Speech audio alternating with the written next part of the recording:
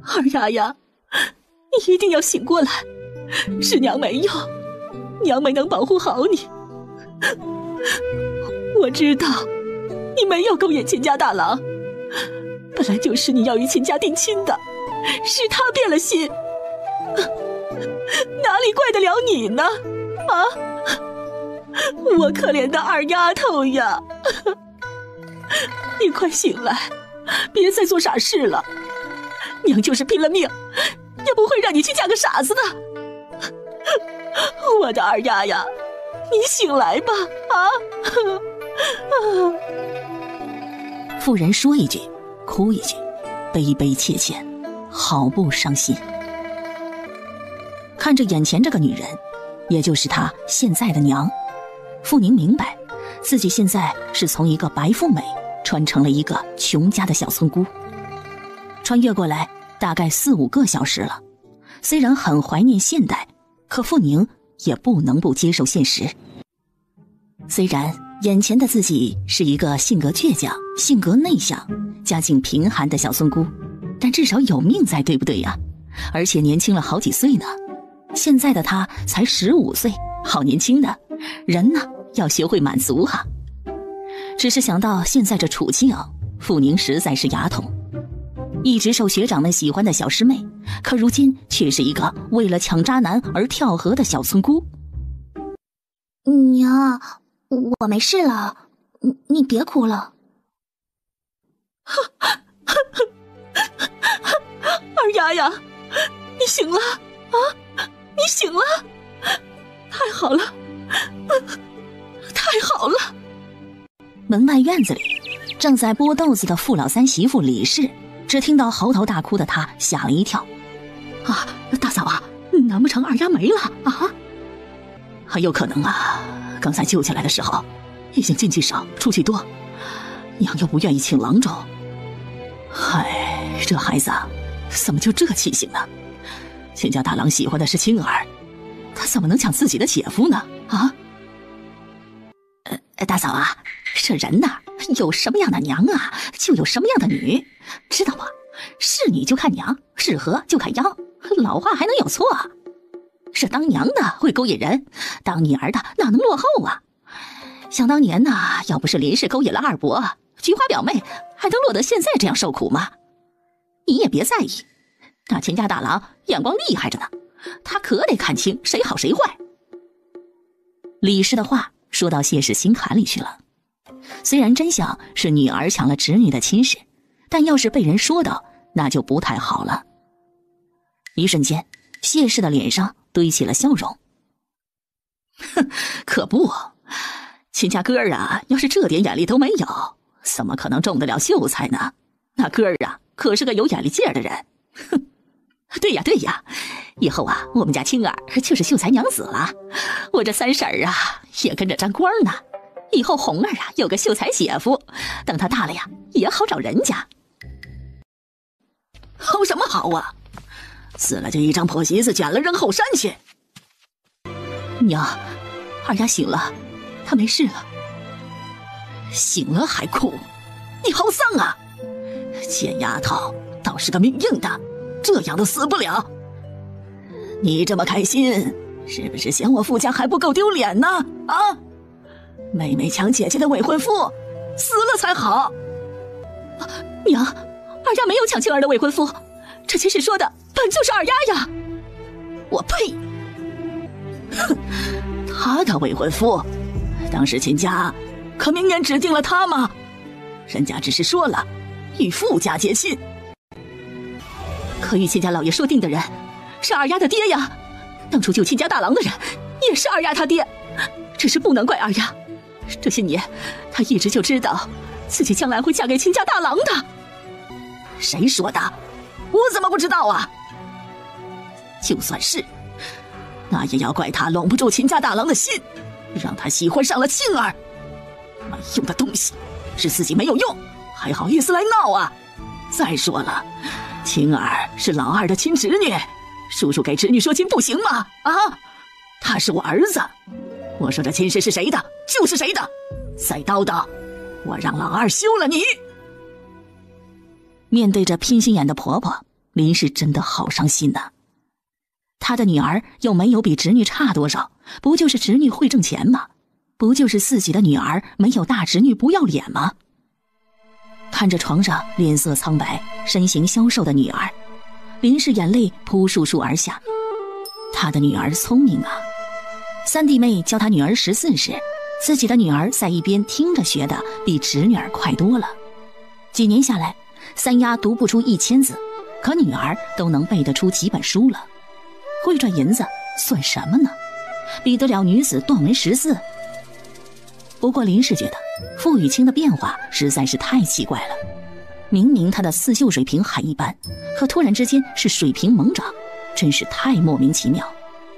如今他每个月绣品都能够卖2-3两银子，而且都会交一半给这老婆子。可银子就代表了所有吗？不过林氏不管如何不承认，这大侄女嫁秦家的事无法改变了。想到女儿，他心下万分难过。娘，都是亲孙女，你怎么能这样呢？秦家大郎已经让给青儿了，你也不能把二丫嫁给那刘家呀！啊，那刘家的孩子是个什么样子，娘心里不清楚吗？那是个傻子呀，娘啊，那是个傻子呀！啊，我哪样了？他给傅家丢脸，我就容不得他。就他这样不要脸的姑娘家，不嫁个傻子谁要啊？人家刘家给的可是100两啊！我不同意，我坚决不同意。由不得你不同意，你算什么东西呀？这个家还轮不到你做主，给他收拾好，明天就送他去刘家。休想！谁要把我女儿嫁给一个傻子，我跟他拼命！来呀，要拼命是吧？啊，李玉，敢跟老娘好？行，你有种就朝老娘这里撞过来！娘，你走开，我来捉。不要吓唬我娘，他没有种，我有种。死丫头，你说什么？我没说什么，只是说，反正你也不会给我一条出路。与其去给一个傻子当媳妇，不如拉着你一起死。至少这样，黄泉路上做个伴儿。好啊，你来呀，有种你撞过来！死丫头，老婆子要是怕了你，就白活了几十年了。娘，你这是想逼死我们一家人是吗？如果你非要逼死我们一家人的话，那就拿刀来。林燕，是你在逼我老婆子，我告诉你，想与我斗，门儿都没有。准备着，明天就让这贱丫头给我滚去刘家。记忆中，林氏很懦弱，正因为她性子软，所以这些年傅老二的3个女儿和她自己才一直受老太太的搓磨。傅宁自然知道为什么傅老太太不喜欢林氏，因为当年让傅老二死活不娶自己的表妹，而娶了她。现在傅老二的表妹男人死了，一人拖着一儿一女在婆婆家艰难的生活。那表妹可是傅老婆子的亲侄女啊，看到亲侄女成了那样子，所以这恨啊大了去了。回想着脑子里的记忆，此刻傅宁被林氏的强势母爱而感动。或许以往这女人没用，男人一出门就会被婆家人欺负，但现在她是为母则刚。娘，不要哭，谁也不能把我嫁给一个傻子，你信我。死丫头，你说谁也不能把你嫁给一个傻子，你再说一次试试。看来你真老了，耳背了。老人家就安安心心的养老，得服老。我有爹有娘，我们3姐弟的事啊，自有他们操心。你哪边凉快，就哪边歇着去吧。死丫头，你再说一遍。傅宁知道，今日啊，他不占上风，以后就永远别想占上风了。人呢就是这样，第一次一定要赢，否则永远难赢。想到这儿，傅宁吼着：“娘，放开我！跟一个耳背的老太婆说话，啰啰嗦嗦，烦死了！去给我拿把刀来，别的刀没有，菜刀也行。既然人家不让我活，我也绝对不会让别人好活。砍死一个算一个，砍死一对算一双，砍死这几个欺人太甚的东西，我看谁还欺负你！”啥？这死丫头要砍死这一大家子人不成？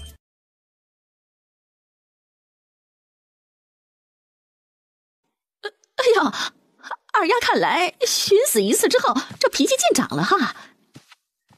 李氏这个人呢，真一个心机婊。记忆中的这个三婶啊，很让人厌恶。来找死是不是啊？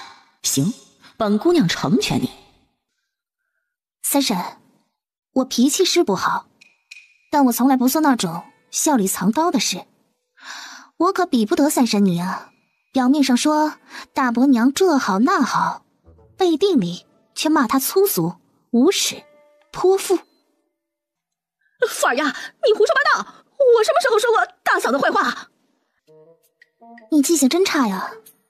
既然你不记得了，那我提醒你，5天前的傍晚，你在七婶家的屋侧那棵大槐树与她说的，说大伯娘大字不识一个，成天仗着自己是长媳，只会这个只会那个，自己就什么都不做，根本就是一个好吃懒做的泼妇，是个死不要脸的老货。七婶并不是傅家妯娌，而是村里一个人称老七的媳妇。这个人与谢氏是堂姐妹，当年两人曾抢着嫁给一个男人，你说我的坏话，我说你的坏话，最后谁也没嫁成。好啊，你个李小花，你竟然是这种人！看老娘我看错你了，竟然敢编排我的是非，老娘要撕烂你的嘴！大嫂，你听我说呀，我根本没有说过这话呀，是那死丫头在挑拨离间呢。见两人闹了起来，傅宁心情很爽。哼，跟他斗，真以为他是那个没用的傅二丫呀？大伯娘，你要不信，可以去问七婶。我可以发誓，如果这些话要是我编排出来的，让我不得好死。三婶，你敢发誓吗？你要是没说这些话，你就发誓五弟将来娶不到媳妇。五弟傅运喜，李氏唯一的儿子，让李氏拿他唯一的儿子发誓，那不等于要他的命？死丫头，我绝你祖宗反了吗？要这么咒你堂弟啊？你实在是太恶毒了！李小花，我又绝你家祖坟了吗？要你如此来践踏我？再说了，你就是两面派，天天说大伯娘的坏话，我又没说错。李小花，你别给我打岔！今日我与你没完！傅宁之所以拿李氏开刀，就是因为李氏这个碎婊心碎坏，而谢氏却非常的彪悍。为了让这两人反目成仇，省得以后合力欺负林氏，于是他再加一刀。大伯娘，那天他还说了，大姐2个多月前大病之后变成了另外一个人，应该是鬼附身了。七婶问他怎么回事，他说以前大姐根本笨得很，绣花绣成一个疤，可突然一病之后，一手绣功变好，肯定是被鬼缠了身了。他还说不知道这只鬼是不是恶鬼，得想个办法烧了他。这一下谢氏完全疯了。唯一的女儿傅玉清如今这么能赚银子不说，还要给秀才当娘子，那可是傅家的心头宝啊。这李氏竟然敢拿谢氏最宝贝的女儿开刀，完全是挖了他谢家的祖坟呐！李小花，我要杀了你！谢氏还真彪悍呢。这一会儿，傅宁觉得自己一点都不讨厌谢氏了。大嫂啊，大嫂，你听我解释啊！我呸！李小花，我不听你的狡辩，今日我不收拾你，你真当自己是个葱啊！我有说错吗？大丫以前你天天都骂他笨，说他比猪都笨。他学的绣花手艺还是我教的呢，他什么样子我会不知道吗？啊！现在他的手艺突然变好了，不是鬼附身，那是什么呀？我提醒了你，可你却说呢我是嫉妒，我这不是担心大伙儿都被鬼害了吗？李小花，你才是鬼的，你才是只恶鬼！竟然敢这样咒我的大丫，我与你没完！娘啊，现在秦家就要来下聘了呀！他竟然这样诬陷雨庆，他这是居心不良啊！谢氏一叫，傅老太太觉得严重了。秦家大郎现在可是秀才，全镇都没几个的秀才呀。李小花，你这臭嘴巴，你这是巴不得青儿嫁不成秦家呀，好让三丫嫁过去不成？你这叫假精，我看就是欠收拾。老大家的，别给我轻易饶了他！啊，我没有啊，娘，我没有啊！谢氏是傅老太太的外甥女，加上谢氏的娘又是傅老太太的姐姐，所以傅老太太才会让谢氏做了长媳。亲生女儿和李氏这个落魄同生家的穷闺女，自然李小花比不得谢氏半根手指。我看你就是存了这心思，没有，鬼才信呐！老大家的，给我狠狠教训他一阵！看着谢氏与李氏厮打成了一团，一边看戏的傅宁看着林氏，一边说教：“娘，看到没有？亲的才是亲的，所以忍耐、拍马屁，那都是没有作用的。有作用的，还是自己要强起来。”二丫，是娘没本事啊！要是你两个舅舅也争气点，娘也不会这么被人。娘，刚才你护着我的样子很好，我很喜欢。二丫，娘我真的，刚才你真好，那就是亲娘的模样。娘，啥也不用怕，你的女儿都要让亲祖母卖了，孝不孝的还有意义吗？二丫，娘再没用，也不会让你嫁给一个傻子的。你别担心，你弟弟去寻你爹了，只要他回来了，你奶就不敢了。傅二丫的爹傅老二，大名叫义全，目前在衙门做杂役，也就是一个没有正式编制的捕快。衙门的衙役分为捕快与杂役，捕快是有正式身份的人，一般是衙门通过考核有一点能力的人，当然大都靠关系。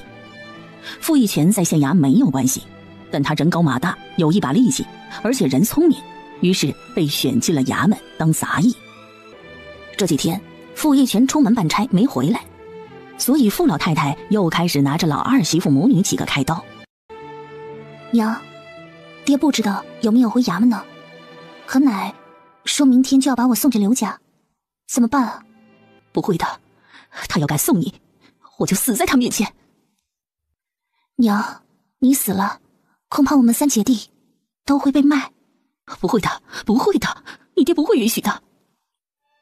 娘，你觉得胳膊拧得过大腿吗？万一奶拿死威胁爹，他敢不应吗？还有，你死了，他给爹找一个更年轻更好看的女子，不出3年，谁还能记得你呢？这二丫，我要怎么办呢？啊！娘，你给我找把菜刀来。啊，二丫，你要做什么呀？我要立威。二丫，娘求求你了，不要乱来，不要乱来呀！一会儿啊，你爹就回来了啊！就在傅宁准备寻刀之时，门口的院子里突然有人大叫一声：“好了，你们不要打了，看看成了什么样子！”青儿啊，这死婊子竟然敢背地里说你的坏话，娘饶不了他！快来，我们一起收拾他！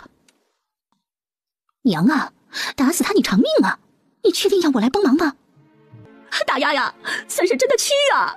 我没有说呀，全是二丫的死丫头挑拨离间呢！啊！三婶，有没有说你比谁都清楚？以后不想再被打，就闭上你的臭嘴，好，我以后什么都不说了，什么都不说了，这一回就饶过我吧。大丫，三婶错了，我打自己嘴巴子啊！屋内，林氏还跟在傅宁后面劝着：“二丫，不可以乱来呀！娘求你不要乱来啊！”娘，我要不乱来，你觉得你有能力阻止他把我卖掉吗？啊！不要拦我，今日不是他死，就是我活。就在这时，一个女子一脸清冷地站在门口。二丫，想不到你如此厉害，几句话就挑拨到我娘与三婶打了起来，我很佩服你啊。看到傅雨清，傅宁有一种奇怪的感觉，感觉眼前这不是一个16岁小姑娘应该有的眼神。见傅宁不说话，傅雨清眼神微眯，心头一闪。二丫，你这样盯着我做什么？难不成我说错了吗？你没说错，我确实是很厉害，不过再厉害也厉害不过你。明知道秦大郎将来会与我一亲，可你竟然不要脸的勾引他，厉害了呀，我的堂姐。傅二丫，你不要胡说八道，我才没有勾引秦大郎，是他喜欢我，非我不娶。要怪呀，只怪你没我优秀。他优秀？傅宁盯着傅雨清的肚子，眼珠子差点掉落了。天哪，果然是够优秀的，不够大胆的。傅宁笑了，不必拿菜刀立威了，怪不得秦家要积极来提亲了。这个傅雨清竟然与那秦大郎暗结珠胎了。傅宁笑着，呵呵，真是厉害了呀，我的姐。没人知道傅宁有一双特别的眼睛，特别在哪儿呢？特别在他只要一凝神，就能看清楚一个人的身体结构。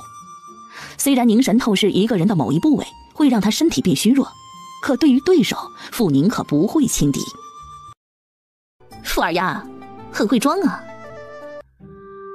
唉，我再会装，哪有你会装啊？傅大丫，你说你优秀，我真不知你优秀在哪儿。你如此得意，就是你会赚银子是吗？哼，我比你优秀的地方多了去了，哪止这一点呢？我没你好看吗？没你能干吗？没你会做人吗？傅二丫，你拿什么跟我比呀？傅大丫，我不会跟你比，因为你根本无法与我相比。你信吗？不出2年，我秒杀你。不就是一个秦秀才吗？你要可以，给你吧。哼，给我？傅二丫，秦大郎又不是你的，用得着你施舍吗？秦大郎确实不是我的，好在也不是我的。要真是我的，我恐怕得哭了。说句真心话，这种狼心狗肺、忘恩负义的男人，我傅二丫看不上了。傅二丫呀，我还真没想到你会如此脸皮厚啊！既然不稀罕，那你跳什么河呀？傅大丫，你想知道我为什么想跳河吗？想啊，我这么优秀的妹妹，居然不稀罕大郎哥哥，那为何要跳河呢？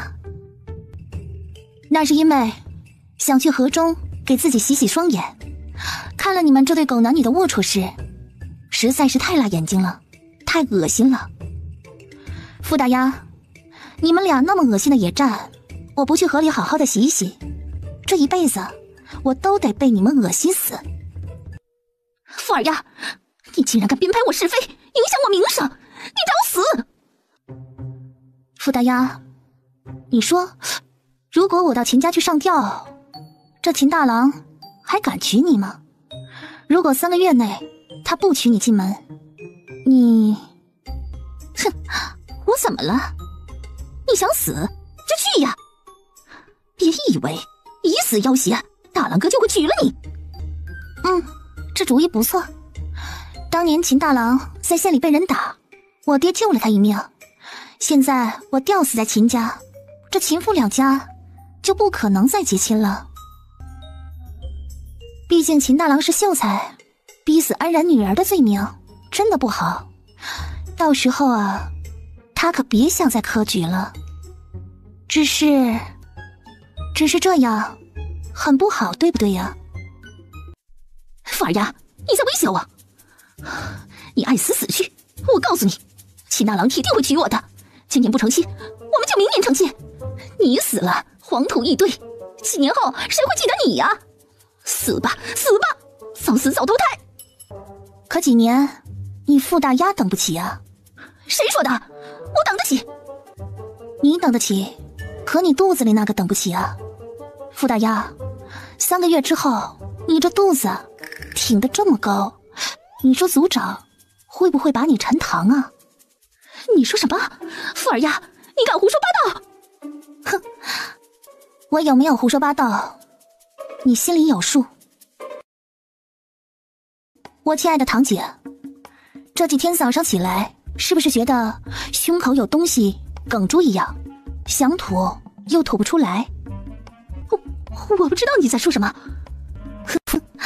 你知道，傅大丫，你比谁都知道。在你与秦大郎勾搭成亲的那天起，你就知道自己会如何。奉子成婚，秦家不敢不娶你，否则那只禽兽就前途被毁。你出去吧，别碍着我寻死，我得找根绳子上吊去。不想让我好过的人，我傅雨宁这辈子绝对不会让他好过。你要干什么，富儿呀？去干嘛？厉害的堂姐，我不是告诉你了吗？我得去秦家寻死啊！当然了，我还要去告诉全村人，傅大丫抢妹夫，勾引自己未来的妹夫，还暗结珠胎，败坏风气。这样，全村的人都知道你傅雨欣有多不要脸。不，我要让全县人都知道你与秦大郎的丑事。一个学子污了名声，哼，考取人，我呸，考死人还差不多。行，我看你们成亲敢抢老娘的男人。傅大丫，你胆肥了。不许去，富儿呀，你不许去，我警告你，你不可以去。傅大丫，你说不许去就不许去，你脑子有洞啊？脚在我身上，嘴在我身上，我要去就去，我就要让世间人知道你傅大丫是个多么不要脸的人。不让我去可以，要不你现在掐死我，好以命偿命。死？傅雨欣可不想死，重活一世，他要活得好好的，他要报复那个害他的人。想起上辈子，傅雨欣就恨不得立即杀了那谢继承。那个骗子骗了他的感情，榨干了他的血汗，最后为了娶那个秦家那个小寡妇，下毒害了他。他的仇都没有报，如何能死呢？而他要报这个仇，他必须嫁给秦大郎，因为他将来会中举。举人老爷那是县令大人的座上宾，谢继承那个小秀才连秦大郎的一根头发都比不上。还有秦霜，秦大郎那个寡妇命妹妹，他也不会饶了他的。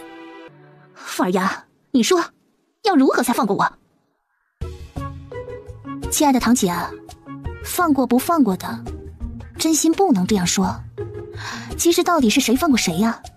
傅大丫，秦大郎现在是个秀才，将来有可能是个举人或进士老爷呢。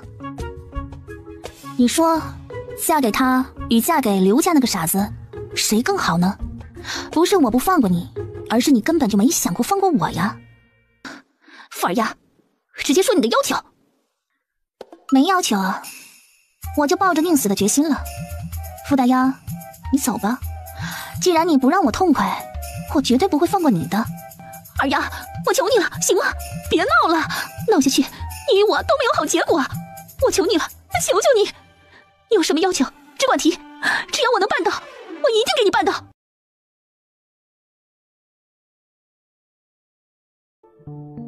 傅大丫，这可是你说的。是我说的，条件你提，只要我能做到。既然如此，那就好商量。我的要求嘛，很简单，一是打消那老太婆把我嫁进刘家的心思，二是赔偿我一笔银子，毕竟将来我有可能是进士夫人。那你想要多少银子？你说呢？我没有多少银子，这2-3个月就存了7两银子，再多的我也没有了。傅大丫，你觉得7两银子能买个进士夫人当吗？世间没有什么便宜的事，如果不是你勾引秦大郎，我肯定会嫁给他。那你要多少？你知道我没什么能力。你有。傅大丫，说句真心话，你我的死结不就是一个秦秀才吗？其实我真心看不上他，我也不要你多少，就50两吧。我看他呀，也就只值这么多。50两，不还价。你愿意呀，秦秀才就是你的，而且这辈子我保证不与他有任何牵连。50两，50两真的很多呀，那是7亩良田呢。可傅雨清觉得值得。5年后，秦大郎就会中举不说，而且他的手艺1年也挣得到这点银子。你保证不会与大郎哥有任何来往，不会后悔？你可以选择不相信，但我只说这么多。你发誓？我发誓。好，我会先给你20两，然后1年之内付清你余下的30两。但你在拿到银子之后，必须发誓。哼，可以，但另外30两必须按我说的来写欠条。我知道你会写字。怎么写？欠条上写明，因为你抢了我的未婚夫，内心有愧，所以用50两银子来补偿自己的愧疚，自愿奉上，与我无关。然后注明还清日期。当然，我会发誓，在期限未满之前，如果把你的事透露出去了，让我这辈子嫁一个猪狗不如的男人。20两银子和借条明天给你，只是刘家那边乃相中的是刘家100两银子，恐怕靠我一个人的力量说不服他。如何做？现在2个人是同盟了，自然傅雨清是真心想解决这件事情。得赶紧把二叔找回来，让他给你做主，这行吗？恐怕呀，得让他尽快给你找回人家价了。我怕这一次就算说服了，以后遇到价格更高的，他一样会又起这种心思。好，你先拖着，我弟去找我爹了。姐妹俩商量好，林氏已端了米汤进来。那你先喝米汤，我回去了。哎，大姐慢走。这一声大姐呀，顿时让林氏傻了眼。这2人出了什么事啊？今天早上2人因为秦家要来傅家提亲的事，2人差点打起来，现在这是和好了。二丫，你与他和好了？娘，有个好消息告诉你，他跟我道歉了，说是他真的太喜欢秦秀才了，所以才想嫁他。现在他们两情相悦，他准备补我50两银子，请求我成全他。反正也是一只白眼狼，我留着也没用，于是就同意了。50两？二丫，你的意思是，你把秦大郎以50两的价格卖给了大丫？对，娘没理解错。不过，娘，你小声点，别让那老婆子听到了。其实50两少是少了点，那秦大郎可是个秀才呢。那你还同意啊？傅宁喝了口米汤，又吹了吹碗中。没什么不同意的，既然这秦大郎是个负心人，我留着一点用处都没有。一个负心汉哪有银子重要啊？如果我们有银子，再也不用喝这糙米汤了。银子不是万能的，可没有银子呢，那是万万不能的。二丫，是娘没用。娘，为母则刚，以后拿出点骨气来。还有，爹不是偷偷也给了你一点银子吗？在家里不能吃，抽了空带着弟弟妹妹出去外面买点好吃的给他们，毕竟他们在长身体。大伯家几个我不能说什么，毕竟他们才是奶的亲孙子孙女。可三婶呢？你看看她多狡猾，同样都是富家儿媳妇，3妹4妹5弟，哪个不比我们长得壮？娘对不起你们，以后我会给你们弄点好的吃。差不多了，傅宁清楚以林氏的性子只能说到这儿了，一下子说太多了，他肯定也会怀疑自己变了个人。二丫，你说大丫真的能说服你奶吗？不能。不能？不能。那老婆子是个见钱眼开的老货，她恨死我们这一房，哪能放弃得了100两银子？啊，那怎么办啊？二丫呀，那怎么办呢？啊，不行，你不能待在家里了，你走，你去你外婆家。外婆那身体，我要去了，恐怕她会吓得出病。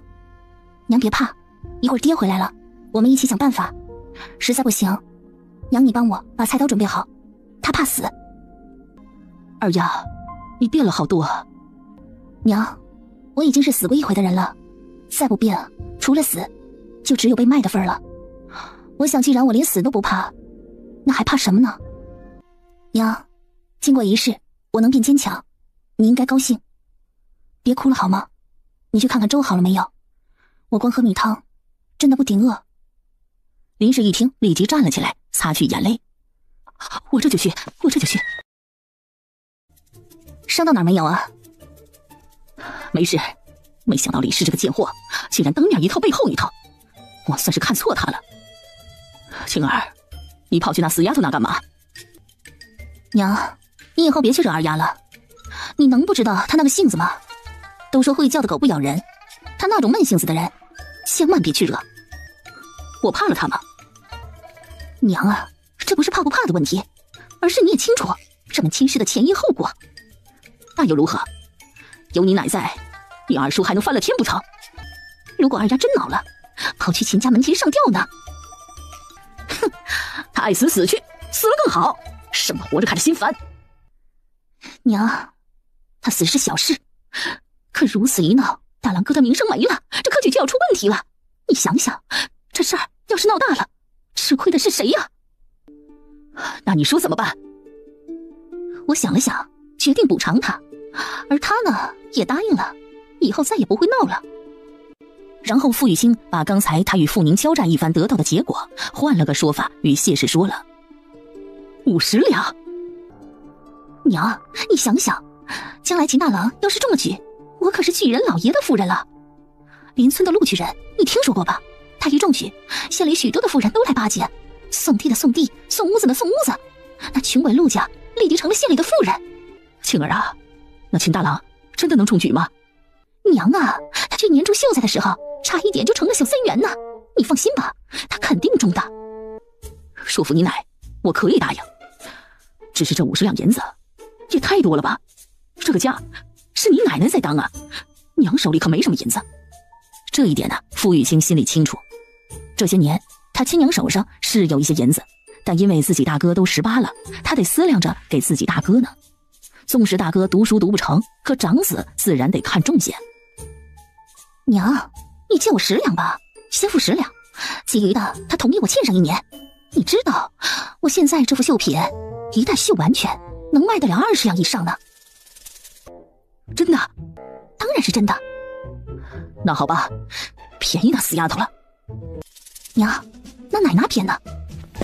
谢氏站了起来，我这就去跟你奶说，还有李氏那贱货，我可不会就此饶过他。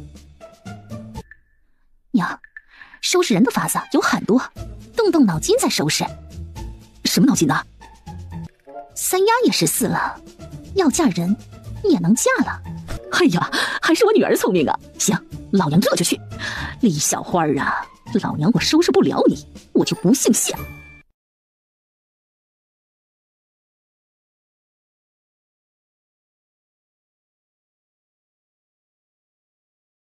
那不行，人家刘家相中的是2丫，3丫一来太小，二来那相貌入不了别人的眼呐。娘啊，那2丫的性子可不是个听话的，万一他真的来个鱼死网破，跑去秦家寻死，就全完了呀！不可能的，他敢！行了，你别说了，我自有主张。娘啊，不能这样啊，真的不能这样。2丫那死丫头不是个怕死的，秦家大郎书读得好，一定能中举。万一真让那丫头坏了名声，这辈子都毁了呀！不会的，这会儿给我看紧他。明天早上我让刘家来接人，到了晚上你把药啊放进他的饭里，明天我保他老老实实的滚去刘家。只要进了刘家，他翻不出幺蛾子。谢氏知道说不通了，他去了傅玉清屋子里，把老太太的主意说了。傅玉清急了，他觉得自己的二妹有点邪性，这事儿要是真成了这模样，以后他恐怕不会走得顺了。重生的傅玉清不再是那个没脑子的姑娘，能不结仇尽量不结仇。二丫，你快想想办法呀！哪个人是铁了心的把你送去刘家呀？我先想想，想到了再告诉你，到时候你配合就行。这一会儿我精神很不济，得休息一会儿再说。这个先给你，一会儿我把欠条拿来。行，你先想着，我没想过与你结仇。拿着银子，傅宁微微眼眸，这个傅雨清看来是真的爱那禽兽了。怎么办啊？二丫，娘要怎么办啊？娘，姐，爹回来了。姨娘，二丫她怎么样了？全哥，你总算回来了，你总算回来了呀！爹，我没事了，你别担心。哎呀，傻闺女儿，为什么要这么傻？这有什么事儿有爹做主，你这么傻，这万一死了就不怕替娘担心吗？爹，是女儿一时想不开，让您和娘担心了。爹，我现在没事了，真的没事了。哪能没事啊？全哥，娘说明天就要把二丫送去刘家。别担心，我不会同意的。全哥，你说服不了的，怎么办啊？怎么办呢？我不能让二丫嫁一个傻子，我绝对不会让她嫁一个傻子的。爹，得想个法子，要不然奶拿死威胁您，你不可能反抗得了他。放心，你只管顾好自己的身体，爹一定会处理好的，绝对不会让你嫁给一个傻子。我也不嫁秦家。不嫁秦家？二丫，你是不是在赌气啊？爹，赌气绝对没有了，可不嫁他是真心。他变心了，爱上了堂姐，这种负心汉我是绝对不会再嫁的。爹，这世上男子又不止他一人，我可不想真的来个姐妹抢夫的丑事。姐妹抢夫，这名声要是传出去了，以后女儿就算嫁进了秦家，恐怕日子也不会好过。身为男人，傅一拳太清楚男人的固执了。他很清楚，如今秦家大郎如果真是喜欢上了大侄女，就算他以恩要挟把女儿嫁进去，恐怕秦蜀的心里也不会有他的女儿了。啊，爹有主意了。就在这时，门口传来一个声音：啊，竟然连娘都不去看，好有孝心呐！娘，你回来的正好，这死丫头这2天你不在家呀，往死里折腾。我竟吵去了秦家，还挑河威胁我。我告诉你呀，是秦家相中的是大丫，你要敢阻拦这亲事，老娘我与你没完。还有，这二丫也被刘家相中了，明天就送去。娘，这事儿恐怕不成了，这刘家就回去了吧。老二，你说什么？不成？什么叫不成啊？啊？难不成你也像二丫一样死不要脸的想与秦家结亲不成啊？我警告你呀，如果你敢破坏大丫的亲事，老娘我就死在你面前。娘，我早就没有准备让二丫与秦家结亲的打算了。前几天出去办差时，我遇到了点事儿，差点没了命，好在陆二哥救了我。为了报答陆二哥对我的救命之恩，我把二丫许给陆二哥的长子陆续。你说什么？你把二丫许人了？是的，已经许了。陆二哥已经给了信物。说罢，从怀里掏出一只银钗。傅老婆子一看到这银钗，顿时吐血了。那可是100两银子呀！100两银子就给这个败家的老二给送人了，换了这么一只破钗。我不同意，我坚决不同意这门亲事！赶紧把东西给我送回去，听到没有啊？娘，许出去的亲不能反悔的。你知道，这陆二哥的爹是我们衙门的副捕头，要是毁了这门亲事，儿子这活计也就到头了呀。老二，你老实告诉我，这许亲之事是真是假呀？娘，我哪敢骗您啊？您知道，这陆家一家人在衙门的人有4人，2个是捕快，2个杂役。这事儿啊，您一打听就知道，骗得了您吗？行，老二啊，你是个有种的。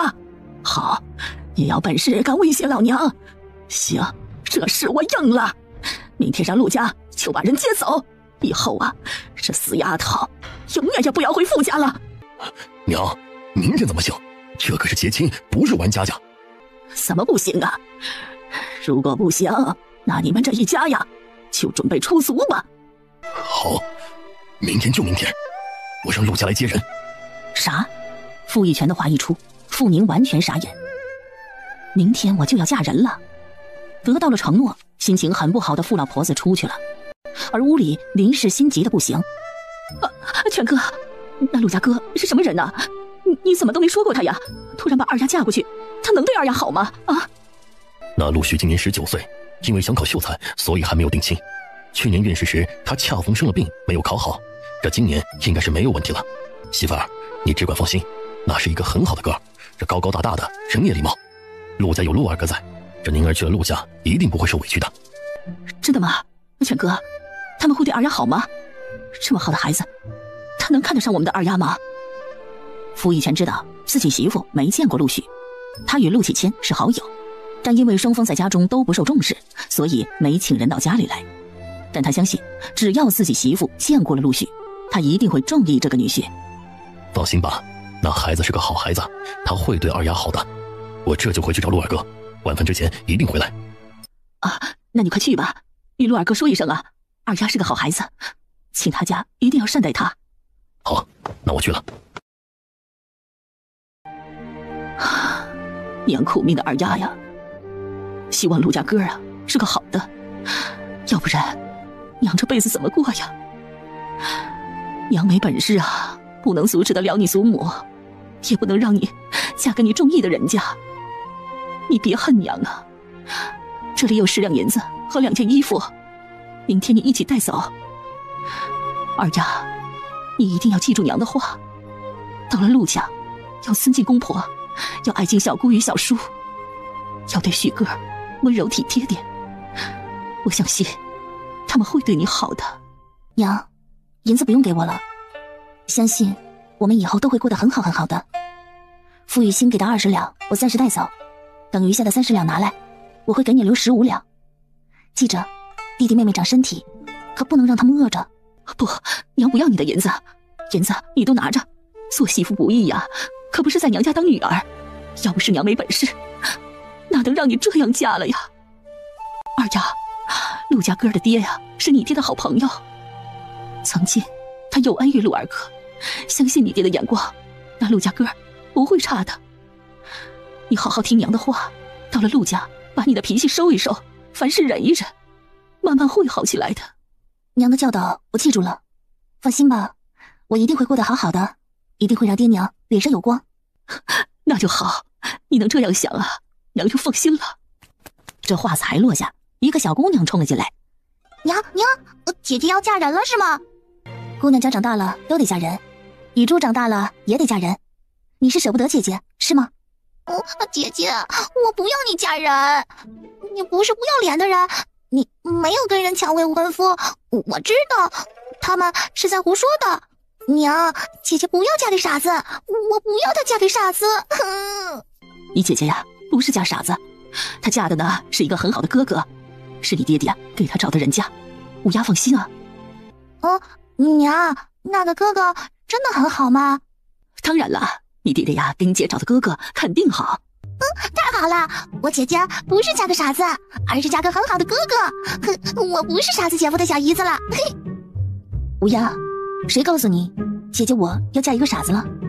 就是3丫姐和4丫姐，他们说你以后就是傻子的媳妇，还说那个傻子又丑又老，又拉屎尿在身上，可恶心了。傅3丫与傅4丫，我靠，这对姐妹看来是恨上他了。傅宁拍拍胸口，好在呀，不用嫁给傻子了，否则这对姐妹还不乐坏了。陆续呀是个读书人呢，田一爹还说他一定能中秀才，而且陆家也不差。哼，就是不知道啊，人长得帅不帅？要是再帅出天际，他就赚了。那只禽兽呢，长得可真入不了他的眼。陆续上午干完农活回来后，吃了中饭，休息了一会儿，正准备下午读书的他，却没想到竟然从天上掉下来一个未婚妻。他心里很不喜欢。爹，我不想成亲，求您别勉强我。旭儿，你19了，你堂兄在19的这一年都要当了爹了，我要说不成亲的话，这成了亲一样能读书的。爹，那我等今年秋考完再成亲，行吗？旭儿，你傅叔叔对爹有恩，他求上门了，爹没办法拒绝。你知道的，你傅二叔这个人从来不轻易求人的人，爹也不想逼你啊，只是这二丫的祖母下了死令，他若是明天不嫁，后天就送他去刘家，你也不忍心看着他被迫卖给一个傻子吧？爹，那就不能让二弟娶她吗？反正是娶，二弟也是你儿子，不行吗？陆启谦有2个儿子，1个闺女，长子就是陆续，次子陆朗，今年17岁，年纪上是合适的。但听了这话，他无奈地摇摇头。你父叔相中的是你，爹不好意思开这个口，你是爹的长子，父债子还，爹只能靠你了。哥，刚才爹叫你做什么呀？没什么。哥，说说嘛，是不是二堂哥又和你比了？不是。哥，说嘛，我们是亲兄弟，有什么事是不能说的呢？说出来，我一定帮你。弟弟，你去帮我打听一个人。什么人？大哥，是不是这个人对你做了什么不好的事？告诉我，兄弟我帮你出这口气。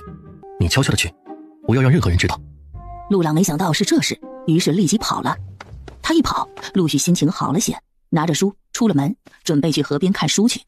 一出门上了村道，在村道上走了不到100丈，就是一条河。在灵官村的陆家虽然离县中心更近，但陆家靠近灵山村，也还算是在乡下。刚要下河堤，一个年轻高大的男子从河下往上走。林天哥，你这是在摸鱼啊？陆凌天今年23岁，是陆续小叔爷的孙子，堂伯陆启乔唯一的儿子。15岁啊，去从军的他半年前回，与陆家人一样俊朗的眼角被一道刀伤而破坏。这一道疤痕让陆凌天英俊的脸显得有点凶狠，也多了许多生疏严肃感。我奶说想喝鱼汤，就去捉了2条，你去看书。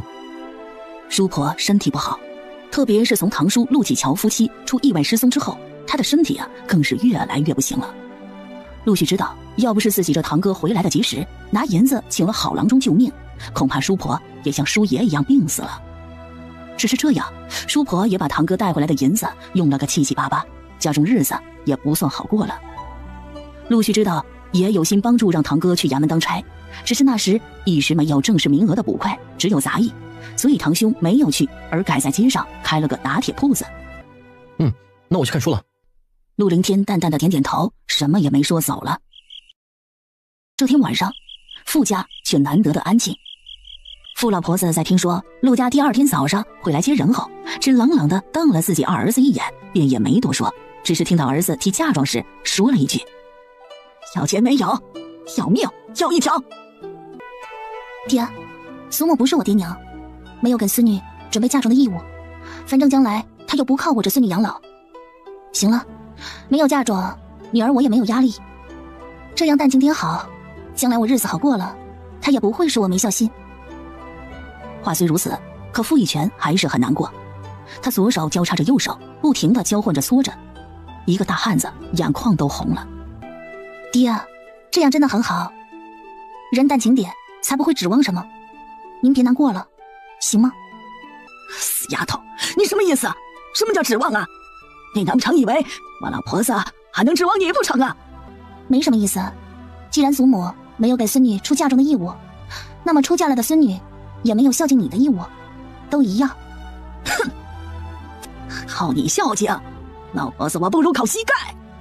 那就好了，这么多人都听到了，我也就放心了。我就怕呀，将来我发了大财，你老婆子看着眼红呢。最好了。我呸！你一个贱丫头，都发得了财，我老婆子给你放鞭炮，除非是老天瞎了眼。那就好，到时候你可别舍不得银子，记得多买点。听着这话，傅老婆子气得直喘气。就在这时，大伯傅一强开了口：“二丫，你这牙尖嘴利的，就不怕传到陆家去吗？”怕什么？又不是所有人家都在乎这些的。大伯，你觉得女子的名声很重要吗？我看不一定，这老秦家就不在乎。大伯不要你呀我的，我没有说错吧？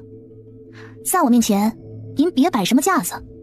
祖母要把我卖给傻子当媳妇的时候，你可没说过一句公道话。这些年，我爹要不是1年把工钱都交出来，这个家恐怕连饭都不会给我们吃了。可我爹又有什么过错呢？不就是娶了我娘，娶了他喜欢的人吗？就因为这样违背了祖母的意思，我爹娘受的是什么罪呀？大伯您会不知道吗？您说过一句公平的话吗？别跟我讲什么仁义道德，我不听你们这一套。儿女轻视，不就是奉行父母之命、媒妁之言吗？怎么会没错？是吗，堂姐？大伯说的没错吧？我可记得，当初你和谢家大表哥是有口头婚约的，这难道不是父母之命、媒妁之言？死丫头，行，就你能耐，不把亲祖母放眼里，也不把亲大伯放眼里呀！我看你会过得好。这样的祖母，这样的大伯，我眼睛太小，放不下。至于以后的我会多好，其实我不知道，但我相信，至少1年之后，我会保证不吃糙米，不吃杂粮，不穿旧衣，不住破屋，连肉都不想吃。果真的，你脑子被水浸坏了。是与不是，反正你都没得沾。好，老娘看着，看你淘米过日子。你这辈子恐怕是看不到了。而此时陆家陆续听到陆朗回的消息时，顿时脸黑成了墨汁。爹，您觉得这样的姑娘我还得娶吗？旭儿，我知道委屈你了，可爹已经应下了，你就忍忍，这实在不行，等你有了功名之时再找过一个好的，行吗？啊，二毛啊，别人的话呀也不必太相信了，或许人家故意败坏他的名声也不一定。等雨宁那丫头来了，慢慢引导吧。人家故意败坏他名声，她一个小姑娘又与人无仇，谁会去败坏她的名声呢？引导抢姐夫的姑娘，这样的人也能引导得来。心中的怒恨的陆续知道没办法拒绝了，眼神阴暗起来。爹娘，明天可不是什么黄道吉日啊，那先接过来再说吧，至少先让他离开傅家再说。爹啊，我想与你说说话，行吗？想和爹说什么呀？爹爹，你与陆伯伯的关系很好是吗？生死之交。哦，那是很好很好的了。爹爹，你见过陆家哥哥很多回吗？见过好几回了，是个好小伙。二丫，你别担心啊。那你了解他吗？见识见过好几次，没打过交道，不过看着是一个挺懂礼节的年轻人，既然是读书人，那肯定为人是没得错的。仗义每多屠狗辈，负心多是读书人。我爹虽然没读过1天的书，可我爹大义。爹，我说的对不对呀？那当然，人活着就得大义，这没义的人猪狗不如。这秦家大郎是读书人，他不仅做得出忘恩负义之事，还能不顾脸面的与大堂姐勾搭在一起，所以我对读书人并没有细心。二丫，你想说什么你就说什么，直接和爹说，爹听着呢啊。爹，我想说的是，与陆家这门亲事，如果女儿说的不对，你再指正。这一说呀，父女俩说到很晚。哎呀，祥婶儿，恭喜了，恭喜了呀！哈哈哈！啊，是孩子他江姨呀，快进来，快进来！哎呀，老婶子，秦家来下聘了，让人来接聘礼吧。啊，马上来，马上来！老大、老三，秦家来给雨欣下聘礼了，快点让人来接客！全哥，娘真的太过分了，太过分了！别哭了，省得二丫难过。她就是这样的人，你气成这样，亏的还是自己呢。他们，秦家，婆婆。好了，今天二丫出嫁，你也别总哭，女儿总要嫁人的是不是？我们应该替二丫高兴啊，她家的陆家不会差的啊。二丫，我们先吃早饭吧。爹娘不让她看，可傅宁早看到了。今日秦家这是来给傅雨欣下聘，不是说3天后吗？站在门内看着天空的傅宁明白了，恐怕这是傅老婆子故意而为。昨天自己忤逆了她，于是就给她一个下马威。二孙女今天出嫁，连炮仗她都不许二儿子放，大孙女今天下聘，却是热闹非凡。呵呵，傅宁一声冷笑，这是傅老婆子在示威，给他的二儿子一家人示威。敢不听老娘的话，老娘让你后悔一辈子。哼，傅宁除了呵呵，真心无语了。生活呀，是要有仪式感，可光有仪式感的婚姻就幸福了吗？死老太婆，看看到底最后谁后悔。爹娘，我不会难过的，你们放心，并非是排场大就一定会嫁得好。30年河东，30年河西，将来谁比谁更好，老天才知道。你们都别难过了，你的女儿呢，已经不是以前的女儿了，她是死过一回的人了。这世间呢，已经没有什么看不开的，我们越难过，别人越会舒畅。你们进去吧，我去看看这秦家有何等风光。二丫，咱不看得了，行不？爹啊，我是真心的要看看我自己一会儿会不会真的不难过。你给我一个机会好吗？女儿啊，是越来越有主意了。经过昨天父女俩的谈话，傅玉泉知道眼前的女儿与以前的女儿仿佛换了一个人，一个让他更喜欢的女儿。好啊，那你看，爹不拦你。一进门的秦蜀也没想到一来就看到了傅宁。刚刚收拾着准备嫁人的傅宁看起来与寻常不一样，本来就很漂亮的她今日竟然有点灵气逼人。秦蜀有点恍惚，他一直知道原来准备与他成亲的姑娘是这个，只是他实在喜欢那知人冷暖、谈吐有礼、气质良好的傅雨清。这小姑娘虽然很漂亮，可却太瘦太瘦。哎呀，大郎啊，快进来，快进来，这边喝茶。谢氏看到秦蜀就是打心眼里喜欢，女儿说了这小伙子喜欢她，而且发誓非他不娶。这一会儿还真是丈母娘看女婿越看越欢喜了。看到谢氏，秦蜀收回目光，立即作揖。谢谢婶子。哎呦，不说客气话，以后啊，我们就是一家人了。大郎啊，赶紧来，你奶呀准备好了茶帖，快进来尝尝。陆续把牛车停好进来的时候，正好看到谢氏看秦蜀那一脸喜气的表情，他怔了怔，这不是秦蜀吗？他这一会儿来这里做什么呀？送嫁吗？他不知道啊，傅二丫因为他而跳河了吗？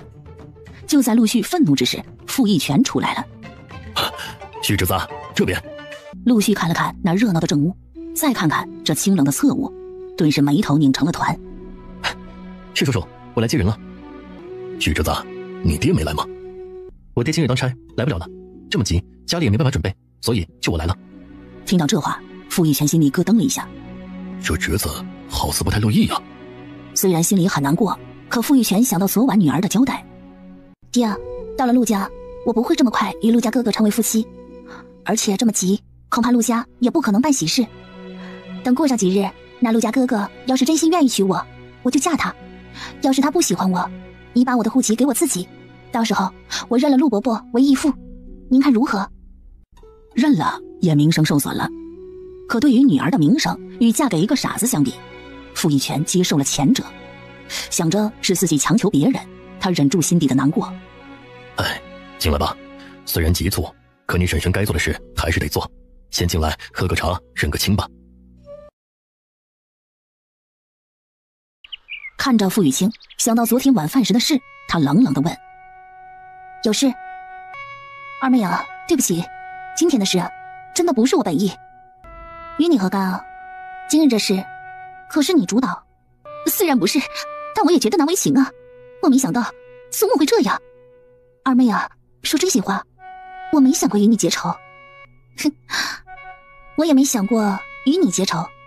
结什么仇啊？为了一个男人吗？傅大丫，世间好男子多的是，既然你喜欢，就拿走好了。二妹，刚才那个人就是陆家哥我未来的二妹夫吗？这个我真说不定，是与不是得看将来。什么意思啊？今日傅家并没有嫁女是吗？你是说今日你不是出嫁？是不是出嫁得看将来我与陆续两人是否能走到一起。如果他人好，我会努力与他走一起，那就是出嫁。那如果他人不好呢？那就一别两宽，各自安好。这世间女人又不是没有男人就活不下去的。傅大丫，缘分这种事很玄，就好比几年前我就认定自己会嫁进秦家一样，可现在呢，我却被姓陆的人接走了。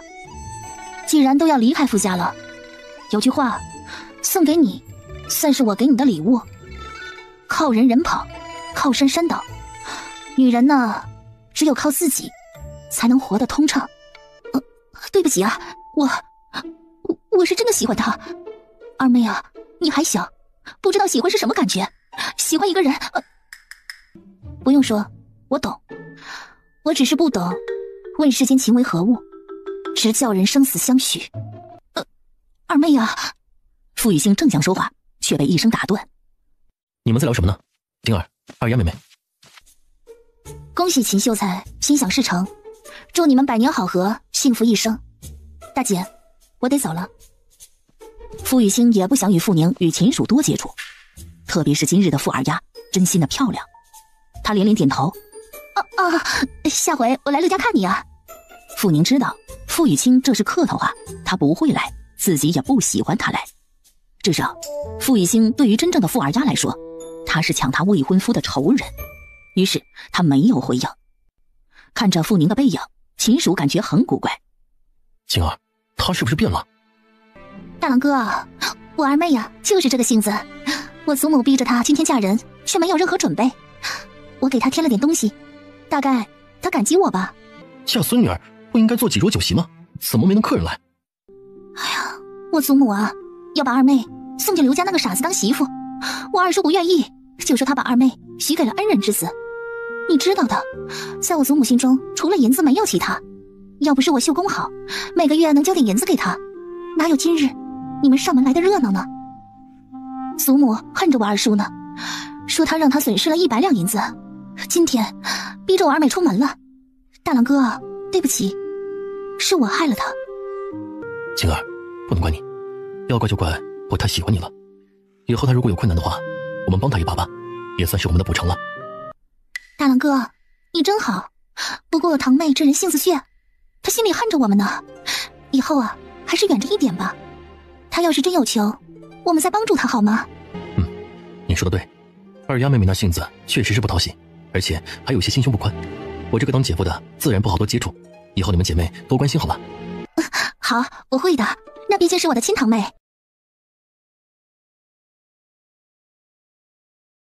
傅一泉把女儿放在牛车上，一只旧樟木箱里几件旧衣服，一串代表顺顺序序的666个压箱钱，就是他唯一的嫁妆。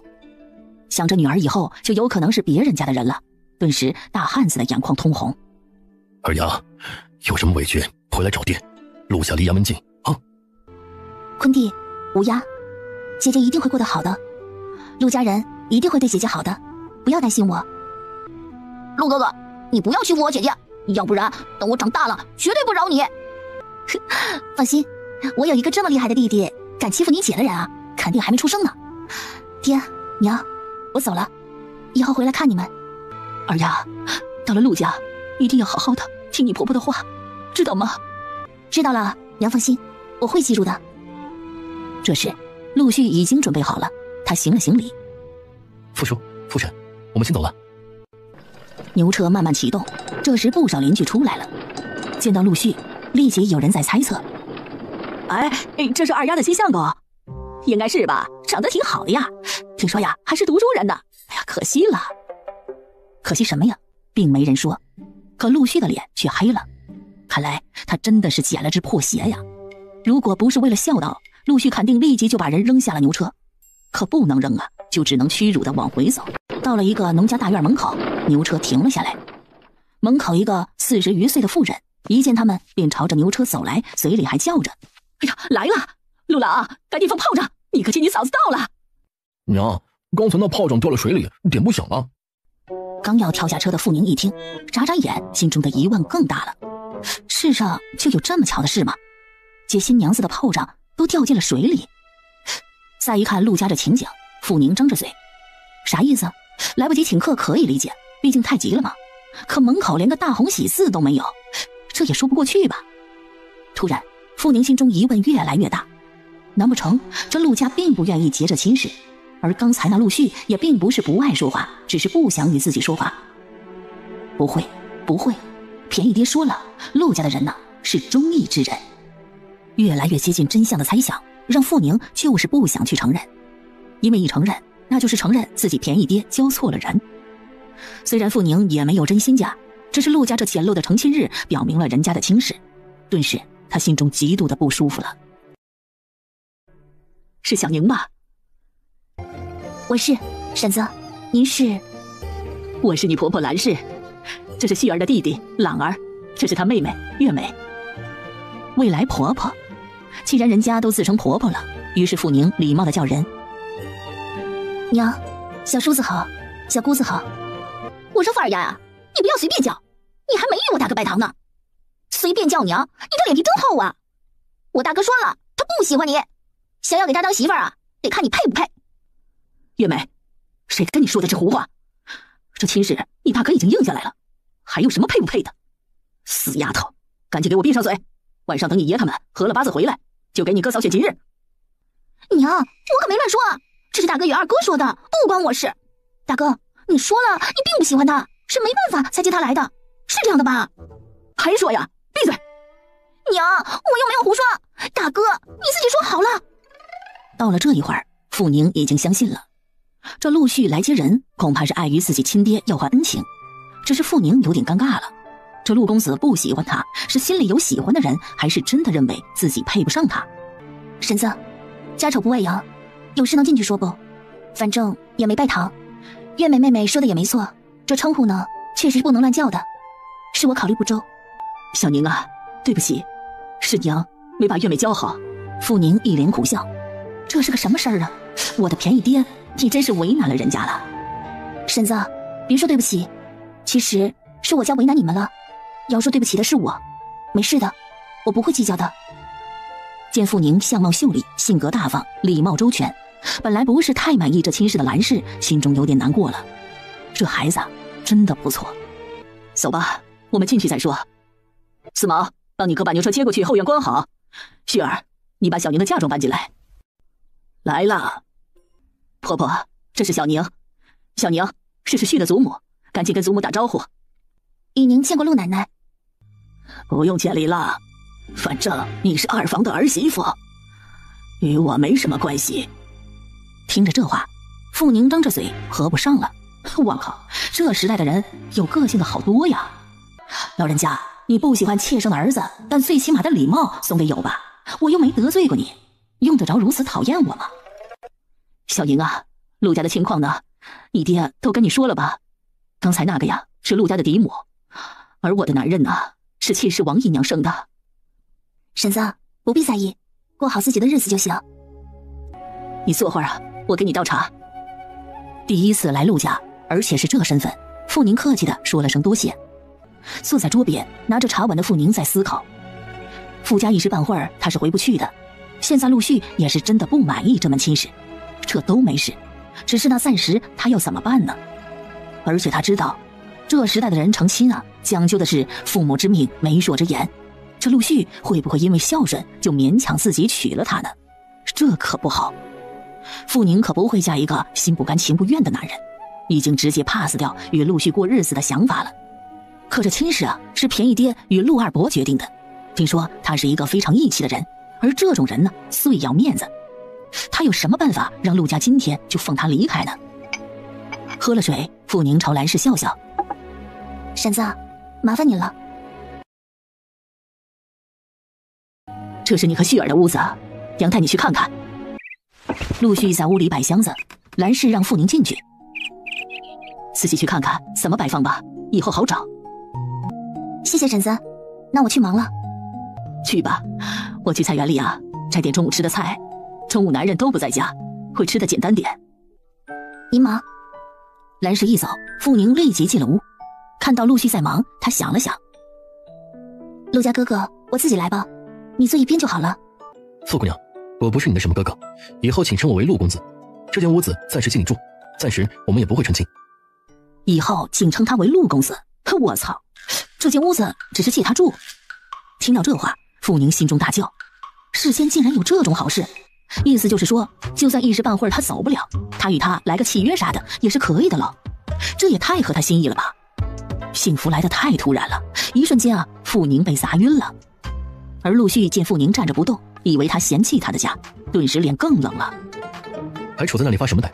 如果看不上我这屋子，你可以选择离开。我答应了我爹，先把你接进门，要是你自己不愿意，就不是我的事了。陆公子，我们能谈谈吗？怎么，说你两句就不高兴了是吧？陆家是要还你家的恩，可也没理由把你当成娘娘伺候吧。陆公子，首先我很感谢你的牺牲，让你不能满意，是我的错。傅姑娘，你想说什么？有话直说，我最讨厌这种说话吞吞吐吐的人。陆公子，我想问你一句，你真的很讨厌这门亲事，是不是？谈到你喜欢，哦对，你没得选择，你不喜欢也不行，因为你不嫁过来，就得给一个傻子当媳妇儿。您说的对，我是没得选择，所以我才会更感激你。我也知道，娶一个自己不喜欢的人，会影响自己一辈子的幸福，所以我只想确认一下，是不是你真的很抵触这门亲事？你知道就好，以后安分一些，或许能让你有个落脚的地方。如果不安分，别怪我无情。那陆公子，您不必有情了，您的情还是留着给对的人吧，我傅宁不需要。傅姑娘，你这话是什么意思？就字面上的意思，你的情我承受不起，所以陆公子，本姑娘准备离开，同时感谢您的不娶之恩。傅二丫，你准备离开？你离得开吗？你有地方去，你爹还能来求情吗？陆公子，不用管我有没有地方去，你并不是我的什么人，所以你不用操心，更不用担心。行了，麻烦你让一下，我拿我的东西。就在这时，陆月美站在了门口。哎呦，好大的口气呀！有地方去？我说傅二丫呀，你不就是想让我大哥挨骂，这才故意要离开吗？陆姑娘，你放心，有没有地方去，那都是我的事。至于你父亲那里，也由我解释。你也放心，绝对不会因为这事让你爹难做人。切，那好啊，这会儿啊，我爹不在家，等他回来了，你再走吧。到时候啊，你是自己要走的，我大哥也没责任。对呀，这姑娘说的有道理啊。傅宁不是个性子拔尖的人，也不喜欢与人多说，只不过他决定了今天一定要离开这里。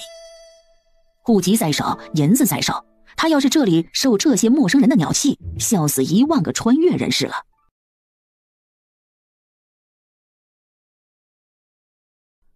好，那我就等陆二伯回来。傅二丫，你来真的？我傅雨宁虽然出身贫寒，但是知道骨气2字怎么写，而且我不是你们能嫌弃的人。陆姑娘，都说陆家以文武传家，看来你文不成武不就。傅二丫，你学了很多是吧？你学了这么多，你这么优秀，我为何去？小妹，闭嘴！陆公子，你不是说喜欢直接的人吗？你别拦他，让他说。我去干什么了？小妹，羊还没放出去，走啊！哎呀，哥，你怕什么呀？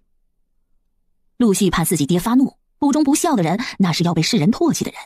他可以不喜欢傅二丫，但是他不能不孝。走。陆家兄妹出去了。坐下来，傅宁打开了自己的嫁妆箱子。这箱子旧了点，但用还是能用，只是太大了，他真的搬不走。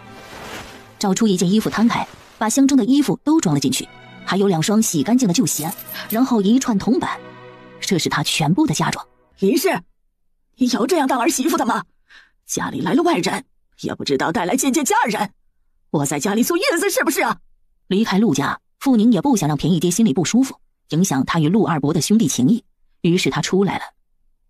婶子，小宁啊，娘带你去见见人。婶子别在意，我当作没听见好了。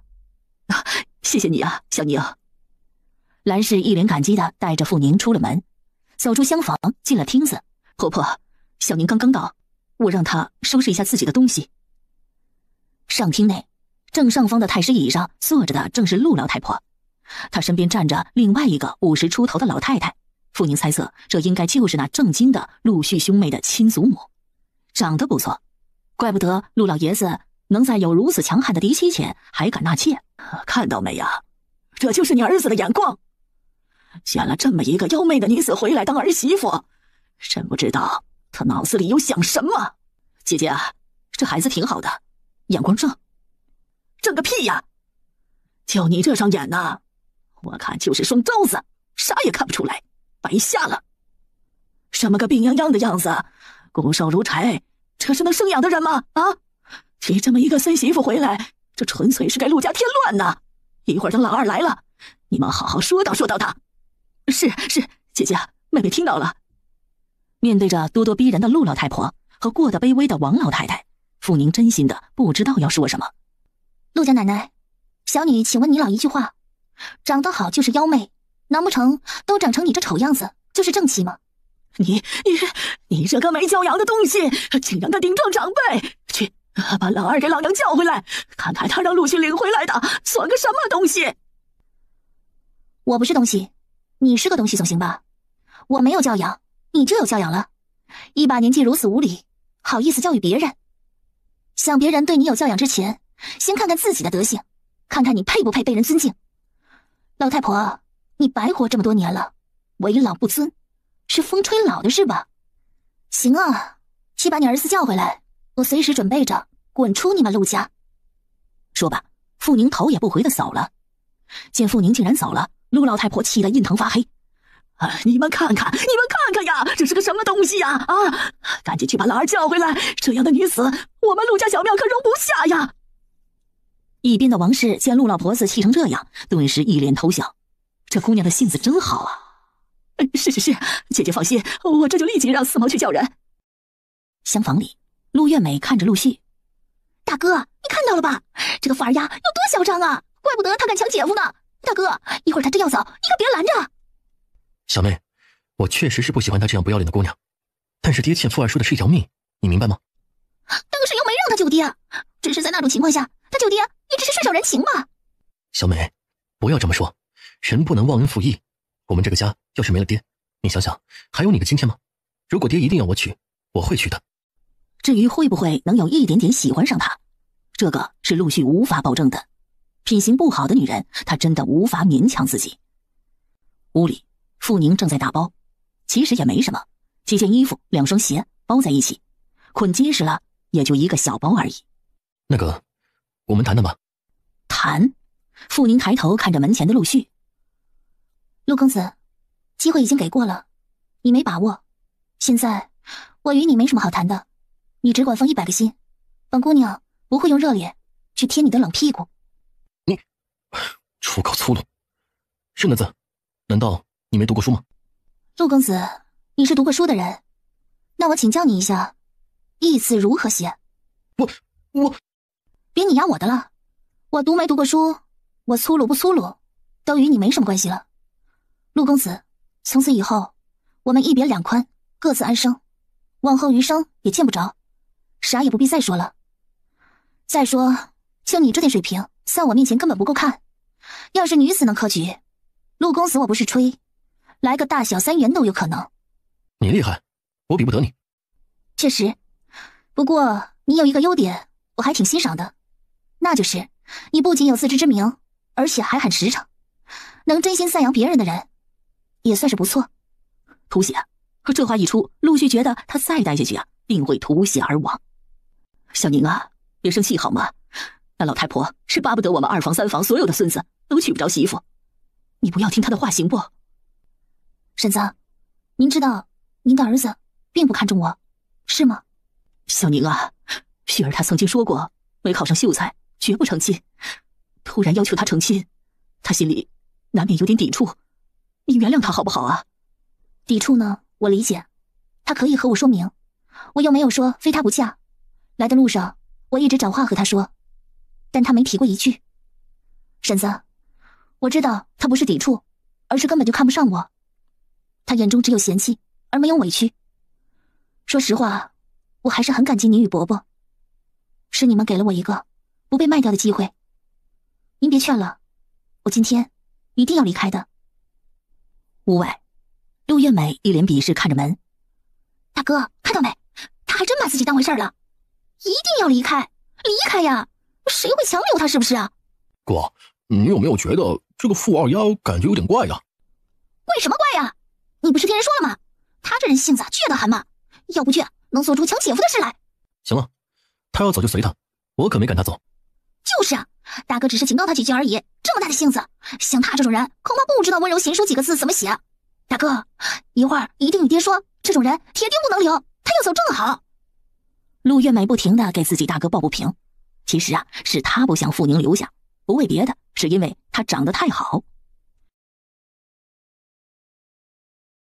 坐在屋里，他瞄到了一本书，这字还不错，只是这文章写的没一点深度。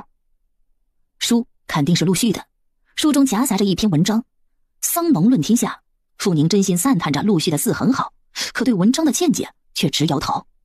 以这文采啊，中个秀才或许真的没问题，可要再进一步，1个字难，2个字太难，3个字难难难。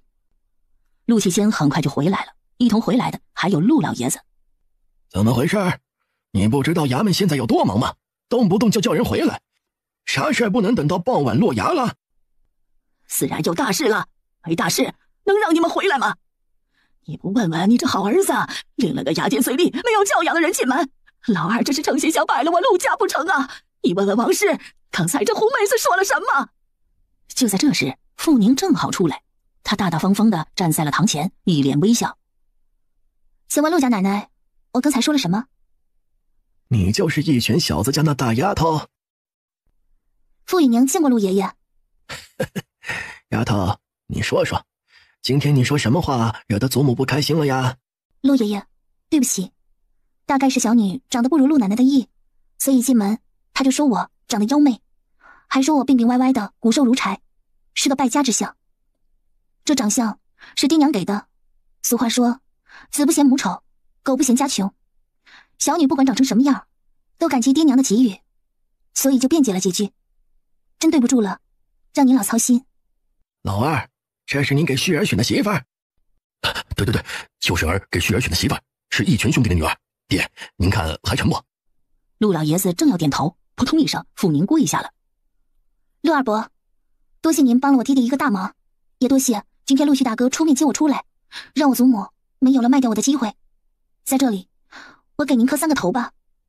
说完，砰砰砰的，这3个头触地。孩子，你这是做什么呀？你快起来啊！磕什么头啊？快起来！要磕头啊！等选好了日子，你再与旭儿一起磕头啊！可傅宁才不管，磕完了头，他才站了起来，手一伸，从袖筒摇出早准备好的东西。陆二伯，我知道这次的事真的是为难了你们陆家了，感谢您的帮忙。大恩大德，小女子无以为谢，奉上2两银子，算小侄女的一点谢意，请收下。小宁，你误会了，我是把你真正的当儿媳妇接进门的，不是帮忙。伯伯，我不明白你的意思。这还不明白吗？人家没看上陆家呗。陆伯伯，小女知道您的真心，您的仁义，侄女我永远记在心中。但是婚姻这种事不可强求，都说强扭的瓜不甜，不是小女看不上陆家，而是小女不才，知道自己配不上陆二公子，因为有自知之明，所以才不好意思留在陆家，与任何人无关。请您不必介怀，我是自愿退婚的，反正也没成礼，也没交换婚书，这亲事啊，真的一点都不能作数。这银子请您收下，侄女这就走了。听到这儿，陆启谦心里一震，难不成自己儿子跟这丫头说了什么？一瞬间，陆启谦的心里涌上了一股对儿子的愤怒。小宁，这是我答应了你爹的事，你不能走。你这要一走，伯伯我就成了无义之人了。丫头啊，我们全家都商量好了，今天不是大吉之日，等选个好日子才给你们办喜事的。如果你走了，伯伯我这辈子也无颜见你爹了。如果旭儿说了什么不该说的话，我替他向你道歉啊。陆伯伯，您不要多想，陆二哥他什么也没有说，真的是我自己有自知之明而已，是真心话。我很清楚我是个什么样的人，应该配一个什么样的人。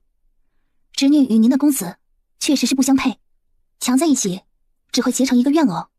至于我爹那里，我去说，侄女我可以保证，我爹不会对您有半句怨言，行吗？不行，小宁，绝对不行，这亲事非同儿戏，不是说结就结，说退就退的，伯伯不同意。傅二丫，你在作什么妖啊？不就是我哥看不上你吗？你这样为难我爹，是不是不想让我爹去衙门做事了呀？大哥，你快来说说他呀！这话落下，啪的一声，一个巴掌落在了陆月梅脸上，而一瞬间，傅宁笑了。救星啊！东方红，太阳升，陆月梅就是他的大救星，他替自己解决了麻烦事，以后啊，他得给他发个大红包。啊，爹，你打我啊！还不给我死回去！姑娘家家的，这里有你说话的份吗？看来我真是对你太好了，让你不知道什么叫规矩。大哥，你看到没有啊？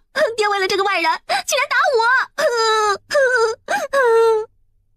天井中，被点名的陆续的脸色非常难看，不受祖母的喜欢，所以他们兄妹特别有爱。如今因为傅宁唯一的妹妹被爹打了，陆续心里非常不舒服，也不高兴。这下你高兴了吗？陆续冷漠地看了傅宁一眼，追了出去。儿女这样，陆启谦心里极为难受。他一直听话的儿女，什么时候一个个变得这样了？觉得实在是太无脸了。他闭了闭眼睛，爹，儿子先回去了。宁丫头啊，是伯伯无能，对不住你。回去吧，我看这小丫头不错。那个陆爷爷，让您开笑话了哈，您是位好长辈，我喜欢您。小丫头，你很好，老头子也喜欢。老太婆啊，这丫头行啊，可不许欺负她。老人家，您的喜欢小女就多谢了。陆爷爷，多谢您的好意了，以后有机会再来看您。丫头，你还真要走啊？此时不走，更待何时啊？他赖在陆家，想吃香喝辣的吗？对呀，我弟请伯伯帮忙，已经很感谢他了，我可没脸皮总赖在陆家。陆爷爷，世间有句话，人可以穷钱，但不可以穷志。穷钱可能是一时，穷志肯定是穷一世。所以我要走了，而且必须走了，您老保重哈。这丫头话虽然很粗，但理很深呐。看着傅宁的背影，陆老爷子觉得有一点可惜了。傅宁可不管别人可惜不可惜，既然想好了，他就打定了主意，马上离开。手中有银子，还怕没地方去吗？先找一间客栈住下，然后去衙门找便宜爹。便宜爹对城里熟悉，让他帮着找一间安全的屋子先住下来。等住下来后，再想想如何赚银子。赚到了银子，买一个属于自己的院子，精心的整修成自己喜欢的样子，种种花，养养草。有空时呢，给人家看看病。然后呢，买上100亩田，找个办法让爹娘和那傅家断了关系，接过来一家人生活在一起，完美啊！进了屋，傅宁拿起包袱准备离开，可没想到他还没出门，陆继谦过来了。小宁，真对不起，是伯伯没有教育好儿女，让你受委屈了。别，陆二伯，您这样说，您这样难过，让侄女真的难为情啊。我说的都是真心话，这些真的不怪您，要怪就怪侄女入不了陆公子的眼，怪不得别人的，真的怪不得别人。小宁啊，如果你不愿意嫁旭儿，我不强求，不是你配不上他，而是他配不上你。我不是谦虚，伯伯自己的儿子，我比你了解他。但是你要走的话，得等伯伯给你找一个好人家再走，行吗？这是什么要求啊？是个长辈，不会是想来个缓兵之计吧？难不成这陆二伯还想让她嫁给陆续？别介呀，大叔，你这是叫拉郎配，不合适的，知道不？这不合适的，伯伯，我有爹有娘，亲事得由爹娘做主，而且我现在也算是嫁过一次了，出嫁随父，再嫁就有己嘛，我也没准备回傅家了，我奶奶也无法为难到我，所以您真的不必担心。小宁啊，这10几年来，我和你爹情同兄弟，早把你当成自己的女儿。当年要不是你爹早跟亲家说了婚约，伯伯我早就与你爹提了这亲事了。伯伯是真心的想让你进我们陆家的门，可现在伯伯知道自己的儿子是真的配不上你，所以请你给伯伯一个机会，让伯伯赎罪行吗？说真心话，你要是这样就走了，伯伯永远都没脸见你爹了。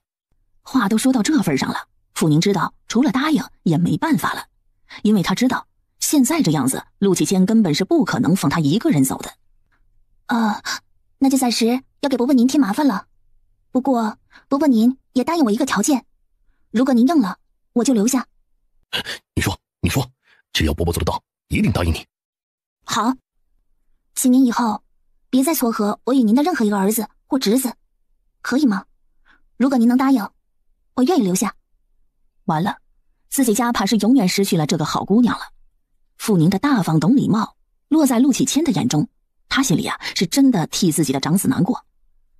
没命啊，可再可惜他也要对得起朋友的嘱托呀。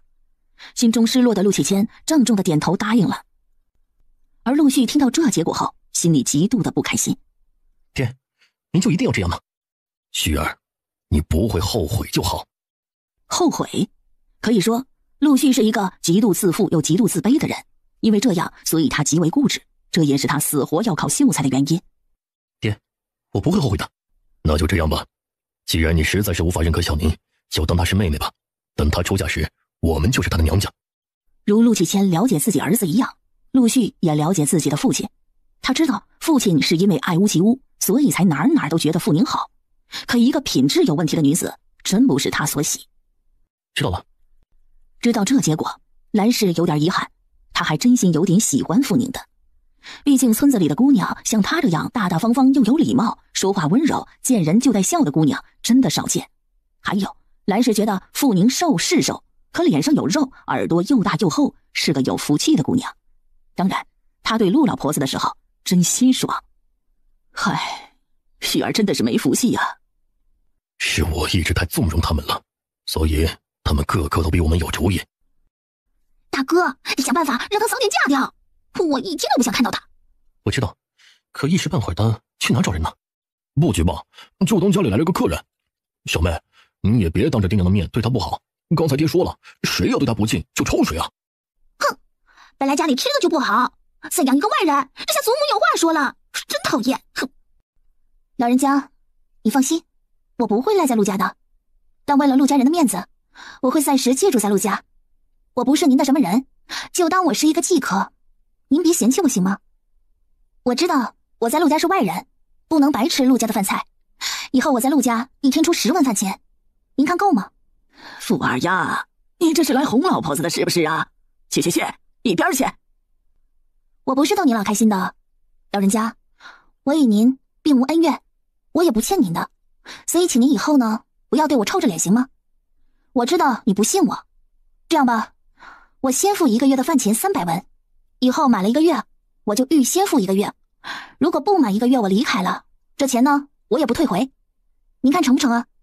啊，小丫头，你来真的呀？老人家，小女再皮呢，也不能拿老人家开心是不是啊？我可没有这么无良。来，这钱您数数。啊，那行，既然你只是借住，我老婆子呢也不是什么恶人，就不计较你以前的无礼了。多谢了，陆奶奶，以后呢，给您添麻烦了。或许是没有了那一层关系，陆老太太对傅宁看得顺眼了。没什么麻烦不麻烦的，我老人家呢没那么难伺候，以后饭点到了呀，自己进来吃就行了。多谢，陆奶奶，您真是个善良的老人，我就喜欢您这样真爽的人。以后呢，与您有做到不周到的地方，请您指教。想不到啊，你这丫头啊，嘴儿挺甜的嘛。行，那就这样。有钱能使鬼推磨，傅宁把陆老婆子搞定了。陆家二房突然来个远房亲戚，陆续的堂兄弟们都好奇极了。大白天的他们都不在家，晚上回来，这消息一公布，一个个你看看我，我看看你。亲戚，更让他们震惊的是，自己的祖母竟然告诫他们兄弟姐妹，不可欺负傅宁，也不可以与任何人说他是什么人，这太神秘了。四哥，你等等。陆峰是陆大伯最小的儿子，今年13岁。陆朗知道他要问什么。干嘛？你想问他是谁对吧？你别告诉我，她真的是你表妹啊！可我从来不知道你有一个这么好看的表妹啊！既然知道，那还有什么好问的？他爹是我爹的好朋友，因为家中出了点事不能住了，所以来我家借住的。什么事啊？据说他今年犯什么流年不利星，别的事没有，就是与家中的长辈犯冲，一定要寄住在与他八字相合的人家中。那谁与他的八字相合呀？我娘啊，要不然还能有谁？我娘的八字最柔，而她的八字有点硬，刚柔相济嘛。陆峰信了，毕竟才13岁。而陆家大门屋里，陆晨是非常不喜欢长得太好的傅宁，于是告诫自己的儿媳妇陈梅，记住了，这傅家女儿的身份莫透出去，和他们兄弟说，就说她八字硬。娘放心，我知道怎么说的。这个傅二丫虽然长得好，可毕竟是乡下村姑，哪里比得了县里的大户姑娘呢？我相信二弟是绝对看不上她的。给我盯着点儿，别让她勾引了他们两兄弟。不光是凡儿，就是风儿也不行。是。而傅宁却不知道，这整个陆家人因为原主长得好，一半以上的人把他当成了敌人。如今的他最重要的是养身体。第二天一早，陆二伯把几个儿女都叫到了厅子里，让大家正式见个面。二毛、四毛，你们都给我记住，以后小宁就是我们陆家人，是你们的妹妹，所以你们要把她当亲人看。美儿，小宁比你大，她就是你的姐姐，以后不许对她没礼貌，否则别怪爹教训你，听清楚没有？以后要麻烦一些日子，陆二哥、陆四哥、小美妹妹，要是我有做的不周全的地方，烦请多多包涵。哼，装模作样。陆启谦见女儿不受教，手一举。陆月梅与他没有任何关系，傅宁不想让陆家二房因为他的到来闹得鸡飞狗跳。陆伯伯，小美还小，她是真性情，你别责怪她。本来我就是一个外人，她一点都没说错，一时半会儿接受不了，也怪不得她。陆启谦老脸通红，他的女儿比眼前这小姑娘说是差1个年方，其实就差几个月，可两人一比，相差就立见高低了。陆启谦知道当着傅宁的面教训儿女不合适，他脸色漆黑的看了自己儿女一眼，然后气呼呼的走了。娘，你看呐，爹总像个外人。小美，还不给我闭嘴是吗？是不是非得你爹好好教训你才死心啊？什么外人内人的，小宁是你姐姐，以后不许无礼，给我记住，要是让我知道你无礼的话，别说你爹了，就是我都抽你。行了，都去干活去，别杵在这儿了。娘，走了，找打是不是？三兄妹都走了，兰氏朝着傅宁：“孩子，对不起呀，是婶子没把他给教育好，实在对不住你了。”兰姨，我没放在心上，真心的。这一次我是打心眼里多谢你与陆二伯，如果不是你们及时伸出双手拉我一把，恐怕我就是不被卖个傻子当媳妇，我爹娘也得被我奶打掉一屋皮。家家有本难念的经，我不放心上的，您别难过了。小宁啊，你奶奶呀，不是亲奶奶吗？为何也对你这样啊？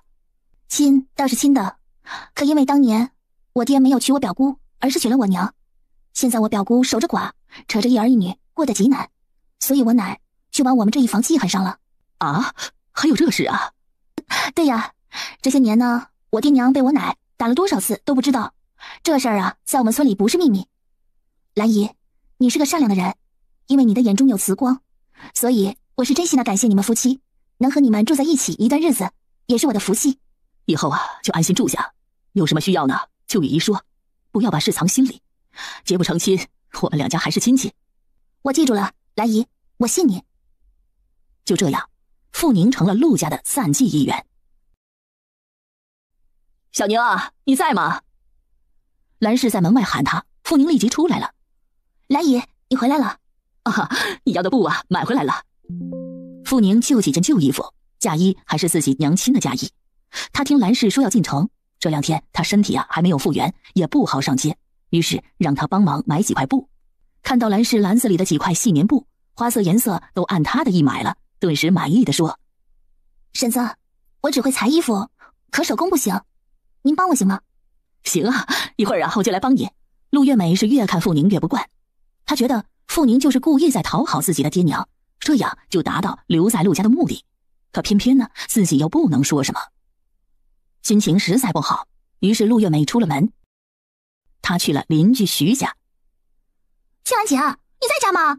我是小美。”“小美啊，你过来了。”“是啊，待在家里啊，天天看到那个富二丫，我就不喜欢。青兰姐，你与我哥怎么样了？怎么没点响动啊？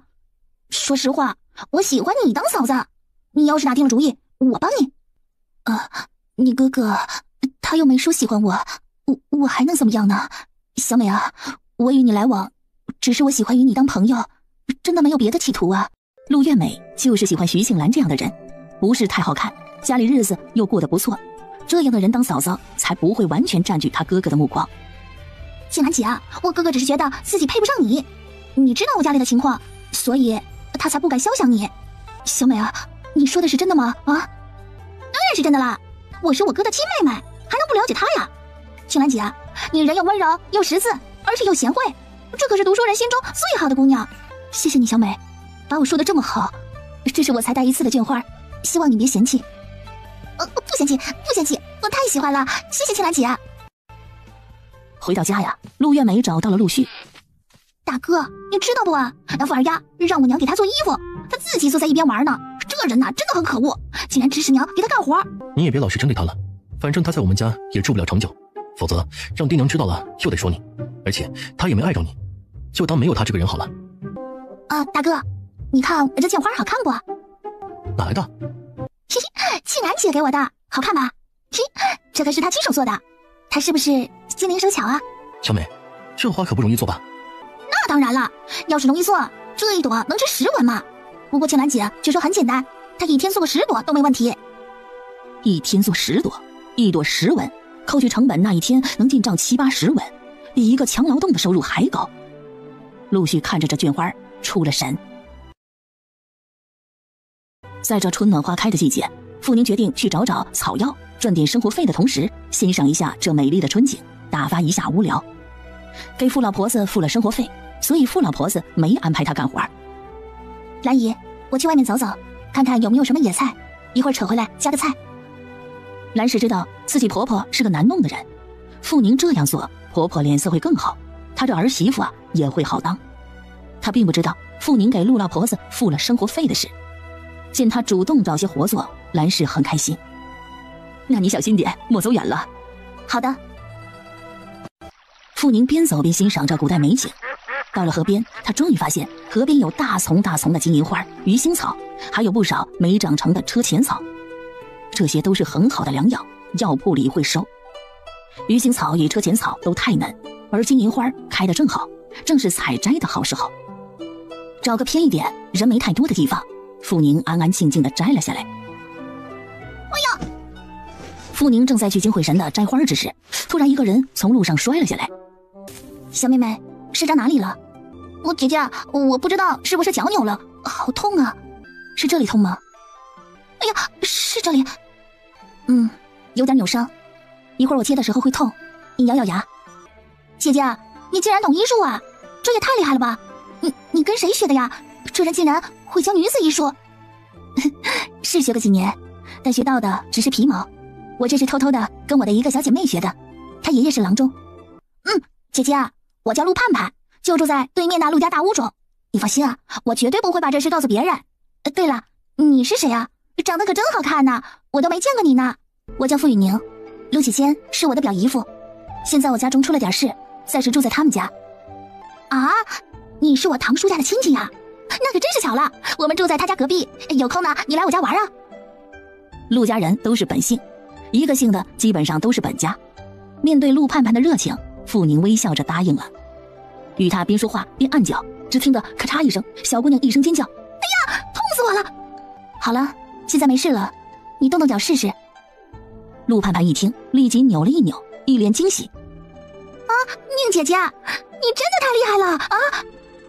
盼盼，你的脚并没有大伤，只是懂得一点医术的人都会治，我没有你说的这么厉害。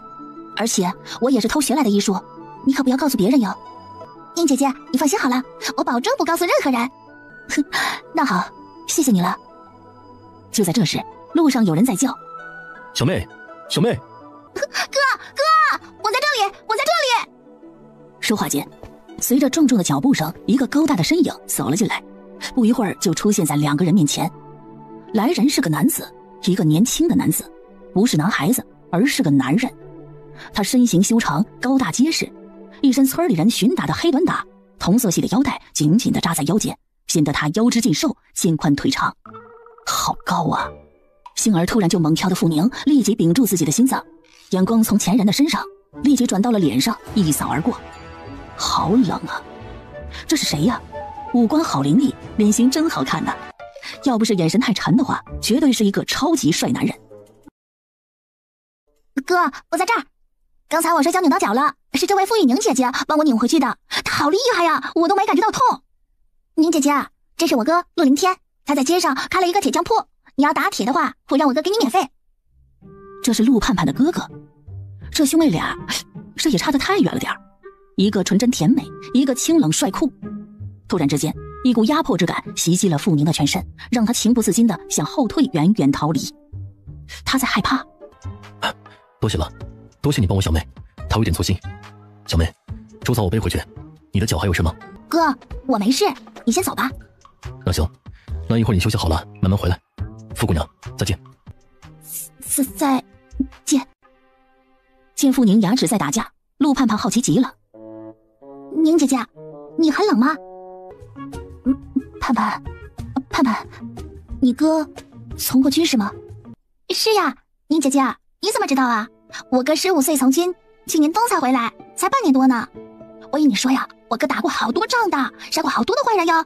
刚才你不会是被他吓着了吧？哦，没有，只是觉得他很严肃。一般村里的人看起来都很随和，可你哥看起来好正经的样子，让人觉得他的性格可能很阴沉。宁姐姐，我们村里的姑娘都怕我哥，不怪你。我奶天天说呀，他不知道多笑笑，他这样子肯定会把大姑娘都给吓坏的。还说呢，他再不多笑笑啊，要打一辈子的光棍了。其实啊，宁姐姐，不是我吹我哥，我哥哥不仅长得好，而且还超厉害。去年中啊，我们家的过年肉都是他从身上打回来的，他一个打了1头大野猪回来哦。陆凌天成熟稳重，竟然还没成亲。这时代，女子14岁开始议亲，15、16岁就嫁人，而男子在17岁左右开始议亲，18、19岁都要当爹了。这男人应该20好几了吧？你哥还没成亲？对呀，我哥去年8月才退一回乡，一回来后就忙着给我奶奶治治，这一忙呢就忙到过年前，哪来的空成亲呀？宁姐姐，你定亲了吗？他定亲了吗？傅宁都不知道怎么说了。在傅家那边，她是嫁了人的富二丫；在陆家这边，她是避难的亲戚。那个，我爹娘，你爹娘正在给你看是吧？宁姐姐，你长得这么好看，肯定会给你找一个与你一样好看的相公。傅宁又牙痛了。古代的小姑娘不是说很害羞的吗？为毛陆小姑娘说起相公2字，比她还大方呢？盼盼，你多大了？13岁，差3个月。那你想没想过要找一个什么样的相公呢？我还小呢，怎么能想这些呢？宁姐姐，我可不去想。不过呢，我要找我哥那样好看的男子当夫妻。你哥脸上那个疤，你不怕？我才不怕呢！宁姐姐，你不觉得我哥脸上有个疤也很好看吗？好看，不过让人看着也觉得有点凶。不凶的，宁姐姐，我哥一点都不凶的，他可好了，真的。好吧，又是一个超级练胸的迷妹。安排，你赶紧回去吧，这衣服脏了，赶紧换掉。呀，真的脏了呢。宁姐姐，那我先回去了。你要信我呀，我哥哥呀，真的一点都不凶的。是，不凶，很温和的人。是啊，他对我呀可好了。对你好？妹子，你是他亲妹子？我信。你先回去换衣服嘛。好，那我先走了，一会儿见。陆奶奶，我摘了一些野菜回来，是香椿呢，炒蛋可香了。家里有鸡蛋卖吗？我买5个好不好啊？哎呀，有，看在你这么乖的份上啊，你出5文钱，我给你6个好了。陆老婆子的话让傅宁吐血，他心里骂着，这老不要脸的东西，菜是大家吃，还好意思给他卖个好。谢谢你，陆奶奶，你真是个慈祥的老人家，以后肯定长命百岁的。这丫头啊，就是会说话，老婆子我呀稀罕你了。谢谢陆奶奶喜欢。陆奶奶，您那儿有用不了的旧碗旧罐什么的吗？你要干嘛呀？我想种花草。啥？种这些呀？对呀。这个能吃？小丫头啊，这东西到处都有，也没见人吃过呀，你就不怕吃死人呢？听着这一大串，傅宁牙痛，这老太婆肯定是属猪的，除了吃，她啥也想不到。陆奶奶，吃、穿、住、行，是人类生存的基本要素。可是满足了这些条件后，人就会有更高层次的要求了。说什么呢？老婆子听不明白。比如，陆奶奶您肚子不饿了后，就会想穿新衣，对吧？废话了，谁不想穿新衣呀？就是啊，穿新衣与穿旧衣的区别在哪儿？就是穿新衣漂亮呗。陆奶奶您这么大年纪还收拾得这么好，这么精神，年轻的时候您肯定长得好，对不？算你有眼光。不是我有眼光，而是有眼睛的人都看得到陆奶奶您的精神头好。虽说您已年过60，不知道的人呢还以为不到50呢。行，小丫头啊，算你会说，这旧碗旧罐啥的屋后都有，喜欢哪个挑哪个，老婆子不收你的银子。哎，多谢陆奶奶，陆奶奶您真是太好了，多谢了。富二丫，你真是个马屁精，恶心。陆月美，你知道你现在这个样子像什么吗？像什么？尖酸刻薄、心胸狭窄的泼妇。你再说一次。你这样子真丑。说完，一脸嫌弃的傅宁提着篮子进了门，头也不回。听着这话，陆月美的脸色又青又红，咬着牙，鼓着嘴，阴着眼，喘着粗气，仿佛要吃了傅宁一般。小宁啊，这个花儿能当野菜？不是，这是中药，金银花清凉解毒，是药铺里的常用药。这一些是我准备弄来塞着看的。对，你不说呀，我还忘记了，你这是准备晒去卖啊？对，兰姨，我天天坐着也是无聊，能赚一文是一文。小宁啊，你小心点，别让那老婆子知道了。兰姨，你是怕陆奶奶说什么吗？她可是验过拔毛的人呐，要是知道你赚了钱，她心里可不得劲儿啊。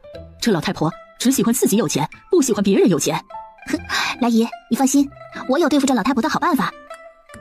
那你知道就好，我怕你住着不舒服。兰姨，你可别总觉得对不起我。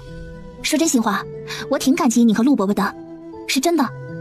如今我奶奶再也没有机会把我卖了。小宁啊，你怎么就这么懂事呢？啊，你知道吧？你这样懂事，你的心窝窝呀，都替你心痛。兰姨不必替我难过，现在这样真的很好。有兰姨，有伯伯，还有我爹娘，都关心着我。现在我真的可幸福了。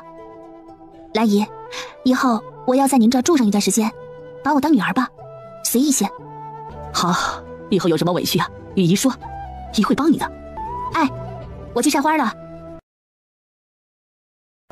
傅宁找出竹旗，把花晒了，然后去了陆家的后屋。这里果然堆了一些旧碗旧罐啥的，只是没几只好的，不是缺边的，就是破口的。这老太婆还想卖钱呢，这丫的老太婆比周扒皮还扒皮。傅宁找了6只出来，相对好的出来，拿篮子装好，拿了把锄头到了田边的小沟边，洗好，装好泥，再把花种下。好看呐！看着这一篮子自己亲手种下的小盆栽，傅宁心情很好的哼着小曲。兰花美呀，兰花香，我的兰花真漂亮。一进门正碰着陆朗，立即停了口的傅宁淡淡的点点头进去了。陆朗一头雾水，正好看到陆续进来。哥，他好奇怪啊。陆续刚把羊赶回来，还没来得及进屋洗脸换衣。什么奇怪？他竟然拎一篮子的野草回来，还用罐子种着，那东西能干嘛呀？种花草？陆续愣了愣，一个村姑竟然学着种花草。此时屋内啊，傅宁把种好的花草摆放在窗前的木桌上，而屋外陆续看着这完全变了样的屋子，他怀疑这间屋子是曾经他住过的屋子吗？曾经黑乎乎的屋子，四周被布贴满，显得干净清爽。娘，他那屋子里的布是哪来的？兰氏正在给傅宁做衣服，这衣服的样式他没做过，于是做起来啊有点费劲。是前天啊，小宁请我帮忙，我买的，全是葛布，也不值几个钱。小姑娘家呀爱干净，喜欢漂亮，娘看她这样一布置啊，她屋子可就舒服多了。对了，旭儿啊，你拿着梯子帮个忙，小宁说要做一个什么布网兜。什么布网兜？干嘛用的？兰氏拿起一块缝好麻绳的葛布。就是这个，小宁说呀，要挂在屋里那2根柱子，没事的时候坐在这里看看书。看书？这女的真的识字啊！傅宁没想到兰氏会叫陆续过来帮忙装布袋网，没沙发的年代伤不起，硬板凳实在是坐得腰痛。小宁啊，这个就是你说的盆栽？正是，好看吧，兰姨？好看，就多了这点草，屋子里啊就显得漂亮多了。现在才种下，还不会太好看，等它们长好了，那才叫好看呢。兰姨，你要喜欢，到时候我给您屋里种上一些。不用不用，你兰姨我这老婆子呀就不讲究这些了。你来看看，你这个网啊要挂在哪儿？一边挂左边那个柱子，一边挂右边那个柱子。对对，就这样挂着。可以了可以了，多谢多谢。小宁啊，这坐上去人还不卷成了一团啊。要的呀就是这效果呀。傅宁只是笑笑，没关系的，这样坐着舒服。兰姨，这床顶上这边木块好似也很旧了，不知道谁家有新木板不？我想换了它。房子是瓦顶的，却没有装到板，只在床的上方拦了几块板，挡着刮风下雨天掉瓦卸下来。这里的农家几乎都是这样。小友，再过2天呢，你伯伯休息，叫他去买几块回来。哎，到时候我出银子。说啥呢？小宁啊，这不用几个铜子的，可别事事见外啊。那就让兰姨破费了，我先说声谢谢。这2人在说着话，一边的陆续听着直皱眉。这傅二丫真当是不知道自己在做客吗？要求这么多，他这屋顶怎么了？他住了这么多年都没嫌弃过，他一来就嫌弃，以为他傅家比陆家更好不成？吃过中饭，傅宁又准备出门，没想到傅一全来了。看到他，傅宁很开心。爹，来了。二丫，这2天还好吗？你祖母心里有气，你娘这2天不能出来看你，但是她很担心你呀。爹，你担心我做什么呢？陆伯伯与陆伯母都是好人，你回去与娘说，我不会受委屈的。你们啊，就放心吧，我好好的，只是我暂时不回去了。你与娘说一声，等过段时间我再回去看她。哎，你不用担心你娘，她说了，你说的话都记住了呢。你娘还说，等武牙满了12岁，她就会给她寻谋好人家，不再让你奶奶多事啊。武家才6岁呢，6年后这老婆子或许早死了。看来这便宜娘是被傅老婆子给吓怕了。傅宁才懒得担心，6年后她肯定强大了。傅宁早就打算，等一离开陆家，就开始施展自己的气能赚大钱，到时候把爹娘和弟弟妹妹接到身边来。至于傅老婆子死不死的，他根本不放在眼里。爹，一会儿你回去的话，帮我买2包糕点给弟弟妹妹，他们平常吃不饱，这样对身体不利。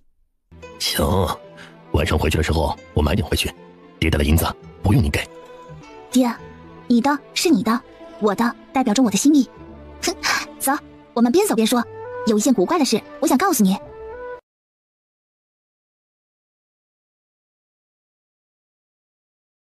古怪的事，傅逸泉心头满是疑问，直到出了陆家大门，上了大路，才问：二丫，你说吧，什么古怪的事啊？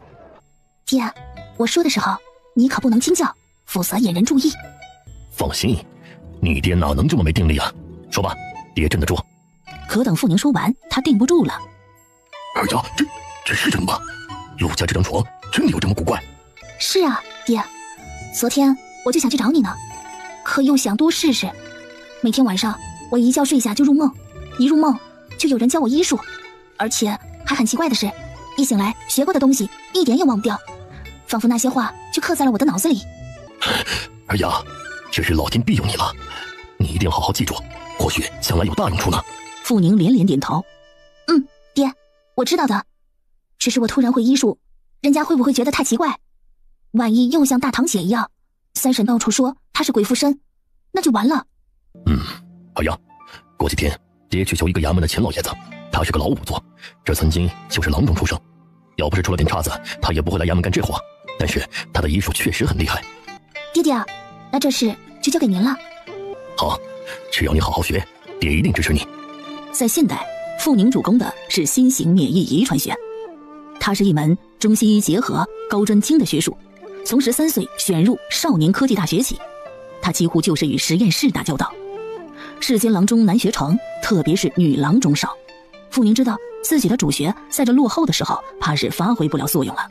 但有着医学基础的他，那些医术就算不能当一名神医，但保他衣食无忧是肯定的。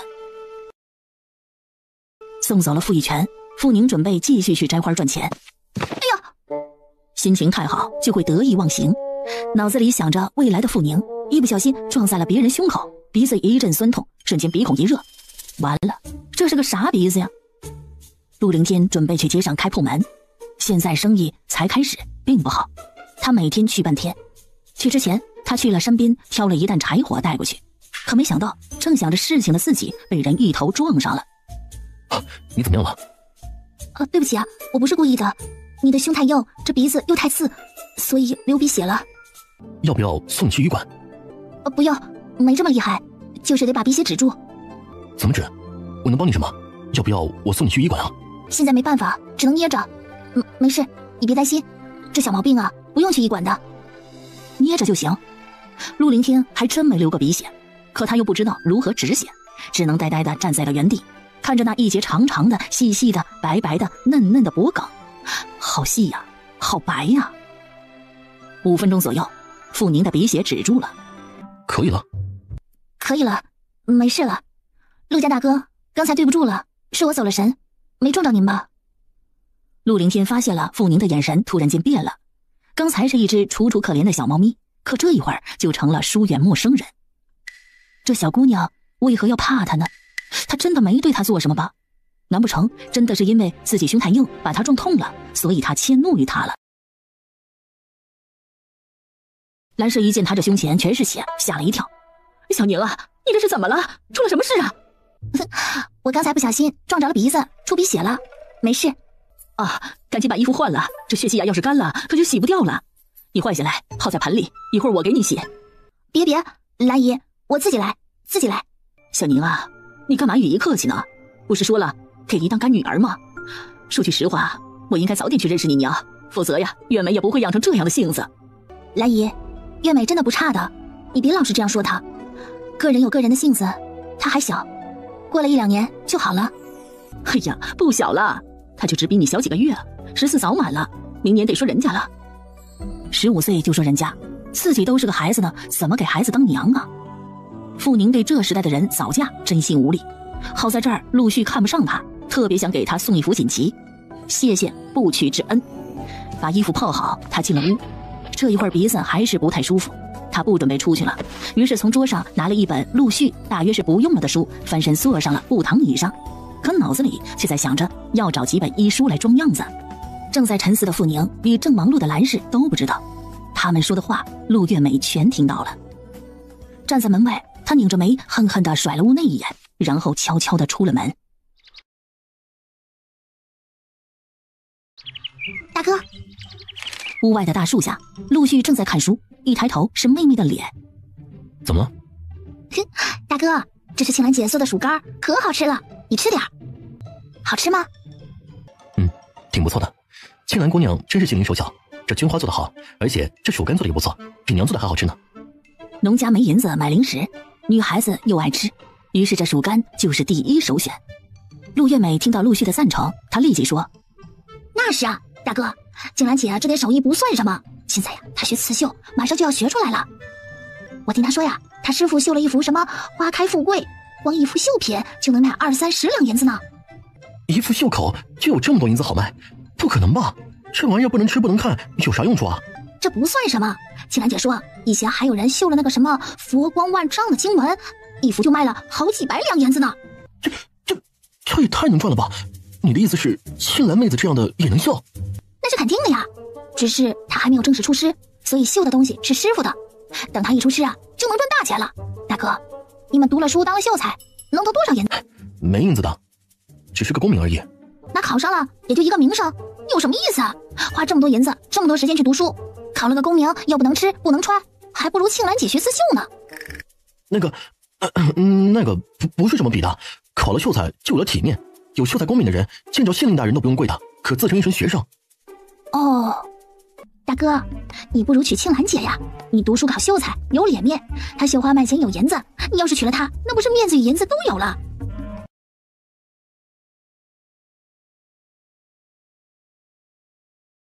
陆续啊，还真没想过这事。一心只读圣贤书的他，还没有想过娶妻之事。因为这次傅宁的事，他一时半会儿更不想成亲了。虽然与徐庆兰也很熟，但以前他从未往这方面想过。现在自己妹妹总在自己面前说起徐庆兰，陆续沉思了一下，模样真的一般般，不过规矩倒是好的，只是他真的找不到那种同窗说的心动的感觉。哥现在不讲这事，家里那个还没送出去，也成不了亲。说到这儿，陆月美眼珠转了转。我倒有一个人选，可你听着，要是觉得可以，你去找他说去。谁？陆月美说了个名字，顿时陆续张着嘴，半天都没合上。这行吗？他就算破了相，可家里条件又不差，怎么就不行了？要是他会娶，这富二丫才是掉进佛里了呢。这话是这么说呀，可陆续并没有回应。毕竟年纪上相差这么大，而且堂兄还破了相，小姑娘不一定喜欢呀。而一心扑在如何赚银子之上的傅宁可不知道，这兄妹俩呀，在想方设法的要把她嫁出去。陆家今天的晚饭吃得早，陆老爷子看着碗中的炒蛋，好奇地问：这是什么炒蛋？这绿绿的是青菜吗？夹起一筷子吃了吃，挺香的，不是青菜。爹，这东西小金说叫香椿，是树上长的野菜，说炒蛋最好吃了，还行不？哦，是野菜呀，不错，嘿嘿，不错，香。以后啊，多摘下来炒鸡蛋吃。陆爷爷，这东西吃是好吃，可是吃法不正确，它是有毒的，而且也不宜多吃。富二丫，你把有毒的弄回来吃，你这什么意思？你不会是想毒死我们一家人吧？陆月美的话一落，整个陆家人的眼光都看向了她。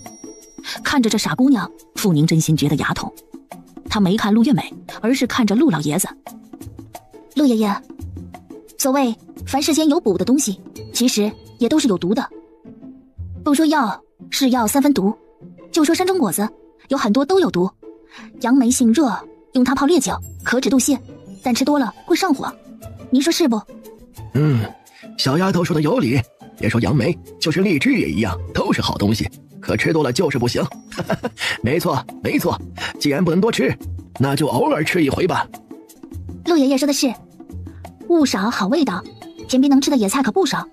今天我看到河边的沙地里有好多的泥鳅串草，这个拌老豆腐也很好吃的，明天我采点回来。好，老婆子，这明天去买几块老豆腐回来。豆腐啊，不是个金贵物。陆老婆子自然不会小气，毕竟一家人得吃菜嘛。顿时他嫌弃的看了陆月美一眼。就你事头多，你也老大不小的了，多跟您丫头学着点儿，别总是没事找事。这话一出，陆月美吐血。不就是一把野菜吗？那是猪吃的东西，可他却用来讨好爷爷。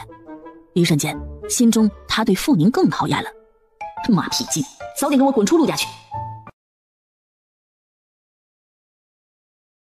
转眼在陆家6、7天了，摘了3天的金银花，路边河边的都被傅宁摘完了。正盘算着去哪儿摘，突然一个小姑娘跑到了他面前。宁姐姐，宁姐姐，盼盼，是我，宁姐姐，前几天我就想来找你的，可我奶有点不舒服，今天就好了。你奶哪不舒服啊？老毛病了，郎中说是老年病，吃了2副药好多了。宁姐姐，那天你帮我治脚，我还没谢你呢。谢什么呀？不用，举手之劳，你别记在心上。那哪能啊？宁姐姐，刚才我哥哥摸了几条好大的鱼回来，中午来我家吃饭好不好啊？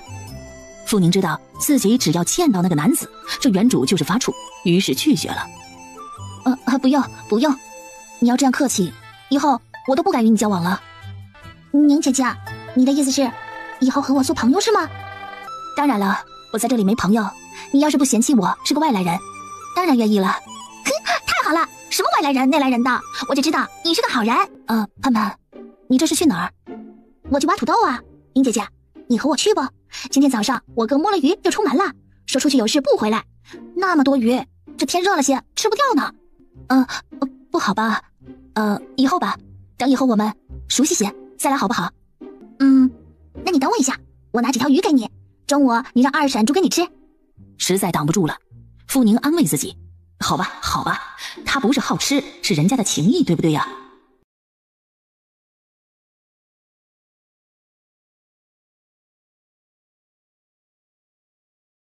说是几条，看到陆盼盼手中那一条大约有7、8两的样子，傅宁才知道这几条有多少。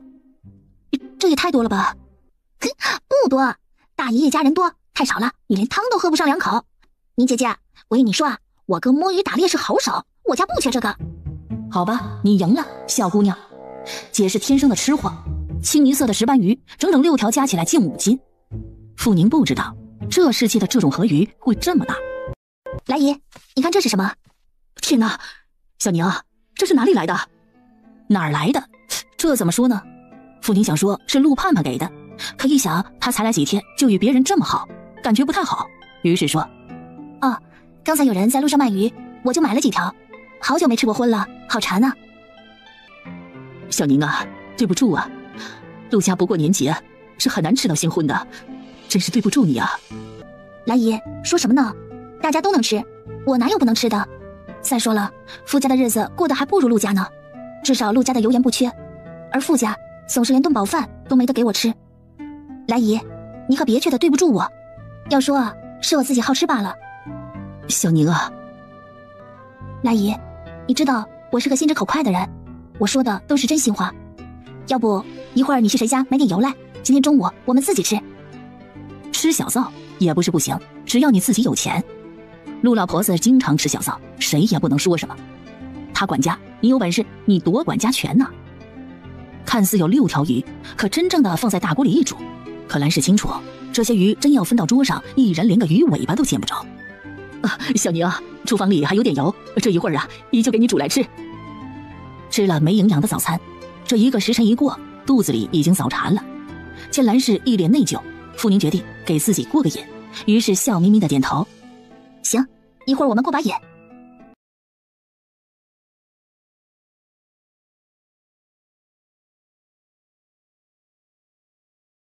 不得不说，兰氏手艺真心不错，几条鱼煎得橙黄。虽然没有太多的调料，可加了生姜薄荷的正宗野生鱼味道真的很鲜美。姨，你吃？姨不吃，你先吃2条，一会儿中午再吃2条。干嘛呢？兰姨，我一个人吃能吃得下吗？来，你吃。兰氏笑笑夹过一条鱼，细细的挑起了刺。傅宁以为他接受了，于是专心的吃了起来。慢点，先吃这条，刺条好了。姨，你吃半条，我吃半条，余下的4条，一会儿中午您烧成汤，给陆二哥、陆四哥和小美一起吃。小宁这不用的。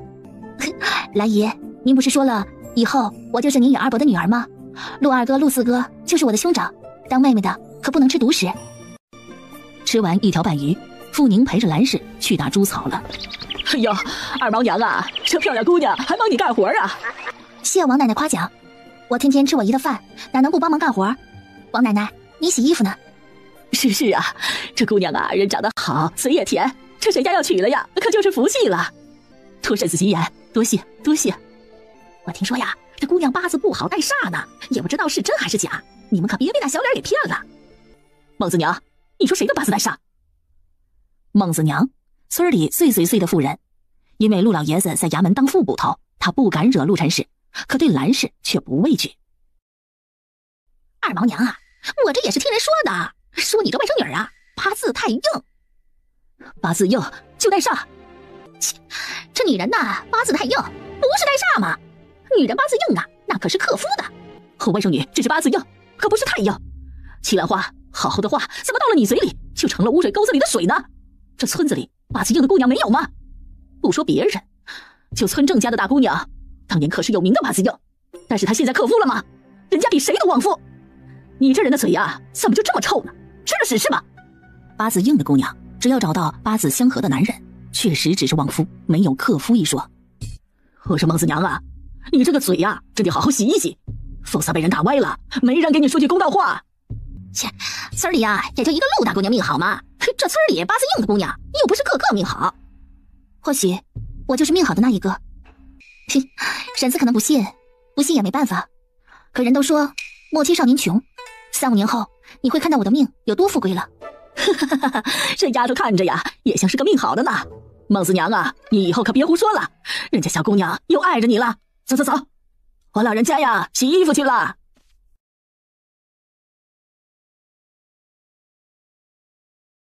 而兰氏不是傅宁，本来他就觉得自己家对不起这姑娘，这才来陆家5、6天，别人就传出他命硬，这可是名声问题小宁我不会这么罢休的。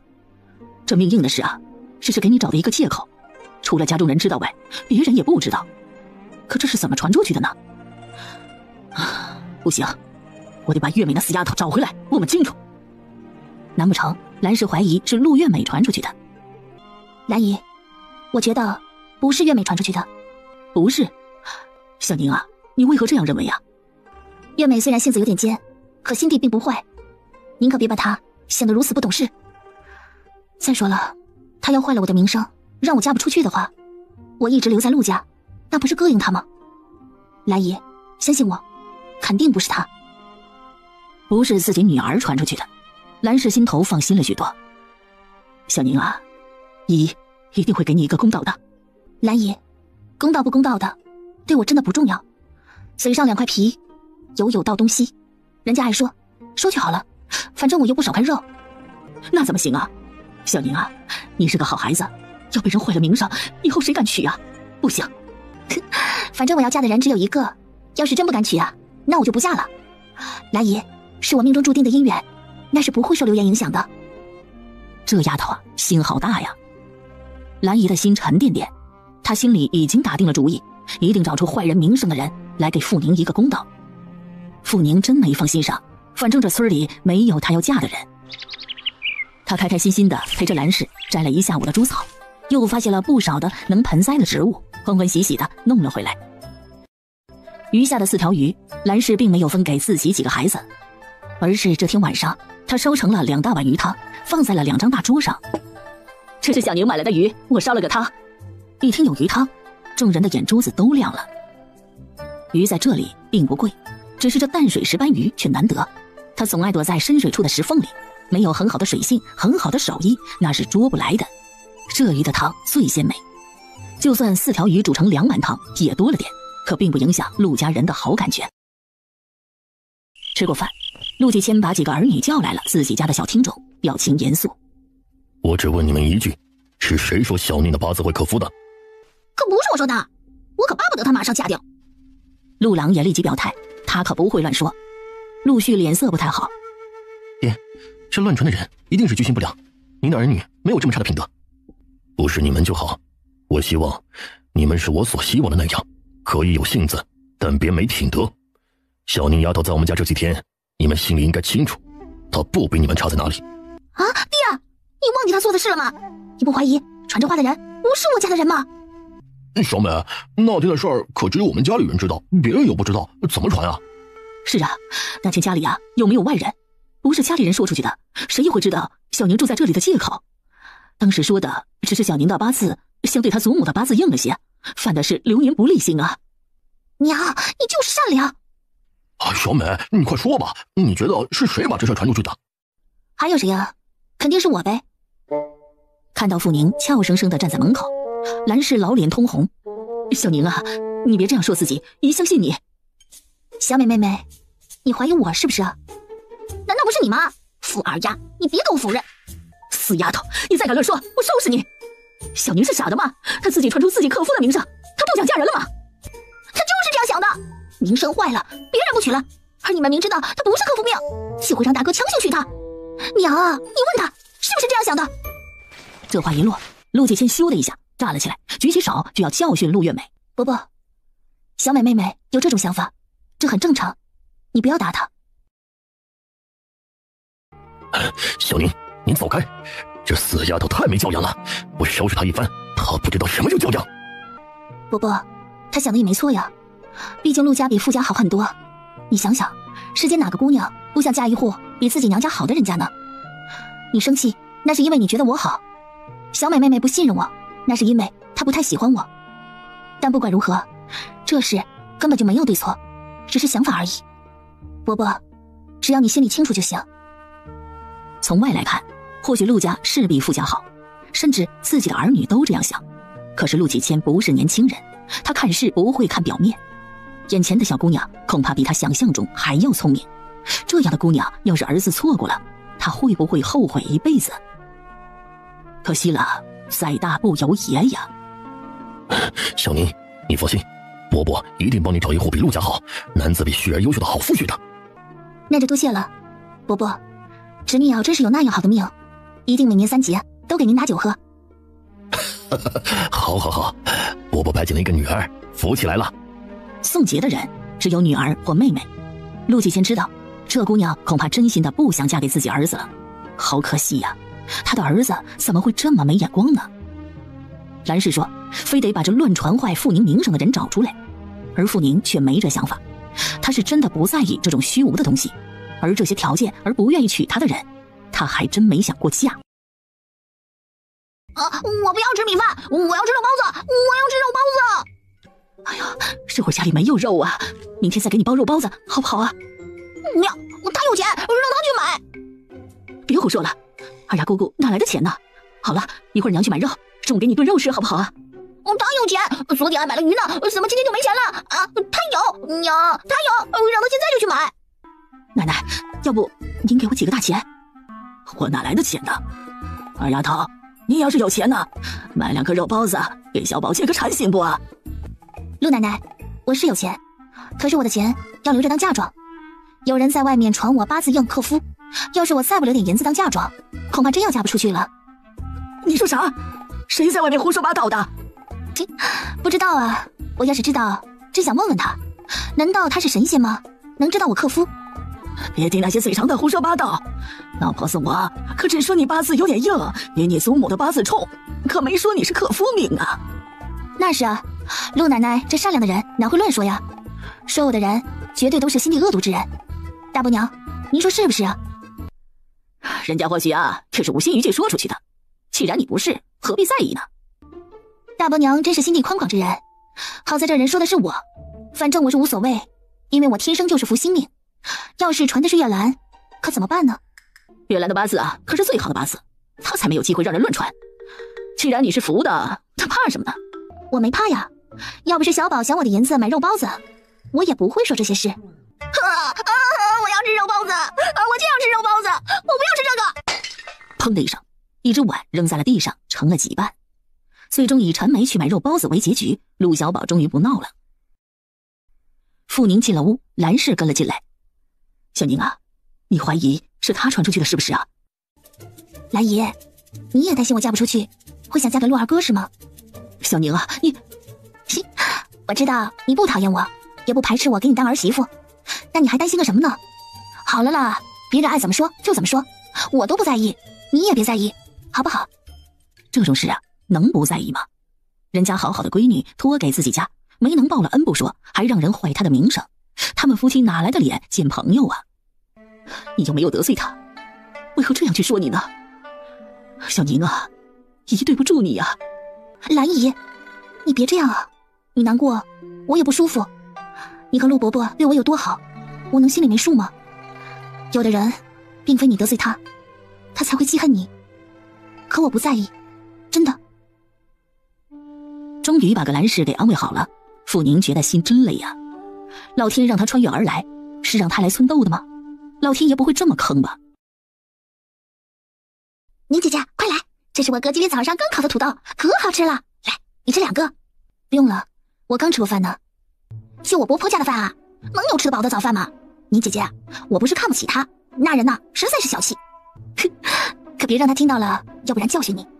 我才不怕他呢，以前我哥没回来的时候，他老欺负我奶奶，说什么他命硬，克夫克子克孙，这人不是个好人啊。听到这话，突然傅宁想，那他的传言不会是那老太婆传出去的吧？这老太婆呀，真心的让人恶心。其实傅宁不知道，他还真冤枉了陆老婆子，这话呀不是他传出去的。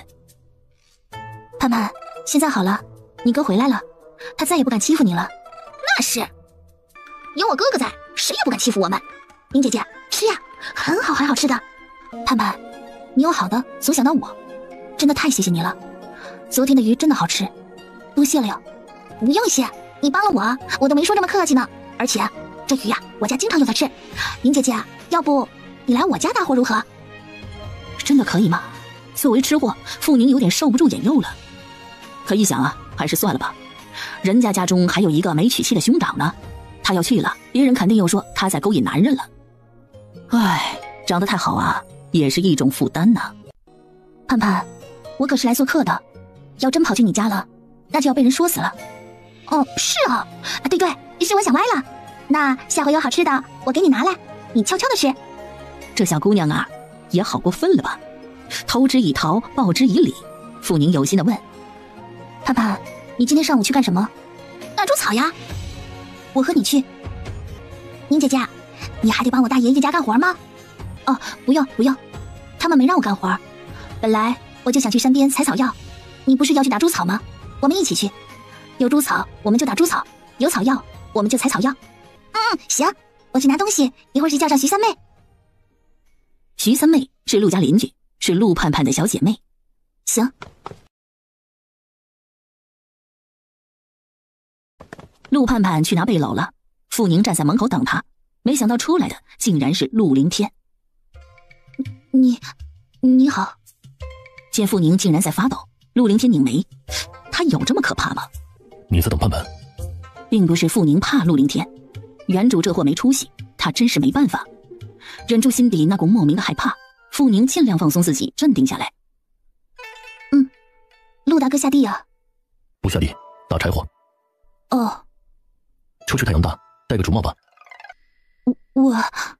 傅宁想说他没有，可没等他说完，陆凌天进了门。一会儿出来的是陆盼盼，他背着背篓，戴着一顶竹帽，还拿着一顶竹帽出来了。宁姐姐，我哥说你没戴竹帽会晒痛脸，我给你戴了一顶。谢谢，很漂亮。你也觉得很漂亮是吧？我跟你说呀，这是我哥做的，他最厉害了。啊，你哥还会做这个呀？我哥当然会做呀，我哥怎么能不会做呢？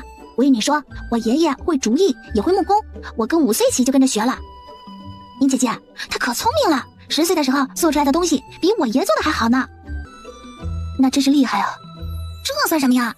我哥又不是专门学这个的，他还要读书呢，还要跟我爹学舞，然后还要干活，样样都行。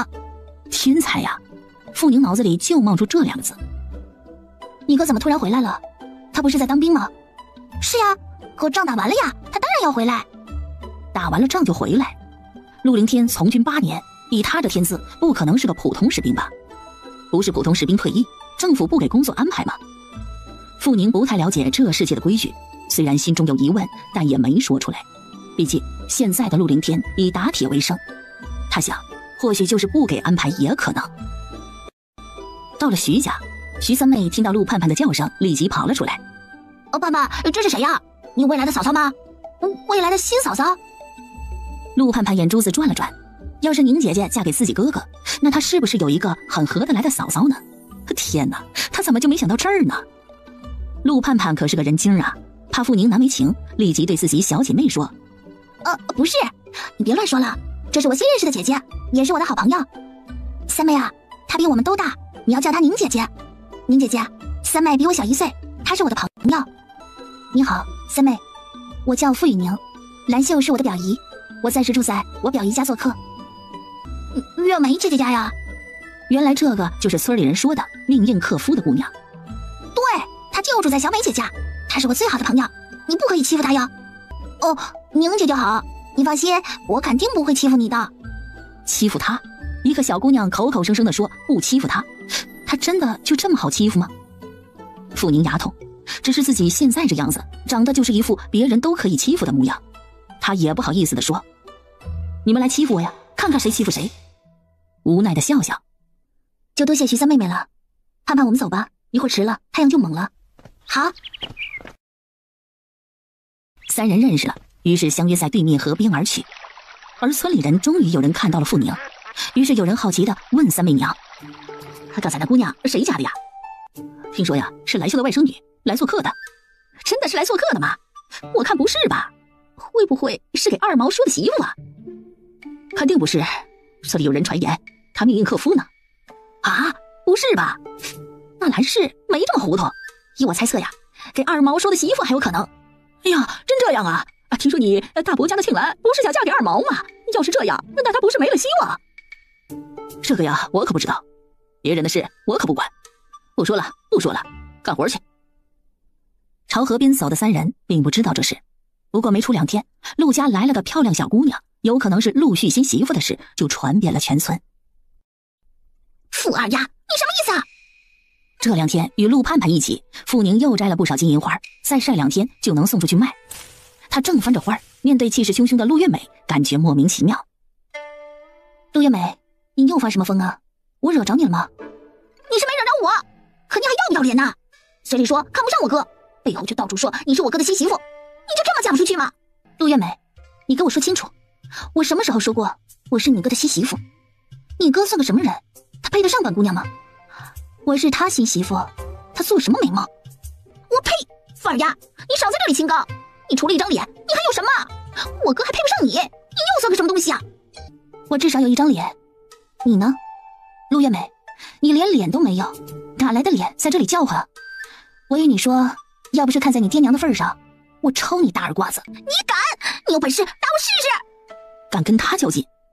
傅宁决定今日一次性打趴这个烦死人的陆月美。可就在傅宁举手之时，陆盼盼跑了过来。小美姐，你干嘛欺负宁姐姐呀？她是来你家做客的，比你大，你得叫姐姐的。你怎么这么没礼貌啊？关你什么事啊？陆盼盼，你要喜欢，你把她接过去好了。我接就接。宁姐姐，她不喜欢你，我喜欢你，你去我家。住他家？傅宁牙痛，这是个什么住法呀？这一会儿陆家没什么人在，都下地了，根本就没把陆月美放在眼中的傅宁顿时笑了。哼，盼盼，我有特殊原因才住在陆家，我姨与我伯伯对我都极好，这个疯婆子我们根本不用理她。傅二丫，你才是疯婆子呢！盼盼，你不是说今天要去一趟你表姑家吗？怎么还没去啊？正准备去呢，一出来就看到小美姐发疯。你看我哥还在那等着我。不远处站着一个男人，高大挺拔。天哪，刚才的话这男人没听到吧？要是听到了，好尴尬哈。那赶紧去吧，别让他久等了。我也进去撕自己的衣服。哎，陆盼盼跑了，傅宁一转身看着陆月美，表情冷得可怕。陆月美，我警告你，别惹我，否则你没好果子吃。死不要脸的东西，我也警告你，你要敢勾引我哥哥，我饶不了你。呸！陆月美，你哥哥在你心中是个宝，可在我心中连根草都不如。行了，你把心放肚子里，他送我都不要。说罢，傅宁转身进屋。哼，送你都不要，你不要，还死赖在我家做什么？死不要脸的东西，不要脸！哟，小美啊，你在生谁的气呢？啊，静兰姐，你回来啦！徐静兰马上就要出师了，这几天她没事，也不去了绣楼。我昨天就回来了，我看你很不高兴呢，这是怎么了？还能怎么样？不就是那该死的富二丫呗！真是气死我了！死不要脸的货，到处与人说她是我哥的媳妇人选，恶心！徐静兰也听说了。那到底是不是啊？当然不是啦！你没听人说吗？他八字硬克夫，你想想，我娘能给我哥找一个克夫的媳妇吗？那肯定不能啊！徐静兰放心了。走，去我家，我给你绣了2条手帕。陆月梅走了，回到屋里的傅宁准备做2条自己的小内裤。这里的内裤脚边太长，穿着极不舒服，她准备给自己做2条。虽然原主的针线功夫不错，但傅宁总觉得做衣服不如做手术来的爽。不过再不爽，这东西啊也得自己做。他刚坐下，突然一颗小脑袋伸了进来。看到陆三叔的小儿子，傅宁朝他笑笑。陆琛，你在看什么？陆琛呢是个极聪明的孩子，他发现自从这个姐姐来了家中后，家里好几个晚上的菜呀都好吃了，前2天还吃了鱼汤呢。宁姐姐，刚才二堂姐在外面骂你死不要脸。傅宁抽脸皮，是啥意思？故意让他知道别人骂他吗？宁姐姐，你别难过，他不喜欢你，我喜欢你。我也喜欢你啊。小陆琛，你今天没出去啊？我出去了，只是没捉到鱼。这话一落，傅宁吓了一跳。你说你去捉鱼了？对呀，那天宁姐姐你买的鱼可好吃了，我还想吃，可没钱买。你知道你多高吗？我不知道，没尺子。你这么小，要是掉进河里怎么办啊？小陆琛，不可以去河边玩的，河里有水鬼，会捉人的。才没有呢，我经常去玩，一次水鬼都没看到。你又想喝鱼汤了？太好喝了，可是我好久才喝过一次。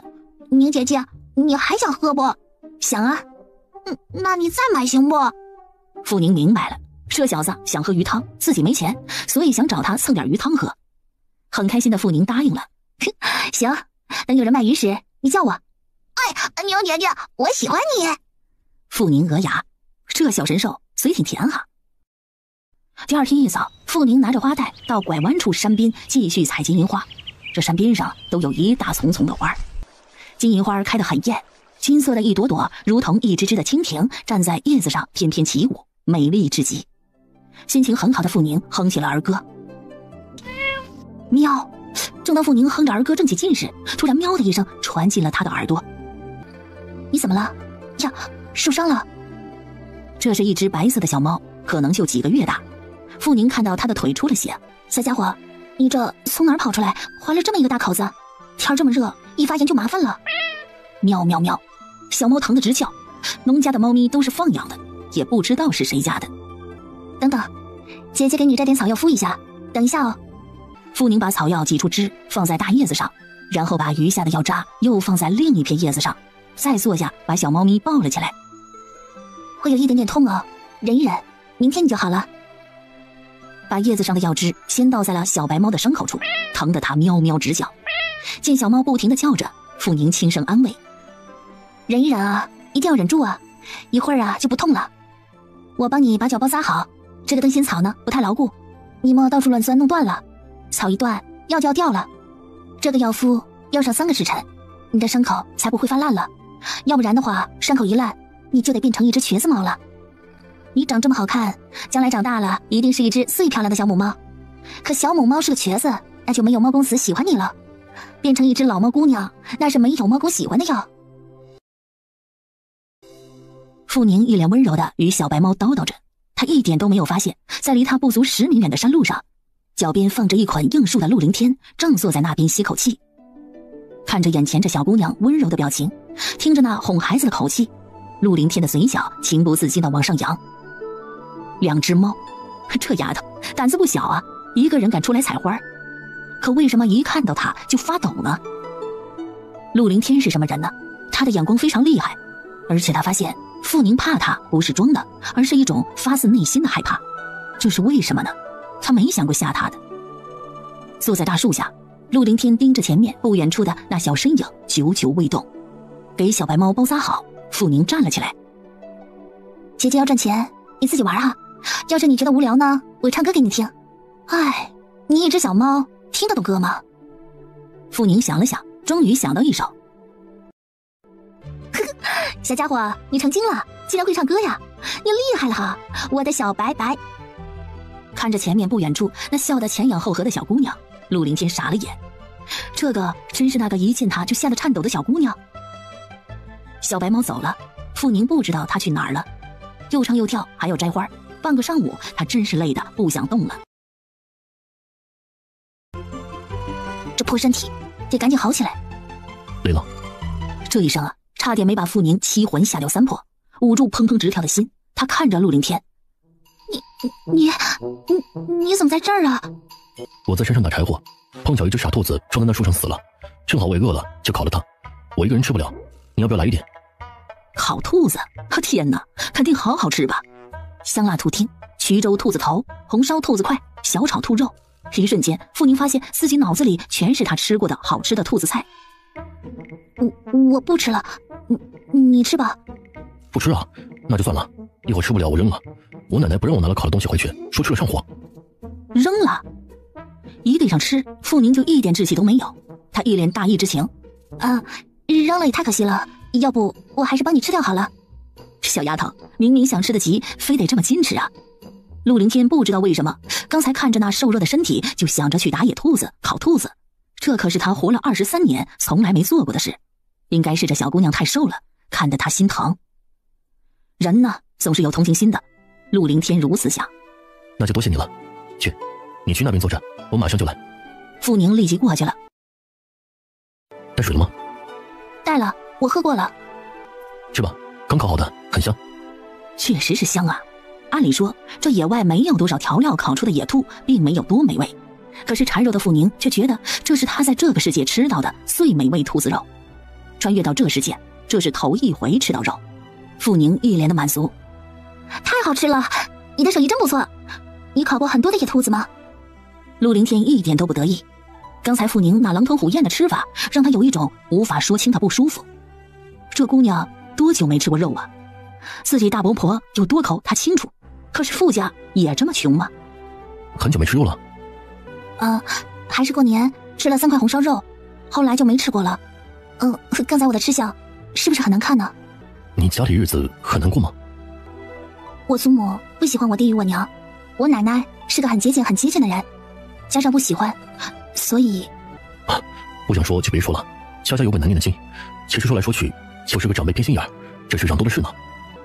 今天谢谢你的兔子肉，很好吃。不用谢，你是帮我的忙，应该我谢谢你。以后你要想吃的话，就来找盼盼好了。他帮他的忙，傅宁可不傻。多谢了，多吃就不知味，吃了一回就好了。你还在怕我？吃了人家的兔子肉还怕人家？没有，我没有怕你。你看起来很冷，其实你是个好人，我知道。他是个好人，陆凌天不说了。他真的谈不上是个好人，特别是面对对手，他不仅不是好人，而是索命阎王。你不是我的敌人。对，他不是他的敌人，可不是敌人也没有一想吃肉就去找一个男人要肉吃的道理。回到陆家，陆家门口的大树下有一群人，傅宁不认得几个，见陆老婆子在，便上前礼貌地与她招呼：“陆奶奶，你看这菊苗嫩吗？”“不错啊，挺嫩的，可这东西啊，没肉炒着不太好吃啊。”这意思傅宁明白，意思就是说让她买点肉，要不然不好吃。这老婆子的无耻啊，傅宁早就领教过了。不过今日尝到了肉味的傅宁也格外的大方。那一会儿我去街上买1斤5花肉回来。啊，行，城北肉铺啊，这会儿肯定还有肉，要去早点去啊。傅宁闻言悄悄抽了抽脸，应了声好，然后进了门。七嫂啊，这姑娘是你家的什么人呢？老二媳妇的外甥女。哦，原来是她呀。这姑娘长这么好看，我听说是给陆续准备的媳妇儿，是真的还是假的呀？本来是真的，就是因为太好看了，所以她才破坏，现在成了假的。起初陆老婆子是因为不喜欢二房，所以故意埋汰傅宁，可现在不一样，老太太觉得傅宁长得太好看了。陆老婆子最讨厌长得好的女人，就如陆老爷子纳的那个妾，10几年前老头子就几乎都歇在了王氏的屋子里。所以现在陆老太婆虽然不针对傅宁，但她也不希望傅宁嫁给自己家中任何一个男孙，她怕等她一进门就把自己孙子的命都给迷住。本来呀，两家早有这种想法，只是他的八字呢不是太合适二毛，就作罢了。二毛奶奶，这姑娘也不小了，怎么住你家来了呀？出了事啊？没有的事啊，就是算命的说，他的八字呢，今年与他祖母的八字有碍，不满16周岁呀，不能住家中，所以啊，暂在我家住着。啊，原来是这么回事啊！这姑娘啊，长得可真周正啊，看样子啊也很勤快，不错呀。说话之人这话一落，陆老婆子却瞟眼看着一边一个没说话的老太太。弟妹啊，今天不是还没娶媳妇吗？这姑娘性子好，人勤快，她爹又在衙门当杂役，家中也是大姓之家，我看配凌天不错。弟妹正是陆老太太的妯娌，陆凌天的亲祖母乔氏。乔奶奶一听这话，双眼亮晶晶，盼盼嘴里的宁姐姐就是这个姑娘。邻居周大婶乐了：“哎呀，李爹奶奶呀，我觉得这主意不错的。这姑娘啊，长得漂亮，配凌天还真不错。凌天都23了，再不成亲呢就迟了。”是啊，这姑娘呀可是个好姑娘，我家这么多孙女，可没一个有她这么好的。大嫂啊，那这姑娘的八字能要来不啊？要不你私下帮我要要。陆老婆子嫉妒乔奶奶，乔奶奶不是本地人，是她小叔子年轻做账房时那掌柜家的亲戚。当年的乔奶奶不仅长得好，而且断纹识色，更难得是一手绣工手艺超群，很得陆老婆子的婆婆与小叔的疼爱。这一会儿心思不好的她还真指望着陆凌天娶了傅宁。我找老二家的问问，他应该知道，这姑娘啊是真心不错呀，配凌天正好，可别错过了。乔奶奶知道自己的孙子可不是一般的农村人，从军8年的她见识远远高于村里的年轻人，而且她的孙子要是不去从军，恐怕早就考上了秀才了。确实是好姑娘才配得上她孙子呀。人都有先入为主的主思想，这些天乔奶奶的耳边成天都是孙女儿宁姐姐长宁姐姐短的话，所以傅宁的相貌还加了分。顿时乔奶奶一脸欢喜：行，要是合得上啊，再与天儿说。在老人的心中，孩子们的亲事主要还是八字合不合，至于两人会不会中意，这是次等要求。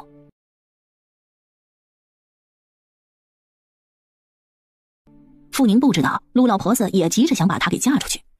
把蕨菜放好后，她找了只盘旗，把花倒在上面，放在了太阳下，然后把那些晒了几天的翻了翻，揉了揉它的干湿度，觉得差不多可以收起来了。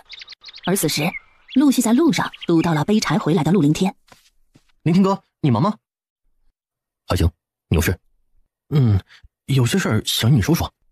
不远处有棵树，两人到了树下，找了个石头坐了下来。什么事？说吧。是这样的，我爹欠朋友一个恩情，我与他八字不合，他又看不上二弟。凌天哥，他相貌性格都还好，而且他爹还是衙门的杂役，为人很爽直，他这样住在我家也不是个事儿，你能不能帮帮我？陆凌天明白了，这堂弟说的人就是那个救小猫咪的小姑娘傅雨宁。突然间，陆凌天眼前浮现出一张变化莫测的脸，泪汪汪的，小猫咪似的，小孩子似的，毫不做作却容易满足的，明明害怕却又故作坚强的，心间感觉有点说不出的毛毛感觉。陆凌天不知道为什么从来不把女人放在眼中的他，突然就记住了那张千变万化的脸，那样的清晰，那样的难忘，是因为那小丫头长得太好。对，不得不承认，陆凌天见过的所有美人中，他觉得那张小脸长得真是好看呢。那小姑娘真的是八字原因而弃住在陆家吗？不知为什么，陆凌天有一种感觉，这个堂弟是看不上那个小姑娘，他说的一切都是借口。这么好的姑娘，他竟然看不上，凭什么呢？这感觉陆凌天觉得好奇怪，高兴、生气，陆凌天弄不清了。他的脑子里啊，只有那张千变万化的小脸，语气不由得冷淡了许多。陆旭，小辈的亲事得由长辈做主，所以我无法答应你。晴天哥，那如果我叫我娘与二祖母说呢？这样行吗？他们又不是那小丫头的爹娘与亲人，他们凭什么做主她的亲事呢？真当自己太能耐了不是？反正啊，陆凌天心里不太舒服了。他站了起来，弯腰拎起一大捆整整齐齐的柴火。再说吧。堂哥，这是什么意思呀？再说是什么意思？是行还是不行啊？他怎么有生气的感觉？是他也知道那傅衙的传闻，所以觉得自己受了侮辱不成？陆续很清楚，大他4、5岁的堂哥从小就很优秀，是爷爷口中称赞的对象。要是真如此，陆续不安了。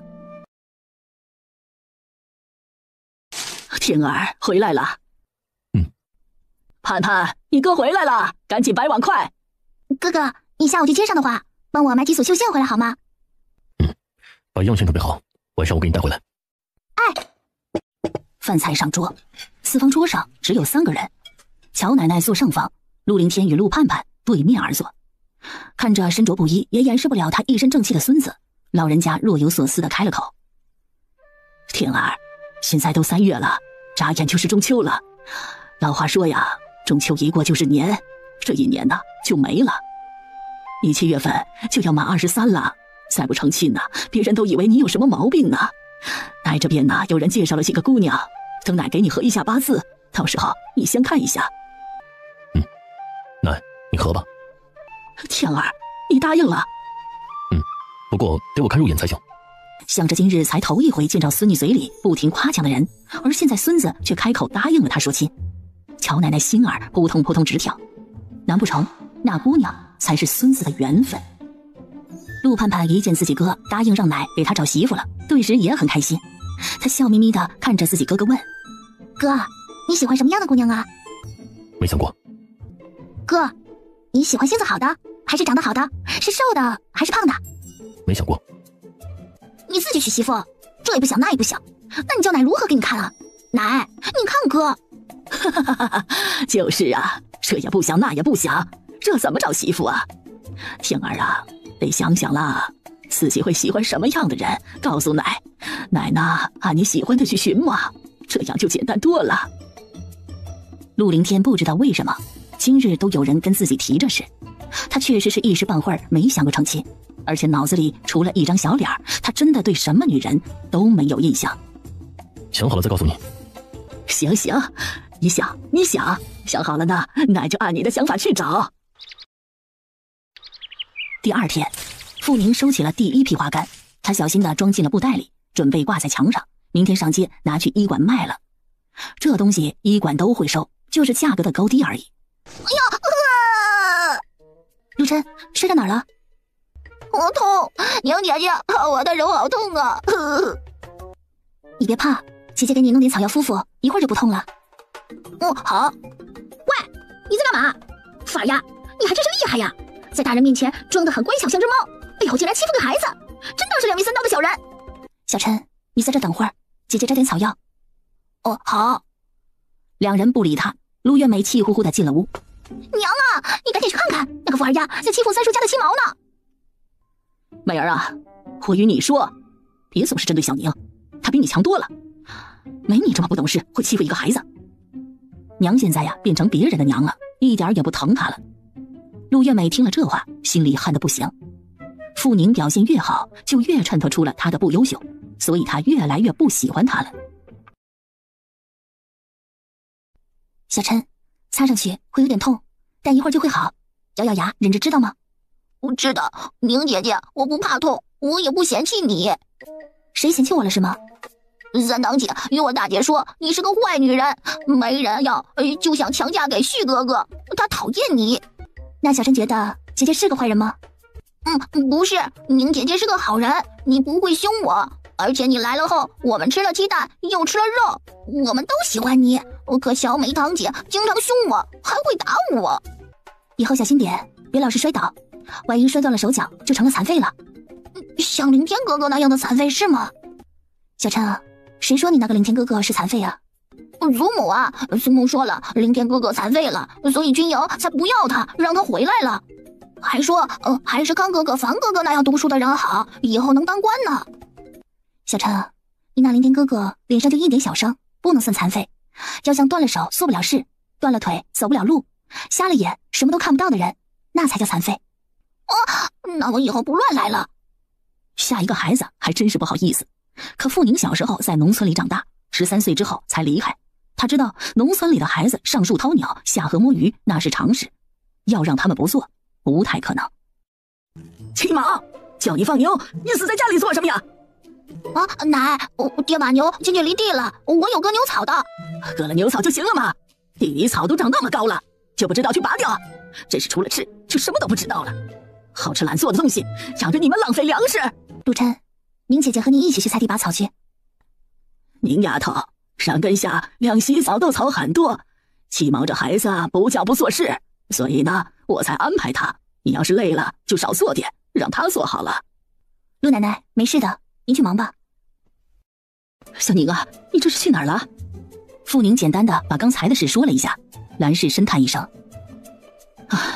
陆家看起来是个大户大姓，其实呢是个实实在在的农家，家里30多亩地，如今都自己家种着呢。你是来做客的，却让你干这个，真对不住了。兰姨，这忙得过来吗？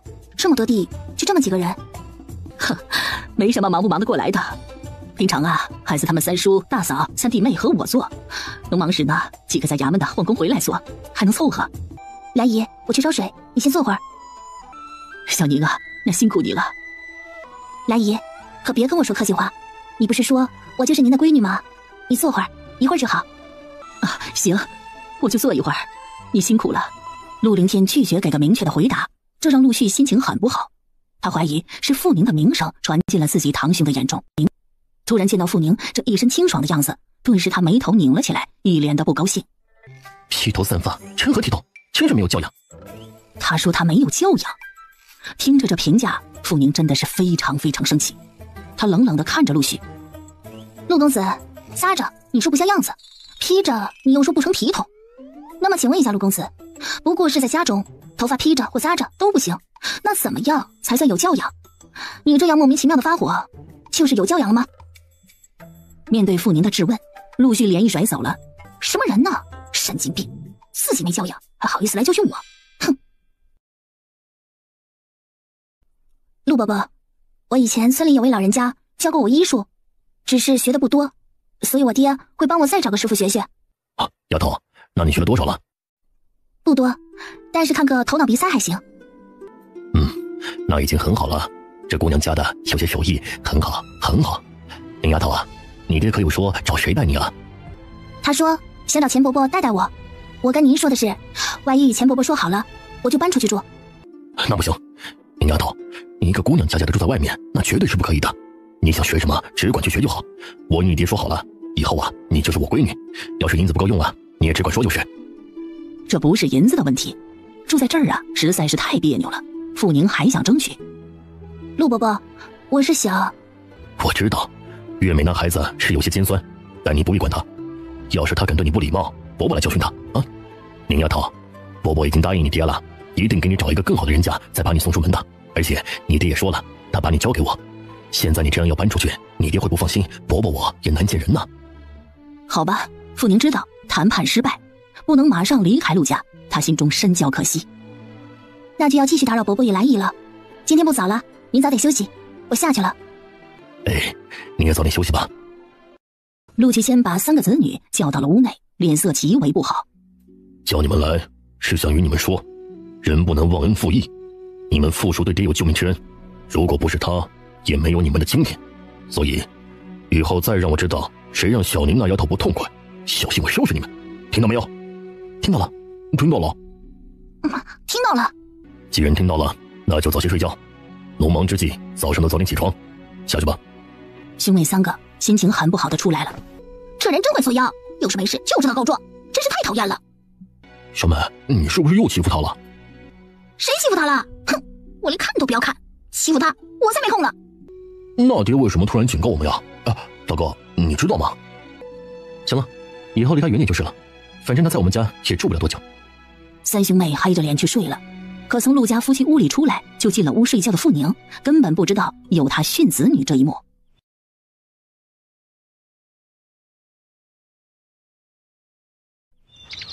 天一亮，傅宁就起来了，没想到陆续竟然站在了他的门口。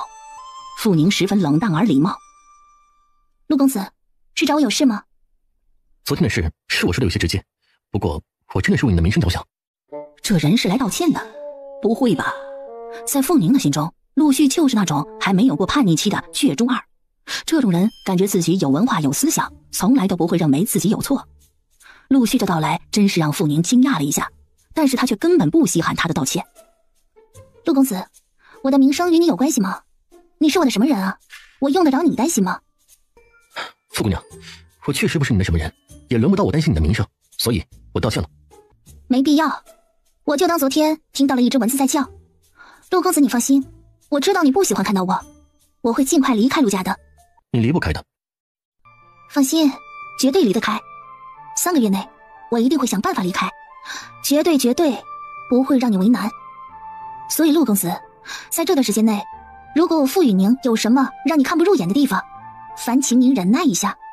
当然，你有办法让我现在就离开的话，那我感恩不尽。傅姑娘，你真心的不会强嫁于我？陆公子，你不是我的菜，也配不上我。如果你不信，我可以发誓，就算是这世界上只有你陆续一个男人，我也不会强嫁于你。把心放肚子里好了。我没有强求你发誓。我自愿的。陆公子，你还有事吗？你要是没事啊，我去忙了。看着傅宁头也不回进屋的背影，陆续紧紧地拧着眉。他凭什么如此骄傲？我觉得这个傅二丫好奇怪呀。奇怪什么？也不知道是奇怪什么。我去他们村里打听的时候，听人说他的性子很倔，有些内向。现在的他也没有多外向，性子确实很倔，但是村里人没有人说他懂医呀。爹不是说了吗？他只懂些皮毛，是跟人偷学的。偷学的？这小丫头也太胆大了吧！这人家的祖传手艺，她都敢偷学，看来人品真的是不太好啊。别传出去了，万一有人知道的话，要找事的。你知道，我不会乱说的。不过找事儿倒是别担心，他们村那个行医的老人家1年前带着自己的孙女回了家乡了，已经不在这了。走了？走了。哎哥，你说他长得这么好，怎么就会做那些事呢？你以为长得好的人品性就好吗？四弟，以后你可千万别以貌取人了。可长得好的看着舒服呀。不过陆朗没说，他是最尊敬自己这个会读书人聪明的兄长的。我才不是那样的人呢。那就好，一代好主母惠及3代人。我们陆家虽然不是大户人家，可娶一个好媳妇儿，那也是对后代很重要的，你得记住。两兄弟边走边说，赶着羊走了。而傅宁拎着一太子的干花正要出门，进来一个小屁孩。宁姐姐，你去城里吗？小琛，要不要跟姐姐去呀？要去。那走吧，不过你走得动吗？我走得动。出发。婆婆，你这凉茶怎么卖啊？大人1文，孩子2人1文随意喝，管够。你们2个都是孩子，就1文钱吧。让开，别轻了王爷的驾。奶奶，这是个什么王爷啊？咱们这江东3州啊，都归城王管，这王爷呀，肯定是城王啊。想不到婆婆见识这么广。我在这里呀，摆茶摊子20几年了，不过呢，也只见识过几次而已。丫头啊，据说城王很喜欢美人呐，你赶紧着把猪毛压下一点。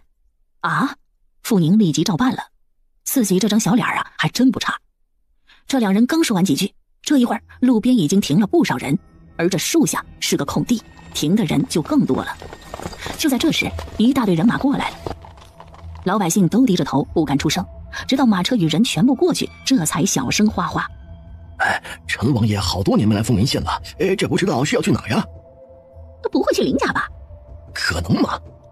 傅宁可不敢乱八卦，交了1文钱，用热水给煮碗烫过后，他与陆琛1人1碗，咕咚咕咚的1碗水干了下去。太好喝了，真爽！我家的茶呀，可是陈茶煮出来的，刚进水凉过，等夏天的时候喝呀，更解渴。婆婆，你真是好心肠的人，下回再来你这里喝。嗨，来吧，你多来2次啊，婆婆少收你1回钱。一定。两人正说着，没注意到就在离他们不远处的一辆马车。少爷，您在看什么呢？没看什么，那凉茶去看看怎么样？要是干净的话，买几碗过来。是。月，你不会是看上那个村姑了吧？我觉得她像一个人。永端，你没看出来吗？月，你是说那个小姑娘吗？像谁啊？我认得吗？我大姨祖母。你不会怀疑她是你大姨祖母的后人吧？不可能啊！我大伯婆她一辈子都生活在京城，怎么会有后人流落在这里呢？我可没这么说，这天下相似的人多了去了，只是说相像而已。这找了这么久也没找到那人，你就认定他家乡在这里啊？不能认定，所以才找。何必呢？既然他不辞而别，就是不想与你们扯上关系了。找到了他就回去吗？再说了，他又没有承认是你们沈家人。不承认他也是，血缘他是无法分割的。两人话没说完，突然听到一声怒吼。傅宁一脸厌恶地看着眼前肚子高高的妇人，毫不客气地说：“你们也太欺负人了！他是个孩子，才6岁，你想怎么样？你也是当娘的人，积点德吧。”哼，我就是欺负你们了，怎么样啊？小脏鬼，竟然敢把脏东西擦在我衣服上，就要有本事赔得起。拿来10两银子。娘姐姐，不是我。小珍别怕，他这是敲诈，我们不怕他。哼，我没叫你们害怕，只叫你们赔衣服。快点儿把银子拿出来，否则我就把这小崽子的手砍掉。算了，看样子也是一对穷鬼姐妹，老娘就发善心，给5两吧。你试试。去，把这小崽子给我刮几个大耳刮子，看他没长眼乱窜。你动手试试。说话的不是傅宁，他被人抢了台词。妇人不知道这从哪儿出来一个如此好看的年轻人。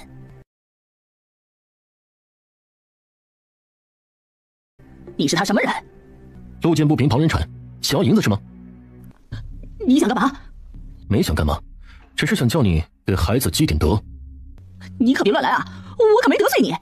那他们得罪你了吗？这小崽子差点撞到我了。不是没撞上吗？可他的手挨上了我的衣服，把衣服弄脏了，不该赔吗？啊！这时茶婆子开了口：“江三媳妇啊，这小伙子说的对呀，你还是替肚子里的孩子积点德吧，小心老天再不保佑你，让你生个儿子。这孩子刚才只是被人撞了一下，才沾上你的衣服的，哪里就把你的衣服给弄脏了？一件半旧的衣服，竟然要人家5两银子，你当人家的银子是大风刮来的呀？啊！”这老婆子再次开口，蒋氏妇人又见沈玉这人不像个穷人，这才骂骂咧咧的走了。刚才多谢公子正言，小女这边有礼了。姑娘不必多礼，我兄弟仅举手之劳而已，而且在下看姑娘也并不害怕呀。那也得多谢，人不可忘恩负义。姑娘，在下与兄弟是来这里寻人的，能请教姑娘几个问题吗？请问吧，只是我家离县城有点远，不如这位婆婆知道的事多。没事在下只想问一句，姑娘祖上可是本地人呐？有没有祖母外祖母什么的，或爹娘什么的是京城来的人呢？小女还真不知道。这位公子，难不成是我们姐弟这2人与你们所找的人长得很相似吗？是我想多了，只觉得姑娘有6分与在下的一位长辈相似。其实她这一生也没有出过京。人家一生都没出过京城，哪来的民间私生死什么的？傅宁张着嘴合不上了。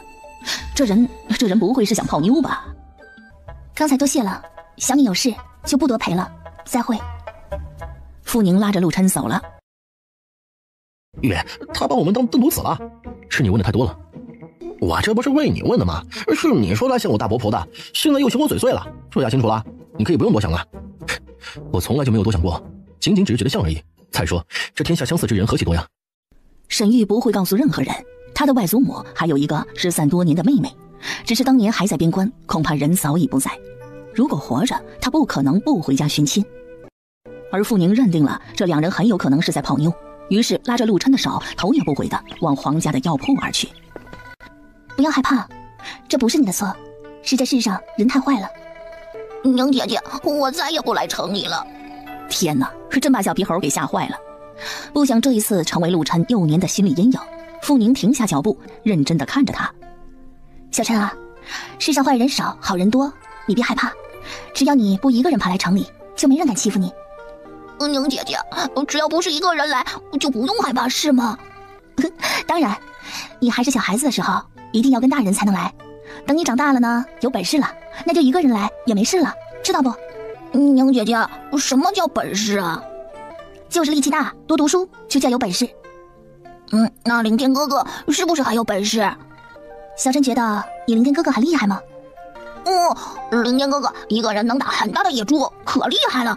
而且我爹还说，要是我凌天哥哥不去打仗的话，他肯定中了秀才。对，你要跟你凌天哥哥一样，谁也不敢欺负你。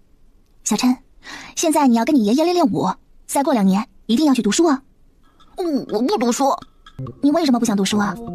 宁姐姐，读书要好多好多的银子，我爹娘拿不出来。我哥哥只上过1年就上不起了，我会跟我哥哥认字，然后跟二伯学功夫，不要钱。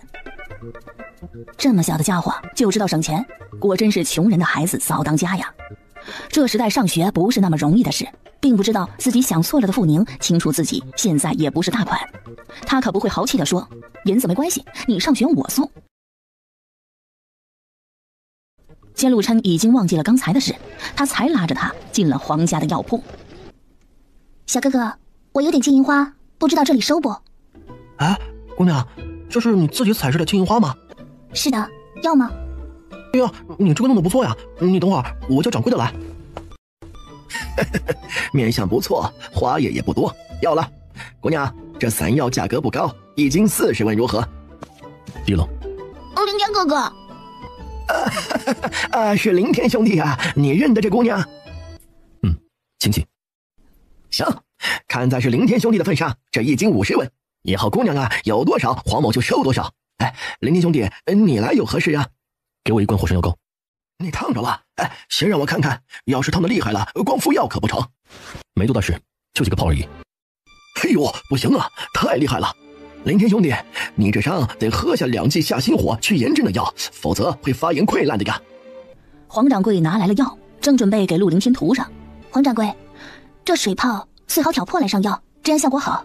挑破？姑娘，这水泡要是挑破了，可就不容易结疤了呀。挑破了水泡，不容易反复。就按他说的做。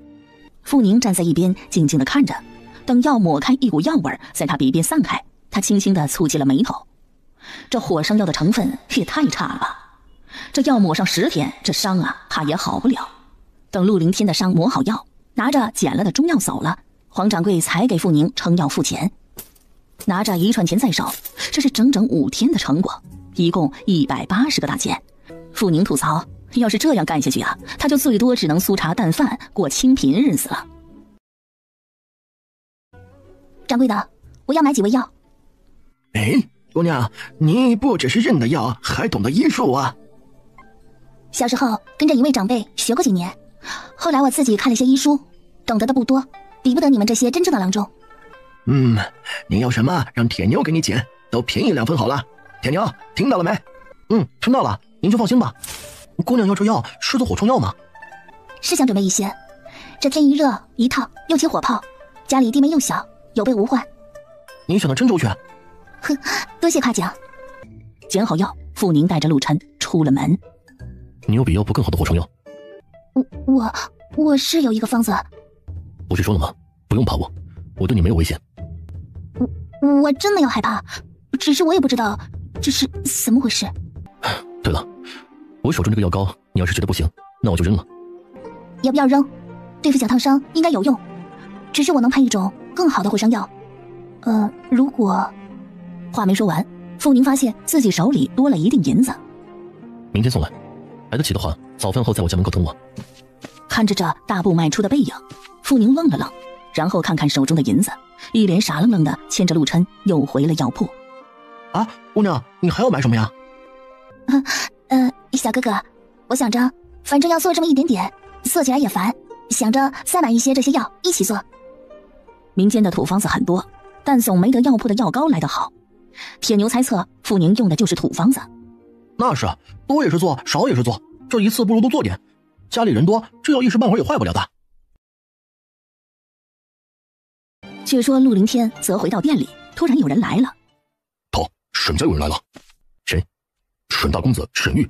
头，你属下瞧，这沈家恐怕是不会死心的。随他，别让他打扰到我家人，把他的视线引向别处。哦，知道了。等来人一走，陆凌天拿起刚才碎好水的刀，对着光看了看，眉头拧得更紧了。这玄铁已经打了几10遍了，为何还达不到4跑的程度呢？两人回到陆家，陆琛已经拿着糖去炫耀了，傅宁则拿着半斤糕点进了蓝氏的屋。蓝姨，我把晒干的药都卖掉了，卖了180文，这是我给您买的绿豆糕，您尝尝。哎呀，竟然卖了这么多钱呢！小宁啊，你真厉害呀！一个劳力一天只能赚个20-30文，你才5天就卖了100多文，不错呀。蓝姨，明天要不与我一起去摘？哎呀，我去不了。明天早上啊，做好家务，不下地就得进菜园子，3天呢还得扯1天猪草，做1次饭菜，根本空不出时间来。那我自己去。药铺里说了，只要草药打理得好，他们都要呢。啊，那你小心些，莫走远了，莫到无人的地方去。知道了，蓝姨放心，我会小心的。啊，对了，刚才我在药铺里买了点凉茶，去煮点喝，我有点伤风了。啊，那赶紧去，到小灶上去煮好了。傅宁正想如此，点头出去了。为了不让陆老太太多事，他把另外半斤绿豆糕给了她。果然那老婆子什么闲话也没说，甚至还给了傅宁1碗想要的泡臭鸡蛋的陈年水。准备治火伤药的傅宁并不知道，他赚了钱的事落在了陆月梅耳中。大哥，你说这个人有多坏呀？他这是利用陆家在私房啊！大哥，你说我们家每个人只要得了钱，谁敢不交7成给祖母啊？可他倒好，吃陆家的，用陆家的，咱私房钱。不行，这人不能再待在陆家了。能不能待，那不是我们能做出的事，我们又不能赶他走。小美，记住爹的话，他是我们家的客人，不喜欢没关系，他没惹你，你也不要找事儿。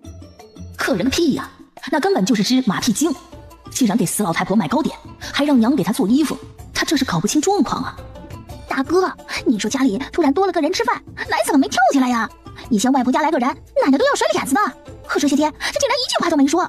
难不成爹另外交了银子给奶？确实，以奶奶爱钱如命的性子，家里多了一个人吃饭，他怎么可能不跳呢？不跳不骂的理由就是他爹另外交了银子了。不得不说，陆月美这一句话戳到了陆续的痛处。想到自己3事不中，而堂弟陆凡说今年3事必过的得意，一瞬间陆续的心情就真的很不好了。走吧，我们回家。此时的傅宁正在一心一意地治他的火疮药，他所制的火伤药那是现代最出色的配方加土方而成。陆凌天的手上有点厉害，傅宁想快点把他弄好。那个药铺的药膏真心太差了，只有用了这个药，他的手会快些好起来。至少为什么非要让陆凌天的手快点好起来，傅宁没想过，纯粹是行医者的习惯。你又在干什么？不知道这柴火是从很远的地方打来的吗？我大哥不仅要放羊，还要打柴火，你却在浪费。我在做些药，要是你觉得浪费了柴火，明天我买2袋回来就是。嘿哟，你好有钱啊，动不动就买柴火，5文1袋的柴火，你真大方啊！大哥，这世间的人呐，真是自以为是，认得几株寻常草药就把自己当神医呢，还做药。你懂医术？大哥，他要懂医，这傅家能穷成那样吗？他这是故意在吸引你的注意呢。这话没错，陆续认得傅一拳，知道傅家的日子比陆家差得远。可郎中虽然地位不高，但村里哪个郎中家的日子过得都不会太差，就好比他们族叔。奶出大事了！五毛，四毛在哪儿啊？我在大路上。这话一落，兄妹俩立即跑了。叫这么大声做什么？出啥大事了？死人了不成啊？奶，四毛哥为了救我，被蛇咬了。啥？我为了救你？是的，刚才在地里干活时，我不小心踩着一条蛇，是四毛哥一把推开了我，上前抓着蛇的尾巴扔掉，可没想到那蛇太灵活了，回头就在他手上咬了一口。奶，那蛇很毒，四毛哥的手已经发黑了。那快送去医馆呐！叫我有什么用啊？银子，您赶紧给我银子呀！陆枫，四毛哥在哪儿？在路边，下树背着的，等我拿银子送去医馆。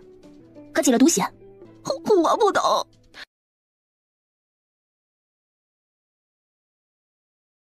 等他到了路边时，蓝氏几个都跑来了。四毛，你不要有事啊！啊！此时陆朗的蛇毒有点入心了，听到蓝氏的呼叫，他睁开眼。娘，没事，一条小蛇而已。见众人除了着急就不知道排险，傅宁急了。蓝姨，你让我看一下。还好毒还没有完全攻心，可这毒确实厉害。傅宁迅速把布条扎在陆朗小臂上，吩咐着：拿个木头来，让他咬着，这毒血必须放掉，要不然还没到医馆他就没命。小宁，蓝姨，我懂点医术，陆四哥会很痛，但为了命你得忍着。说完，傅宁起身往田边看了一看，看到一株东西，他立即摘了下来，手一搓，塞进了陆朗嘴里。这个很臭，但能帮你减轻痛苦，吃下去。傅宁抽出衣服上的针，在陆朗的伤口上一划，瞬间那2个蛇牙洞变成了2个14形伤口。你这是干什么呀？啊！滚开点！不想你二哥死，就给我滚远点！再烦我，抽你！陆三说，这蛇很毒很毒，必须把毒挤出来。麻烦你把你的脚放在那边水中，你力气大，从上往下把毒血挤出来，直到血变红。陆三叔一听，立即上前，顺着自己侄子的手臂从上往手掌上撸。不一会儿，那黑色的血就顺着洞口往外流。哥，他真以为自己是个神医呢，不就是认得几种草药吗？还是赶紧把二哥送医馆，别让他耽搁了时间呢。可陆续却没让自己的妹妹。刚才傅宁的眼神让他震惊，那眼神可不复平常眼中的傲慢、乖巧、做作，那是完全的凶残。这个女人她到底有多少面呢？而哪一面又是她的真面目呢？娘，这样行吗？不知道啊，我不懂啊，我什么都不懂。月美，赶紧去衙门救你爹，快去呀！娘，我去。1刻钟后，傅宁已经找来了几株普通的蛇药，锤成了汁，敷在了陆朗的伤口处，抹了把汗。可以去医馆了。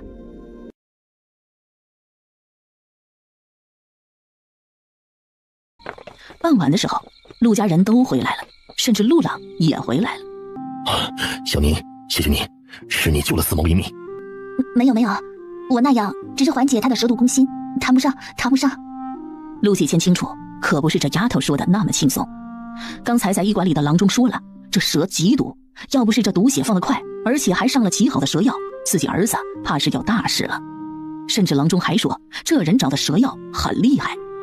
小宁，伯伯舍不得你出家门了怎么办？如果可以的话，再给旭儿一个机会行吗？陆伯伯，我并没有你想象中的那么好，我是一个很有个性的姑娘，不是陆二哥喜欢的类型，而他也不是我喜欢的类型。姻缘之事，三生石上早注定，这不是机会不机会的问题，而是有没有缘分的问题。如果说有缘的话，我在他的心中不会是一个讨厌的人。或许是他不知道你的好啊。陆伯伯，我愿意把你和兰姨当真正的姨母和姨父，但是这感情的事强求不得。你现在在这里说让我给你儿子机会，但他是这么想的吗？他的想法真的不重要，我是他老子，这娶什么样的人我做得了主。可我只想提醒陆伯伯一句，这主你是能做了，可这日子你却不能代替他过。世间的夫妻如果是相看两厌的话，日子就难过了。伯伯，你什么也不要说，我一时半会儿也离不开陆家，要是有朝一日他欣赏我，我也欣赏上了他，我会遵从自己的内心，行吗？傅宁这句话并不是代表他真会给陆续机会，只是他不想让这长辈觉得自己不识时务，毕竟还住在人家里嘛。人呐，得有点情商才能让自己好过。行啊，伯伯相信你，不再强求你了。多谢伯伯。伯伯，我刚才看你走路有点别扭，是不是哪受伤了？哎，没多大事儿，昨天追凶犯的时候拐了一下脚，已经抹过药了，没事了啊。小宁啊，你收拾一下准备吃饭吧。我这已经好了，我去厨房帮一下王奶奶端菜。好。陆朗屋里，他看着给他端药来的兄长。哥，今日傅妹妹救了我一命。她说自己懂些医术，看来不假。是啊，当时我们全都乱了，根本不知道还要放血这事儿。郎中说了，这蛇很毒的，这血放得好啊。只是那个臭大麻实在是太难吃了。不过呢，我还是感谢他，要不是他，我就有可能没得救了。哥，他虽然品行不好，可人还是挺能干的。陆续承认，傅宁确实是能干，不仅能把他那个最难弄的嫡祖母哄得眉开眼笑，还知道些医术，这很难得。他接着想，可也正因为他能干，所以才敢勾引姐夫，勾引不成还跳河威逼吧。陆续自己不想娶傅宁，而且他也不希望自己的弟弟喜欢上他。四弟，一个人的能干与品行是不能放在一起可比的。你说的对，他确实很厉害，以后我们对他好些，毕竟他与我们家有恩。哥，你还是喜欢不上他吗？我一定要考上秀才，所以我不会娶一个品行有误的妻子，你明白吗？一代好主母惠及3代人，一个男人娶什么样的妻子很重要。我知道了，今日我很感激他，这份恩情我会记在心里的，以后我会把她当成亲妹妹来看。当亲妹妹，那就好了。陆续无法想象，如果傅宁嫁给了自己亲弟弟，未来的日子要如何过？尴尬呀，那是绝对的尴尬。他不喜欢那种场面的发生。傅宁救人的举动让陆家人还是很感激，但也没有引起太大的轰动。毕竟陆老送去了医馆治疗，并不是他治的。饭桌上，陆老爷子的夸奖他当成了闲谈。大家安静地吃着饭，突然陆继谦想起了一件事。小宁啊，你别说了，明天来接你。谢谢伯伯，那明天我就在家等他。你真想继续学医？是真的，我一直都是悄悄跟着别人学，后来得了2本医书自己看，可我天资有限，有许多的地方看不懂，所以想找个师傅教教我。可女孩子学会了也不能行医的，你不担心吗？伯伯，学点本事至少能救得了家人疾病急症，反正我喜欢，所以不担心。这是好事儿，家中有个懂医的人可省了。就好比今日多亏有你啊。伯伯别再夸了，要不然呢我得翘尾巴了。牛姐姐，你有尾巴吗？我怎么没看到啊？肯定是在裤子里啊，他又没光屁股，你哪能看到啊？你胡说什么呢？给你吃饭。小陈，翘尾巴呀，不是指人真的有尾巴，而是指过于骄傲，这是比喻，知道吗？不知道。让你不愿意去读书，出丑了吧？读书有什么好的？我要学林天哥哥打猪，以后我给娘打野猪回来吃。你林天哥呀，要不是去从军了，他能学打猎吗？少给我东想西想的，身上的野兽多的是，你别给我没打着野猪啊，去条狼给吃了。那狼为什么没把林天哥哥吃掉啊？因为他有本事。哼，我也学林天哥哥的本事，就不怕狼。他的本事是这么容易学的吗？这野猪是那么好猎的吗？要是这么好猎，那他天天去山上打头野猪回来，还打什么铁呀？这话倒没说错，一头野猪能卖近2两的银子，一天近2两，一个月就是60两，还打什么铁呀？可小陆琛根本听不进去，以致后来差点送命。见我找你，哎，那我走了。陆盼盼走了不一会儿，陆凌天出来了。药好了？好了，那个，这个是按你所给银子配的药，全给你。还有，我另外配了2味药，你把它放进你要喝的中药中，你的伤会好得更快些。叫大哥。啊？我不叫那个这个，按你的年纪就叫我大哥。陆大哥。听到这叫声，陆凌天没多说，接过药进了屋。傅宁也没多说，他一走，自己也回了陆家。今天自己爹爹会来接他去见钱仵作，说那学医的事。小宁啊，我看你懂得不少了，还真要去学呀。来姨，那个还太少了，可学到的真的只是皮毛。行，那你去吧，早点回来啊。哎，我知道了，来姨，我先走了。傅宁一走，陆月美一脸鄙视。娘，他真有意思，这学医有那么简单吗？认得几个字就说看过几本医书，吹吧。管他学多学少呢，能学点总比不学好吧。昨天要不是他呀，你二哥就出大事了。行了，让你好好的学你的刺绣，可你呢，屁股都没坐热又跑出来，你这样学得会吗？你看小宁，她多娴静啊。姑娘学女工，那是人人都得学。傅二丫也学过，只不过换成了傅宁这个心思后，基本上等同于出手费。当然也不是不会，拿针还行，但绣花却只能绣成一个疤了。爹。二丫丫，这些天在你陆伯伯这儿可更习惯些了吗？爹，还行，兰姨与陆伯伯都是很好的人，而且我也给陆奶奶付了伙食钱，她也不多事，挺好的呢。我们走吧。走。陆家离县衙更近，只有2里路，父女俩走了1刻多钟就到了。两人刚一进县衙，就碰到一个人。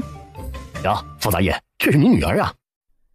二丫，这位是与你陆爷爷一样的张捕头，你叫他张伯伯吧。张伯伯好。这里是县衙，不是菜市场，以后别把家里人随意领进来。爹，这衙门是老百姓不能来的地方吗？是不是像衙儿嘴里说的一样，衙门八字开，有理无情莫进来？那个，二丫，这衙门是办公室的地方，一般老百姓不能来闲逛的。张捕头，孩子小不懂事，你原谅则个。衙门没有正捕头，就2个副捕头。傅义全与陆继清关系好，自然张捕头把他分化成了陆老爷子的派系。有人的地方就有江湖，这衙门呢也一样。张捕头冷冷地斜了傅义全一眼，轻哼一声走了。傅宁抽着牙问：爹，女儿是不是给你找麻烦了？没事儿，这人找事也不是1天2天了，反正你爹呀没入过他的眼，无所谓了。而且你爹在你陆爷爷手下，他管不太着。哇，这么小的地方也界限这么清啊，社会真复杂呀。2人继续往里走，突然从一间屋里走出一个人。见过大人。来人25、6岁，一身官服加上一张不怒而威的脸，让傅宁心下一震。这人莫不是这里的县太爷？今日没案子，衙门难得的轻松。齐义处理好公文，正准备回后衙看小妻子在做什么，没想到会碰到属下带人进衙门。这位是？回大人的话，这是小女。小女自小与村里郎中学过一些医术，今日来请前妻哥指点一番。小姑娘学医术？齐义的眼光落在了傅宁的小脸上。这小丫头长得也太好看了吧。傅杂役，你这女儿多大了？回大人的话，小女她14了。才14啊，年纪不大。小丫头，你想当女郎中？民女见过县太爷，回县太爷的话，民女是有这种想法。年纪虽小，可倒是大大方方的，不错。齐义不由自主地点了头。毕竟这后宅的小姑娘，没有哪个看到她这个县太爷会不害怕的。可这小姑娘竟然不怕，而且还很有礼貌。那你可知这大齐国女子无法得到行医证啊？民女知道，学一些医术并非要领行医证，只是想知道一些基本的医术能照顾好家人而已。家中有老有小，头痛脑热时常会有，要是我懂一些，也省了爹娘半夜出门请郎中。这想法倒不错，想不到你小小年纪想得这么长远。你识字吗？我三婶乃秀才之女，她教我堂妹识字时，我跟着识的一些。你有一个聪明的女儿，谢大人夸奖。是真的，一般的姑娘可不会想到这些。行了，你们进去吧。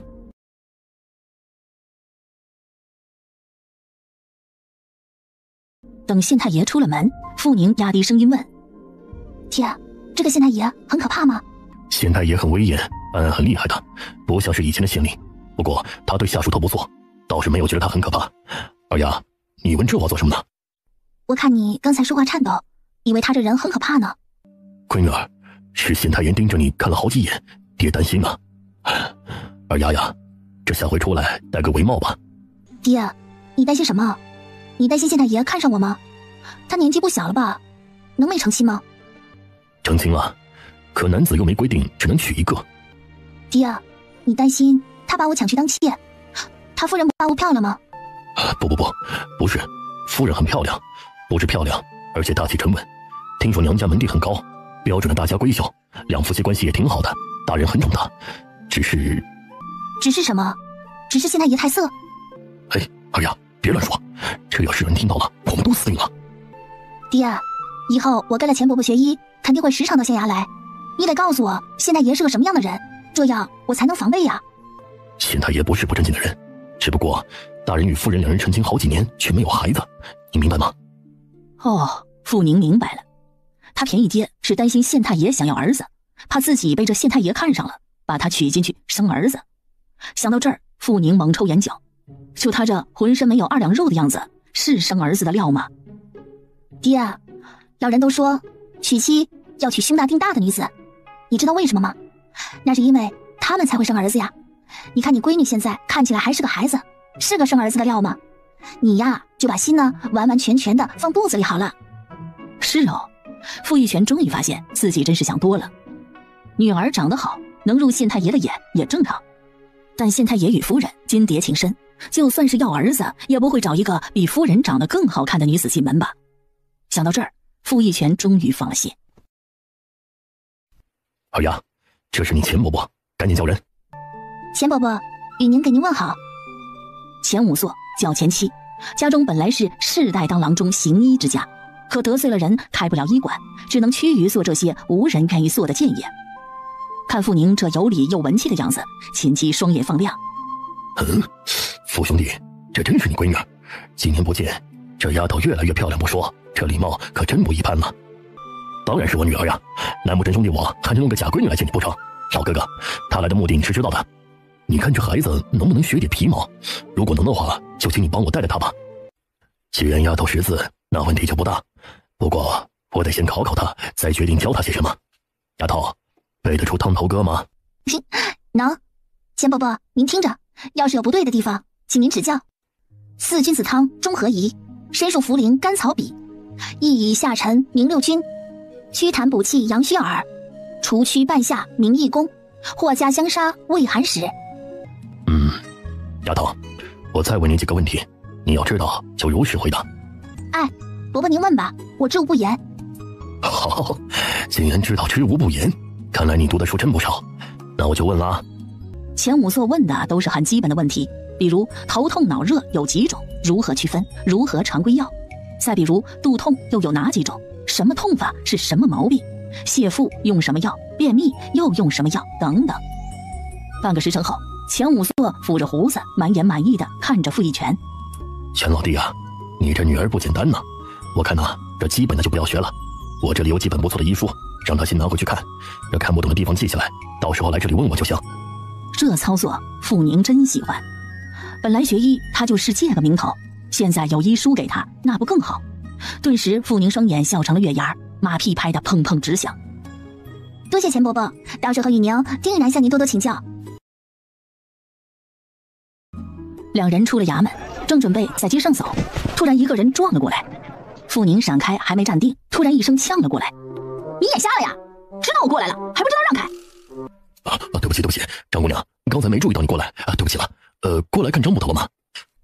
这么没眼色，怪不得现在还是个杂役。张姑娘，杂役怎么了？杂役碍着你了吗？是没碍着我，只是看他这么没出息，提醒他一下罢了。跟错了人呐，永远也别想有出息。跟错了人，这意思是跟着这张捕头才算跟对人了。靠，什么玩意儿？就冲着这张家妇女的德行，傅宁觉得自己爹呀没跟着张捕头一派，那是大幸。就在傅宁无言之时，哎呦，张姑娘口气很大呀，跟错了人，那你说说，这傅杂役要跟什么人才能有出息啊？来人一张口，张姑娘立即闭了嘴，小脸一甩走了。傅义全见过宋姑娘。傅杂役不必多礼，也不必把这张姑娘的话放心上。我姐夫多次称赞你办事有能力，做事有头脑。你放心，有能力的人总不会被埋没的。多谢宋姑娘夸奖，在下并没有多出色的能力，只是尽心罢了。傅杂役，这是你的女儿。傅雨宁见过宋姑娘。天哪，小妹妹啊，你长得可真好看呢。宋姑娘长得也很好看。呵，我知道自己长得不丑，不过比起你来呀，差太远了。傅姑娘还小，再过2年恐怕是倾城之姿了。怪不得那张姑娘说话冲呢，谁让你长得这么好看呢，还来县衙呢？宋姑娘，民女不太明白你话中的意思。你女儿这么漂亮，不是一样来了县衙吗？为何我不能来呢？傅杂役，你女儿好好玩啊，以后有机会啊，带她去我姐姐面前，她喜欢这样好玩的小姐妹。我走了。看着这如云一样来，如风一样去的这宋姑娘，傅宁莫名其妙。爹，这宋姑娘是什么人啊？县令夫人的妹妹，据说从小习武，这一来呀，就与衙门中的捕快、杂役比试，是个很爽朗的人。原来是县令夫人的妹妹，怪不得她一出现，这张姑娘啊就成了落荒而逃的落水狗，果真是官大一级压死人呐！不，人家县太爷比副捕头官大了好几级，县太爷可是捕头的直接上司，可以咔嚓掉任何一个捕头，捕役的大 boss。没嫁人？看他梳的头，应该是没嫁，据说都18了。18还没嫁呀？这时代就有点迟了。傅宁不喜欢多探究别人的事，但他关心着张姑娘，为何对她如此无礼？爹，这张姑娘来这里是有目的的吗？张姑娘想给大人当妾。这志向可真大呀！当妾，妾者伴奴。这张姑娘的爹是富捕头，她干嘛非得去当个妾呀？好好的嫁个人不好吗？二丫呀，人与人是不一样的。这张捕头能够当上副捕头，那是因为他的次女就是前一任县大爷当妾来着。爹，上一任县大爷都50几了，这张捕头的女儿多大呀？现在应该有23、24了吧？这当年送进来的时候就已经14了。爹，以后你小心着这个姓张的，这样的人绝对不是好人。爹知道呢。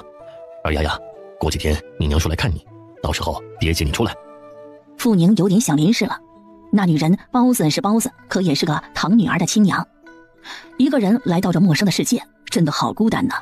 可林氏胆小，便宜爹又是个孝子，那傅老婆子那么凶，找不到适合的机会，林氏肯定出不来。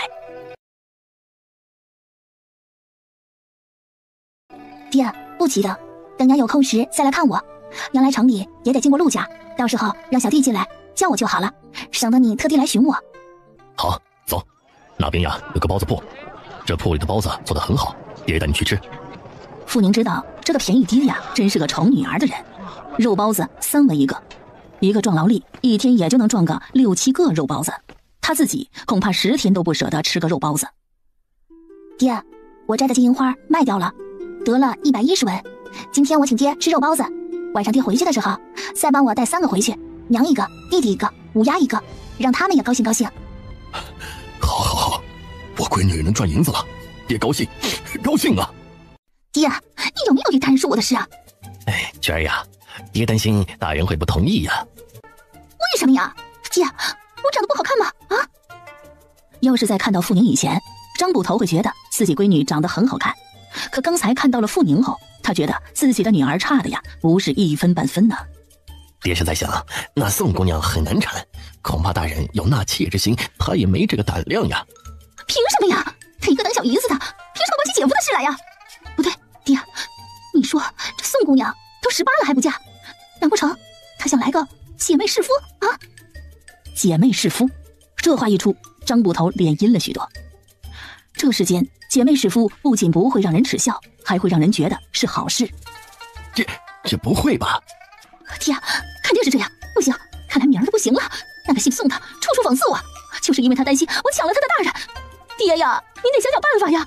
都给大人生了儿子，这捕头的位子肯定就是您的了呀！啊！让爹想想，这是大事，绝对不可轻举妄动。爹呀，那你赶紧想吧。却说傅宁与便宜爹出了衙门，两人直接往最热闹的前门街而去。刚拐入前门街，突然不远处传来一阵阵哭喊声：“求求你了，求求你放过我，我不是有意的，真的不是有意的！”做梦，死丫头，竟然敢踩本姑娘的脚，你胆子肥了！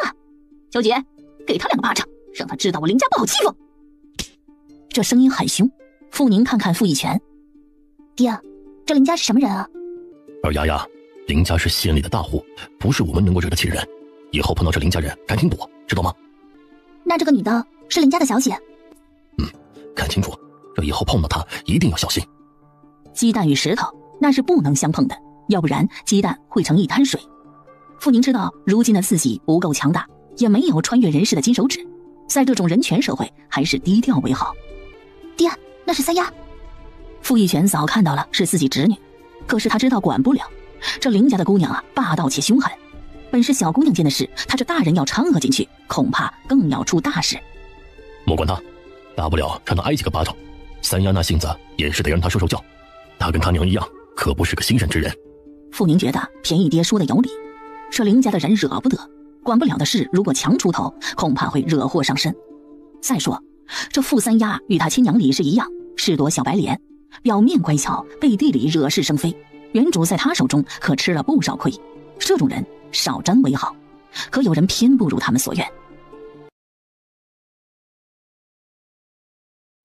二伯，二姐，救救我，救救我呀！啊！街上认得傅义全的人不少，他如果真这样走掉，肯定会被人指点。无奈他只能挤进人群，朝灵珠行了一大礼。林小姐，小侄女无状，在下傅义全在这里代表她给您赔罪了。切，你配吗？什么人呢？敢来跟我求情？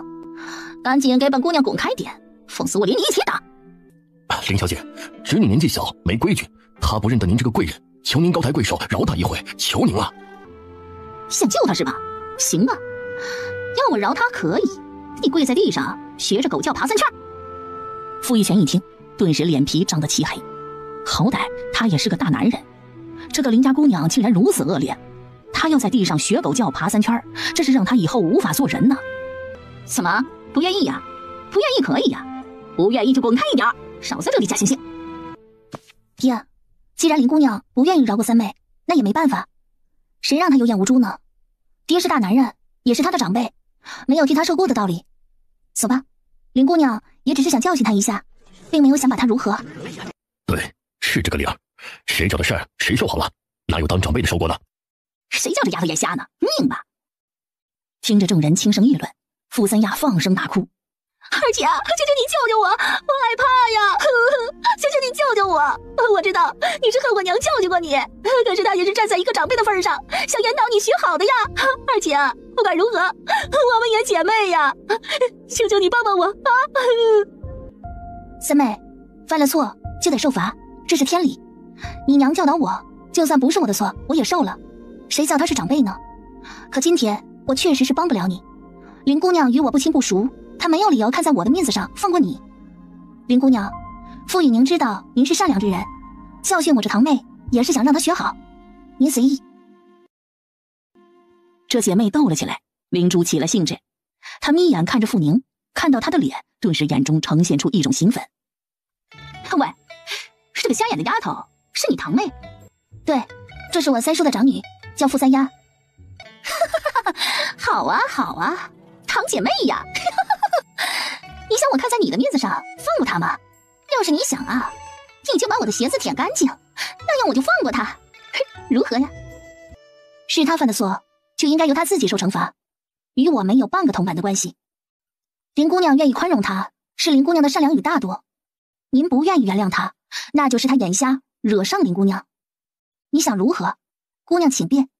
我不是有意的，是不小心的呀，二姐，你就忍心看着我被人打死吗？啊，求求你了，救救我！一会儿啊，我给你把上脚的鞋都舔干净，行吗？啊，看在一家人的份上，救救我吧！啊，救救我！这时啊，有路人开始议论纷纷，有的说这当姐姐的应该帮忙，不就是舔一下鞋子吗？有这么难？有的人说这当妹妹的也真是过分，这种侮辱人的事能做吗？听着路人的议论，看着灵珠那得意的表情，对灵珠这种仗势欺人的人，傅宁真想甩他几巴掌，让他知道欺负人的后果。可是同样他也真的是厌恶上了傅三丫，冷冷地瞥他一眼：“来人呐，把这臭丫的脚给我打断！二姐啊，救命啊！救救我！我们是一家人呐！啊，二姐！”刚才只说打2个巴掌，现在却要打断傅三丫的腿，这是个什么事儿啊？世上真的没有律法了吗？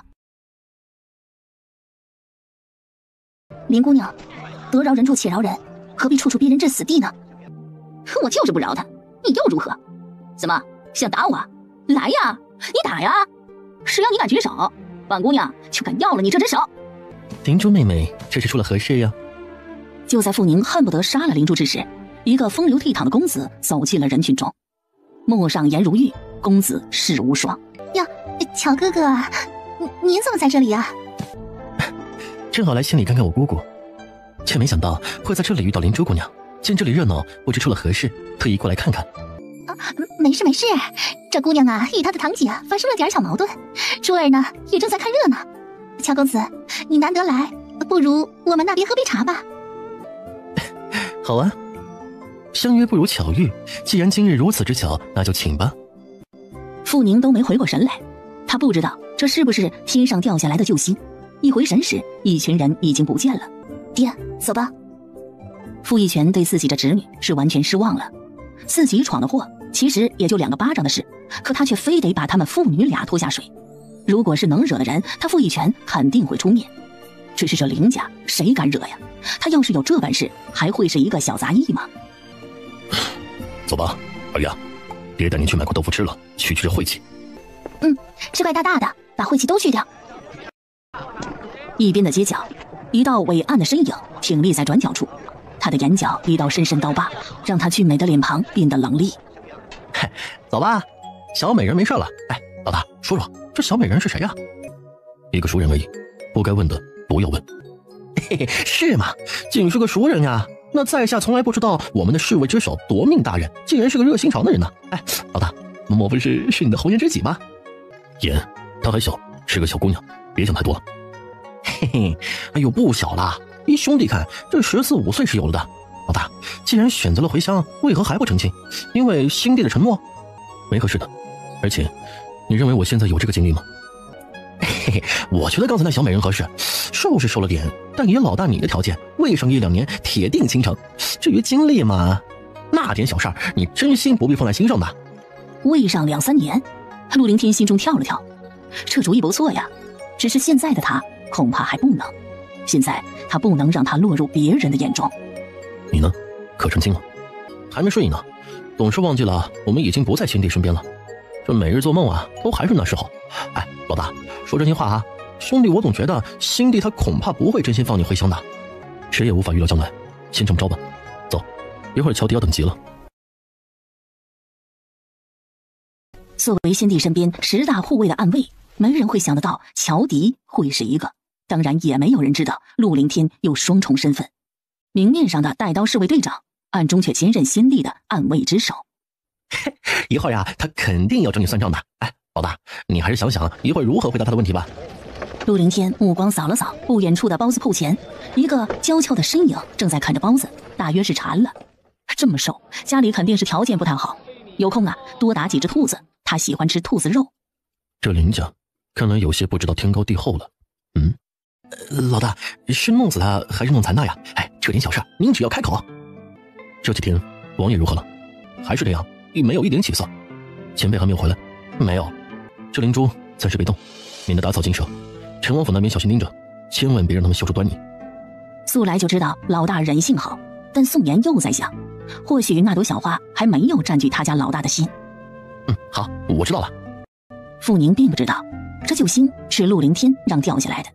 此时吃了2个热乎乎包子的他，心情这才好起来。哎呀，肉包子太好吃了，人间美味呀！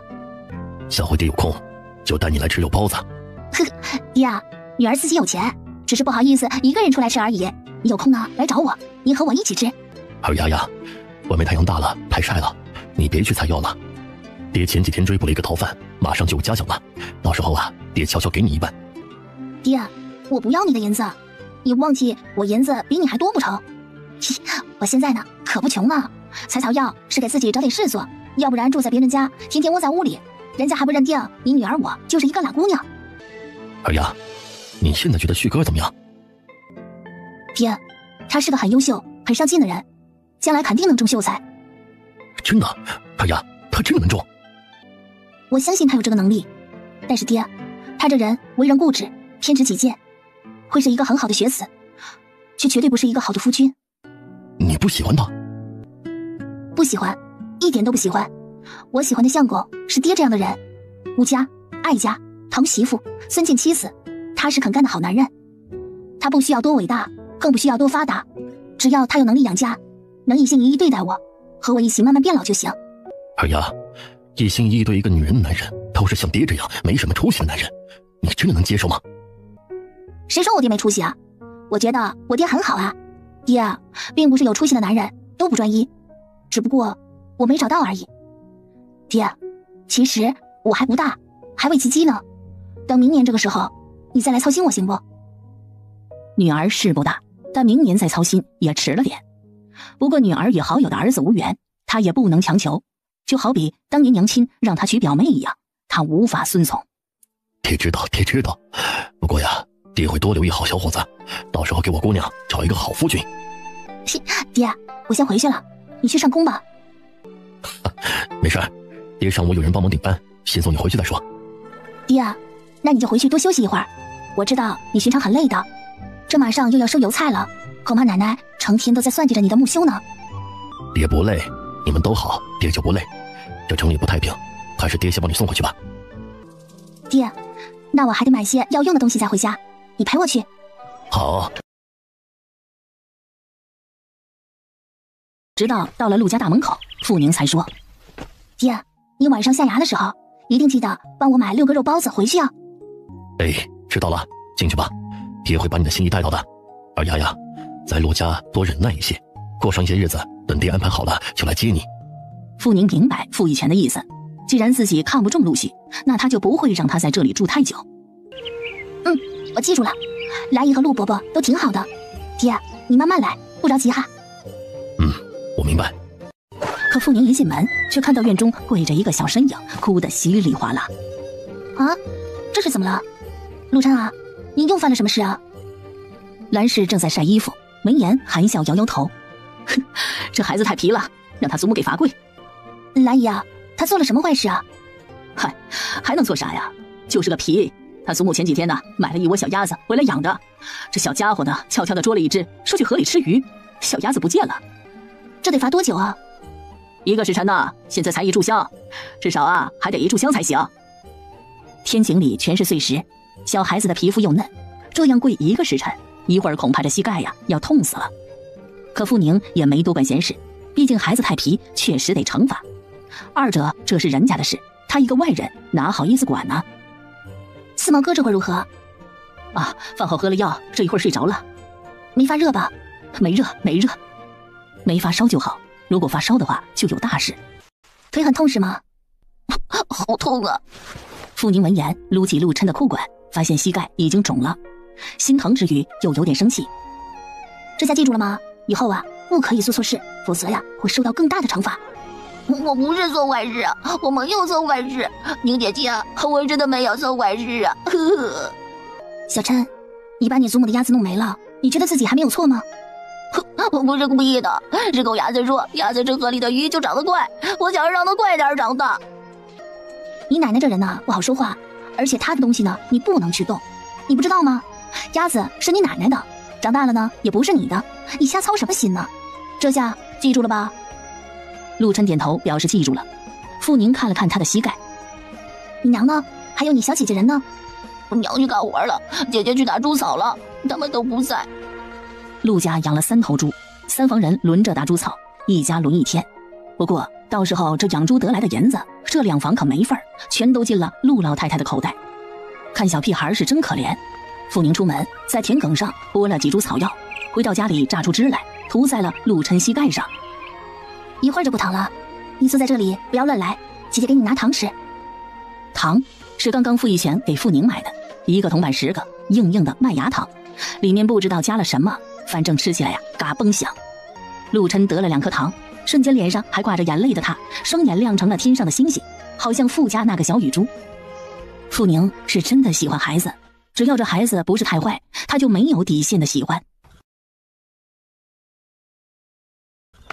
上厅厢房内，一个男子站在厢墙后，盯着这边一大一小，一动都没动。二哥，你在干什么呢？10天前，陆凡与夫子去游学了，今日上午才到家。他没想到出去才10来天，家里竟然住进了一个这么漂亮的小姑娘。四弟，二叔家来客人了吗？可以说是客，听说是二叔朋友的女儿，因为家里出了点事儿，暂时住在二叔家。暂时住？不是二叔二婶给二毛选的新媳妇吗？不是的，二哥，哪说不是的呢？然后陆枫把自己知道的说了。陆凡没想到，八字硬，不会是自己二叔二婶给陆续堂弟准备的未婚妻？有多硬啊？说是与二婶的八字相似，所以才住在二叔家。就一件衣服，傅宁很快就洗好了。回到陆家，他把它晒在了外面的竹竿上。这里是陆家人专门用来晒衣服的地方。衣服晒好，傅宁又找来称竹篙的叉子，把晒有衣服的竹篙撑到上面去，这样不容易沾到尘土。只是一不注意，脚踩空了，突然腿一软。小心！多谢。没关系。听说你是二婶家来的表妹。表妹你好，我叫陆凡，是月美的二堂哥。你好，我姓傅，太傅的傅。你识字？是的，我婶婶教我认了几个，不多。那也很难得了。我姐姐与妹妹都没有一个识字的，能认得几个字已经是很好了。傅表妹，这寻常你看些什么书呢？很少看书，认的字不多。我这次出去游学，带了几本一批志回来，有兴趣看吗？多谢，看不太懂，就算了。被拒绝了，这可真难得呀。陆凡还要说什么，这是陆大伯娘不知从哪儿出来了。凡儿，你在那干嘛呀？不是说马上要现世了吗？得好好看书吗？现世在5月初10，离这一会儿啊，不到2个月了。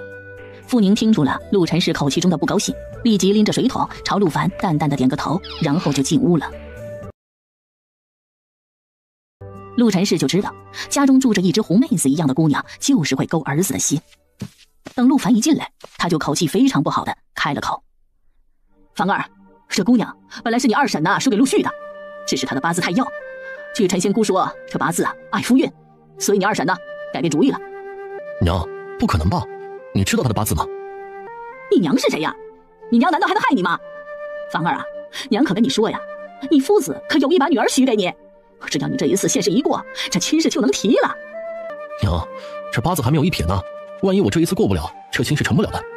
成不了就拉倒，你堂舅家的陈颖也不差，但林家不愿与我们结亲，愿与我们结亲的人多了去了。凡儿，我可警告你，别去招惹这个姑娘，她家里那可是一分糟的人家，就因为刘地主家出100两银子给他家的傻儿子娶媳妇，这傅家的祖母就打上了他的主意了。娘，这祖母是亲的吗？你从哪里听说的？他八字硬，这刘地主家能买吗？祖母当然是亲的，我实话告诉你，你给我听清了，娘跟你说的什么八字硬都是假的，真正的原因是这姑娘抢堂姐的未婚夫，她祖母这才要把她卖给刘家傻子当媳妇。不可能，您到底是听谁在败坏一个姑娘的名声？在陆凡的第一印象中，傅宁眼神清澈，性情温柔，而且眉宇间有一种让人无法忽略的气质。一个小村姑，这种气质从何而来他不知道，反正他只知道这种气质让他无法忽视，应该是天生而来。这样女子哪有可能做得出抢姐夫的事呢？这绝对不可能。凡儿啊，娘可是你亲娘啊，你不信自己去隔壁村打听，这又不是多远的地方。这是真的吗？有那么一双清澈眼神的姑娘，会是这样的一个人吗？娘啊，我看二叔怕是真的动了心呢。刚才他一直在与三弟打听着傅姑娘的情况，我得去与娘说去。这人不能再住在这里了。还真巧，就在这时，陆老婆子进来了。谁不能再住在这里了？娘，你来的正好，我有事与你说。等陆晨氏说完，陆老婆子也开始担心了。这可不行啊！要是三毛娶了这样的媳妇，那他眼里还能有你这亲娘？不行，绝对不行！是啊，所以你得与弟妹说，赶紧把人给送走吧。等你爹晚上回来，我与他说说。那傅一泉是他的手下，现在张捕头可是巴不得你爹把人都得罪光呢。娘啊，那你得跟爹说清楚凡儿的亲事也很重要他书读得好，要是运气好，还有可能中举都不一定我也不是说这丫头不好，可她这名声，却万万不可嫁给凡儿知道，我知道了。听到这口吻，陆晨氏知道婆婆是把她的话放在心上了。为了儿子，她什么都愿意做，她绝对不会允许自己最得意的儿子娶一只狐狸精进门。傅宁可不知道人家已经把她的事打听得一清二楚，更不知道长得好也是一种过错。其实就是知道了，她也不在意，要是现在能离开，她还巴不得。兰氏又帮她做了2套夏衣，就差收边和盘扣子。盘扣子是件麻烦事，盘得不好，扣子就会拖出扣眼，衣服就成了无扣之衣。傅宁会盘扣子，脑子里接收了傅二丫的记忆，所以傅二丫会的事她也会，只是手比较生疏而已。盘了半个下午，她才盘了3个扣子。看着手中的扣子，傅宁一揪嘴：“哎呀，好难呐，不如去治几个病人来得爽。”宁姐姐，你在吗？在。盼盼有事吗？宁姐姐，我奶奶不知道哪儿不舒服，睡在床上半天了，我叫她她也不应，我哥又不在，我想带她去医馆，她又不愿意，你能帮帮我吗？走，我和你过去看看。在哪儿？那屋里。2人进去了，高台的木地板要上一个台阶才能进入陆奶奶的屋子。一到门口，陆盼盼先奔了进去。奶奶，你好心了没有啊？宁姐姐来了，她会医术的，我请她给你看看。盼儿奶奶没事，你别担。傅姑娘为难你了。奶奶，宁姐姐是真的学过医术的，您别担心，她来给您看看。傻丫头奶奶不是看不起你的宁姐，还是奶奶的病呢，不是小病。乔奶奶，您哪儿不舒服？是老毛病还是头一次犯的病啊？没什么事，是老毛病了。郎中说了，是老了，心脏不好了。小宁别担心呐，一会儿缓过劲儿来就没事了。乔奶奶，我呢是学过一些医术，所以你这一会儿不要说话，也不要动，让我试试自己的身手。乔奶奶是个善良人，明知自己这病一般的郎中可没本事治，但她领傅宁的好意。况且这几天陆盼盼天天说她这好那好，而老人家呢也有让她当孙儿媳妇的心思，自然愿意与傅宁亲近。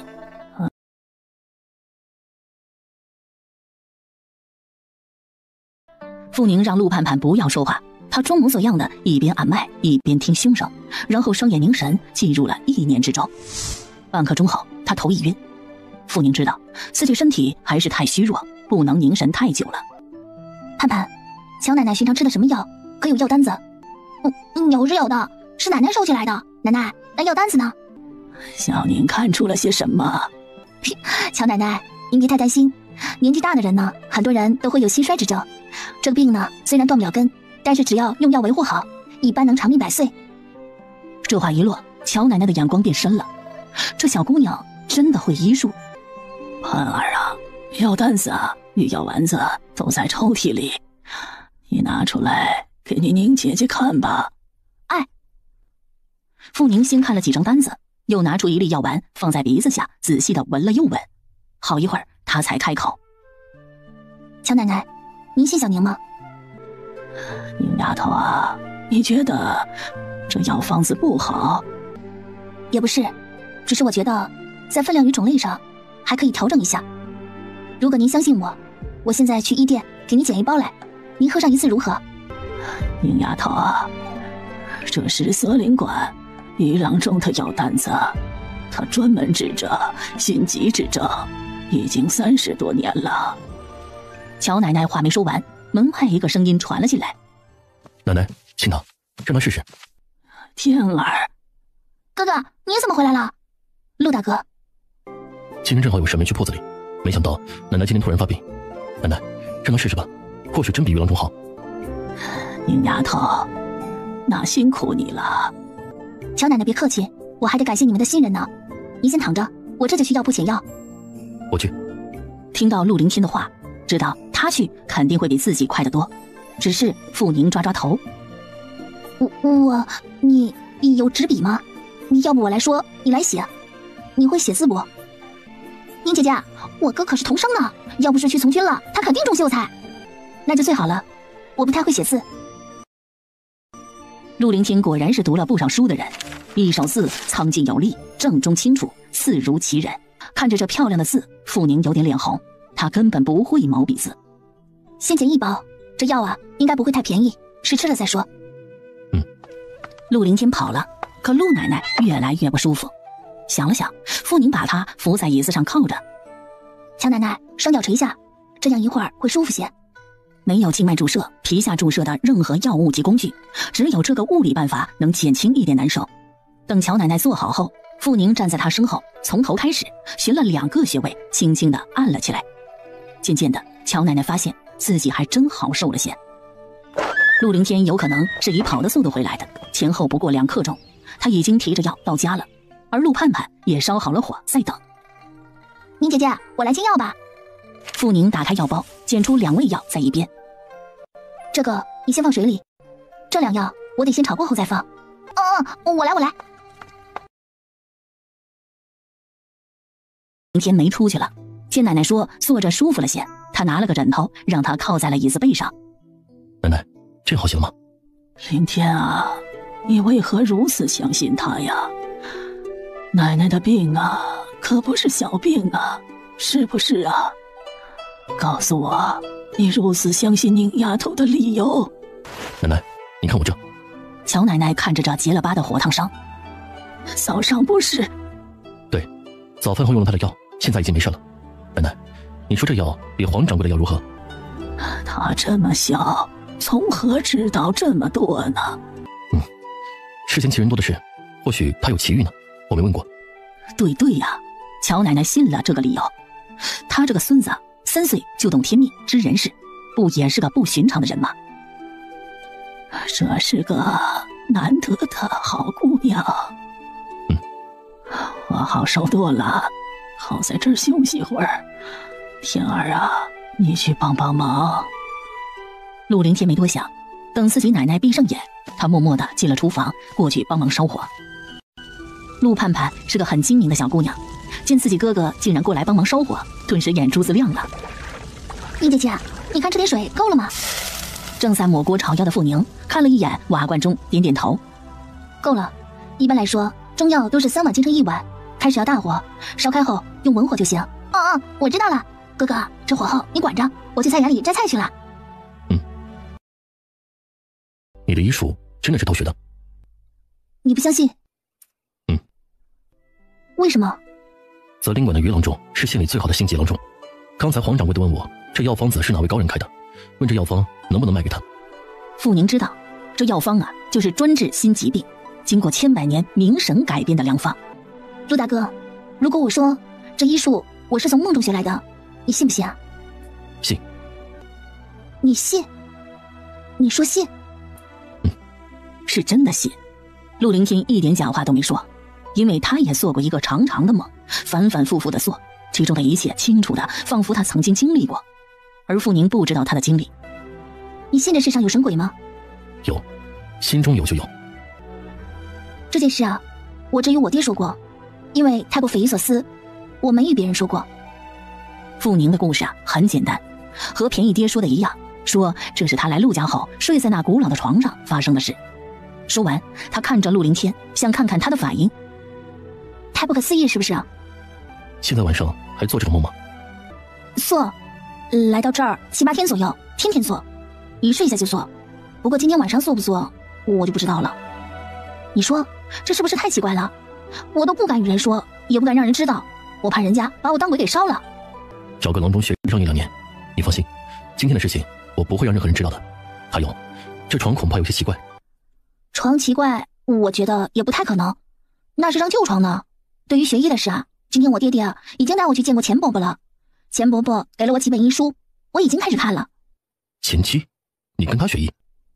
对呀，你认得？衙门的仵作。对哦，傅宁想起前妻是本地人，陆凌天也是本地人，自然知道他了。其实傅宁是想错了，陆凌天知道前妻可不是因为本地人，而是有别的原因。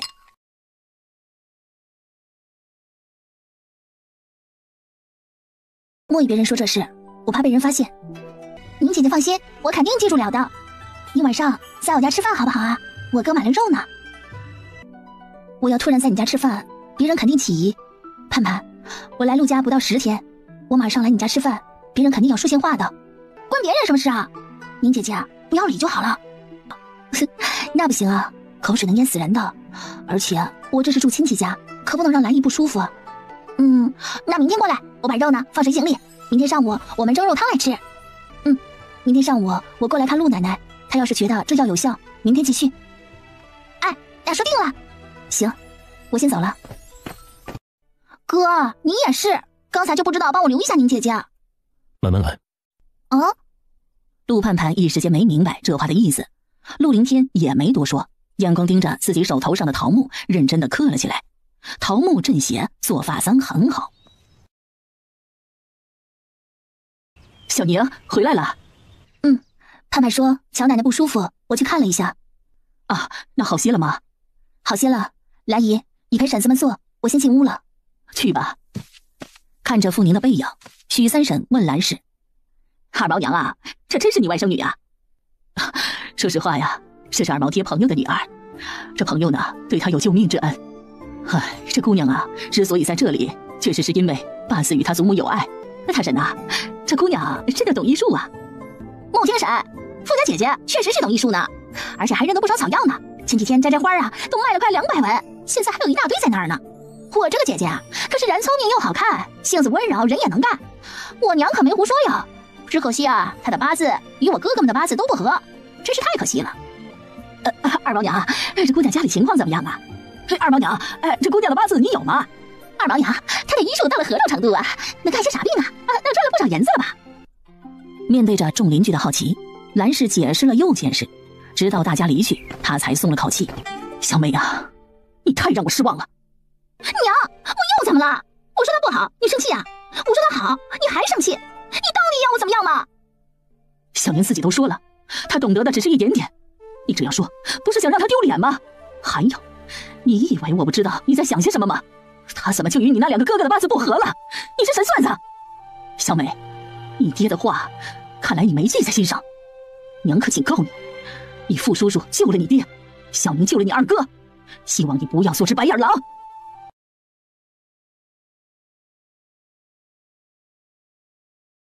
傅姑娘，今天的事啊，麻烦你了，三儿啊都与我说了。三婶不用客气，举手之劳而已，孩子小，皮是正常的。哎呀，三儿皮呀，总是被打，我这当娘的都不知道如何教了。三婶，没事的，孩子皮一点，说明他聪明，这些小伤也不会影响他长大，别担心。要我说呀，如果孩子不皮，你还得担心了，不皮的孩子还有可能是个笨孩子呢。小成儿很好，真的。听了傅宁的解说，陆三婶脸上终于有了笑容。我能叫你小宁吗？陆三婶，我是小贝，你叫什么都行。好，小宁啊，你真是个好姑娘。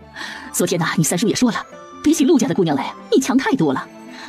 昨天的事儿啊，三儿爹说他当时都懵了，可你一来呢，就像个训练有素的郎中，比大人都强。那不一样的，我看过我们村里那老郎中治过蛇毒，当然不慌啊。而陆三叔几个他们都没见过呢，这可不能比。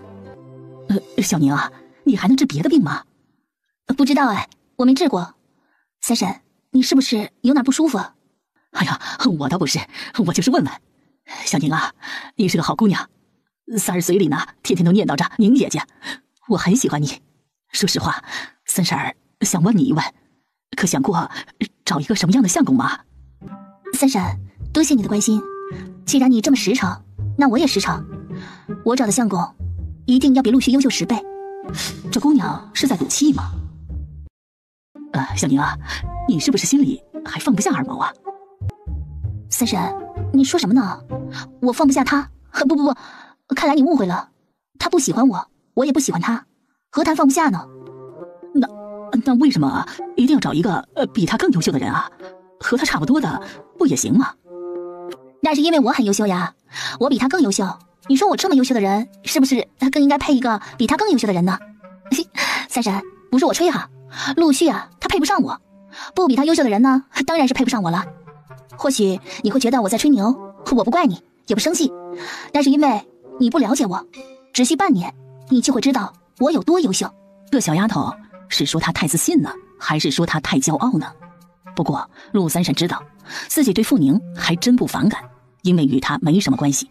只可惜呀，这媒促不成了。好，我相信一定能看到你的优秀。谁？我。有事吗？这个给你。这是什么？烤鸡。知道这是陆凌天谢自己今天下午给乔奶奶看病的情。好香啊，谢谢。吃完把鸡骨头包好，明天出去丢掉。好。来姨，今天四毛哥好些了吗？哎呀，别的事没有，就是痛得厉害，整夜痛得睡不着，这一会儿才睡下。肿处有没有消一些？消了一些，其余的几个手指头没那么红肿了。小宁啊，谢谢你的关心啊。哪有。两人正说着陆亮的情况，突然陆陈氏开了口：弟妹啊，这医馆的人真的说二丫对伤口处理得很好。是啊，多亏了小宁了，要不然呢，四毛这伤还不知道会咋样呢。四毛是个有福的，小宁看来是个福星啊。福星啊，那可难学。二丫与二毛无缘，或许是四毛的缘呢。弟妹啊，你这么喜欢二丫，不如把她留下来呀。这话一落，众人的眼光都投向了陆禅师。你们都看着我做什么呀？我这不是一番好心吗？这么好的姑娘，谁舍得给了别人呢？你们说对不对呀？哼，大伯娘，我们都知道你是好心，可是二丫姐这么优秀，我四哥是配不上啊。我的三毛哥呢，倒是优秀的，你说？闭嘴，小小美，你还有没有礼貌啊？大人说话有你插嘴的份吗？大嫂，你确实是好心，我很理解。但是说真心话，我家四毛配不上小宁，但只要小宁看得上四毛，我借钱也给他一份丰厚的聘礼。怎么，二丫，你看不上四毛吗？陆伯母，儿女婚姻讲究的乃父母之命，二丫我虽然自识的不多，但是这一点我还是记在心中。你问这话，说实话，我真不知道你是如何当娘的。难不成你没教过你的女儿要守规矩吗？你女儿的婚姻大事都由他们自己相看。这话一落，陆晨是一口气差点没上来。自己相看，那不成了不要脸吗？你胡说什么呀？陆伯母，我只是问问呀，你生什么气呀？我这不是不懂吗？好，你真是个好的。我确实是很好，只是陆伯母不知道罢了。当然，陆伯母也不是我的什么人，不知道也没什么，对不对啊？我性情温暖，做人诚实，读书认字，勤学本事，真心的我没觉得自己哪儿不好。死不要脸的丫头，真把自己当根葱了。对对，小宁不愧是识得字的姑娘，就是讲规矩。来来，小宁啊，吃饭吃饭。傅宁仿佛没看到陆晨是铁青的脸，把手中的土豆吃出了鸡腿的味道。陆奶奶，这酱是你自己做的吗？干嘛啊？不是我做的，难不成是你做的？陆奶奶，这酱做的很好吃，您老手艺真棒。我姥姥也极会做酱，只是她现在身体不好，做的少了。她做的酱啊，会放点东西，这东西放进去后，酱会鲜很多。听说酱会鲜，陆老婆子倒是兴趣上来了一些。放什么？河虾粉。河虾粉？那是什么？就是河里的虾抓起来，榨成虾干，然后把它磨成粉加进去，味道很鲜美。吃了空，哪样不是吃啊？有这空抓虾磨粉啥的，还不如多养头猪呢。过年多吃几块肉。好吧，拍马屁呀，拍到马蹄上去了。既然人家不接受他的建议，傅宁也不多说。如何？昨天晚上乔奶奶有没有好些？宁姐姐，奶奶到了子时便睡着了，早上醒来还吃了点粥呢，这一会儿喝过药后才睡下。我与你说啊，以前奶奶可从来没有好的这么快过，虽然现在没好，可情况呢比以前强好多。宁姐姐，你真厉害。是奶奶福气好，正好我知道这个方子，要不然呢她也没有好的这么快。我爹又从钱伯伯处给我拿来了好几本医书，我现在是天天看。真的呀？宁姐姐，那等你学完后不就更厉害了吗？天哪，你会不会天下第一呀？哪有啊，这医术啊如大海，博大精深，无边无际，这世上谁敢说自己天下第一？我就自己看看书，能给人看个头痛脑热的就很满足了。盼盼，你可别说出去，否则别人得笑话我不知天高地厚了。你放心，我不会乱说的。宁姐姐，今天看来会下雨，明天要是奶奶好些，我陪你寻药去。好啊，不过别急，奶奶的病呢，怕是没这么快好。中药效果本来就慢，加上乔奶奶的病确实不轻，而且是老年症心衰，想一下子好起来，这根本是不可能的事，除非换心脏。突然，傅宁想到了一件事，他是不是得找人打一副手术刀呢？盼盼，你哥的打铁手艺如何？宁姐姐啊，天哪，你竟然没见过我哥哥打铁啊！盼盼，我又没去过你哥的铺子，怎么可能见过他打铁呢？这是我不好，我应该带你去看的。我哥打铁打得可好了，他是最厉害的打铁师傅。啊？傅宁眨了眨眼，难不成陆凌天在军中是打铁兵？真的呀？那当然了，我还能骗你吗？说，你想打什么，我叫哥哥给你打。我就想打些小刀小剪之类的，医书上说这个有的时候用得着，至于在哪儿用我还不知道。行，你教他打，他肯定不收你的工钱。我得画出来再与他说。行，你忙，我去弄几张纸来画画。宁姐姐，你会画画吗？简单的会，用炭汁画。我也会，我画的花样子都是用炭汁描的，下回我给你做一件绣花衣裳。傅宁想说，算了吧，还绣花衣裳，现在他穿的可是粗布衣啊。盼盼，凌天哥在吗？不在，他忙着呢。你以后啊，别老是来找我哥，他又不是你的谁。听着这不客气的话，傅宁抽牙，这女人看来很不得陆盼盼喜欢啊。这谁呀？不过傅宁不会问，他悄悄扫了来人一眼，见他20出头，一脸残酷的模样，更加不想问了。盼盼，我先走了，你先忙。宁姐姐，一会儿有空再过来玩。却说傅宁出去了，张秀月看着他的背影。盼盼妹妹啊，这个就是你二婶家的亲戚。徐大嫂，我不是你的什么妹妹，以后请不要这么叫我。盼盼，请叫我陆姑娘。陆姑娘，听说奶奶身体不……我说徐大嫂，你奶奶舒服不舒服，我可不知道。我家里可没有你的奶奶，别乱叫了。说吧，你来有什么事儿啊？要是看我奶奶就算了，我怕你看过后啊，她的病更重。面对陆盼盼的咄咄逼人，张秀月十指紧紧地拧成了团。她长长地呼出一口气，缓缓转身。陆盼盼，你给我记着。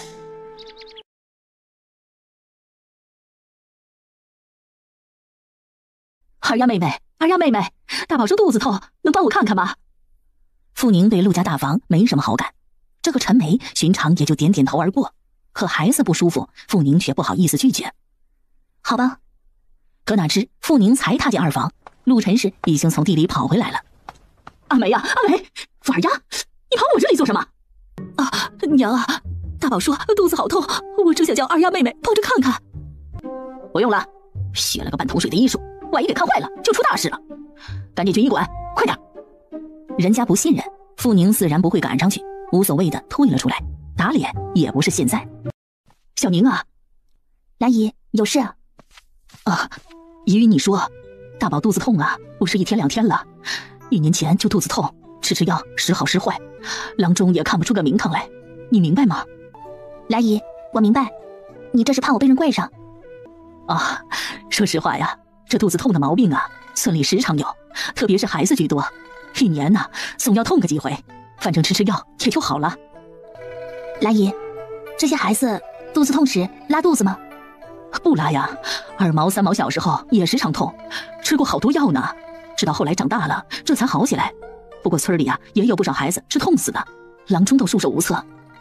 莫不是蛔虫在作怪？兰姨，我倒是知道一个治肚子痛的方子，不过这方子不是什么肚子痛都能治，得看具体病情。这样吧，万一村里哪个孩子肚子痛，你带我去看看，或许这方子有作用呢。真的呀？那好，到时候啊我一定告诉你。兰氏是想，要是傅宁能博出些好名声，自己儿子或许会喜欢上他，可他真不知道自己真的是要太多了。下了雨，山上潮湿，傅宁没上山采药，整个下午他都在屋里看前妻给他的古医书。他发现学海呀真是有无涯之说，他这个中西医结合的博士生还真从中学到了些东西。宁姐姐，盼盼姐叫我叫你一声，她说找你有事。盼盼说你要打小刀小姐。是他找他？外伤时小刀小姐小钳子什么都用得上，只是我没纸还没画呢。进屋吧。你不是说没纸吗？我书房里有纸，进去画好了，画好了以后我给你打。跟他进书房？傅宁拒绝了。天色不早了，要不明天我来找盼盼要。你怕别人传我们的闲话？没有的事，真的是天色不早了，明天我一定过来。陆续找过我了。他找你做什么？没什么，只是说他们一家人都很感激你救了4毛，你是4毛的救命恩人。不会吧，陆朗现在也没有完全脱离生命危险，他帮了一把陆家人，感激是一定的，只是说到救命之恩，这太大了。陆大哥，你没说真话。他是没说实话，因为这实话他说不出口。陆凌天担心自己要是把这实话说了出来，眼前这小姑娘在陆家怕是住不下去了。刚才他真是太冲动了。是真的。傅宁也不在意了，陆续肯定不会说自己的好话，或许他已经知道了村里的传言。我先回去了。看着傅宁离去的瘦弱背影，陆凌天拳头拧成了一团。什么时候他变得如此的不稳重？一瞬间，陆凌天懊悔了。哥，你站在这儿做什么？饭快熟了，你赶紧去洗洗。陆盼盼站在门口，看到发呆的陆凌天，叫了起来。今天晚上是韭菜炒蛋、红烧豆腐、水煮青菜、酸辣土豆丝。兰氏的手艺非常好，傅宁吃了一大碗。陆大宝与陆琛在抢鸡蛋吃，傅宁却端着碗，没什么食欲。大伙儿还没吃完饭，给陆朗送饭的陆月美跑了出来。爹娘，二哥好像发烧了，脸很红，而且我叫都叫不醒。啥？发烧，还没吃好饭的陆启谦放下碗，立即跑了。这下麻烦了，郎中说要是不发热，3贴药下去就没事了。如果发热，说明这毒还很猛，问题就大了呀。老大，你过去看看，这实在不行，就只能够送安仁堂了。这可不行啊，哪来的这么多银子啊？还没这么金贵的命呢。就是呀，爹啊，娘可不是小气呀。20这安仁堂不仅药方子贵，他们的药啊都是最金贵的，一副药至少得2两银子呢，可不是穷人家吃得起的。老爷，银子再金贵也比不得人命啊。4毛是为了救5毛才被蛇咬的，要是出了事啊，5毛这辈子心里也会不安吧？姓王的，你这话啥意思啊？什么叫5毛这辈子心里不安呢？是5毛让他救的吗？闭上你个臭嘴！他没这本事，逞什么英雄啊？那姐姐的意思是，4毛救坏了5毛吗？啊，4毛心里有着兄弟，这才不顾危险救他，这有错吗？爷爷奶奶说的对，必须救4哥，要不然以后我也没脸见人了。可当时他以为自己有本事才会去救你的，你以为他是想救你吗？他就是想逞英雄。陆凡看了一眼堂下坐着的傅宁，觉得自己娘这样说实在是太过分了，忍不住开了口：娘，你怎么能这么说话呢？4毛弟要是不救5弟，那这危险的就是他了。人可不能就这样无情无义。爹，5弟说的对，4弟必须救。我那边还有一些抄出来的碎银子，我拿来。这话一落，陆陈氏的脸更黑了，他恨恨地甩了陆凡一脸，一脸阴沉地看着他。这死小子天天跟他作对，脑子有问题吗？白眼狼！二丫不是医术不错吗？要不先叫他去看看。娘，这又不是头疼脑热，二丫妹妹都没有治过蛇毒，这哪能行啊？你可别乱指挥，弄得她难为情了。陆大伯一直没吭声，到了这一会儿，他终于起了来。爹，我先过去看看，不过那太医晚上是不接诊的，去了安仁堂也没用。先过去看看吧，那药还能不能喝？挨过今晚，明天一大早还是不好的话，立即就送。兰姨，你别哭，我来看看。小宁啊，哼，你知道的，我不是悄悄学过几年吗？当然，我也不一定能治得了，只能试试。再说了，这大晚上的药馆都关门了，好郎中一时半会儿也找不着是不？哼，既然看不了，还说什么呀？看热闹啊！陆月美的声音很小，可陆家人都听到了。陆启谦抬手啪的一巴掌抽了下去，把他给我关起来，没教导好，不要出门。敢哭，我再抽你！刚张嘴的陆月美被亲弟的脸色给吓着了，她双眼赤红，一脸仇恨地看了傅宁一眼，然后被兰氏拖走了。小宁啊，是伯伯无能。陆伯伯，小孩子的话真的不必计较。现在我们大家要担心的是陆4哥，不是吗？今天捡的药还有吗？要不你拿来我看看。有药单子。看药单子更好。傅宁接过药单子，在灯光下认真地看了起来。看了药单子，再看过了陆朗的情况，傅宁心中有数了。陆伯伯，这药方子并不是治蛇毒最好的方子，只是我有另一个药方子，比这药方子要多3味药，要不要试试？什么药？林丫头，你快说，我立即去买。这药啊，我不知道药铺里有没有，而且要新鲜的才起效，得去山边找找才行。天这么黑，怎么找得到啊？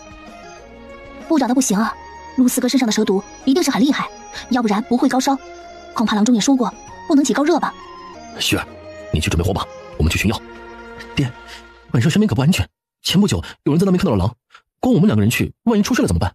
爹，要不请林天哥帮一把，他自小学功夫，又在军中多年，他比我们肯定强。你说的对，考虑也得周全，我这就去请他。对了，二毛，你去叫一下你大伯和大堂兄，我们都不是文人，手头上都有些功夫，一起去更保险。好，我也去，多一个人多一份安全啊。你凑什么热闹啊？给我滚回去睡觉去！明天你还得上学堂呢。娘，我要是不去，让人知道了，以为我无情无义呢。给我闭嘴！凡儿，你娘我可没那么好哄，赶紧滚回去，别让我生气。这么多人去，反而会惊动一些野兽。就大伯与二叔、大哥与我4个人去吧，去多了，万一有事的话，还得顾着他们。这样也行。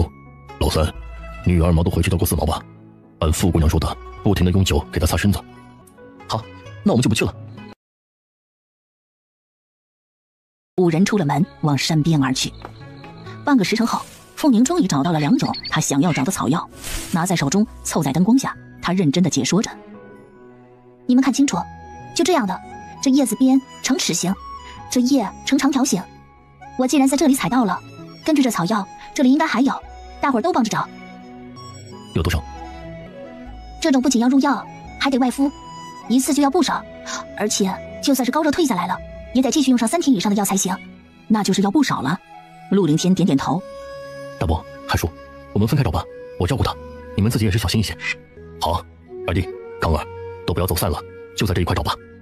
别，这里危险大，大伙儿还是一起找的好。陆凌天心头一震，这小丫头不愿意与他单处了。四毛说的很厉害，还是分头的好。这附近是外山，没什么危险的，我看还是分头更快些。大伯、二叔、堂哥你们在一起，这样肯定会快些的。说到这份上，傅宁不能再说了，要不然呢，别人还会多想。那也行，大伙儿都别走远了，安全最重要。对，凌天你也小心一些，小宁就交给你了。生气了？你说什么？小丫头竟然还会装呢。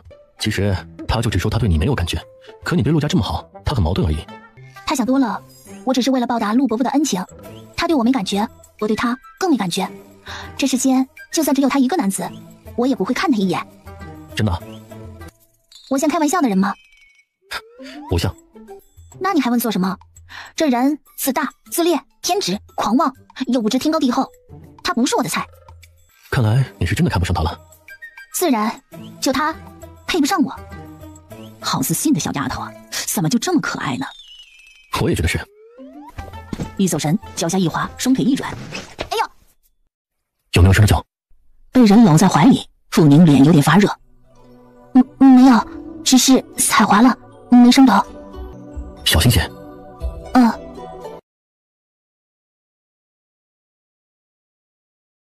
陆大哥，你看，那边有半边莲和隔山香，而且好多呀！今天的运气真是太好了。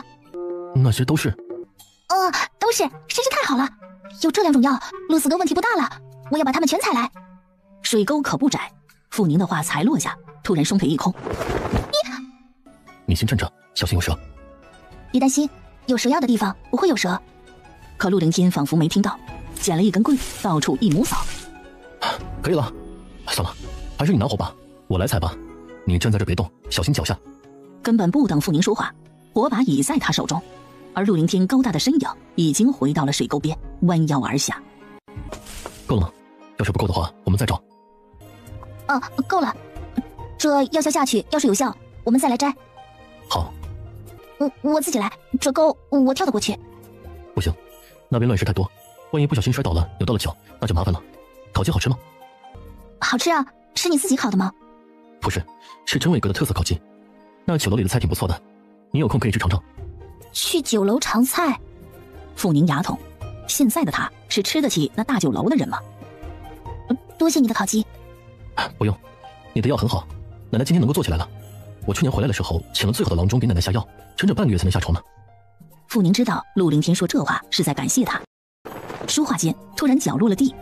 到这时，傅宁才知道自己已被人抱着跳过了沟，甚至陆凌天已经在招呼人了。大伯、二叔，要够了！爹，快跑，有狼！在这里等我，不要下来。说话间，人已飞奔而去。也就在瞬间，陆凌天的声音传了过来：“大哥，不要怕，就一只狼，我来。”傅宁本吓得魂不附体，可听得只有一只狼，这里却有4个有功夫在身的大男人，顿时他松了下来。小宁，别怕啊！这时陆启谦过来了。狼群可怕，可一只狼却不可怕。在这只狼一看到3、4个大男人都拿着火把，甚至还有人拿着长剑后，他立即跑了。没事了，他跑了。跑了？跑了。傅家妹妹，你没吓着吧？陆康大哥，我没事。其实有时候我还是有点胆大的。确实也是，小姑娘在这大晚上的敢跟着进山的人，我还是头一回见呢。那不是有陆大伯、陆二伯、陆康大哥吗？你们可是衙门有名的捕快，一些小野兽啊，可不敢找你们麻烦。这不，一看到你们几个，狼都跑了呢。陆康很少与女人打交道，但这一会儿傅宁的大方让他真正点了头。傅叔还真会教孩子，有这么一个大方的女儿，难得啊。这一打岔，紧张气氛跑了。一行人立即收拾好东西下山了。等陆浪的哨退下时，天快亮了。傅宁看了看脸色憔悴的陆家人，暂时是没有危险了。3天后要是伤口能结疤，那就没事了。不过现在我保证不了。小宁，谢谢你。一给你做点面疙瘩，你去吃点再睡。傅宁是真的又困又饿，他也不客气了。谢谢来姨，你们也来吃点，人不是铁，累坏了补不回来，一起吃点吧。好好好，吃，孩子爹啊，我们一起吃。哥，你真的还是不喜欢他吗？我不能说他有多坏，但是我对他有心病。子萌，我知道他救了你的命，所以你觉得他不一样。哥，其实他不仅长得不错，人也勤快，娘是真的很喜欢他，巴不得他给你当媳妇呢。而且我看他的医术也不是一点点的。哥，其实人都是有缺点的，你何苦纠结那过去的东西呢？在陆续的心中，傅宁再好也不是好的，人品比什么都重要。子萌，人不能只看外表，娘是有这种想法，那是因为娘不知道他所做的事情，所以才喜欢他的。要是娘知道他不要脸的勾引自己的姐夫，他再有本事，你想娘还会这么喜欢他吗？子萌，哥知道你是心中感激他，可是你要想清楚，女人本事她并不是娶妻首选，像他这样的性子，难保有一天不让你当乌龟王吧。陆续，这就是你厌恶我的原因是吗？哥，我其实我只是觉得他救了我的命，而现在他这个样子也不好找人家，你说会不会实在是他太爱那个人，才会做出这种举动啊？那又如何？喜欢就可以去抢吗？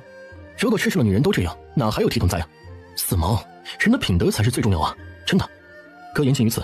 子萌，报答人的方式不止一种，我不主张你这样想，娶妻娶德，娶妻娶贤，你也是读过书的人。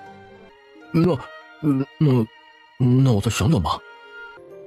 想清楚，一来是你真的为了报恩才有这种想法呢，还是你真的有点喜欢他才有这种想法？最好是前者。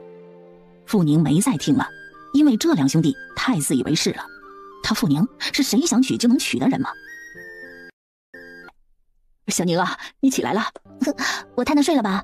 兰姨，想问你一个问题，你说真心话，你感觉我是一个怎样的姑娘？小宁啊，怎么了？是不是有人说你闲话了呀？你快告诉姨，你去找他们去。对了，是不是小美啊？啊，是不是她又找你麻烦了？天哪，她这是在干嘛呀？一个偏执骚年的话，他有必要放在心上吗？傅宁在心底拍了自己几巴掌，刚刚不是都想好了不要放心上的，现在还在想什么呢？真当是小心眼儿。再次扬起笑容，狠狠地骂了自己几句的傅宁，笑容甜了。没有，兰姨，你别急，我就是觉得陆大伯母对我有点那个啥的，所以就想问问。小宁，是真的吗？是真的，我这人是个直性子，想不明白的话就喜欢问。兰姨，吓着你了吧？哎呀，孩子，是姨呀，让你受委屈了，对不起啊，小宁，是姨和伯伯对不起你。姨不说谢谢的话，因为一句话并不能代表姨的感激。饿了吧？来，厨房里有吃的。听着兰氏的真心话，傅宁有点难为情了。作为医者，救死扶伤那是天职，要是每救一个人都把自己放在救世主的位置上，这还是医者吗？宁姐姐，盼盼，你奶奶今天怎么样啊？好多了，刚才还喝了一碗肉米粥呢，起来还走了好一会儿呢。宁姐姐，你太厉害了！以前奶奶呀，只要一病倒，没有个4、5天，她是铁定是不能下床的。走，我再去看看奶奶。宁丫头啊，奶奶呀，可没哪儿不舒服，真的多谢你了。小奶奶，可别说这样的话，你好些就好。真是个好孩子，你爹娘啊，真有福气呀！孩子，你爹娘可有给你定亲呢？小奶奶，有件事呢，我不知道怎么说，我怕说出来让您笑话。毕竟是傅家没脸的事，就算不是我，也是傅家人做出来的事。丫头，有什么难以启齿的事吗？应该算吧。傅宁没想过瞒人，这两个村子这么近，只要一打听就知道傅家的事，与其让人知道一些假象，不如自己说出真相来。乔奶奶，这是一个很长的故事，不过您听了后，能不与人说吗？毕竟现在我在陆家的借口，又是另一个。孩子，你放心，奶奶呀，不是个多嘴的人。那我给你把完脉后，再告诉你。而乔奶奶听完这个故事后，孩子，为难你了。傅宁不知道为何自己会如此与乔奶奶亲近，大约是她的目光太过慈祥，像她自己的亲奶奶吧。或许陆凌天的鸡腿太香，让她产生了一种亲近感。反正啊，他就是说了。说完了，傅宁心里的期待感越来越强，他好想知道陆续被打脸的那一天，他会什么样的表情？恼羞成怒，脸红耳赤，应该都有吧？没什么呀，乔奶奶，现在呢，我也很好的，蓝玉、陆二伯对我都很好，把我当女儿呢。这里还有盼盼，还有您这个长辈，而且我爹娘时常都会来看我，真心没什么不好的，比我在傅家呀过得还爽。这二毛啊，真的没福气呀。乔奶奶，这福气不福气的得看个人想法。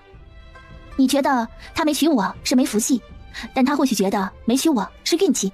其实一切都在于缘分，对不对呀？你说的对呀，是缘分。孩子，乔奶奶呀，给你说门亲是如何呀？我的天哪，还给他说媒呀？傅宁现在真没有嫁人的念头，15岁呀，人都没长大，愁什么嫁呀？乔奶奶，我想与你说，我还不是大姑娘，所以暂时不想嫁人。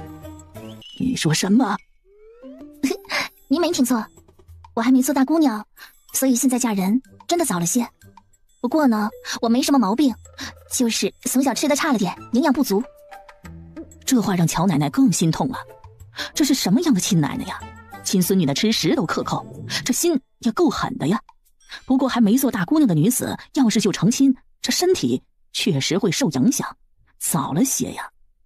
孩子，虽然奶奶呢，这也不富有，但是油盐还是足的，以后多过来吃饭啊。乔奶奶，我现在能赚钱了，前几天摘的金银花卖了100多文，下次想吃什么我就买来您这烧着，我们一起吃。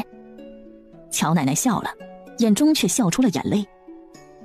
好姑娘啊，等等吧，好姑娘值得等啊。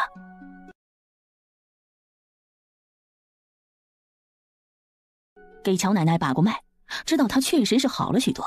傅宁交代了陆盼盼继续给他老人家煎药吃后，给你。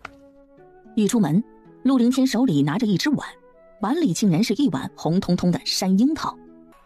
好漂亮啊，陆大哥，这是哪来的？看样子就好好吃的样子。山上摘来的。这时陆盼盼跑了出来。宁姐姐，我哥真的好厉害呀，这山中野山桃可不好找，你看他找来的好吧，我快吃啊，这个可好吃了。一起吃，我好久没见过这么漂亮的水果了。我不管你了，我要流口水了。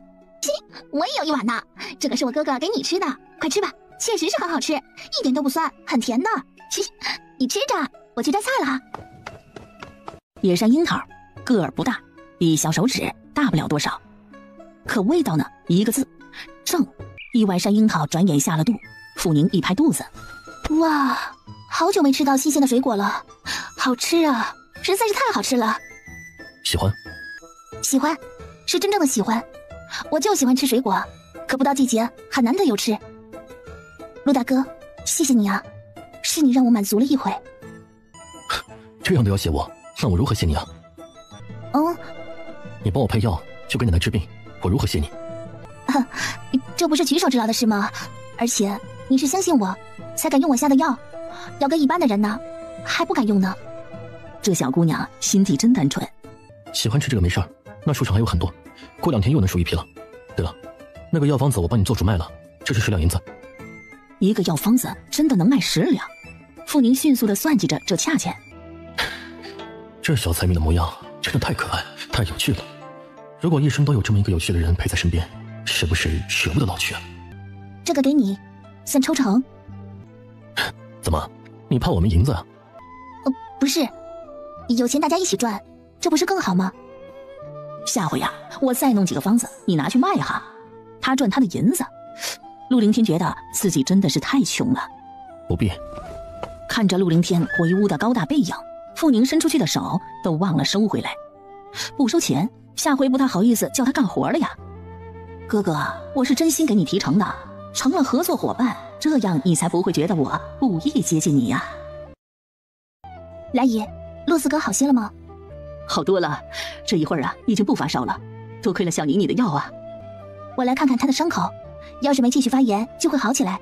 不过这2、3天还得小心些，他还没过危险期。辛苦小宁了。不用客气。屋里，兰氏站在一边，紧张地盯着儿子的伤口。小宁啊，四毛如何呀？啊，我看他还是很不舒服的样子啊。傅宁看了陆朗的伤口，虽然有所收缩，但还不太理想。这蛇毒确实是厉害，虽然伤口开始收水了，但这2天还得小心，这药还得继续用。要送安仁堂吗？要是姨您不放心，送也行。如果您相信我，暂时就别送了。谢，要是不信你啊，我早就坐不住了。小宁啊，真心的谢谢你。姨，我回去再翻翻医书，你忙吧。陆四哥这蛇毒很猛，恐怕这2天还会有发烧的可能。见傅宁一心想着自己儿子的蛇毒，兰氏连连应了。哎，小宁啊，你辛苦了。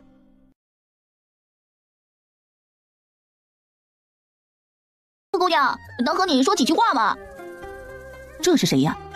眨眨眼，傅宁想起来了，这是陆月美的好闺蜜徐庆兰。有什么事啊？直接说吧。这位是我堂哥徐长河，他在城里蒙之堂宿管，听闻你会治蛇毒，想问你一点关于蛇药方面的事，行吗？你问吧，我知道的一定告诉你，不知道的就没办法了。要不你去我家坐坐，这里站着也不好说话。不用了，我知道的真不多，就在这里问吧。那好吧，长河哥，你问好了。傅姑娘，我表弟是以捉蛇蛙为生的山里人，这蛇蛙呢生活在大山谷里，它是蛇最喜欢的食物，所以捉蛇蛙的时候经常会遇到蛇。您可有好的蛇药卖啊？眼前这人是徐庆兰的堂哥，那双色眯眯的眼睛，别以为他没看到。这2人恐怕没什么好心思。傅宁断然拒绝：“我不卖药，也没制作过任何药，对不起。不过我知道谁有最好的蛇药，就是县衙的仵作钱伯伯，你们找他买吧。”顺带给钱伯伯做点生意，他没什么损失。说完，傅宁点头就进了屋，再也没理这2个人。如何？我没骗你吧？长河哥，他比你们私塾那些陈夫子的女儿如何？我当然喜欢，不过庆兰，你肯定她不是陆家给陆续或者陆凡说的媳妇儿？你知道我们家可不能和陆家比啊。长河哥，你可是我亲堂哥，我能吼你吗？我跟你说呀，小美说了，本来是想收与他大哥的，就是八字不合。听说呀，要是陆二哥娶了她，这女人会克他。那陆凡呢？可对于陆凡啊，你还不知道吗？他本人不说，就他那娘陈氏，那可是眼高于顶的人。听说啊，他盯着的是玉松书院副山长的女儿柳娇。庆兰，我有数了。长河哥，他要求很高的，直接来提亲恐怕不行。那要如何？让他喜欢上你呀！二毛哥不是要考秀才了吗？你也可以努力努力，或许啊，就中了秀才呢。这话一落，徐长河心中一跳，看了自己堂妹一眼，正要夸赞，突然一阵惊天震地的声音从陆家传了出来：“娘啊，你快点拿银子，快呀！小宝痛得不行了呀！”转眼间，就见陈梅抱着儿子陆小宝从屋里手忙脚乱地跑了出来，而陆小宝在他怀里哭得惊天动地。天啊，小宝的肚子又痛了，早上有点痛，给他吃了药了，哪知这一会儿突然就痛成这样了呢？娘啊，你快点啊！陈梅嫂子，那傅姑娘不是懂医术吗？你们让她给看看呀。看什么看呢？郎中说了，这叫酸肠脚，是一般的医术能看好的吗？阿梅呀，快走，我们去安仁堂。这徐庆兰傻眼，这傅二丫连蛇毒都能治，还不能治个肚子痛啊？长河哥，看到没啊？看到什么？陆大娘看不上傅姑娘，我猜对了吧？对，没错，这样就好，那我就有机会了。走，庆兰，等堂哥我抱得美人归之时，一定给你添份好妆。哼，多谢。两兄妹正往回走，却不想碰到了放羊归来的陆续。二毛哥，羊放好了。放好了，现在水草丰富，羊容易吃得饱。你们这是？是这样的，长河哥听说你家那位表妹会治蛇毒，想找她要一些蛇药。她应该没有，这我弟弟的药都是那天晚上去山上采来的。是的，他是说没有。这不，我们正准备回去，哪知又碰上陆康哥家的小宝肚子痛，看他痛得不轻，叫陈梅嫂子找傅姑娘看看。可陆家大娘似乎不相信他。小宝的肚子痛已经是常痛了，每一次都是在安仁堂的郎中看的，那不是小病，他不一定能够看得好。村里不是在传言他的医术很厉害吗？不是吧？我觉得他肯定行啊，是不是陆大娘不信他呀？谁在传？他也只说自己只知道几个方子，没说自己多厉害，这乱传可不太好啊。这话一落，徐静兰故意一脸惊讶：“是吗？不对呀，村里都传神了，说他老厉害了。这不，我长河哥才想找他买些药。”听了这话，陆续心里一动，难不成是他自己传出去的？一个姑娘家有一身医术，那就是拥有一只聚宝盆。姑娘家有本事，加上又长得好看，她这是想让别人看上自己吗？你们忙，我先进去了。陆续的变脸，徐庆兰自然看到了，她心里得意的一笑：“富二丫呀，希望陆续呀越来越讨厌你哈。陆续哥，你慢走。”就在陆续要进门时，徐长河开了口：“哎，二毛，你今年10月参加院试是吗？”“对，你呢？长河，你今年还考吧？”“我也准备好，不管能不能中，都得多去试试啊。”“二毛，我们学堂里好几个同生都已经准备好，有空的话，我们一起讨厌一下文章吧。”“长河，这真的可以吗？”“当然可以，这有什么不行的？我们这些同僚，有的人家里还有人在府城那边好的书院，可有不少好文章传过来，大家一起研读呢。你要想去的话，下回我教你啊。”“想去，太想去了，到时候你一定要教我呀。”“放心吧，我一得到了好文章就先给你送过来，然后我有不懂的也会来问的。欢迎。”“傅姑娘，有件事与你说一下，要是说的不对，你莫见怪，我只是想提醒你一下。”“这么好心呢？他又做错什么了？果然是在厌恶你的人眼里，你做什么都是错的。”傅宁心里一声冷笑：“陆公子，您请教导。”“这倒谈不上，只是村里在传说你已经是神医了。”“哼，陆公子，你以为这是我自己传出去的吧？”“我没有这么说，只是告诉你一下而已。”“不，你是没这么说，但你就是这么想的。你认为我在扬名，在出风头，好让村里人都知道陆朗的命是我救的，然后我好赖上你，毕竟我是你兄弟的救命恩人。”“我别你压我的，陆公子只管把1万个心放在肚子里。不过呢，我想说的是，自己有什么水平，我自己有数，不劳陆公子多操心了。陆公子，我很忙，不陪你聊天了。”门外，陆续看着自己曾经的屋子，那一间他住了10几年的屋子，他从来不知道那么难懂。“二毛啊，你回来了。”“娘，二弟如何了？”“好多了，这一会儿啊，感觉到没那么痛了，已经睡着了。”“他的药就真的这么好？”“小宁厉害呀，他学的蛇药确实好。这孩子这么小就这么有本事，你傅叔叔啊，真是养了个好女儿啊。”“娘，你先去休息一会儿吧，我坐屋里看书就好。”“好，你去吧，我去看看小宁。昨天呢，累着她了，娘看看她现在缓过劲儿来了没有。”不出傅宁所料，这天晚上陆朗还是发起了高烧，不过温度比前一天晚上好太多了。药还有，傅宁看看也没多说，让陆家人继续给他服了药后就去睡了。傅宁知道一切呀都得到明天晚上再看，要是余毒还是不清，再做打算。为了继续采药赚银子，第二天一大早，傅宁天一亮就起来了，看到大路的对面不远处有一丛更大的花棚，他拔腿就准备过马路。“走开，赶紧走开！”可才走到路中间的1/3处，突然一辆马车飞快地奔了过来，吓得傅宁呆掉了。飙马车的！你找死啊，臭丫头，快滚开啊！没等傅宁回过神来，眼见马车就要撞上来，突然双腿一空，吓死我了！以后要小心些。谢谢，今天要不是你啊，我死定了。这些人把马车赶这么快，就不知道会撞死人的吗？什么人啊？这是林家大公子林奇的马车，这个人最大的爱好就是飙马车、赛马，曾经因为这事撞死撞伤不少人。可因为他的姐姐是陈王的宠妾，所以撞死了人也不会赔命的。刑大于法吗？连撞死了人都可以抹去责任？这江东3府目前就是如此，以后有看到10字形标志的马车让开一些，如果被林家人伤了，只能自认倒霉。你是说这驾马车真的是那个林大少的？是的。这种坏人总有一天要摔死他。不知道会不会死得快啊？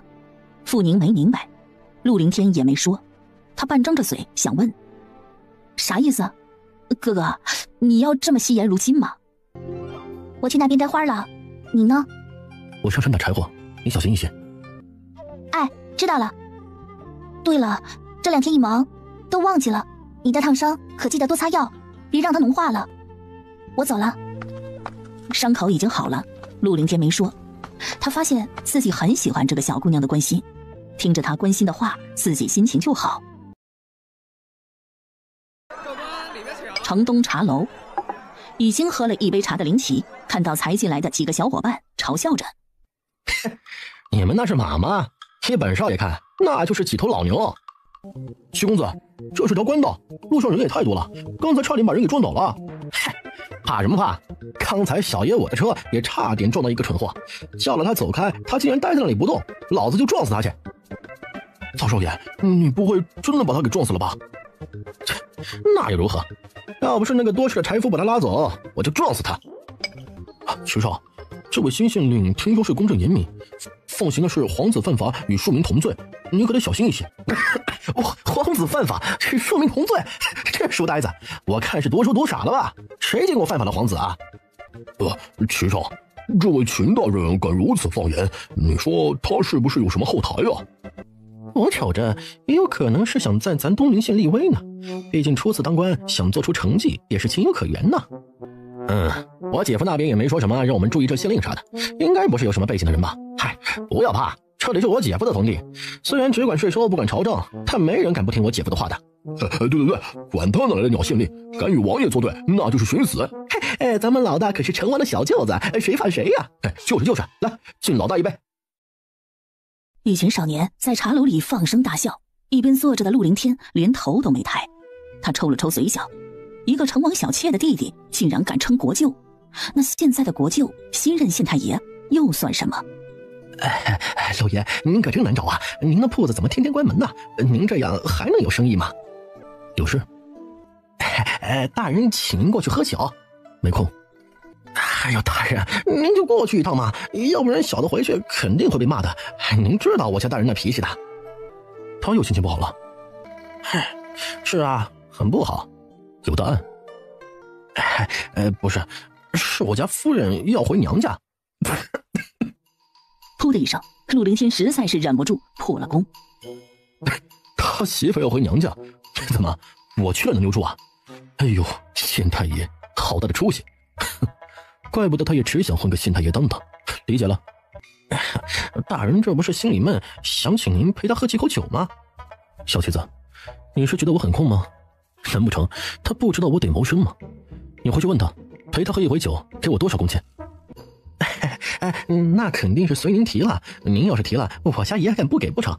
哎呦，陆爷，您不如就随小的去一趟呗。让我去可以，那林家少爷的马看到没有？那匹烈焰，让他在某一天翻了那马车。他得罪您了？他今天吓着我了。可能吗？齐图刚快哭了，堂堂市委首领会被马吓着，这是笑话他这小跟班没见识吗？为什么呀？一个两个都这样，这些人总是交给他一些高难度的活儿。陆爷，小人不能保证立即就做到啊。陆凌天知道林家守卫森严，而且现在绝对不能让成王那边起怀疑。他看了齐图刚一眼，2个月之内我要看到结果。小的尽力吧。林奇一行还在高谈阔论，陆凌天已经消失。宁姐姐，你去哪儿？陆盼盼拿着碗，碗中装着皮器，一个个又大又圆。哪来的？这个好新鲜啊！哼，我姑婆家的，哥哥上午过去挖来的。哥哥知道我喜欢吃零嘴，就特意去了一次。奶奶说了，他都没什么能谢你的，你又不收银子，这鲜果子让我送来给你也尝尝。陆凌天每天上午去打了柴火不说，早上还去挖了这鼻涕。呵呵，这人还真是宠妹狂魔呀。收什么银子？我就出了个药方子，还收银子？那安仁堂的方子可是10两银子一张呢。宁姐姐，你救了四毛哥的命，二叔说他肯定会给你银子。两人边吃着鼻涕边说着话，突然刚从医馆回来的小胖墩陆大宝窜了进来。这个大宝也要吃，给我！不许这么没礼貌，要吃好好说，要吃没问题，要先叫人，然后还得客气，听到没有？我就不叫，拿来！熊孩子，你还敢跟我去啊？我就不给你吃。你这死丫头，居然敢不给我吃，我打死你去！话一落，陆大宝从地上捡起一块石头，朝着陆盼盼就扔了过去。这熊孩子也真太没有教养了吧！你敢打我，陆大宝，你死定了！这是怎么了啊？这是怎么了？宝贝儿啊，谁欺负你了？娘，爸爸这死丫头欺负我，她不给我吃的圆果子，你去给我打死她！大嫂，大宝你可得教教，他也太没礼貌了。紧接着，小嘴叭叭叭一阵，他就把刚才陆大宝的行为给说了个全。哎呀，你这个没礼貌的东西，娘没教你要礼貌吧？啊，这是你盼盼姑姑，你胡叫什么呀？我也没乱叫，是奶奶和他奶奶俩人说的，她就是个死丫头，只要她死了，二大爷家就没人了，他家的田地就归我了。宁姐姐，我要回去告诉我奶奶，告诉我哥，他们真是欺人太甚了。恐怕这话呀是以前说的。傅宁猜想，那时候陆凌天还没回来，也无人知道他是死是活。再说了，陆二爷爷死了，乔奶奶又病得半死，这陆家的二房只有陆盼盼一个小姑娘了。她要是死了，那这家财不是陆家大房的，又是谁的呢？只是人心呢，还真狠。小宝5岁都不满呢，你别听个孩子的话。盼盼，我正好想去城里卖药，你陪我去行不？见傅宁死拉着他，又见他怂使眼色，陆盼盼这才不挣扎了，只是脸色非常难看。陈梅也尴尬死了。自己婆婆和婆奶奶那两人是什么样的人，她心里比谁都清楚。这陆家二爷爷家虽然因为治病良田就只剩下10来亩，可村子里有10亩地的人家又有几户呢？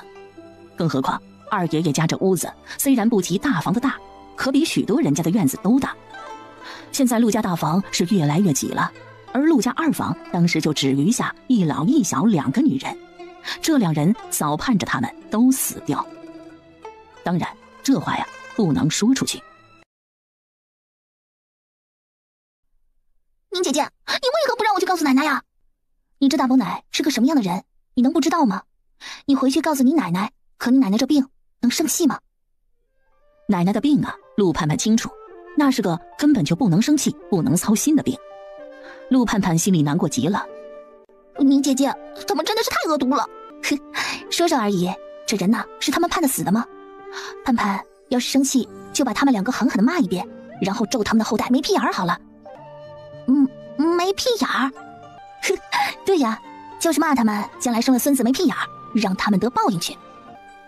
算了，这太可怕了，万一应验了可怎么办啊？小丫头，你怎么就这么善良呢？行，咱不骂了，老天有眼的，你说是不是啊？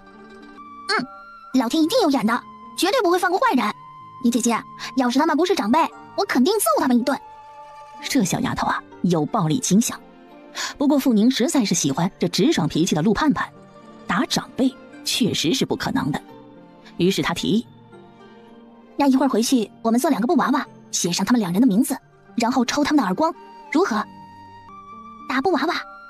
对呀，就是打布娃娃，把布娃娃当成他们，狠揍他们一阵。好，就这么办，我要把他们吊起来打。2人说着话进了陆家二房的门。陆盼盼与乔奶奶说了一声陪傅宁去买金银花，便出来了。可以走了。陆家离黄记药铺不到2里路，而且药铺不远处就是陆凌天的打铁铺。不一会儿2人就到了。哎，傅姑娘，您又送金银花来了呀？是的，铁牛，黄叔在吗？在，他在那边有事呢，您稍等一下。顺着药桶铁牛的手势看过去，果然在内堂一个管家打扮的男子在与他说着什么，声音有点大。这是谁呀？这么激动啊？出什么事了？这是城西杨家的管家，他家小姐生病，想叫张郎中去看病呢，可张郎中不愿意去。为什么？张郎中是郎中，这有病人怎么能不去呢？嗨，那姑娘非常难弄，而且又是女子病，又不让男郎中看，这每次去只能够问症下药，这一看不好就破口大骂人家是庸医。可哪知黄掌柜的一看到他，立即就跑了过来。傅姑娘，听说你懂些医术是吗？黄叔，我是懂一些，但是我从来没有单独出门给人看过病，也没有行医证，这恐怕不合适啊。哎呀，没事，不叫你一个人去，请你陪张郎中去一趟，他不方便给杨姑娘把脉，也不方便近前观察杨姑娘的病，你就去帮一下，行不？姑娘，麻烦你一下，帮个忙吧，我家小姐痛的在床上打滚了。那行吧，只不过万一我瞧不出来，可别怪我。不怪，这城中的郎中专女子病的太少了，而且我家小姐又是那种脸皮薄的人，实在是没办法呀。这县里真的没有一个女郎中吗？我们这县里确实没有女郎中，府城里倒是有几个，可惜请不来呀。这学医之事不是家传就是贵学，而家传大多都是传男不传女，所以想要女郎中很难呢。这可是好消息啊！要是自己这一次把这杨姑娘的女死病治好了，慢慢的就会出名。天哪，未来实在是太美好了。傅宁专攻的本就是免疫遗传方面的东西，但他在妇科这一块那也是强项。他决定了，以后就借着泽林堂招牌，在这里先开设一个妇科项目。要是这黄掌柜的好合作，那就继续；要是不好合作，等自己名气一大，就自己在家里弄些药，让人寻上门来。没有行医证，就不代表就不能给人看病，人家寻上门来的，不违法。那就走吧。他要去，陆盼盼自然跟上。城西杨家以贩米粮起家，如今在东林县也算是大商户。此时杨家的大厅中，子涵，来，先喝茶，一会儿他们就摘好了，你稍等就行。杨叔别这么客气，只是这几天佳妹胃口不好，想吃这樱桃开胃，真是麻烦你了。哥哥，这话才落下，陆盼盼看到自己大哥竟然在杨家，惊讶的大声叫了起来：“盼盼，傅姑娘，你们怎么到这来了？”见到自己哥哥，陆盼盼嘴快，叽叽喳喳的一下子就把事情说清楚了。哥哥，您姐姐也是没办法，皇叔求上了，只能来了。哦，那就进去吧。听杨叔说，今日杨姑娘身体极为不舒服。哥哥，你来这里做什么？这时杨启过来了，没等陆凌天开口，他打量着陆盼盼，抢了话：“子涵，这是你妹妹。”“是的，今日她陪小姐妹来给杨姑娘看病。这位是傅姑娘，我大伯爷家的亲戚，懂些医术。”“那辛苦傅姑娘了，辛苦。张郎中，真是麻烦你了。”“杨老爷客气，我们这就进去了。”见张郎中跟在管家后面进了花厅，他于是朝两人微微点头，拉着陆盼盼立即跟了上去。一行人往不远处的院子走，可哪知才入院，一阵哭闹之声传进了众人耳中：“我不嫁，我坚决不嫁！不要把我，让我死好了，让我痛死算了，反正活着也没意思。”杨管家，三小姐真的是肚子疼吗？我家小姐这一会儿确实是肚子痛，不过前2天闹了一下，跳河了。对不住了，不问清的话，在下怕一时会误判病因。没关系，理当。就在这时，屋内哭泣的声音又响了。“娘，我求求你了，我不要嫁给他！你跟爹说，我不要嫁！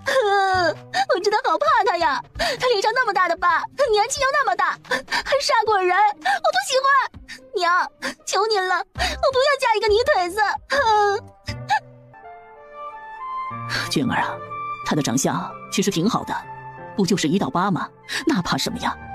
还有，他也就比你大了7岁，怎么就叫年纪大了呢？听娘的话，别闹了，行吗？乡下人又如何？到时候让你爹多给你一些嫁妆，在乡下更好过，是不？不管，我就是不嫁，我就是不喜欢。哼，爹娘一定要逼我，我就去死！听着屋内的对话，杨管家一脸尴尬的看了众人一眼，然后走到房前：“夫人，郎中来了。”“让他们走，我不要郎中。”“夫人，这次来了个女郎中。”“女郎中。”杨夫人闻言立即走了出来。“黄记药铺现在有女郎中了，快请进。”“傅姑娘，有劳你了。”“傅姑娘，辛苦你了。”“不客气。”说完，傅宁拉着盼盼一起进去了。傅雨宁见过杨夫人。傅姑娘，你真的懂医？陆盼盼不喜欢这杨夫人不信任的眼光，特别是刚才这母女的对话，她听到了耳中。自然，在这里看到自己兄长，她也怀疑这母女俩嘴里的泥腿子就是自己哥哥。我宁姐姐医术很好的，你莫要看她年轻就怀疑她医术。你要是不相信，我们现在就走。哈，不好意思，不好意思，傅姑娘实在是太年轻了。没关系，张郎中在外面，我只是先了解一下杨姑娘的情况，是张郎中开单子。哦，请进，请进。杨家不愧是有钱人家，这杨姑娘的屋子里啊，真称得上是小姐的规格。夫人，请问一下，杨三小姐只是肚子不舒服吗？是的，这要来月事了，可抑制不下，从今天早上起就开始痛得滚。傅姑娘，麻烦你帮忙看一下。好，我这就看。滚开！我不要你看，我痛死算了，反正活着也没意思。杨小姐，肚子痛是痛不死的，真的，我不骗你。这月事痛，除了自己难过外，世上还没有因此而死过人。我说的可全是真话。噗的一声轻笑，陆盼盼立即捂住嘴。你是哪来的野丫头？你笑什么笑啊？杨管家，杨家是菜市场吗？什么人都放进来？你吃的是干什么的？连个门都守不好吗？啊！夫人，我妹妹年纪小，不懂事，对不起了。对不住了，对不住了，这孩子是被我宠坏了。今天呢，他心情不好，不是故意针对你们的。娟儿，你可是大户人家的姑娘，可别让人看不起你。我都要被爹送给一个老男人了，我还有什么脸面呢？我不嫁给那个姓陆的泥腿子，我就是不嫁，我就是不要嫁，我不要活了，你让我去死吧！这话一落，傅宁与陆盼盼都傻眼了。这个杨姑娘不愿意嫁的人，竟然真的是陆凌天，还有他哥是来求亲的。陆盼盼生气了。杨姑娘，那个姓陆的是不是叫陆凌天呢？你怎么知道他的名字呢？你是谁呀？杨小姐，他是我亲戚家的邻居，我与他认得。其实他是个不错的人，长得也挺好的。你说什么？你说他很好？臭丫头，你以为我没见过他吗？长得挺好，你眼瞎呀？脸上那么可怕的刀疤，也不知道他杀过多少人。这么凶的人哪里有不错了？你要喜欢送给你好了。可怕，杀人，凶悍，送给他也不要。这人是陆凌天。这话一出，不说傅宁傻眼，陆盼盼肝痛，就连杨夫人都急了。娟儿，别乱说话，陆公子可是你爹的救命恩人，上回要不是他，别说杨家的祸了，就是你爹你大哥的命都没了。他救了爹与大哥，他与杨家有恩，就非得牺牲我吗？娘，给他银子不就行了吗？况且杨家就我一个女儿嘛，为什么非得是我呀？我就不嫁。母女俩对起来了。傅宁突然十分的不舒服，他看着十分生气的陆盼盼，轻轻摇头，让他不要说话。人家大姑娘看不上他，这也正常，毕竟人的审美观呢不一样嘛。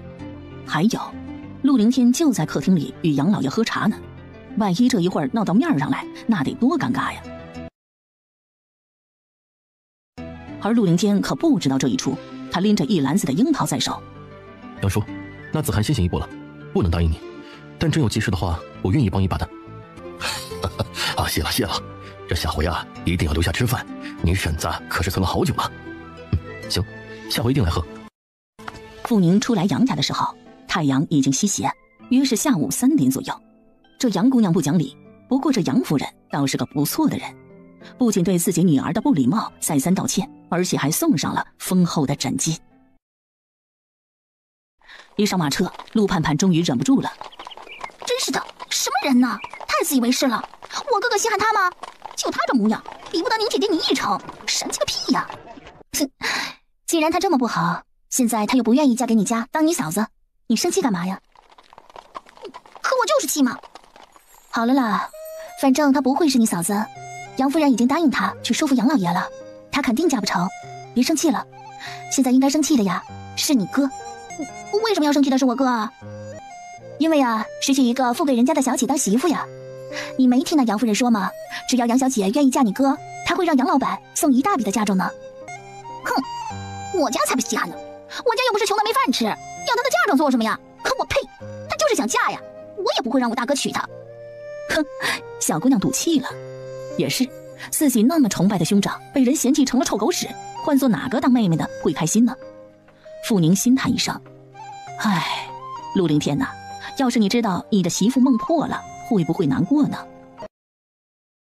此时陆凌天已经回到了铁匠铺，可惜他不知道傅宁的心声，否则铁定气得吐血。老大，已成了，这2天就会出一把软件送给你。老大，你真够意思。不过你不觉得可惜啊？这杨家可是有些家底的，而且我那表妹呀，也可以说是琴棋书画样样出色呢。咱们这乡下人，还是娶个门当户对的村姑为好，我高攀不上的。老大，你莫不是心中已有人了吧？不该你问的，别问。哦，对了，前辈回来了。啊，回来了。昨天已经去了山上了。可他没找到他想找的人，还是束手无策。他怎么说？神医说他在打听打听，看哪有孤本医注，或许这孤本医注上会有这种病情的记载。听了这话，陆凌天深深地呼了口气，难道他的梦错了吗？与前辈说，我会派人打听的，有消息就传给他。是，属下告退。傅宁一直听着陆盼盼愤愤不平的声音，直到黄记药铺，黄掌柜的听了杨姑娘的病因，开了口：傅姑娘，不少的姑娘家都因这个疼得死去活来的，看来您这方子还真不错，想不到年纪轻轻却能开出这样的方子，厉害呀！黄叔哥讲了，女子月事疼多因宫寒，这四物药汤效果很不错，可惜我不太懂针灸，要是会那个的话，配合起来好得更快。真的？真的行，只是这几个穴位对男郎中来说不是太方便，黄叔最好收2个女弟子。傅姑娘，这一般的针灸治法很简单，不如我送你一副银针，然后请张郎中教你几次，你学会了来我这做管如何？你放心，没有行医证，这每一次出诊都会有别的郎中带你的。那可以，你送银针，我把这方子送你。不过呢，如果我学会了，可替贵药铺义务出诊10次，10次之后出诊费归我，药力归你们，如何？没问题。今天天色不早，明天有空来学如何？想到陆朗还没好，傅宁思考了一下。明天我不能保证，家里还有些事，有空我就自己来，您不必等我。好。接了金银花的钱，一共313个大钱，加上杨家给的诊钱，今天收入竟然有4两银子。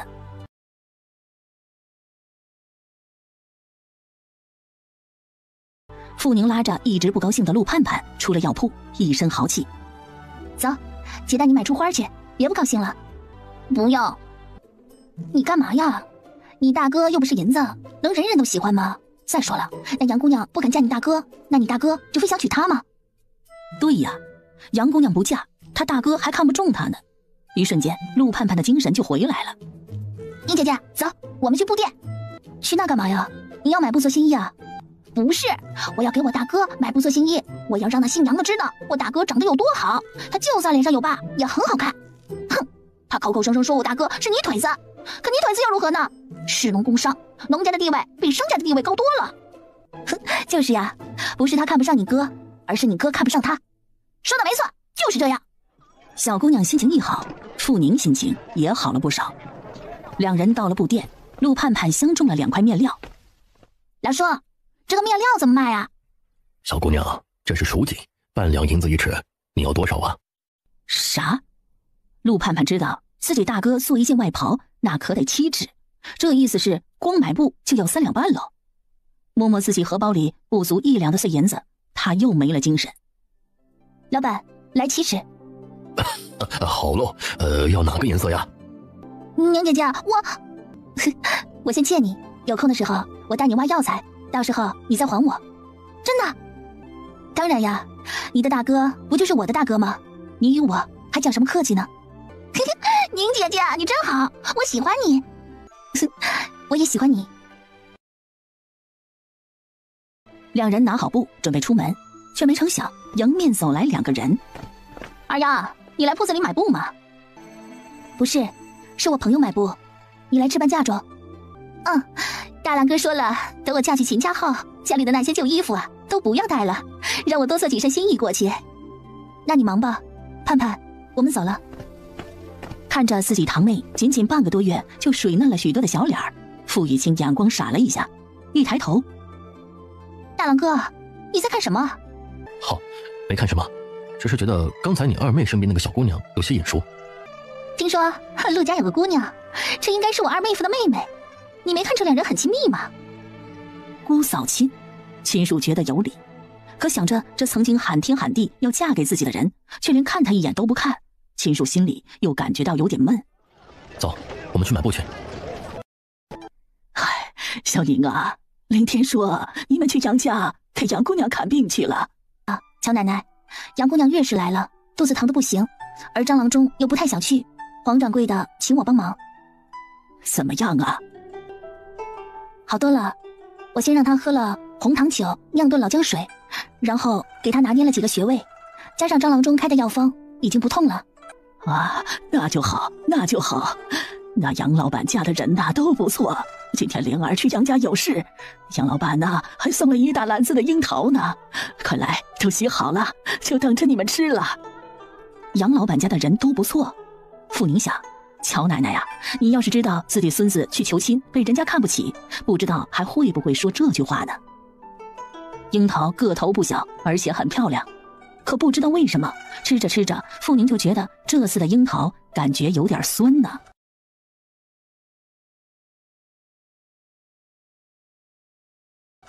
怎么只是这一点？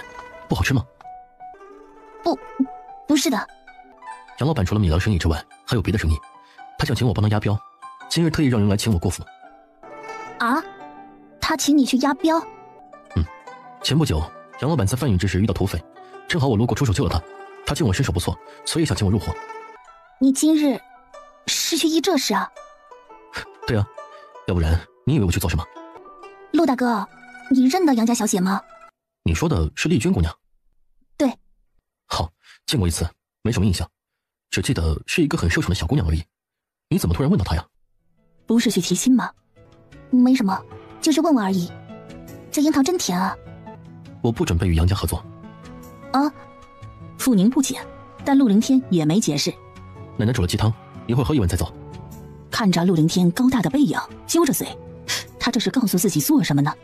与杨家合不合作，这不是他自己的事吗？与他有什么关系呢？好莫名其妙的哈。傅宁情不自禁地摸了摸自己热乎乎的脸，今天气温更高了。陆盼盼知道自己大哥不是去杨家提亲事之后，突然间心情就好了。太好了，宁姐姐，这下我不担心了。就你瞎生气。好了，这下你开心了吧？嘻嘻，我这不是替我大哥鸣不平吗？我大哥那么好，以后肯定是一个比杨姑娘好上10倍的媳妇儿。宁姐姐，你说对不对呀？对对对，他是谁呀？盼盼姑娘的大哥呀，不比杨姑娘好10倍的姑娘配得上吗？就是，宁姐姐，我太喜欢你了。我也喜欢你。宁姐姐，要不你给我当嫂嫂如何？盼盼，你别胡说。我没有胡说。宁姐姐，我是真心的。你性格好又懂医术，更重要的是我喜欢你。当我嫂嫂吧，我会对你很好很好的哟。还有，宁姐姐，我告诉你哦，我哥哥超厉害的呢，他会打猎，会打铁，以后绝对吃得饱，穿得暖，还会天天有肉吃。快答应吧，我喜欢你。他喜欢。听着陆盼盼嘴里不停地说着傻话，傅宁心肝砰砰跳个不停。我的个天哪，小丫头，你是找嫂嫂还是找百合呢？宁姐姐，你回答我，你不愿意给我当嫂嫂，你也嫌弃我哥哥长得不好是吗？盼盼，每个人的欣赏角度呢都不同，我从来没有觉得你哥哥长得不好，可是并不能因为我觉得长得好就能嫁他。儿女婚事父母之命，你别这样好吗？你说我哥哥长得好看，他很有男人气概，我没觉得他不好看。就是嘛，我哥哥明明长那么好看，是那杨小姐没眼光。宁姐姐，刚才我是去晕了，才那样问你的。我知道，姑娘家的哪能自己做主自己的婚事啊？我错了，你别在意哈。以后啊，你可千万别说那样的话，万一让人听到了，我就没法见人了，人家会以为我来你家就是想勾引你哥的。勾引？听到这俩字，陆盼盼心中一抖，这可不行，传出去了，宁姐姐的名声就毁了。名声啊，是很重要的东西。陆盼盼年纪虽小，可自小受的教养比较多，知道名声要是毁了，就算傅宁给自己当嫂嫂，将来也会抬不起头了。宁姐姐，对不起，我错了，以后我保证再也不会了。记住就好，别说别人，这话要让你哥听到了也很尴尬，知道不？对呀，这一点陆盼盼身为姑娘承认。屋内，陆凌天站在窗前，静静看着院中那树下的2个小姑娘。离得太远，他听不清两人在说什么小秘密。不过他看得出，刚才两人说的话与自己有关，因为他的妹妹时不时的看自己这厢房。这俩小丫头真好啊。本以为这天晚上能睡个大觉，可没想到陆朗的伤口突然发热发炎，半夜时分兰氏把他叫了起来。可凤宁也不知道陆朗是不是感染了什么，没有化验室的年代实在是伤不起啊。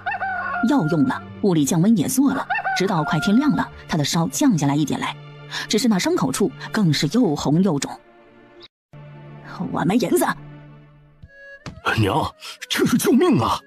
爹，求你们救救四毛，救救他吧！大哥，你帮帮我，要不是为了5毛，四毛也不会这样啊！说什么也没用，10两银子一张药方，连一味药都捡不到，以为我会生银子呀？咱们穷人家呀，一切都是命，命中注定他得死，就是神仙也救不了他。那天他救5毛也是天意。听着这伤人心的话，陆希谦心寒了，他在地上砰砰砰的磕了3个头。爹，如果母亲不掏银子救四毛，那就分家吧，分开我们一家，我就算是卖了我这条命，也要救我的儿子。放肆！短命鬼，你敢威胁你爹？母亲，我知道我不是你生的，四毛也不是你的亲孙子，所以你不会在乎他的生死。但是他是我的儿子，是爹的亲孙子，你可以不管，但我绝对不会就这样看着他送命的。你们说什么都好，爹，求您了。行了，去拿银子吧，先带15两去，不够了再说。天哪，我不活了，不活了！15两银子呀，那可是一幢房子呀！他什么样的金贵命啊，竟然要花这么多的银子？我没有，要银子我没有，要命啊，就把我老婆子的命拿去！这些年，我要你们陆家生儿育女吃尽苦头，婆婆还嫌弃我不够苦，还给你塞女人，我活着还有什么意思呢？啊！娘，您别这样行不行？儿子算是求求您了，这一次您就拿银子出来吧。毕竟5毛确实是四毛救的，难不成您想传入我忘恩负义的名声吗？老大，你让我拿银子出来啊！陆大伯朝老婆子使了个眼色，然后拉着他往屋里走，压低了声音：娘，爹已经64了，行县练了大半年，已经熟悉了县里的情况了。你是说你爹要退下来了啊？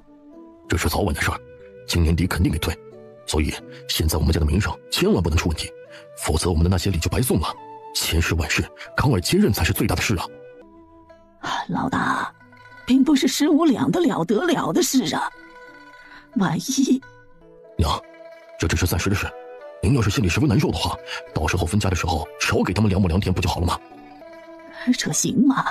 你爹那死硬脾气，到时候可不会听我的。他不同意，您就像今天一样再闹，到时候康儿恐怕也已经借了位子，那个时候也不怕什么名声不名声了。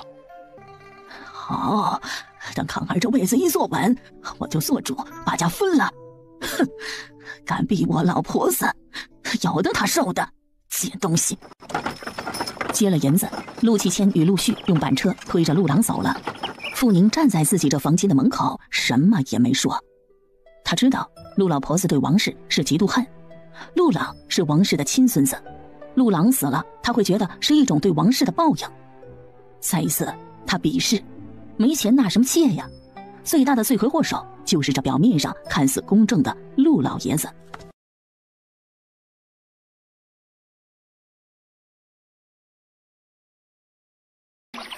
到了河边，河堤边上，傅宁发现了不少大青叶，这可是挺好的东西，而且沙地上还有不少的阴沉，这也是好东西。有孩子跟着，傅宁不准备走远了。盼盼，看到那青叶不？啊，看到了，这么大丛丛的，能不看到吗？殷姐姐，这个也是药啊？对，很好的药，多摘点。这些是常用药，药铺里多少都会收的。哎，要多少摘多少，这种叶子到处都是，我都摘回去。我也会摘很多的，宁姐姐，你看我的。陆琛也很激动，直扑着大青叶就过去了。只听得砰的一声，这小子掉在了河下的草坪上。小子，你的眼睛呢？摔到哪里没有啊？宁姐姐，我没摔痛，一点都不痛。动一动脚，看有没有扭到。没有，一点都没有。小心点，别给我摔断了腿脚什么的，要不然呢，我摘死草药啊，也赚不够你的药费。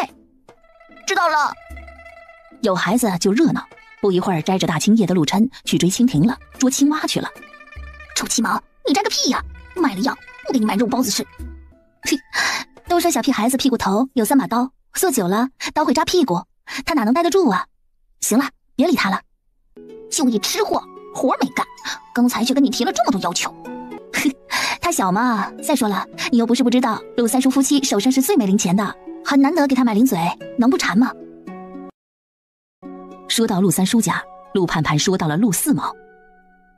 宁姐姐，听说四毛哥送去了安仁堂是吗？是的，不知道怎么回事，他的蛇毒又反复了。哼，他们这是不信你。我哥可说了，你的药方子比那于郎中的药方都好呢。于郎中给我奶奶开药方，可是2两银子一张呢。一张药方2000块，这得病吃钱的时代，穷人生不起病啊。两人说着话，不一会儿，捉蜻蜓的陆琛回来了，可根本没站多久。有兔子，有兔子！宁姐姐，我看到一只好大的野兔子。陆琛，不要跑，不要跑，那里不能去，不能去啊！可小家伙哪里听啊，人转眼就消失在毛丛中，看不见了陆琛。傅宁有点担心了。盼盼，你在这儿，我去找人。那边草太深，万一碰到了蛇就麻烦了。我去，宁姐姐，我去。说罢，跳下河堤就跑了。可陆盼盼去了好一会儿，不仅陆琛没回来，连他都没回来了。傅宁真是又气又急，只得把袋子放下，自己也从小路上下了河滩。哗的一声，没走10米的傅宁终于被水声惊到了。只见不远处水中冲出一个人，一个男人，一个赤着上身的男人。那是8块腹肌吗？砰的一声，傅宁吓得跌在了水中。没事吧？我先擦一下，看没有吓成这样。你又不是不认得我。你一个人跑来这里做什么？来这里找药？小陆琛跟我来摘草药，刚才看到一只兔子，追着不见人了，我和盼盼下来找人，我迷路了。一抬头，还好披上了衣服。你追他做什么？这些个熊孩子哪天不在这东茅堆里打滚捉迷藏？你找他，还不如说是让他找你呢。别担心那小兔崽子，他肯定自己会回去的。傅宁知道，他是把现代那些孩子与这时代的孩子连在一起了。这时代的孩子啊，可不是温室里的花朵，而是山中的小野人。你在河里干嘛？陆凌天没想到傅宁会反问。昨天吃晚饭时，妹妹说眼前这小丫头很喜欢吃石斑鱼，说这鱼汤啊最有营养，这么瘦的小丫头得好好补补。没想到她这才下水没一会儿，她就跑着河边来了。我一把柴刀不小心掉进去了，想找回来。找到没有？找不到，水太深，而且下面有淤泥，看样子是找不到了。别找了，太危险了，淤泥容易把人陷进去。你反正自己会打铁，再打一把吧。小丫头真好骗呢，这样也好，省得她不小心掉进水窝里，这里深着呢。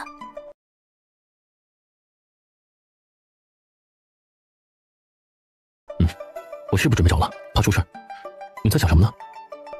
没想什么。冷吗？傅宁摇头。你在这等着，躲在石头后面，别让人发现了，我马上就回来。哦，对了，把头发散下来晒晒，那棉巾留给你。好。真不冷？不冷，不冷。好，赶紧把头擦干，一会儿回家了，叫盼盼给你煮姜汤好了。我知道了，谢谢陆大哥的关心。陆凌天没再说什么，而是深深地看了傅宁那瘦弱的身子一眼，迈开大步走了。傅宁知道陆凌天大概是去给他拿衣服了，等他一走，他立即找了块大石头躲起来，让人发现就不太好看了。突然，不远处的草丛中一阵悉悉索索的声音，吓得傅宁心惊肉跳。这里没狼什么的吧？竟然是羊！傅宁松了口气。突然又一个声音响起：妹，都到这里来，不要去那边，那边水太深了，快过来！宁姐姐，宁姐姐，你在哪儿啊？你在哪儿啊？宁姐姐，你在哪儿啊？赶紧出来呀，我们在这儿呢！听到陆琛的声音，傅宁想敲死这熊孩子。今日要不是他认为自己肯定不会如此尴尬。盼盼，傅二丫不见了吗？二毛哥，你看到宁姐姐吗？刚才她来这里找七毛，可七毛回来了，她就不见了。不见了？去哪了？我也不知道他去哪儿了，这里他可能没来过，我担心他在毛丛里迷路了，找了好一会儿都没找着。你没看到他吗？没看到呀，他跑哪去了？对了，月美和香莲刚刚在那边，我问问他们去。谁不见了？小美姐，宁姐姐刚才来找七毛弟弟，这一会儿还没回来，我怕他在这毛丛中迷路了。就这么点地方，能迷到哪儿去呀？莫不是故意躲起来了吧？小美姐，宁姐姐躲起来做什么？我知道，宁姐姐肯定是躲起来和我们玩捉迷藏了，不好玩了，我来找宁姐姐，我来了。闹什么呢？宁姐姐是这样的人吗？行了，就是你不听话，弄得宁姐姐迷路了。哼，盼盼呢？这人是不是迷路啊？还两说哟。小美姐，你这话什么意思啊？切，我什么意思？这还要问吗？这长毛之中要藏2个人还不容易。盼盼，你还小了点儿，不用找了，赶紧回去吧。小美姐，你嘴上留点德，宁姐姐可不是你说的这种人，而且她是你家的亲戚，你这样说她，良心过得去吗？我说什么了？要是你知道她是什么样的人，你就不会这样说了。陆盼盼，我才是你堂姐，你护着个外人算什么？堂姐？陆月美，我替有你这样尖酸嘴恶的堂姐感到羞耻。二毛哥，你们就这样对待恩人的吗？陆盼盼，你说我尖酸恶毒，你知道你心目中的好姐姐是个什么样的人吗？我不用你说，她是一个聪明、漂亮、温柔、有礼、善良、有本事的人，比你强100倍。哼，聪明、漂亮、温柔、有礼、善良、有本事。陆盼盼呢？我要告诉你她的真面目后，希望你不会打自己嘴巴子。切，你说，我倒要听听，看看你是如何污蔑我宁姐姐的。陆月美，你要敢编一句，别怪我对你不客气。陆续也不喜欢自己妹妹这一脸的尖酸。堂妹说的对，傅二丫对外是他们家的亲戚，不管他们之间如此，但妹妹这样侮辱亲戚，那说明德性有问题。小美，闭上你的嘴，少在这里胡说八道！你敢不听话，小心我让爹来教训你！盼盼，这河滩不大，而且水流又小，可能他进河的地方听不见你们叫他。这样吧，大家分头找。陆晨，你帮二哥看着这些羊，别跟丢了。我知道了，二哥。小美姐，希望你别再让我听到你说宁姐姐的坏话，否则别怪我不客气。陆盼盼，既然你那么喜欢她，就赶紧让林天哥把她娶过去吧，你们成了一家人，我绝不再说半句。哼，你这么针对宁姐姐，不就是嫉妒吗？小美姐啊，长得不好不是你的错，没她能干也不是你的错，可品行这么差就是你的错，你很缺德。说完，陆盼盼大步走了。陆盼盼，你这个死胖子，你才长得不好呢，你才不能干的，你才品行差的，你才嫉妒。听到众人离开的脚步声，傅宁终于松了口气。陆晨，你在吗？哦，宁姐姐，你在哪儿啊？我在这里，刚才我掉水里了，你赶紧悄悄的把你盼姐姐叫来，让她回去给我拿衣服去。陆晨赶紧跑了，不一会儿还真把陆盼盼找来了。我的宁姐姐，真是吓死我了！不是有心要吓你的，只是出了点意外。刚刚你哥在那边摸鱼，发现了我，他回去帮我拿衣服了。盼盼，你赶紧去接上他。还有小琛，你赶紧把羊赶到那边去，不要让人跑这边来，听到没有？哦，知道了，我这就走。不一会儿，陆盼盼偷偷摸摸的拿着衣服过来了。宁姐姐，我哥拿的是我的衣服，我怕你穿着短了，又回去把你竹竿上的衣服收来了。盼盼，你真细心，快拿来。俩姑娘躲在石丛中，悉悉索索的把衣服换了。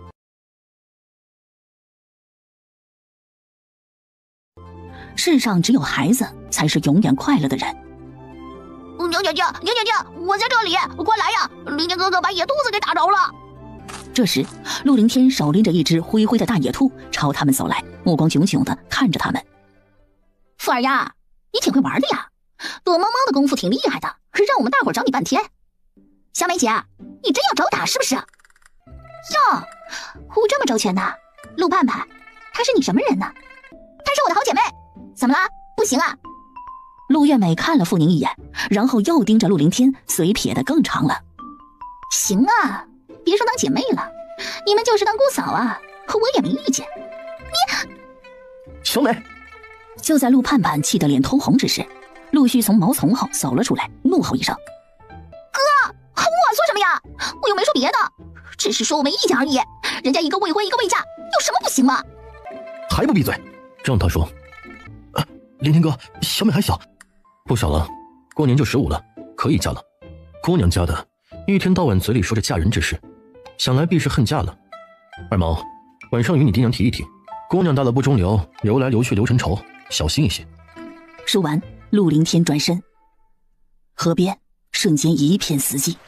要不是时机不对，傅宁真想替陆凌天喝彩，他太厉害了，一串话把陆月美吓出屎。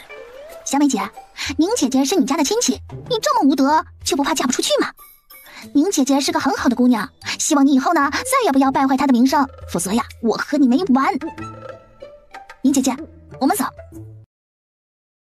我败坏她的名声，我败坏她的名声，她有名声吗？啊，她有名声吗？小美，你要是不想马上嫁人，就给我好好的闭嘴。我怕她了吗？不过一个打铁匠而已，人家出去混个10年8载，不当官就算了，至少也发个财回来呀。她呢？小美，不是哥吓唬你，林天哥绝对不会是简单的人。那又如何呀？他不简单是他的事。哼，我怕他了吗？以后少找傅二爷的麻烦，人家没有得罪你，还对我们陆家有恩呢，别弄得一个小家子气一样。还有，林天哥不是你能惹的人，记住了。陆月美其实没想去找陆凌天，她只是想让傅二家早点滚出陆家而已。赶紧回去，下回再敢来呀，我抽你！宁姐姐，我再也不跑了，行吗？不行，以后不要跟着我，我不喜欢你这种不听话的孩子。就在这时，他发现一丛很鲜嫩的艾草，立即想到了清明团子。臭小子，多大的人了，还好意思哭啊？给我闭嘴，行不行？赶紧滚过来摘艾草，摘回去啊，我们做青米果吃。赶紧的哈，我数1、2、3，还不过来，就永远也不许跟着我了。1，才出口，地上的小陆琛呢，像只兔子似的蹦到了傅宁面前，惹得陆盼盼放声大笑。七毛，你比野兔子跑得还快呢。宁姐姐，青米果是什么？青米果呢，就是用这些艾草煮成浆，然后与糯米粉揉成团，再做成一个个的小剂子，再然后呢，就是用五花肉、荞苗或者五花肉加泡菜剁成馅，包在一个一个的小剂子里，再上锅蒸熟，这就是香喷喷的青米果了。哼，多摘点，我家有糯米，一会儿回去啊就泡米磨浆。可话才落下，突然河岸上传来呼声。小宁啊，小宁，你在哪儿啊？小宁，你在哪儿啊？兰姨，我在这里，出什么事了？小宁啊，快跟姨回去，四毛他呀又被他爹抬回来了。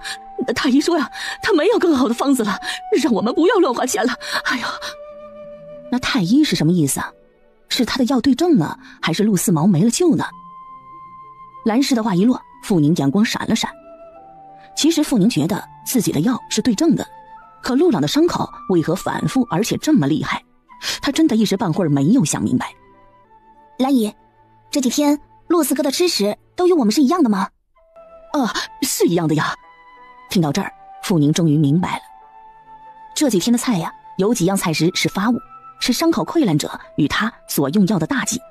傅宁才知道真是太没有责任感了，才会忘记了交代兰氏伤口要忌口的事。兰姨，在四哥的伤没好之前，以后吃什么得问问我，知道吗？是不是吃坏了菜食啊？对，应该是这个原因。既然找到了原因，您就不必担心了。一会儿我们再去寻药，加上2种药，应该问题不大。小宁，是伯伯不信你呢。陆二伯不必多想，我自己都没把握呢，哪里怪得了您呢？这药啊，还有一些，赶紧煎服了，再换上。可不多了。没事，没了就上山找去。这些药啊，生长在山背阴凉之处，我想多找找，应该找得着。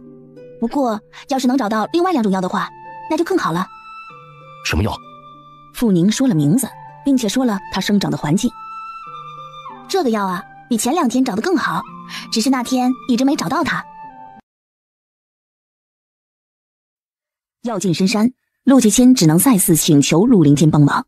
而他一听要寻找的草药所生长之地，立即想到一个地方。二叔，如果是这样的话，去梁谷口的阴阳坡那里肯定有。不行，那里太危险了，林天，那里绝不能去。不去那里，您要的这些药真的很难找，这些极阴之药一般都不长在向阳的地方，寻不到也不行。我们还是先在附近的山上找找吧，那里太危险。我不能因为4毛的命就让你们去送命啊，我不能这样无德。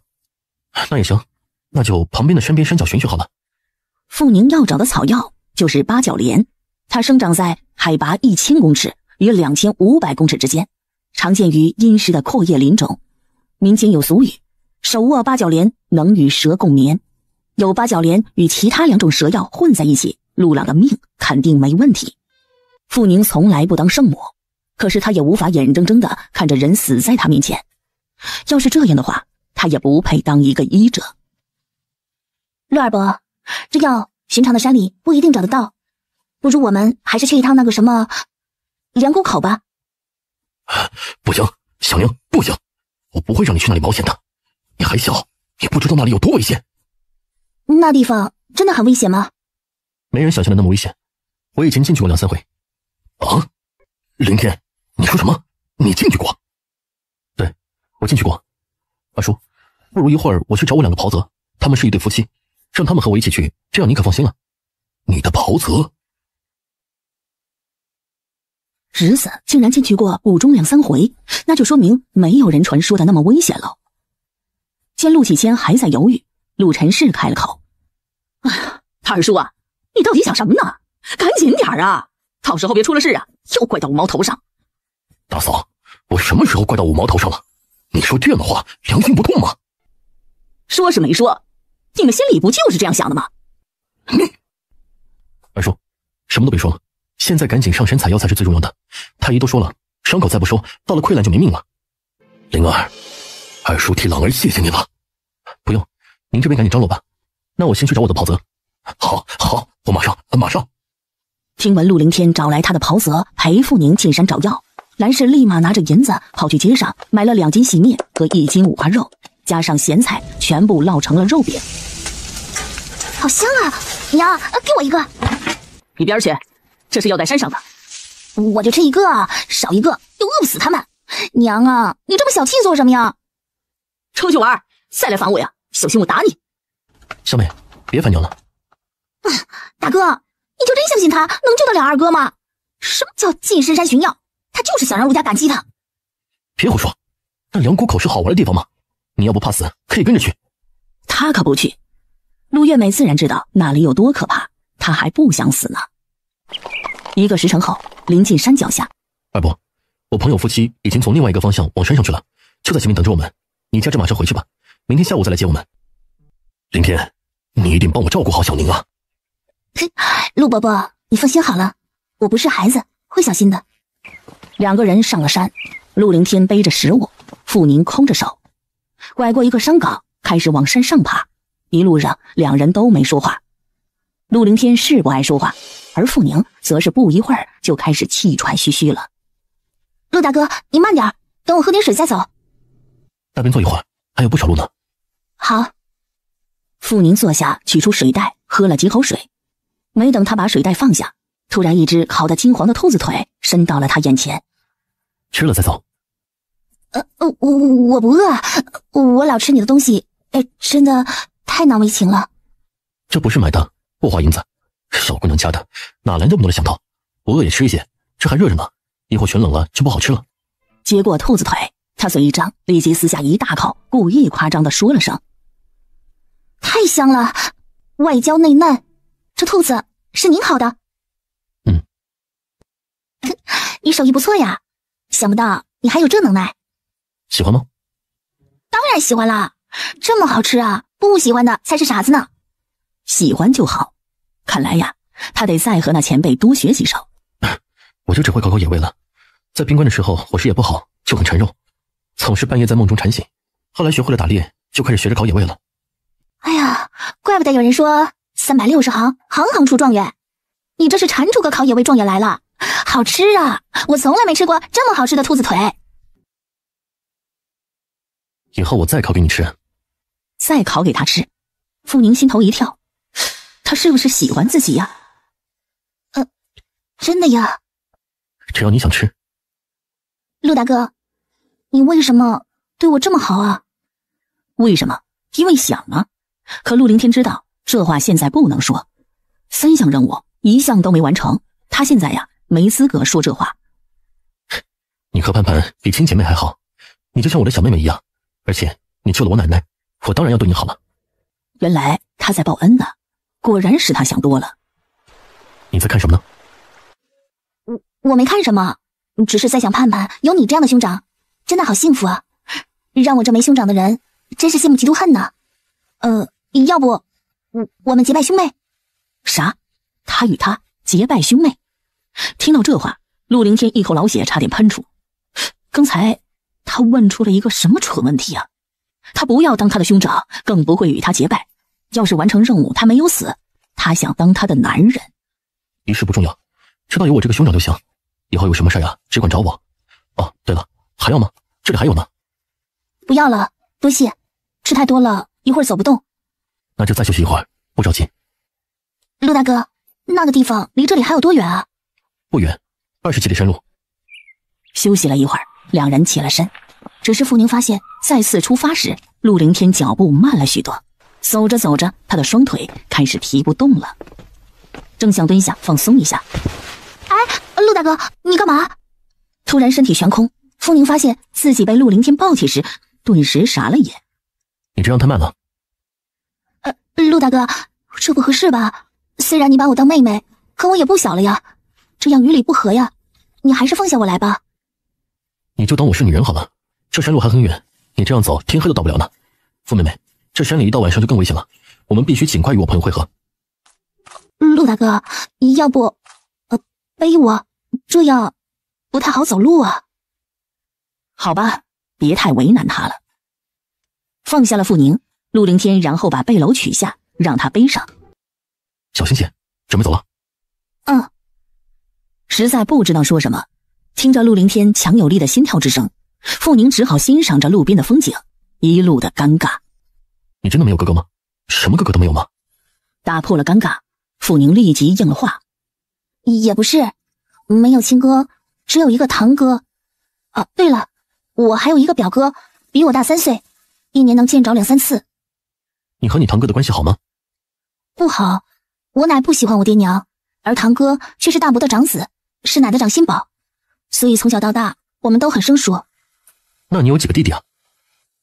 就一个，今年11岁，还有一个6岁的妹妹，超可爱的，我很喜欢她。看样子你们姐妹感情很好。哼，那肯定的呀，新的。噗的一声，陆凌天难得逗乐了。不亲的就不行了？哼，那也不是，只要兴趣相投，朋友都能处成姐妹。就好比我与盼盼，我觉得她跟我妹妹一样亲。你这么喜欢她呀？那当然了，盼盼性子可好了，又善良又直爽，讨人喜欢。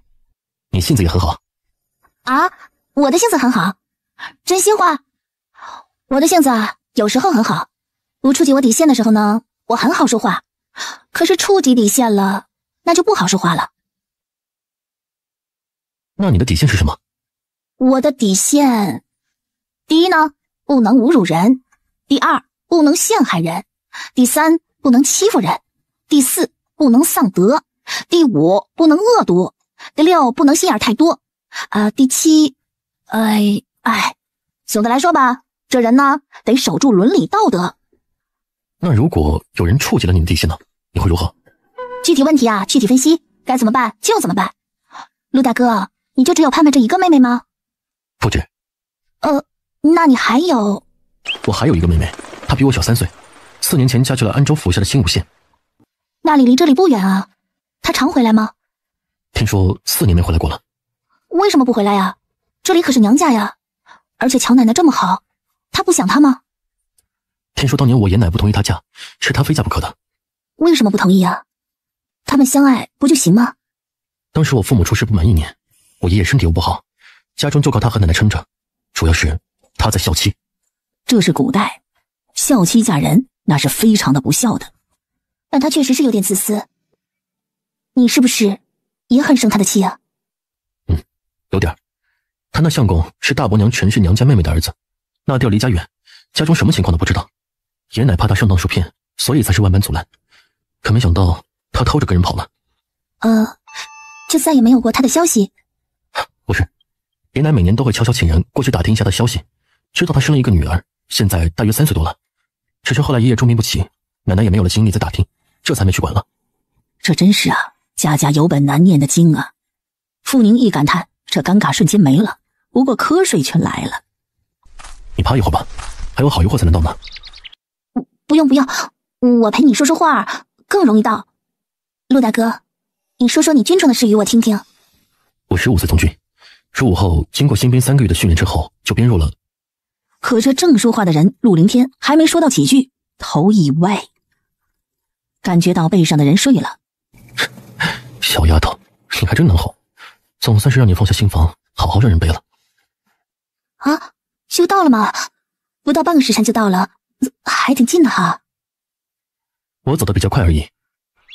这是哪儿啊？傅妹妹，今日得与你说声对不起了。我说了谎，请你上山来，不仅仅是为了找药，而是我有一位朋友得了重病，想要请你帮忙看看。你的朋友重病吗？你干嘛不早告诉我呢？你的朋友，我愿意帮忙的。对不起，我是有原因的。没事，只是他得的什么病啊？能与我说说不？不知道什么病，很多郎中都看过了，但没人看得出来，所以这才想请你过来看看，有劳你了。没事，你信得过我，我自然愿意。他在哪儿啊？在屋里。那走吧。说完，傅宁抬步，可陆凌天并没有移步，而是向他介绍：这是乔迪，这是宋野，都是我的战友，你就叫他们乔大哥、宋大哥就好。而这两人眼角含着戏谑，眼光在陆凌天与傅宁之间扫来扫去。而此时，傅宁盯着乔迪，终于认出来了。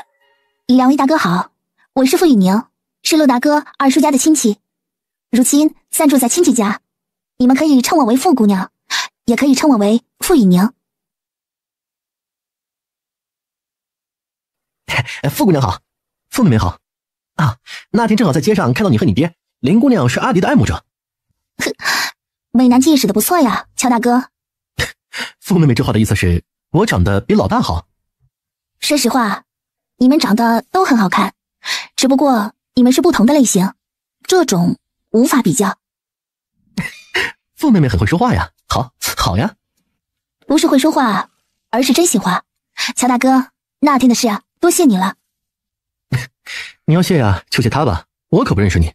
对，这情是他欠着陆凌天的。果然抱大腿好处多多哈。进去吧。王爷，子涵请了位郎中来给您把脉了，可否让他上前？子涵，你是说让他来给本王把脉？王爷别看傅姑娘年纪小，可她有奇遇，或许她真能治得了您的病。连神医诸葛天都无力的病，她真的行吗？当这个王爷怀疑他的时候，他已经透视过了这个人的身体，初步断定了他的病情，只是用神太多，他眼前一黑。傅妹妹，你怎么了？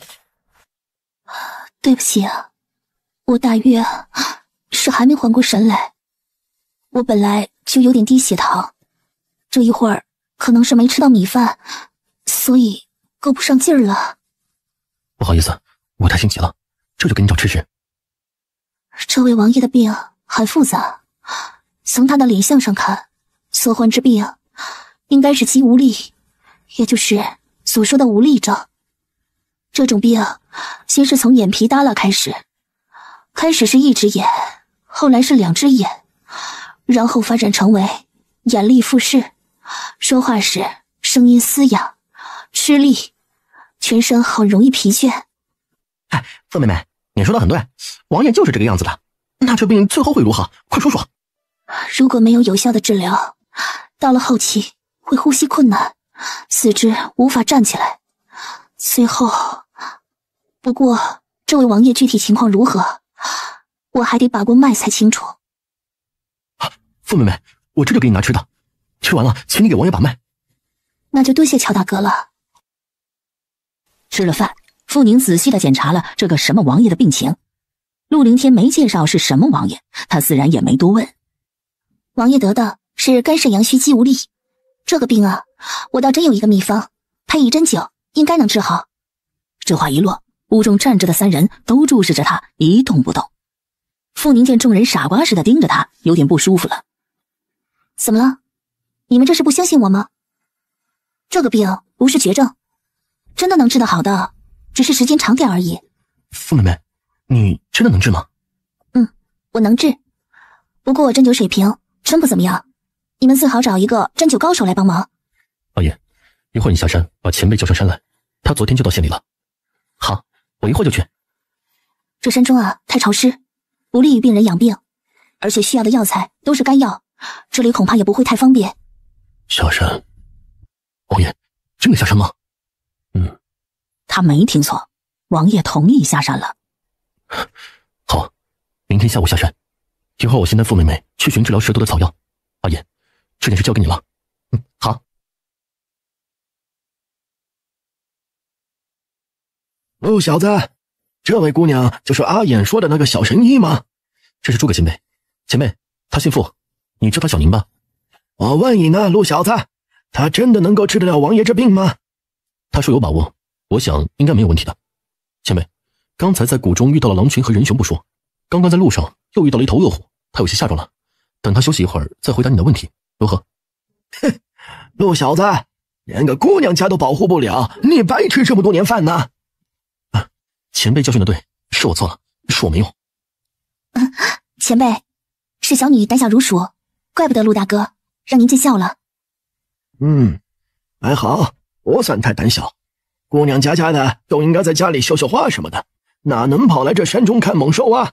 要怪就怪这两小子没用，他们要是能把那些家伙赶得远远的，哪能吓着你啊？小丫头，不是你的错。不过这小子倒是说的对，现在不是问话的时候，先进去洗漱休息一下，我们一会儿再说。前辈，那我先休息一会儿。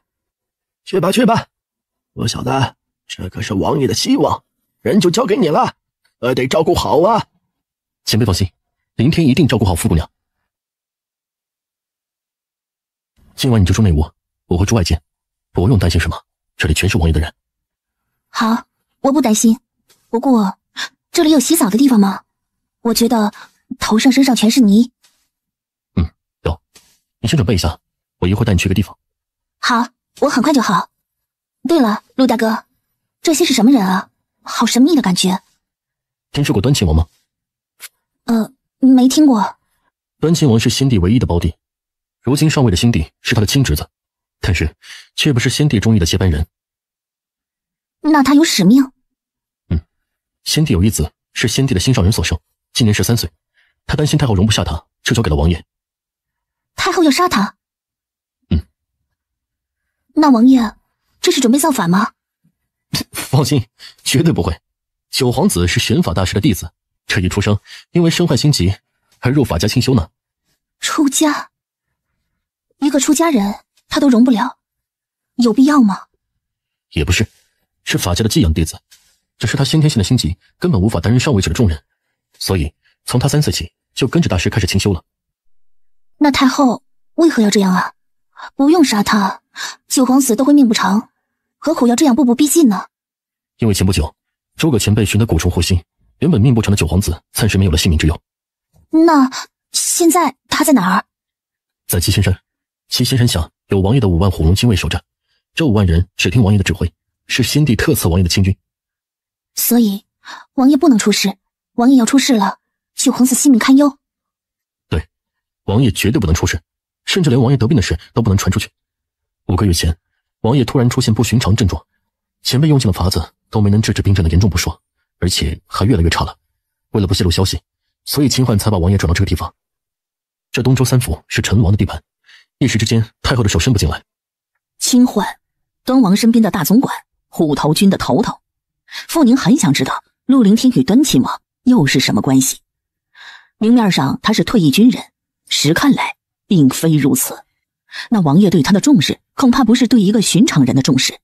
还有那乔迪、宋妍对陆凌天的尊敬，这几个的关系恐怕也不是寻常的袍泽。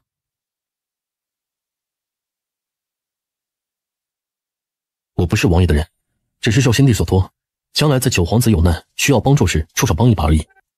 啊？非与我有恩，曾经我被人陷害过，是贵妃娘娘出面作证，我才没有被太后的人陷害成功。他现在放过你了？新帝上了位，他知道我并无异心，而且我曾救过新帝的性命数次。新帝一上位，我主动请辞，他老人家也就不再关注我了。现在的我无官无职一身轻，就是一个普通百姓。陆大哥，这个诸葛前辈是叫诸葛天对吗？你知道他？钱伯伯在医书上记载，那些方子是从诸葛的用法中提炼的，用后又有何心得，他写得很清楚。诸葛前辈如今年已96，是先帝和王爷的舅公。高寿啊，96啊，他那样子只看得到69啊。那你一会儿亲自与他说吧，前辈肯定会喜欢上你的。他呀，最喜欢别人说他年轻喽。诸葛仁一看起来确实是年轻，傅宁觉得自己真没有拍马屁。小丫头，这是老头子炖的野味和蘑菇肉，你尝尝老头子的手艺。不过想吃可以，我有一个条件。前辈，你说吧，是什么条件？小丫头，别害怕，老头子要的条件很简单，那就是一会儿我们一起去看王爷的病，你要保证我问什么你说什么。前辈，小女只能说知无不言，但是解释不清楚的东西，您可别怪我掖着藏着，有的不是我不想说，而是不知从何说起。行，老头子心中有数啊。来，先尝尝老头子的手艺再说。这笑声让傅宁心中一跳，难不成陆凌天已经把他的秘密告诉了这老人家？前辈，我们都饿坏了，可以开吃了吧？行，先吃，吃饱再说。来，小子，赶紧给小丫头盛饭吧。我自己来。不行，让陆小子添，是他把你弄到这大山来吓着你了，该他伺候你的。是，前辈说的对，应该。前辈，你说老大是不是也得给我添饭啊？添什么呀？你是他什么人呢？今天我也被吓坏了，那么多人熊全是我引跑的了。你看我这么瘦弱的人，能不吓坏吗？好意思说，这从小到大你浪费了我老头子多少好东西啊？你没个数啊？赶紧添饭，小心老头子在你头上敲出10个大包来。前辈，你就是偏心。老子就是偏心了，怎么着？老子我再告诉你，1年之内再不成亲，我让你爷爷给你绑在床上，老头子我直接给你送一个上床。前辈，你不能这样啊！我怎么就不能了？你奶奶还是我给你爷爷选的呢。哼，看你爹那什么眼光，老头子给他选的不好好珍惜，偏生要弄个祸害进家门，你敢学他试试？老弟，当年老头子答应了乔墨风那混蛋，他的儿子就是老头子的儿子，他的孙子就是老头子的孙子，他的曾孙一样也是老头子我的曾孙。你敢不听话，老子真收拾你啊！前辈，我还没有找到静儿，绝不成亲。我会找的，你成你的亲就好了。前辈，就1年，1年之后由我说了算。乔迪知道，眼前这老头子的脾气是越来越固执了。太爷爷真是，干嘛说要把他爷爷交给这老头，还说什么以后他乔家的后代呀，都是这老头的责任，真是的。行，1年就1年，在这1年之内，你可不能做任何手脚。滚！老头子才不稀罕做手脚呢。老头子我要来的话，那就明来，谁给你来暗的？丫头呀，你吃你的，老头子呀，这是在代替好友教曾孙呢。前辈，您是一个很亲切的长辈，我很喜欢您。宋妹妹，你说前辈很亲切？对呀，像亲爷爷一样亲切。乔大哥，你不觉得吗？不是亲人，才不会如此关心你呢。小丫头，老头子也喜欢你。比起这些个臭小子来，老头子更喜欢娇滴滴的曾孙女。哎呦，来，多吃点啊！老头子的手艺可真不是吹的呀。这手艺确实真不是吹的，肉嫩汤浓，蘑菇鲜。傅宁整整吃了2碗饭，直吃的打嗝。丫头怎么样啊？好吃啊，前辈，您的手艺太好了，这是我这辈子吃过最好吃的野制炖蘑菇了。老夫这辈子最喜欢的就是做吃食，这道野质炖蘑菇，老夫可是磨了很久才学来的。好啊，你喜欢就好。到了半夜，被诸葛天纠缠到了半夜的傅宁才知道，这你喜欢就好的可怕。问这问那，虽然没问他为什么懂这么多，但这老头子都问了快10万个问题了，直到傅宁眼皮都睁不开了，这才放他去睡。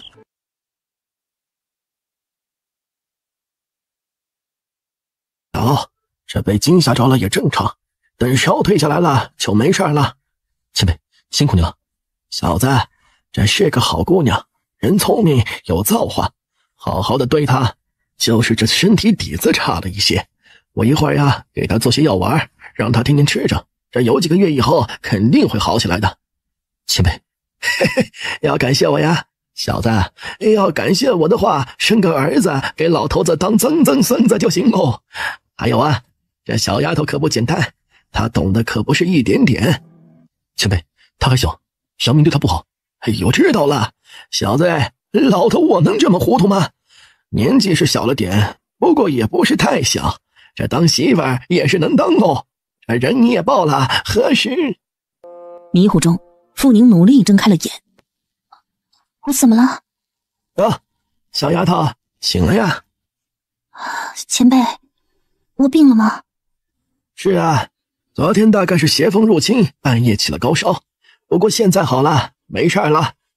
感冒了，怪不得自己的头这么沉，浑身没一丝力气，原来是发烧了。傅宁知道自己捡了一副破身体，15岁都没当大姑娘，真当是差了一笔呀。多谢前辈了。不用，这是陆小子欠你的，是他把你拉到这儿来，要不然你也不会受到惊吓。要谢呀，也是他呀。前辈，我没怪陆大哥，这本来就是两全其美的事，没什么的。要怪，只怪我胆小，从来没受过如此大的惊吓，所以才这么没用。哎呦，小丫头，好，这年纪虽小，聪明懂事大方，好，老夫喜欢。小丫头，你似乎对用银针之类的不在行啊，不如拜老夫为师吧。傅宁正在发呆。小宁，赶快拜师啊，还在发什么呆啊？弟子。不急，老夫一生只收过3个弟子，你是最后一个。一会儿老夫算下时辰，这得点个香，上了茶才算呢。前辈说的对，一会儿小女给您敬茶。傅宁正要拜师。等，小子，老头子要收这丫头当徒弟，你跑来搞什么名堂啊？我不同意。臭小子，凭什么你不同意呀？老头子我收个徒弟，还得你同意呀？滚！拿凉快滚哪去？前辈，你收了傅妹妹为徒弟，那我们兄弟几个就来什么呀？老大，你说这师傅认得不？前辈，小宁叫我哥哥，您要是收了他当弟子，这辈分还真是乱了。我管你们呢，怎么就乱了？以后叫姑太太就行。前辈，姑太太，她有这么老吗？前辈，宁儿给您当曾孙女如何？以后宁儿就叫您老祖宗，行吗？见旁边两小子急得大脸赤白。什么老祖宗不老祖宗的，直接叫太爷爷。这以后啊，你就是我亲曾孙女儿。太爷爷在上，请上曾孙女宁儿一拜。好，老夫的乖孙儿快起来，来过来，这是太爷爷给你的见面礼。说罢，诸葛天从怀里掏出一个玉瓶。前辈，叫这么响干嘛？我可告诉你啊，这里面3粒可都是我给宁儿的见面礼，你少给我叫的。老也太偏心了吧！我当时给您讨1粒，我都费了2年几力讨好您才要到的，您这是给您妹妹一给就给3粒啊！我的东西我想给谁还要得到你同意不成？不，我给您妹另外一个礼物，您这个给我1粒行不行？不行，小宁先天发育不良，早产不说，这出生后又营养不全，15岁都成不了大姑娘。你小子，老头子我可警告你啊，少打他的主意，这个是我给他的，谁也别想。哎，你丫头啊，这是老头子我炼的固元丹，赶紧吃了，谁都不许给。吃吧，这是前辈的心意。天哪，林妹妹，你这一口吃的就是几万两啊！不，几万两都不止啊！再喝口水，别听你知的。他这人呢，就是太喜欢前辈的东西，所以才舍不得的。老大，你舍得呀？当年你受了那么重的伤，就仅吃一粒，这2月不到你就完全恢复内力不说，还直接就飙升2成呢。林妹妹一口气吃了3粒，你不心痛啊？不心痛。好，老大，你牛，你心宽行不？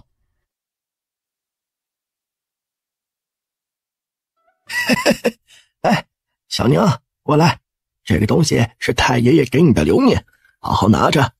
你的身体先天的东西失去的有些多，等过2天呢，我再给你弄2瓶补益丸，这吃上3个月，绝对比正常人都要好啊。傅宁接过一块，太爷爷，谢谢你，孙女无以为报，跟您磕几个头吧。好，孩子起来，赶紧起来啊！咱是一家人，不行这个。哎呀，走，再带太爷爷去看看王爷那病。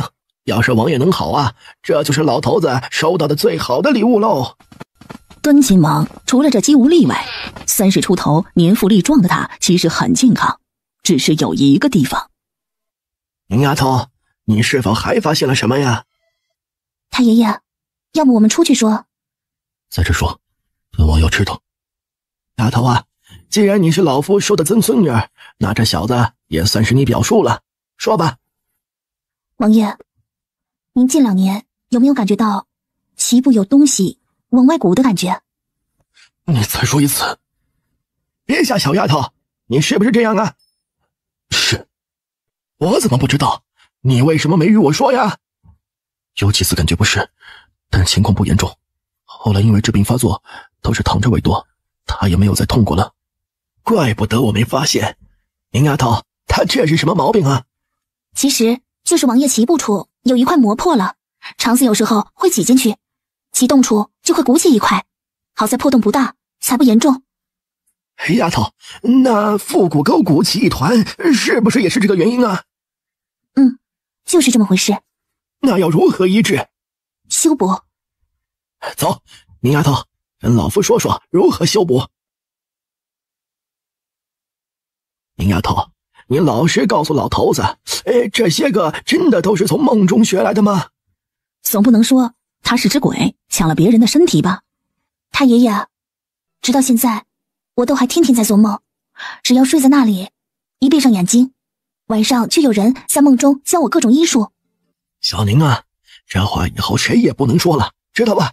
如果要是有人问你师从何人，直接报老夫的名字即可。太爷爷，我们村子里有一个老郎中，很多年前不知道从哪儿来的，后来也不知道他去了哪儿。我跟人说我的医术是跟他偷学的。那以后你就与人说，那老头叫孙林，是我的师弟，而且以前你不显露医术，那是因为师门有规矩。太爷爷放心，我明白。你要的那个什么刀，尽快打出来，然后那个什么魔也得做出来。到时候王爷这病一好，恐怕这刀子还得动啊。我来动？除了你，没有人会。这古代啊，男人最讲究尊严了。那肚脐眼处要是动刀子，端亲王能让他一个小姑娘家动手？太爷爷，这不合适啊。要不到时候我弄点药水出来，如果有死刑犯，我带几个弟子来行不？死人？对，用死人来练习，而且我还要准备好羊肠线和手术刀、剪、钳什么的，麻沸散、敷后药。太爷爷，你来准备。行，丫头，你先准备，等过一段时间王爷好了，太爷爷亲自来接。太爷爷，王爷的情况不严重，您不用着急。好，我不急。小宁，你在想什么呢？陆大哥，你叫我什么？我叫你小宁啊，你不是把我当哥哥吗？我要再叫你傅妹妹的话，也太生疏了吧。陆大哥，你喜欢什么样的姑娘啊？你问这个干嘛？你不是我哥吗？你也一把年纪了，现在连个媳妇都没有，我这不是怕你变成个老光棍吗？我很老吗？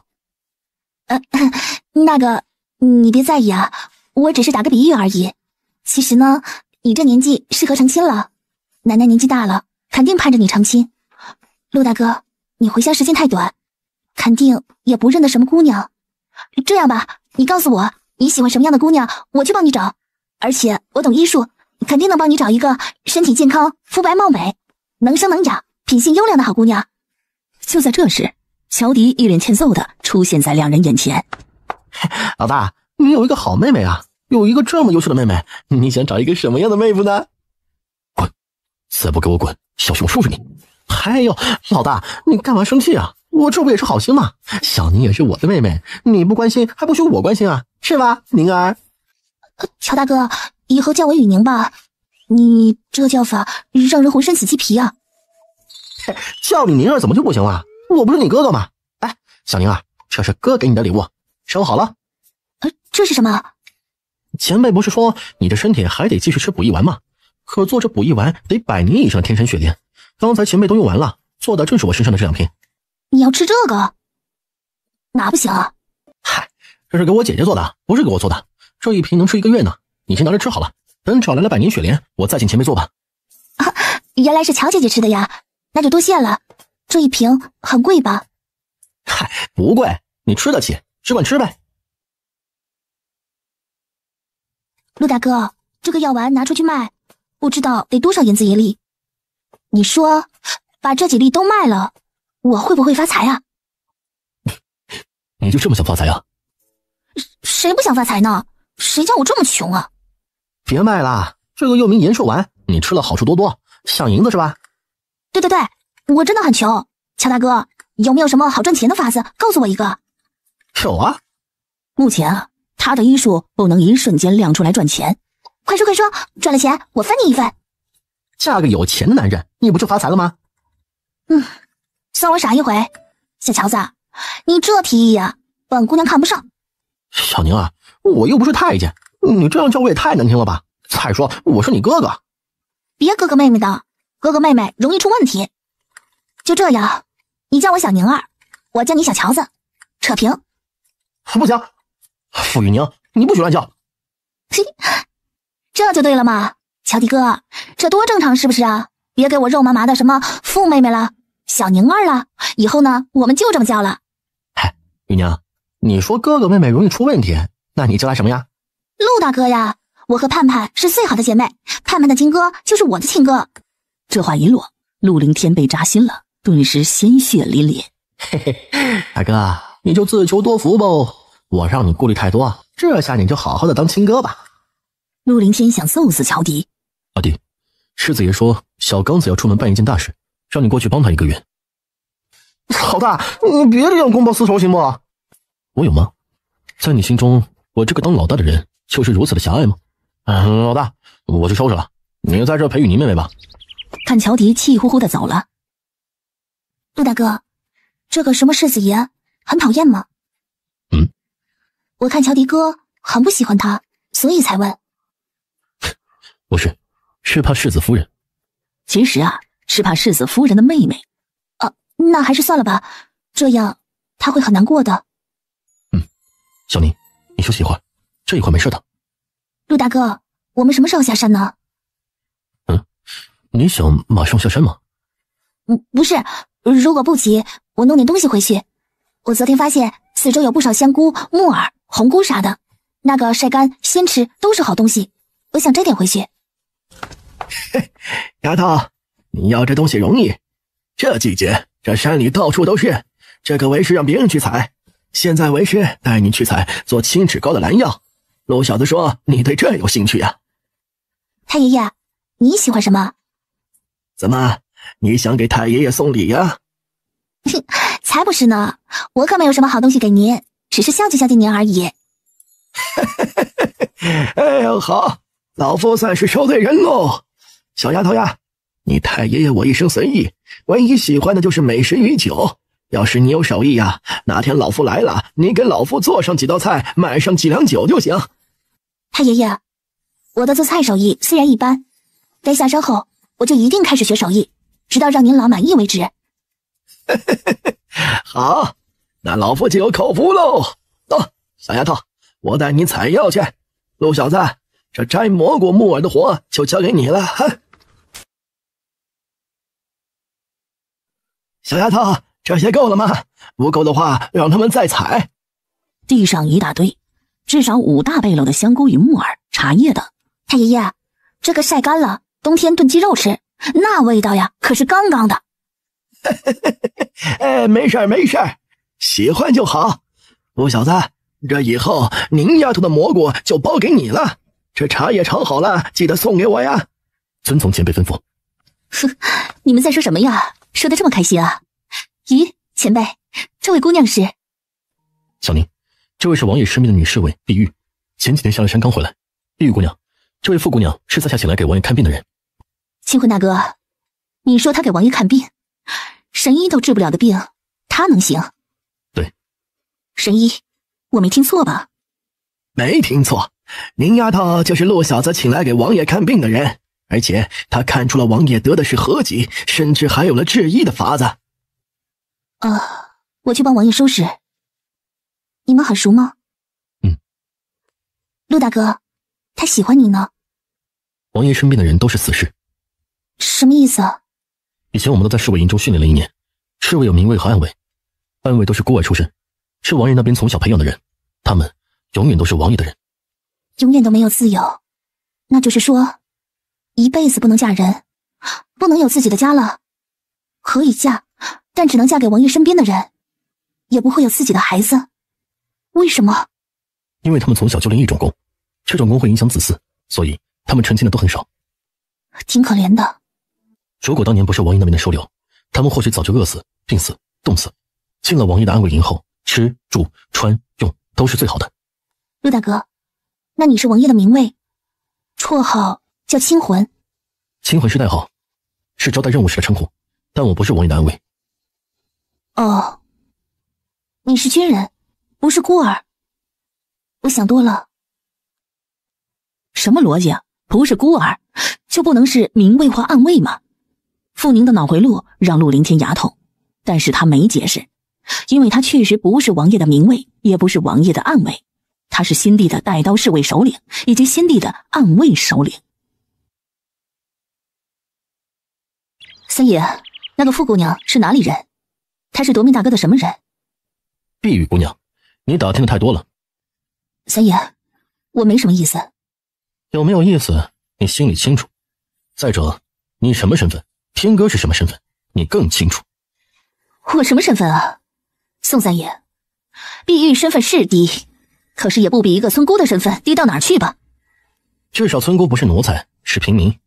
碧玉姑娘，不管你在王爷身边如何受重视，你还是王爷的奴才。我是奴才身份，但是我不会拖累陆大人，不会给他带来危险。他没有危险，而且他喜欢的就是能够依赖他的人。他这样的人并不需要一个病驾齐驱的人来相配。碧玉姑娘，你不了解男人，没有哪个男人喜欢与他一样强势的女人，特别是凑上来的女人，所以你死心吧。而且在下要警告你一句，他的人谁要敢动的话，小心生不如死。说完，宋岩一脸冷漠地走开。老大，小心那碧玉姑娘，她想干嘛？想与你上床呗。宋岩的直接让陆凌天脸发烧，他悄悄地扫了一眼正吃得起劲的小姑娘。别胡说，我可没有胡说。刚才他找我打听傅妹妹的事，你知道，碧玉姑娘对你的心思可不是1天2天了。当时她连7公主都不放在眼里，你明白的。看来呀，这姑娘忘记自己的身份了。除了对傅宁，陆凌天眼中从来没有个女人。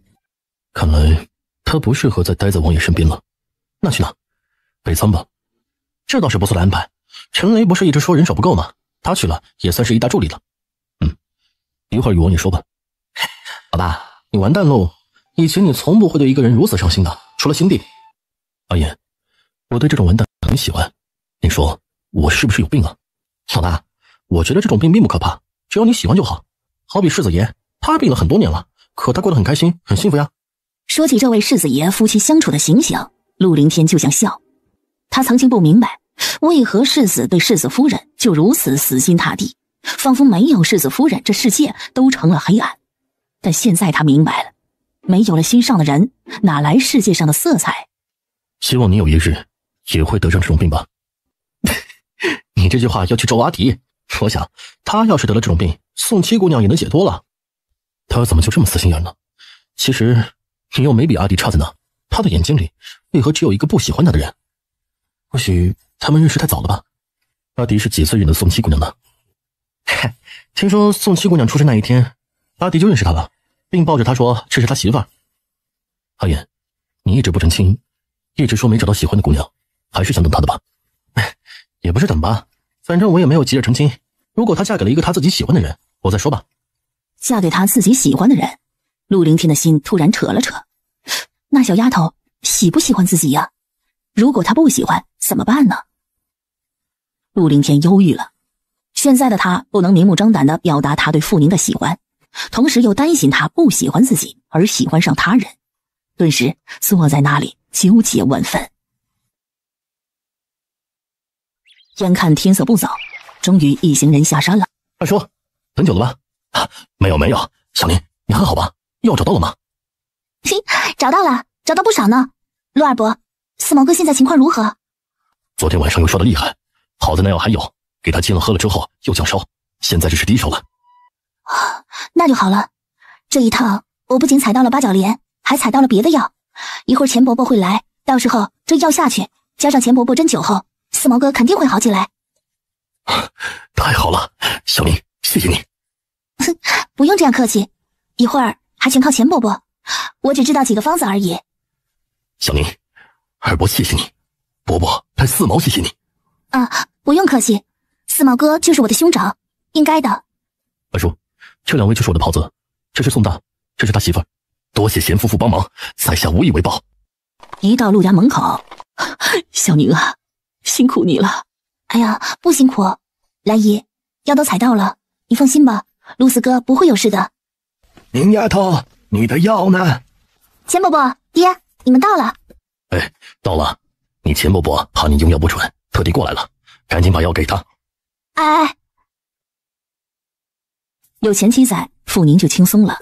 门外，傅玉泉关心地看着自己女儿，一脸骄傲与担心。二丫，累坏了吧？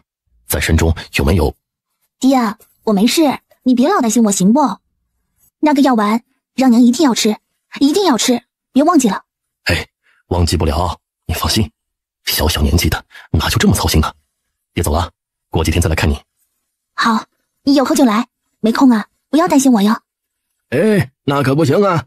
这当爹的不担心女儿，难不成你爹的女儿是捡来的不成？钱伯伯，辛苦您了。小宁啊，这蛇药叫什么名字呀？还有，你从哪里知道这种药能治蛇毒的呢？钱伯伯，草药的名字我都写好了，在每一根药上了，你自己回去再仔细的辨认吧。至于我这药是从哪儿知道它用处的，这个要保密。对不住了，钱伯伯，我答应了别人不说的，不能告诉你了。哎，好，伯伯明白了。只是老夫没想到能在有生之年收到一个教得了师傅的弟子呀。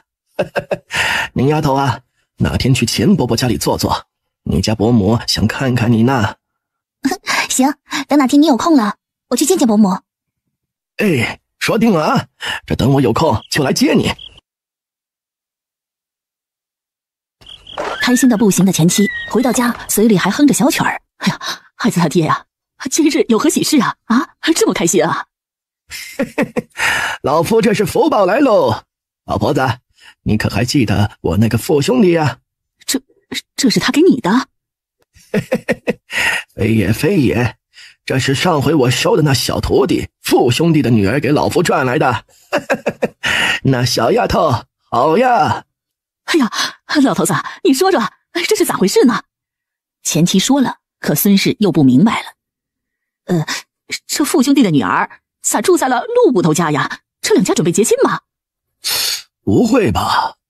哎呀，那可难说呀，要不然这富家姑娘怎么会住进别人家呢？陆家的哥儿可不少，我懂你这意思。老夫这事儿还真没问清楚。哎，行，明天我就去问问，要是不是这意思，我也问清这是何因。不过我这小徒弟是真心不错呀，要是能进我们钱家，那钱家就是真有福喽。啊，一定要问清楚啊！要是个好姑娘，我倒想看看了。四清年纪也不小了，是时候看门亲事了。这两夫妻说着家常话，却不知道一不小心他们夫妻的话给5岁的小孙子钱明听到了。二叔，你还有心思看书啊？爷爷奶奶准备给你找媳妇呢。你说什么？再说一遍。二叔，你好吓人呐！明哥，你把爷爷奶说的话都与二叔说，一会儿二叔带你上山打野兔去。钱明想说呀，可惜年纪小了些，说来说去就是说爷爷想给自己二叔说一个富家的姑娘。哦，对了，二叔，那个二婶住在别人家里。什么二婶？你别胡说。对了，她为什么住在别人家里？她自己没爹娘吗？爷爷没说他为什么住别人家里，可是他有爹爹的。爷爷说他爹爹叫什么父兄弟。爹娘，我必须与你们说清楚啊！不满18我不定亲不成亲，你们要逼我的话，我就去北宋从军去。臭小子，你在说什么？你要偷跑？爹，你要逼我定亲什么的，我铁定偷跑。你们不逼我成亲，我绝对不偷跑。你老四啊，你爹这不也是替你谋划吗？那富家姑娘是个极好的丫头，要不是你爹是他师傅，恐怕人家还不会答应呢。再说了，这不是我们再说说吗？影儿都还没有的事呢，你嚷嚷什么呀？非得把你爹气死，你就觉得日子好过了是不是？什么极好的姑娘？娘，你以为我没见过富家那丫头吗？性格倔强，手如弱鸡，每一次见到她，不是沉着脸，就是高傲的像只公鸡一样。你要觉得好，你学好了。你见过那丫头？当然见过，有几回在街上看到傅叔叔带着她，一点礼貌都没有的人，我可不喜欢。你不是好几年前才看到她吗？这现在的她可不一样了，不是那样子了。哼，江山易改，本性难移。爹，你相信一个人会变性的吗？得了吧，只不过人长大了会装了而已。老头子，此情的话呀，也不能说没有理，不如再了解了解如何？行，那我再了解了解再说吧。我不管，反正我不喜欢那个丫头，不管多少年没见过她了，不管她变得有多好，我肯定不会喜欢上她的。爹，你就别白忙活了，滚！老头子，这孩子呢也没定性，再过个1、2年吧。这娶妻生死啊，还得他自己愿意是不？哼，不要后悔就行。哎呀，那就让他后悔去好了。这样啊，也给他一个教训，吃一堑长一智嘛。或许呢，多吃几次亏，他才能懂事起来。可孙氏万万没有想到的是，这一次给钱四清的教训，是他一生的痛。有了好药，2天后，陆郎的伤口结疤了。而这2天，傅宁也把从山上带下来的那些并不名贵的药材，在陆凌天家切好、晒好了，茶叶炒好，甚至还做出了牙膏成品。宁姐姐，你太厉害了！现在你也会做了，你不是也很厉害？哎呀，宁姐姐，以后再也不怕嘴臭了。要不是这东西不能留啊，真想做了去卖。小财迷，等秋冬吧。那个时候天气冷，可以留7天左右。哦，到时候我专门到那些有钱人家门口去卖，多做些竹筒子，卖它个100文1只。这主意不错，聪明啊！盼盼，这个蘑菇呢，干的收好，别让它发霉了。冬天用它来炖小鸡，可好吃了哟。哼，放心好了，奶奶说啊，直接用竹篮子挂屋檐下，通着风就不会有事的。陆凌天下山的第2天就走了。这2天，傅宁几乎在盼盼家混。他不在家，陆家没男人，也没人说闲话。兰姨，这个水泡开炒来吃，味道不错。这是什么？这叫木耳，是河边梧桐树上结的。这个东西非常好，吃了对身体有好处。啊，小宁啊，这东西啊，我都看到过好多，就是不知道它能吃啊。你懂得可真多呀。我也是从书上看来的，不看书呢，我也不知道呢。兰姨，下回你看到了就采回来，晒干留着冬天，那可是一碗好菜呀。啊，有道理，有道理。到冬天呢，就能吃的菜可真不多呀。这东西雨后的梧桐树上就不少，下回呀，我可记住了。兰氏是个不错的人，傅宁又拿出一支自己做的青齿膏给他。兰姨，这个是我自己做的青齿膏，它可代替青盐，而且比青盐更好。它含有7种草药，能清静、消炎、去口气。你和伯伯用着，要是好啊，我再做。二儿子的屋，陆朗没水。娘，你手上是什么呀？兰氏把傅宁的话告诉了他。这个能代替青岩不说，还比青岩更好。啊，小宁是这么说的。四毛啊，我看小宁会的不是一点点，而是很多呀。这青齿膏，我听你爹说过，县太爷家就用这个，街上是没得卖的。只能用3天就会坏，这个只有现做现用，自然不好卖。娘，你说一个人怎么会有这么两面呢？啥两面啊？我是说二丫妹妹，我听人说她性子很倔强，很尖锐的一个人，但是现在看来好像也不是啊。四毛，这别人嘴上的话也能听吗？你也读了3年书了，难道不知道耳听为虚，眼见为实吗？对了，你告诉我，你哥这么不喜欢小宁，是不是他去打听了小宁的事，而且听到了一些不好的传闻呢？不，没有，我不要辩解了。你听人说，听谁说啊？以前小宁都没来过我们这里，谁会说他呀？说，你们打听到的真实情况是什么？娘，我们是去打听过了，毕竟他那会儿要给我们当大嫂，不过没别的什么大毛病，就是村里人说他祖母不喜欢他们这一家子，他娘又软弱，他这长女就……四毛，小宁或许骨子里的性子有点强硬，但是他强硬的没有错。我喜欢这样的姑娘，他已经说了，绝对不嫁你们2兄弟中的任何一个。以后你们就把她当亲妹妹吧，只要你们对她好，绝对将来不吃亏。绝对不嫁他们2兄弟。陆朗摸摸鼻子，大哥不喜欢他，而他也看不上自己，所以才会这么说吧。娘放心，我听到了。盼盼，我们进城如何？正好啊，我去给大哥买点粗布来做双鞋，他的鞋啊都穿烂了。奶奶，我去城里了。啊，去吧去吧，小丫头呀，送宽在屋里呀，得闷坏的。英丫头，我忘记了与你说了，林天说你呢想吃青梨，刚刚我叫邻居给摘了点下来，你要不要尝尝啊？乔奶奶，这个李子不能这样吃，一会儿我买些食糖回来，到时候腌制好了，那才好吃呢。哎呀，原来还得腌呢，怪不得呢。哎呀，林天说这个的时候啊，我还觉得好怪呢。这又酸又苦的李子，你这丫头怎么就爱吃了呢？说到这儿，乔奶奶又呵呵的自嘲。哈哈哈哈，我这老太婆呀，甚当是脑子已经老掉了，就值1条筋呢。哎呀，去吧去吧，早点回来。对了，盼盼呐，估摸着你哥这2天要回来了，买几斤板油回来。陆凌天在傅宁做好茶叶后，带着茶叶走了。今天是第3天，不过他没说自己去哪儿，但傅宁知道他是去见那王爷了。奶奶，我知道了。哦，傅姑娘，你总算来了。今天你是来学针灸的吗？手中还有最后一点金银花，傅宁先把他送到了泽仁堂。皇叔，今天张叔不在吗？哦，他刚去出诊了。你要是没事的话，我先接到你基础。皇叔，前几天我高烧了一趟，等我精神好一点再过来。傅姑娘，你受凉了？受了点凉，而且我身体底子不好，所以就出了点问题。不过现在没事了，让您担心了。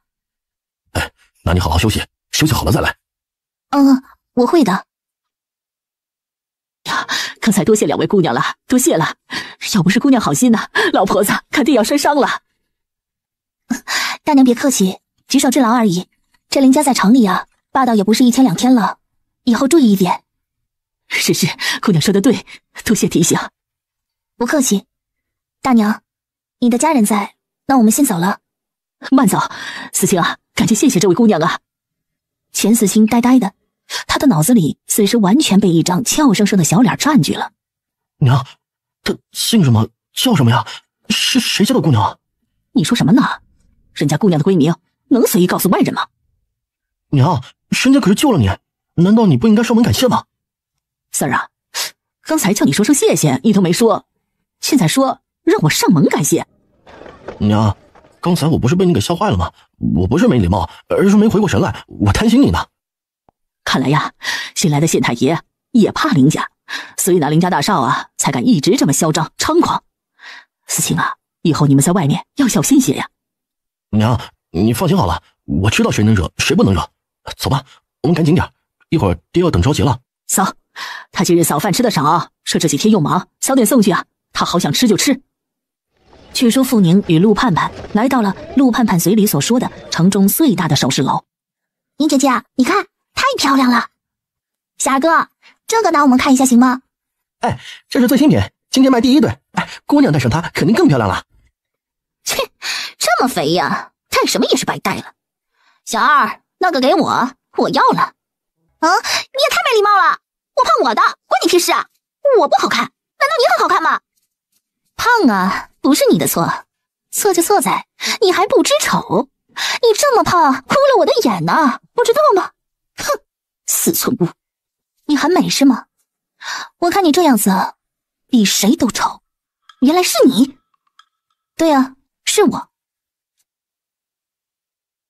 傅二丫，这胖姑娘不会是你妹妹吧？我美不美，众人都有眼睛，可你这妹妹却是胖成了一头猪啊！你太缺德了！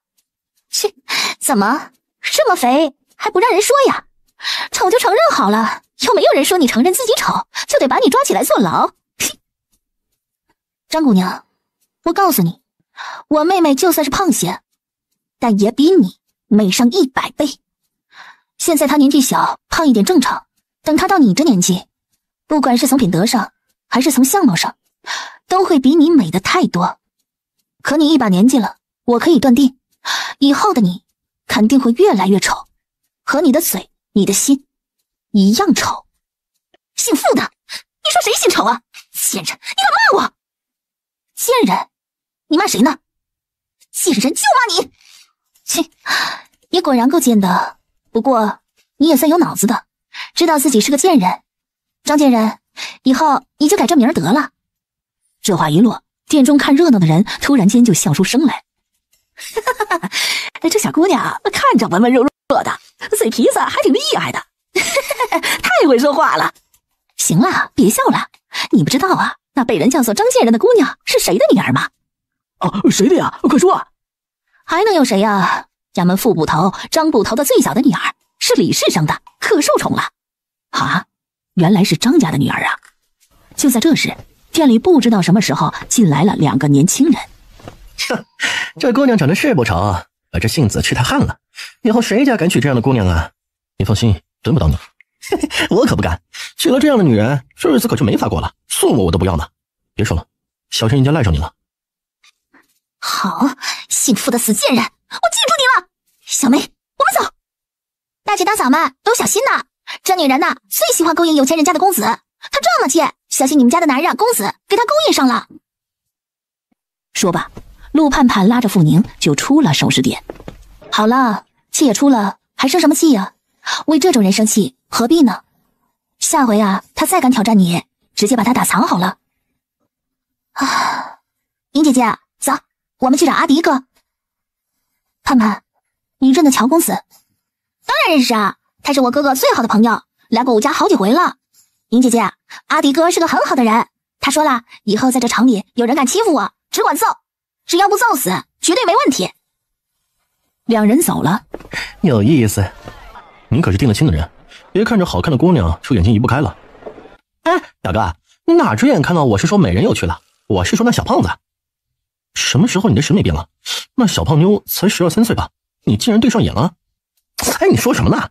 你也知道，人家才12、13岁，思想别这么龌龊好不好？表哥，女人的相貌对于我来说真的不在乎，而且那小胖妞也是真的不丑，只要一瘦下来绝对好看。我说的是她的性子。阿远，你还是别多想了，素兰也不差。表哥，那也是你的堂妹，差不差的你会不知道？这种女人我是不会娶的，定了亲又如何？定了还能退呢？阿远，你是不是对素兰有什么误解呀？我是那种动不心的人吗？表哥，这世间就有这么巧的事吗？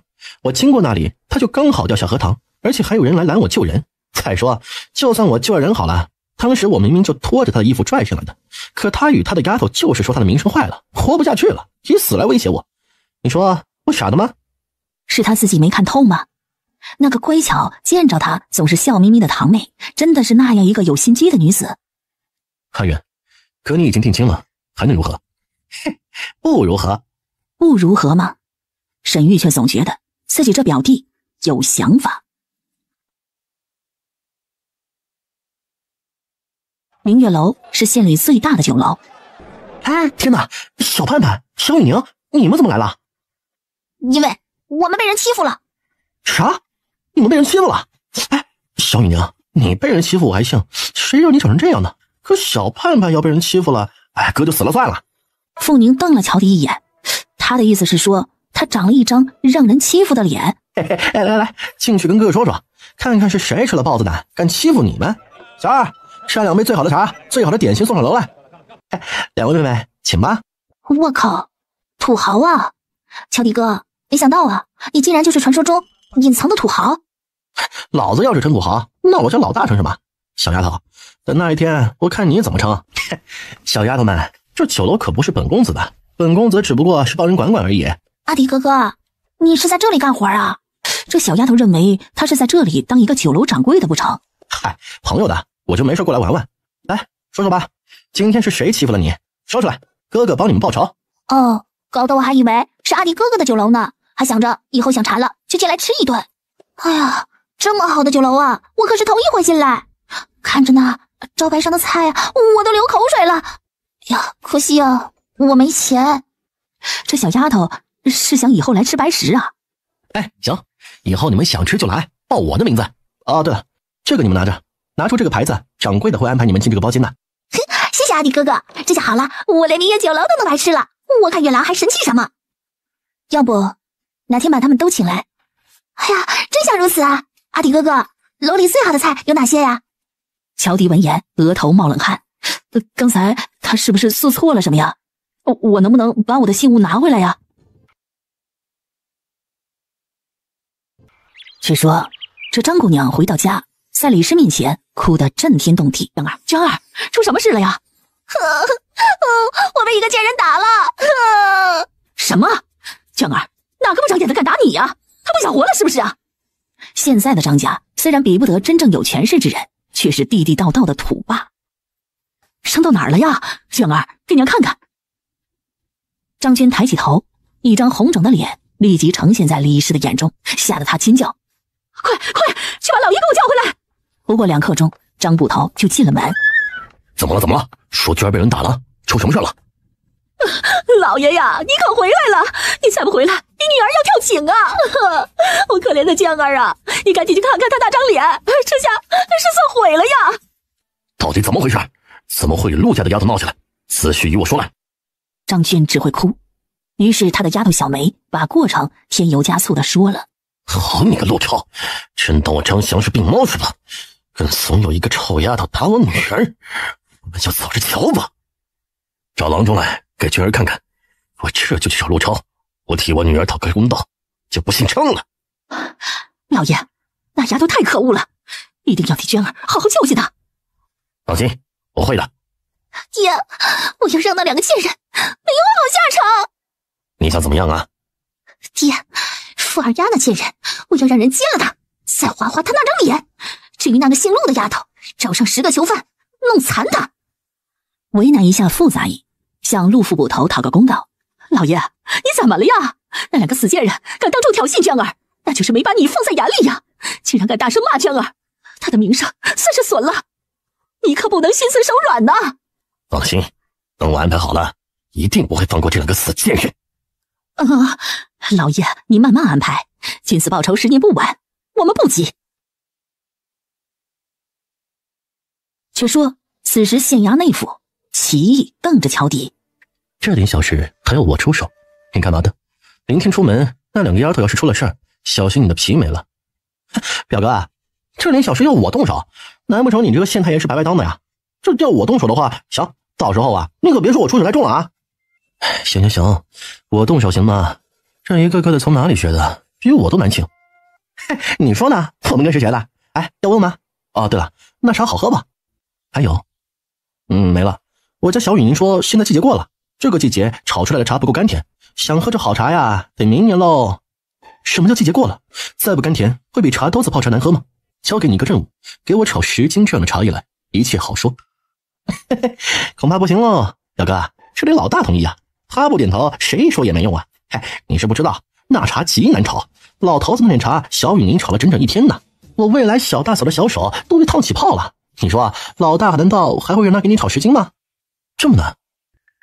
确实难呢。这种活还得真有经验，要不然炒出来的就是炒黑的茶。对了，那他怎么会？好似没人会这个吧？天生的。小大嫂说他就是天才。天才？未来弟妹看来确实是天才，能看得了王爷的病，不是天才那是什么呀？那怎么办？这茶实在是太好喝了，难道真的喝不上了？这样吧，我去问问小雨宁，看看还有没有别的办法给你炒一点。行，你要是能办到这个呀，我应你一个条件。真的，表哥，说话算数啊。齐毅很少承诺别人，他这是下了很大的决定才许个诺，可这表弟竟然不信他，顿时他恼火了。在你心里，你表哥我是个说话不算数的人？不相信就算了，大不了我等明天回来直接求他。好，我错了行不行？我这就去。乔迪哥哥，你什么时候回来了？乔迪正要出门，却没想到遇到了宋初寒。他一脸尴尬的看了齐毅一眼。那个，我刚回来。初寒妹妹，好久不见呢。好久不见，你还好吗？我挺好的。初寒妹妹，我表哥交了任务给我得走了，你忙。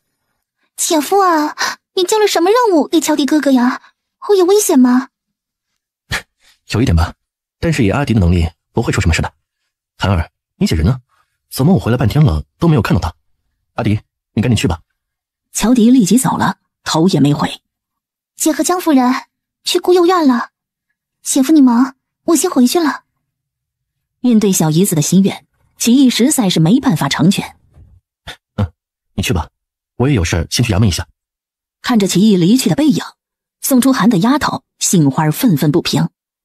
小姐，这个乔公子真的太过分了，你这么好，哪里配不上他了？我不是他喜欢的类型，这也怪不得他。杏花，走吧。听说清风山有一个谷，非常刺激，我们去玩去吧。小姐，那里不能去呀！宋大哥说了，那阴阳坡非常危险，去了那里的人九死一生啊！杏花，你害怕就不要去，我自己去。小姐，你等等我呀！不行，不能让小姐这样去。困了的傅宁准备睡觉了，一阵轻微的敲打窗户的声音传进了傅宁的耳中。谁？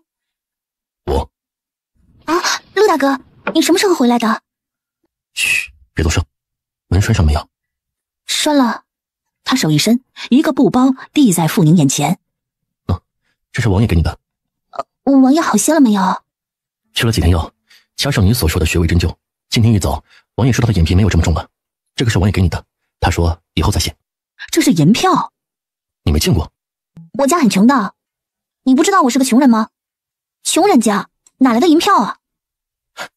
以后不会穷了。这个是全通银票，城里的任意一家银楼都能取银子的。说说看，这1000两你想做什么呢？要买个院子，一个带铺面的院子。你想开店？对啊，我想开一家专治女人病的医馆。这世间女人太难了，只是我没有行医证，不能正式挂牌开店了，太可惜了。要不然我准赚大钱。酒香不怕巷子深，没有行医证，只是不能上门出诊，不能挂牌子行医而已。但是你可以请一个有行医证的人合伙。对，我到时候请一个专治儿童的郎中。到时候呢，带孩子上门的大多数都是女人，这样我的名气就打出去了。陆大哥，你真有经商头脑。不看看别的东西，王爷给的东西可是不少呢。看不看呢都无所谓，王爷给的东西自然很好了，只是这些东西暂时我也用不上，带出去会让人怀疑。陆大哥，钱2样给乔奶奶与盼盼吧。奶奶不会带的，盼盼还小，用不着。这是王爷给你的，你收好。院子的事交给我，到时候我找好了，你去看看。那我先给你500两银子。不，一个院子哪用得了500两啊？这县里最好的铺子，它小院的，有个300-400两就足够了。现在也不急，等看好了再说。行，那这就交给你了。你休息吧，早点睡。陆凌天悄悄走了。高手啊，就是如此，无声无息的来，无声无息的走。这边正想着如何把东西放上去，突然间窗户又响了。小宁，是我，打开一下。什么事啊？什么都别说，跟我去救个人。眼前是一个院子，一个山边的院子，不大也不小，看起来很寻常。陆大哥，这是你说的救命郎中吗？他这么年轻，你确定他能救人？宋姑娘，谁病了？不是病，是伤，很重很重的伤。陆大哥，不行的，这样真的不行的，我要把他送去县里。我说宋七，你到底是有多任性啊？狄哥哥，你就是这样看我的吗？是我任性，可是我的任性又是谁造成的？当时我才3岁多，你一句戏言就能当得了真吗？宋七，你都18了，不是孩子了，能不能长大啊？傅姑娘，拜托你一定要救活阿言，如果你能救得了他，我定当重报。宋姑娘，宋大哥也是我的朋友，真心的不必你谢什么，我一定会尽全力救他。宋妍的伤很厉害，他身上多处咬伤虽然很严重，可右胳膊齐齐折断才真厉害。有药吗？有，通常的药都有，是前辈给我们每个人准备好了。给他先吃点麻沸散，然后给我找针、线、烈酒过来，这些伤口必须缝合起来，要不然很难止血。乔迪二话不说的去了。陆凌天找出麻沸散，给昏迷的宋妍灌下去。一边的宋初寒已经很平静了。你伤到哪儿了吗？我的是小伤，不要管我，救他。小姐，你不是小伤，让这位姑娘看一下。还有，你这脸伤的赶紧治啊，要不然会留下疤痕的。不用，我没事，救他。东西准备好。陆大哥，你帮我按住他，我怕他痛血后乱动。宋姑娘，你站这边来帮我。这个小姐姐，一会儿我叫你递什么，你就给我什么。陆大哥，一定要按住他，我要开始接骨了。好。黎明将来之时，天边岁暗。处理好宋妍的伤口，傅宁有点累了，可没想到准备回家休息时，宋初寒又倒下了。听陆凌天说，他一个人去阴阳谷打猎，宋妍去谷中把他给带出来了。路上遇到了狼群，因为太急，宋妍也没叫上别人，直接就追去了。在几百只狼中，两人是如何逃出来的？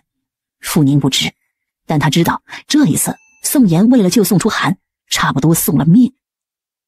黎明前才睡觉，不知道如何回到床上的傅宁，还在迷迷糊糊之间发现有人敲门了。谁啊？有事吗？小宁啊，你没事吧？来爷，我没事。昨天晚上有蚊子闹得我天亮才睡着，不好意思啊，睡过头了。哎呀，都怪我，都怪我。哎呀，你说我这人吧，就是个粗心，忘记了这一样事儿。小宁啊，一会儿姨呀给你拿蚊帐。来爷，你家那个我就不用了，我准备自己买一顶云纱帐，那种帐子啊没这么闷，我极怕热。那好，你买吧，晚上姨来帮你挂。对了，一会儿啊，我让朗儿给你砍几根竹子回来，好挂帐子。谢谢姨了。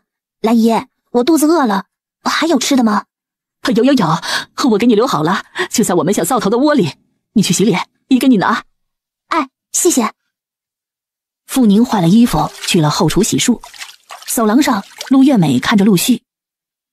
大哥，我与你说啊，我绝对没有看错，昨天晚上他没睡在屋里。小美，可希望你不是一个忘恩负义的人。这大半夜的他不在屋里，会在哪里？爬窗出去吗？就算他爬窗子出去了，那院门可是一直关着的呀。要说陆月美其实也没亲眼看到傅宁出去，可刚才他出去时，有人说今天黎明前好像黑影从他家墙头上跳出去，只是动作太快，他没看清是人还是别的。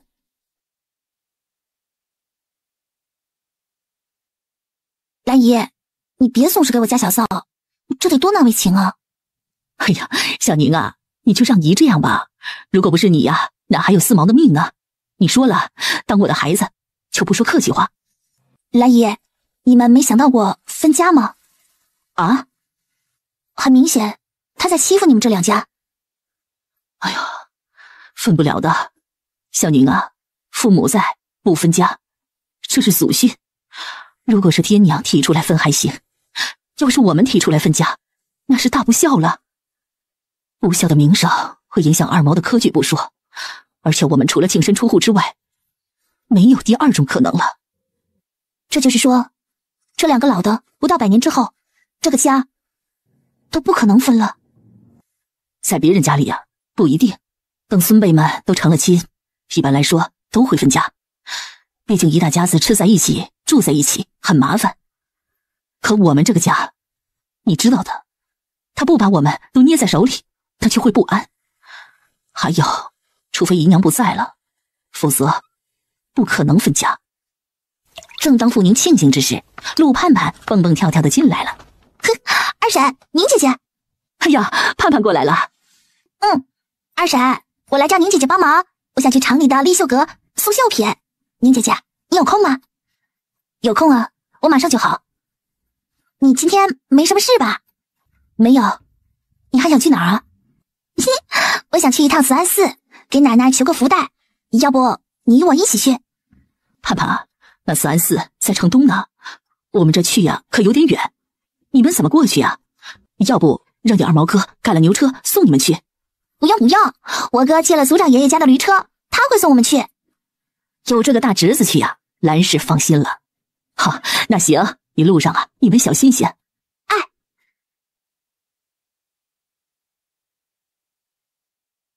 宁姐姐，不好意思啊，刚才我没说真话，你别怪我好不好啊？说什么呢？我怪你啥呀？说吧，什么话才是真话？是这样的，我哥呀有个朋友被狼咬伤了，想你过去帮看看。陆凌天把他妹拉出来，给他挡闲言了。哎呀，我以为是什么大事呢，我们俩之间还说什么好意思不好意思，你太见外了吧？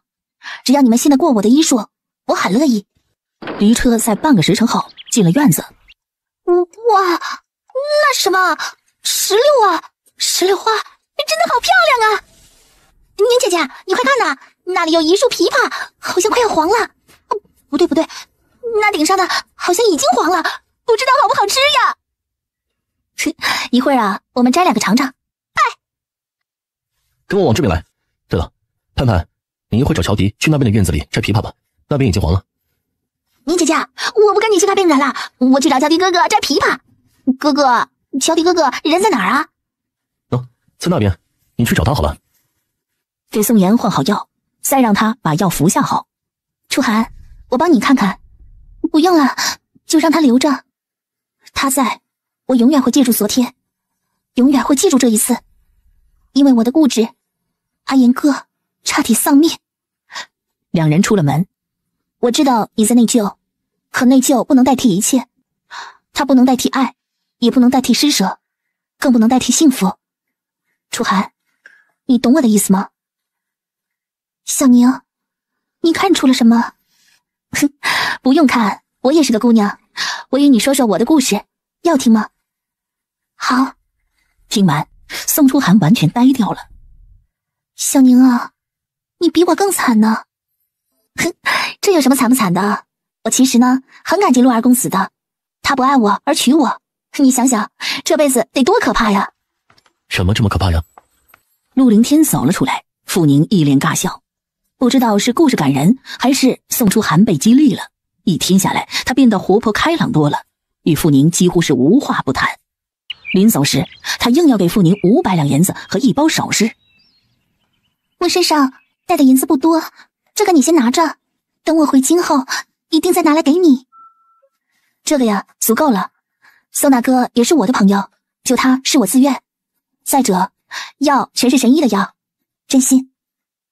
小宁，以后你是我妹妹，等阿银哥的伤好起来，我去你家见见你父母，我要与你结拜。爹，你怎么这么早就回来了？兰姨伯伯，我回来了。二丫，明天爹与你钱伯伯都轮休，他说邀请我们一家过去坐坐，爹特来与你说一下，这明天上午午时之初，爹来这里叫你。去钱家？他的便宜师傅这是想干嘛呀？行，到时候我在门口等爹。屋内，兰氏看着陆启谦，孩子他爹啊，真要认了小宁当干女儿吗？哎，认吧，选个日子，请族里的几位族老们吃个饭，这样小宁也能在这里多住些时日。旭儿啊，你不要后悔呀。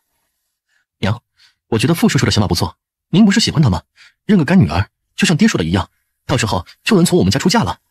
傅宁送了傅一拳回来，把那5两银子塞给了自己爹后，心情非常好。一进屋啊，陆启谦说了这认干女儿的事。伯伯，我很喜欢你和兰姨，能给你们当干女儿也是我的福气，我给你2两，磕头吧。孩子，这要认，咱就认个正式的，选个日子在心里喝茶吧。到时候我会把族里的族老们请过来，你爹娘也会过来一起认亲的。伯伯，你要这么隆重吗？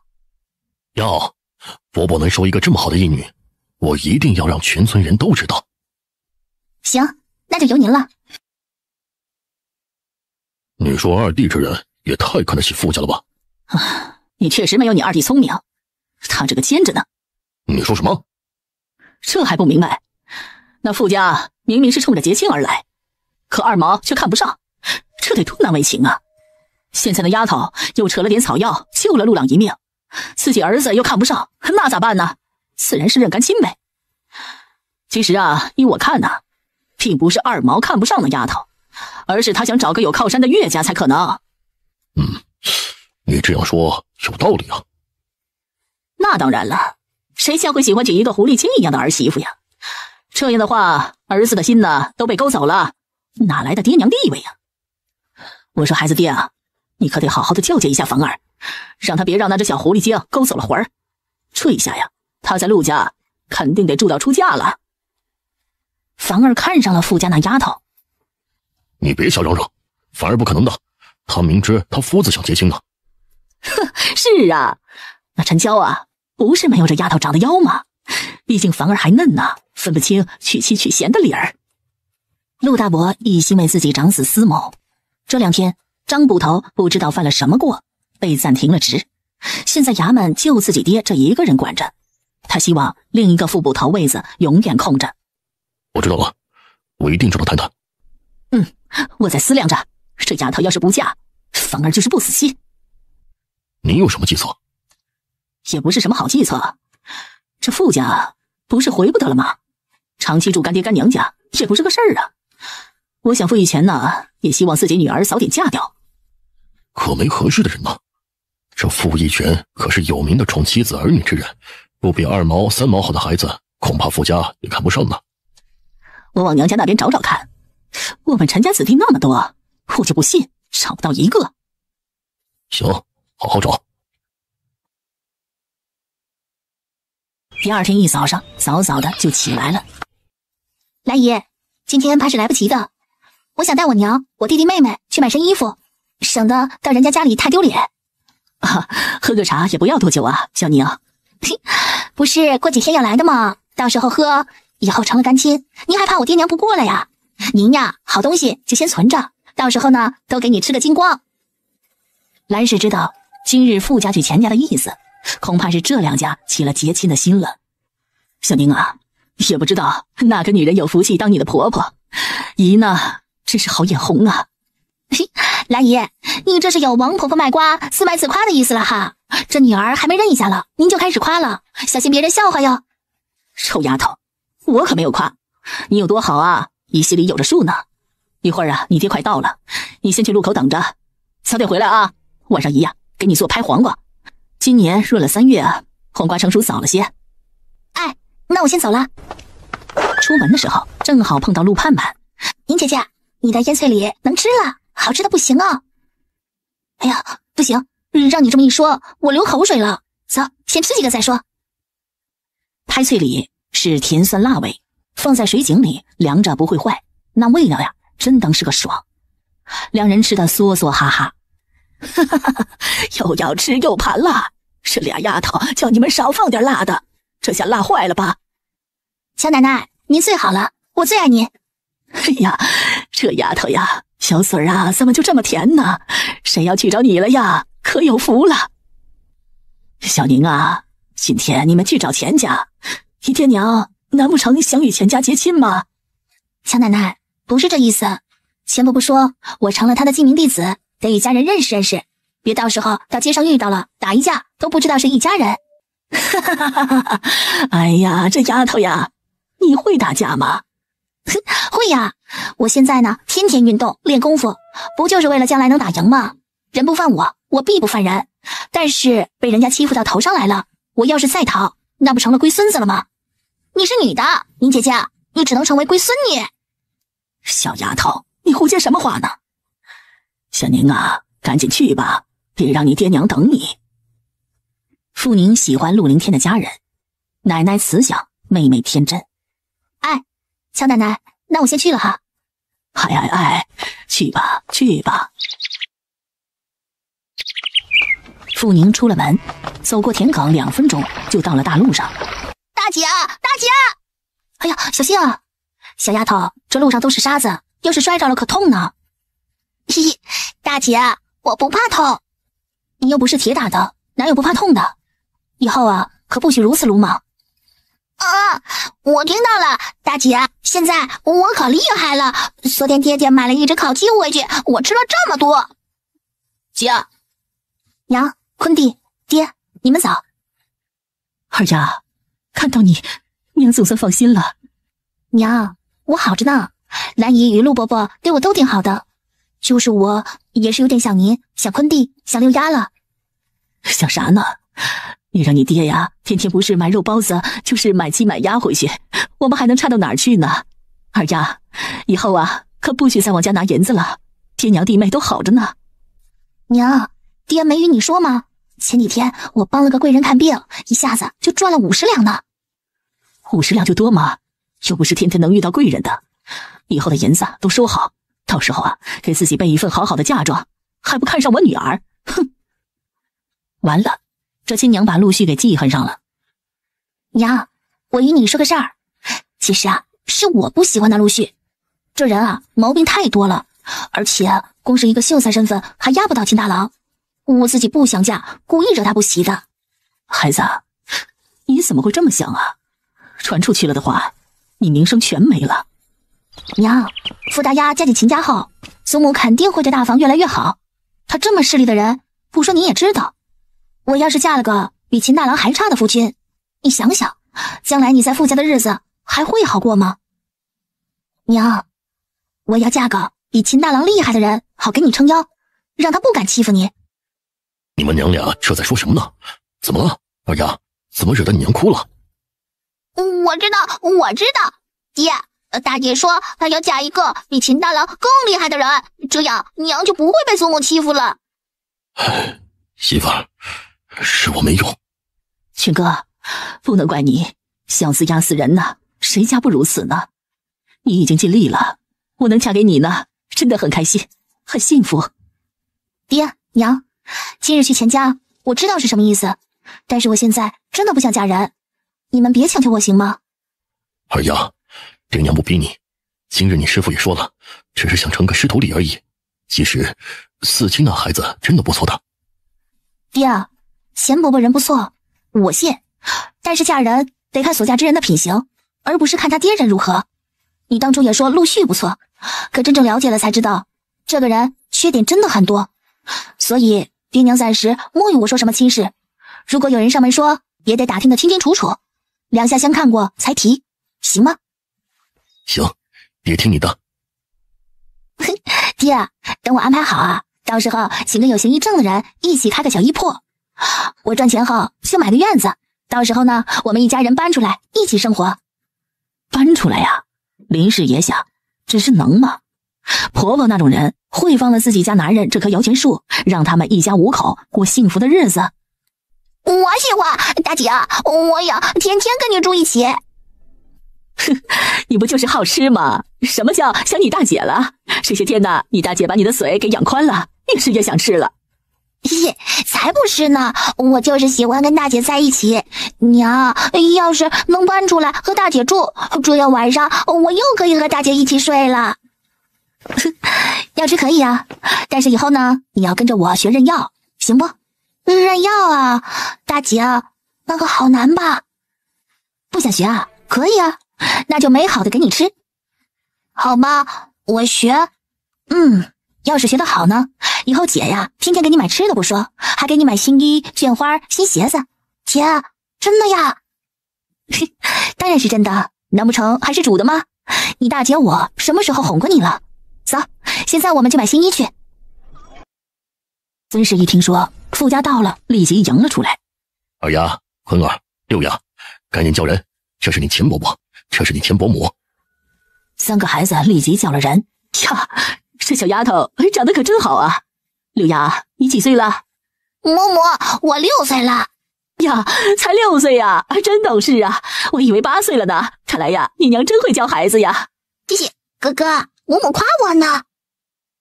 神奇妞，嬷嬷只是客气话，你还当真啊？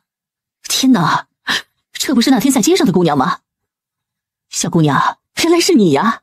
伯母，那天是你呀，真巧。哎呀，巧，真是太巧了。弟妹呀，看来我与二丫有缘呐。那天要不是她及时扶住了我肯定摔惨了呀。进屋坐落，接着孙氏说了那天巧遇。哎呀，嫂子，二丫当然与你有缘呐。她可是认了前妻哥当师傅，以后呢，您可是她的师母啊。来，坐下喝茶。老大家的，赶紧上茶水来，我再拿点瓜子来。去，把老四给我找回来。大伙儿喝好茶，傅义全与前妻谈起了衙门最新的案子，而林氏则与孙氏成了好姐妹。随着孙氏在院子里选起了菜，两人边干活边说话，真成了一家人。傅宁笑吟吟与钱家大嫂柳氏参观钱家的屋子，听得她一处处介绍。小宁妹妹，公公婆婆有5个孩子，我相公是老大，2个小姑子都嫁人了。我们一家3口呢，住着上厢左边，爹娘他们住右边，那右下方是2弟4亲在住，这左右厢呢是3弟5亲在住。每一个厢房都有5间，也有小厨房。以后兄弟都成了亲，分了家，一时半会儿也不必出去住，很宽敞的。而且是老砖厚瓦盖的，当年可花了不少钱了。钱家以前的日子本来是很好过的，要不是公爹运气差得罪了人，钱家的药铺啊，虽然谈不上日进斗金，那也是顾家个吃喝有余。可如今呢，差远了。除了公公在衙门外，我相公在村里做个赤脚郎中，就只能靠那100把亩地过日子了。听到这儿，傅宁抽牙了。这钱家大嫂是在跟他显摆呢，还是在跟他透家底呢？小宁妹妹啊，我可不是跟你显摆哦。娘说了，以后你是公公的徒弟，钱家呢，也就是你的家了。我与你说说，是让你更了解钱家一些。爹娘啊，是这世上最好的公公婆婆。钱大嫂，你这肚子有5个月大了吧？这肚子尖尖的，看样子又是一个大胖小子呢。哎呀，谢你吉言。小明呢，都5岁了，这胎呀要是个小子，他也有个伴儿。小宁啊，听说你还有2个月就及笄了。是的，钱大嫂，小明真可爱，你好会带孩子。哎呀，哪有可爱呀，淘气的不行，成天呢像个泥猴子，真让人操心死了。哼，男孩子嘛，就要他皮，他皮说明他聪明呀。钱大嫂，要是他不皮的话，你才担心呢。傅义全与前妻正说着衙门案子的事。钱老弟，你说这人明明就是裘荣呢，他胸口曾经受过伤，胸口还挖出了那铁片，就算已烧得面目全非了，那也是他呀。还有，当晚袭击他的人肯定是当面出的手，他的功夫这么厉害，袭击他让他瞬间倒地的人一定是他最熟悉的人，要不然陌生人他不可能毫无防备。为什么非得有人说这前不久有人在黎州看过他呢？爹，这个裘荣是不是那个在边关立过功的裘将军啊？是他，你也听说过呀？他不是很有名吗？怎么了？他死了吗？2个月前，裘家不知道是得罪了什么人，一夜之间被大火给烧了。本来这案子已经结了，但现在却有人告他谋财害命，烧杀他岳父一家。爹，他岳父家很有钱吗？有钱，皇上郑家的堂弟。虽然郑家是1分支，可整个郑家都系一族，特别是这个郑家与京城的郑家是第3代，钱财万贯那都是说少了。爹，我听说这个裘荣曾经任过五品将军，他会没钱吗？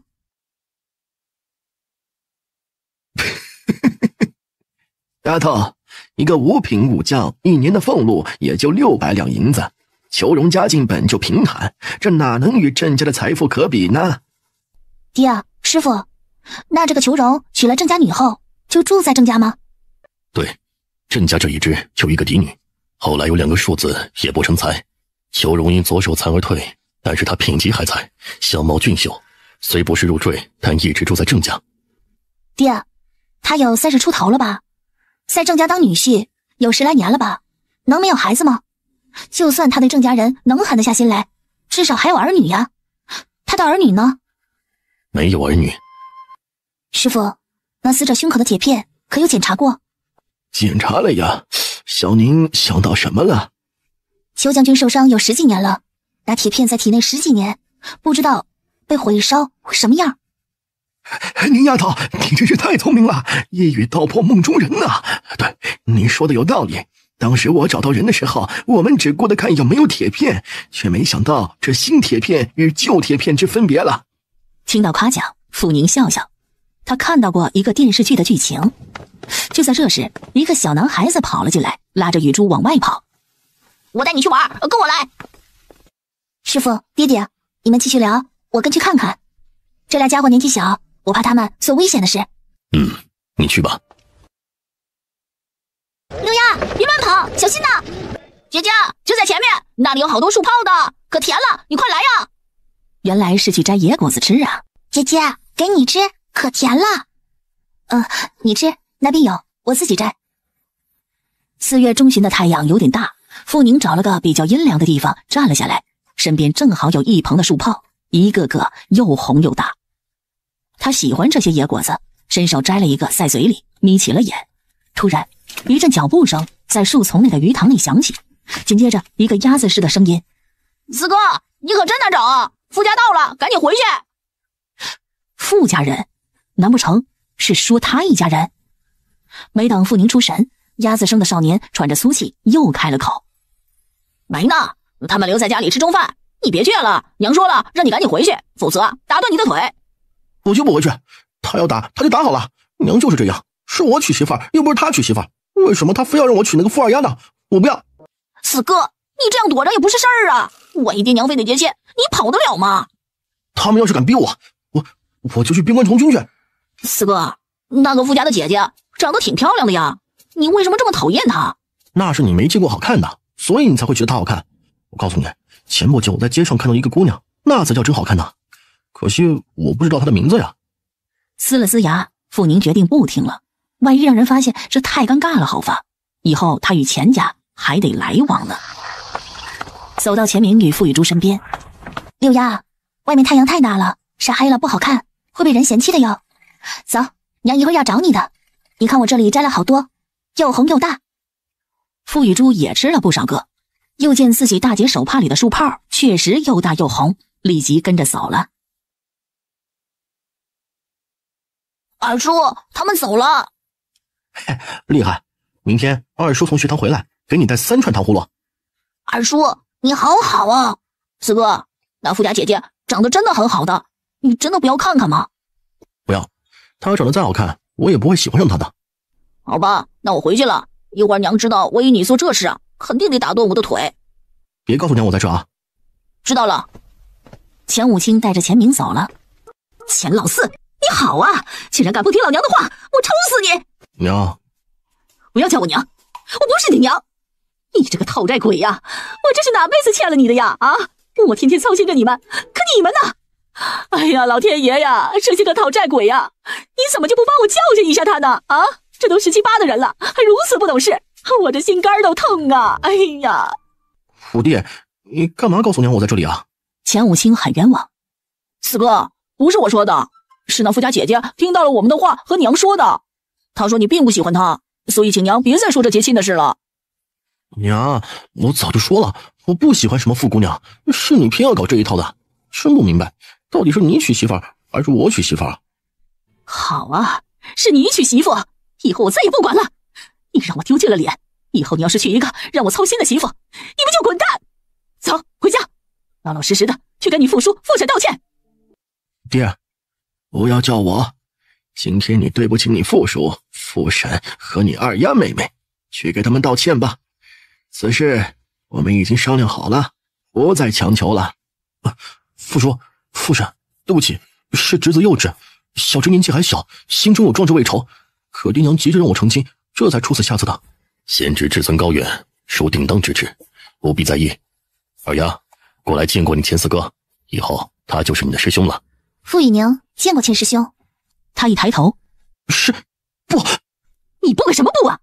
死小子，这是你爹收的徒弟，有你说的份吗？你敢再说一个不字，老娘饶不了你！不，绝对不！一转身，他跑了。钱老哥，这是出啥事了？四亲侄子这是……傅老弟，这孩子被宠坏了，你们别放在心上。今日也不知道受了什么刺激，发起疯来了，让你们见笑了。钱老哥，一家人不说两家话。刚才二丫给你敬了茶的，这以后我们就是一家人了。四亲这孩子虽然不成熟，但是品性我还是清楚的，只是还没有完全长开罢了。等他定了性，成了亲，就会好了。小宁呢？等你成亲那一日，让你四师兄陪你上花轿去。师傅，那您和师娘得给我准备好嫁妆哟。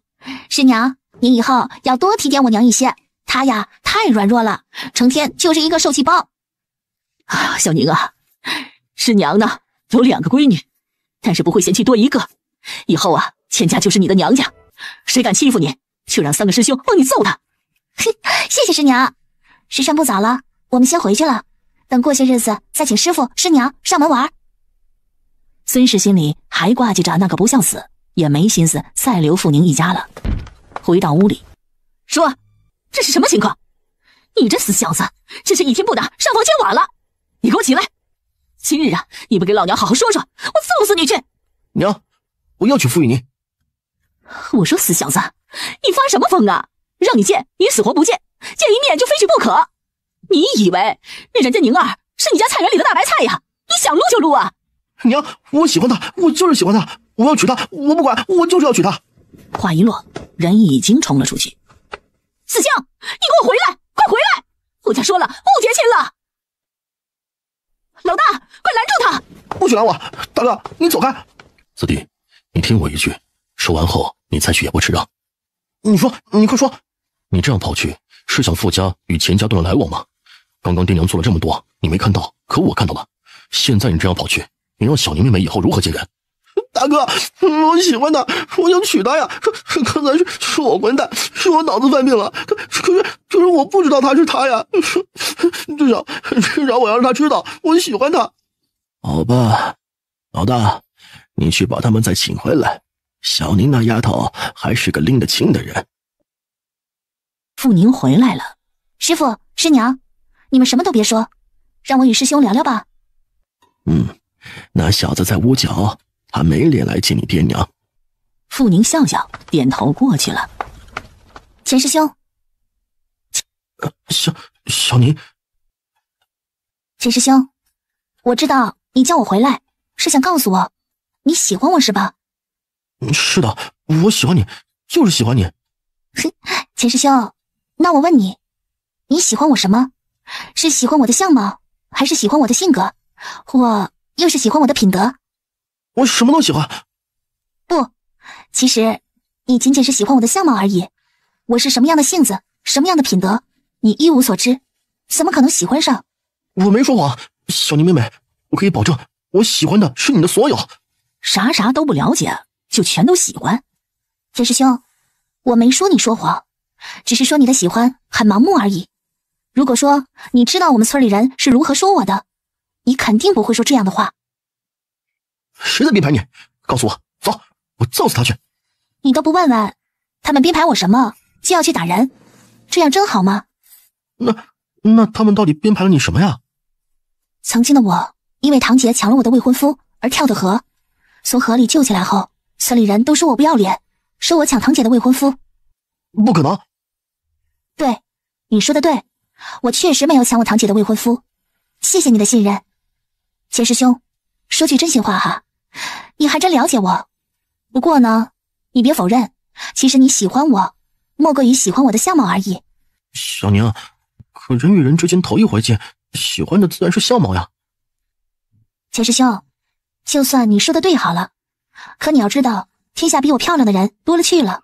如果有一天有一个比我还美上10倍100倍的大美人出现在你眼前，那么你又会奋不顾身的去喜欢她了。我不知道。钱师兄，真正的喜欢一个人呢，不是这么肤浅。喜欢一个人，那是了解他后，一切缺点在你的眼中都是优点。我知道你不理解这种喜欢是什么，想听听我的故事吗？傅宁走了，听完他的故事后，钱四清的脑子里一直回荡着这些话。四清哥，你的性格说句真心话，我很喜欢，但是只是当哥哥般的喜欢。如果愿意，以后我们当真兄妹吧。将来我的夫君必须是个文能安邦、武能定国的人中龙凤，他必须成熟稳重、品正德忠。你是个很好的人，但你不是个男人，你只是个男孩，因为你还没有长大。听说你想从军，要是现在边关稳定，战事很少，去边关呢，最多就是增加些履历。在如今重文轻武的时候，去边关并无多大意义。四清哥，我真的愿意把你当哥哥一样来对待，但是当我的哥哥没这么容易。你这么年轻，不如好好读书，考个秀才功名出来，到时候我有个秀才哥哥，说出去也不丢人，是不是啊？一整天钱四清都没说话。孙氏见着有点担心，孩子爹啊，这孩子不会受打击太大，想不开吧？要不是你太宠着他们，还能这样？看看小宁还未及笄呢，人家多懂事。你看看他17都满了，还一点也不争气。哼，不想活拉倒，就当老子没生过他，就当你当年生的不是人，是个蛋。我警告你，以后宠着他，你就准备被他气死吧。你才是个蛋呢，老家伙，胡说什么呢？我哪有宠着他呀？不行，我去看看他。我生的儿子，你不疼我疼，我的儿子丑不坏。爹娘，我想换家书院继续上学。老四啊，你真想换书院啊？孩子，告诉娘，你想换哪一家啊？我想去玉松书院，那里有最好的夫子，有最好的同窗。小宁说，一个人想读好书，自身的努力很重要，但是教学资源、学习环境更重要。爹娘，以后我会努力读书，不中秀才不成器。你们都记着我今天说的话，我一定要考个秀才，给小宁撑腰。哎呀，孩他爹啊，快捏我一把，看看我是不是在做梦啊？老四，你可想清楚了，这书院我可以帮你换，夫子也可以求县太爷帮忙寻个好的，但是我只问你一句，想清楚，你为谁读书？老四啊，小宁说了，以后我就是他亲哥，但是他想要有一个当秀才的亲哥，因为那样才能给他撑腰。好，明天呢，就让你爹去求县太爷，玉松书院一定让你进。不就是1年30两银子吗？不就是一时半会儿不成亲吗？等儿子中了秀才，以钱家这小富，到时候能娶不到好的姑娘吗？孙氏越想越开心。哎呀，儿子，娘给你上好吃的，你等着。老四啊，小宁那丫头将来绝对不是一个普通人，能给她当哥哥是你的福气，所以我希望你不要给她丢脸。爹，我知道以前的我不懂事，但是我长大了，你放心，我绝对不会给他丢脸的。傅宁并不知道，因为他将来的大齐国会多一个文武并进的3品大员，并为傅家荣盛提供了有力保障。这一天他玩得很开心。出了钱家后，傅宁带着爹娘弟弟妹妹在城里逛了一大圈，要不是林氏拦着他，肯定给他们买上一大堆。本来想给自己爹买辆驴车，但傅义全坚决不要。二丫，这驴车买了，这也轮不上爹用啊，省下这笔银子吧。爹，真的分不了家吗？要是能分家，我就能尽快的和你们住一起了。别多想，除非你奶死了，否则没这可能的。要不找个机会弄死那老太婆算了，反正也不是她的亲奶奶，与天理没多大关系。但这是不行的，毕竟是便宜爹的亲娘哈。东西没买，心情郁闷的傅宁带着他们到了明月楼。点了楼里最好的菜，实力坑了乔迪一顿。睡在床上，他还想着乔迪那搞笑的表情，弟弟妹妹吃得满嘴流油的表情，爹与娘舍不得动筷子的表情。今天是4月16了，天上的月亮分外圆。忘记了买帐子，傅宁透过窗户看着窗外的月亮，突然他眼一花：“陆凌天，你回来了。”仔细一看，窗外空无一人。伸手摸了摸自己的发烫的脸，傅宁知道自己发花痴了。他才走2天，自己就看谁都像他了吗？而且今日他与钱思清所描述的未来夫君模样，那全是陆凌天的版本。小宁啊，那天你的鞋子都弄烂了，姨呀，给你做了双鞋，进来试试。要是紧了，我用鞋木把给你松松。他一坐下，兰氏蹲下，亲手给他换鞋。他急了：“兰姨，我自己来。这新鞋子比较难穿，我还给你做了几双薄布袜，一会儿干了再给你。”傅宁知道兰氏是以自己的方式在感激自己，于是由着他给自己穿鞋。如何？正好，兰姨的手艺真不错。哼，只有你这傻丫头啊才看得上呢，喜欢就好。以后啊不要去买鞋子了，兰姨给你做。多谢兰姨，我到时候买几块做鞋的粗布回来，您自己也做着穿。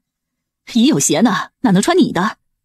说话间，兰氏站了起来，可没等傅宁回头，只听到砰的一声，兰氏跌倒在地上。兰姨，兰姨，你哪里不舒服啊？小宁啊，我没什么大事，睡一会儿就好了。这身体，傅宁知道睡一会儿是好事，但如果这样下去，兰氏绝对不是个长命之人。兰姨，你先躺会儿，我给你拿点东西。兰姨，这里有10颗药，1天1粒，每天晚饭后吃下。这是益气补血丸，你先吃着，过些天我再给你弄一些。不行，孩子，这药都很贵呀，你不能吃你的东西呀。兰姨，吃吧。那天进山，我挖了几株木灵芝，已经让钱伯伯带去卖了，据说能卖上好几2亿多。颜色很重要，可是身体没了，有颜色也是石头，能好好的活着比什么都重要。你这身子骨，我不瞒你，实在是不好了。在陆家，你和伯伯把我当亲闺女一样，就当侄女孝敬您的，行吗？小宁啊，我们陆家呀，对不起你呀，你以德报怨，兰姨我无脸呐！我怎么能拿？怎么能拿？我没脸拿呀，孩子。兰姨，你别这么说呀。虽然说我没有命做你的儿媳妇，但是小宁没有兄长，来了陆家后，我多了2位兄长了，这不是好事吗？我来陆家这1个多月，我真心的认了您当姨了。别哭好吗？您要哭，我心里头也难过的。是吧？陆二哥及兄妹还没长大，儿媳妇未娶，女儿也未嫁，现在的你病不起呀。只要你信我，我一定保你再活个30年。小宁啊，兰姨没什么本事，但是这辈子兰姨发誓把你当闺女来养。那我可有福了。兰姨心情好，手艺精，以后沾你的肯定少不了了。兰姨，你赶紧把药吃了，今天你好好休息，厨房里的活啊我来做，等你好起来，我有赚银子的法子，到时候我们一起赚。等兰氏吃下药丸，傅宁正色地说：兰姨，好好休息，今日家里的事我来做，你就别操心了。不行，这可不能让你做，也不是你应该做的。我没事的，小宁啊，我真的没事了。兰姨，我本不想吓你的，但是我不说清楚，你肯定不把自己的身体放心上。我与你说，你贫血贫得厉害，身体太过虚了，这几天又没吃好睡好，要是再倒下，可是真的要出大事的。听我的，先吃药，然后睡一觉，我帮你明天就啥事也没有了。你要是不听我的，再这样折腾下去，你活不过3年。小宁，你说什么？我可不会骗您，也不是吓您。您的身体是强弩之末，再这样下去，没几年好活。说真心话，在傅家，我的日子可没这么好过，所以我希望您好好的，您可别嘴上说说把我当闺女，心里根本把我当客人，不就是打个猪草做个饭吗？这个我以前可做的不少。小宁啊，我不想死。我说了，只要你听我的，我保你至少再活30年。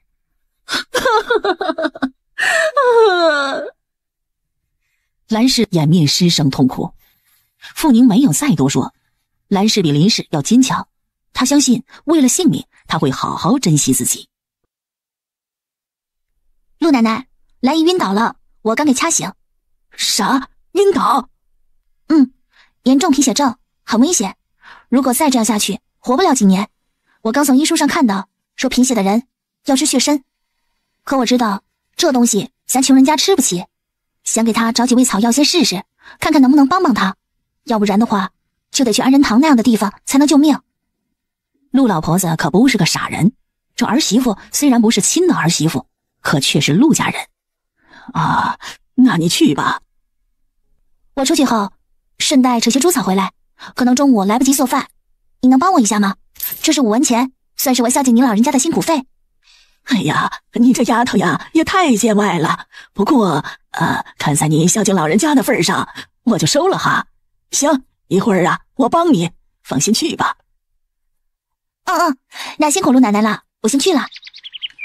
傅宁出了门，路过陆盼盼家的时候，他站住了，要不要找个借口进去一趟呢？就在傅宁犹豫之时，突然一个女子的身影出现在陆家门前。奶奶，你在吗？小月呀，有事吗？奶奶，强儿的嘴上起了个火字泡，疼得直叫唤。您这儿有凉茶吗？等着。说罢，乔奶奶进了屋。陆家有外人，傅宁自然不进去了，背着背篓，他朝河边走去。你跑这来做什么？见傅宁的呆样，陆凌天拧眉。太阳这么大，站在太阳底下发什么呆呢？过来。你什么时候回来的？怎么没与盼盼回家呀？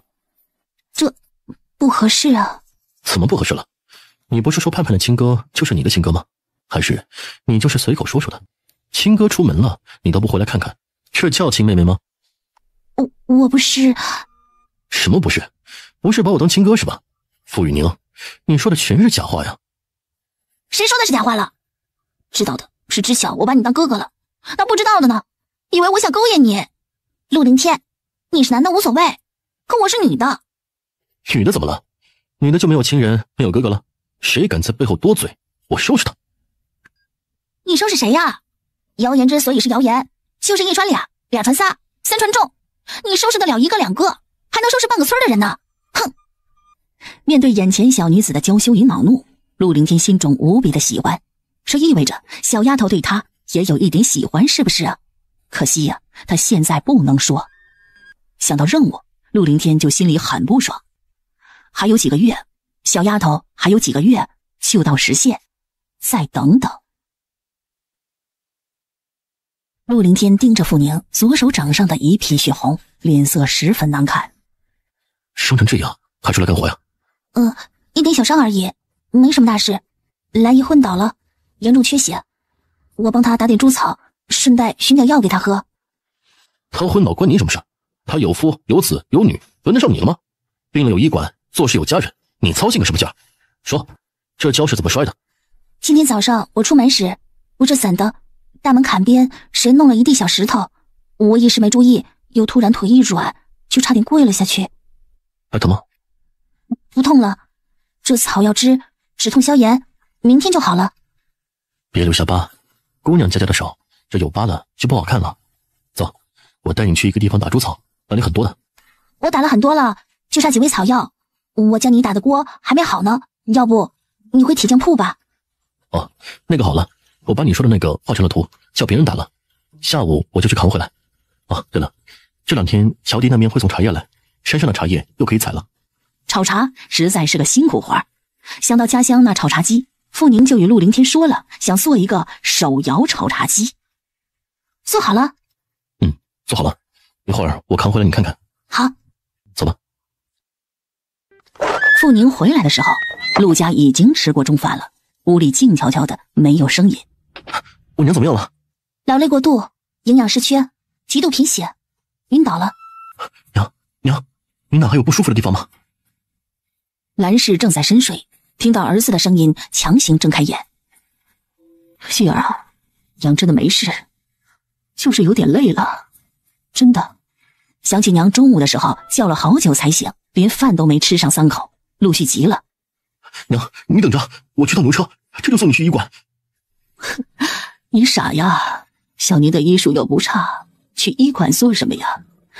那天你钱伯伯还说他学得好呢，刚刚小宁给我吃过药了，现在呀，我没哪儿不舒服。娘，我还是送你去医馆吧，这样不行的。不用了，旭儿啊，真的不用了。小宁，你告诉旭儿一下，我没事对不对呀？傅宁懒得与陆续废话，既然人家不信自己，那就让他送呗，反正花的又不是自己的钱。兰姨，我其实就懂个皮毛，我看你还是送吧。不过您这病啊，至少得带上10两银子，要不然啊，捡不起药。说罢起身，10两银子一副的药，那是什么药啊？兰氏一脸歉意看着傅宁出门的背影。旭儿啊，小宁给了娘几粒药，娘吃了1粒睡了一觉，现在觉得除了困之外，哪儿都舒服。什么药？这个药，他让我一天吃1粒，还说吃完后我会好很多。娘，这个药你先给我，我去一趟药铺。不用去吧，这药明明是好东西，有必要去吗？旭儿啊，你去看书吧，可别耽误了你的功夫。可比起前程，亲娘的生命自然更重要。陆续出了门，很快的就到了离家最近的皇氏医馆泽林堂。哥儿，你知道这是谁的药丸吗？哦，是我家一个亲戚送给我娘亲的药丸，说她身体太虚弱，让她一天1粒，把这几粒都吃了。还有吗？不知道，我娘手中就这几粒。掌柜的，这药吃不得是吗？哥儿，你这亲戚可真大方啊！这药中有血参，有当归，有雪莲，有鹿茸等等10味大补之药啊！这一丸没有10两银子可做不出来的。黄掌柜，你说这1粒值10两银子？这10两银子不算什么，只是这雪莲与血参恐怕都是100银以上，我这药铺里是找不出来的。如果你愿意，我出10两银子给你买下如何？这种药服用上3个月，对于体弱者有延年益寿之效呢。延年益寿？娘的身体已经差到了影响寿年的地步了吗？直到家门口，陆续都没想明白，傅宁的东西从何而来呢？啊，哥，你站在这发什么呆呢？怎么了？啊，我没事，就是想在这里坐坐。啊，娘今天有些不舒服，她在睡觉呢。娘不舒服？哥，我想进山。进山干什么？我想进山看看能不能打些什么出来，趁着还没收油菜之前，要是能打2只值钱的猎物，卖上几个钱给娘补补。二弟，不用去了，娘什么事也没有。傅二妹妹说，只要好好睡上2天就好了。真的吗？哥，娘真没事啊？娘有事？陆续知道，如果自己娘没事，傅二丫不会拿出这么珍贵的药给她吃。当然是真的，我还能骗你吗？不信你自己去问吧。哥，那就算了，我还是前山碰碰运气吧，顺带还能天天带几担柴回来。你的病才好，别累着。我没事，躺了这么多天了，这浑身都是劲呢。哎，哥，我进去看看娘啊。好。小宁啊，小宁，你在吗？三婶，你有事吗？小宁啊，今日你去了关山沟不成？是啊，怎么了？陆三婶欲言又止。三婶，有什么事啊？你直接说好了。小宁啊，刚才是谁送你下山的？没有谁啊。没有？真没有啊？怎么了？那刚才呀，外面有人在说你和男人上山了，那男人还帮你背了东西。对，你不说我真忘记了。三婶，那不是谁陪我上山，而是……等陆三婶一听完，她脸都气白了。哎呀，现在人的嘴呀，真能杀人。小宁啊，你是没听到啊？刚才王婆婆与人说的呱呱响，说你跟个男人上山了。三婶啊，这人的嘴你还不清楚吗？由他说好了。王婆婆的嘴啊，那是跑马场的门，不关风的。这种人呐，小心遭遇报应。小宁啊，你小心些，这个人呐，可不是什么好人。他那小儿子都快30了，还没人嫁，他这是故意败坏你的名声。三婶，不会吧？会不会我们想多了？哪有不会呀？我告诉你啊，以前呢，他就败坏过村里一个姑娘的名声，那姑娘为了事清白都跳河了。幸春说了，他就是死啊，也不会嫁给徐五麻子。三婶，嘴上2块皮，有人说东西，这王婆婆的报应都在眼前，就让她说好了。你看看她几个儿子，有成妻的吗？小宁啊，这事儿啊，你放心，我会与你澄清的。三婶，多谢你。别谢。说实话呀，陆家与我娘家都有不少闺女，可你这样要干净要整齐的，我还是头一回见呢。小宁啊，月秀这孩子很内向，以后啊，帮我带他，行吗？只要三婶觉得我能带好，我一定。陆三婶欢欢喜喜的走了，傅宁坐在屋里，眯起眼，想起了心事。宁姐姐，快去看看，我扛回来了。走，去看看。等他们一到，陆凌天已经把锅架好了，架在陆家西屋的厅子里。先看看，要是觉得不对，再去打过一口。新铁？不少银子吧？不多，二弟说算是炒茶的工钱。好吧，乔大爷是有钱人，只是现在没有茶叶，要不然啊，可以试试。有啊，刚才我与哥哥把菜园里的茶叶都摘回来了。蜂蜡可有带来？带了，你等着。火盆烧上，蜂蜡下锅，掀开锅，再试炒。等第一锅成品出来后，就摇了几下咕噜的傅宁一头是汗。哎呀，要是有电就好了，电一插，慢慢转，根本不费力气。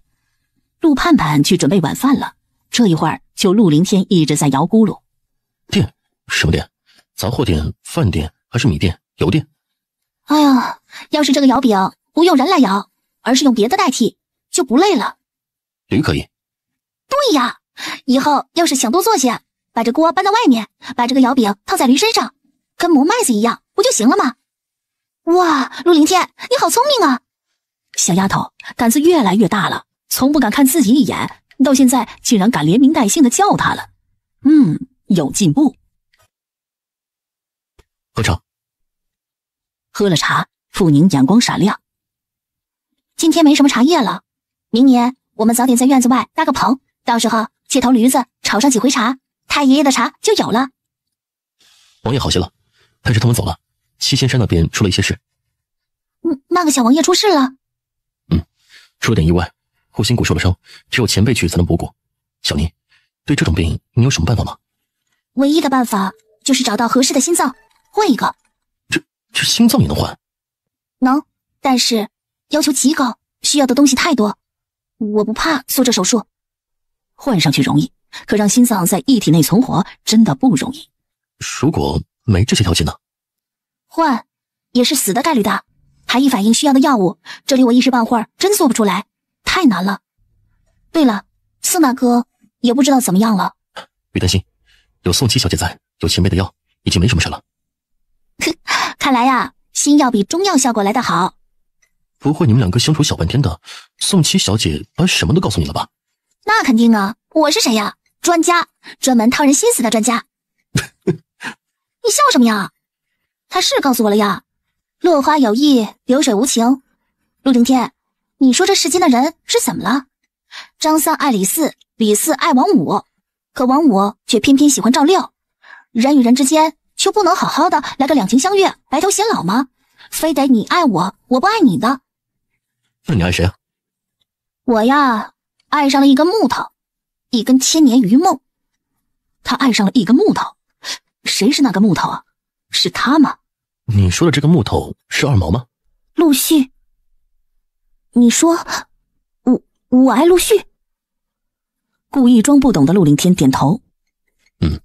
你说当初你来陆家是以新娘子的身份来的，可陆续不愿意娶你，这才以亲戚的身份住下，是不是你心里还是希望嫁给他的？嫁他个大头鬼，这二货没法说话了。傅宁狠狠地甩了陆凌天一眼，这人脑子里装的全是浆糊吗？能不能拿把大斧头劈开来看看？一甩手，傅宁走了。屋内，陆凌天摸了摸鼻子，完了，小丫头生气了。看来啊，她的定力在这小丫头面前一点都没了。明知道不能问，可是她就是没忍住。兰姨，好些了吗？兰氏睡了一觉，全身不难过了。小宁啊，你那个药丸肯定很贵，我才吃1粒，身上就舒服了许多。余下的你别给我吃了。兰姨，我还有，真心的，而且我自己也学着做。今天我已经找到许多草药了，你放心吃吧。或许我做的没有钱伯伯做的好，但也肯定有点用处。小宁啊，兰姨，你别再纠结这个问题了。你的身体再不养，到时候连孙子都要看不到了。听我的，等你养好了身体，我买布来，你再帮我做几套夏衣。你知道的，我这人啊，就不喜欢做这种太细的活儿。小宁啊，姨好喜欢你呀。我也喜欢您，兰姨。小宁啊，再问你一句，真心的不想嫁旭儿吗？啊，如果你愿意，我定能让二毛娶了你。兰姨，既然你问的是真心话，那我也说句真心话。我对陆二哥没有男女之情，完全不想嫁给他。以后不用再问了，我傅雨宁诚心愿意认你们2人当干爹干娘。小宁啊，我因为太喜欢你了，所以才会这样说。孩子，对不起。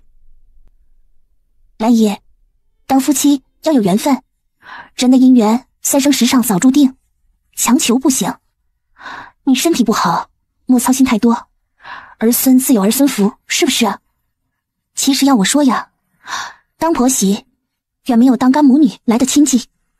自古婆媳是天敌，可没人说自古母女是仇人的哟。小宁啊，姨听你的，过几天呢，等日子一选好，姨就喝你的茶。马上就有茶喝了。今日不拿了我们夫妻的生辰与小宁的生辰就算了，后天我去看结果。陆伯伯，你坐。小宁啊，多谢你给你兰姨送饭呢。别客气，陆伯伯，这只是举手之劳的事。我看到你在吩咐陆四哥送饭呢。宁丫头，你对陆家的恩情太大了，伯伯都想不出什么办法来感谢你了。可惜啊，二毛无福呀。陆伯伯，你别这样说，世间比我好的姑娘多的是。其实在陆家挺好的，暂时我能找到一个这么好的地方住着，有您与兰姨如此疼爱，我真的很满足。你们早点休息吧，辛苦了一天也累了，我先回房了。傅宁出去了。旭儿，你都听到了吧？不用勉强自己了。徐家那边也透了话，你要愿意的话，爹娘给你说庆兰那丫头好了。你的意思是？爹，旭儿，不要急着答应，想清楚再回我。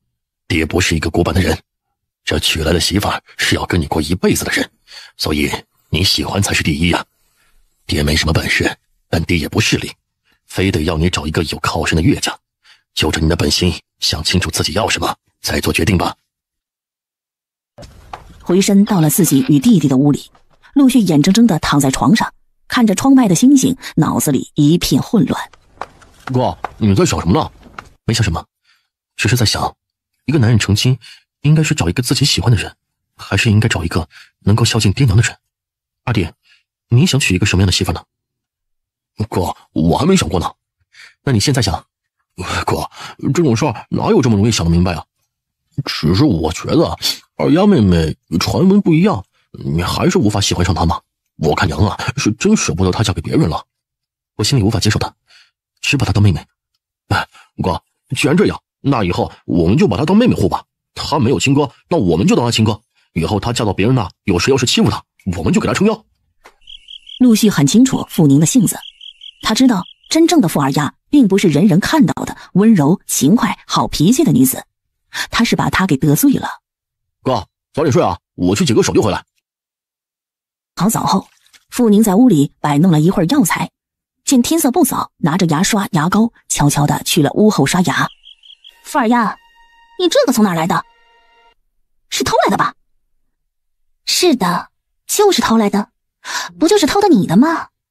陆月美，可惜你买不起。不是偷的，就是那个野男人送的。早就想打人了，啪啪2声。陆月美，再从你嘴里听到这些侮辱人的话，别怪我不客气。范儿丫，你以为你是谁呀？竟然敢打我！你给我站住！怎么，2巴掌不够是吗？傅儿丫，我要杀了你！你叫吧，叫你爹出来，等他出来了再抽你几巴掌。傅儿丫，我讨厌你，赶紧给我滚出陆家，明天就滚走。可以啊，我现在就走。现在我不走啊，我就不姓傅。就在这时，陆朗进来了。小美，进来给你二丫妹妹道歉。二哥，我才是你的亲妹妹呀！这刚才打了我，你竟然叫我道歉啊！你该的，娘天天教导你要懂礼，要感恩。可你呢，小美，你不道歉的话，我去叫爹。二哥，我才是你的妹妹呀！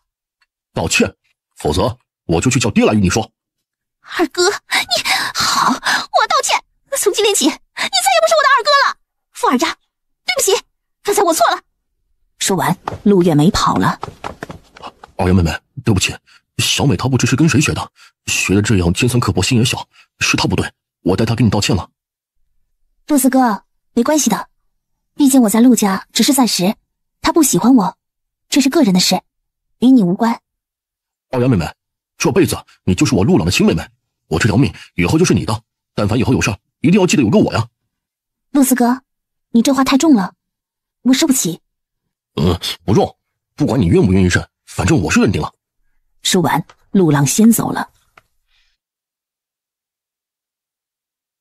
别讲，我给你送烤野猪蹄来了。我刚刷好牙。没事，一个晚上不刷没问题的，而且你很香。什么意思呀？这陆大爷在调戏他？天呀，好香啊！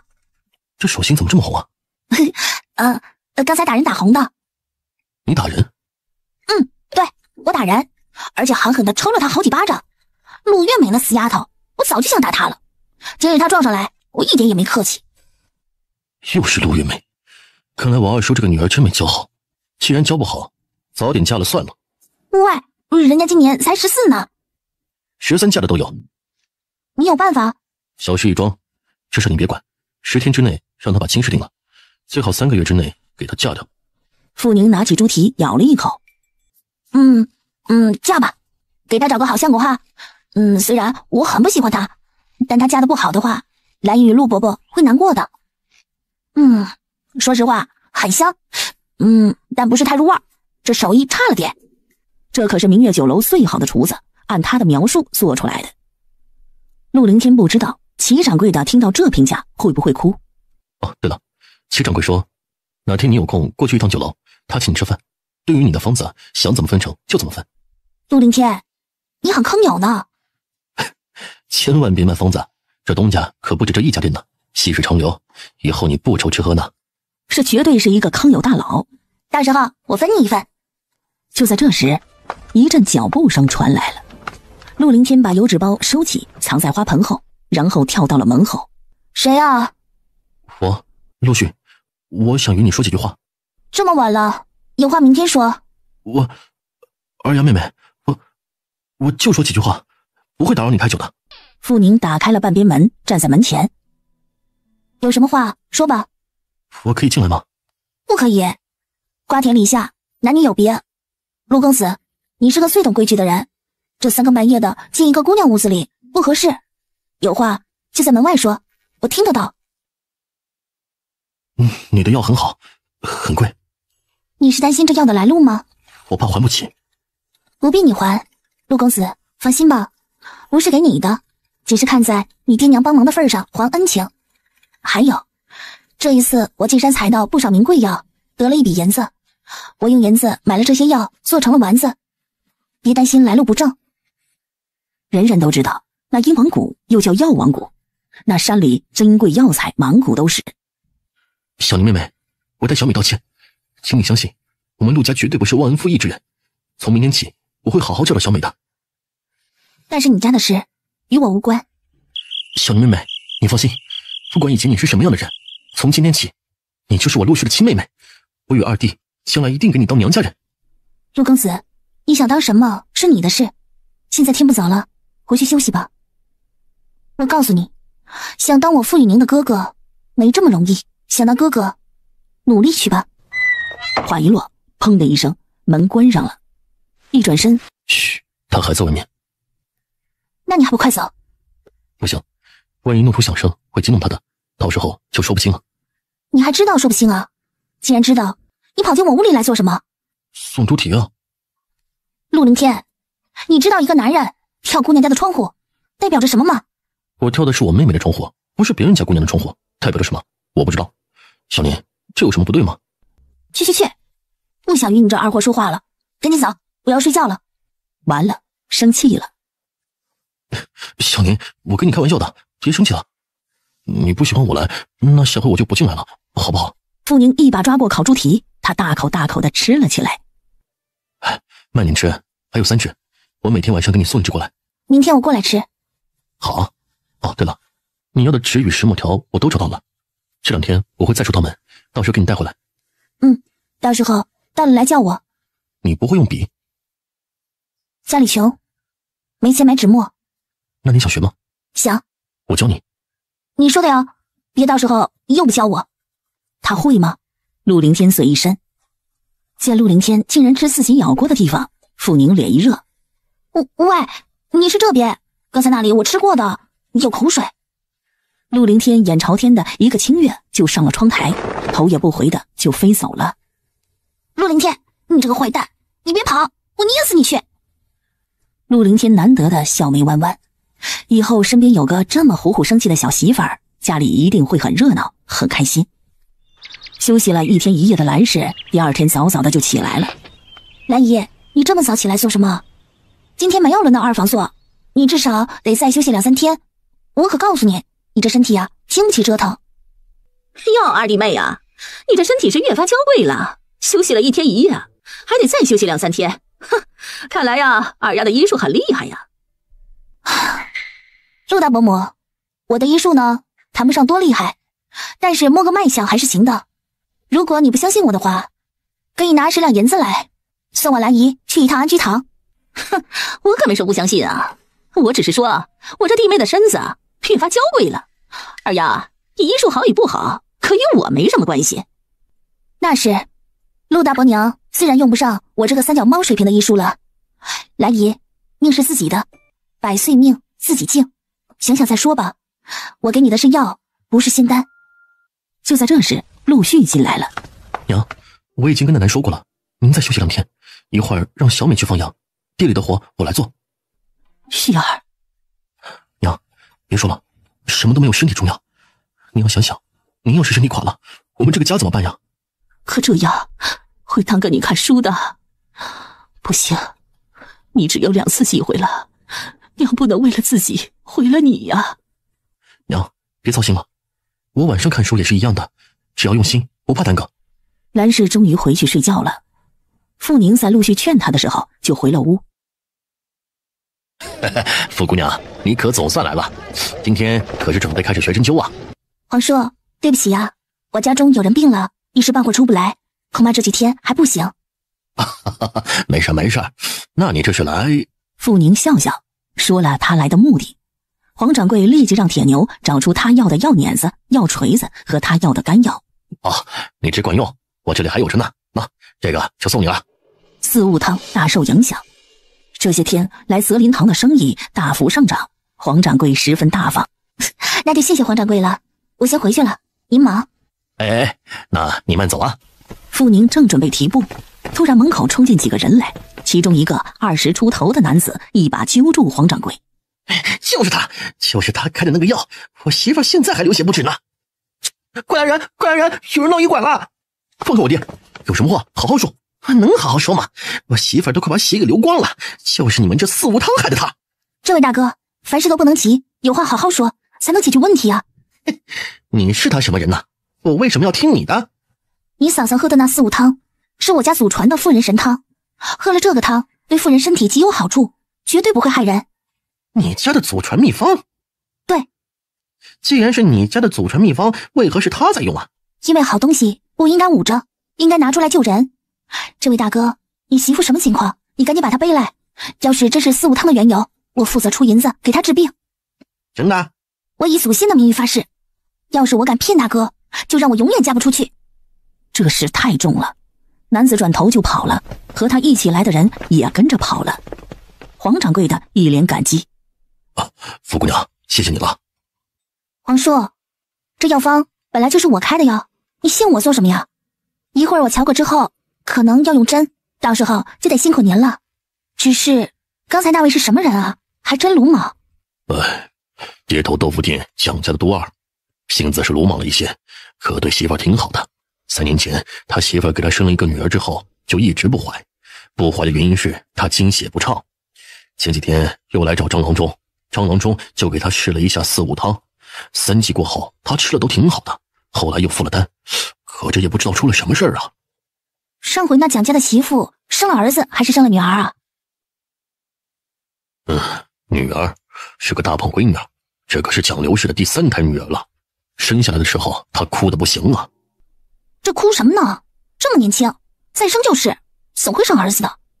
恐怕难哦，上回是摔跤早产的，生得极难，身子坏掉了。啊！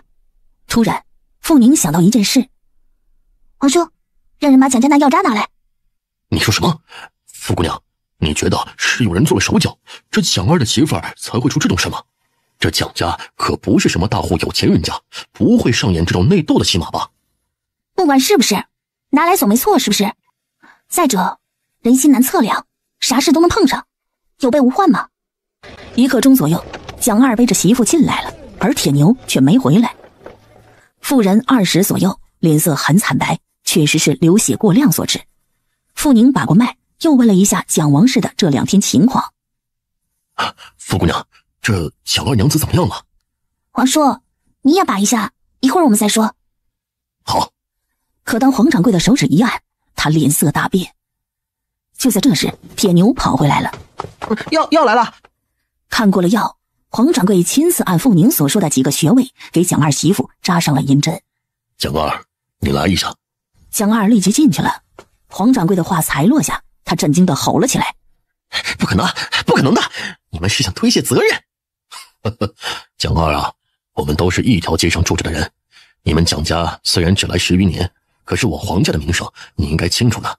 你也别激动，这药是你自己的人拿过来的，刚才我们查看时你也在一边盯着。这样吧，我叫铁牛去请的姓唐的王郎中过来，等他看看再说吧。蒋二娘子的四物汤中被人加了一味红花，本来是补血调经的药，一瞬间就变成了活血的汤药。这补的一点血还没有完全补上来，就给流光了，能不死人吗？既然这事与他的四物汤无关，傅宁与黄掌柜招呼一声回来了。只是没想到一进门，孙氏与钱四清上了门。师娘，四清哥。呀，小宁啊，你师父说呀，接你回去住几天，可没想到你姨生病了。哎，师妹，你这是从哪来的？我去了一趟泽林馆买些东西，我姨身体不太好，想试着给她做些养身子的药丸，只是我没做过，先试试。你看看，我能舍得让她去你们家住吗？钱嫂子，小宁她伯伯去算日子了，等日子算好认亲那天，你们一定要来呀！哈哈，来，肯定来。小宁认了你们当干爹干娘，以后我们就是亲戚了，哪能不来呢？小宁啊，那今天师娘就不接你了，等过几天，等你姨身体好了，再让你四师兄来接你。哎，师娘，四清哥，过些日子我来看你们。厅堂，傅宁与孙氏、兰氏谈得很愉快。狐狸精，死不要脸，就知道勾引人。嘘，别说了，你没听到吗？刚才那个钱公子说了，傅二丫是他的妹妹呢。就是，他这种狐狸精的样子，哪是当正妻的人选？我看呢，他就是当妾的像。小美啊，听说那林大少极好色，你说他会不会看上这个傅二丫呀？青兰姐，你对他也太好了吧？那林家不仅是在东城县，就是在东周三府，那也是有名的有钱人家呀。就算这林大少好色，没成亲就有好几个小妾，但是人家过的可是锦衣玉食的日子，凭什么呀？我们给他找个这么好的人家？我看还是让他叫我长河哥好了。我伯娘那人看似好说话，实则最强势了。你说的有理，你让长河哥抓紧才好，越快越好。陆月美没说，她清楚那个钱四清的眼神，那可不是哥哥看妹妹的眼神，只是她不明白钱四清为何这么说呢。孙氏与钱四清走了，傅宁进屋去继续他的防狼药试剂。宁姐姐，你去我家吧。怎么了？宁姐姐，我哥说了，你要他买的那个什么纸买到了，还说你要的那个细墨条也做好了，那个你要用来做什么呀？走，一会儿我告诉你我要做什么。陆大哥，东西你都买到了？买到了，就是不知道合不合用。进来吧，都在屋里。看着这屋内，傅宁好奇，你的书房？反正也空着，就摆了张桌子。这些书都是你的？爷爷留下的，我爹与我又放了些，现在比较多了。这是现在最好的纸，大小也是最大的，不够的话就只能将就了。太好了，这下我终于能画了。2个时辰后，人体骨骼经络图大致出来了。宁姐姐，你好厉害呀！这是男人的人体图，到时候把这个做好，我再画女人人体图。啊，这画还有男女区别？有，男人与女人的人体构造不同，这穴位就不同，所以必须画出来。在陆家二房待久了，傅宁怕人家传闲话，所以一天最多在他们家只能画上2个小时。院中，陆奶奶看着坐在树下一心叼着木头的孙子，好奇地问：这刻的是什么呀？哦，没什么，就练练手，多年没刻了，手感都没了。这是算子？不是，随意刻的。天儿啊，你心里怎么想的呀？好姑娘可是人人都抢着呢，你得告诉奶奶你的想法呀。有的事啊，不能让奶奶知道，她要知道了肯定会担心。奶，你想说什么？她还小呢，而且一时半会儿我还是不太想成亲的。啊，天儿啊，你都23了，你可答应了奶奶呀，可以开始给你相亲了呀。奶奶，你可以先相着，有相中的多观察观察，但现在定下来是不能的。那你说说，要是奶奶看中了一个好姑娘，什么时候能定下来呀？奶奶，怕是最迟得明年了。为什么呀？奶奶，您别问那么多了，有的事我不能说，您放心，明年呢，一切由您做主。好吧，儿大不由娘，这孙子大了也不由奶奶了。好吧，奶奶心中有数了，只是你二堂叔在替小宁找人家，这姑娘啊，我好喜欢，奶奶这是担心呐，被别人抢了先呐。哦，傅一泉开始帮自己闺女找人家了，不行，他得想个法子阻止这事。1个时辰后，县衙后堂，这不是你堂叔吗？你让他去办这案子，所谓何意啊？这案子不是忙吗？忙些好，等忙一点，他也没空做别的事情了。哟，又是那小姑娘。侯爷，您的问题可真多呀。阿天，我可从来没有看过这样的你。真动心了。碧玉让你弄去了北仓，去之前可是听说她都哭了，现在又让你二叔忙得没空。你不跟我说实话呀？跟你说了实话，你还能怎么着？你能做得了他的主，把我身上的任务取消掉吗？哎呀，说的没错呀，说了实话也没用。行，兄弟，你的事儿那就是哥的事儿，这事儿呀成。这天晚上，陆继谦回到家。爹，为什么把我调去查那裘家的案子？那案子不是刘刚带人在查吗？我和他又不是一组的，为什么调我去啊？县城大人说你脑子好使，虽然说前期已经证明了那死尸根本就不是裘荣，但这真正的裘荣在哪里？刘刚那边几个人根本找不到任何线索，非得把你借过去。那下个月起，我恐怕要开始忙碌了。好好干，要是干好喽，这县太爷一高兴，没准让你转成捕快呢。真的吗？真的。对了，不仅是你，还有傅义全也借过去了，你们俩一起过去帮忙。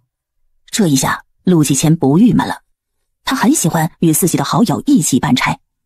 2天后，画基本上好了。宁姐姐，快来看呐，这是什么？哪来的？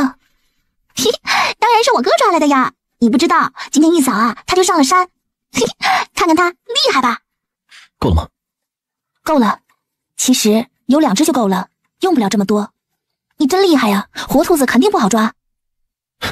多了就烤给你们吃，不是抓的，是掏的兔子窝。这兔子窝怎么掏啊？傅宁可从来没见过兔子窝怎么掏。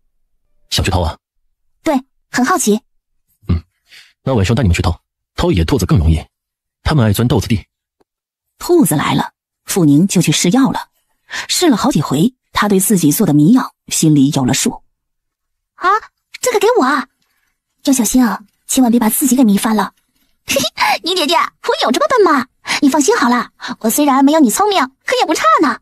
嘿，小心就好，这东西很猛。我知道了。俩小姑娘正说着话，乔奶奶在一旁叫着：“快来了，烤兔子熟了。”真香啊！乔奶奶，您这手艺没得说。哈哈哈！宁丫头啊，想学不啊？想。乔奶奶，有空我来跟您学做菜。好啊，只要你不嫌累。乔奶奶，您那边是沙拉酱是吗？啊，对呀，你想吃酱啊？不，乔奶奶，到时候你做酱油的时候，我给你弄点东西放去，那味道啊，肯定好吃。啊，真的呀？那太好了。行，等我做酱的时候啊，一定与你说。宁姐姐，放什么在酱里面会好吃啊？河虾粉。吃了烤兔，傅宁才回到陆家，没想到一进门就碰到了陆月美。喂，天天去那边，你不是相中了我堂哥吧？怪不得你与盼盼那死丫头打得这么火，原来是打这主意啊！傅二丫，你的口味还真重啊，竟然不怕他那脸上的疤，那也吓死你啊！哼，看样子你是迫不及待的想嫁人了。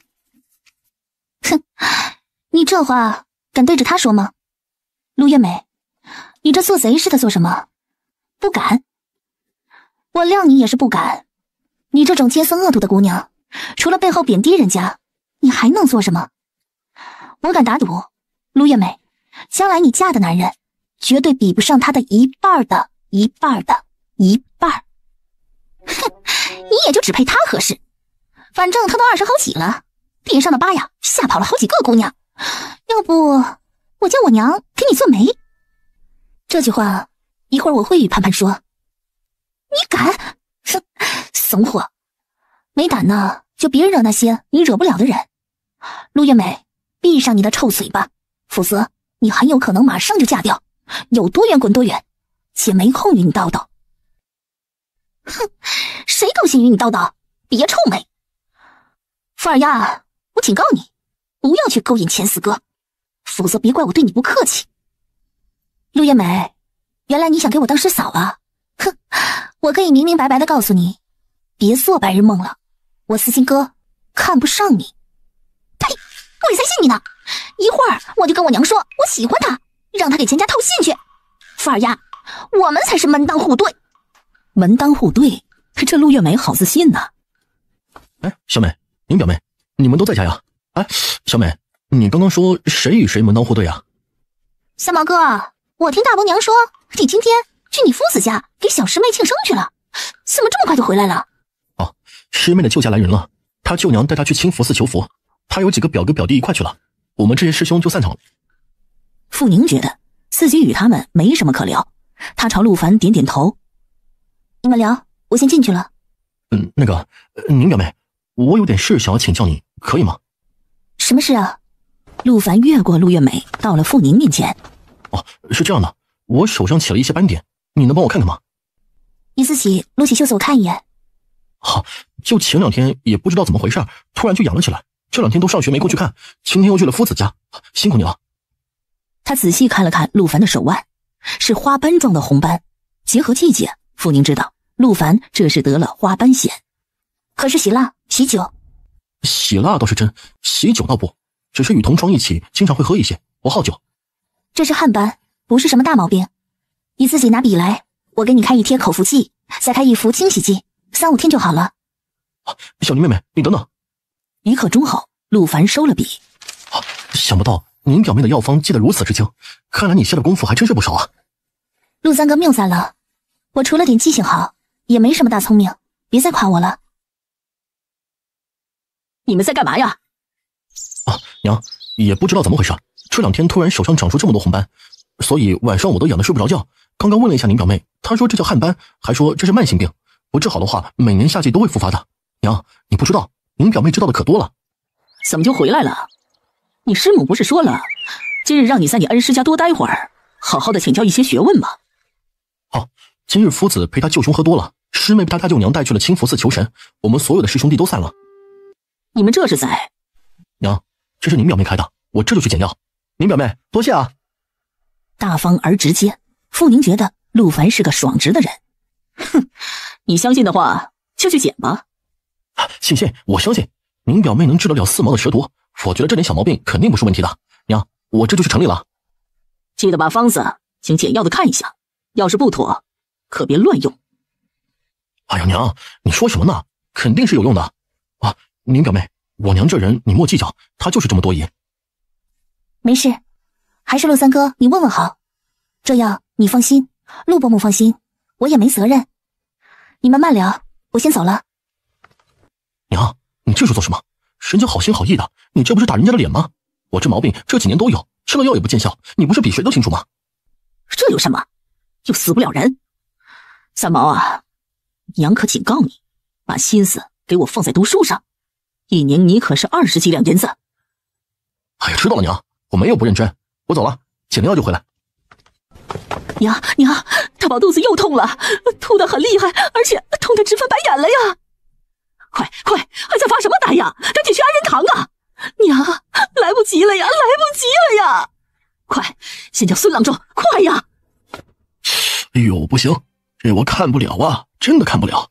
这孩子是蛇钻肚，得赶紧送到城里。家里的驴车也不在，这一会儿还来得及吗？傅宁站在门口，孙郎中的话他全听到了。虽然不想去插手，作为医者，傅宁还是没办法看着孩子活活送命。富儿呀，你能不能治啊？要是不行，你可别给我装懂，要不然我家乖孙出了事，你给我赔命。行啊，我没本事，你们自己就好了，爱死爱活是你们的事。娘啊，去城里来不及呀，你就让二丫妹妹救大宝吧。那天那个太医就说了，这蛇入腹，如果肚子结块，她也没办法的呀。二丫妹妹，求您救大宝，求您了啊！对不起，我治不了，羊肉没吃着，我这是还惹了一身骚了是吧？你们自便。二丫妹妹啊，我娘糊涂，我跟你说对不起了。我知道你救得了大宝，求你救他，我给你磕头了啊！你这当奶奶的，要是真疼你孙子，就让这富家丫头试试。我可跟你说啊，前几天邻村汪家的小子送到安居堂都没救到，就你孙子这情况。娘啊，你帮帮我，你帮帮我，求二丫，大宝是您的亲孙子呀！二丫妹妹，求您了！哎，富姑娘，大人糊涂，可孩子是可怜的，要是能救的话，就帮帮吧，莫与一个糊涂人计较啊！要我出手可以，如果孩子好了，20两银子，出不出？当然，要是出了事，我可不管。娘，出！找一把花椒，1碗麻油来，赶紧把花椒炒熟，把油倒进去，烧开，然后冷水凉到手能伸进去为止，要快。娘，你帮我烧火。傅宁针灸水平不行，孩子痛得昏迷中直抽筋。他看向孙郎中，孙伯伯，你按我说的几个穴位扎下去，先给孩子止痛。哎，傅姑娘，你不会扎针吗？孙伯伯，我水平太差，孩子又小，我不敢下手。哎，好，你说，我来扎。半刻钟后，陆大宝不抽了，痛也止住了，只不过没醒来。傅姑娘，你真会治这龙蛇病吗？孙伯伯，这根本不是什么龙蛇病，其实陆大宝肚子里是一种虫子。什么？只是虫子？对，就是一种叫蛔虫的虫子。一种虫子就能让人死啊？寻常不会让人死，但是如果肚子里的虫子越来越多，会引起很多的疾病。如果一旦穿腹，那就必死无疑。所以要早发现、早预防、早治疗。傅姑娘，你如何能看得出来这孩子肚子里有你说的虫子呢？孙伯伯，你看这是什么？白斑。你再看他脸上，是不是也很多这些块状的白斑？对，这种斑很多孩子都有。这里看到了斑点吗？哦，看到了。好，那你再来按按这孩子的肚子，细细按，看看是不是有结块的感觉。好硬啊！傅姑娘，你的意思是说这是虫子在肚子里结了块了？对，就是虫子太多了，它们的身体搅在了一起，把肠道给堵住了，肠道一堵，腹内不通，所以它才会痛成这样。面对这闻所未闻的病状，孙郎中震惊得合不上嘴。那傅姑娘，您能不能再说说这病啊？行。紧接着，傅宁仔细地介绍了蛔虫病史、病因、病症，后来把它的危险、后果都一一说了。哎呦，太不可思议了，太不可思议了呀！我说二丫头啊，你说一会儿我这僧孙会拉虫子出来？对，陆奶奶，我不会哄你。现在大宝肚子不痛了，那是因为孙伯伯给他扎了针，但这痛最多只能止1个时辰，所以现在最主要的是等陆大嫂把那麻辣油拿过来让大宝喝下，把虫子拉出来。当然这不能了事，还得用药把他肚子里的虫卵杀死，否则还会再生。啊，你吓我，你肯定是吓我老婆子的。人家信不信的，傅宁懒得和一个老太婆解释了。一会儿虫子拉下来了，这老太婆自然闭嘴。傅宁请孙郎中开药方，他边说孙郎中边写：孙伯伯，这药方一般来说通用，如果像陆大宝这种严重的，要先解压止痛再下药，而且6个时辰内没有拉出来的话，禁食。好，傅姑娘，您把这夫子给了老夫，可多谢您了。今日老夫没带银子，一会儿一定补上10两。这银子虽然不多，但还请别嫌少啊。别，孙伯伯要是同意，不如我与你一起弄些驱蛔虫的药丸出来，利润我们平分。好，傅姑娘看得起我老孙，这药啊就由我出，药丸我来炼，细账我来做。老孙呐，你倒是个能干的人呐。多谢老嫂子夸奖。不一会儿，陈梅端来了花椒熬过的麻油。傅宁让孙郎中把陆大宝扎醒，然后给他喂药。陆康家的，你现在赶紧去城里捡药，我家里没这个药。就在这时，陆凌天也不知道怎么就过来了，大约是这边的响动太大，门前已经站了不少邻居，惊动了他。给我吧，我动作快。一会儿回来再让他们给你钱，尽快回来。陆凌天没说，接了药单子就走了。傅姑娘，那大宝肚子里真的只是长了虫子？如果只是虫子，那怎么可能死人呢？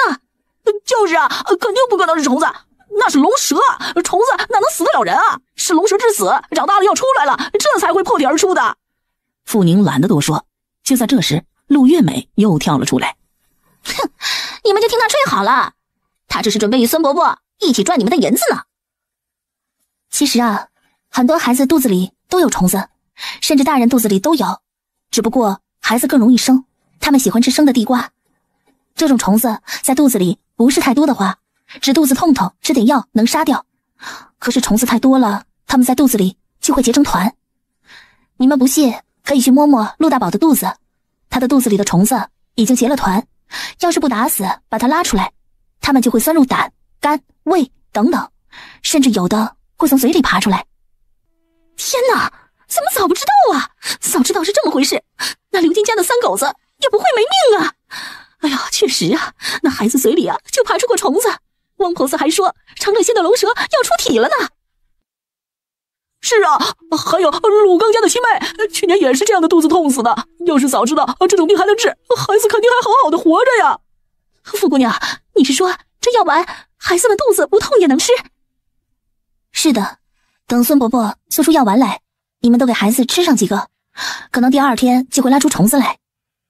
傅二丫，你也够黑的，就这么便宜的药，你竟然要我大伯娘20两银子，你的心也太黑了。你吃住在陆家呢？陆月美，看来你又皮痒了，没抽够是吧？你觉得陆大宝一条命不值20两？我是收了20两银子，你不收银子，你来呀，你有这本事吧？这话一出，门口看热闹的百姓瞬间哑口无声。小美，我对你真的太失望了，3番5次教导你，看来你已经没有办法教好了。回屋。大哥，我又没说别的，都是一家人，用得着说这么多银子吗？进屋，不要让我说第3遍，听到没有？陆月梅的脸涨得通红，她恨恨地咬咬牙，一扭头跑了。今日之事，孙伯伯一清二楚。我这表妹为何要收银子，你们可以问问她，问过之后再评判一下。如果换作是你，这银子该不该收？这天晚上，陆家的晚饭第一次没吃完，还剩下很多，因为看了那虫子，他们根本吃不下。傅宁不敢笑出声来，因为太不厚道。而作为医者的他，解剖后照样吃得香，就别说几条小蛔虫了。宁姐姐，你吃好饭了吗？吃好了，马上来。换上鞋，傅宁拿好催蛇药，跑进了蓝氏屋里。兰姨，我和盼盼跟着他哥哥去掏野兔窝了，可能会晚一点回来。啊，去山边掏兔子窝去啊？是的，盼盼说他哥哥可会掏兔子窝了，我也去。要是能掏着，明天晚上咱们吃红烧兔子肉。可这话才出口，陆朗蹦了出来。二爷妹妹，我也去。晚上山边也不太安全，我保护你。陆四哥，你没事吗？我有盼盼陪，你不去也没事。这大晚上的，我哪来的事了？二爷妹妹，林天哥小时候是我们村子里最会掏兔子窝的人。听我爹说，以前他在村子里的时候，根本没有野兔子来吃豆苗。可从他走了以后，虽然村子里也有不少人去掏兔子窝，但怎么都掏不掉。每年的豆苗都会被野兔子吃掉。机会难得，今天他会去，就算是再忙，我也要去啊。他这一叫，陆丰跟出来了，然后陆凡也跟上了，甚至小陆琛也死活赖上。看着院子里的火把，顿时傅宁无语问苍天了：这是去掏兔子窝吗？他闭上眼，这是去打老虎啊！而第二天一早，更多的人看到了陆大宝拉出来那蛔虫后，硬生生的把准备给蓝氏做点药丸的傅宁挡在了家里。傅姑娘，快帮我儿子看一下，看看他肚子里是不是也有虫子呀？傅姑娘，给我儿子看，昨天他还肚子痛了。我家儿子现在就肚子痛，先帮我家的看。大娘婶子们，你们都别着急，13岁以下的孩子几乎肚子里都有虫子，不过分严重不严重而已。明天就明天，孙伯伯那里就会熬出一种药丸来，有孩子的都去买上1包，肚子不痛的1岁1丸，吃下便行。如果肚子痛了呢？那就1岁多加1颗。多少钱1丸呢？不会太贵吧？这个我相信孙伯伯不是那种坏心肠的人，如果他价开得太高，2天后你们就到各大药房去买。我早说了，一粒绝不会超过3文。这本就是造福的事，傅宁从未想过发这种横财。正当大伙儿热火朝天之时，突然有人叫：县令大人来了！县令大人来了！二丫，爹，你们怎么来了？今天你陆伯伯在衙门说这事的时候，大人听到了，特地过来看看。这是齐大人，赶紧敬礼。不在衙门，不必如此，随意就好。这不好吧？傅宁正想说行礼，却见陆凌天过来。草民陆凌天，见过县令大人。看到陆凌天，齐义连翻白眼。哎呦，兄弟，你过来干嘛呀？我能吃了你的小媳妇？本县令是想来看看，到底是个什么样的美人，让你一而再再而三的让本县令出手啊！陆公子，久闻大名，曾听闻你在白将军手下从过军，今日终得一见。客气客气，那都是过去的事了，不值一提。大人，请。众人进了陆家内堂，喝过茶后，县令亲自问过了陆大宝的病因、病症之后，老钱，这位姑娘真是你徒弟啊？回大人的话，宁丫头确实是跟着老夫学过一些医术，不过寻常都是她自己看医书瞎琢磨。说实话，我这师傅不如她的地方可不少啊。钱老哥，您可别这么说。是真的，傅老弟啊，老哥哥我这可是真心话。傅姑娘，本大人好奇你这药方从何而来？虽说本大人不懂医术，可本大人见过的名医也不少，但从未听闻过人的肚子里会有这么多的虫子。回大人的话，能进一步说话不？齐义阳光闪了闪，见陆凌天甩了他一眼，摸了摸鼻子，起身。傅杂役，你陪本大人一起过去吧。三人进了陆家上房的檐廊，齐义含笑而立。现在可以说了吧？回大人的话，民女小时候在村里悄悄跟过一个神秘老人学过几年，不过是偷学的。后来他带着他孙女走了，再也没见过。不过我倒是听他私下与他孙女说过，他姓孙，本名叫什么，我真不知道。姓孙？莫不是神医诸葛天的师兄，有半神仙之称的孙天师？大人，这老者在我们村里待了20余年，不大出门，也不与人来往，这偶尔会给村里人看个小病之类的。说实话，那老伯是不是孙天师，小人我真不敢说是。最主要的是，小女并没有真正的与老伯学医术，而是陪着老人的孙女一起玩时，跟着学了点。傅姑娘，你还能看什么病啊？回信太爷的话，目前我只给城西杨家姑娘看过父子病，别的都没看过。傅姑娘，那你这药方可愿意造福天下百姓？当然愿意，分文不取。好，傅家养了个好女儿啊！这药方我代表朝廷收了。傅杂役，本大人命令你拿好药方，明天早上送来衙门。遵令。药方献给朝廷了，顿时村里也传开了。白给啊？对呀，那县太爷1分钱都没出啊？没出，是傅姑娘不要。嚯，这姑娘傻了吧？这药要是自己制出来卖，那还不发死呀？是啊，我看那姑娘啊，就是脑子有问题。傅义全才不去听这些话，他看着自己女儿，一脸赞许。二丫，爹为你骄傲。爹，这些药方我多的是，你别心疼啊。献出这个方子，我希望以后你在衙门会好混些。对了，我上回又给一个贵人看了病，得了不少银子，准备在城里买个院子。等我准备好，想办法让你和娘、弟弟妹妹出来住。傻丫头，怪不得你娘天天叨叨说你是最善良、最孝顺的姑娘了。她真了解你，院子住不住的爹都不在意，你能够想到这些，爹很开心。爹，娘和弟弟妹妹这几天都好吗？好，都很好。六丫那丫头天天念叨着在明月楼的那顿饭呢，还说那个乔大哥哥是个好人，下回啊他还要来吃呢。爹，过几天要是娘能出来，你再带他们出来，我们再去吃，不要怕没银子。你放心，我们家呀很快就会有银子的。这天中午，陆家的饭菜非常丰盛，有鸡有肉，四荤四素。陆老爷子举起酒杯，贤侄，你养了个好闺女啊，老头子在这里多谢她了。陆伯伯，您客气了。这些年在您手下，我可是得了不少关照，说这些客气话就太见外了，应该是我敬您。一餐饭，宾主尽欢。陆启谦说了认干亲的事，日子选在6月初6，是个大顺之日。傅义全同意了，并且说到时候一家人都会来。送走了傅义全，陆老爷子眯眼看着自己二儿子的屋子，仿佛在自言自语。看来这傅杂役要出息喽。凡儿他今年有没有本事种秀才呀？爹的意思是想和傅家结亲，用凡儿吗？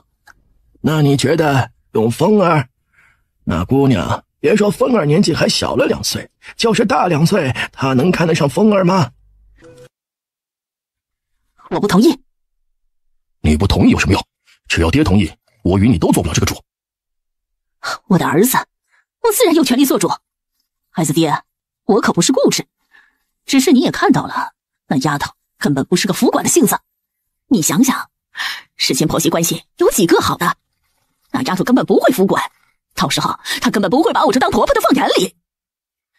现在二房要认她当干女儿，恐怕到时候我不是多了个儿媳妇，而是少了个儿子。那怎么办？我看呢，爹这意思很明白，凡儿现在不可能先定亲了，否则爹肯定会恼怒我们这一房的。那就让那丫头早点嫁人。这可不是我们的女儿，我们可没有权利让她早些嫁。哼，看我的！等忙完这几天呢，我回一趟娘家，到时候竟让她早点滚出陆家。你可别乱来啊！现在傅家可是入了县太爷的眼，到时候别没算计到别人，倒是害了自己。放心好了，我心里有数。你这是要出门？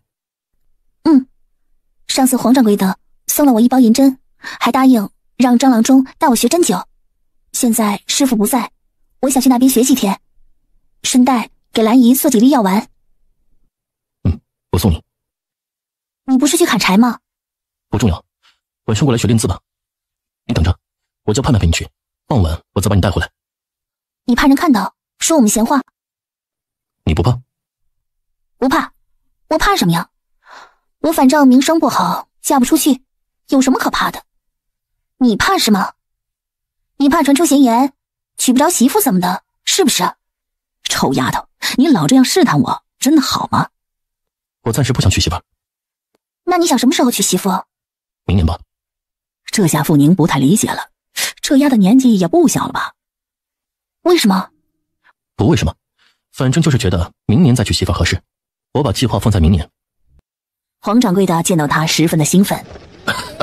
傅姑娘，您来了呀，真好。哎，你这脸上是怎么回事呀？刚才在驴车上，陆盼盼非得把他的脸给涂黑了一半，说这样不打眼。黄叔，这几天忙，让你久等了。我脸没事，就是晒多了太阳。哎呦，不客气不客气。张郎中出城啊，我先带你们认识认识伙计们。哎，好的。来，这是来顺，这是来旺，他们兄弟俩呀，都是我的亲侄子，来顺管紧要的。来旺啊，跟李郎中学医呢。两个人都比傅宁大点，他客气的称来顺哥、来旺哥。啊，这是铁牛，你认识的，他专煎药，也学解药，是我的小儿子。哼，铁牛兄弟既然是皇叔的儿子呀，怪不得这么机灵。哎呦，夸奖夸奖！铺子里还有2个郎中，一个是陈郎中，一个是孙郎中。陈郎中这回有事出去了，孙郎中今天休息，下回再介绍给你。就在这时，门口出现2个人。爹，我们回来了。哦，哎呦，来，正好啊，傅姑娘，这小子是我的次子黄修，这位就是陈郎中。老陈呐，这就是我提过的傅姑娘。陈郎中好，黄二哥好。傅姑娘，听说跟前妻学过医呀？是的，我向钱伯伯请教过医术，而且他带我出过诊，医书也全是他借我看的。哦，怪不得。啊？你不知道钱郎中为何不行医，改做仵作吗？没问过。林家知道吗？知道。他行医时得罪了林老爷的宠妾谢氏，替谢氏针灸时扎痛了他，从此啊，不得再替人针灸，不许再开药铺，再坐诊。陈郎中，那官府不管吗？行医之人，谁能保证不出一点差错？又不是神仙。哼，管不了啊！这谢氏生的女儿正是成王的宠妾，这东江3府是成王的天下，谁会替我们老百姓出头啊？谢谢陈郎中提醒我，以后我会远着林家人。你确实聪明。谢谢夸奖。就在这时，门口出现一人。王云海，我家二夫人请张郎中出整一趟。哎呦，福管事，这林府自己有郎中，而且水平比我铺子里的人强，张郎中去不合适吧？而且他已经出诊了。哼，让人把他叫回来不就行了？我家二夫人重要，还是那些个贱民重要啊？你可知道，我家二夫人那是成王都看中的人呐。张郎中去了县衙，县太爷夫人有些不舒服，一时半会儿恐怕是叫不回来了。老夫随你去吧。你不行，张郎中才是这方面的郎中，你去了没用。那他不在呀，副管事，这老夫可不敢去县衙要人呐，麻烦您谅解呀。你不敢去要人，你这意思是让林家去要人了？黄掌柜的，铁打的江山流水的兵，林家可是世代居于此地的人，你最好想明白喽。掌柜的，张乔不在，不如您带着他的女弟子去好了。上回杨家姑娘的脉也是傅姑娘把的，张郎中和她一起出的方子后急对症呐。你们有女弟子？黄掌柜不想傅宁去林家。宁姐姐，我给你送糖水来了。正在黄掌柜犹豫之间，陆盼盼端了一大碗的红糖水过来。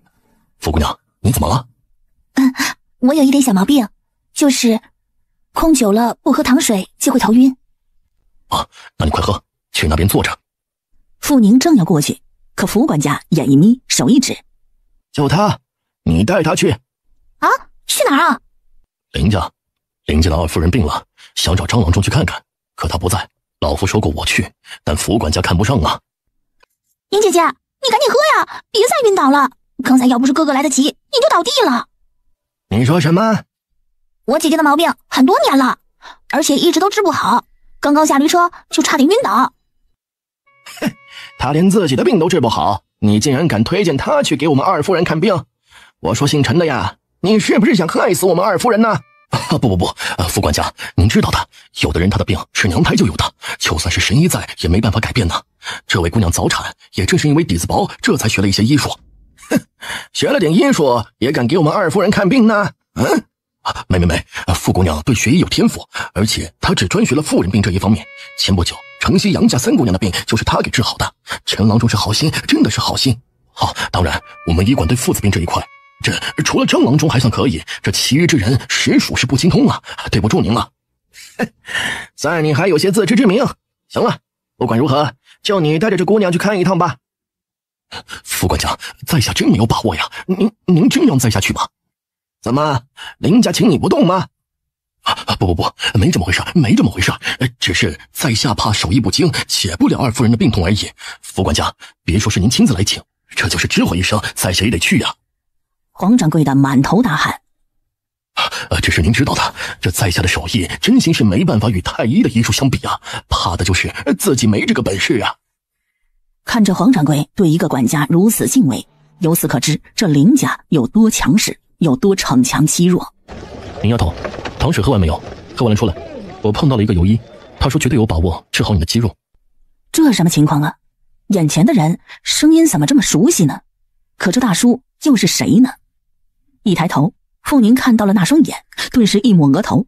天哪，陆大叔，你这化妆水平也太强了吧！下一回头，傅宁才知道陆盼盼不知何时走了。傅宁知道是陆盼盼去报了信，陆凌天不让他去灵府。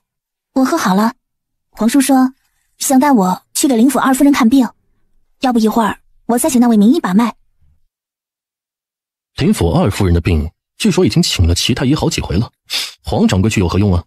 副管家，在下傅九是您丫头的叔叔，我那边碰到一位自称是神医的郎中，不如请他去看看。难不成是诸葛神医？他没说，他番子上写的是专治疑难杂症的神医，所以我想把我侄女儿带过去请他看看。大叔，别闹！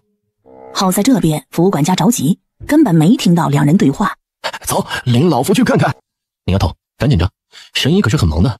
皇叔，一会儿我再过来。程客，店里你负责，我也去看看是什么神医来了。本神医外号太上老星，小丫头既然知道老夫的外号，看来真是有缘了。快啊，上去见过老神医。小女傅雨宁见过太上老星，今日要辛苦老前辈替我看看这老毛病，小女子先说声辛苦您了。贱丫头，给我滚开！喂，老头，赶紧拿上你的东西，跟我回灵府。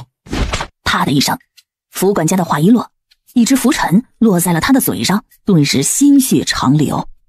哼，我老人家都活了90几年了，头一回见到这狗仗人势的狗奴才。老头子，哼，看来是真不知道这东家人品有多差呀，教出了这样有眼无珠、口出狂妄的狗奴才来。哪来的老匹夫，竟然敢打本管家！你别走，老子要让你好看！狗奴才，你想用谁好看呢？来，你瞧爷我没见识过什么叫好看的，小爷我打你个桃花朵朵开，你说会不会很好看呢？话才落下，副管家再被抓起，紧接着啪啪啪几声，他的脸肿成了猪头，满地是落牙。好看吗？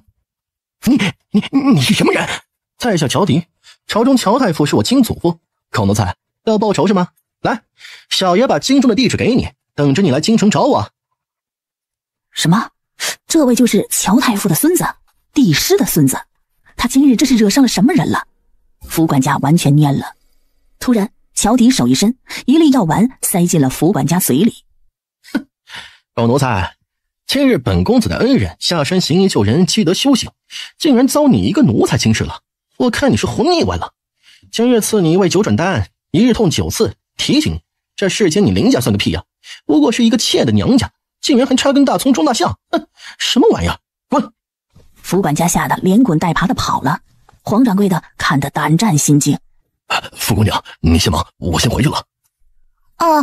皇叔，你先回，一会儿我看好了再来。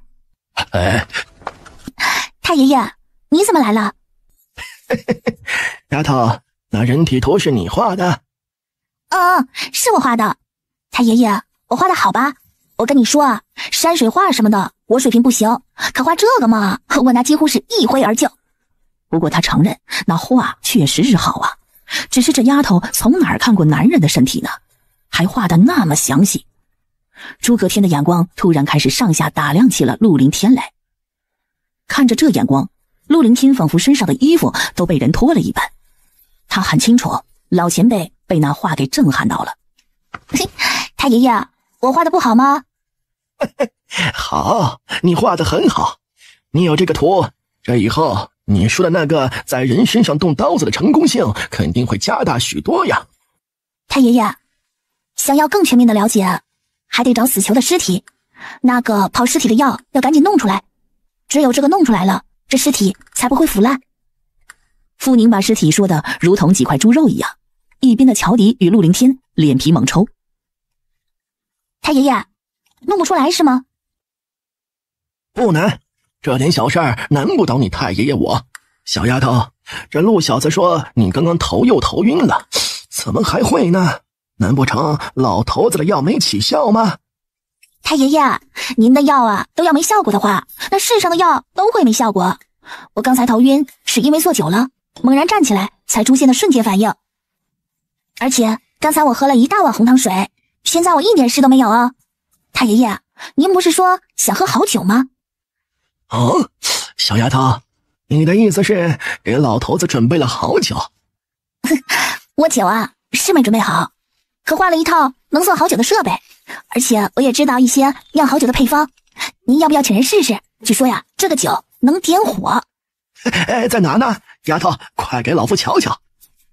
翻开小荷包，傅宁小心翼翼地把纸拿出来，翻开后放在一边的石桌上。太爷爷，这样您可能看不懂，您听我解释。可一听完，诸葛天的目光沉静得如同山间深潭。林丫头，这个你真的给太爷爷了？太爷爷，这是孙女孝敬您的，当然给您了。不过100斤之粮最多可出6到8斤酒，出多了酒就不烈了。好，丫头，既然是你的孝心，那太爷爷我就收下了。你写的那个蛔虫方子，老夫也看到了，这2天准备送去京中呢。说吧，想要些什么赏赐呀？太爷爷，我可没想要赏赐，不过一个药方罢了。要他能利国利民，就是他最大的贡献了。好，不愧是老夫认下的义孙女啊！来，这个拿着。手一抛，傅宁手中又多了2瓶药丸。他双眉弯弯，太爷爷，这个是给我吃的呀？当然是给你吃了。刚才我把过你的脉象了，恢复的算是不错。现在这个是固本培元的东西，不是药，这身体弱的人都可以吃。那弟弟妹妹吃行不行啊？谁吃都行，这不是太贵的东西，不必心疼。太爷爷，不是你说你去七仙山了吗？怎么这么快就回来了？送来了。丫头，今日太爷爷就是来找你，就是想带你过去帮他看看的。傅宁也很想看看这九皇子的心脏病到了哪一个级别。他在哪儿？明日会到。这明日一早啊，你照常来医馆学医，到时候我让凌天在大路上等你。好。诸葛天还有事先走了，傅宁准备去医馆，可陆凌天却说他要的院子找好了。一瞬间，傅宁万分惊喜。找到了。对，找好了，你去换身衣服，一会儿我们一起出去。好，陆公子您来了。赵掌柜，我带人过来看看院子。好，来，请。随着这赵掌柜，傅宁先看了铺面。2层的铺子，1楼是3间，地面开阔，干净整洁，青砖墙面，青石地平，平坦而整齐。2楼也是3间，却是单独的3间，窗户大，楼层高，通透空旷。傅宁实在是太满意了。楼下开店，楼上放药，这也太合适了。陆大哥，你眼光太好了，这个院子很好。走，再去看看后院。铺面如此满意，傅宁都不太介意后院了。陆大哥，这得多少银子呀？我不知道买不买得起。主家要去京城，这边上又是邻家的店子，别人家不敢买，所以只开价600两银子。天啊，好贵呀！ 600两，这也太贵了吧！好贵！一边的乔迪一听，哗的一声，再次吐血而亡。小丫头，你可知道这铺子是老子花了1斤2盘下来的，又花了近500两才做成这个样子，你还嫌贵？600两，老子的媳妇本都没了。是有点贵，可这地段好，铺子的结构都住人家，在这里开药铺，生意肯定会好的。陆大哥，这院子呢，我真的很喜欢，不知道这东家在哪儿，能不能与他谈谈价钱？要是能再少一点，我买了。赵掌柜，这院子的价格你能做主吗？能，不过这院子的价格已经很便宜了，在这街上，这样的院子就是1千两放出去也会被人抢掉的。公子，当家说了，这寻到有缘人，他愿意再少50两。好，就这价，我要了。亏大了。傅宁真不知道，这古代牙行的人办事如此周全，连地契、买卖契都带在身上不说，还带着印章。可人家什么都带了，唯独他银子没带。阿迪，你可带了银子了？有。那就好，你先给小宁垫着，等他拿来了再还给你。没问题，不还也没问题。反正啊，就当他送给他们的结婚礼好了。傅宁今日实在是太高兴了，拿到了地契后，他大手一挥，哼，走，今日我请客，明月楼。我点菜。哼，尽管点。小丫头，一会儿我让你知道肉痛是什么滋味。房子到了手，傅宁顿时觉得自己像个土豪了。楼上楼下看过3次后，他手掌一拍，这楼上楼下我有了最新装修计划了。不知道你们谁认识做这一行的人？阿迪认识，前不久他刚刚改装了内院，你一个姑娘家也别担心这个，想怎么做画出来交给他。阿迪反正今日没事儿，就交给他吧。小子，不回京，那你就办点正事吧。乔迪哥，你帮我找人装修，等我的药铺开张后，算你一份。真的？当然是真的。今日真的很多谢你，这铺子到时候你们2人都来凑份了，1人1股，陆大哥1股，盼盼1股，你1股。凭什么呀？他失银子还得赔上功夫，他只得1份，人家2兄妹什么都没出，却得2份。再一次，乔迪的血又吐光光了。到了明月楼，乔迪决定报仇了。齐掌柜的，今日这一餐，把楼里最好的酒菜送到清风京来。陆爷，您来了。您呢？听说傅姑娘会教厨子们做卤菜，她哪天能来呀？她来了，今天这一餐由她在你这楼里请客。老大，还有这种操作方式的吗？这一餐宰的不是这未来大嫂，而是他亲表哥呀。乔迪咬牙，算了，那些贵的就别点了，小心表哥找他算账。齐掌柜，拿菜补上来。等傅宁教大厨们做卤菜的功夫，陆凌天买来了他要的纸、笔、墨条等。等2锅卤味上来后，他的图也画好了。先装前面，然后再改在后院。那后院看样子就刚改过了，你还要改啊？改，画出一边来当临时住院处，再弄出一间做手术的地方来。我要打造一间世上最精致的手术间。手术间？对，就是给受伤的人、生孩子的人专门治病的地方。对了，还得有一个厨房，这样能煎药，能做饭吃。好吧，鬼才的世界他不懂，乔迪决定好好吃一顿。这是什么？你能不能告诉我这是个什么鬼东西啊？猪小肠啊。怎么了？不爱吃啊？那是装猪屎的东西，这也能吃？我不吃。不吃拉倒，我的秘制卤小肠可费了不少好料呢。你不吃啊，可是你的损失。我吃。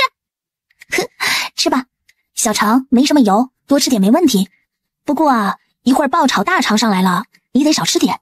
这丫头还真是百无禁忌啊！傅姑娘，这桌上的客人吃了桌上送出的卤菜之后都点了，特别是那爆炒大肠，已经来不及卤了。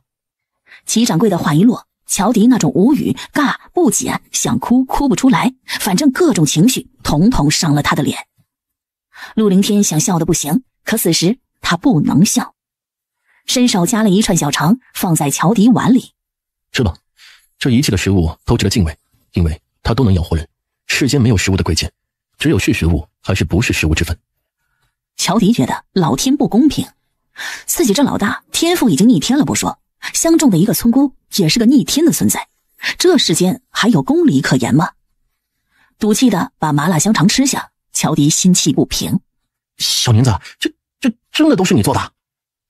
不是我做的，我就说怎么做，料怎么放，全是李大厨做的。说实话，我不太会做菜。哎，我叫2个人跟你学，收入给你2成，不许不答应。你要不答应的话，我就与你绝交。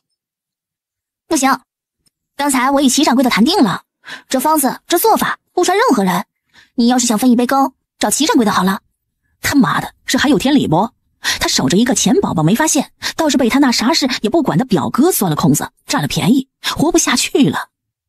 老大，你真的是好过分哦！你还有什么好点子吗？一时半会儿没想起。要是有烤炉有材料的话，我倒能做出几款蛋糕、面包、牛奶糖什么的。可乔迪没听明白，那烤箱那是什么呢？就跟炒茶叶一样的东西啊？不是，炒茶叶的是炒锅，可烤箱是考虑到4周加温。我不知道怎么可以做得到。哎，那东西怎么弄啊？哎，你画出来，到时候我找人做出来。做出来有用吗？没电的时代，做出来也只能看看吧。傅宁转动起脑子，想起现代他所喜爱的美食。要不等秋季的时候做点蒸蛋糕、米糕、红糖枣糕之类的。哪个好吃啊？好吃啊，绝对的好吃。那你现在能不能做？能啊，我做给你尝尝没问题。不过天气越来越热，这东西容易坏，也不知道好不好卖。我看春秋季最好了，而且要做这个，最好也要做些东西，否则太累。哎，做什么？只要你画得出来，我保证给你做出来。我见一头母牛在天上飞。啥？嘿嘿，那是乔哥哥你在地上吹呢。乔哥哥，您姐姐说你在吹牛。嗨，傅姨娘，你这是不相信我的能力啊？不，我相信。那你画出来。好，你等着。不过那些东西不容易画，你不能催我。多久了？现在4月下旬，京城几月份开始天凉了？哦，7月底。哦，那还有3个月。行，1个月内我把要用的东西都画给你，还有2个月你去打造，应该来得及。那当然，保证给你做出来。嘿嘿，乔大公子，你能做出来，我的一铺啊，分成到时候再增加1份给你哦。转眼啊，3天时间就过去了。九皇子的病已经看过，先天性的心脏病，除了换心脏，傅宁也没办法。想到了后世几个流传的药方，他写了出来，给了诸葛天，于是也没再管。如今他的图也画好了一部分，画好的陆凌天都送去了给乔迪，给陆盼盼弄了点减肥餐后，一瞬间傅宁相对又空闲了些。即将5月，村民们的油菜开始收割，秋苞谷开始播种。这天晚上，明天大家都早点起，除了家中做饭的人，所有人都得去，争取1天就把油菜都收完，后天就翻地，大后天就种苞谷，3天务必结束。爷爷，您说这里所有的人明天都得下地吗？当然得去了，除了七毛和大宝2个还小就算了，这其余的人都去。哦，爷爷，二丫妹妹是客人，她不应该去。大哥，客人有住这么久的吗？爹娘不是说她就是陆家的女儿吗？既然都是陆家的儿女，为什么她就不要干活呢？小美不想去，就在家里帮着做饭好了。小宁，你忙你的，这些事啊，轮不上你来做。在伯伯家，你是家人，也是客人，更是恩人。就是，你就看你的医书，扯你的草药，田里的事啊，跟你没关系。二丫姐姐，这些天你天天跟盼盼姐在一起，做什么呀？昨天去找你，她说你在忙，不让我进去呢。哼，其实也没忙什么。一会儿你去我屋里，我告诉你我们在忙什么。真的？哼，当然是真的。那就定了呀，一会儿可不许哄我。不哄你。伯伯、兰姨，其实让我动一动也是好的。这几天是忙收忙种之时，我或许不能做多少，但你说了，我是家中一员，应该去。您丫头说的对，既然是家人，吃在一块，那做也在一块，就这么定了。就这样，大伙都去。爹，房儿也得去吗？他读书这么忙，就算了吧。读书也讲究个松弛，别养成个百无一用的书生。自然都得去了。还有10几天，凡儿就得参加谢氏了。就算要放松，也不在于这一次吧。天气这么热，万一他中了暑，就出大麻烦了呀。孩子爹，你说是不是啊？娘，爷爷说的对，读书之人要是不是农士，将来就算有机会当官，也当不成个好官的。我去吧，要学的话，也不差这3天功夫。凡儿说的对，要学也不差这3天，很好。说完了事，大家就散了。小宁，明天你还是别去了吧，现在外面有些晒了，你在家里啊，帮着你王奶奶做饭吧，这样也精神些。陆伯伯，我在傅家也得干农活的，没关系，我会戴好竹帽。不用，真的，你是客。伯伯，您让我常住，就别阻拦我下地。播种、插秧、打禾、收割啥的没做过，但这个旱地的事啊，我没问题的。再说了，做饭大伯娘已经定了陆家大嫂与月兰，我要去抢了活儿，她肯定会不高兴的。早些休息吧，这明天要是累了呀，就自己抽着空休息，可千万别累着了自己。行，我知道。伯伯，您早点休息。陆凌天家的油菜种的不多，因为种油菜的时候他刚回来不久，而且自己祖母又生病，于是只请人帮着种了2亩地，而且这2天还不能收割。当他看到自己伯爷田中那忙碌的像只小工蜂的小身影时，眉头紧紧地拧了起来。今天没过去找盼盼，原来是来地里干活了。不是来陆家做客的吗？二叔怎么会叫客人来地里帮忙？这也太不知礼数了吧。一瞬间，陆凌天心里隐隐地升起一股怒气，他都不舍得辛苦他做粗活，他们倒是使唤起一个客人来了。二叔、二婶，今天在收油菜呀，今年的油菜长得不错，看来是个丰收年呢。凌天，你这是去山上打柴火？你说的没错，今年的油菜确实很好呢。你呢，进来铺子里生意好吗？他的打铁铺里每天都要很多的柴火，而且要特殊的铁树当柴火。你们今天收油菜吗？是的，今日啊，我们都换了柴回来帮忙了。这油菜不及时收起来，得倒地喽，到时候就麻烦了。这倒是真的。你们家这有好几亩吧？一天可收不完呢。总共有7亩多，不过人多呀，收起来也快。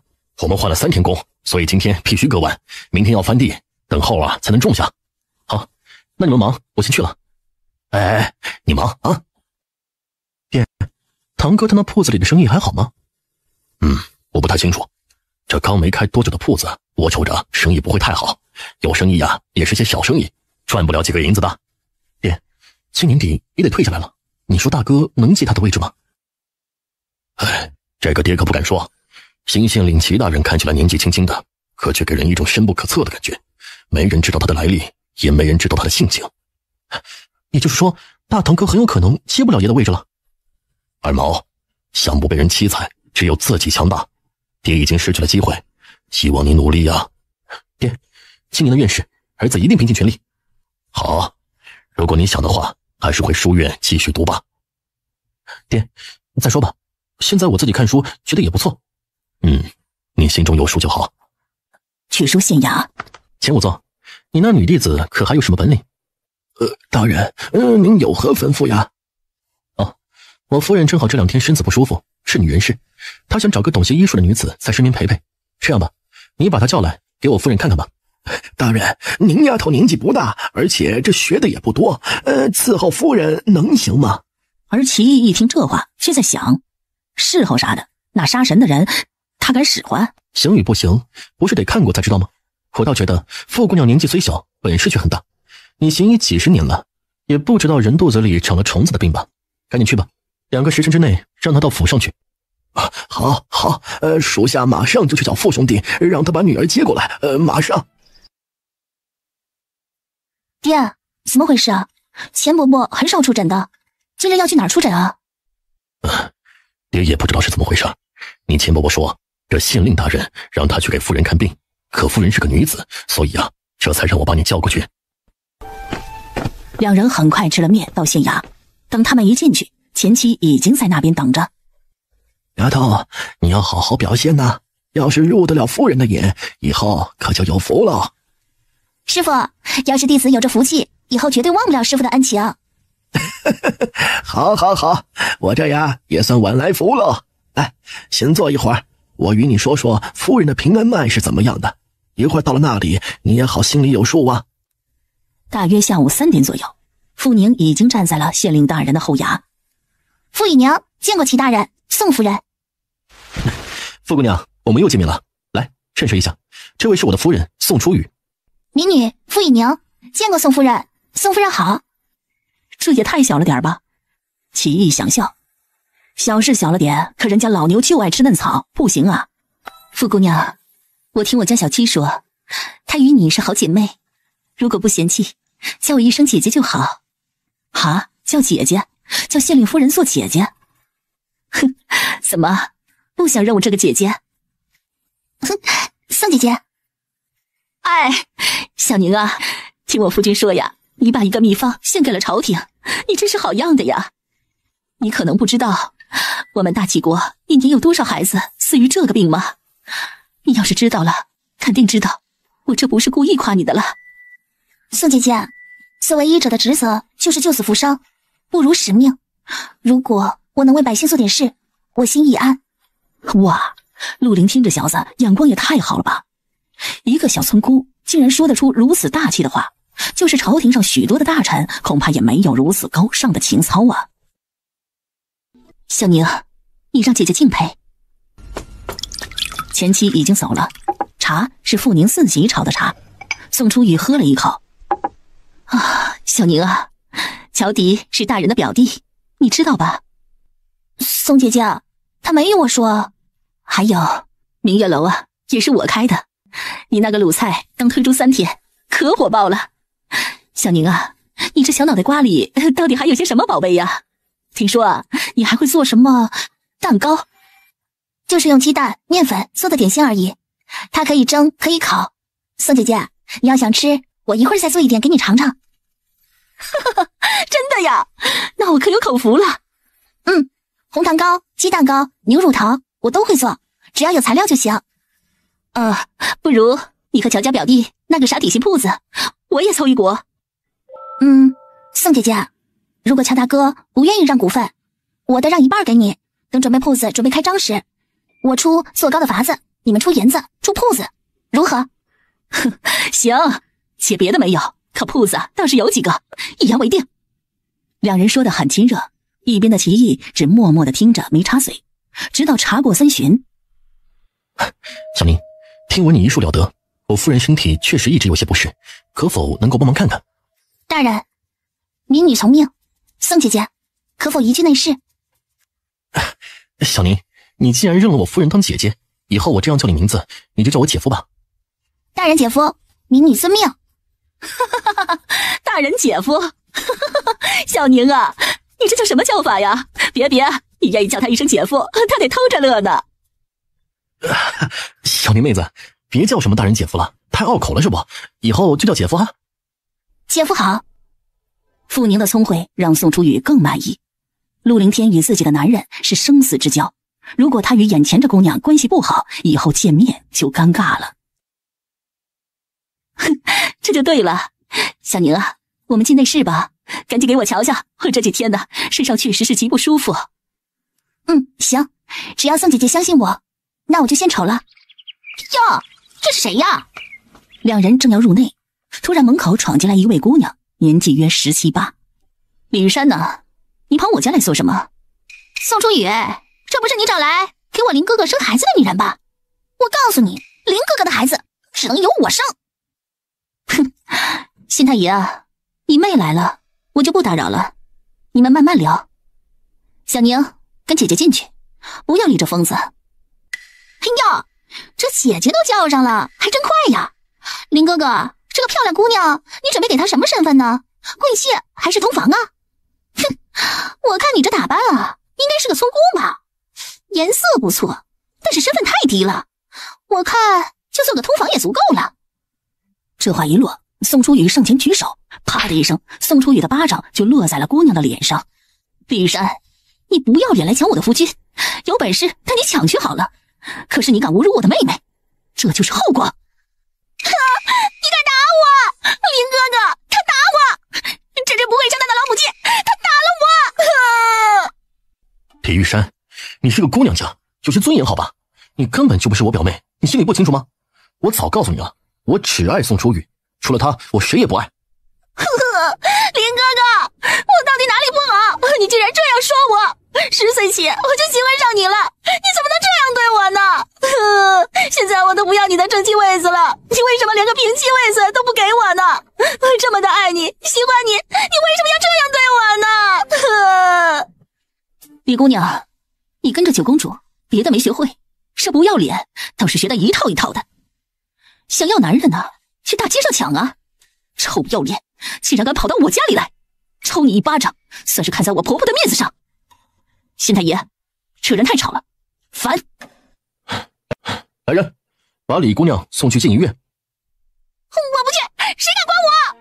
雨山，我再与你说一次，我这辈子只会娶宋初雨一个。你要再闹的话，别怪我不认你这个表妹了。可她是一只不会生蛋的鸡，表哥，你是侯爷，又是堂堂国舅爷，难道你想绝后吗？李玉山，我再告诉你，就算小雨不会生，我也只会爱她一个，只会娶她一个。她要真不会生，我会过继一个侄子。李玉山真的绝望了，他为了找到表哥，整整找了半年，可没想到竟然是这个结局。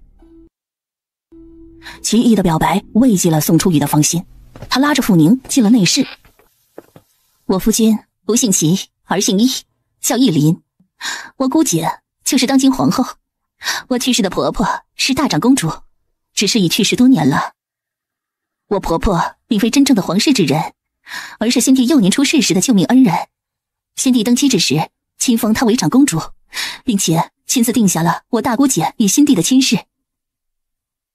李玉山是长公主明珠公主的独女，这个明珠长公主年轻时候与我婆婆最要好，形如亲姐妹，所以李玉山也是先皇亲封的和宜郡主。这是一个很长的故事，可以追溯到10年前。据说当初的义林少年天才，以13之年纪中了状元，又相貌俊秀，深得京城姑娘疯狂追求。其中高家的高馨姑娘明珠大公主的嫡女李玉山为首。可没有人知道，义林9岁失母后，与宋初雨的二哥宋景成了同窗，两人亲如兄弟，几乎隔3差5就留在宋家。而宋初雨却习武，对文弱的义林并不心动。哪知在义林18岁那年时，他遇到人追杀，被宋初雨救下，得了一心病。只要宋初雨不在他身边，他就成了厌食症。用尽了办法，施尽了各种药物，甚至先帝把御厨都给他送来了，他就是吃不下。人越来越瘦，先帝直接赐婚。听完故事，傅宁很好奇宋初雨对国舅爷的感情。宋姐姐，那你现在爱姐夫吗？宋初雨长得非常好，五官明亮，飒爽英气，与宋初寒有7分相似，真正的亲姐妹。其实啊，我也不知道，但是从嫁给他后，我觉得挺幸福的。宋姐姐，那如果姐夫身边收下别的女人，你会难过不？啊？比如说他娶平妻，娶美妾，你心里会不会难过？那我就离开。那你是因为难过离开呢，还是成全他离开？难过。宋姐姐，我瞧着你呀，深爱姐夫。真的呀？当然，信我。虽然自己也没谈过恋爱，可傅宁弄得清楚。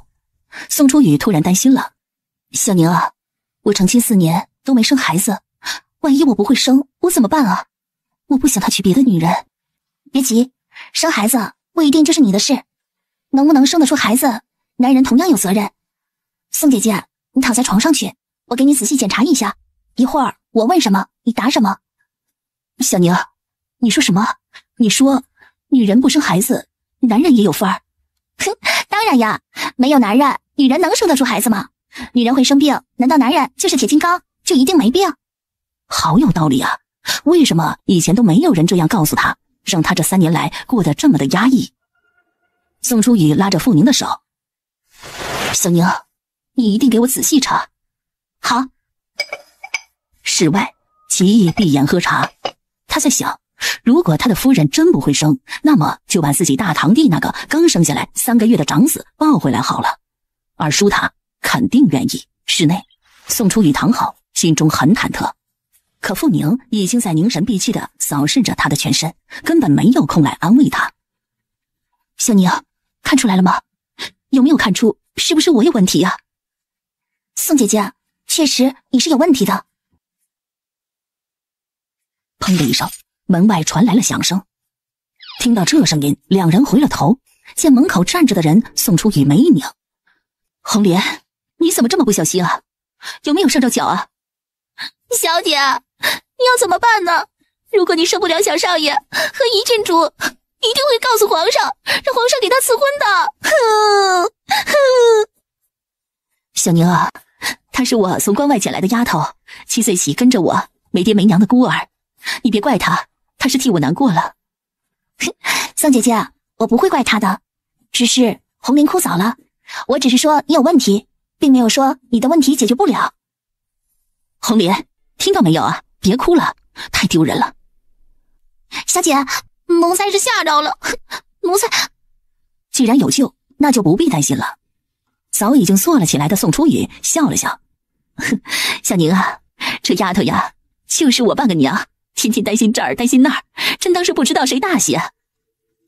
宋姐姐，因为你对她太好，所以她才担心你。要是换个外人试试……那是，你说的没错。说吧，我到底是哪里出了问题啊？宋姐姐，其实就是您的子宫里有个瘤，这应该是您一直没怀上孩子的原因。你说什么？我肚子里有个瘤子？小宁，你会不会弄错了？宋姐姐，我肯定不会弄错，没有把握的事我不会乱说。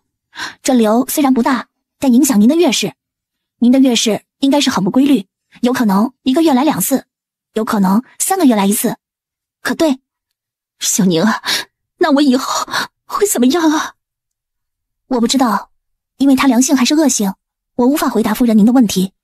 现在是还小，大约1枚铜钱大小，不过3-5年后会比鸡蛋要大，时间一长，不把它给消掉，有可能像个孕妇。是不是到时候这肚子就如要临盆一样，然后就没得救了？是的。这可怎么办？这可怎么办？我不要死，我不想死！来人呐！来人呐！快把大人叫进来！这变故让傅宁懵了，出什么事了？他说错什么了吗？雨儿，出什么事了？别哭，为父在呢。父亲呐，我要死了，我快要死了！我不想死，我不舍得你呀，怎么办呢？我不想死啊！小宁，你姐姐这是得了什么重疾？你能说说吗？姐夫，姐姐她可能是理解错了，我并没有说她的病没得治啊，我刚才就说了，这问题能解决的。小宁，你说我的病有治？宋姐姐，你别急呀，先听我把话说完。雨儿，先听听小宁怎么说的。傅宁说了这子宫肌瘤的事，齐毅这才知道自己夫人吓成这样的原因，因为他的岳母大人2年前就是这种病病故的，就是神医当时也束手无策。傅姑娘，那就麻烦你了。傅宁摇头说不用客气，这瘤子现在发现的早，根本没事，只要吃药把它消掉就行了。他说的头头是道，宋初雨终于不怕了。小宁啊，如果我娘还活到现在就好了，以后我的病就麻烦你了。宋姐姐，你别担心，如果这药化不了这瘤子，我想办法给你割了它，至多这辈子生不了孩子而已。小宁，这如何割呀？这身上的东西也能割？我还在想，而且目前我只是有这个想法而已，等我想好了就拿兔子试试。对了，宋姐姐，我现在给你开药方，只是我的字实在不怎么好，能不能叫我师傅来帮帮我？那我来写，小宁，你出药单就好了。这个病啊，不是疾病，夫人得等身上干净了才能吃，但至少得吃上1个月才知道它的作用。如果夫人您觉得药太难吃了，找家医馆，请他们帮忙制成药丸，1天吃上3次也行。小宁啊，你放心，我不怕苦，只要我的病能好，再苦的药我都不怕。宋姐姐，你别担心，我想你这个瘤子一定没什么问题，希望明年我能当个小姨。真的吗？要是我真能怀上，一定让你姐夫给你包个大红包。现在呀，我也要给小宁送一份大礼。来，小丫头，说你喜欢什么？姐夫，真的我喜欢什么就可以说什么吗？说吧，我尽力。如果宋姐姐怀上了，你帮我弄个行医证可以吗？只想要这个？对，我想用我的医术光明正大的替百姓服务，没有行医证我就不能出诊，就算是救命都不行。好，我尽力而为。大齐朝从来没有过女人拿行医证的先例，傅宁知道要开这个先河自然不是件容易的事，他一脸感激。那就多谢姐夫了。半个时辰后，后衙齐豫的书房。姐夫，老大，来，你叫声姐夫给我兄弟听听。很好听。当然好听了。好啊，既然想听，那你就听着。听说高姑娘到了东陵州成王府了，这几天据说会来东陵县。老大，你威胁我？你这叫不识好歹。我明明是把消息告诉你，你却说我威胁你，哼，没良心。好，我不听行吗？这一声齐姐夫直笑得齐毅头皮发麻，他傻笑着。齐姐夫，阿天，能不能去掉这个齐字呀？不过兄弟我还真是嫉妒你啊，这老天爷对你太好了，随便乡中人村姑也能这么厉害。哼，随便？你觉得我是随便的人吗？不，我错了，行不？你嫉妒我这句话可莫要让嫂夫人听到了，否则你会死得很惨的。哎呦，兄弟，我错了，我真的错了，行吗？不要再说了，否则你兄弟我就死定了。刚才我只是替兄弟你高兴而已。有觉悟。阿天，不过说来说去，能看到你找到一个心爱的人，兄长替你高兴啊。可你这眼光是真的毒啊，一眼就把小宁给相中了。那丫头长得好不说，这小年纪的竟然能够治妇流病，本大人真怀疑她真是15岁吗？你说世间也太神奇了，有你这种变态，也就有与你一样的变态来配你啊。谁是变态？我是不行吗？我13岁就中状元了，我不变态谁变态呀？老大，小宁妹妹如此出色，你真不打算先定下来吗？你说呢？我能吗？为什么不能啊？这么多年的生死关都闯过来了，你还怕3个小任务啊？小任务？阿迪，你说他会给我小任务吗？那咋办呢？万一他喜欢上了别人，你去哭啊？不会说话就不要说行不行？我这不是也替老大急吗？曾经上凡道长替老大算过一卦，说他遇上了好姻缘，能够替他躲劫难呢。你说吧，这么多年老大也没有一个能看入眼的。这当时在京城，只要他开口应亲，那愿意嫁他的人都可以排长队了。可他从来都没有看入眼的，你说这能错过吗？阿天，能说实话吗？当初为何不留下？其实你要坐上那个位置，危险肯定也要比这3个任务小很多的。那你为何要躲到这小县城来？堂堂镇国侯，国舅爷，边关30万大军不管，好来当个县令又是为何？哎呦，你啊，故意的是不是？新帝才而立之年，这登基不过1年，群臣齐奏立太子，可他能吗？你不知道新帝对我姐根本就没有感情吗？如果不是先帝坚持，我姐这个太子妃恐怕都不可能当啊。这群臣奏请立太子，而我这个太子的亲舅在掌管30万重兵，他能睡得着吗？只是你啊，我二舅就你这么一个义子，他死前把一切都交给了你，为何非得回到这乡下来当一个打铁匠啊？一朝天子一朝臣，你来这乡下是对的。阿天，你怕他清算帝党一伙？并非仅仅如此，而是知道的越多，死得越快。而我只想平平凡凡的活到老。我15岁入军营，到现在已经8年了，我从来没睡过一个安稳觉。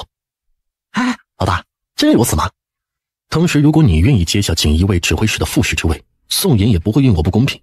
我离京之前，他那眼神有多哀怨，你没看到吗？老大，你说我与我表哥这关系，我能接这位置吗？能。你接那位子其实挺好的，这样新帝才不会有想法。你们这样全都撤走，他心里恐怕并不安稳。阿天说的对，阿迪是得早些回京。元清那边被高太师盯着，那老家伙可是成王的人呢。我可不想回去，阿野那伤马上就好了，那等他去了，我去不去也没多大问题啊。还有，我要是一回去了，那高兴赖上我怎么办？有必要这么在乎吗？娶了不就行了，不过一个女人而已。表哥，你这是站着说话不腰疼是不是？那当时高燕要嫁你时，你为何急急的娶了表嫂啊？他有急急的娶自己娘子吗？那可是他谋了好久，又装了好久才谋到的女人。这臭小子竟然说他随便娶的。验尸证那么好装，你也来呀？别给我胡说八道，因为我爱玉儿，当然娶她了。你也知道爱啊，我可不想娶一个装腔作势的女人，谁喜欢谁娶去。不说这个了，还是说说表嫂身边的小宁美人吧。哎，老大，不就是新地的3次任务吗？这不行那不行的，哎呦，实在不行，到时候我帮你完成好了。否则袁姑娘要是知道你在这里时，就不小心追过来。陆凌天想成亲，想得不行。每天晚上躺在床上，一闭上眼就是那小妖精想勾引他的表情。那个小丫头以为他不懂。你想想，会有如此简单吗？那是个傻丫头，喜欢她爱上她，我无法控制，但是我会尽最大的能力去保护她不受伤害的。至于袁静的妹妹，你们知道，我对她从来没有过想法，除了我们这几个知道我的真姓名、真身份之外，她是不可能知道的，所以别给我惹事儿。乔迪知道新地的任务没这么简单，如果有如此简单，老大不会每人在眼前都不动手。哎，老大，他的任务我们自知不浅，他也不就是控制住了你那点家产吗？哎呀，不要算了，你成亲吧，我送你1万。对，我也送1万。阿弟，我希望你尽快的回京，阿衍一时半会儿根本不可能回去，袁清受到的局限性太大，太子还需要你去保护。陈峰那边有信来了，又收养了一批资质比较好的孤儿，这银子恐怕是不够了，在阿迪回京之前最好送些过去。好了，我得去开店门了，要不然没饭吃，饿死了你们就没兄弟了。行，我准备一下，先送2万两过去。哎，表弟，你那如果出得出的话，再加个1万两。虽然不知道老大2年前起为何非让表哥收养资质好的孤儿用来训练，但是乔迪也一口答应。没问题，我那2、3万两都出得出。小宁那个什么香膏铺我已经在准备了，等7月下旬的时候就开张。你觉得能赚钱？你问他了。既然小丫头说一定会挣钱，那肯定会挣，放心吧。明天，如果是去年有人告诉我你会如此相信一个小丫头，我觉得她一定是疯了。那我也会觉得她肯定是疯了。可现在，谁要说我陆凌天不可能喜欢哪个小丫头，那他也是疯了。对了，这2天他就交给你们付钱了。放心吧，你哥哥我一定把你的小媳妇给照顾好。哦，对了，人要留几日啊？至少3天。行，我看雨儿很喜欢他，多留几天也没问题的。傅宁在县太爷家吃得好，住得好，感觉自己成了个小姐了。3天后的早晨，傅宁吃过饭，跟宋初雨辞行。宋姐姐，今日我娘会带我弟妹过来看我，那我先走了。小宁，那些衣服真的不带走吗？不了，我一个乡下姑娘，天天穿着个绫罗绸缎下地，你觉得合适吗？算了吧，乡下人眼皮浅的太多，我还是别这么引人注目的好。那行，这几身棉布衣要是旧了，到时候我让人再给你做。傅宁拍拍自己身上新做的背包，这里面呢可全是好东西。这3天，宋初雨缠着他把鸡蛋糕、红糖枣糕、油炸蛋糕等等，他暂时想出来的全都做了，吃的傅宁自己都快吐了。这包里是今天早上才做出来的，是宋初雨说让他带给弟弟妹妹尝的新鲜糕点。行了，这里好几块布呢，而且你还给了我20两银子，我能穿得了多少？下回来我给你带点好东西来。有空啊，你就来看我。行，一定。出了后衙的县太爷府中，傅义全等在门口。二丫，爹在这里。爹，这几天可还好啊？很好，夫人又善良又亲切，你看她送了我好多东西，有新衣，有布，有银子，有医书。爹，娘什么时候来呀？我要给娘和弟弟妹妹送新衣。哎，一会儿就来。你娘和坤儿、珠儿都已经按照你说的时辰，到时候在刘家茶铺见。那就好。爹，县令夫人送了我好多吃的用的，还有银子，一会儿都让娘带回去。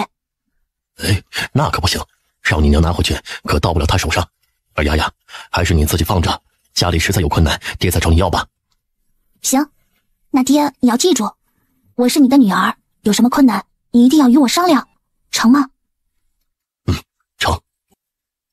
爹，我买了个院子，准备用来开医馆。啥？你没听错，我真买了个铺子。几天前我救了一个被狼咬伤的贵人，他给了好多银子。爹，那铺子很好，花了550两，现在在整修，等弄好了我带你去看。天啊，550两啊！傅义全完全被惊吓到了，好半天傅义全才找回自己的声音。没错，那父女俩呢？少爷，老夫已经让他们回去了，叫他们不必担心。既然傅姑娘是少夫人认的妹子，那刘家不想找死，就会老实些的。那就好。您说，问一下先生，这补益可还有空缺没有？如果有的话，让这傅义全补上吧。少爷放心，老奴这就去找席先生。却说这边啊，虽然出了点意外，但傅宁得到了明叔的应承，让他不必担心，刘家没这么大的胆子。爹，刚才的事别与娘说，省得她担心。二丫，要不你还是听明管家的话，这几天去齐大人家住吧。爹，我总不能躲一辈子的。姐姐，爹爹，在这里，我们在这里。娘，坤弟，乌鸦，姐姐，你变漂亮了。娘，你看呐，姐姐又变漂亮了。二丫，娘，我变好看了还不好吗？你别哭呀。二丫，这苦命的女儿啊！娘，来姨与陆伯伯看好日子了，才6月初6。我与你说，到时候我又多了2个兄长。以后你怎么办呢？要是让您奶知道你根本没嫁人，恐怕他会闹到陆家来。二丫，前4真的不行吗？娘，你不必担心我了。我告诉你，现在我是有靠山的人，等我离开陆家的时候，把靠山一宣布，想娶我的人排长队。不害羞，大姑娘家家说什么呢？二丫，快告诉娘，你找到了什么靠山啊？母女俩又笑又哭，好在一家人坐在茶摊子最里面，今日人也不多。不过他们母女的话还是引起了傅远坤与傅雨珠的好奇。姐姐，你快说呀，你有多大的靠山呀？很大哟，像我们家后面那座山那么大。啊，大姐，你说我们家后院那座山给你认下了，可是奶奶也不怕那座山呀，有用吗？小丫头，不用担心，她肯定会怕的。娘，我与你说一个事儿，不过你不能与任何人说，我与县令夫人结拜姐妹了。不让林氏与别人说，是因为傅宁暂时不想让那傅老婆子知道。他对那个老婆子是深深的厌恶，他要想个法子，一定要让自己爹娘弟妹离开那个家。傅姑娘，这会有空吗？乔公子，你好，请问有事吗？想请你帮个忙。说吧。可乔迪看了看林氏几个，要送他们是吗？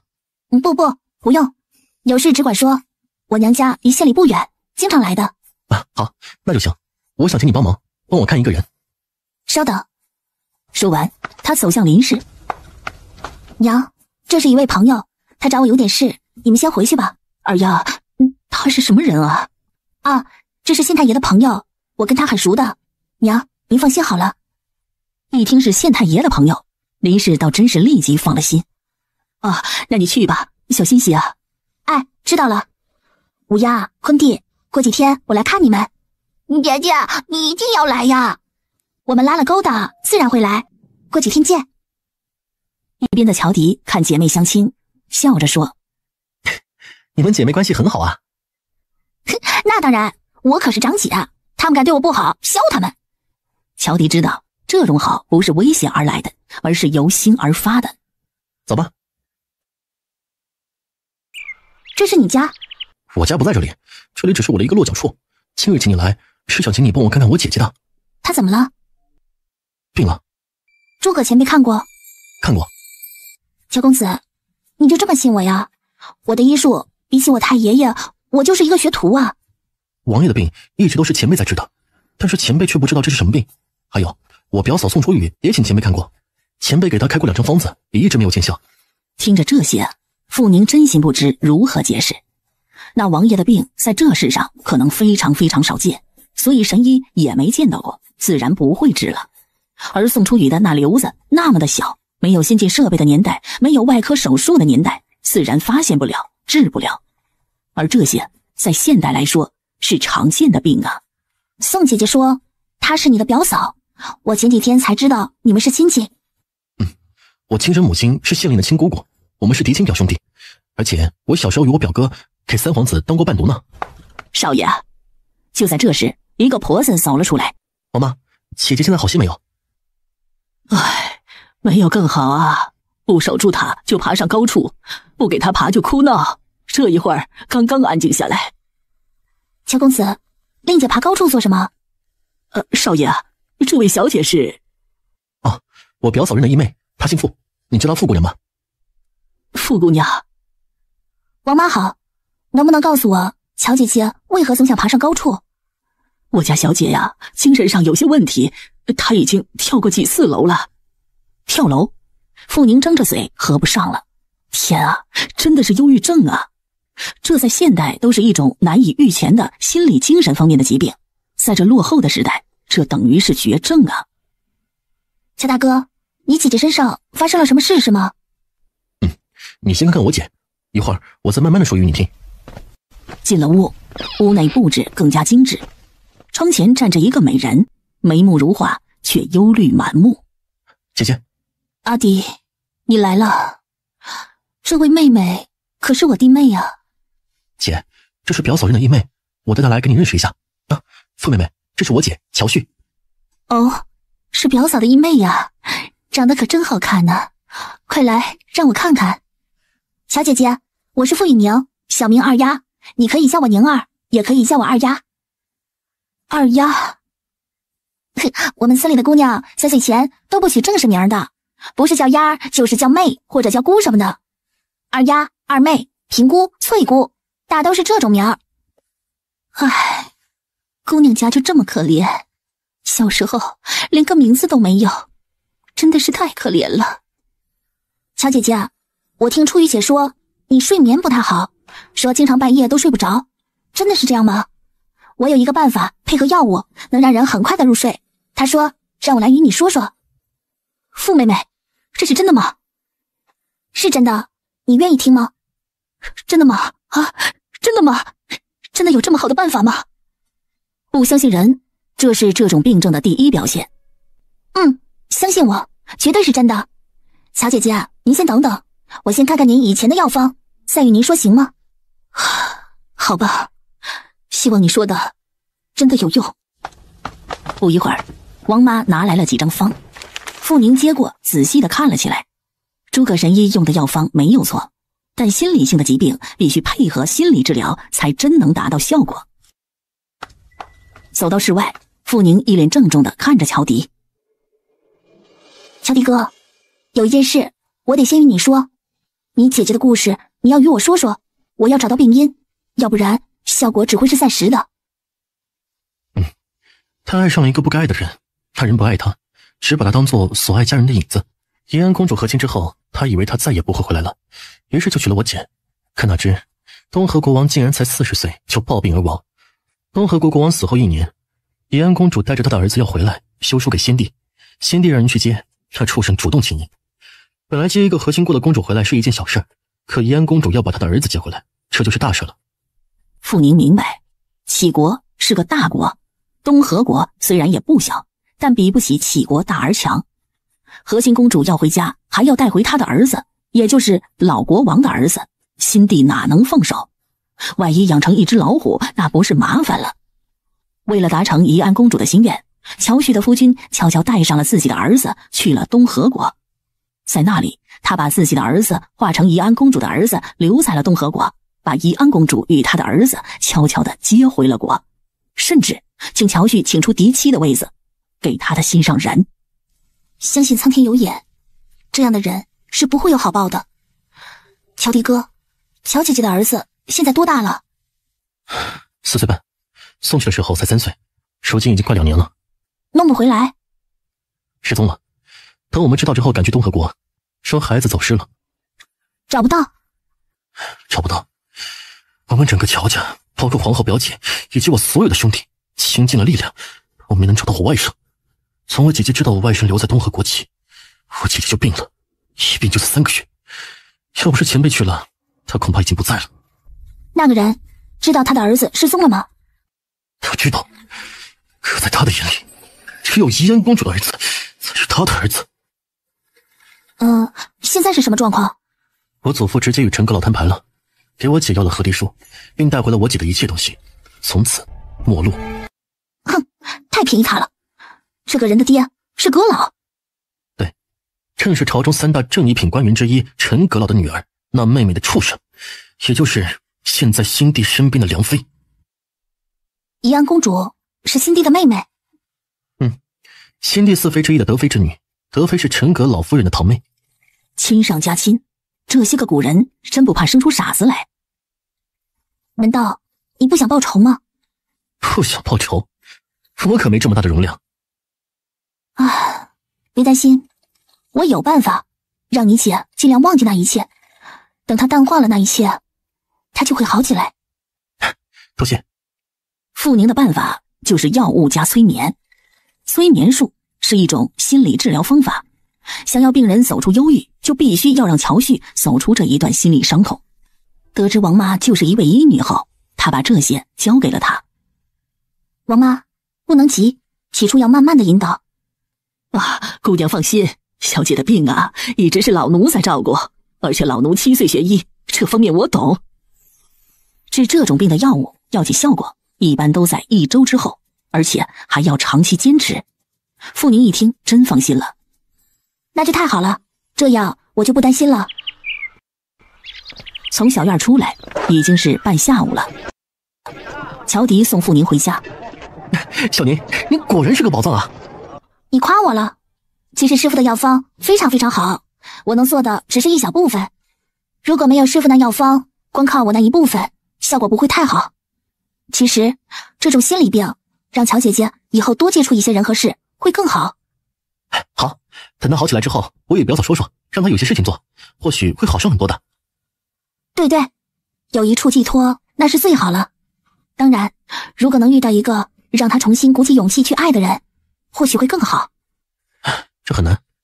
我姐从10岁开始喜欢他，直到18岁嫁给他，明知他不爱他，可他却愿意把命都给他。如果不是因为孩子的事，他不会病的。实在不行，让他把过去都忘记吧，也就是人为的让他失忆。行吗？行。只是他有可能也会忘记别的人。我们家除了我们亲姐弟之外，这别的人忘记就忘记吧，不必记住。那好吧，先这样治着，到时候等他渐渐好起来，再让王妈扎他另外几个穴位。两人边走边说，突然两人被人拦住了。乔哥哥，这是谁呀？你为什么与他在一起啊？再次看到灵珠，傅宁乐了。那天啊，可是因为帮他的忙，乔迪才牺牲色相的。林姑娘好。林姑娘好。灵珠歪着头，冷冷的上下打量了傅宁一眼，见他这相貌，顿时脸色极为难看了。你是什么东西啊？竟然敢与我打招呼！乔哥哥，你怎么会与一个村姑在一起呢？他是你什么人啊？林姑娘，我与谁在一起与你没关系吧？我们都不是东西，你才是东西。怎么没关系啊？乔哥哥，你是我的，我喜欢你。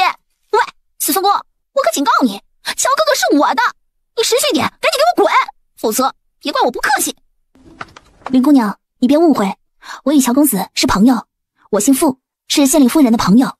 这位乔公子是夫人请他送我一程的。真的？臭村姑，我可警告你啊，敢骗我的人都死得快。我只是一个小村姑，哪敢与林姑娘抢人啊？我发誓绝对不敢和林姑娘抢乔公子。哼，算你识相。乔哥哥，我王爷姐夫说了，他会出面与乔家提我们的亲事，你可不能喜欢上别人呢。林姑娘，你姐姐只不过是陈王爷的一个妾室罢了，你称她为姐夫，不知道陈王妃知道不知道啊？哼，她知道又如何？一个老太婆而已。好，有胆量。哪天本公子要是见着了陈王妃，肯定会和她说说。有人说她不过是一个老太婆而已。不过纵使如此，林姑娘，我与你明说，陈王爷决定不了我的亲事，我不会娶你的。啊，你不娶我，是不是因为他呀？不，林姑娘，我刚刚发了誓的，你千万别误会。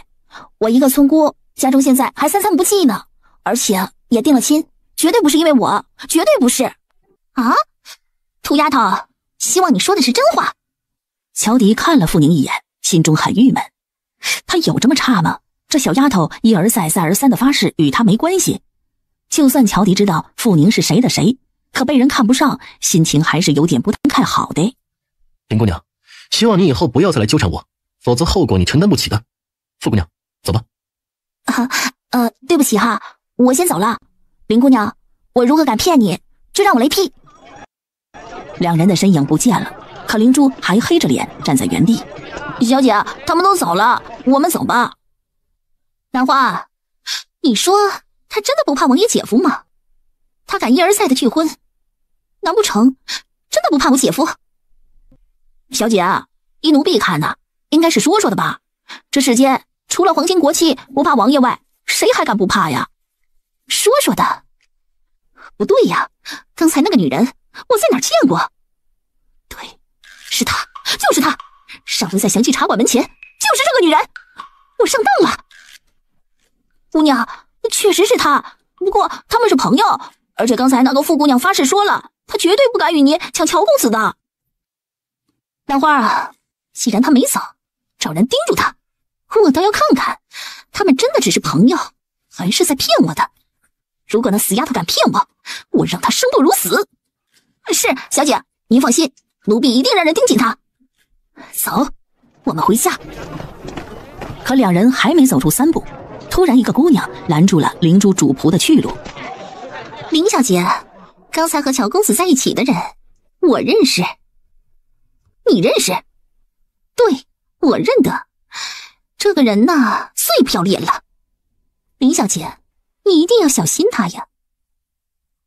哦，如何的不要脸呢？说来听听。张娟没报着仇，自己的爹爹却降了职。他找不到陆盼盼的麻烦，今日遇上了傅宁，立即计上心来。林小姐，我请你喝茶，一会儿我们慢慢说。灵珠这人比较直接，心眼并不多，但是他对长得好的人有着特别的厌恶。傅宁长得好不说，而且还与乔迪在一块儿，纵然是他发了誓，他的内心里依旧还存着不信任。蔡大哥，你怎么就惹上这灵珠了？因为一个任务呗。这个人还狠毒的，你要小心他算计你。嘿，我倒是不担心，他没那个本事。不过今日我担心的是，我给你带来个麻烦。那个猪一样的女子，如你所说，心狠着呢。我不怕，现在我可不是什么人都能动手的人。来来来，乔公子，可要试一下我这防狼必备吗？话一落，手一抖，一颗丸子在手。这是什么？迷魂霹雳弹。只要我轻轻地往地上一扔，它立即会自燃，然后一股烟雾会四散。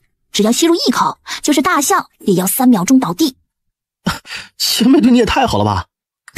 其实啊，我自己也做了不少防狼药呢。可陆大哥说我做的没有我太爷爷的做得好，就让他做了几个。到了陆家门前大路上，他笑着与乔迪道别。乔迪哥，我到了。我寄住在别人家，就不请你进去喝茶了。霹雳弹，这只有某一个地方才有的东西，就他们这些人身上都很少。可这老大真大方啊，竟然拿来求前辈做成女人家的防身药丸，这也真是太大方了。你有多少？怎么了？你想要啊？我跟你买。不卖。如果你想要呢，我给你2个。我也不多，一共就10个。太爷爷说这个做起来原材料难找，要慢慢的再做。算了，我用不上，还是你自己留着吧。要不我自己做的给你一些。哎，不用了，谁还能帮我怎么着不成？而且我们身上都是有一些必备的东西。哎，你身上放些防身的好，遇上了坏的就给我狠狠的收拾他。谁这么倒霉遇上我呀？放心吧，除非他活够了。不是什么杀手出身，可学医的人真遇上了坏人，做个人参解剖啥的还真不手软。哎，那我今天就送你到这了，过几天我再来接你。不用了，不用了，到时候我自己过去好了，又不远的。哦，对了，我表哥说了，那刘三的事儿你别放在心上。替我多谢大人。哎，行，那我先回去了。再见。二丫头，你先别进屋，我有几句话与你说说。陆大伯娘，你和我有什么话要说，请说吧。这是新衣啊，这料子可不差呀。你自己买的？是的，今天刚换上的，是我自己赚钱买的。怎么样，这花色样式好看吧？哼，你倒很会享受啊。银子挣来就是享受的，挣来了不享受，那跟一堆石头有何区别？陆大伯娘，你不是有话要说吗？赶紧说吧，我还有事。是这样的，你的事啊，我也知道，是个可怜的孩子。我娘家嫂子说，她想见见你。陆大伯娘，我与你嫂子无亲无故，她见我做什么？对不起，我没空。说实话，要不是我嘴快，在娘家说起了你的事，我也不会替你操这份闲心。富二丫，我娘家有个侄子，是个秀才身份，相貌也不错，家中条件也不差，就是这孩子性子有点倔，非要找一个他入得了眼的人，要不然哪能轮得上你呀？啥？陆晨是给他说亲？现在流行黄鼠狼给鸡拜几年来了吗？陆大伯娘，多谢你的好意了，我暂时还没有嫁人的打算，这人就不必见了。二丫头，就你现在这种状况，可别不知好歹。我侄子相貌堂堂，家有良田与店铺，配你可不差呀。他就不知好歹了，咋地了？傅宁正要开口，没有想到陆续从家里出来了。母娘，您说的那人可是陈富贵啊？是他，怎么，你也相不中他？母娘，虽然我与二丫妹妹八字不合，但是我爹答应给她找了一个比我更好的人。至于陈家表哥就算了，二丫妹妹的事也不劳您操心了。二毛，你们爷俩倒是真有心了。这姑娘除了一张脸还有什么？我陈家好歹还有田有铺子呢，看不上拉倒。陆大娘，我是没什么，但好歹有张脸，你呢，连张脸都没有，怪不得陆大伯在外头有个相好的，因为他看到你这张脸就没了兴趣。女人啊，可见这张脸有多重要，否则连自己的男人都守不住。还有，我有爹有娘，再不济还有我蓝姨与陆二伯，我的婚事用得着你操心吗？你算什么东西啊？轮得上你对我的亲事指手画脚吗？这话一落，陆晨是气得吐血。村里谁不知道陆启刚在外面有个寡妇姘头？不识好歹的贱丫头，我看你能嫁给多好的人家！哼，至少会比你陈家好。好好好，算我多事。本来就是你多事，不是算。真是咸吃萝卜淡操心。我是吃了你的还是喝了你的，让你操这么多心啊？你是老天爷派你来管黄河的吗？管这么宽？我告诉你，我与你没有半毛钱的关系，少算计本姑娘。傅宁一阵喷，陆晨氏与陆续瞬间傻眼。富二丫，我可以不管你，但是我得明确告诉你，你配不上我家房儿，你家也配不上陆家，请你离他远点。哼，陆大娘，看样子你真把自己儿子当皇死了。说真心话，你家陆凡确实是不错，但是配我还差得太远了。你放100个心、1000个心、10000个心好了，我傅雨宁可以发誓，这天下只余下你儿子一个男子，我就出家当尼姑，满意了吗？请你以后不要再对我指手画脚，也不要操心我的一切，你不配。说罢，傅宁一甩手进了屋。陆晨氏脸色一阵青一阵白。富二丫，不管你有多优秀，我们陆家也不会喜欢你。什么东西啊，死贱人，生气个什么呀？不就是知道几个方子吗？真把自己当神医了。哼，你有本事弄个形意账来看看呢。母娘，一直以来二丫并没有对三毛弟弟有何表示，完全是他自己喜欢二丫，你这样说真的不好。别以为我们不知道他是个什么样的人。二毛，这2个村子就离这么一点路，你的意思是你看不上他，我家三毛还稀罕了。哥，你干嘛为了他得罪大伯娘啊？大伯娘这个人可是个小心眼儿啊，小心他又在奶面前挑事生非，不让你读书了。小美，陈富贵是个什么样的人，你又不是不知道，他一发病就倒地，人事不省，谁知道他哪天就没了呀？富二丫是我们的恩人，害人的事儿我绝对不会做，也不会为了让他离开我们家，就眼睁睁的看着别人去害他。要不是他有病，大伯娘能看上他？一个连抢姐姐男人的事都做得出来的人，有人娶，算是他有福了。陆月美，麻烦你说说，谁抢姐姐的男人了？陆家兄妹正在屋后说着话，来打水洗脸的傅宁正好听到了，心里有火的他再也不想忍了。既然撞上了，那也没有必要再回避，闹开了也无所谓，反正他现在又不是没地方去。傅二丫，你偷听我们说话！你们都能背后说人，谁规定我不能偷听呢？陆月美，你别给我岔开话题，今天我们好好说道说道。你告诉我，我抢了谁的男人？傅二丫，你别以为你在傅家的事捂得紧，别人就不知道了。你抢了谁的男人，这还要问我吗？当初是谁在跳河？那个秦大郎又是谁的未婚夫？这一切都还用我说吗？你真的以为我们都是傻子吗？陆月美，这秦大郎是谁的未婚夫？你可以去打听，当年是谁救了他，与秦老爷子说亲的又是谁？我们村里很多有良心的人都知道，这一切都是我爹做的。你说我爹会自作主张定下侄女的婚事吗？他是没爹没娘，还是四心无力呀？你们兄妹瞎了心，我不多说了。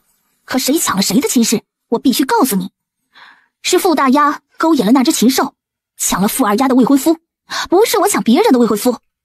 陆续，你给我听清楚了，我并不稀罕你喜欢不喜欢，但是话得说清。陆续还真不知道这事的原委，此时的他头脑嗡嗡作响。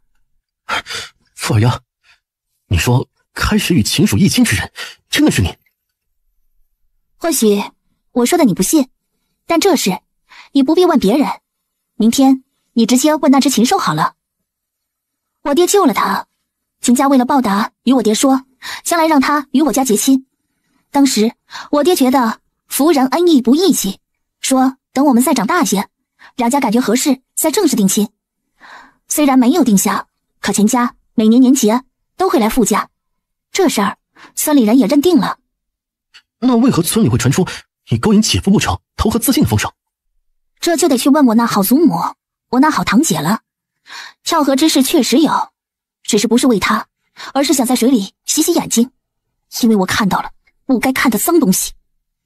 我们才不信你呢，这只是你的一面之词，大哥，你别信他。我没指望你相信，因为你什么也不是。只不过我警告你陆月美，希望你不要到处乱说，败坏我的名声，否则我绝对不会饶了你。你敢威胁我？不是威胁，是警告。哼，你有这本事吗？哼，有没有你可以试试，只是我觉得我与你之间并没有利害关系。你不喜欢我，是因为觉得我配不上你大哥。现在我发誓，我傅雨宁这辈子绝对不嫁给陆续，否则让我不得善终。你放心了吗？陆月美，从此以后我们就各自安好吧，别到时候弄得两家人不好意思见面。你爹和我爹那是过命的生死之交，我感激陆家在我有难的时候拉了我一把，为了报你们陆家的恩，我做的也够多了。就陆郎不说，就是你们的娘，如果不是我出手，3年内你们准备守孝吧。大哥，你不是答应了去找青兰姐的吗？什么时候去啊？小美，我想想。听到这回答，陆月美心中咯噔一声，完了，自己大哥不会被这傅二丫再次勾引了吧？这可不行。哥，你站在这里发什么呆呀？出什么事了吗？四毛，上回你去打听二丫的事时，找的是谁？我让别人去打听的。谁？就是徐长生嘛，他家不是有亲戚在村里吗？我就叫他去的。徐长生，不就是徐杏兰的哥哥吗？陆续瞬间觉得全身冰冷。哥，你怎么了？出什么事了？没事，就是问问。二弟，你扶我去那边坐坐。这会我有些全身发虚，猜想着可能有些中暑了。二丫妹妹，你什么时候回来的？陆四哥在家啊，我刚回来，出门好几天不在家，想去找盼盼玩玩。哦，对了，二丫，刚才哥哥好像病了，你能不能给他看看呀？对不起，不方便，男女授受不亲，陆四哥还是另请郎中吧。不好意思，我先走了。陆续并不是真有病，而是刚才自己把事实说出来，他被真正的事实震惊到了。毕竟在他拒婚的唯一原因就是傅二丫是个品德低下、家人夫的下贱女人。宁姐姐，你回来了？你去哪儿了？好几天都没见你。我问月梅姐，她说你去偷懒了。你才不是这样的人呢，对不对呀？我跟师傅去出诊了，然后又留在那边学了几天医术。怎么样，乔奶奶现在如何？没事吧？哎呀，没事，这些天身上痛胀的很呢，这一会儿在后院去挖菜地了呢。有凉茶吗？我口渴死了。有，马上就来。对了，宁姐姐，跟你说件事，你可能不知道吧，小美姐要嫁人了。啊？陆月美要嫁人？她不过离开3天，发生了什么事啊？盼盼，他叫谁呀？徐长河，三妹他大哥。盼盼，怎么回事啊？你先喝，喝好了我与你说。傅宁咕咚咕咚的灌了一大碗水，深深的松了口气。啊，总算过瘾了，可干死我了。呵呵，宁姐姐，你多久没喝水了呀？竟然干成了这样！哎呀，在外面逛了半天街，实在是渴死我了。盼盼，我今天买了几朵绢花和一些首饰，给你几样。宁姐姐，这个真的送我？很贵的。不贵，当然是送你了。不喜欢？喜欢，太喜欢了！今天晚上在我家吃饭吧，我给你做好吃的。我今天买肉回来了。吃饭的事先别管，你赶紧告诉我，陆月梅与徐长河怎么会搞在一块儿去的？宁姐姐，我也不知道出了什么事，反正今天晚上二婶过来找我奶奶，说想请她出面当小美姐这边的大媒。没说为什么，这人两家结亲吗？没说啊，不过这事儿啊还没捅出去。我听二婶的意思是五毒节后看好了日子再正式请媒。突然傅宁想起了陆凌天的话，你还真善良，他怕是恨不得让你嫁得越差越好。难道突然一个大胆的念头跃上了傅宁的心头？宁姐姐，这下好了，小美姐这搅屎棍一下，就再也没有人找你麻烦了，你就可以在这里住久一点了。花这么大的精力设计陆月美嫁人，傅宁笑了，他求的就是自己在陆家常住吗？不是的，不管陆月美嫁不嫁人，只要把陆凌天搞定，傅宁知道自己会非常麻溜的搬离陆家，过他的自由生活。啊，真香啊！宁姐姐，这是什么糕啊？这也太香了吧！哼，喜欢吃就好，下回再给你带。对了，我都说了要来续写字了，可说了这么多天都没来，今晚陆大哥在家吗？哥哥出门好几天了，也没个信来，不知道他去了哪儿，也不知道他哪天回来。宁姐姐，我哥不在，我和奶奶都没伴儿，今晚一起吃饭好不好吗？不用了，你们自己吃吧。刚回来就不在家吃饭，我怕兰姨心里不舒服。这个点心是别人送的，你拿着吃。不行，你都送我礼物了，我一定要请你吃饭。二婶那边我去说。走，我们去摘菜，我家菜园里有好几种新菜了，你喜欢吃什么自己去摘。强不过小姑娘，傅宁被拖到了菜园。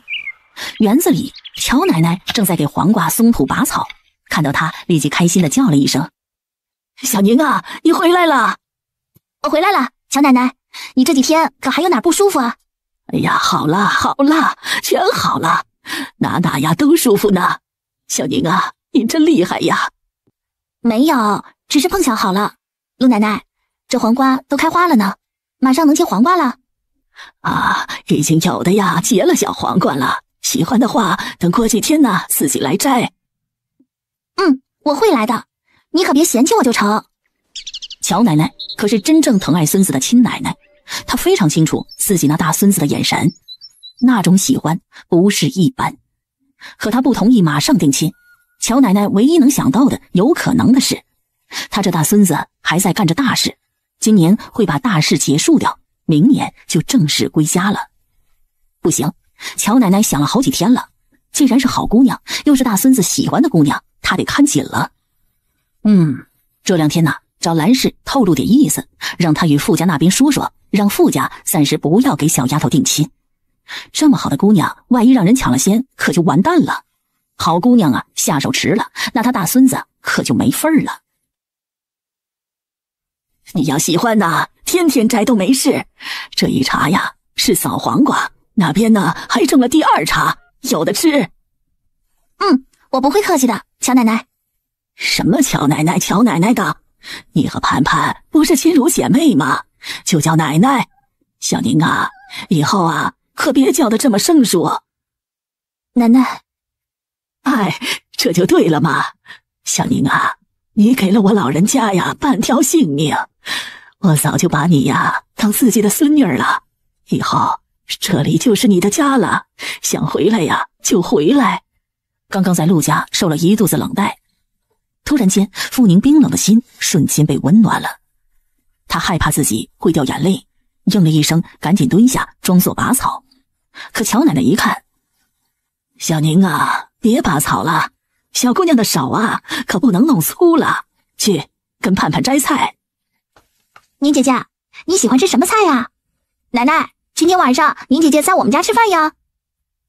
好啊，摘青椒去，晚上啊青椒炒肉。小宁啊喜欢吃有味道的菜。奶奶，今天就不在家吃了，我好几天没回来了，今天一回来就在这里家吃饭，我怕他们不高兴。不会吧？哼，你知道的，有的人性子就是这样。以后我来你家吃好不好？啊，行，你想什么时候来呀就什么时候来，奶奶这里呀就当自己的家，知道不？奶奶在我的心中是个最慈祥的人，是我遇到的最好的老人。奶奶，我最喜欢您了。哈哈哈哈！这丫头小嘴啊怎么就这么甜呢？怪不是兰氏说呀，谁娶到你呀谁福气。宁丫头啊，老人家也很喜欢你呢，要是我们能成为一家人，肯定相处得好啊。这话一落，傅宁的脸更热，乔奶奶在试探她。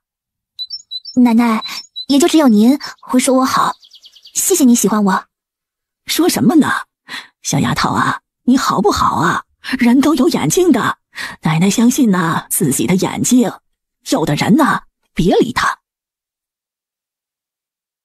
小宁，这几天还好吗？挺好的，谢谢兰姨担心。说什么呢？担心不是应该的吗？既然你住我这儿，那就与我的女儿没两样。小宁啊，也有些话要与你说，说的不对，你别放在心上，行不？您说吧，我听着。小宁啊，以后对美儿的大伯娘你要小心些呀。我悄悄听到她在说，想把你说给她娘家侄子的事，这事可不成啊。你或许不知道，那陈家虽然有良田有铺子，可是那哥儿不是个好的，而且还有病，你千万别听他哄啊。兰姨，你知道吗？他下午的时候已经与我提过了。啊，小宁，你没答应吧？啊，孩子，这事可不能硬答，那哥儿不是好的，千万不能答应啊。兰姨，我没答应。啊，那就好，那就好。下午你回来的时候，我在地里去了，还没找到机会与你说，想不到大嫂这么急。还好你没应，我真吓着了。兰姨，我1年内不想嫁人，就算是以后要嫁人，2亩良田1间铺子的人，我可不嫁。小宁啊，你兰姨是不是觉得我心很大？可没有野心的人永远不会有出息。你放心，要是找不到这样的人，我就不嫁了。大话，小宁还小呢，女人家呀哪有不嫁人的？以前没有，那就从我开始呀。是真的，以后你们不必费心给我找什么人家，娶我的人条件很高，他可以无良田、无大宅、无家室、无资源，但是他必须有志气、有骨气、有品格，并且这一世心中有执子之手、与子偕老的忠诚。啊，既然你打定主意，一时半会儿不嫁，那这事啊，我们以后再讲哈。兰姨，谢谢你的关心。这几天我出去时得了点礼物，正好有一件想送给你。小宁啊，姨没有收你这么贵重东西的道理啊，你收起来，我不要，也不能要。兰姨，说来说去也不值1两银子，这只是我的一点心意，收下吧。这个留着过年前回娘家挣个脸的小东西，何必在意呢？兰氏拿着银簪子进了屋，心思沉沉。你也别那么难过了，孩子有孩子自己的想法，强扭的瓜不甜呐。嗨，这孩子啊，真的不知道在想什么。不过以后啊，他什么也不要想了，他配不上小宁啊。是，我也不知道他在想什么。小宁这样的姑娘陪他真的是有点多了，可他还看不上呢。孩子他娘啊，小宁马上会是我们的干女儿了，你也别太难过了。孩子没眼色，或许啊，就是他没这福气。谦哥，待定下了小宁后，我回娘家那边看看，我们村子里有优秀的孩子，到时候给小宁许一人。好，一个不中意，我们就找第2个，一定要个个都比旭儿优秀。不优秀啊，配不上小宁。就在两人给傅宁打算将来之时，城中那处小院中，一个高大的身影突然打了一个长长的喷嚏。属下徐权见过大人。不必再行大礼，更不必称我为大人。我曾经说过了，在晋之时，你我即为兄弟。徐权，杨公子可受伤了？啊，没什么大事，就是断了条腿，不影响什么。谢头关心。给我盯死刘家，再敢动我的人，死！是，头，属下能问问他是您的什么人吗？徐权，以后你们还要继续在官场上混呢，永远记住，该问的就问，不该问的就别问，听到了吗？记住了。杨家那边，暗中关注，别让刘家闹他们。作为杨家的外甥，徐权利用自己表弟对付刘庆，自然不会让杨家出事。头放心，这事儿是杨家占理，刘家应该不会闹事的。难说啊，别忘记了刘家与林家的关系。刘家二房这小子比这大房的小子并没有更出息一些，今日那小子怕是没空想报复之事了，可明天那就难说了。头儿，今天晚上属下走一趟。去吧，让他们永远老实。是。这是我从神医那里给你要来的，给你娘吃。头儿，神医的东西是难得，但是于我来说并不难。多谢。刘家在城东，杨家在城西，因为大晚上他没有骑马。亥时已过，刘家却不安静。哎呦，二少爷醒了，二少爷醒来了。怎么样了？老爷，人是醒了，可那地方怕是没用了，还是无情肿大的。安仁堂的药也没用吗？还不知道呢。老爷，老太医说伤得太重了，他也把握不大。杨成远，你废了我儿子的子孙根儿，我与你没完。老爷，说杨家那外甥将接任安州府通使，是正六品呢。我就怕了吗？大少爷不是与林公子是好兄弟吗？让他出面。有林家撑腰，那倒是不怕。管家刚把心放下，哪知外面突然一阵惊叫：“什么人？出了何事？”老爷，刚才不知是人是鬼，从奴才眼前飘过，扔下了这个。仆人手一举，是一把尖刀，刀上挂着一封信。你说什么？我给庆儿报仇？老爷呀，庆儿可是我唯一的儿子，我与杨家不死不休。刘二爷手一甩，把信甩在桌上。你自己看看他，年纪轻轻的干了什么事儿？不可能的，不可能的！这人怎么知道？怎么知道啊？当时那件事知情者都不是处理掉了吗？老爷，这可怎么办啊？怎么办啊？啊！这要让乔家知道了，乔元是庆儿欺负的，这天都要塌了呀！啊！乔你不好好教育孩子，现在教育个屁用！都把嘴给我闭好了！这人说了，让我们老老实实做人。那死丫头，庆儿能看上他是他的福气，竟然还不同意。他要是同意嫁给庆儿，庆儿能辱了他吗？行了，自己儿子怎么样，难道你不知道吗？嫁给他，哼，乔家的姑娘能嫁给他吗？他只是死性难改，好好的又去沾染杨家做什么？那杨公子本就是个浑人，他不知道。我说这事儿只有这样了，是他自找的。你要不想刘家家破人亡，就给老子闭嘴。反正啊，他那个小妾已经给他生了儿子，左右是绝不了的。那一样嘛。刘二夫人想狡辩，一个妾世子以后当刘家二房的继承人，他的儿子连亲都未定。素月啊，少爷的事都给我瞒着，谁要透出半句，我收拾他。夫人，奴婢已经吩咐遍了，您放心。您有什么打算吗？等过上一段日子，给庆儿找上一个能干一点的正妻，把那孩子记在他名下，至少有希望。夫人，小姐怎么办？让他死了这份心，杨家是不可能的了。真是冤孽呀！素月心里说了一句，小姐也是谁不好喜欢，偏却喜欢杨征远那风流小子。昨天要不是因为一个戏子，二少爷与杨少爷也不会打起来。戏子再漂亮也是个戏子呀。大厅里，陆老婆子声音洪亮的看着众儿子开了口：三女婿将回东陈县，我与你爹呀也是赞成的，只是家里也没地方住，所以准备在县里买个院子。叫你们来呢，是想与你们商量一下。姨妹呀，他们一家4口，现在灵儿中了秀才，年纪也20了，马上得结亲了。浩儿呢也17了，这1、2年怕也得说亲，所以院子不能太小。女婿要去秀水书院当夫子，那边在城内，所以只能住城内。这院子呢，你妹夫啊早也叫人打听了一下，一个2进身的院子180来两，一时半会儿啊，你妹妹拿不出这么多，看看你们能不能帮一把。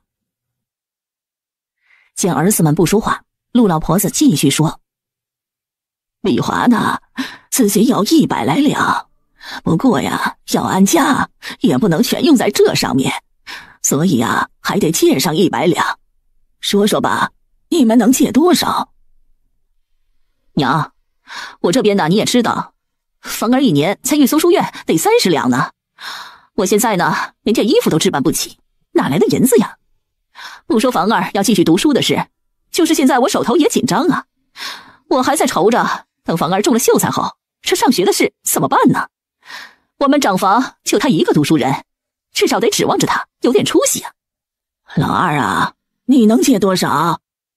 母亲，我1年手中7两银子，这2毛书院也往1年要6两，还不包纸笔。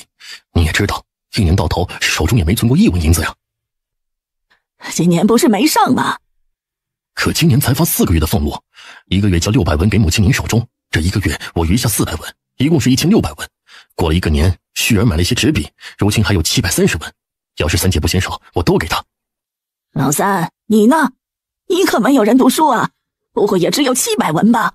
母亲啊，孩子爹1年有多少收入，您比谁都清楚。除了人情，6毛那几年在上蒙学也花了不少。去年去学石匠后好了些，可去年8月孩子的外公那一大病下来，我们手头上的余钱哪能不拿去救命啊？那你的意思是连700文都拿不出来了？爹啊，儿媳妇求求您了，也给当家的找份事做吧，在家里种地确实是不赚钱呐。行了，娘，我就说了，不是一个肚子里出来的，别指望。不是一个肚子里出来的，别指望。陆三婶低头，那大哥与你总是一个肚子里出来的，你指望上他了吗？一家人商议不欢而散。宁姐姐，有人找你。小婵儿，谁找我？不认识，一个大哥哥。傅宁以为是乔迪找他，昨天刚给乔旭看了病，他想会不会是有事让他来找自己。秦秀才，你跑这儿来做什么？是不是你又想把什么祸事引到我身上来？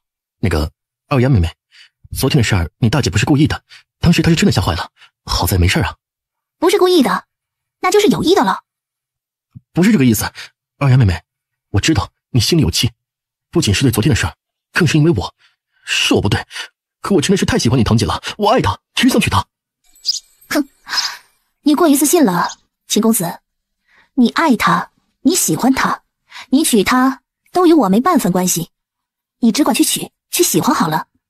反正世间忘恩负义的人又不止你一个，担心什么？我不知道你来找我是不是向傅大丫表白的，如果是，你找错人了，想表白找他去，本姑娘不奉陪。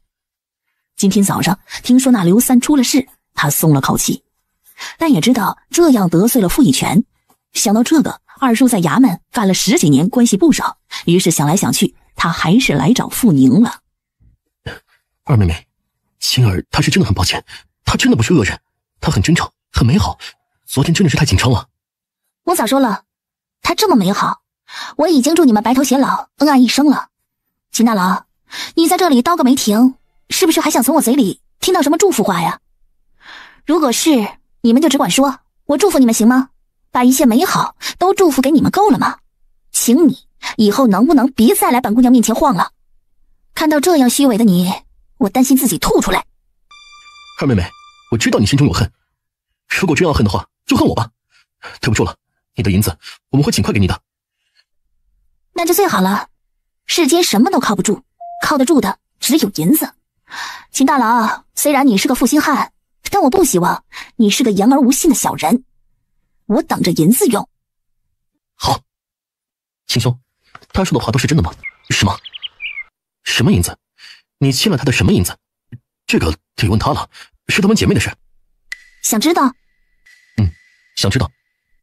这银子吧，其实啊有点不干净，因为他是卖一个负心汉的银子。傅大丫说他爱秦大郎，让我把秦大郎让给他，要多少都可以。我没多要，想想这么一个负心汉能值个50两银子，已经是顶上天了。可就这50两，他还得分批付。傅二丫，请您嘴上留德，我堂堂秀才，请不要侮辱我。秦大郎，你心中都无德，竟然要求别人留德，难道天下的负心要求都这么高吗？自己都无力得，还高标准要求别人，姓秦的，你凭什么？要我留德，你配吗？你，傅二丫，我秦蜀情愿当个负心汉都不娶你，是我这辈子最明智的选择。秦大郎，别把自己看得太高了。我告诉你，要不是我爹娘从小教导我要听父母的话，你以为就凭你这要德没德、要貌没貌、要钱没钱的怂样，我看得上你？就你这一脸猥琐的长相，拔苗都住不了长的个子，我担心晚上看到你啊，以为是看到夜魅呢。秦大郎，你就拉倒吧，就算全天下只有你的一个男人了，我情愿当尼姑。秦兄，我还想问你一句，当年与你议亲之人，真的是他傅二丫吗？秦蜀想说不是，可当他注视到傅宁那一脸鄙视的眼神时，一咬牙：是的，是他，当时说的确实是他，只是你也看到了他这德行，我实在是无法喜欢上他，而且我爱的是青儿，我没办法娶她。这一切真的不是青儿的错，是他的美好，他的善良，他的单纯深深的吸引了我，怪不得他，也怪不得我，要怪就怪这个傅二丫太不让人喜欢了。秦大郎，你说是傅雨宁的美好、善良、活泼，深深吸引了你，意思就是说我傅二丫不够美，不够善良，不够单纯了。我不是这个意思，二妹妹，我真的不是这个意思，真的。秦大郎，我告诉你，我的好，他10个傅大丫也比不上。你会爱上他，说明你是没福消受我。你别你的行不行？赶紧着把银子还给我。从此啊，你们俩别再说认得我。你们这种不要脸的狗男女，看到你们我就恶心。说完，傅宁转身就走。陆公子，你还有什么话要说？现在你得到了答案，还不满意吗？或者，你还就是不相信，就是想给我傅二丫冠上一个抢姐夫的罪名？如果这样能让你好受些，那你就这样认为吧，我无所谓。我错了，我道歉。傅妹妹，对不起，以前是我误会你了，我知道你不会接受，可是我欠了你的道歉，必须给。没必要。陆公子，你不是我的什么人，你的对与错，你的误会与我并无半分关系，在陆家我不过是一个寄住的外人而已，仅此而已。傅雨宁，我愿意3媒6聘重新娶你，你愿意吗？你想多了，陆公子，我不愿意，听到了吗？如果没听清，我再说一句，陆公子，我不愿意嫁你，请听清楚。为什么？你现在也没人可嫁，而且你本来就是要嫁给我的，为什么不行？傅雨宁，如果你愿意嫁我，我将一辈子善待于你。没为什么，就是不需要。陆公子，你的善待送给别人吧，我傅雨宁真的不稀罕了。傅雨宁，我是真心的，我发誓，以后我会好好待你的，只对你一个人好。求你别拒绝的这么快，考虑一下行吗？陆公子，以后麻烦你，请叫我傅姑娘或傅家妹妹，我的闺名你叫不合适。我说最后一句，陆公子，我不需要考虑了，你的好，我傅雨宁不稀罕，请你把它给需要的人。傅妹妹，就信我一回，如果将来我陆续对你不好，就让我天打雷劈，永无出息。哼，陆公子，你烦不烦啊？一个大男人这么啰嗦，比娘们儿还娘们儿。我与你早说过了，机会只有一次，世间没有后悔药。说真心话，你配不上我，我根本就看不上你了。傅雨宁，我配不上你，那当时你为何答应跟我来陆家？看来你是不甘心被我拒绝呀。陆公子，一定要搞个明白是吗？行，那我告诉你，当时跟你走，一是为了避开那个狼祖母的威逼，二是怕我爹娘担心我。世间儿女亲事都是媒妁之言，父母之命，我爹说你是个不错的人，所以我跟你走了。说句实话，当时我还想过，要是你真的不错，我就与你好好的过日子，以我的能力助你读书科举，不管你读多少年，不管你想上什么样的学堂，我都会助你。可惜啊，你不孝，当然你更没这个命。听明白了吗？如果你听明白了，请你以后一如既往的讨厌我、轻视我、嫌弃我，请别再跟着我了，烦死人了。看着傅宁扬长而去的背影，陆续成了尊泥塑，立在那里一动不动。不远处的大树下，陆月美看着徐静兰说：你看到没呀？那个女人就是只狐狸精，她把我哥的魂给勾走了。小美啊，我要怎么办啊？我真的好喜欢你大哥啊。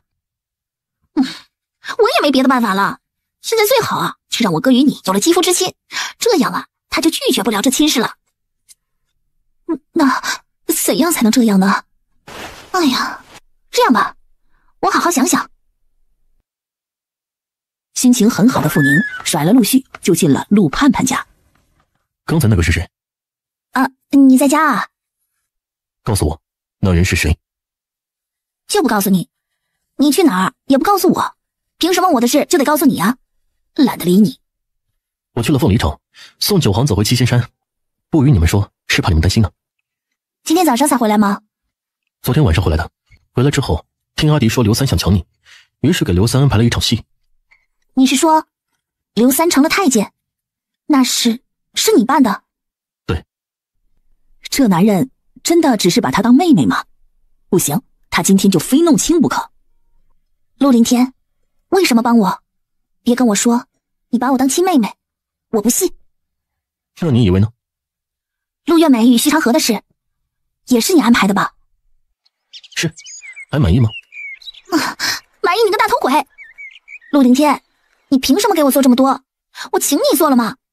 告诉我，你是不是对每个妹妹都这么好？请问你应该有几个这样的好妹妹？就你一个。陆凌天，你知道吧？这样的你真的让我好讨厌。小丫头，我做的不好吗？为什么要讨厌我？陆凌天，如果你继续把我当妹妹，请不要再对我好了，行吗？不行。你想气死我呀？陆凌天，你这个大混蛋，打死你，省得把我给气死。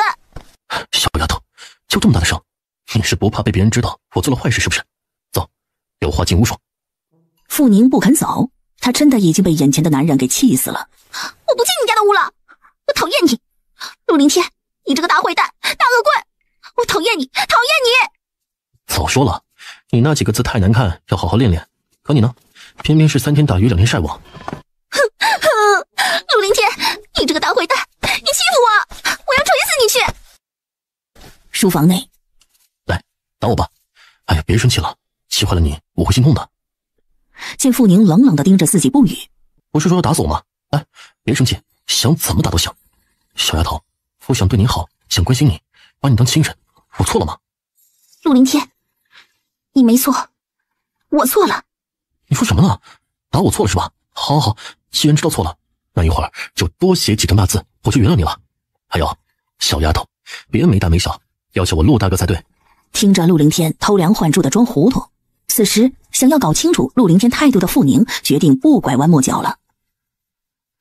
陆凌天，我只问你一句，你到底喜不喜欢我？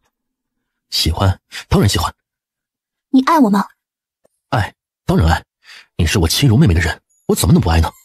我不是你的妹妹。陆凌天，你别给我装傻了。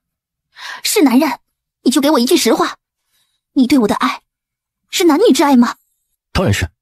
你又不是男人，我对你怎么可能是兄弟爱、手足情呢？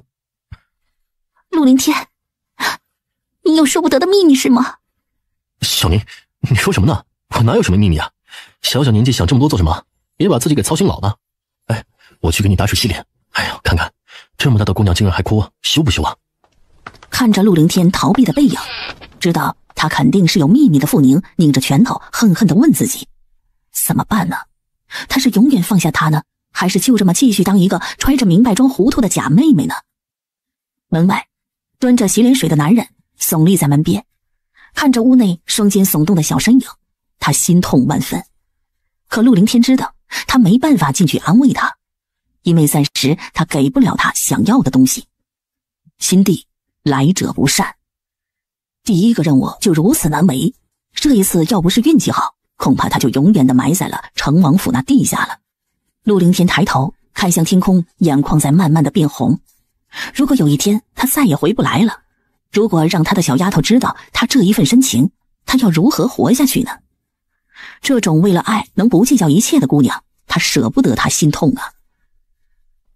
傅宁睡着了，他自己都不知道，陆凌天抱起他坐在椅子上，轻轻地给他擦去泪痕，低头轻轻地亲吻着那梦中还嘟起的小嘴。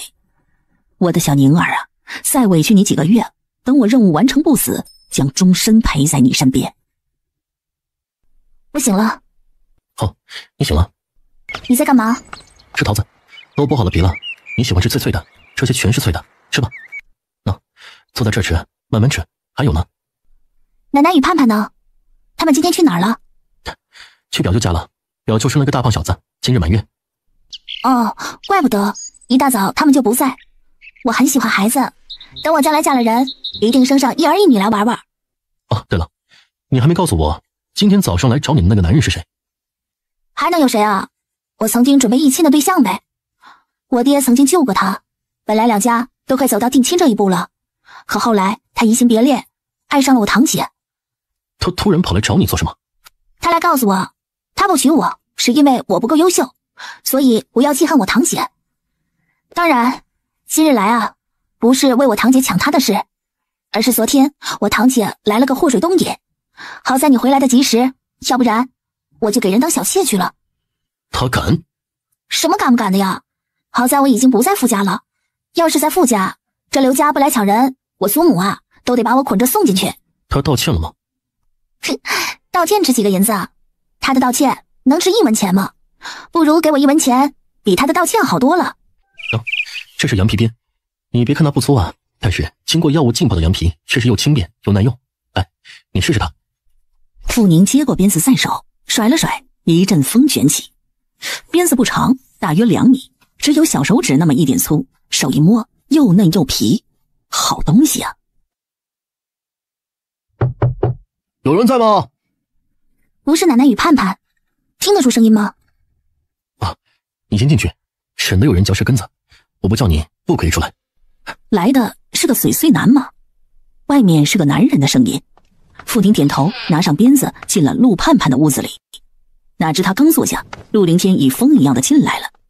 小宁，大门锁在门框上，你要是要回去的话，把门锁好啊。钥匙你拿着。你去哪儿？哦，有些事，我得出门几天。奶奶与盼盼回来的时候，你告诉他们一声。你去几天啊？还不知道，4、5天应该差不多了。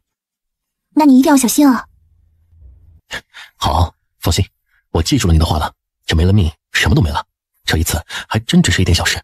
纵使陆凌天装的再若无其事，他也能看得出这一趟绝对不轻松。抱我一下。小丫头，这一趟真的没什么危险的，你放心好了。乖，在家等着我，到时候我给你带好吃的回来。我不要任何吃的，只要你保证留着性命归来，那就是最好的礼物了。我保证。该带的药都带了吗？这一次真的不用。不行，情带肝散，保带鸡粮，任何时候都不要大意。你等着，我那边做了些东西给你带上。我屋里有，前辈给准备好的，我这就去拿。好。傅宁承认，神医的东西就是好。陆凌天走了，傅宁觉得他的心也被带走了。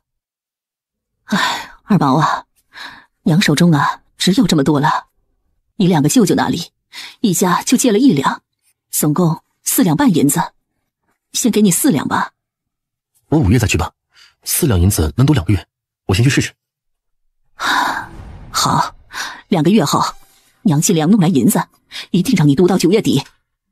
谢谢娘，今年我一定会考上的，娘放心。娘信你，等你有了秀才功名啊，至少可以去比较好的书馆做馆。娘，那我去看书了。王二，让你去洗个桃子，洗了半天都不进来，在干什么？陆三哥，赶紧进去吧，别惹伯母不高兴了。我也进去了，马上要开饭了。看着傅宁逃也似的进屋的背影，陆凡真不高兴了。娘，你这是在干什么？你说呢？你说我在做什么？娘与你说的话，难道是耳边风吗？娘，我只问你一句，门当户对是指什么？凡儿，门当户对你都不懂吗？还要来问娘我？娘，门当户对是不是指家世相当，门第相符？那是自然。娘，我爹1个月有多少两银子的俸禄？你还考你娘是不是啊？娘，傅家妹妹来陆家不过2个月，她的收入比这爹如何？凡儿，你想说什么？爹，我想说的是，娘觉得傅家妹妹配不上我，不就是因为她娘家没有我们家好吗？可是她娘家是不好，但她2个月能赚的银子比我爹1年还多，您慢慢想想吧。说完，陆凡进了屋。陆晨是站在门前，拧起了眉头。儿子这是什么意思？他是说他相中的不是那傅二丫长得好看，而是他会赚银子。不行，他得弄清楚。凡儿，你刚才说那傅二丫2个月赚的银子比你爹1年还多，意思是他还给赚更多的钱，是不是啊？娘，小声点，我跟你说，小姑那个人正缺银子呢。那你说说，这个傅二丫将来真的能赚大把大把的银子吗？娘，你说呢？就凭她一个痔疮的方子，要是她不献出去，您算算，把这方子做成药，就算一粒药赚1文好了。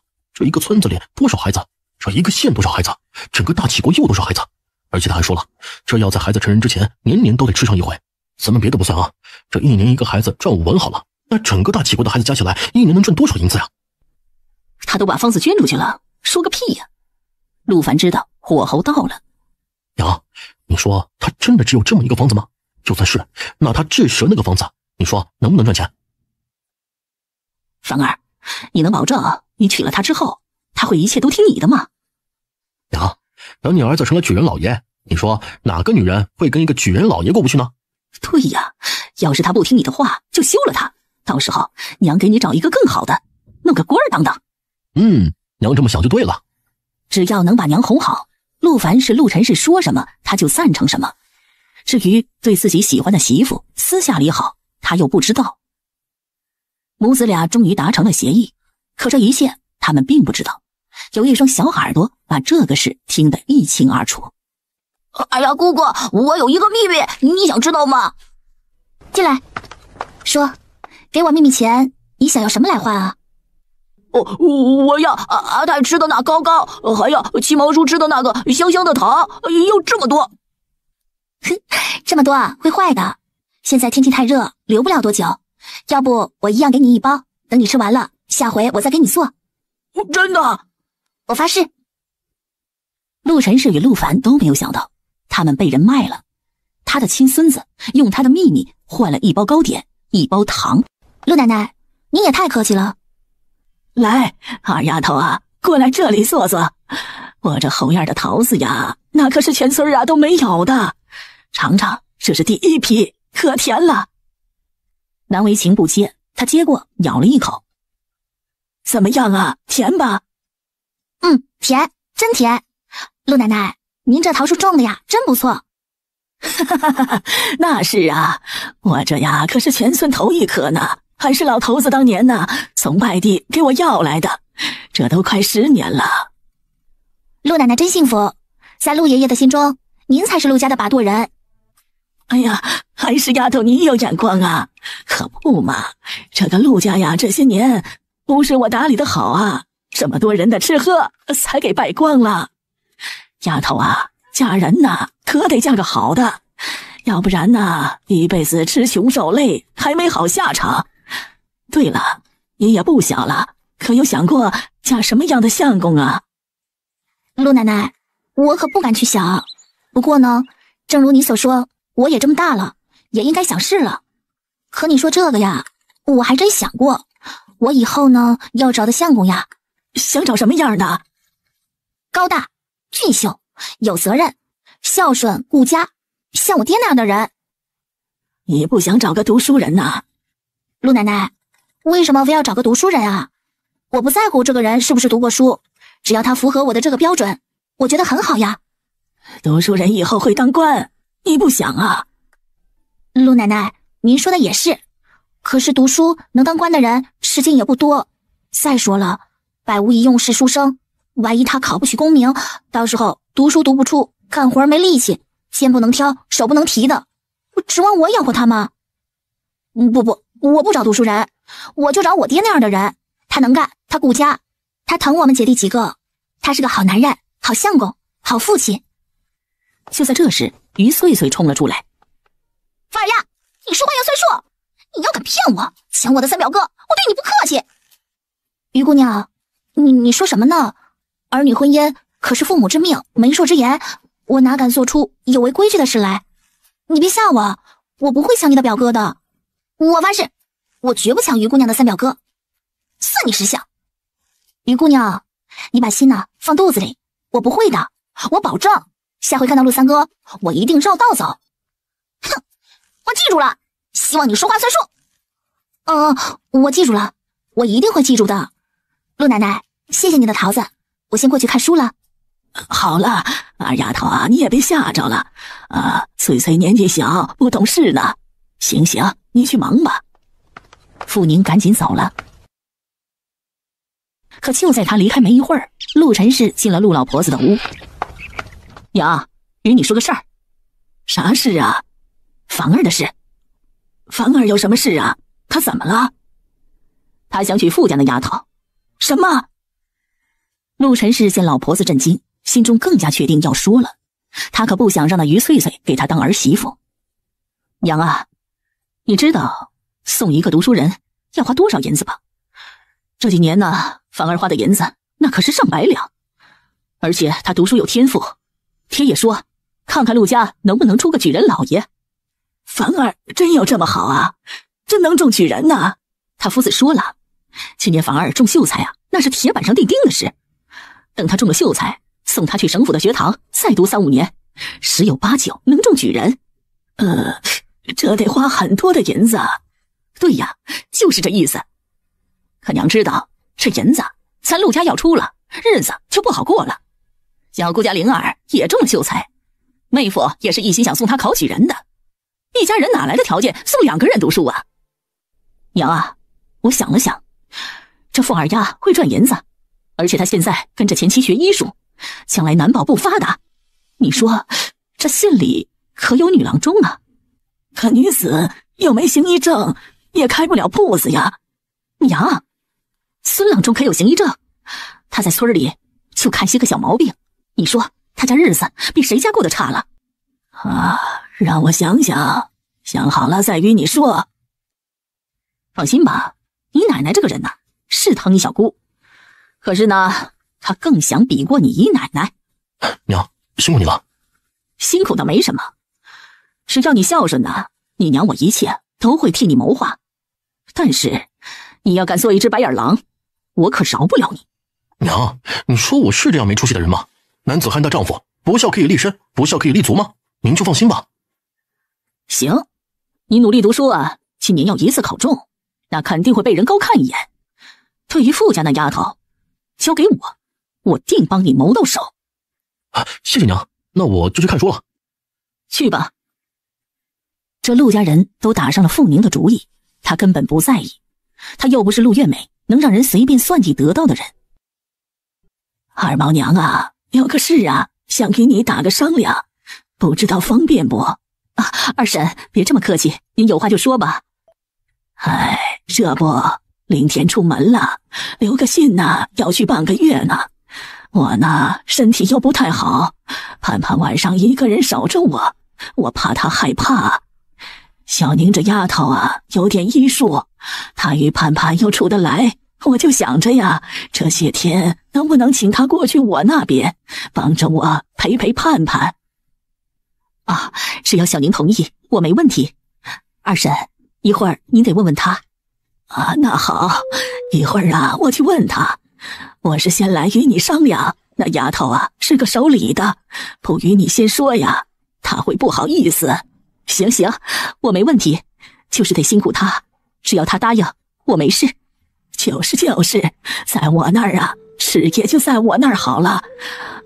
你这边呢，就不要管了。这不好吧？二婶，那能在您那儿吃饭呢？饭还是回来吃吧。别了，就在我那儿吧，多个人吃饭呢，胃口也好些。小宁交的饭钱呢，也别管你婆婆要回来了。你说什么？二婶，小宁又交了饭钱？对呀，你不知道啊，她一直交钱呢。太过分了！4月30那天晚上，二毛爹就多给了婆婆150文，说好了不收小宁的钱，他竟然还收。算了，别生气了，你就当不知道好了。小宁这孩子也就是不想你们为难，我这大嫂啊，我可比你们清楚。二婶啊，我真觉得对不起小宁啊，二毛没福啊。哎呀，这姻缘之事啊，都是天注定的，强求不得的。二毛啊，肯定是有二毛的姻缘，你呀就别担心了。乔奶奶说过之后，傅宁立即就过去了。啥？去他家了？难不成他还真有这意思？什么意思啊？娘，二婶她怎么了？娘，怎么不说话了？没什么。我听人说盼盼的丫头天天缠着二丫，说想跟她学艺术呢。这不，你二婶把人叫过去了。我猜呀，会不会是这事？哼，她心眼还真多呀，免费给盼盼找个师傅，好给她赚银子呢。你要想啊，叫月兰那丫头跟去学学呗。反正那丫头除了做点家务，就成天不见踪影。娘，你知道兰子那丫头啊，历来就不与那盼盼玩在一块儿，你叫她过去一起学，算了吧，到时候啊别打起来。你就惯着吧，看你惯出个什么样的闺女来。陆晨氏被婆婆一骂，心里有点恼怒。她的女儿不好，但你的女儿就好了，吃娘家的，拿娘家的，还要用娘家的银子买院子，这死老婆子真不知道自己才不是个玩意呢。傅宁住去了乔奶奶家，于翠翠笑傻了，可陆月美一句：哼，你以为这样就行了？那怎么样才行啊？小美表姐，你得想个法子呗。要想真解决办法，就让她嫁人。让她嫁谁呀？你说呢？奶奶，这也太香了吧！先吃着，一会儿吃饭呢，再多吃一点。不用，一会儿一块吃。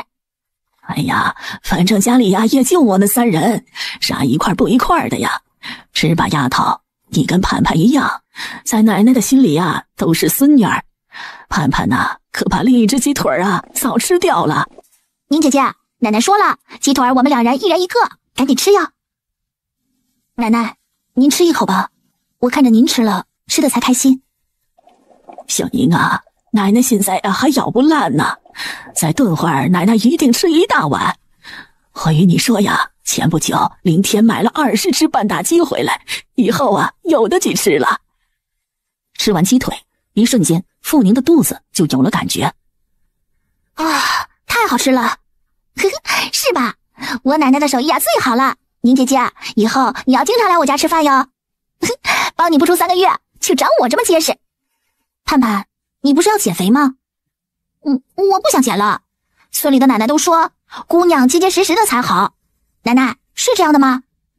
哈哈，结实点身体好，没事儿，你想减就减，不想减呢就算了。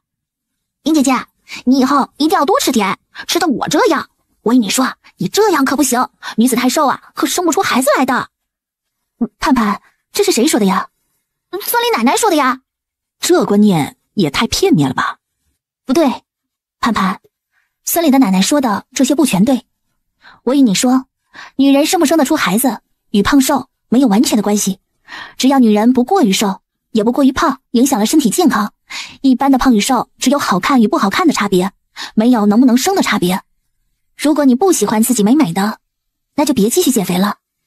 啊，宁姐姐，你说的是真的吗？当然了，你看看你们村里胖与瘦的人是不是都很多呀？可你见过哪个胖的人就一定生得多，瘦的人就没得生呢？宁姐姐，那我要继续再减下去了。你的五官啊很漂亮，但是你不是说你穿这个不好看，穿那个也不好看吗？就是因为啊你太胖了点。你可以不减，但是你要不注意的话，以后肯定会长成你们隔壁的胖婶那样，隔壁的胖婶，天哪，他不要！啊，宁姐姐，你可是郎中啊，你得告诉我怎么样才能瘦得快。第一呢，是晚上少吃一点，睡前1个时辰之内不吃零食。还有就是，以后每天早上我们起来在院子里跑步、跳绳、做瑜伽，每天吃几粒我给你做的控油丸。3个月后，我保证你变成一个小美人。啊，这样就能长得好看了。当然，你信我。好。这天晚上，陆凡终于发现傅宁不在家。娘，他不会是走了吧？没，你凌天哥不在家，盼盼奶奶过来说了，请他过去帮忙半个月。凌天哥不是开铺子的人吗？怎么要出门半个月啊？说是袍泽过来给一家县里的富户跑一趟镖，这东西据说值点钱，要送去利安府，那里离这里可不是一点点路，半个月肯定要。哦，那就好，我还以为他回了傅家了。傅家那边他回得去吗？他出门的时候，他那祖母就放了话了，让他以后啊再也不要回去了。娘，你可得改变改变对他的态度啊！知道他那性子也是个傲性子，万一他担心您不喜欢他而不愿意嫁给我，到时候就麻烦了。知道了，这媳妇都没进门呢，就开始偏心于他了。三毛，老娘我可告诉你，你要敢娶了媳妇忘了娘，我敢告你忤逆。哎呦，知道了娘，您得与二婶说说你的想法。听说二叔在给他找人家呢。有这事？有，而且那钱家听说也有意接亲，只是那个钱四亲是个愣头青，他没相中。你说他连钱家的那钱四都没相中？对啊，所以我与您说，人家可不是您所说的嫁不出去，看到他好的人越来越多了。而且我可是听夫子说起我们这位县太爷，虽然他来的时间不长，但是能力强，做人公正。您说他拿了傅妹妹的药方，真的就一点回报也没有吗？凡儿，你说这张捕头调开了，县太爷会不会把这个位子给傅杂役啊？娘，我猜测就算不给他这个位置，恐怕一个正式捕快的身份是少不了了，先做捕快。爷爷又说傅叔叔这人十分能干，现在给不给我不知道，但是我想要是一旦给了他捕快的身份，2年后那就难说了。知道了，明天我就找你二婶叨叨。娘，您说好听一些啊。知道了，你娘我又不是个傻子。可这边陆晨氏母子才商量完，那边陆丽华去了二房。二嫂啊，我这么久没回来，也没给你带什么，这块布面料薄，你做件夏衣吧。小妹啊，你这么客气做啥呀？我成天地里来田里去的，穿这么好可不用。别，还是留着你做吧，给我做件了。二嫂，你说什么呢？下地不能穿，走亲戚也不能穿吗？你不是嫌弃我的面料太差，不要吧？说什么呢？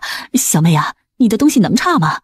二嫂，我这是不好意思接呀，我都没能力帮到你啊。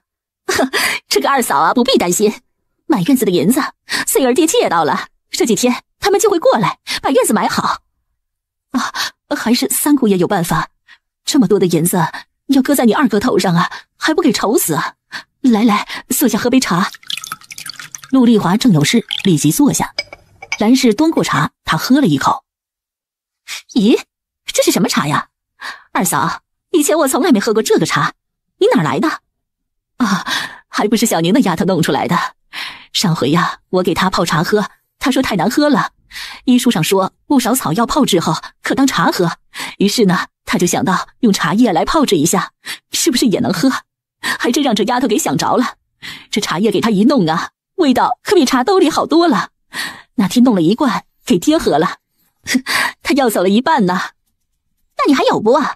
翠儿爹呀最爱喝茶了，这味道他肯定喜欢。有啊，你二哥爱喝，我什么人也没送，去让姑爷也爱喝，一会儿我给你分一半带过去。二嫂啊，那真谢谢你。说实话，今日我来也是想与你说说这二丫的事，这丫头真是太能干了。可不嘛，小宁她又聪明又能干，勤快踏实，性子好。我与你二哥正准备收她当妓女呢。她的八字有点硬，而我的八字呢正好太软，过继一下，算命的人说她将来福旺财旺运气旺。二嫂啊，这么好的姑娘我也喜欢，今日过来是与你聊聊，我相中她当儿媳妇了，想把他说给灵儿，你觉得如何？小妹啊，不是我不答应，这事儿啊，我可做不了主。再说了，小宁的八字有点硬，能不能与外甥合，我可不清楚啊。行，那你帮我把二丫的八字要来，我去找人合得来呢，你再帮我去与傅家说和，等我们定下来了，就去傅家提亲。这话一落，兰氏急了，可没想到的是，有人比他更急。小妹啊，你这样做好吗？你明知道凡儿喜欢二丫，你这样撬墙角，还是他亲姑吗？哼，大嫂啊，你说这样的话可就没意思了。哼，你什么时候与我说过你相中二丫当儿媳妇了？我这不是等凡儿考完再说吗？但现在我跟你说，这事你就别掺和了。那不行，这事是我先提的，凭什么要让给你啊？大嫂，你儿子还不是秀才，可我儿子已经是秀才了。二嫂啊，明天你帮我把八字要来。小妹，你过了。二弟妹，不许你把二丫的八字给他，要给也是给我。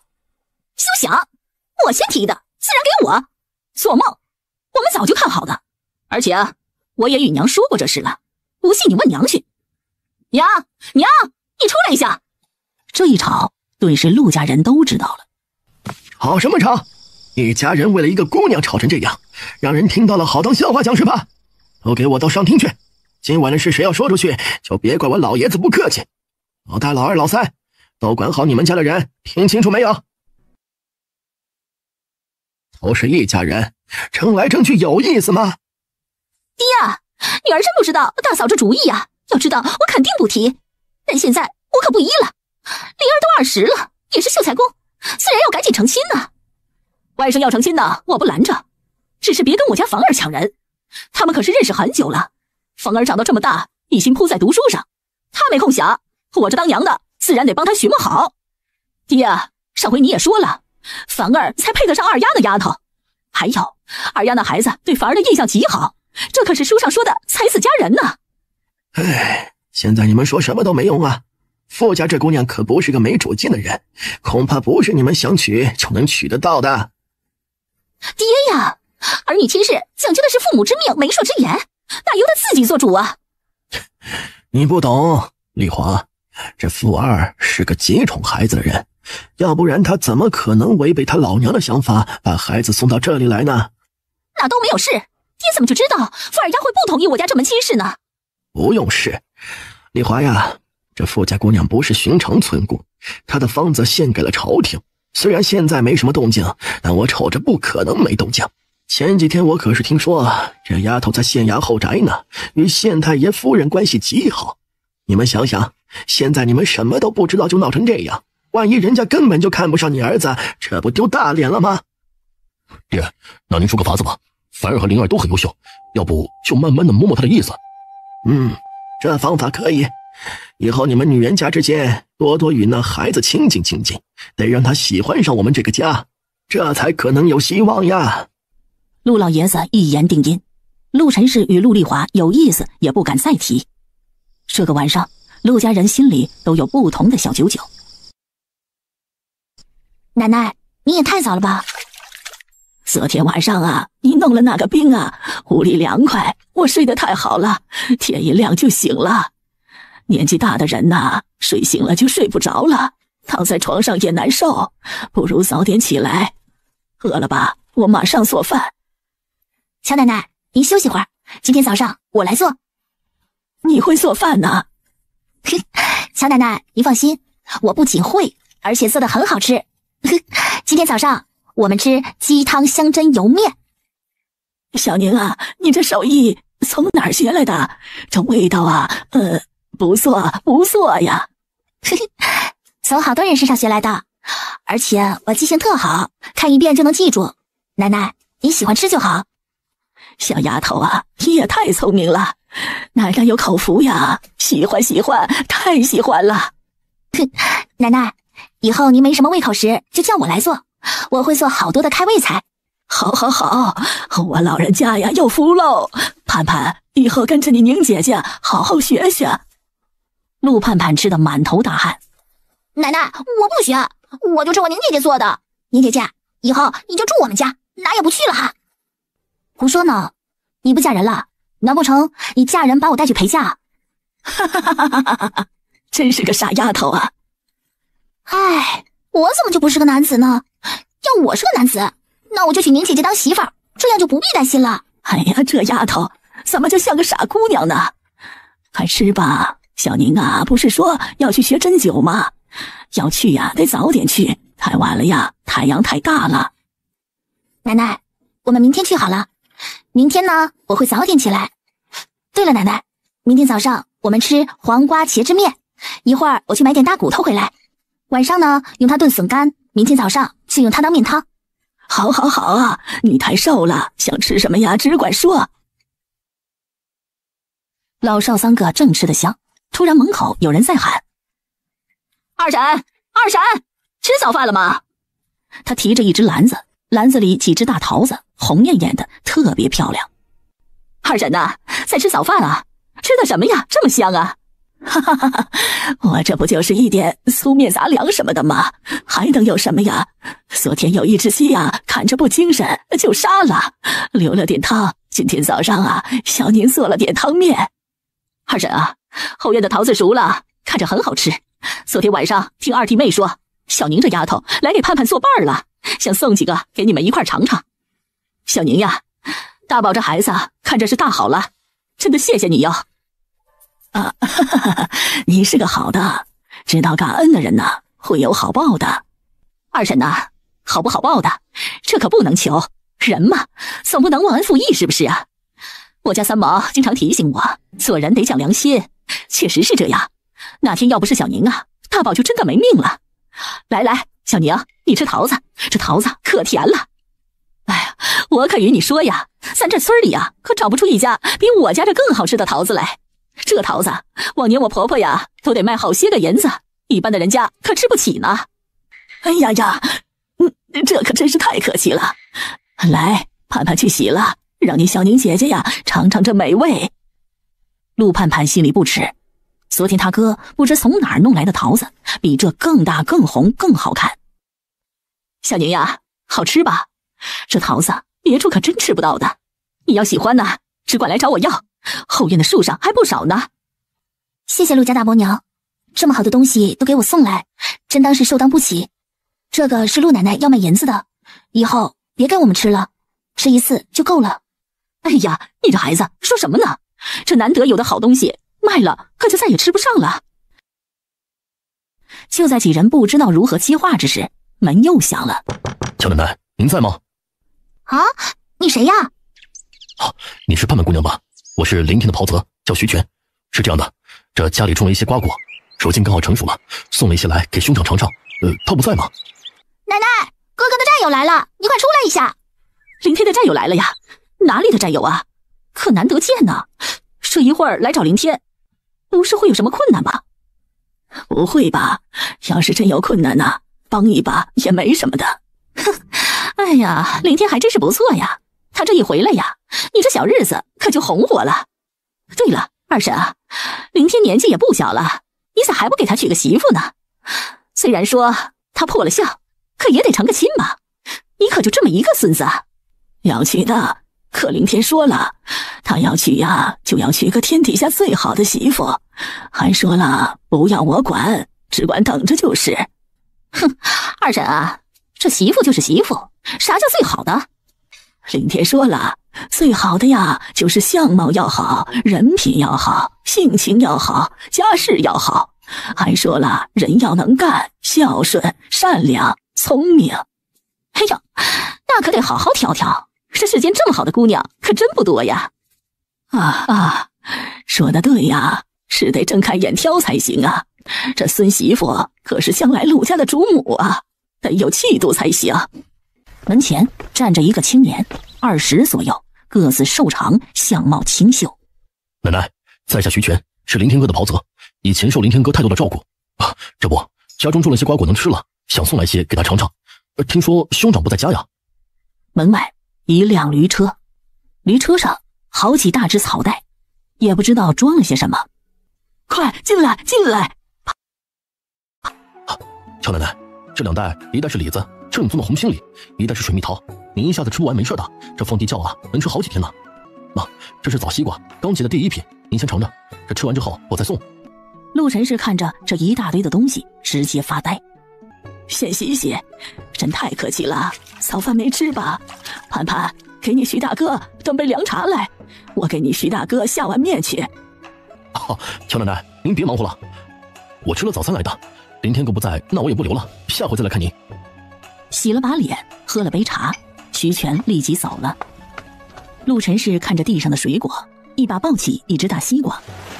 哇，这只瓜真大呀，恐怕有7、8斤吧。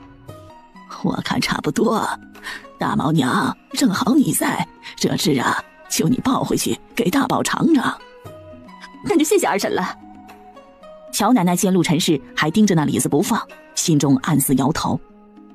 盼盼，给你大伯娘装上一些李子，这红心李呀，倒是真没到过，也不知道啥味儿啊。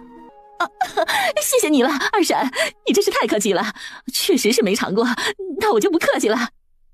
乔奶奶抽脸皮，我要不给你，你能走？拿着半篮李子，抱着一只最大的西瓜，陆晨氏笑眯眯地走了。拿几只篮子来，分一些过去给2房3房，到了他手里的东西啊，那2家可吃不到嘴里。宁姐姐，宁姐姐，有人找你，快出来！爹，你怎么这时候过来了？小宁啊，听你伯伯说这几天你祝小姐妹家来了，是不是担心死了？我与你说，那刘三出事了。傅宁赶紧把傅义全引进来，并与乔奶奶介绍。听闻这是大孙子未来的岳父，乔奶奶客气极了，立即上来了新鲜的西瓜、李子与水蜜桃。二丫，这老人家怎么对你这么好啊？爹，乔奶奶有心急，我给她一个方子吃了后，已经很多天没换了。她是真正的好长辈，您别担心。对了，弟弟读书的事说好了吗？二丫，恐怕有些难呐。你奶一听说要送你弟读书，他就下了令了，除非你连刚儿、喜儿一块送。哼，凭什么呀？人家是没爹还是没娘？他们要读书，让他爹娘送，想占我的便宜，美死他们了。爹，那傅大丫怎么说？哎，他一见我就哭，弄得我都不好意思开口了。二丫，昨天我本来要告诉你刘家的事情，可县太爷说通知你了，所以我没有来。可爹这没看到你，总是不放心的呀。爹，你就是太担心我了。这里有陆伯伯呢，以后少操些心。来，这是乔奶奶的孙子战友送来的瓜果，尝尝。二丫，对于你弟弟读书的事，容爹再想想办法。我女儿的银子也不是大风刮来的，他们想占就占了。唉，说实话，你大伯和三叔，我真是太失望了。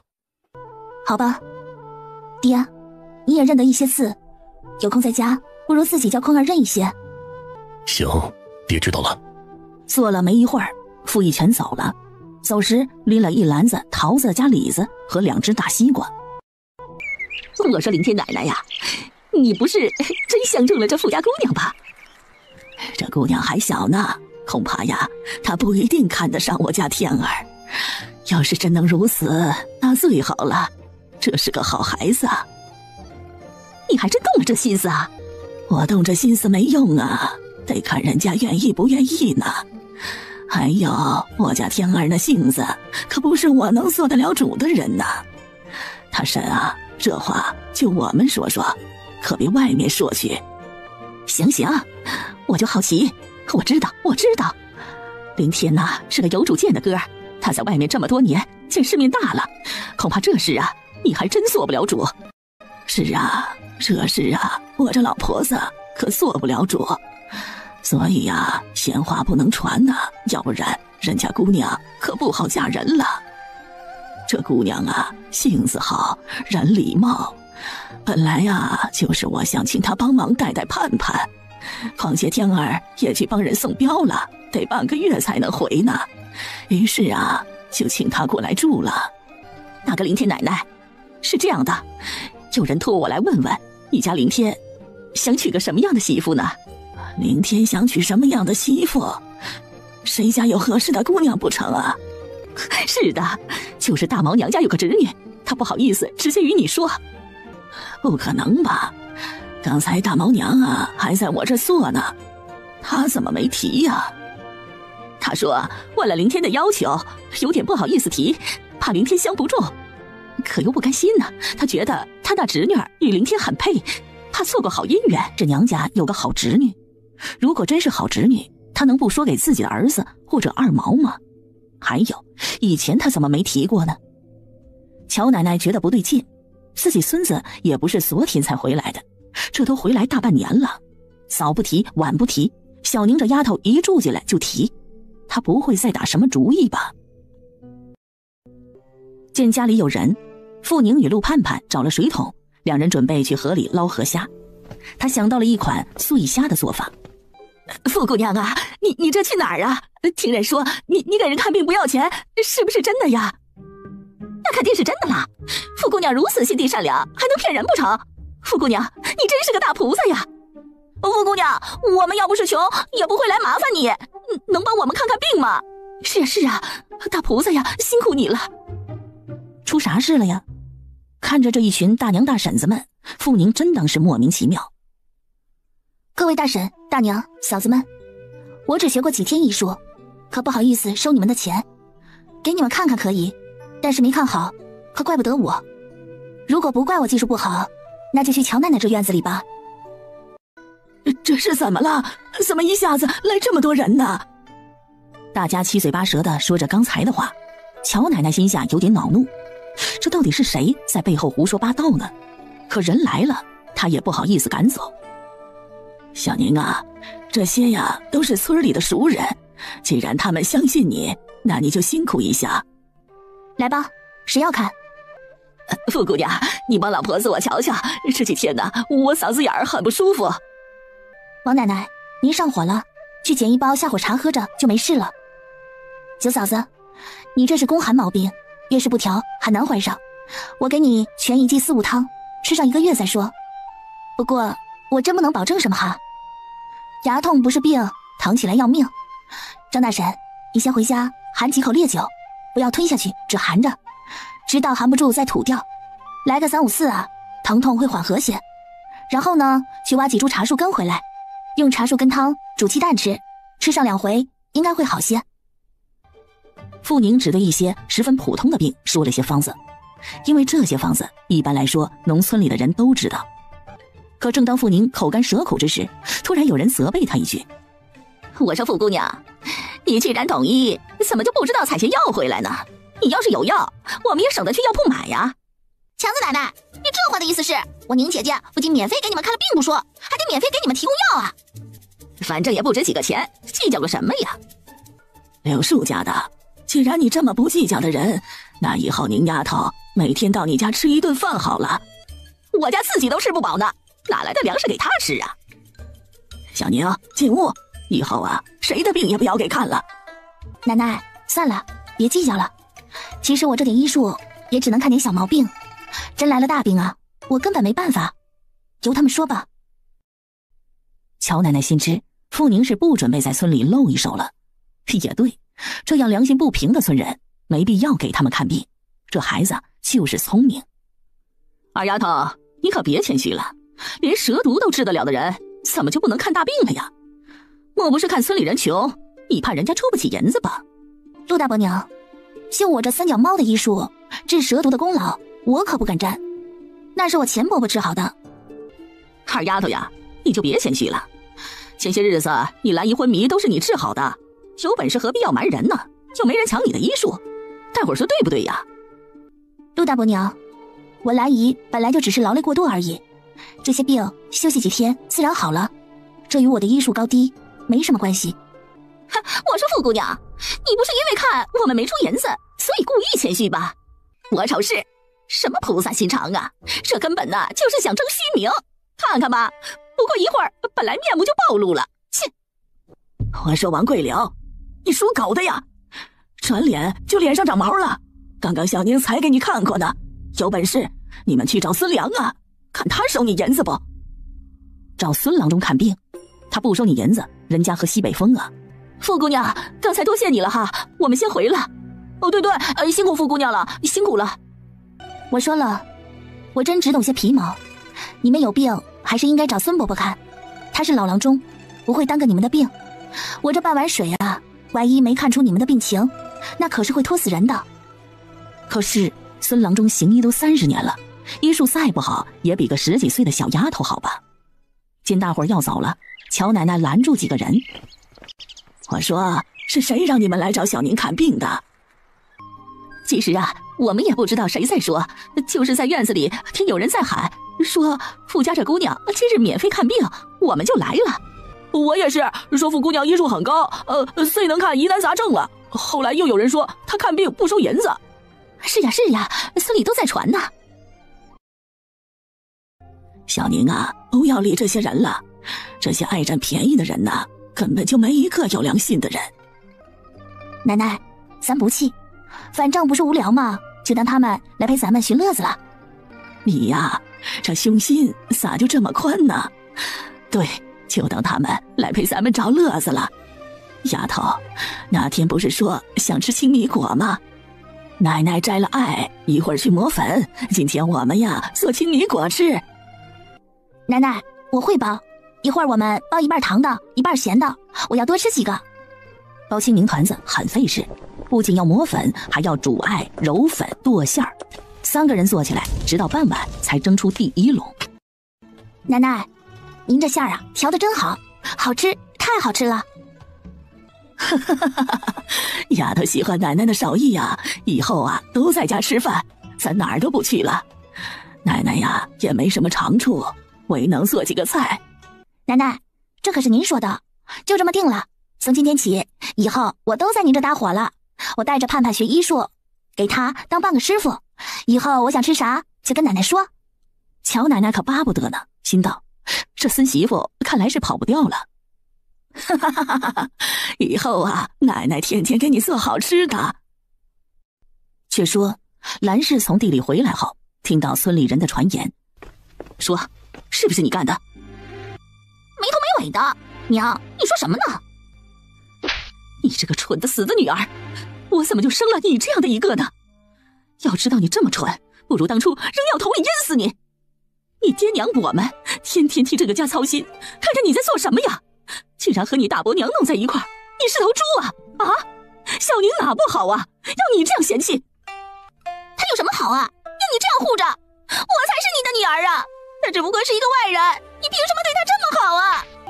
是我错了，只想着只有一个姑娘宠就宠点，却没有教导你，这都是我的错呀！我的错，是我没脑子，才养出你这个自私、心眼小的玩意。死丫头，我为什么对他这么好？你不知道吗？他的爹救了你爹的命，他救了你二哥、你娘我的命，分文未取呀！我只恨我对他不够好啊！你这只畜生，我宠了你10几年，可宠出来的却是你对我们的恨呐！陆家乱成一团之时，傅宁正与乔奶奶陆盼盼乘凉看星星。当陆朗慌慌张张地敲开乔奶奶家门时，四毛，出什么事了？叔奶奶，我娘她昏迷过去了。怎么回事啊？今天白天不是还好好的吗？都怪小美，是她把娘给气晕的。哎，你那个妹妹呀，真不知道像谁。你爹你娘都是老实巴交的人，你们哥俩也不差，骗她养成了那样。小宁啊，你过去看看吧。哎，陆四哥，你等一下，我拿一下药箱。伯伯，没事的，姨只是一时怒火攻心才昏厥的，别担心，我给他扎醒来，再这2粒清心去火丸就没事了。小宁，辛苦你了。没事，伯伯别这么客气，都说把我当女儿看的，以后别说这样的客气话。傅宁并没多想，他拿出银针扎醒了兰氏。兰姨，我早说过，你的身体经不住折腾，所以以后一定要心平气和。如果你不听，我不能保证你还能活几年。我说话呢比较直，你要是不在了，这个家恐怕就出大乱子了。伯伯40不满，儿女皆未成亲，你要不在，他们怎么办啊？万一有这种有心的女人看伯伯相貌英俊，为人磊落，赖上来，到时候用你的钱睡你的床，虐你的娃，你甘心吗？这什么安慰法呀？哇的一声，兰氏哭出来了。兰姨，我不知道到底什么事让你气成这样，但我说的是真话，你不能再生气了，气死了自己，便宜了别人，那对得起自己，对得起伯伯，对得起陆二哥、陆四哥吗？不生气了，千万莫要生大气，气出病来无人替，我若气坏谁如意，伤神去财又费力，亲朋邻事不要比，儿孙琐事随他去。兰氏吃了2粒傅宁自己做的清心丸。伯伯，让兰姨好好休息，没事的，明天就好了。好。第2天，兰氏好了，大概是听进了傅宁的话。见他身体好了，傅宁也放了心。在陆奶奶这里，真当是过得开心。白天与陆盼盼练练字，教他认认草药，研究些吃的。有时候啊，带着陆晨3个下河捉河虾，日子过得非常欢乐。心情好，日子就过得快。乔奶奶，您怎么了？是不是哪里不舒服啊？小宁啊，不是我，是凌天出事了。出什么事了？奶奶，他人呢？他人在哪儿啊？在他屋里，你帮我去看看。好，你别急，我去看。小宁，你快来看看陆大哥，他的伤一直流血，没办法止住。这位叫袁清，是陆大哥曾经的同仁。你们让开一下，我来看看。这姑娘是陆兄的什么人？难不成是他媳妇吗？什么时候伤的？为什么血一直止不住呢？啊，前天伤的，一直服药都无法完全止住。陆兄非让我送他回来找你，这路上可能伤口又裂开了。前天到现在就快2天了，傅宁有点手忙脚乱地扒开伤口上的药了。这是谁的药啊？药是前辈的药，只是他陪王爷去了凤梨城，我们几个都不太懂这个。还有药吗？袁清赶紧掏出一个袋子，袋子里有几个瓶子，上面都写着药名。你们别动他，我拿点东西就来。奶奶，你招呼他们，这里有我。好，你忙，我马上给他们弄点吃的，他们还没吃晚饭呢。傅宁很快就把陆凌天给他打的那一套东西拿来了，剪刀、钳子、镊子、针、羊肠线、酒精，一样不少。小宁啊，这个做什么用啊？缝伤口。韩姐，你先出去，我要扒他的衣服。这位大哥，一会儿请你留下来帮我一把。傅宁话一落，手起剪刀落下，咔咔咔的几下，陆凌天身上的衣服成了布条。这位大哥，麻烦你把灯端近一点，我要开始缝针了。一会儿我叫你拿棉巾的时候，麻烦你把棉巾递给我。好。先擦麻药，再穿针走线，直到缝好上药，贴上他自制的伤口贴，几乎是一气呵成。袁清已经看得见怪不怪了。听说伤口包扎好了，乔奶奶进来了。小宁啊，累坏了吧？奶奶，我没事，您别担心。刚才乔奶奶听说了，大孙子失血过多，是眼前的小丫头找人给大孙子输了血。虽然她实在想不明白这血怎么输进去，但是听说大孙子的命保住了。小宁啊，天儿他真的没事了吗？奶奶，您别担心，他只是外伤，只要不发高烧，7天线一拆就没事了。小宁啊，天儿的命是你给的，以后你想叫他做什么都只管开口，他要敢不做的，奶奶我收拾他。奶奶，您真好，您肯定是我的亲奶奶，陆大哥一定是您捡来的。小丫头，你这是想笑死奶奶我老人家呀？孩子，你也辛苦半个晚上了，去休息吧，这里交给奶奶，奶奶会守好她的，你有事我叫你。奶奶，现在你手没用，得我手。刚刚给他身子里输了别人的血，这2个时辰内我要随时给他把脉。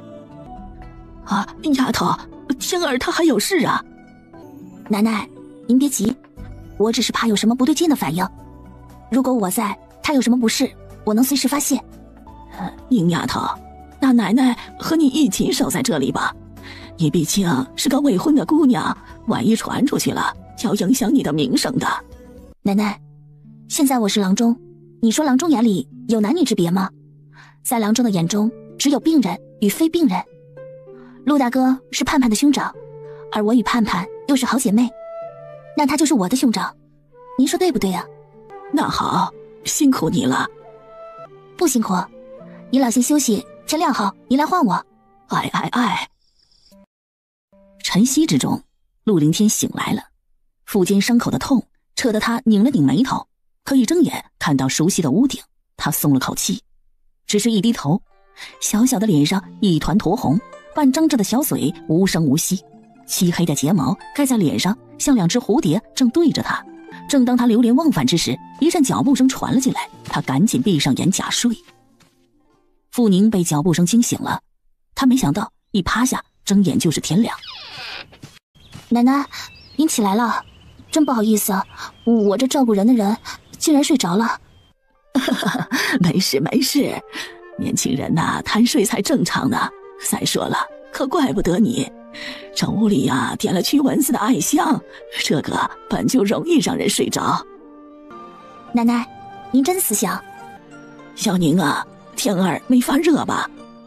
没有，奶奶放心，那位大哥带来的药是极好的药，是一位比我厉害多的人做的药，不会有事的。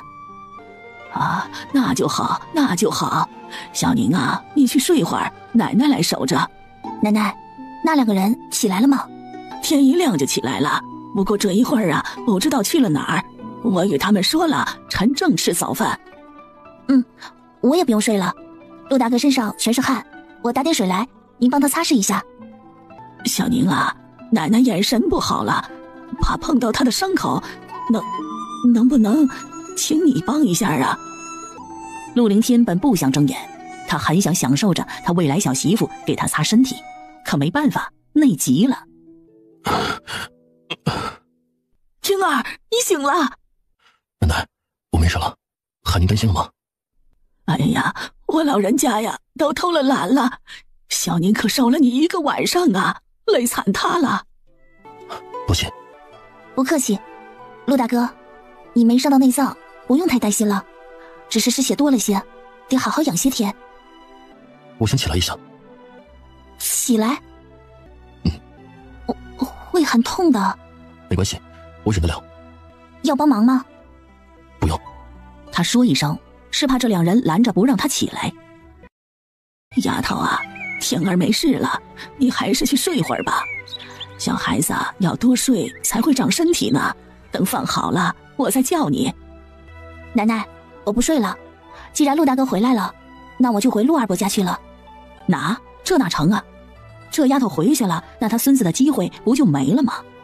丫头，天儿这伤看来不轻啊，他说不能让人知道自己受了伤，所以也不能请别的郎中。奶奶知道你怕惹闲话，可天儿回来的事别人并不知道，你能在这里再帮奶奶几天吗？奶奶，这合适吗？合适啊，只是委屈你了。小宁啊，要不是你呀，奶奶我呀，怕是真如别人所说，要断子绝孙了。奶奶，只要你觉得不会不合适，我就留下来照顾陆大哥。好，小宁啊，你是天儿的救命恩人，将来他一定会好好报答你的。从昨天晚上那个叫袁清的人和4个黑衣人对陆凌天的尊敬，恐怕床上的那个男人曾经的官职比他们还大，可他为什么不当官，回来当个打铁匠呢？吃了早饭，陆凌天吃了药，叫了一个黑衣人进屋交代一番后，就一直开始昏睡。快中午的时候，见他精神仍然不济，傅宁再一次给他输了400cc血。小宁，这个别人的血能用在我的身上？昨天晚上就是他们的血救了你的命，但不是任何人的血都能用，要进行匹配。陆凌天，昨天是你命大。小丫头，你一定是老天爷派来救我命的人，吓坏你了吧？吓坏了。陆凌天，我从来都没怕过，昨天我真的好害怕，好害怕。小宁，对不起，吓着你了。吓坏了。陆凌天，我从来都没怕过，昨天我真的好害怕，好害怕。小宁，对不起，吓着你了。非得做这么危险的事吗？扔不掉吗？陆凌天，一定要活着，知道不？知道，不哭了。傅宁从来不认为自己是个泪包，可眼泪就是忍不住。陆凌天，我真的爱上你了，很爱，很爱。我长这么大都不知道爱一个人是什么滋味，可现在我知道了。闭目张眼，眼中的赤红终于隐去，可陆凌天的心却哽在喉咙。不说傻话了，有高僧给我算过命的，我肯定会活得长长久久，长命百岁。而你永远都是我最亲最爱的亲人。最亲最爱的亲人，好吧，亲人就亲人，只要他好好活着。小丫头，你笑什么？没笑什么，没笑什么。果然是人靠衣装，马靠鞍。乔公子，你这身打扮又是为何呀？爷长得实在是太好了，这不打扮一下，万一让村姑给纠缠上了，那就麻烦了。你拉倒吧，我们这些村姑啊，虽然有爱美之心，可也得分得清真正的美丑，好不好？就你这种雌雄难辨的人，我们还怕认错人呢。怎么是你来啊？不是昨晚那位大哥吗？傅玉娘，爷可是实实在在的男人，好不好？哎，老大，你说是不是？郭总，云清走了。走了，没味道。哎，老大，你天天这么无趣，世间哪来的姑娘会喜欢你？哎，想讨姑娘家喜欢，得会说甜言蜜语，得会哄人。傅妹妹，你说对不对啊？看来你不是怕村姑缠上你，而是你弄成这样在躲避某人了。乔公子，不会是这几天那位猪猪姑娘来找你要甜言蜜语了吧？哼，爷会怕她？爷这是任务需要。老大，是不是？东西放下，赶紧走吧。老大，你别这样无情嘛，我可是来给你送救命药的。还不去？不怕时间太紧了？哎呦，去，我马上去就不行吗？哎，爷的外甥早就不见了，没人找，人家的外甥也不见了，这样才公平合理呢。傅宁听不懂他们的哑语，不过有一点他听明白了，丢了人，这几天陆凌天是去寻人的，至于是什么人，肯定不是平民百姓。太子丢了。你说什么？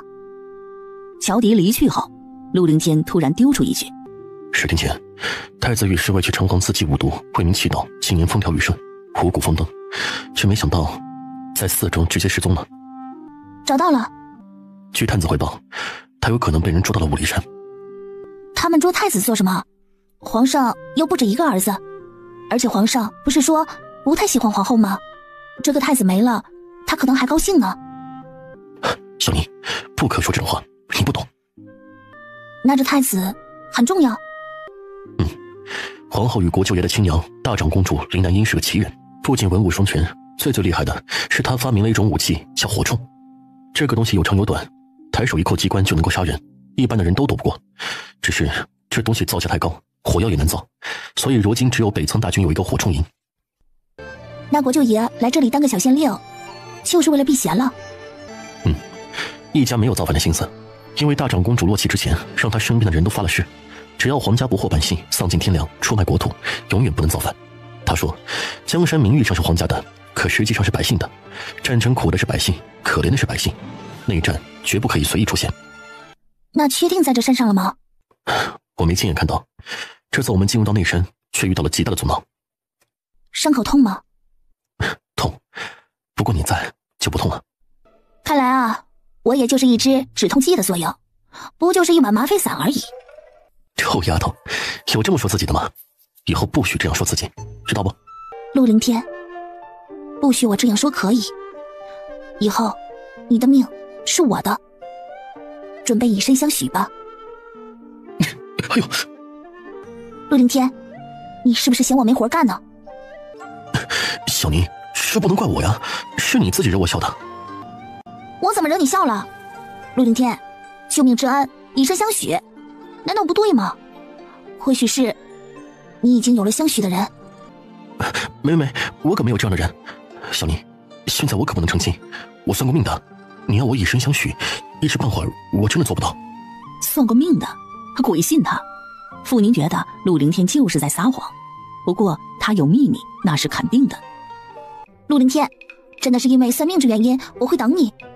但你如果敢骗我，应该知道后果。真的，我绝不骗你。骗我，你会不知道自己怎么死的，陆凌天。小宁，去看看阿迪都拿了什么过来。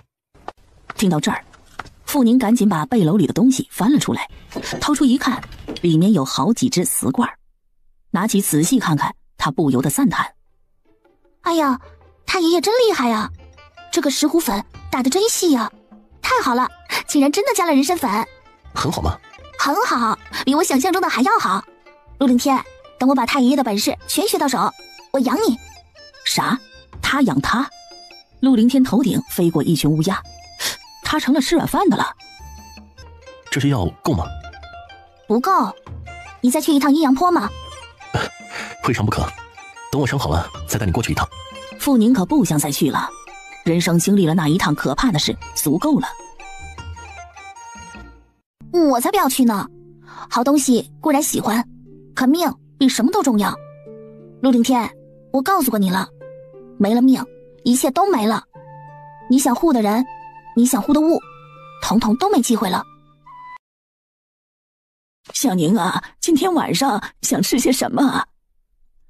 奶奶，你买些骨头回来，这些奶党山药炖了吃，比较清凉。我这有银子，您先拿去，家里还有2位大哥，多买点。傻丫头，不用买骨头了，就杀鸡炖吧。奶奶，这个你先拿着用，需要什么只管买。天儿，你这次去做什么去了？虽然银子很好，可是奶奶情愿吃糠吃野菜，却不愿意你拿命去换呢，知道吗？奶奶，孙儿记住了，但是这不是我能做出的事情，对不起。天儿，你没有真正的退役是吗？奶奶，放心，完成几件差事，我就能够真正的退役了。你真的不想当官吗？他家未来小媳妇说，女人想要的是一份宁静的安定的生活，种种田，看看病，养养娃就好。不想。奶奶，我这想法你会失望吗？天儿，只要你好好活着，就算是淘米呀，奶奶也开心。奶奶，快了，很快了，您放心，孙儿一定给您养老送终，给陆家开枝散叶。好，奶奶相信你，不过一定要保重自己呀。奶奶希望在有生之年能看到您娶妻生死。好，奶奶，孙儿向您保证，明年的今天一定让您看到孙媳妇儿。至于曾孙子，这个孙儿无法向您保证了。奶奶知道，奶奶知道。不过有了孙媳妇啊，奶奶相信一定会有曾孙子的。好好休息，小宁啊，水果盘都洗好了，想吃了吗？奶奶，我自己来，您去忙吧。哥，你想吃水果的话，叫宁姐姐喂你啊。你才是她的妹妹吧？嘿嘿，你也是她的妹妹呀，你懂医，自然你喂比较好。哥，你说对不啊？有理。有理个鬼呀！这对兄妹在干嘛呀？拿他开涮吗？可傅宁发现自己竟然觉得很甜蜜。小宁啊，你快出来一下。奶奶，什么事啊？兰氏找你呢，说二毛高烧了。陆续病了，怎么会突然病呢？小宁啊，你能不能给希儿看看呢？她突然烧了起来，这烧来得突然，热度非常的高啊。兰姨，你别急，陆二哥怎么会突然生病啊？嗨，前天在山上放羊，遇着下大雨了，可偏偏一只羊羔没回来，他出去找了好久才找到，回来时一身全湿了。我给他煮了点姜汤喝了，他说没事，昨天还好好的，可刚才我看着他不对劲，才发现他烧得不轻啊。走吧，我去看看。进了屋，陆续睡在床上。旭儿，你快坐起来，小宁来了。娘，我没事，不用看。小宁啊，他只是烧糊涂了，你别介意啊。兰姨，陆二哥应该是中暑了，你去准备一些东西，一会儿我教你怎么刮痧。还有，我开个方子，你让人去捡药吧。小宁，不用把脉吗？不用，陆二哥淋了雨又晒了太阳，肯定是中了暑，没什么大事。小宁啊，二毛没事吧？没事，就是中了暑。盼盼，你那挖的是什么？丝毛根，一会儿用这个蒸点瘦肉给你们吃。这天气热，容易上虚火，怕你们牙痛。这么多呀？嘿，奶奶说了，现在天热，大家都多喝点，对身体好。啊，我来帮你。好，宁姐姐，你去厅子里拿个小梯子来，蹲着呀会脚麻。二毛怎么了？中暑而已。你在看什么书啊？新农志。你这样坐着，伤口真的不会痛吗？没事。二毛没什么事吧？怎么会突然发高烧了？没大事，就是中暑了，起了高热。我叫兰姨给他刮了痧，放了一点止巾血。那个徐家姑娘送来了，据说是极好的中暑药，我就回来了。他教二婶刮痧，那不是看了二毛的身子？你说徐庆兰来给二毛送药？对，送了极好的药。哦，那姑娘从小就与小美关系好，两人似亲姐妹，一转眼都长大了。你对她很熟悉？小时候我与她大哥徐长安关系不错，后来又一起顶兵役，在一个军中待了1年，不过他战死了。原来徐庆兰还有一个大哥呀。二毛娶了庆兰那小丫头也不错，她这条件娶一个能够替她操持家业的女子有好处的。你想成全他们？陆哥哥，你倒是有做媒婆的潜质啊，要不你也给我做个媒如何？好痛啊，陆凌天，你哪儿不舒服啊？快说。胸口。胸口受过伤吗？不记得受伤了，可就是这里痛得不行。小宁，你说我是不是也得了心疾了？走得动吗？我扶你回屋，现在别胡说，等我检查之后才知道。好，现在别嚷嚷，莫让奶奶发现了，否则她又要担心了。知道了，来，你撑着我，小心一些，慢一些。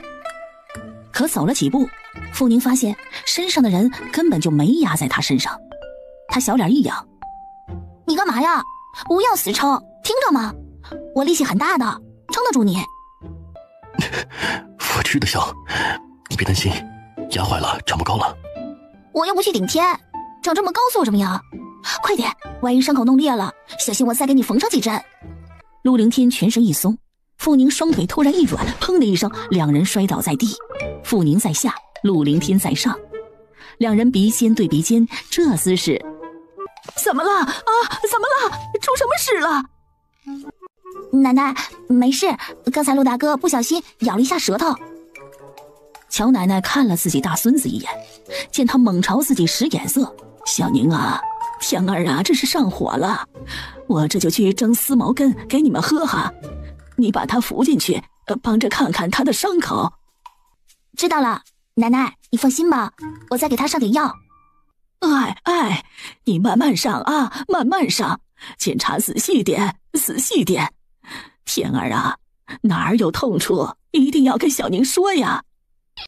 回到屋里，胸口哪里不舒服啊？这里。不用撩衣服，这样就行。好痛！快撩起衣服给我看看，我怀疑你胸口受过什么打击。立即撩衣服，低头看了看趴在自己胸口的小丫头，陆凌天抿起了嘴。小宁啊，是不是你未来男人的胸比别人的更有看头？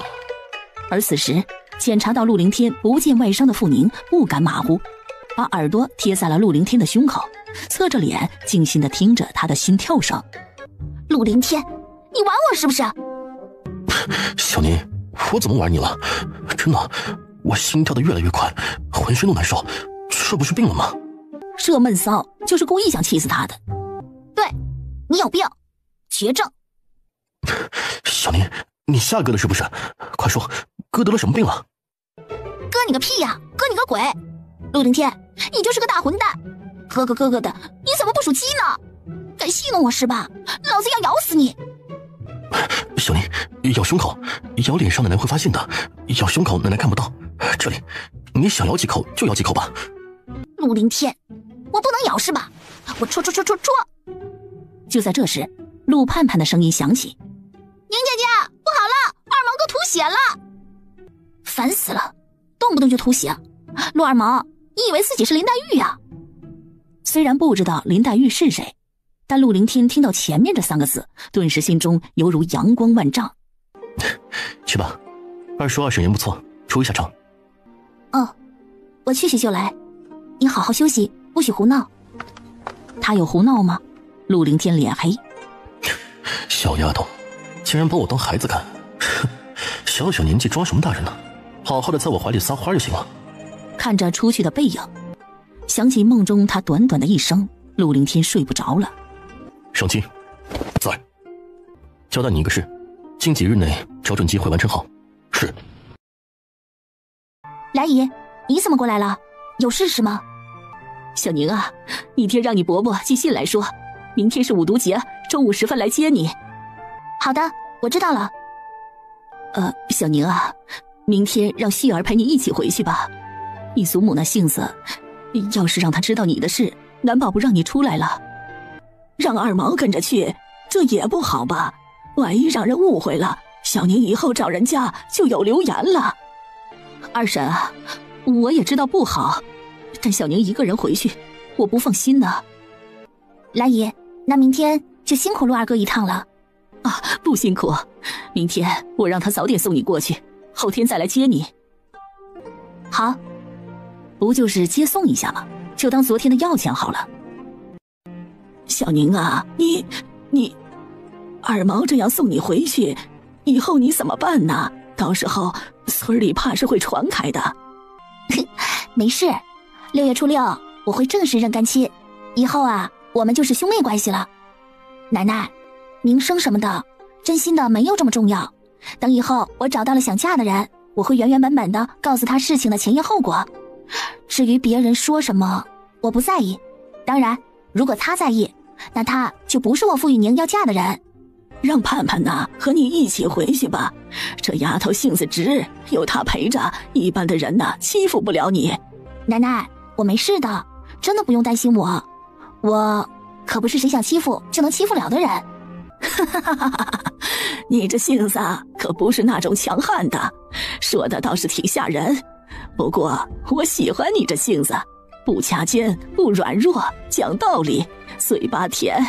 奶奶我呀都被你给迷住了。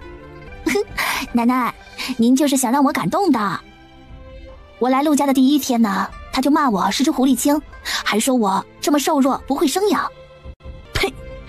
他倒不是只狐狸精了，他倒不瘦弱了，他就好了嘛。小宁啊，那老婆子就是眼红你长得好，别听他的。我就听奶奶你的。屋外一老一小笑逐颜开，屋里陆凌天目光深邃，自己这二婶恐怕不仅仅是替他家小丫头着想吧。娘，把我那件天青色长衫找出来，明天我穿那个。明天早上去买上2斤肉，2包点心，带回去给小宁长个脸。好。第2天一早，他换了一身新衣。这是什么？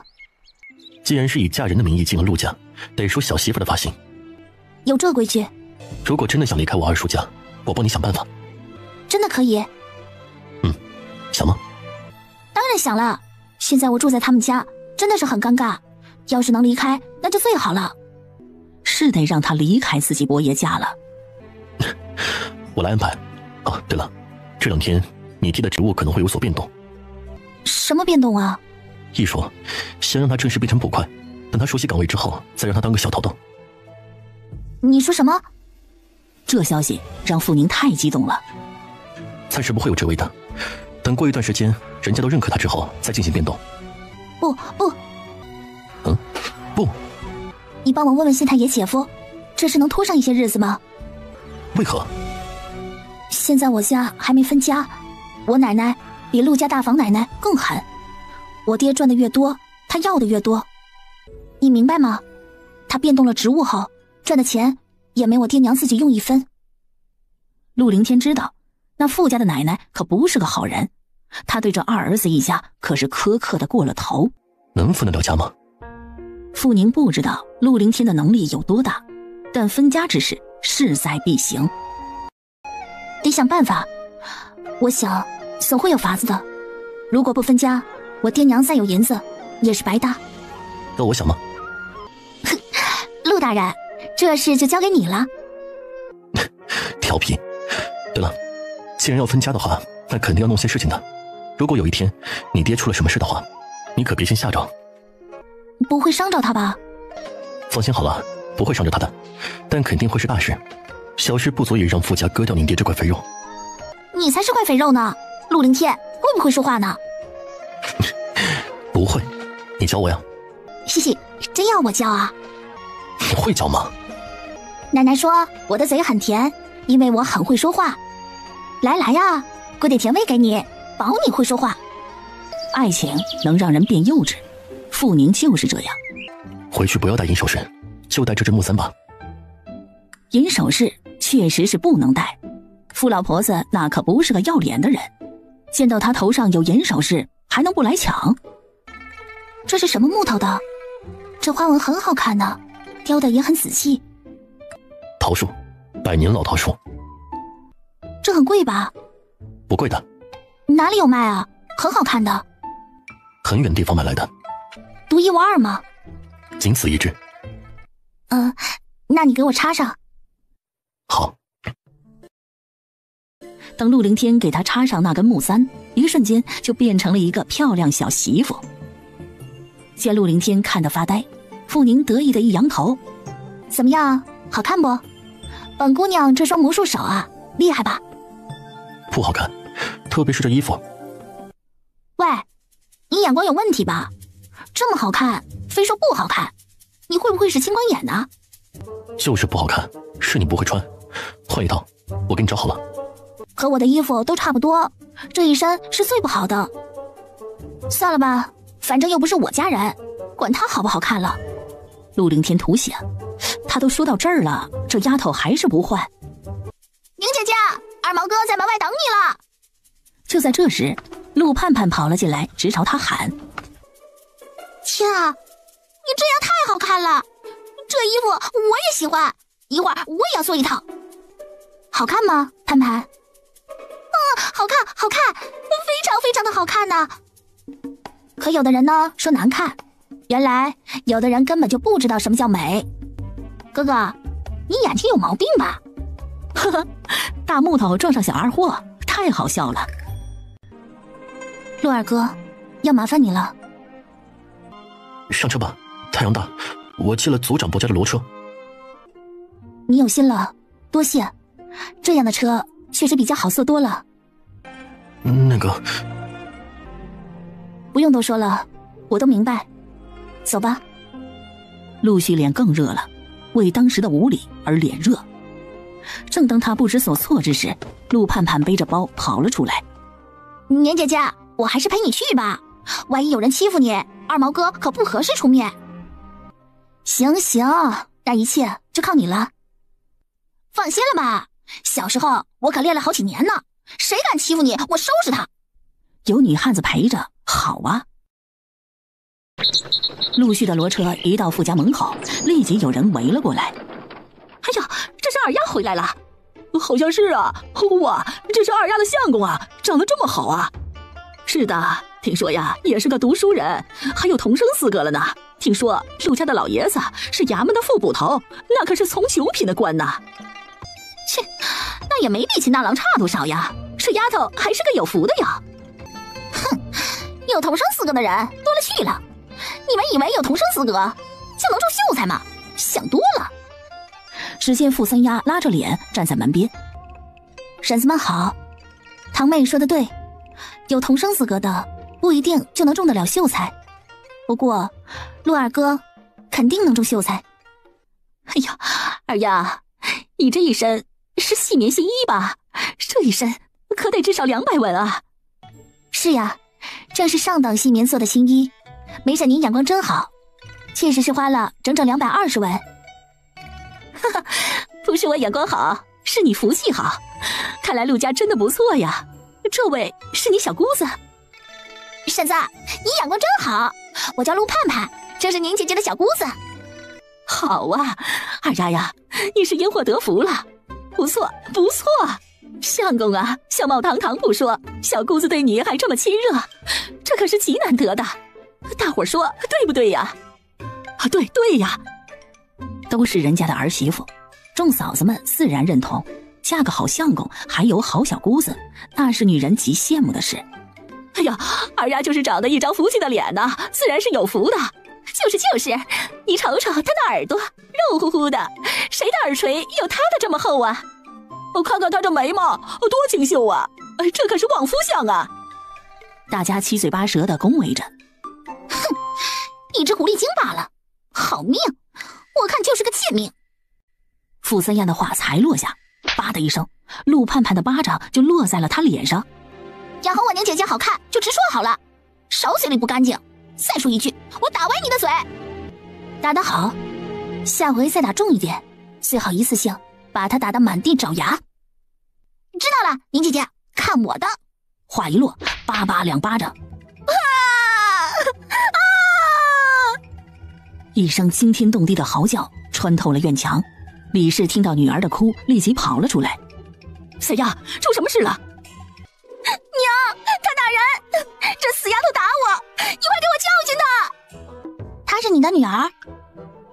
贱丫头，是你打了我的女儿。老女人，怪不得你女儿嘴这么臭呢，原来是跟你学的呀。果然是女就看娘，是和就看秧。你没嘴德，所以你的女儿跟着没嘴德。确实是我打的这个嘴臭的姑娘，不过那是她该打。不孙长，心眼小，嘴巴贱。你不教，自然由外人来教。哼，什么人嘛！觉得我宁姐姐长得好就直说，竟然说她是狐狸精，不就是觉得自己长得丑，不好意思见人吗？直说呀，我又不怪她。这一串蹦出来，顿时看热闹的人啊都乐了。这个小丫头还真是彪悍呢。不过这傅三丫真的是该打。该死的贱丫头，哪来的野东西？我女儿轮得上你打吗？真能以为我傅家无人是不是啊？傅三婶，想一想这一掌打下去的后果。什么后果呀？你想怎么样？没想怎样，只是告诉你，他你打不得，你若是打了，问题很大。靠，姓陆的，你以为一个衙门副捕头是县太爷呀？打不得，老娘我就打了。让他打，他敢打，那一天就让他去婊子院找女儿去。哎，二丫，陆家权力这么大呀？我只说一句，谁敢动盼盼，以后就别哭。盼盼的长兄从军8年，据说杀过的人不下1000人。哼，谁敢动我宁姐姐，我就收拾谁。天啊，傅宁的话威胁力更大。杀过上千的人，这人是把人脑袋当菜刀切吗？可李氏的爹是读书人，他自是懂律法。傅二丫，你吓谁呢？这衙门是他家开的吗？杀人犯法，他敢吗？敢与不敢，我不知道，我只是好心提醒你。当然，你想试试，我不拦你。哎呦，出啥大事了？这哭的哭，吼的吼，也不嫌热闹。我说二丫，既然回来了，还站在门前做什么呀？难不成不是回来给你大姐添妆的？谢氏一直站在门内，李氏吃亏，他乐得高兴。这位大婶，你女儿家要我宁姐姐添妆，那我宁姐姐嫁人时，你准备添多少啊？哼，她又没办嫁女酒，我添什么妆啊？哦，没办酒就不算出嫁，对不对啊？当然了，连个出嫁酒都没办，叫什么嫁人呢？你问问，谁家闺女是这么不值钱的？这话一落，众人可听明白了。谢氏在说傅二丫不值钱呢。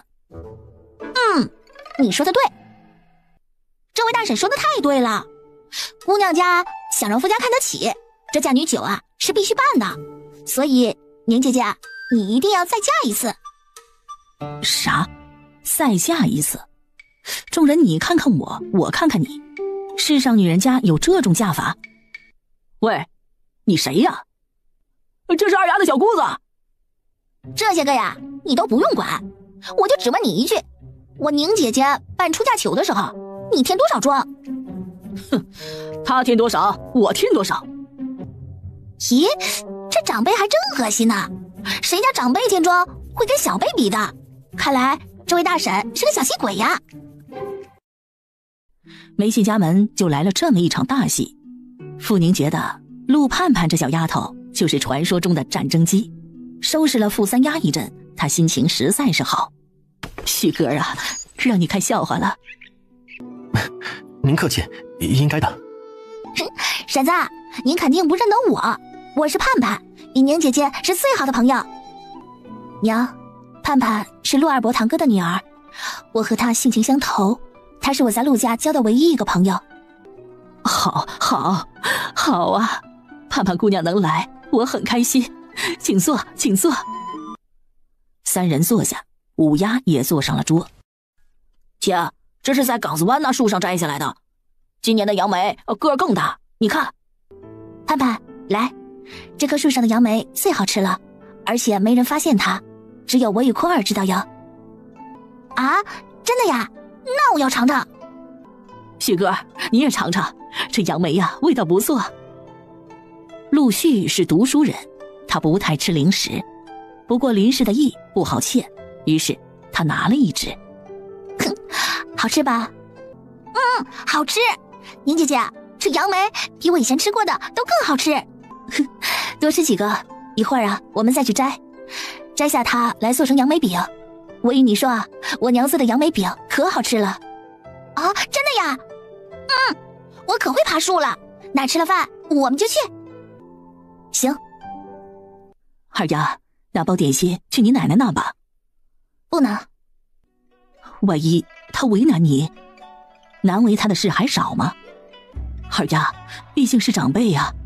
长个屁呀！娘，别跟我提什么长辈，真正的长辈会把亲孙女卖给一个傻子当媳妇，害她一辈子吗？可话刚说完，突然傅宁再次发现了自己娘与弟弟妹妹的不寻常了。娘，我给你们的新衣新布呢，那些布一人至少可以做2套新衣，还有上回买了1套，难道都洗了吗？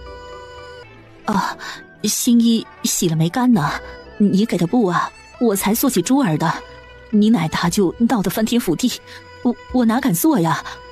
算了，反正什么衣都是穿。那布呢？布在，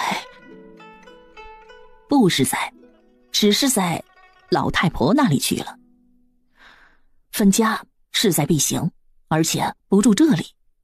城里的院子已经在装修了，一装好就让他们搬过去。谢丽菊，你给我出来！谢丽菊，谢氏的全名，敢叫她全名，而且来势汹汹，这应该是谢家人。完了，谢家来人了。来就来呗，不来才奇怪呢。哎，宁姐姐，谢家是什么人啊？我伯娘的娘家。刚才那吼的人是我伯娘的大嫂，傅大丫的大舅娘。宁姐姐，这傅家不会是一家女许2家人吧？小丫头怎么就这么聪明呢？正是如此，很早的时候啊，2家就口头说了亲，只等今年秋试了。天啊，竟然真有这种事啊，有戏看了。谢家哥要考秀才？对，谢正良去年过了童生试，未考上秀才，今年说有把握。谢正良，陆续认得此人，曾经也在一个书院读书。看来这个傅大丫真的是抢了眼前这姑娘的亲事。走，看热闹去。旭哥啊，二丫呢就是这性子，孩子气，让你见笑了。这些天在陆家，麻烦你们了。婶子，既然他已经到家了，那我先走了。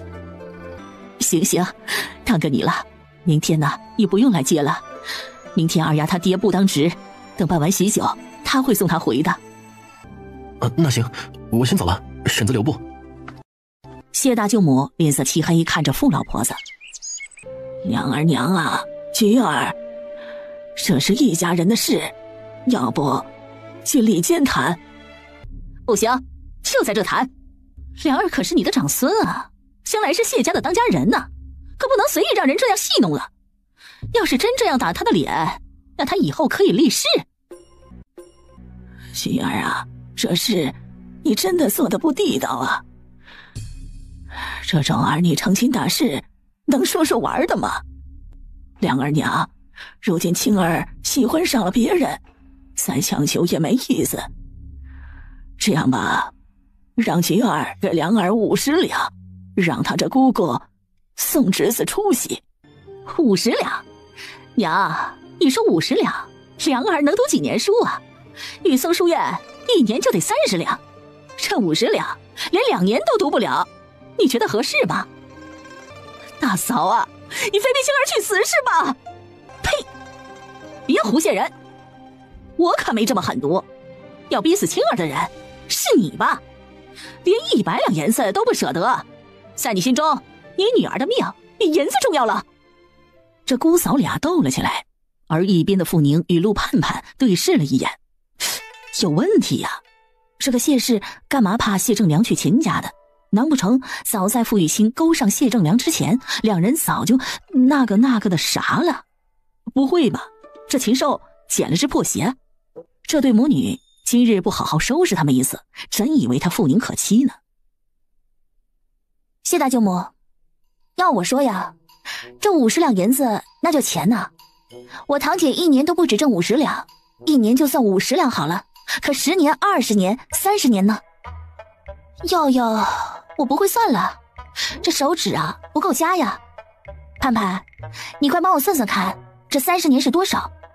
哎呀，我实在算不来了。那有什么难算的？1年50两，10年500两，30年1500两呗。要是买送良田的话，那可是100多亩啊！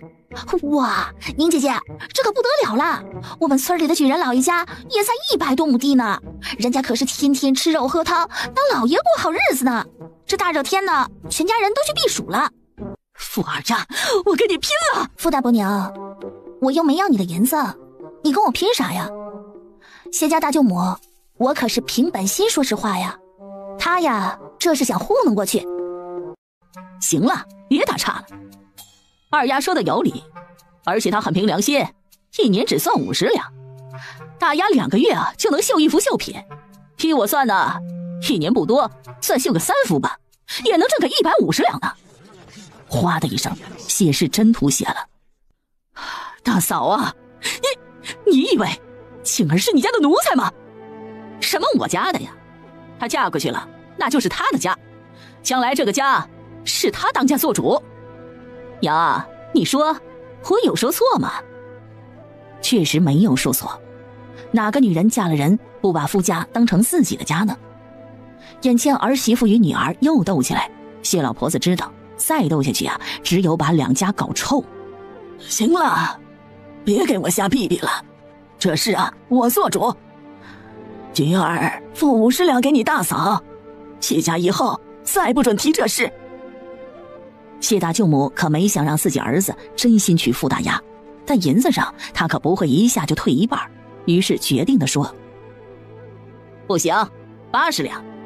而谢氏也不甘心出这么多银子，30两，70两，40两，60两，50两。谢立菊，你要再不答应，明天我谢家来抬人。别吵了，不就是60两银子吗？奶奶，这银子您给青儿出了，2年之内呀，我还你100两。傅二丫，这下你满意了吗？傅大丫，你没病吧？这是你与谢家的事，与我有关吗？是我叫你抢那头秦的，是我叫你勾引你表哥的吗？你自己不要脸，竟然还背上我了，说清楚，这锅我可不背。不是你通知谢家来的吗？二丫，我知道你恨我把刘家的事引向了你，可当时我是真的害怕呀，我又不是有心的，你就这样报复我吗？傅大丫，当时你害怕，难道我就不害怕吗？那刘二是什么人呢？你心里不比谁都清楚。你害怕，所以就拉我来挡，死我比死你更好是吧？就别说这谢家不是我叫来的，如果我知道你与谢家是这关系，我早应该叫来，而不是今天。不是你还有谁呀？除了你恨我之外，还有谁会恨我？傅二丫，你不是一直说敢做敢当吗？既然做了，你为何不承认呢？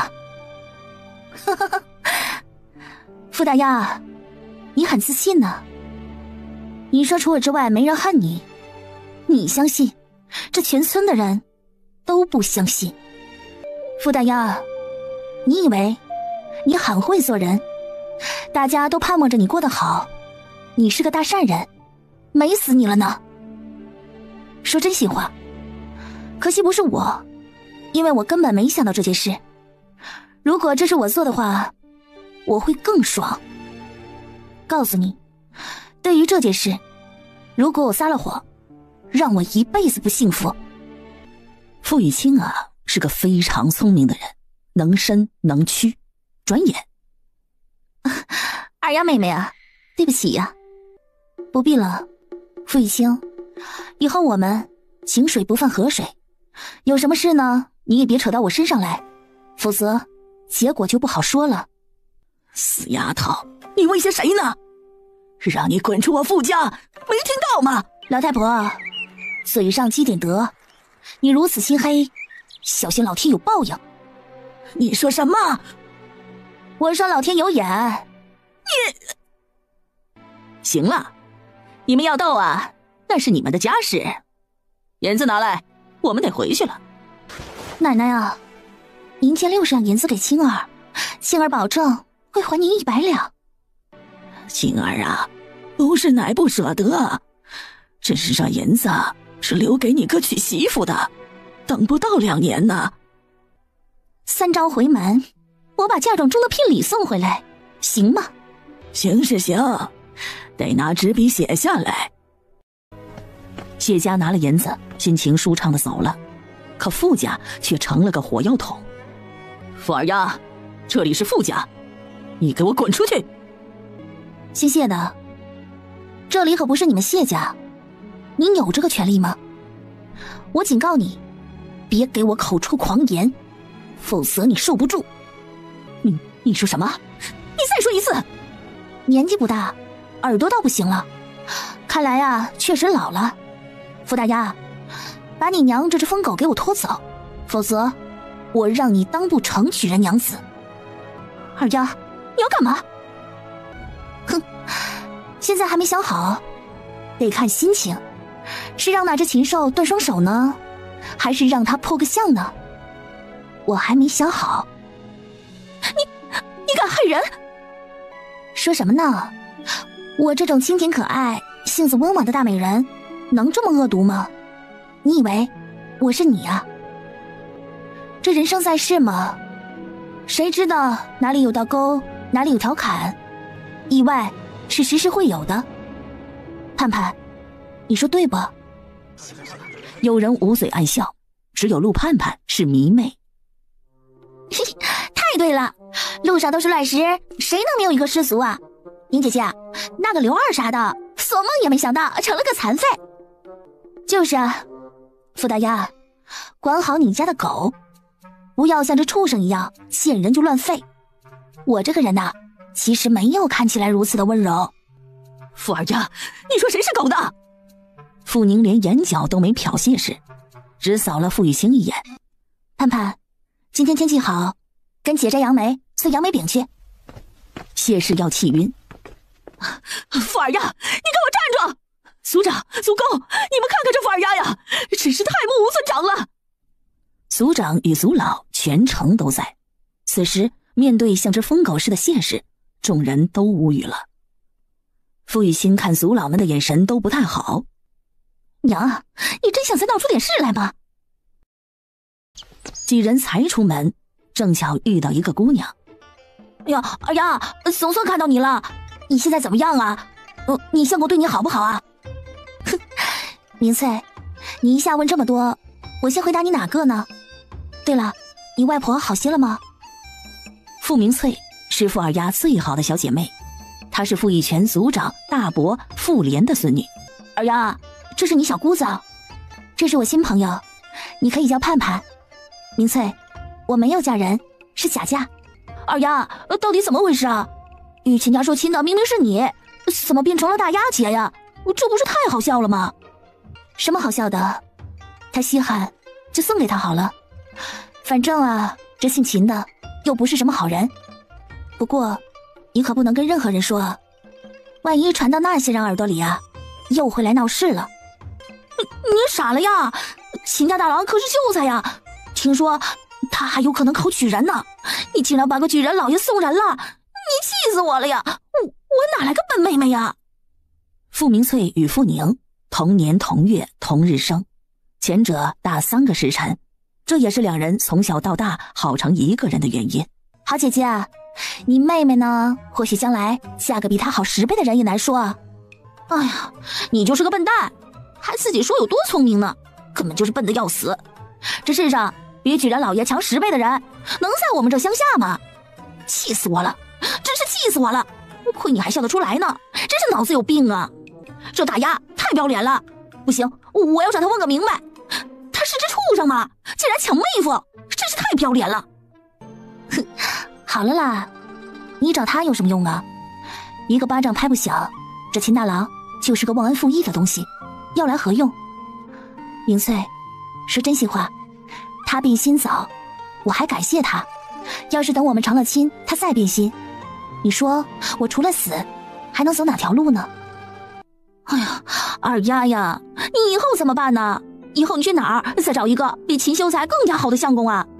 你一直说一定要嫁个读书人，可现在，哎呀，要嫁读书人的是傅二丫，可不是他。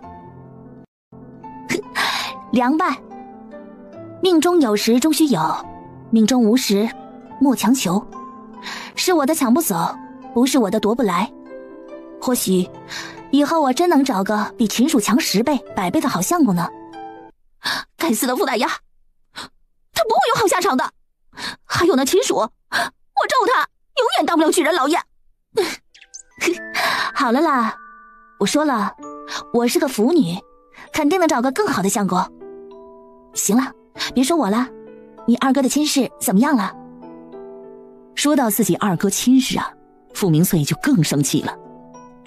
哎呀，那郑家真是太过分了！二丫，你知道不？郑家说至少要我们家给20两银子的聘礼呢，还要一进门就分家。你说这说的是人话吗？看来啊，郑家很宠你未来嫂子，怕她受你娘的折磨。我呸！那郑家人是这么宠女儿的人吗？郑李氏是担心我家过得太苦，他女儿手里没钱补贴娘家罢了。还有那郑秀秀，明明是嫌贫爱富，这还有可能是他自己提的。不会吧？哼，就你傻善良，要不然呢，被人抢了亲事都不敢讨说法。谁说我没找啊？翠儿，谁告诉你我没找他的事啊？你找了？你怎么找的？我怎么不知道啊？傅宁一笑，招了招手，一手扯着陆盼盼，一手扯着傅明翠，顿时啊，3个小姑娘的脑袋凑成了一团。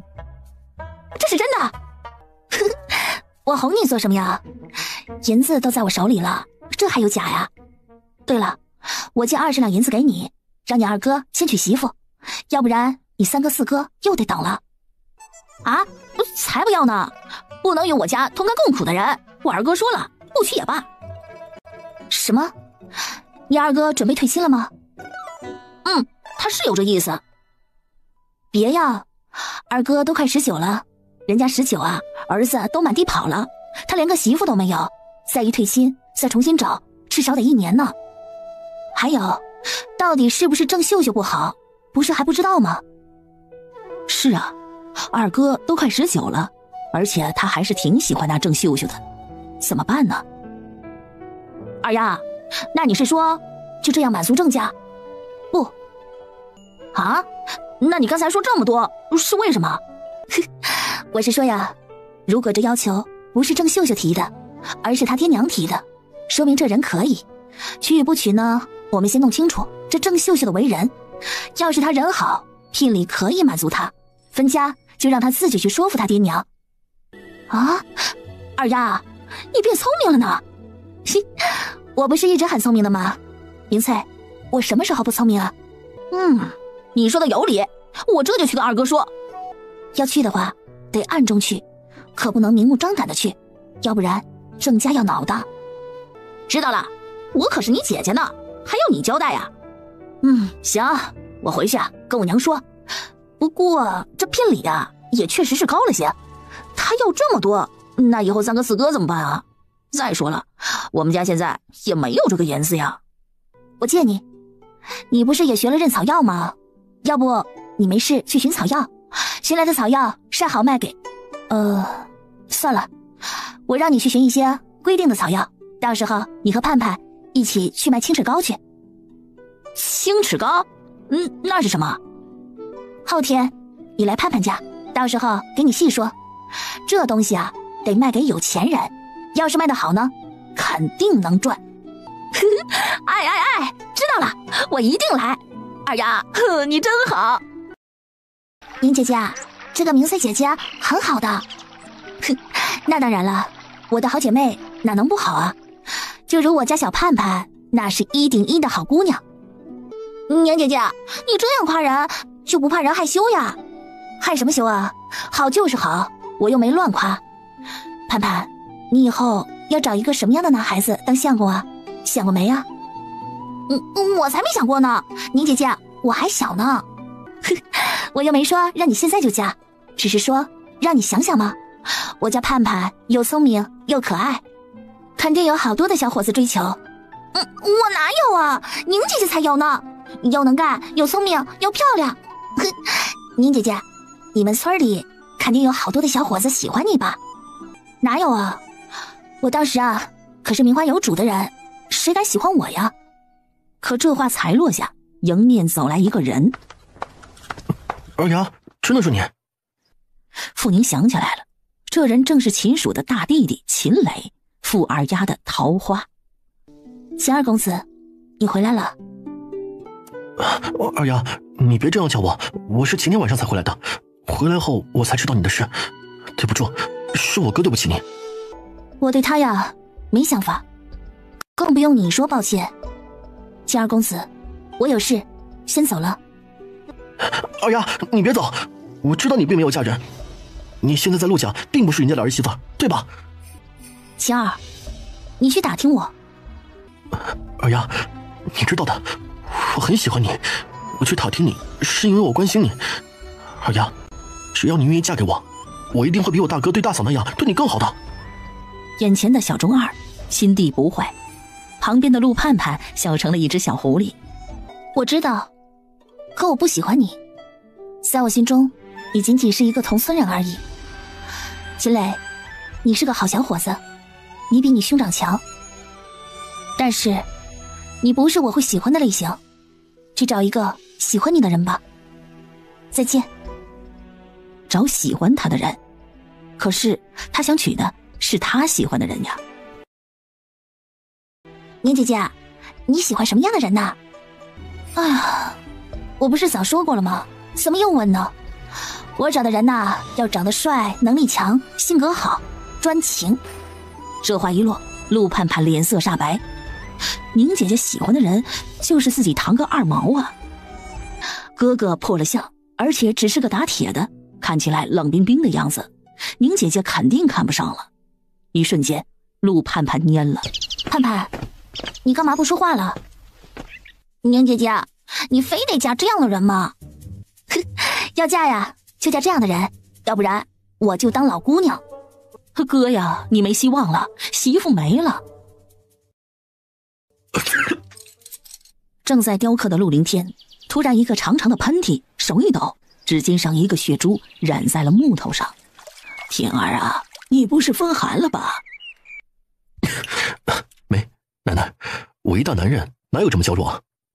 以往啊，我可不担心呐，但这次你流这么多的血，肯定不一样了。奶奶，这次真没有什么，以前我受过的伤比这更严重的多了去了，您别担心了。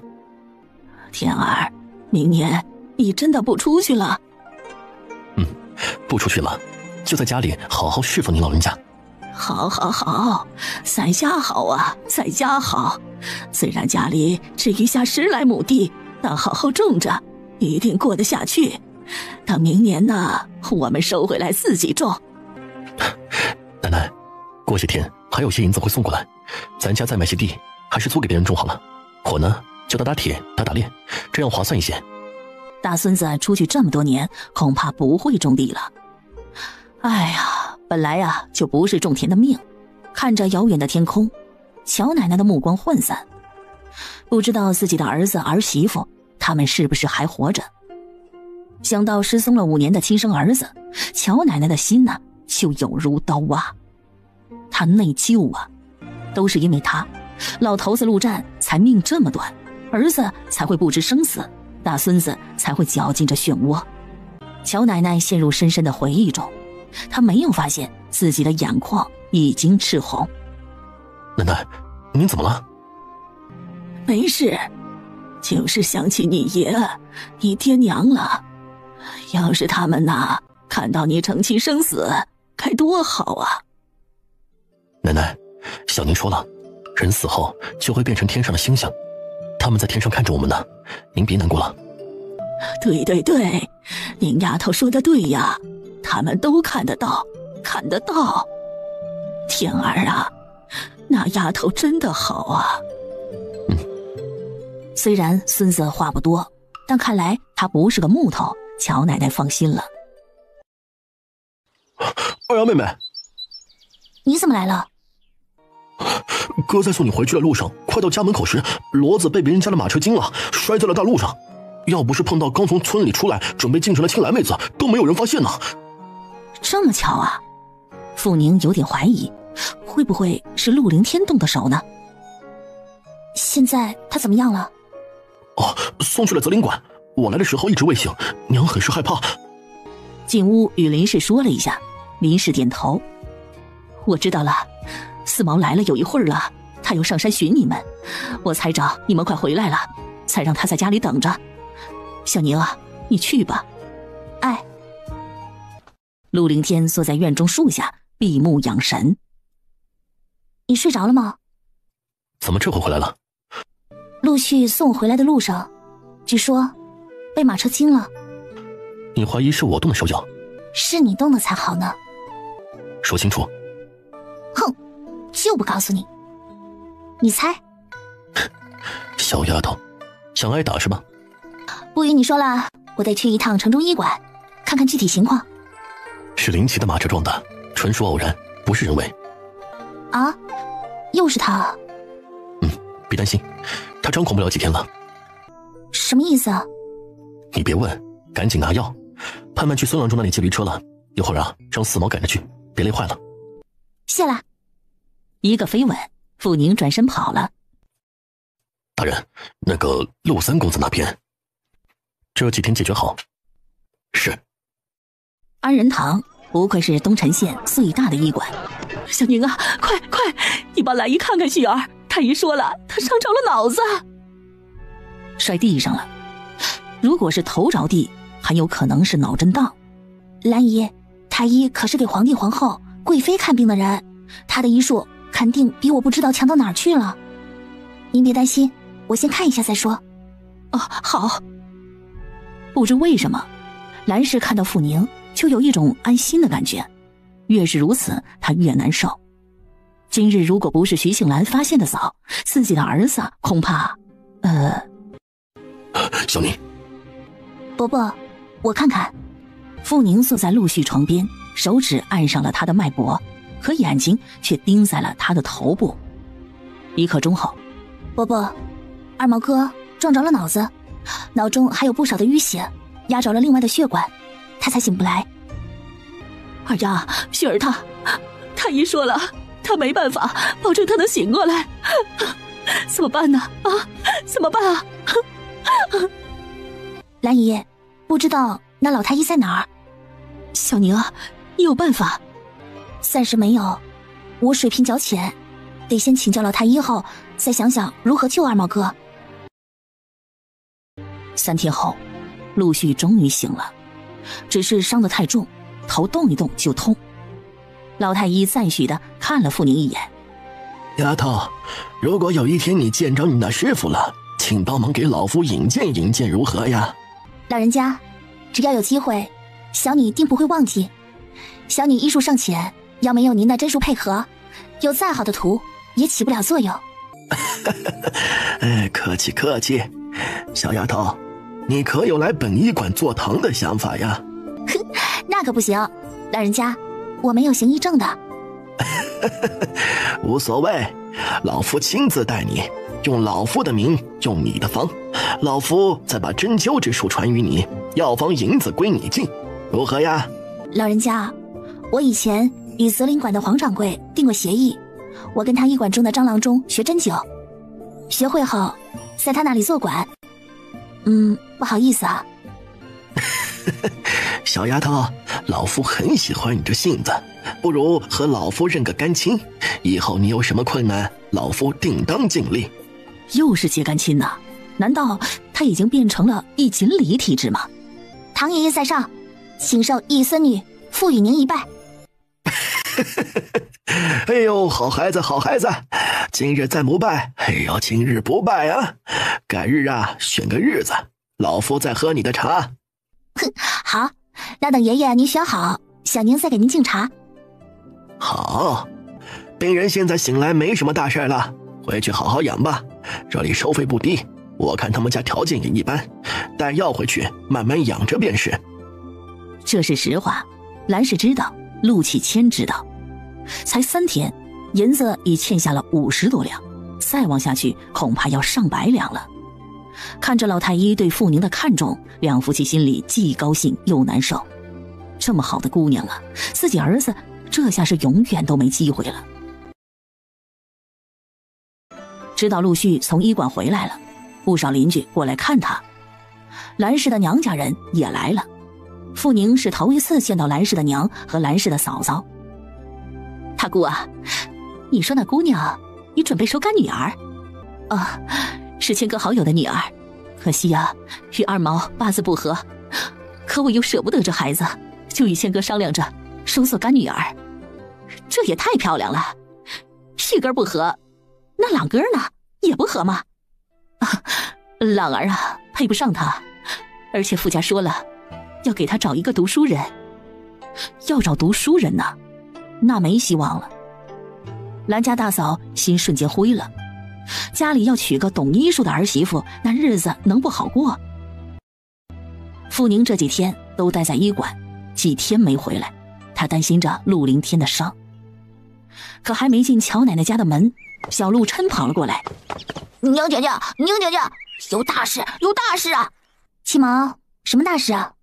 我与你说，三毛哥偷看了翠儿表姐洗澡，他要和翠儿表姐成亲了。哪天的事啊？前天晚上的事，大伯娘骂了半天呢，就翠表姐不要脸，勾引三毛哥。三姑说了，三毛哥看光了翠表姐的身子，他不娶翠表姐，三姑就要吊死在三毛哥的书院门口去。那你大伯娘答应了？我答应了，不过却说了一定要等三毛哥考完这次再提亲事。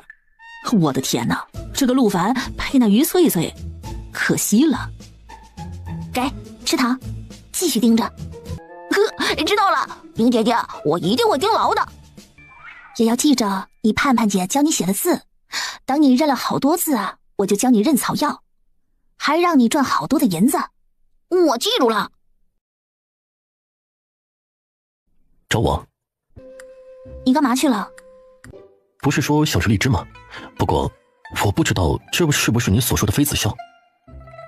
盘中颜色鲜嫩的荔枝挤在一起，个头又大又红。啊，哪来的？南陵府。南陵府离这里大约300里。可我不想剥怎么办？两人坐在桌前，一个剥，一个张嘴，一张一合，配合的天衣无缝。奶奶呢？哦，奶奶不知去谁家串门了，盼盼去了徐三妹家，她不知道你今天会回来。那他们吃了荔枝吗？还没呢，送来才1个时辰，我浸在了水井里，那边还有，你只管吃。傅宁剥了个塞一个，陆凌天也剥一个塞一个，两人吃得很欢。陆凡的事是意外？臭丫头，想问就直接问，拐什么弯呢？世间哪来这么多意外？哈，这坏蛋下手就是狠呐！这个于翠翠太次了，你让一颗大白菜给猪拱了。陆凡是个大白菜？不是大白菜，那是什么？有些可惜。傅宁一抬眼扫了陆凌天一眼，是有点可惜，又怎么样呢？臭丫头，不许这样说我。我就说，怎么打我呀？话一落，脚一轻，人已落入怀抱，小屁屁上轻轻挨了几下。看我怎么收拾你！陆凌天，我给你1年时间，如果1年后你还是这样龟毛，那我就嫁别人了。1年够了，希望他还活着。傻丫头，就是会说傻话。荔枝吃多了会上火，这水井里还泡着昨天送来的西瓜，要吃吗？其实他很清楚，陆凌天一直不正面回答他的话，他一定是有难处。乔奶奶听说傅宁回来了，立即抓鸡。奶奶，天太热了，吃着大补的不好。不行，这才养点肉回来，可几天呢就给掉没了。奶奶我心痛啊。哼，奶奶，咱今天的鸡来个新吃法。怎么吃啊？先炖汤，等鸡差不多烂了时捞出来，我们吃白斩鸡。白斩鸡是什么？乔奶奶不知道，可吃过后，她对着那碗蘸酱大声称赞：“宁丫头啊，你这喝下贝壳粉，放进酱油后，这味道实在是太鲜了呀！”奶奶，不知道前几天那豆子有没有完全发酵好？要是可以了，多搬出来晒。那个酱油与拌酱，齐掌柜说了，有多少要多少。好好，我明天呢再收点豆子继续做。一家人其乐融融。突然门响了。哟，这是吃上了呢。二婶呀，你这小日子过得可真不错呀。呀，这是凌天回来了呀。看到桌上那只空了的大碗，傅宁牙一抽，咱忘记把这个拿走呢。啊，凌天没回来，是凌天的一个袍泽过来了，他先吃好，我们才过来吃。哼，袍泽呀？哪儿的呀？什么时候来的？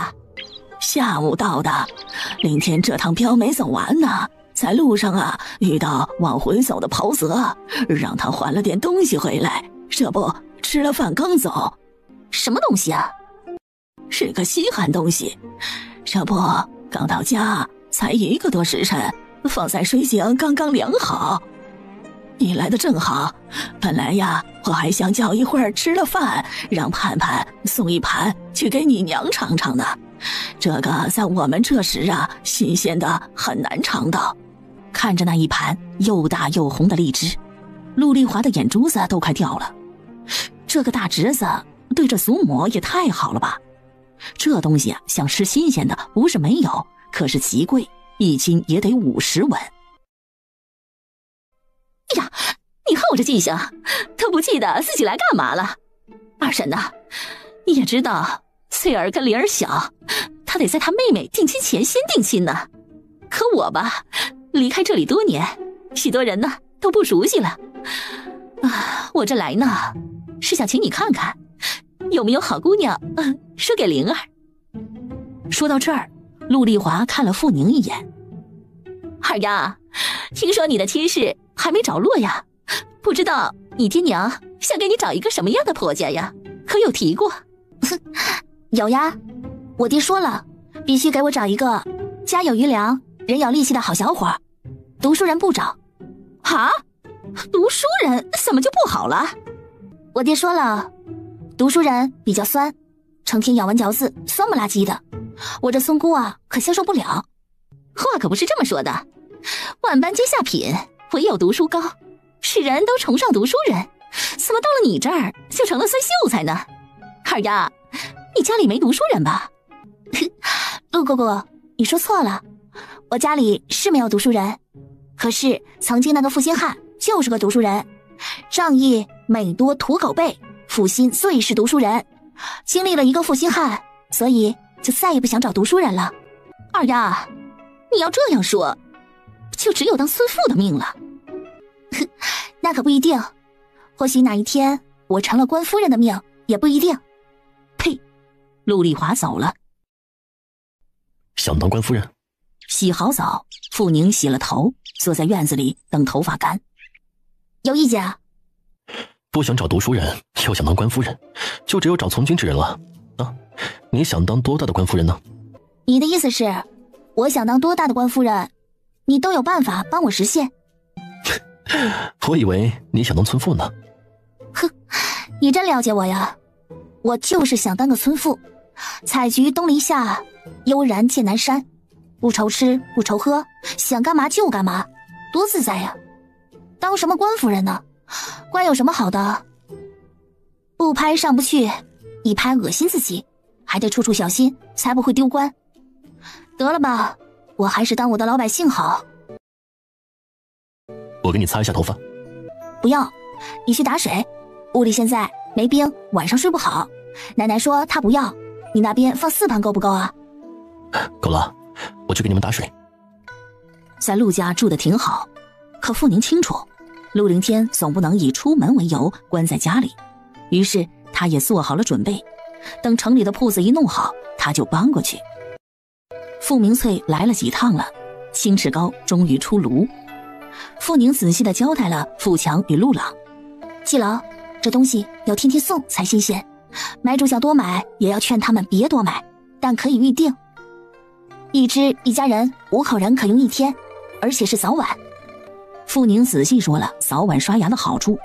傅强带着亲妹妹明翠，陆朗带着陆盼盼，一人手中拿了20只出了门。会有人买的，你做的这个比前辈的那个更好。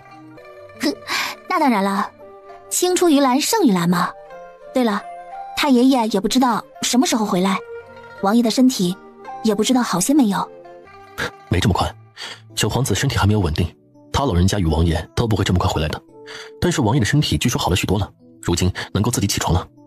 我想去看看乔姐姐，这都快1个月了，不知道她如何了。一会儿去。王妈看到傅宁，眼睛都激动的红了。姑娘，我家主子好太多了，老奴真开心呐。王妈，哪来的客人呢？乔姐姐，你来了。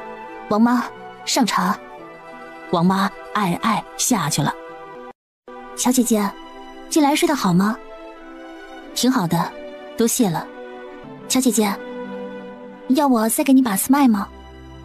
不用了，我没病，以后啊，我也不会再病了。不知道要说什么，喝了茶，傅宁就出来了。出了什么事？乔姐姐好似已经不是乔姐姐了。什么意思？我怀疑乔姐姐有可能是双重人格的人，一催眠把那个要死要活的人给催沉睡了，于是另一个冷漠坚强的她就出来了。走，去明月楼。是。乔迪果然在明月楼，看到他们一脸惊讶。哎，能出门了？他刚才去看过您姐姐了。这些天乔迪实在是太忙了，太子失踪，陆凌天重伤，这里一切都是他在打理，消息收集、任务安排，忙得他头昏脑胀。我姐不好啊？不是。进去再说。听完傅宁的那个怀疑，这个才是我真正的姐姐。小时候的她性格比较冷漠坚强，就是因为遇到那个畜生，她才变成那样的性子。这样好，虽然性子冷了一些，至少她不会再寻死寻活了。说实话，我更喜欢这样的她。希望乔姐姐以后能遇到一个值得她爱的人之后，能变得既坚强又温柔。会吗？乔迪不知道。不过不管会不会，这是他唯一的姐姐，他都会好好爱护她，关心她，照顾她。傅宁的心情很惆怅，回到家把陆凌天的线给拆了。就算伤口恢复的确实是很好，他也没高兴起来。你呀，太善感了，小姑娘家家的，怎么就这么多愁善感呢？我为乔姐姐难过。爱情这东西啊，真是个折磨人的玩意。明知它不是好东西，可女人呢，总是飞蛾扑火，飞过去。乔姐姐才25，人生还很长。现在的她因受感情的刺激，变得比以前更加冷漠。未来想打开心结，很难很难。将来她身边的人都会有自己的家，自己的生活，而她不打开心结，将会孤独一生。别拧眉了，这可不像你，小孩子要开开心心，知道不？谁是小孩子啊？陆凌天，我是小孩子，你是老头子了吗？你才23岁，少给姐装老。23不老，15岁就大了吗？小丫头，天天跟我撅嘴，就是不听话。啊，奶奶说给你做了凉粉，赶紧吃去吧。乔奶奶真是个百变老人，她有一双巧手，这些天呢，变着花样给傅宁与陆盼盼做好吃的，两人开心的不行。可此时傅宁什么都不想吃。陆凌天，你有想过未来吗？陆凌天说他想过未来，只是他的未来暂时不能做主。傅宁满意了。青池糕渐渐打开了销路，等初十这天，每人都准备了40只青池糕。陆凌天与林武、上七三个人做的竹筒快没了。林武、上七去砍竹子去了，傅宁与乔奶奶去了陆家二房。今日陆月美定亲。陆续的伤基本稳定，余下的只要养就行。3天后的晚上，陆家大会再次召开，这一次是分家大会。就这么多了，2房8亩地，按人份分些粮油，你们屋里的归你们。3房啊，除了屋子、粮油和10亩地外，另外分20两银子，再多除非你们杀了我。一个出嫁女儿买院子，老爷子同意老婆子给了80两，可亲孙子出了事，40两还扣了他们4亩地。这些人良心都不会痛的。爹娘，我同意。姨娘，要我们养吗？如果要的话，住不住我们这一边？你爹我还没死呢。老三，你呢？爹娘，我们也同意。那明天就分锅吃饭吧。一会儿母亲先给我们一家10斤大米，2斤油好了。园子里的菜能摘吗？南边桃树下的分给你们，西边篱笆边的分给3房。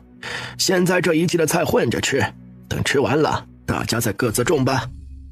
听到自己爹的安排，兄弟俩知道没什么好说的了。这2块菜地虽然不好，但也不是最差的，或许还算有点父子情吧。陆家分家了，族长也就是举人的大伯出来做的主。孙长出来写的分家文书，1式3份，陆家正式分家。陆家分家的事，傅宁自然听说了。这几天他几乎是天天在黄掌柜那边学针灸。陆凌天3天前突然失踪了，一般找不到人，他就生气了3天。可乔奶奶说，自他回来这大半年期间，经常是这状态。但傅宁还是不开心，不能说明去向，至少留个字吧。可他什么都没留。讨厌的大坏蛋，伤才好呢，又跑了。分家，你高兴吗？呵呵，高兴啊！宁姐姐，你去我家吃饭吧，我天天跟你捉虾吃。傅宁去了陆家。兰姨，说句真心话，只要我奶奶愿意分家，我就是让我爹娘净身出户都行。分家好啊，分了家，你自己当家做主。这个给2毛哥吃吧，会很快好起来的。他的手骨接得好，那天用的是别人送我的断骨续骨膏，一长好啊，绝对没有任何影响。小宁啊，前天你爹给了5两银子，是你给的吧？啊，孩子，欠你的这事啊，我们陆家是还不完了的。其实啊，这件意外，傅宁也很内疚。那天要不是陆续送他回家，或许就没有这场车祸。兰姨，我知道你现在给二毛哥请要的钱不多，我们这几天的青齿膏卖得极好，我会让四毛哥跟着我们一起干，相信我，不出1个月，生意就会好起来。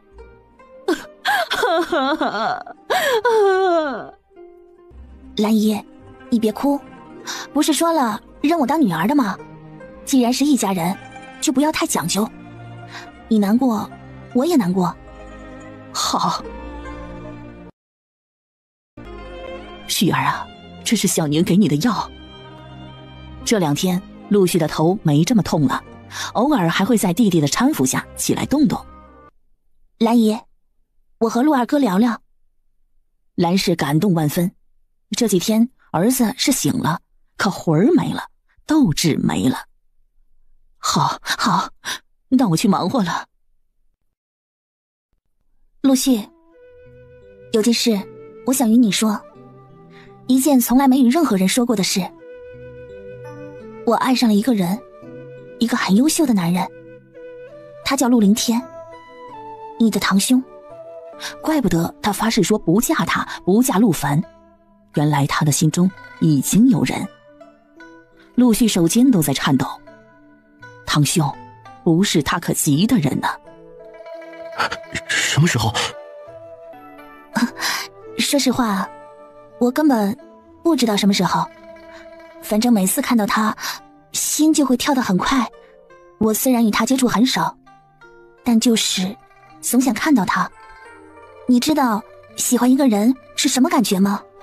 那就是睡觉时脑子里有他，干活时脑子里也全是他。可他这个人很过分，明知道我喜欢他，他却从不回应我。说到这儿，傅宁一脸惆怅。我从来没喜欢过一个人，可头一次喜欢，却是求而不得。你说，这是不是报应呢？放不下了吗？可能是放不下了，能放下的，都不叫真爱。陆续，说实话，初见你时，我觉得你长得好，声音好，而且还很有修养的样子，觉得我或许会爱上你。但现在我知道，我不会爱上你，因为真正的爱不会因为任何条件而放弃。今天我跟你说这些话，是想告诉你，以后你如果愿意当我傅雨宁的好义兄，那么我会视你如亲哥；如果不愿意，我不强求。还有，你的脑子没事，手更会没事。这瓶药和你手上擦的药，都是神医诸葛天的宝贝，1个月后，保你如往常人一样。如果你想参加科举，不会有任何影响。神医，他竟然与神医相识。你是何人？哼，其实我就是傅二丫，只不过那天跳河后开了窍而已。还有，我从小就很奇特，只要一做梦，就在梦中学医术。很玄幻吧？其实我也觉得，开始啊，梦中学的东西还有点乱，后来又跟村里一个老郎中偷学了几年，直到开窍后才算真正的懂医。世上真有这么奇怪的事情吗？陆续想否认，可他却又无比的相信，因为眼前的眼神是如此的真，如此的纯。我愿意。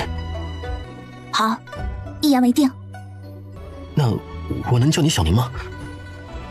当然，二哥，以后请多多关照。小宁，这一生二哥欠你的。哼，那以后二哥就给我撑腰，以后要是陆凌天欺负我，你帮我扁他。好。眼泪逼回了眼眶，从这一时起，陆续决定了，他一定会当个好哥哥。5月20这一天，一大清早就起来做青齿膏的傅宁与陆盼盼正在忙碌，陆家突然来了几个人。奶奶，我叫袁芷琳，是陆哥哥的未婚妻。啥？看着眼前这一身大家闺秀风范的姑娘，正与傅宁坐着青尺高的陆盼盼眼珠子都掉落了。喂，你从哪里跑出来的呀？我哥哥连婚都未定呢，哪来的未婚妻呀？你是陆哥哥的妹妹吧？你好，我家在京城，陆哥哥与我哥哥是好朋友，要不是出了点事啊，我们早在京城都成亲了。胡说，没有父母之命，他怎么可能成亲呢？我哥才不是这么随意的人呢。说，你是从哪旮旯旯里跑出来的人呢？竟然敢冒充我哥哥的未婚妻，太好笑了！大胆，我家主子是你一个村姑能侮辱的吗？呸，你才大胆呢！我村姑怎么了？你们不来冒充我这个村姑的长嫂，我会侮辱你们吗？真是太不要脸了！从哪来，滚哪去！我哥不可能娶你的。春雨退下。主子，叫你退下，没听清吗？袁芷琳一脸羞怯地看着乔奶奶。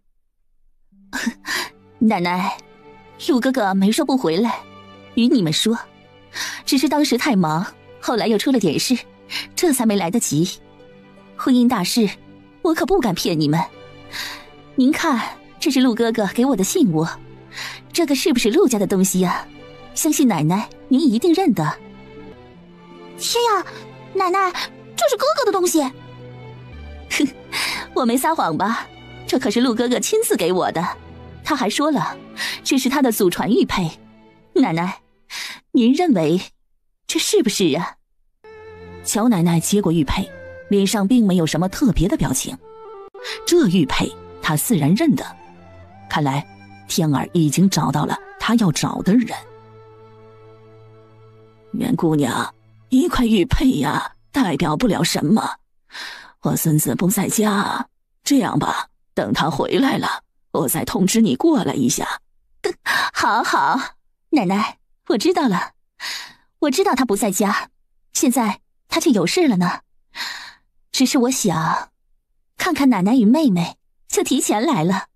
那行，我先回县里了，我住在县里的祥云客栈。好，到时候啊，我让人找你。袁芷琳带着人走了，风一样的来，风一样的走。啊，奶奶，是不是来了个疯婆子呀？乔奶奶看了看一直在干活的傅宁。盼盼呐，等你哥回来就清楚了。奶奶，我可不喜欢这个人当嫂子，我喜欢宁姐姐给我当嫂子。去吧，别把你宁姐姐累坏了。小宁啊，别太累了，吃点点心再做吧。吃？他还吃得下吗？此时的傅宁觉得手脚都发冷，双腿如铅，心中千斤石头被压。奶奶，我这马上就好了，一会儿陆朗要来拿货呢，不吃了。说罢，他低头更加认真地鼓捣起手中的药汁来。奶奶，哥哥真的是早有了未婚妻吗？盼盼呐，相信你哥哥，他做事啊，绝对不是个乱来的人。陆盼盼嘟起嘴应了声好后，立即跑过来帮傅宁干活。宁姐姐，我哥他到底在干嘛呀？回来这么久了，也不说他已经定亲之事，我一直想你当嫂嫂的，气死了。别说了，人的姻缘都是上天注定的，又不是说你想就能怎么样的。赶紧干活啊，这个呀，我们可是自己说的定的。世上啊，只有银子才靠得住。又卖了2天青纸膏，出乎了傅宁的意料。没想到陆朗与富强的本事这么大，两人从第1天的惨淡经营起，这几天量日渐大了1倍不止。有人买，傅宁就再加大生产量。县里这么宽，光靠这2人不够，他想着等知名度扩大后，他要把这个做成一种品牌。为了不东想西想，傅宁埋头苦干，然后让大伙儿出去推销，果真是生意越来越好了。人一忙，白天累成一只狗，到了晚上，果然傅宁就没空去想东想西了，感觉日子一样阳光灿烂。那袁姑娘来了的事，可却不知怎么的就传出去了，顿时村子里议论开来。哎，林天这小子厉害呀，不声不响的找个当官人家的姑娘当媳妇，果然就是厉害。我还以为林莲奶奶想让傅姑娘给她当孙媳妇呢。那丫头在她家住了这么久，心想她定是相中了，没想到啊，真是我们多想了。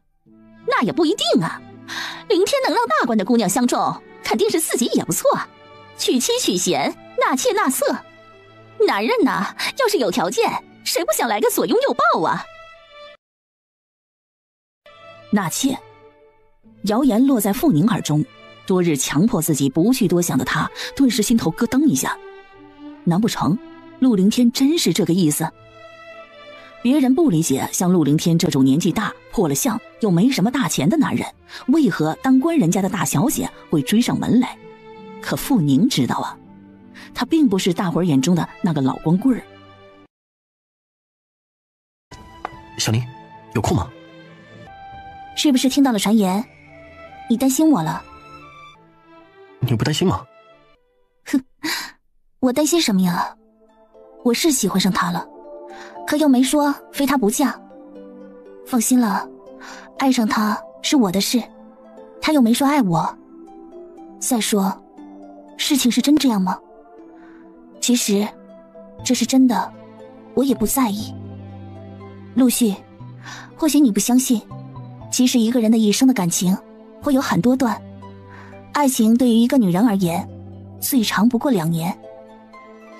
放心好了，反正我又不是第一次遇到这样的事，等我遇上另一个我爱的人，我就能把他给忘记了。第一次是秦大郎吧？他与秦大郎一样，错过了世间最好的姑娘，难道堂兄也要错过了吗？小宁，其实我不用说了，我知道你什么意思。陆续，我以后还是叫你名字，这样我们更像朋友。说实话，在我的心中，你的心理年龄比我的还小。陆续，我从3岁起就明白一个道理，我爹娘不受奶奶的喜欢，百般的折磨他们，那就是因为他们没有听从他的命令，于是觉得爹娘不孝，而从不喜欢他们。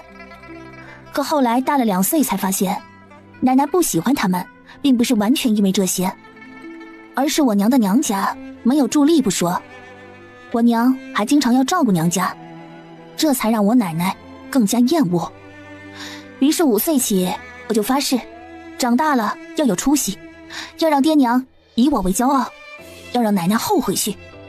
3婶教堂妹认字，我就百般讨好他们2个，跟着学字。村里来了个郎中替人看病，收好多的银子，于是我就想尽办法跟他的孙女交好，偷学医术。爹娘说以后我会嫁给秦大郎，可以当秀才娘子，于是我就鸡鸣而起，跃落而息，为的就是配得上他。说到这儿，傅宁笑了。听明白了吗？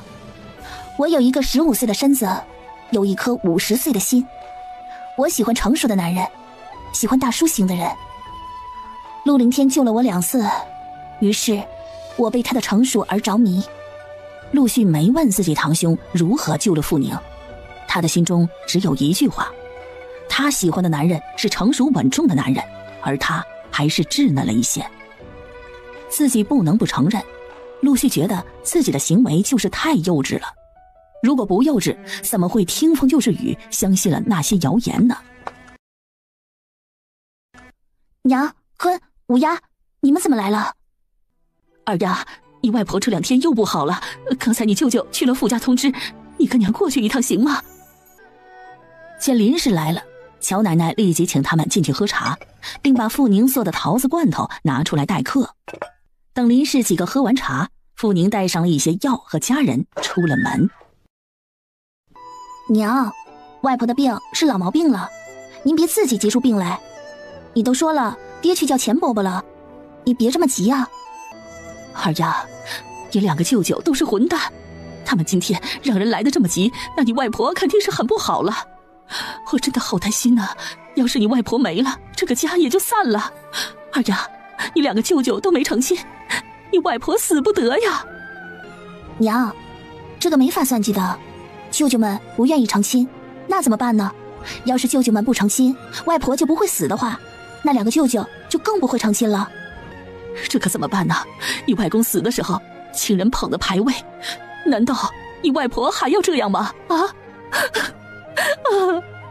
孝子衰和，孝孙捧灵，这是世俗，可又能如何？傅宁虽然有一身医术，但他不会去保证什么。在这什么条件都不具备，唯有一堆草药的年代，他成不了神。直到快到林家了，他才出言：娘，别哭了，一会儿外婆看你难过，她跟着难受。二丫，你说你钱伯伯真的会来吗？放心吧，既然爹亲自去请了，肯定来。进去吧，院子里有人说话呢，可能你大姨和四姨都回来了。傅宁记忆中知道这个便宜外婆一共生了9个孩子，前面生了5个女儿，带活3个，后面又生4个儿子，带活2个。便宜娘是第3个，现在是家中老2，上有一姐，下有一妹2弟。外婆家离城近，这里已经看不到成片的良田了，而是成片的住宅。记忆中，傅宁记得林家是外地人，全家人靠一个豆腐店为生。外公在的时候人勤快老实，一家人虽然过得寻常，但也过得下去。后来有余钱买了这个带铺面的宅子，全家人总算过上了有家有铺的日子。只是10多年前，外公做的好好的豆腐生意却被人挤垮了。外公本就生病，加上生意一垮，林家瞬间坠落。娘，那这豆腐店以后怕是没办法再开了。你外公的手艺极好，这附近的人都爱买我们家的豆腐。后来城里几家大户都跟我们订豆腐，只是不知道怎么的了，好好的生意突然就没了。生意越来越不好，你2个舅舅又不听话，你外公这身体就更不行了，病了不到半年就没了。他一走这些年光靠你外婆维持着这个家，总归是一个女人，这光景真的难呐。 2个舅舅都是大人了，就不能好好教一教吗？你外婆的性子哪能管得了啊？二丫，一会儿看到你俩舅舅，别跟他们斗了，毕竟是你舅舅呀。以前的林家一出事就要几个女婿照顾，傅家这种条件还得照顾林家，这也是林氏极省极抠的原因。因为这样，真正的傅二丫看不起自己2个好吃懒做的舅舅，一点都不喜欢他们。娘，你说这生意好好的，突然没了，没查过原因吗？查过，那几家大户人家的生意是被街头的蒋家给抢了，这蒋长生还是你外公的徒弟，正是因为这样，你外公才生气病倒。娘，外公干嘛把这手艺交给别人呀？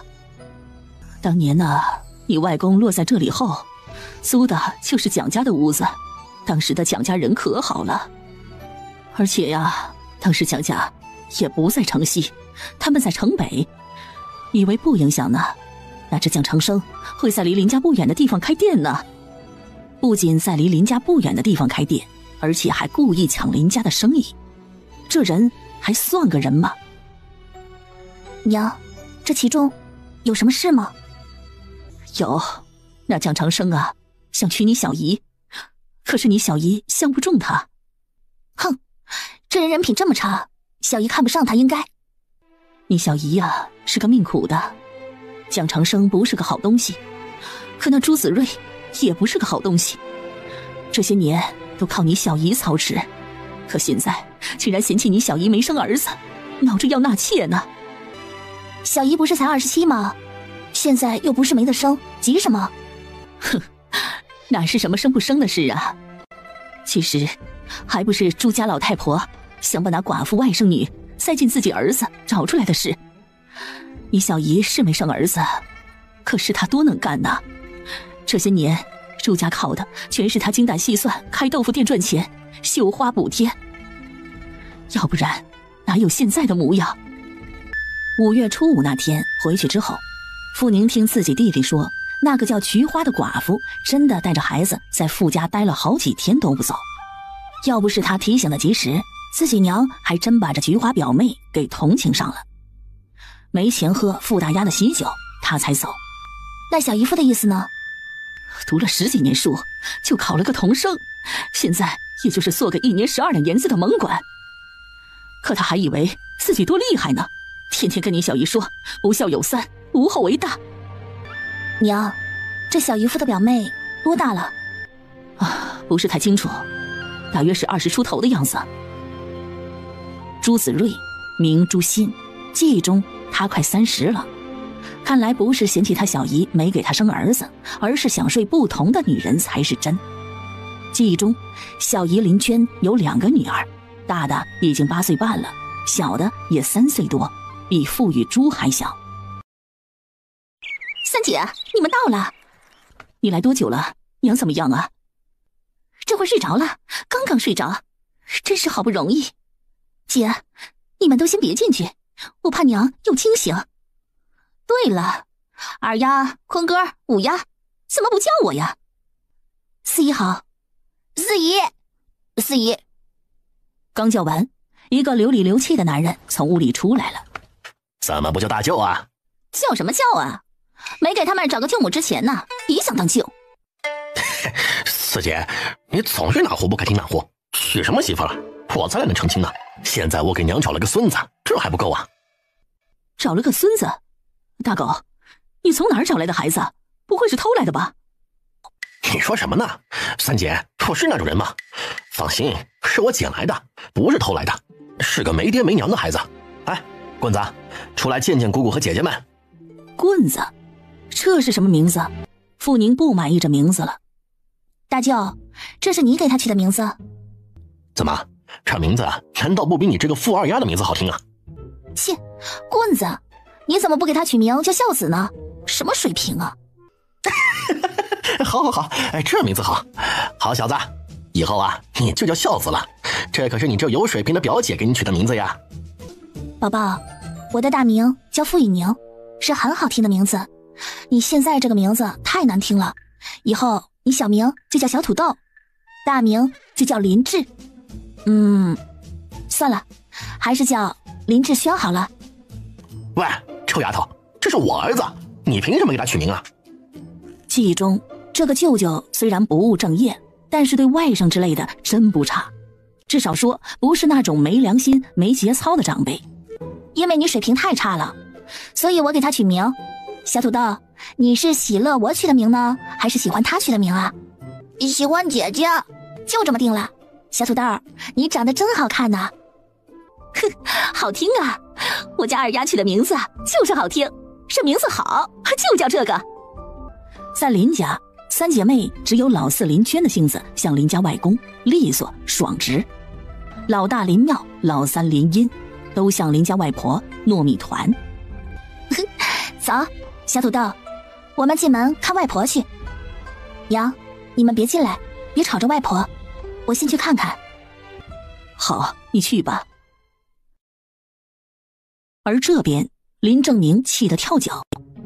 三姐，二丫这臭丫头真是胆子越来越大了，她娘舅都敢顶啊！那也得看你像不像个当舅的呀，一把年纪了还跟外甥女过不去，好意思说呀？哈哈哈哈！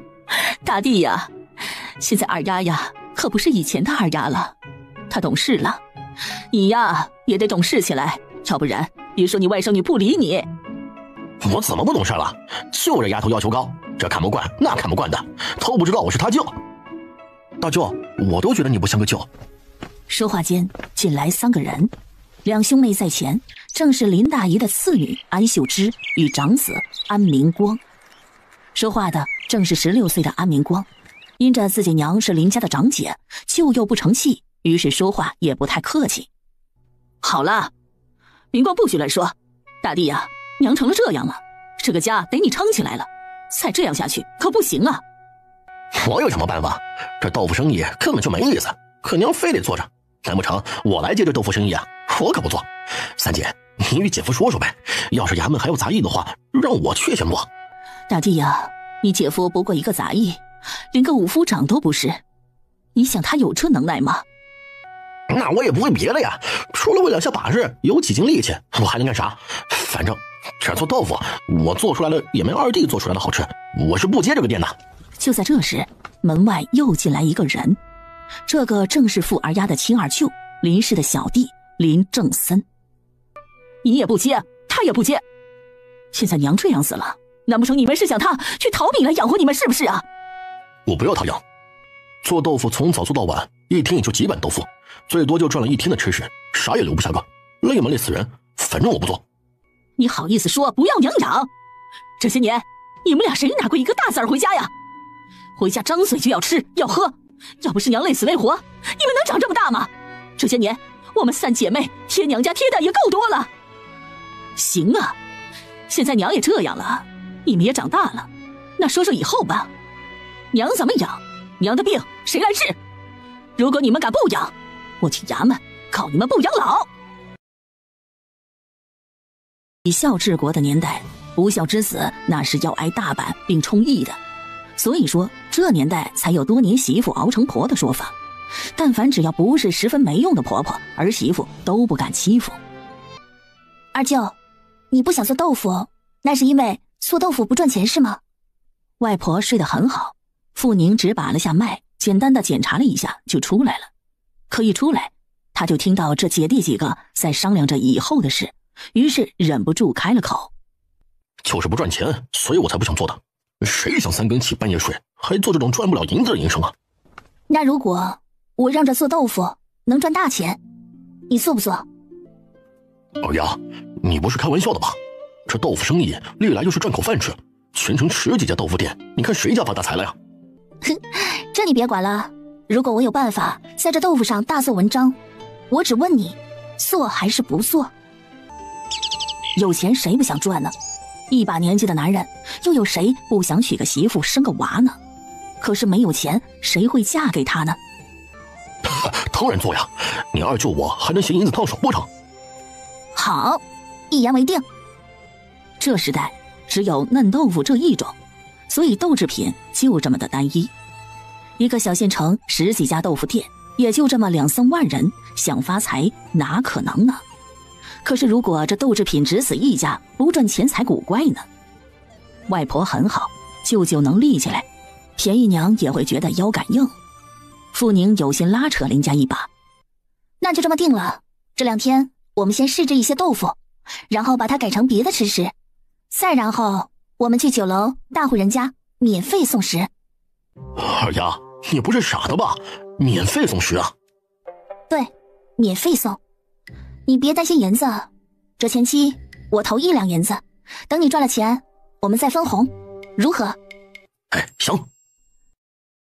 大伙儿坐在一起说了不少有关于豆腐生意的事，终于傅义全领着前妻来了。姨娘，娘怎么样了？爹，您别担心，外婆的情况不严重，有钱伯伯一定没事。林丫头，你外婆的病你看过了？师傅，小宁先试着把了脉，一会儿您把好脉后先听弟子说，要是觉得没差，我再出药方。好好好，听说你跟着张玲也很认真，不错。这一大一小一对话呀，林家几姐妹给傻掉了。等他们进了屋，三妹呀，小宁什么时候开始学医了？其实啊，很早这丫头就喜欢这东西。村里不是有个郎中吗？郎中的小孙女孙小兰与小宁玩得好，所以孙小兰学的时候，她也跟着在一边学了些。后来啊，他爹看他识得字，就请了钱大哥教了他一些，而且钱大哥还借了不少医书给小宁看。这丫头记性好，前些时候学着开方子了。三妹呀，这女人家当郎中可得小心些呀，出门串户的对名声有。还有这陆家。娘，这话可不能这么说，这世间的女郎中可是少之又少的，表妹能懂这些，这可是好事啊。光儿，娘不是说不好，只是我担心她的相公。大姐，你担心的有理，不过宁儿学的是专给女子看病的医术，以后她也只会给女人看病，除非是自己家人。好，这个好啊，我赞成。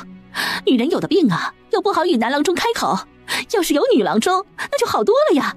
三姐，你别听大姐的，我举双手赞成。要是只给女人看病，这倒是没什么。林氏很感激自己的姐妹，也知道她们在担心什么。大姐，我知道你在想什么，你别担心，二家与陆家根本就没谈亲事，当初只是为了脱身，陆家那边不会乱说闲话的。林音啊，你说二家与陆家的亲事是假的？对，当时不是太急了吗？全哥就请陆二哥帮忙。哎呀，那可怎么办呢？这名声都出去了，那她以后嫁给谁呀？林音呐，你们也太冲动了。哎，大姐啊，当时我哪有主意呀？全哥也是没了办法，只能想到这个办法了。哎，要不是明光的八字与二丫的八字不合，我好好的外甥女哪里轮得到别人作践呢？林氏不是没想过这事，还在傅义全没救秦蜀的时候，两家就想过这结亲之事，只是两人八字不合，是下级，合不上也没办法。结亲讲究的是上缘，所以傅二丫与安明光处的倒真像兄妹。半个时辰后，前妻走了，傅义全去捡药了。傅宁说到这儿，做豆腐的事，林氏三姐妹都希望林家能撑起来，没有娘家的女人是很可怜的。二丫，你来说说如何在这豆腐上赚大钱呢？要说做豆腐，还真说到了傅宁家的祖传。他老傅家以前就是专做豆制品的人家。这做豆腐想赚钱呢，咱就得做的与别人不一样。别人做嫩豆腐，咱就做老豆腐，豆香干、油豆腐、豆腐乳、油皮、素鸡、素火腿、腐竹、豆浆等等。人家有的我们不做，我们专做别人没有的。一串话后，一桌子的人都傻眼。老豆腐他们听得懂，只是这什么豆香干、油豆腐、豆腐乳啥的，那肯定是豆腐做的。只是这油皮、素鸡、素火腿，一把豆子能做出肉来？见大伙瞪着自己，傅宁知道这帮人被他给吓着了。可这些都是很简单的东西，他会做呀，而且他还知道这些东西做出来如何做才好吃。你们别这样瞪着我呀，反正我说没用，不如现在就泡豆子，明天早上我就过来教小舅舅做如何？我赞成。小宁啊，你这些从哪儿知道的？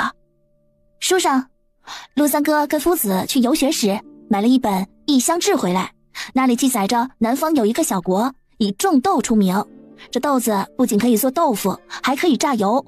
他把这本书送给了我，我可是每一个字都记住了。二丫，豆子真能榨油吗？当然可以，不仅豆子，就是花生身上野生的油茶籽都能榨油。油茶籽？你是说那茶叶树上结的泡茶喝的茶豆子？不是那个，而是山上那种高高的树不摘茶叶的树结出来的果子。我看到山上有的，等秋天的时候我们摘下来就好了。山上有那种果子吗？别的地方有没有，傅宁不是太清楚，但是他非常清楚地记得去梁姑山的那前山好多的油茶树啊。有，我知道有一个地方有，而且还不少，是我采药的时候发现的。不过现在才开始结籽，秋天才能采，到时候我们一起去。突然之间，生活就这样充满了希望。等傅义全捡了药买了菜回来时，林大姨与林氏立即进了厨房。二丫，你那个什么豆腐品的事，小姨能学不？林娟有点犹豫，可还是问出了声。傅宁可是清楚林娟的处境的。小姨，听说小姨夫要纳妾了，你有何想法？我不愿意，我绝对不会同意。可这事恐怕由不得你，牛不喝水强按头没用，但是他要喝水了，你拉都拉不走。你那个婆婆恐怕不会有你。那我就和离。那表妹怎么办啊？他们会把2个孩子给你吗？如果不给，可以呀。那豆腐铺子可是我置办出来的，也是我在赚着钱，在我名下呢。小姨，你主意已定了？二丫，这事啊已经闹了很久了。我也想了很多，虽然铺子花了我好几10两银子，但是再贵也比不得我2个女儿。那你不是一无所有了？哎呀，我也知道这样会很难。如果我有一个有底气的娘家，恐怕我早就和离了。二丫，男人是信不过的东西。小姨，我爹就很好，大姨夫也不差。哼，你爹是很好，可你大姨夫就是过于老实了一点。与你娘一样，这些年看看他在安家过的什么样的日子。明光这么会读书，可是却只能在县城里最差的书院读书。你爹好不容易给你表哥弄得进蓝光书院的名额，却硬是被安老婆子抢去，给了他大孙子。可他那大孙子啊，根本就是一个榆木疙瘩，读了10年书，连个童生都考不上，这都快20了，什么都不是。傅宁知道蓝光书院比玉松书院少4支，好比前世的排名第2的重高。那书院是一个举人办的，收费却不高，但收的人很有限。表哥，你过来。小宁，你找我有事吗？表哥，如果我有办法让你进蓝光书院，你想去吧？你说什么？你听清了，我就问你，愿意不愿意去？或者玉松书院也可以。我想去蓝光，那边收费便宜，玉松书院我读不起。那我问你，3年内有把握考秀才吗？只要能进蓝光，我肯定能考中的。那这样3天之内我给你答复。二丫，你认得蓝光书院的山长吗？不认得，但我认得县令夫人，上回我给她看过病，她说了许我一件事。你把这机会就这样让给你表哥？对呀，我弟弟连蒙学都没上，这蓝光书院也不收呀。我没有亲哥，表哥不就是我的亲哥吗？小姨，你们姐弟5人是血亲，你们的儿女与我们也是血亲，这有何不可？大姐，大姐啊，你快来，你快来呀！林大姨正在厨房煎药，她不知道出了什么事，吓得她差点把药罐都给扔了。四妹呀，你吼个什么呢？人都会给你吓死。这一叫，林家几兄妹全出来。林娟激动地把事说了。大姐啊，你说我要不要吼啊？二丫呀，大姨怎么欠你呢？大姨，我们不是一家人吗？表哥就是我的亲哥呀，我帮我自己的亲哥要些吗？帮自己的亲哥？大姨眼眶湿了。明儿啊，你可听到了啊？娘，我听到了。小宁说了，我们所有的兄弟姐妹都是血亲，是真正的亲人。好啊！大姐，别哭啊，不过就是一个读书的机会而已，能不能出息还得靠明光自己才行啊。可这机会就是比天还难呐。林大姨也2个儿子，安明光是长子，四子安明成今年才11，那是个不要读书的料。长女嫁了，次女也已经有人在说亲事了，她的心思就是希望长子有出息。3年前好不容易有个机会，却被老婆子逼着抢走了，最后还落了个被穷分家的下场。大舅，你在想什么？没想什么，就在打瞌睡。大舅，想进衙门当杂役呀？知道了还问？现在你把这人情给了明光，难不成我这个当舅的还跟他抢不成？行了，别再说了，再说我抽你啊！这个舅舅混账是混账，但是却也是算孝子。有孝心的人一般都不会变坏。傅宁决定完成他的心愿。大舅，如果你帮着小舅舅先把这豆腐生意做起来了，到时候我再向县令夫人给你讨个差事如何？你说真的？富二丫，你要敢哄你大舅，小心我以后不认你啊！我骗谁也不敢骗我亲舅呀，娘亲舅大嘛。一言为定。大舅舅，咱们拉钩吧。咱大老爷们儿跟你小孩子玩这个，行，就这么说定了啊！等把这生意做大做成了以后，你帮我找关系进衙门。进衙门当杂役，其实没什么意思，又苦又累又没地位的工作而已。以傅宁很有自信，等这豆腐生意做起来，恐怕这大舅舅舍不得去当什么杂役了。外婆是在下午时候醒来的，听说自己外孙女会医术，她还是吃了她出的药方才舒服的。好，没想到啊，银娘还有这样的福气。那可不止三妹一个，我们一家人都有福气了。儿呀，外婆的福终于到了。记忆中是个外婆可不差。是，外婆，前不久有一个算命的给我算了一卦，要走了我5两银子。好，值得给呀。等这豆腐啊真赚了银子，你分1半。外婆，现在说这个还早，到时候再说。好，四妹呀，二丫最喜欢吃我做的芝麻果，赶紧去买点糯米粉和芝麻回来，明天二丫来了，我亲自给她做。哎，娘，我这就去，明天我来做。因为有了喜事啊，外婆的病竟然好了一大半，根本不像来人报的那样快不行了。众人出门的时候，她还送出门来了。宁丫头，明天让你小舅舅来接你。不用，外婆，这里离陆家不到2里路，还接什么呀？放心吧，我自己过来就成了。村里长大的孩子还能走迷路不成？出了外婆家门，姐，小土豆！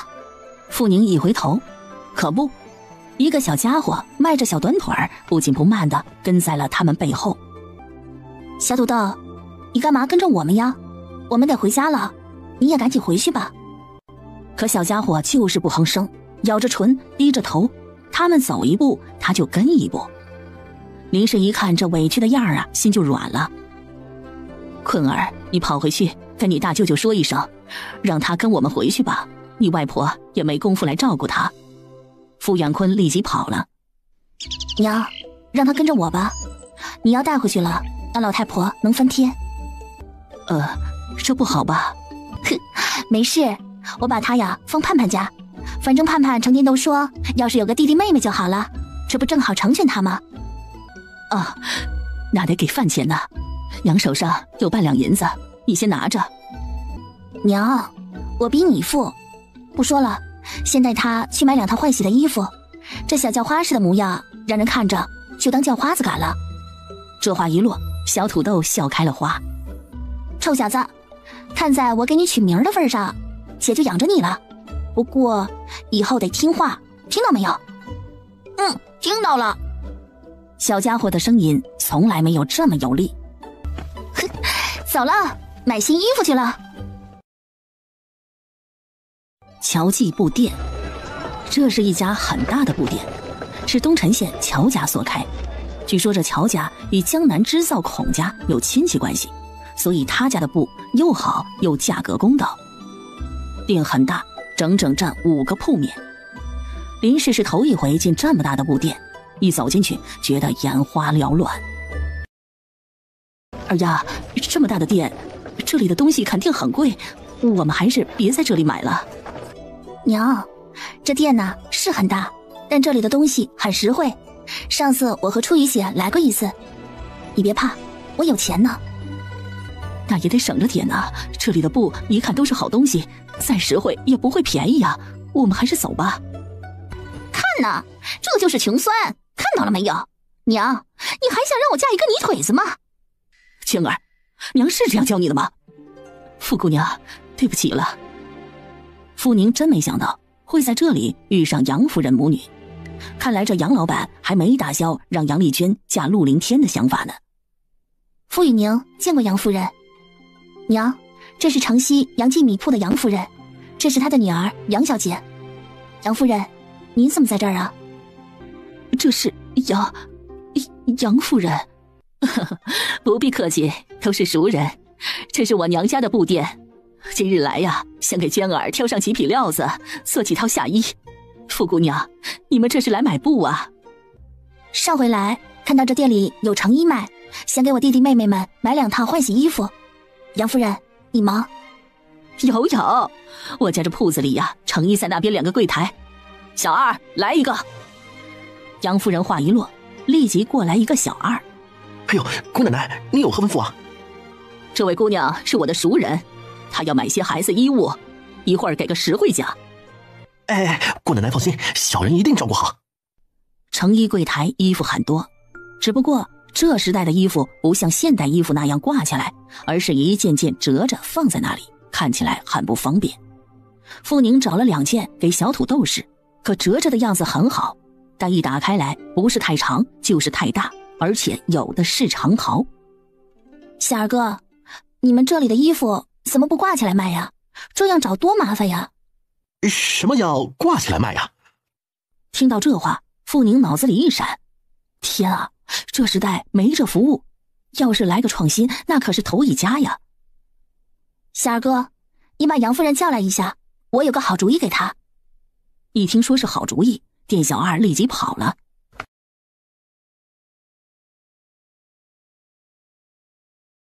林氏带着3个孩子在选衣服。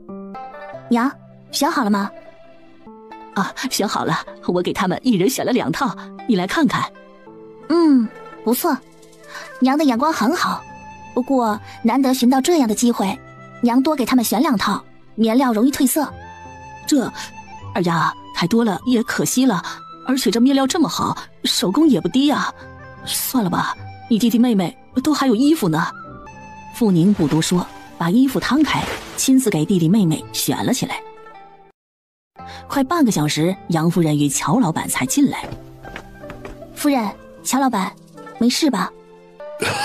没事，这林姑娘在安林府买了一条裙子回来，可没几天抽了丝不要了，于是来我们店里做了一条一模一样的裙子。这收银子时，她说太贵了，还说咱们的针脚根本没有府城买来的那条平。那现在呢？还能如何？除了收了个成本外，这林家谁能因为一条裙子而得罪呀？乔老板，我画的那火烫，你看看。来，你们看着，我来讲解一下。在现代没有了火烫，只有电烫。但是傅宁小时候在农村的时候，他奶奶手中有一个火烫，老人家经常拿来给他爸爸烫裤子。傅宁清脆的声音一解释完，乔老板激动的心情就不好描述了。那一堆衣服不仅没收钱，而且非得让傅宁和林氏在成人衣柜上挑选了几套衣裙不说，还送了他一块牌子。傅姑娘，以后你不管要多少面料，凭这块牌子，所有樊桥记的布店都一律是成本价。乔老板，我有空呢，给你画几套夏装，到时候你要相得中，就试织几套看看。好，如果做得出来，定给姑娘你一分利。哼，小宁啊，既然有缘，以后就别叫什么乔老板的了，叫伯伯吧。我哥应该比你爹大。对，傅姑娘要是不嫌弃的话，叫我伯伯就好了。有钱人呐！傅宁笑眯了眼，正要开口，杨姑娘抢了话：“你认得那个姓陆的是吧？”晴儿，你别乱来！娘，你再不帮我，我就去死！傅姨娘，我知道，你知道那个姓陆的，他住在哪儿？你能告诉我吗？晴儿，告诉我，你要告诉我他住哪里，我给你100两银子。话一落，一张银票飘在桌上。哼，杨姑娘，我知道他住哪儿，我现在住在他家隔壁。不过呢，我知道他离开家很久了。离家？去哪儿了？听他妹妹说，是去走镖还是去干嘛的？寻常他靠打猎、走镖、开打铁铺谋生活。娘啊，你听到没有啊？难道你就想让我成为一个猎户婆吗？我不当孙妇，你们非要逼我嫁，我真会去死的。妹妹，还是与妹夫好好说说吧。既然娟儿不愿意，就别勉强了。大哥呀，我说了好几回了，可他爹就是与我说，那男子绝对不是永远是一个村夫。可他说不是不行，娟儿不喜欢呀。就是大庆，我不喜欢陆大哥，他成天一脸杀气，脸上那个疤吓死人。我不嫁，我不要嫁这样的人。娟儿，爹娘不会害你的，你为什么就这么不懂事啊？我不要！你们非让我嫁，我就去死！乔姑姑，我有一句话，不知当讲不当讲。小宁啊，你都叫我姑姑了，一家人没什么不能讲的话，说吧。我刚才听明白了，杨伯伯大约是想把杨姑娘嫁给陆大哥，而杨姑娘不愿意，是这么回事吧？见杨夫人点头，这事儿，陆大哥同意吗？是啊，好像这事是自己夫君一厢情愿呢。因为女儿一直闹，所以这事都还没问人家陆公子呢。小宁说的有理啊，娟儿，你先别闹，你不愿意，或许人家陆公子也不愿意呢。一会儿回去啊，娘先问问你爹再说。娘，我不管他愿意不愿意，反正我不愿意。好了，我不与你说了，我去找二表姐玩。对了，大舅，他是郎中，大表姐身体一直不好，你可以找他看看。小宁还是郎中？哥，我不是说了，我与小宁相识就是他给娟儿治病吗？你别看他年纪小，可他医术可真不错呀。娟儿的腹子痛可是他一剂汤治好的。小宁啊，今日不早了，明日可否去我家帮我那女儿看看呢？乔伯伯，我去看看是愿意的，只是万一没看出来，您可别怪我。不会不会，毕竟这世间没有神仙。哦，对了，你家住哪呀？我让马车送你回去吧。乔伯伯，我家住得近，有马车的话2刻钟就到。这样吧，现在也不晚，您要有空的话，现在我们就过去看看那个姐姐。乔伯伯，乔姐姐出了什么事吗？如果可以说，最好告诉我，这样更有利于帮她治病。遇到了不知哪里的畜生，去年上香时被人糟蹋了，后来怀了孩子，她不肯留，于是减了药，落了胎。落胎后没落干净，这姑娘一直出血，后来残留物没清出来，于是就成了妇科病。乔伯伯，乔伯母，你们先出去一下，我给这位姐姐检查后再下方子。姑娘家的病请了好多的郎中，可这种病都没办法治。乔夫人抹了把眼泪，拉着乔老板出去了。我叫你乔明好吗？我姓傅，叫傅以宁，跟神医学过医术。你的病我有把握治，但我要仔细的帮你检查一下，行吗？乔大小姐被人污了后寻死了好几次，可后来在爹娘的眼泪中她活了下来，如今只是活着而已。谢谢你，不用了，治好了也没用，我无所谓了。哼，你拿别人的恶来惩罚自己，让爹娘看着伤心，你在帮坏人的忙吗？小敏，不就是没了清白吗？如果没了清白的女子都不想活了，那这不是便宜了恶人吗？我要是你啊，一定好好的活着，活到找到那个恶人，切掉他的丑陋东西喂狗，而不是像你这样想死。其实你要死了，那坏人才开心呢，至少他不担心别人来报仇了。可是我没有任何本事，我去哪找坏人呢？就算找到了坏人，我也没有证据报仇啊。证据只是对有用的人有用，可你还想上公堂吗？没必要。乔敏，你家这么有钱，你想报仇的话很容易。我觉得报仇的法子再简单不过了，一是请人帮你找仇人，找到了仇人弄死他；二是请有本事的人来教你，学会了本事去找仇人，再弄死他。反正我要是你啊，这恶人让我活得不痛快，我绝对不会让他睡得太香。是啊，凭什么坏人过得逍遥？2刻钟后，傅宁已经下好了药方。乔伯母，这一张内服，这一张外洗，洗的方法我与乔姐姐都说清楚了，你到时候记得督促她。啊，谢谢你，谢谢你，小宁啊，伯母谢谢你了啊！小宁啊，你是怎么做到的呀？我这大侄女儿啊，这1年多来吃了无数包药，我从来没见过今天她这脸上呈现出来的希望啊！乔伯母，乔敏姐姐有心病，可能她会有很多的要求与想法，尽量配合她。好，我会的。离开乔家的时候，乔家送上了100两银子，傅宁也没客气。过几天我会来复诊，等乔姐姐身上的病好了，我再来治她脸上的病。因为妇科有病，加上心情压力大，乔敏的内分泌也有极大的问题。15、16岁的小姑娘正是青春年少，可因为出了事，现在脸上长满了痘痘。送走了傅宁一家。爹娘，我想学武术。敏儿啊，你说什么？我要学武，要学毒，我要找到那恶人，亲手废了他。报仇？乔家哪天不想报仇呢？乔敏12岁起就声名大噪，相貌文气样样出色，可她却被人毁了。好，娘一定花高价给你请师傅，不管花多少钱，娘都给你请。老爷，你明日托人多方打听一些奇人异事，只要是有真本事的人，你就请来。还有，以后这傅家姑娘，我们多多来往。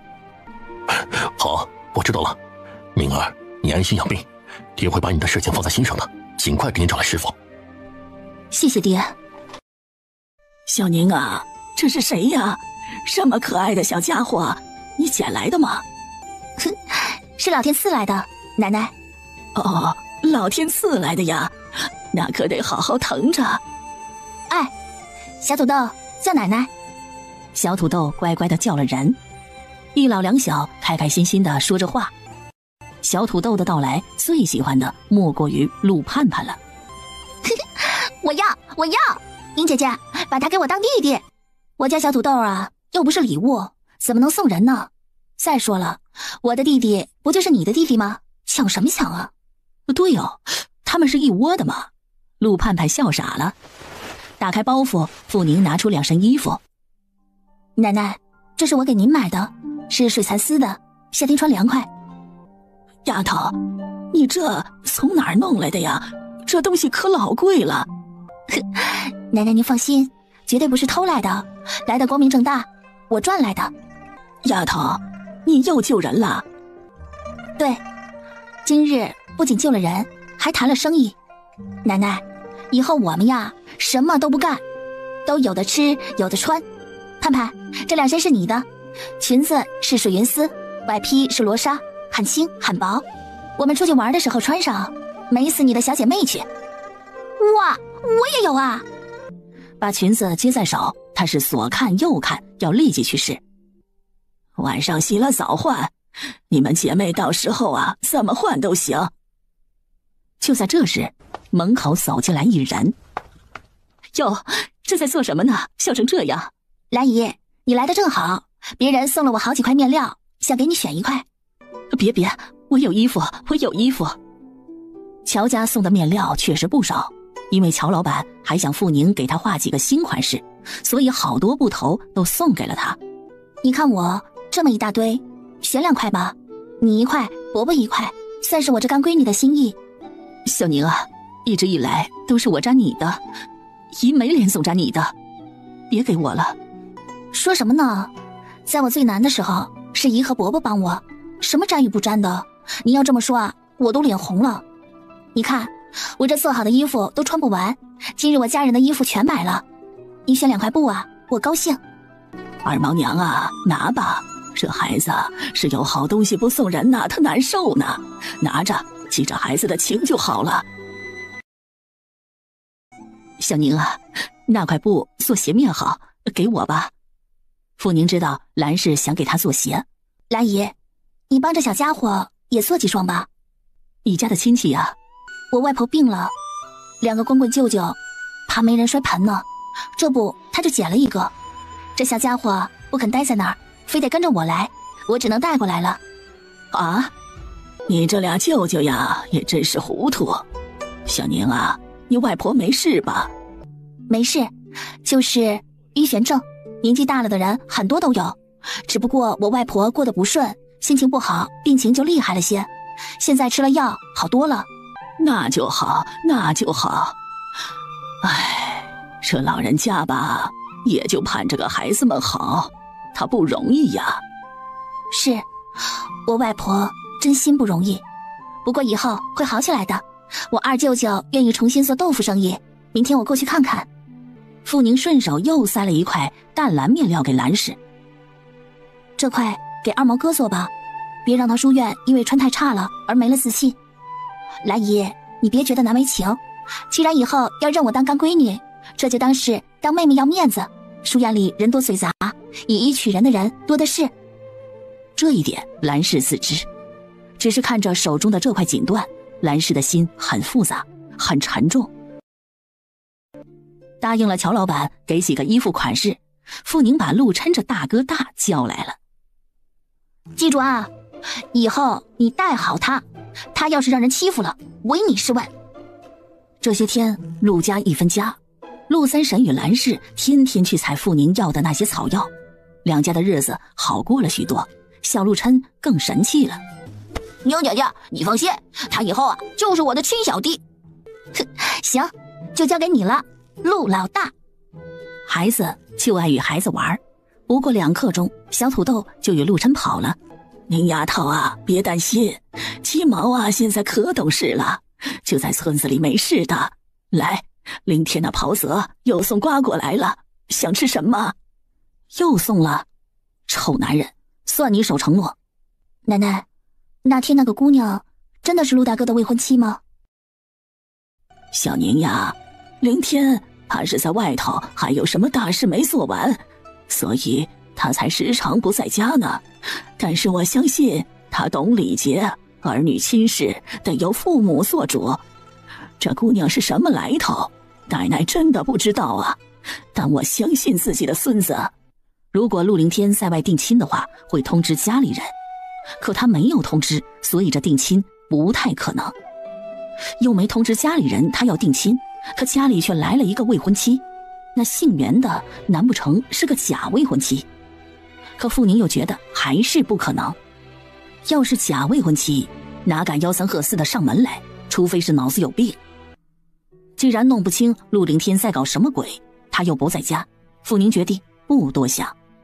他相信自己的眼光没这么差，一眼爱上的男人就是个渣男，放下了心就宽了。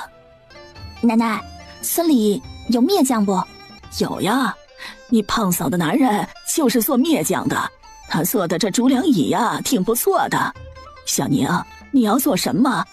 奶奶，一会儿我画几样东西出来，看看胖叔能做得出来不？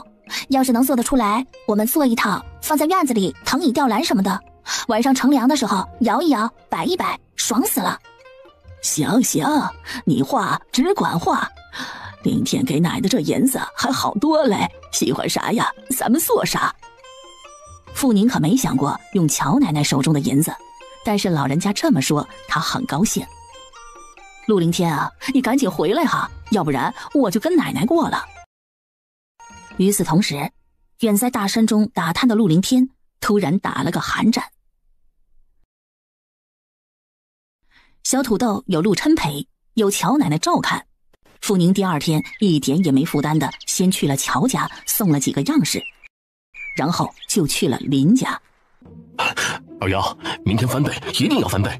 今天几个酒楼的人都来订豆腐干、豆腐皮和那些老豆腐了，而且数量都不少呢。二舅，以后每天要算计好量，第2天才不会多出来浪费。这天气太热，豆腐不能过夜，所以不能太急。好好好。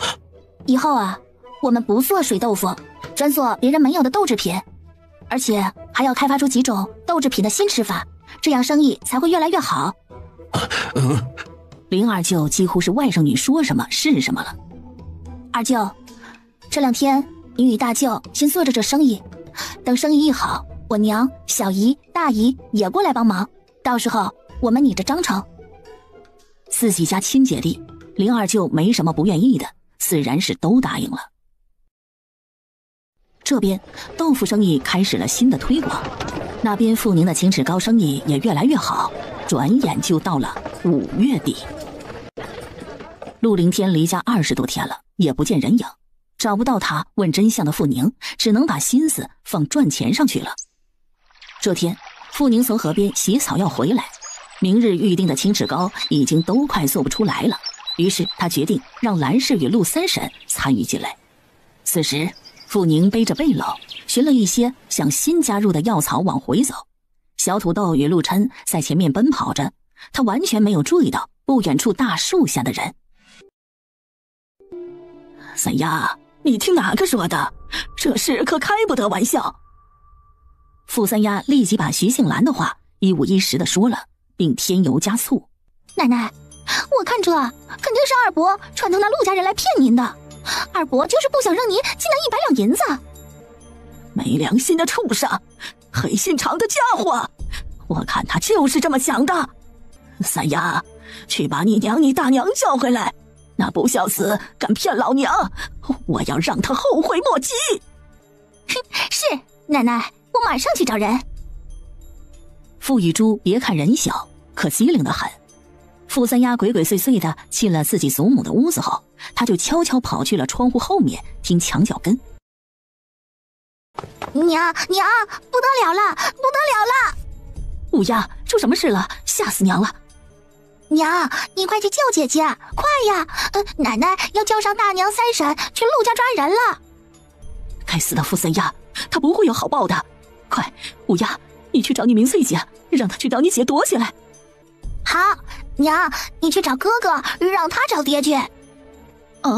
娘知道了，知道了。那这傅三丫转了一大圈，一没找到大伯娘，也没找到自己娘。奶奶，大伯娘没在地里，我娘也不知道去哪打猪草了，一时半会儿我找不到呢。三丫，那死丫头听说在卖什么青齿膏是吗？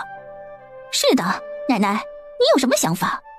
你别管，暂时这事啊，别让人知道了。奶奶去趟刘家。就在傅老婆子出门时，找傅明翠的傅雨珠刚好回来，见她出门，立即悄悄地跟了上去。坤，你怎么来了呢？傅远坤立即拉着自己姐姐，小声地说了傅三丫与傅老太太的谋算。姐，爹爹已经找了陆伯伯了，如果实在不行，他说实在不行让他嫁陆朗。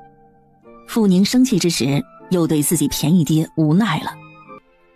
该死的老太婆与傅三丫，既然非得不想好好过，那就别过了。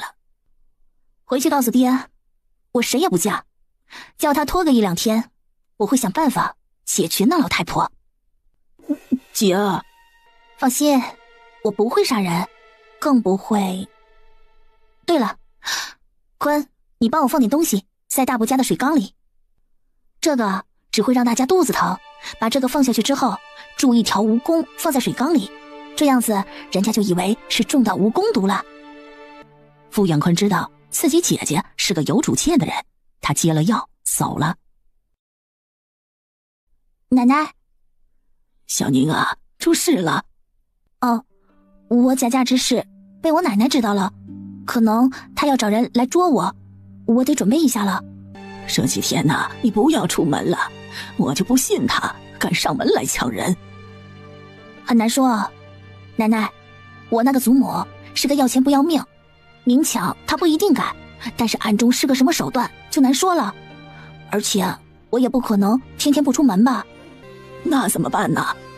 哼，奶奶别急，实在不行我就找个人嫁了。不可以呀，小宁啊，不可能乱嫁呀。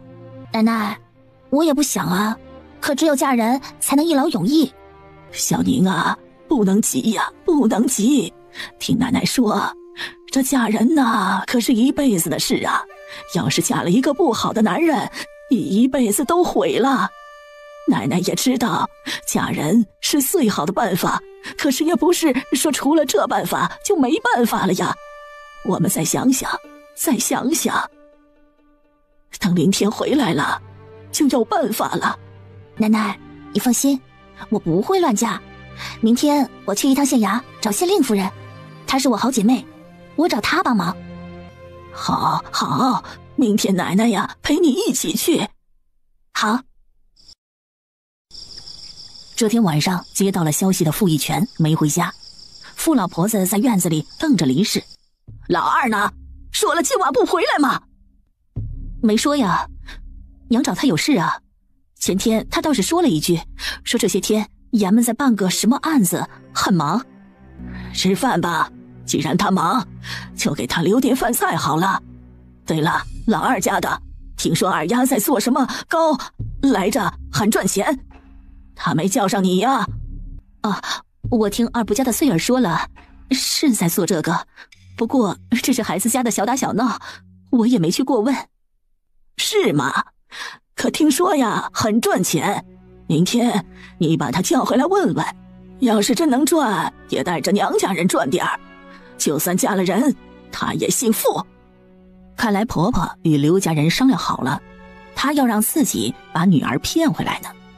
娘，二丫是出嫁的姑娘，随便叫回来，万一陆家不高兴就不好了。怎么，出嫁的姑娘就不要娘家不成啊？那行啊，你去问问她，要是她不要娘家了，老婆子就逐她出族。好。娘啊，二伯不在家更好，明天等那死丫头一来，就把她给捆了，让她要一吃啊，万事大吉。对，刘老爷说了，只要进了刘家，谁也别想把人再给弄出来。傅老三相对老实些。娘，这消息准还是不准呢？三丫，你确定没有听错吗？这还能听错啊？三丫都打听清楚了，那死丫头在陆家根本就是当亲戚在借住的。爹啊，这种大事我能胡说吗？刘家现在可是出120两银子呢，奶说了，等银子一到手，他就送喜儿去上学堂。可是娘，万一二哥回来了不依不饶，那怎么办呢？再说了，那刘家的是个傻子呀。你不肯帮忙就滚蛋！老娘没指望你，他们父女俩敢联合起来骗老娘，我要让他们知道骗我的后果。我可与你们说好，都给我小心一点，别露出马脚。那死丫头精着呢。哈哈哈，娘啊，她再精能有多精啊？一个黄毛丫头罢了。行，您放心，明日一捉到她，我就去通知刘家来接人。娘，药我都准备好了，等她一进门，我就撒在她头上。傅老大也点头。林氏几个，到时候我们会拦住他们的。一家大小都商量好了，而且还进行了封公。傅老婆子终于放了心。既然都记在了心上，那我就不多说了。彭二与刚二，你们明天得把坤哥给看住，千万不要让他发现什么。傅远鹏与傅远刚点了头，表示他们没问题。那就这样，早点吃饭，今晚早点休息，省得当个明天的事。老三家的，你们也赶紧回去。知道了，娘放心，保证耽搁不了您的大事。一家人摩拳擦掌，准备着明天进大钱。也在这天晚上，傅家不知道吃坏了什么，全家人都拉肚子，肚子痛，整个大晚上全家人跑茅厕。一家人躺在床上呼天唤地。还是族长第二天早上知道情况后，让他2个大孙子去帮请了郎中来。郎中说他们可能是中了蜈蚣毒，因为水缸里有只蜈蚣，蜈蚣毒是极毒的，好在他怕公鸡血。只是别人喝了公鸡血后，除了全身发软没什么大事，但傅老婆子却不行，越喝越辣。傅宁被叫回来了，是傅义全把他叫回来的，一起回来的还有前妻。傅老婆子年纪大了，因为拉多了稀，已经昏迷不醒了，小医馆的郎中都束手无策了。前妻哥，如何了？就是吃坏了东西，问题不大，一会儿就会醒来的。只是这年纪大，拉得太厉害了，恐怕一时半会儿恢复不了。希望能止住不再拉了，否则难说呀。钱郎中，你行不行啊？我不行，你们抬去安仁堂吧。啊，钱郎中，我这是担心我婆婆。担心有用吗？要是担心能好的话，那你就担心好了。谢氏被呛，脸成了茄子，转眼看到傅宁，他眉头一皱。二叔啊，问你个事儿，前2天听到个事儿，说二丫没有嫁人，是真的吗？二丫没嫁人，跟进来的不少族人顿时震惊万分。二丫没嫁人，那天来傅家的哥又是谁呢？大嫂，二丫的事情由我这当爹的操心，就不劳您操心了。您想操心的话，就操心您2个儿子就好了。二叔啊，我这不也是关心二丫吗？她一个姑娘家，要是没人嫁，那总住在别人家不合适吧？到时候万一传出了闲话，得影响家中姑娘呢。大伯娘，听说大丫姐胖了不少呢，是吗？嫁了人有人疼，公公婆婆喜欢，小姑小叔有爱，自然会胖了。我看你倒也胖了不少。那是啊，离了这糟心地哪能不胖呢？不过我听人说啊，大丫姐胖的可不是1分半分呢，莫不是怀上了吧？胡说什么呢？大丫出嫁不过20余天，就是怀上了也看不出来呀，不许乱说。那可不一定啊，我看她10有8九是怀上了，而且快显怀了，让她早点找个郎中看看，省得出事。傅宁一句话让谢氏凸显。这边前妻开了药方子，傅义全准备去捡药，可人还没出门，突然一群衙役把傅宁围住了，为首的正是衙门的捕快。大伙儿给我围住了，不能让傅义全跑了，他可是重大嫌疑犯。这一嚷啊，不要说整个傅家，就是整个临风村都震惊了。重大嫌疑犯，天啊，出什么事了？一瞬间，村里的人纷纷的围了上来，交头接耳，议论纷纷。见到这阵势，林氏吓得腿都软了，而傅宁也猛得很。陆凌天也不在，这事是不是他安排的，他也不知道。这是怎么回事？我不知道啊，大哥，你先别急，我去问一下。问什么问呢？肯定是做街访客了。二叔啊，你自己做了什么坏事，心里会没个数吗？哼，完了，我们这一家算是完了。大嫂，东西可以乱吃，话可不要乱说。我自问没做什么坏事，你们不要急，我问清了告诉你们。这时刘刚进来了。傅义全，3天前税缸在松谷关被劫了，这逃回来的人说是裘荣劫的。前不久我们查这个案子的时候，你和陆启谦是负责这一块的，现在有人告你们通匪。刘八总，我傅义全是个通匪的人吗？这个我就不知道了，齐大人让我来捉拿你归案，有话呀到大堂上去说吧。来人，把傅杂役带走，把他的家人全部看管起来，没有县太爷的手令，一个都不许放出来。是。天啊，通匪，那可是死罪呀！不仅是本人死罪，而且还是株连3代的大罪呀！砰砰几声，不止林氏倒了，就是谢氏都倒了。傅宁怀疑这是陆凌天的操作，可他也没有任何消息传给自己，心里依旧七上八下。但林氏都昏迷了，他没空猜测了。扶起林氏并掐醒他，傅宁一脸严肃地看着他。娘，你还不知道爹吗？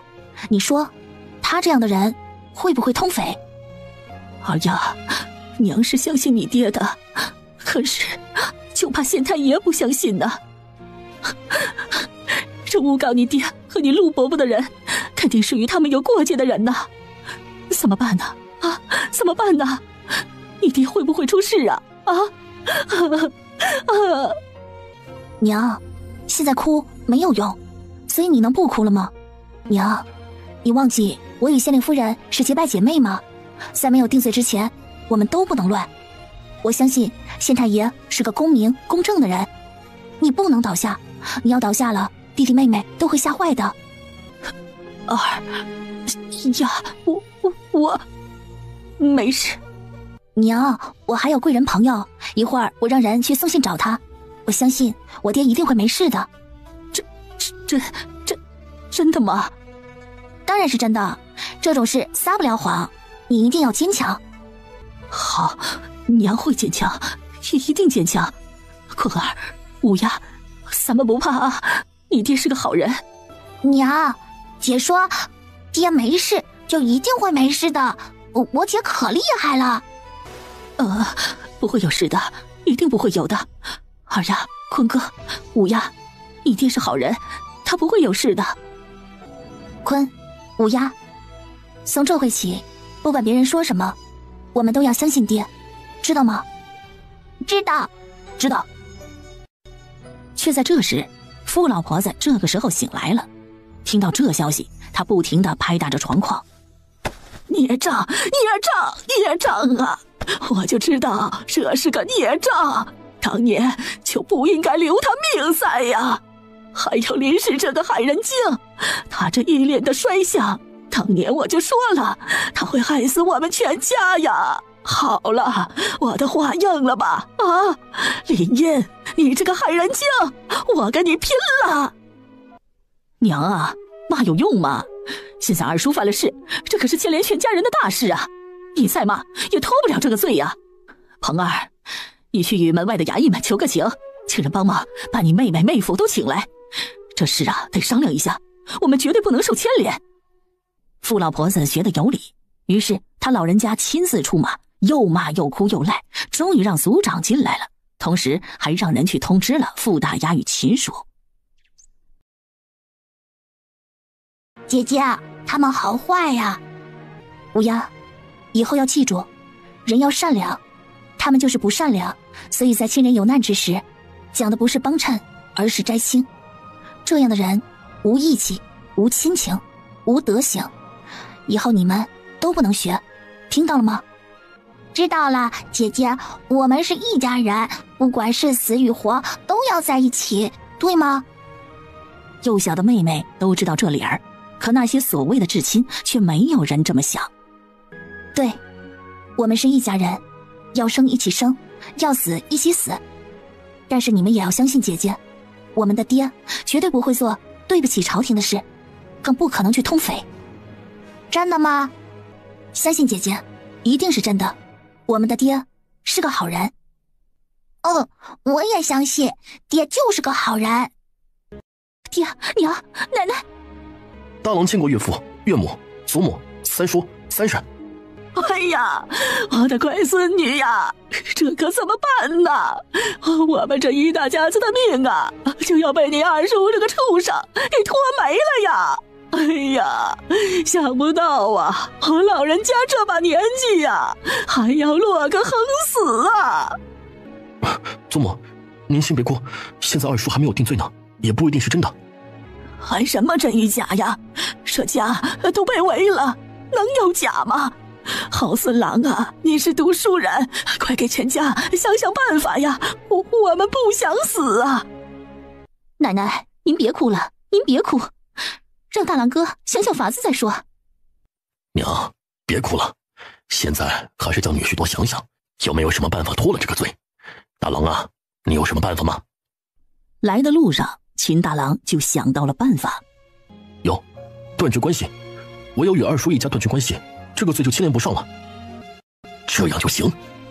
这是唯一可行之法，而且还要族里出面。断绝关系容易，但是要族里出面，这可难了。傅老大知道，自己二弟与族长大伯的关系远比他与族长大伯的关系好。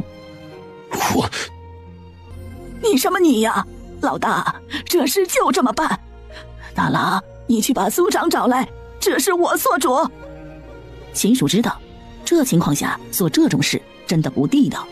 可是不这样做，万一二叔的事是真的，那全家都没命了。就算不判斩刑，至少会被流放。光是傅家没命也就算了，他这个傅家的女婿砍头倒不会，但是前途肯定毁了。没办法，人不为己，天诛地灭。好，祖母，我这就去。一家人围在一起商量着断亲的办法了。你不害怕吗？傅大丫，你想看到什么呢？看到我害怕是吗？可如果这是命中注定的事，怕恐怕也是没有用的。我相信我的爹，我相信他不会做出这种背叛之事。听说你会医术了，而且很不错，这是真的吗？哼，傅大丫，你还想探听什么？我是会一些医术，可是我与你不是同一类人。哼，我知道。那你还知道什么？虽然没得到自己想要的答案，但傅雨欣可以确定，此时的傅雨宁不再是他那个性格倔强、阴沉可怕的大堂妹了。这样的傅宁让傅雨欣不想得罪，知道的有很多。我知道二叔这一次应该不会有事，因为你们一家活得好好的。果真如他的料啊，这傅大丫真的是重来一世啊。傅大丫，借你吉言，你还能告诉我一些我不知道的事吗？你不害怕吗？怕什么？你相信这种鬼神之事？当然相信，世上没有神鬼，哪来的那么多无法解释的事情？你忘记了你自己小时候喊魂的事吗？其实啊，以前的我所知道的东西并不多，因为当时的我只是一个只把全副心思放在自己相公身上的人。可是呢，这份痴情换来的是背叛，是伤害，是扫亡。可傅二丫的命比你好，她嫁给那姓秦的，所以一醒来你就抢了她的男人。是，哼，看来啊，让你给我50两真的太少了，我想就是500两也不止。可我现在拿不出来，如果有一天他发达了，我发誓一定照顾你。照顾倒不必要，我也不必你照顾。傅大丫，我想你心里肯定明白，你已不是你，我也不是我，从今往后我们就各自安生吧。这是说不要往来了吗？不知为什么傅玉兴不想断了这层关系。二丫，我发誓，将来无论何种情况，我将不会对你和你的家人起任何恶意。我们能不能不断送关系？恐怕由不得你啊。不过我听到了你的保证，我知道几年后会换一个新皇帝，听说这个皇帝只有10几岁，但他性子极冷，手段极辣，他上位后杀了好多的大官。换皇帝？这个皇帝不是刚上位吗？这信息太大了。还有呢，他中了举，还有你过得很好，他很尊敬你，你们有2个孩子，而且他2个妾都没有生1个孩子，全村的姑娘都羡慕你。傅大丫，感谢你，感谢你把一个恶心的男人抢走了。二丫，你为什么这样说他？他对你很好的呀。对我很好，一个又一个的女人睡下去，这叫好。傅雨欣啊，有一句话你肯定没听过，男人与牙刷不能共用。二丫，你以前你不是这样的。那肯定不是我。可是二丫，世上哪有这样的男人呢？但凡有出息的男人，哪个不是妻妾成群呢？你想找一个对你一心一意的男人，恐怕不可能。不，你已经嫁人了。我没嫁，没嫁。那陆家那个妹夫，不是妹夫，是我的义兄。本来2家已经说好了，6月我认干亲。可惜出了这事，也不知道这机会还有没有。二丫，有机会的，相信我，一定有机会的。说说，你还知道些什么？啊，那些年呢，我除了关门绣花外，几乎都不知道外面的世界。终于有一天，我学会流苏绣了，绣了一幅极高等的绣品，卖了300两银子。可是他说要去府城读书，我让他拿着银子去了，哪知他却是带了别的女人私奔了。这个人是谢正良吧？你怎么知道？就凭你突然悔婚猜到的。傅大丫，你真的很命苦，好不容易碰到了你认为好的男人，那你们就好好的过吧。你真的不恨我抢了他吗？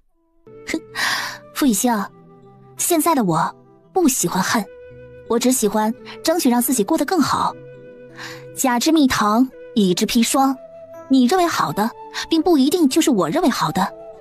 既然你说我爹不会有事，那么看在把某人卖给你的份上，今日帮我把这个家分掉。二丫，你真的想要分家？你可知道这家一分到你爹娘手上的东西恐怕会很少。你觉得我对这样的家还会留恋吗？这点东西我会差吗？傅大丫，既然你什么都知道，更应该知道那个老太婆不是什么好人，我爹娘栽在她手上会继续苦下去。傅玉清心知自己的祖母就是一个恶毒老太婆，上辈子她受她的虐待可不是一回两回，不是家中有这样的祖母，上辈子的她也不会绝望的自杀。好，我帮你。刚才大郎哥说了，除了你们一家几人外，傅家其余的人只要与你们断绝关系，就能保住性命。这是天上掉下幸福符了吗？傅宁巴不得与傅老婆子断绝关系，傅老大一家、傅三叔一家，他也没什么深厚感情。一言为定。这边姐妹俩刚谈好，那边族长与一个族老进来了。他们一进门就去了大房谈事。傅玉清走开了，傅宁悄悄与林氏说了一会儿可能发生的事。娘，你放心，一会儿大丫姐就会去帮我找乔公子，爹一定不会有事的。这是一次分家的好机会，所以我叫他帮忙了。现在族长爷爷与大伯伯来了，恐怕就是商量这事。今天我们这一房会与他们断亲。二丫，这怎么行啊？万一你爹知道了，他会很伤心的。伤什么心啊？他老娘都巴不得他早死，现在要断亲的是他们，因为他们怕被连累，只有断了亲，他们才能保下性命。娘，这事做主权在祖母手中，不在你手上。见林氏泪流满面，傅宁很烦，像这种无情的亲人要留着干嘛呢？这些个古人非得看重这些个虚东西。娘，断亲又不是除族，你干嘛要这样啊？难不成你舍不得这样的家人是吗？是，断亲不是除族，没有这些亲人，至少他们还有族人。林氏怕自己倒下会吓坏孩子，于是他不停地告诉自己这句话。傅老婆子坚决要求断亲，不给他断亲，他就要去吊死在大门口，还说是族长逼他寻死的。没办法了，这亲除了断还是断。但族长提出要给傅一泉10亩地30两银子，傅老婆子说要地要钱没有，要老命就拿去。见僵住了，担心断得不完全的傅宁跪了下来。族长爷爷，我爷爷，我爹不在，弟弟年幼，生母性弱，作为长女，我们愿意把一切都留给祖母养老，任何东西我们都可以不要，但是违请加上一条，如若我们不死，以后祖母的生老病死俱与我们无关。孩子，起来吧，老天会保佑你们的。就这样吧，在一群的事没有定下来之前，给他们100斤大米，100斤杂粮吧。傅老婆子还想不肯，傅玉清悄悄拉了他一把，这才作罢。断亲书一式3份，各方各执1份，一份放衙门备案，将来这就是两家不再是亲人的证据。断亲书上除了林氏，就连傅宁3姐弟都按了血印。看着这断亲书，族长深吸一口长气。一全家的屋里少了什么吱一声，一会儿啊，我让翠儿她娘给你们买去。族长爷爷，这点银子你拿着，一会儿我列张单子给您，到时候就辛苦伯娘帮我们买一下。没问题，没问题。娘，你怎么来了？门内林氏双眼泪长流，看着亲人痛哭不止。要不是刘刚这帮人与傅一泉都关系好，他们不可能让林氏与娘家人门里门外的见面。英儿啊，怎么会出这样的事啊？我的女儿啊，这下可怎么办呢？外婆，您觉得我爹是那种是非不分、脑子有坑的人吗？我爹这个人你应该清楚，他是一个最忠义、最侠义的人。乌云永远遮不住太阳，诬告永远上不得台面。我相信县太爷的公平、精明与公正。外婆，您别着急了，相信我爹，一定不会有事的。这番话，林外婆倒没有被惊到，可守在外面的衙役却被震惊到了。傅杂役这个女儿不仅漂亮如花就算了，而且还如此大方大胆，能说会道。老人家，现在只是带傅哥回去问话呢，还没有到这时候，你们不要着急啊。对呀对呀，外婆，你听这位叔叔说了是不是？爹只是带去问话，而不是定罪，所以您别担心。您身体还没大好，天气又热，赶紧回去吧。大舅、二舅，照顾好外婆，我们不会有事的。林正明与林正森对自己这外甥女是特别服了。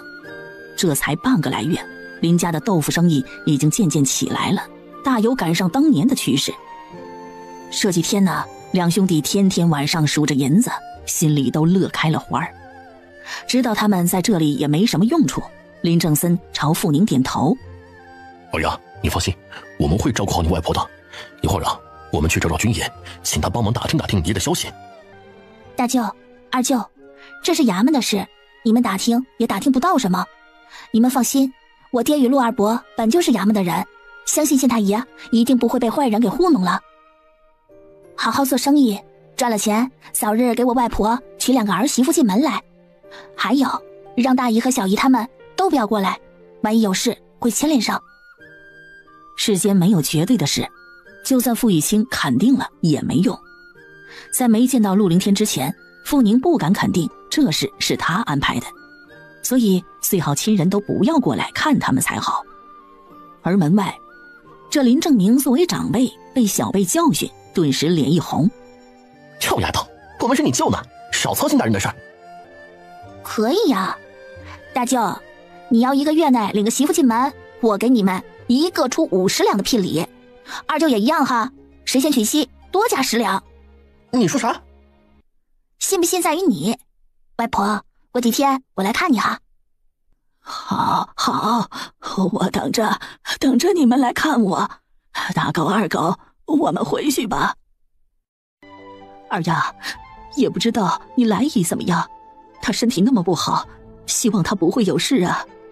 娘，你放心，兰姨的身体现在比你的只好不差，她还有2个成年的儿子呢，怎么着都比我们家强。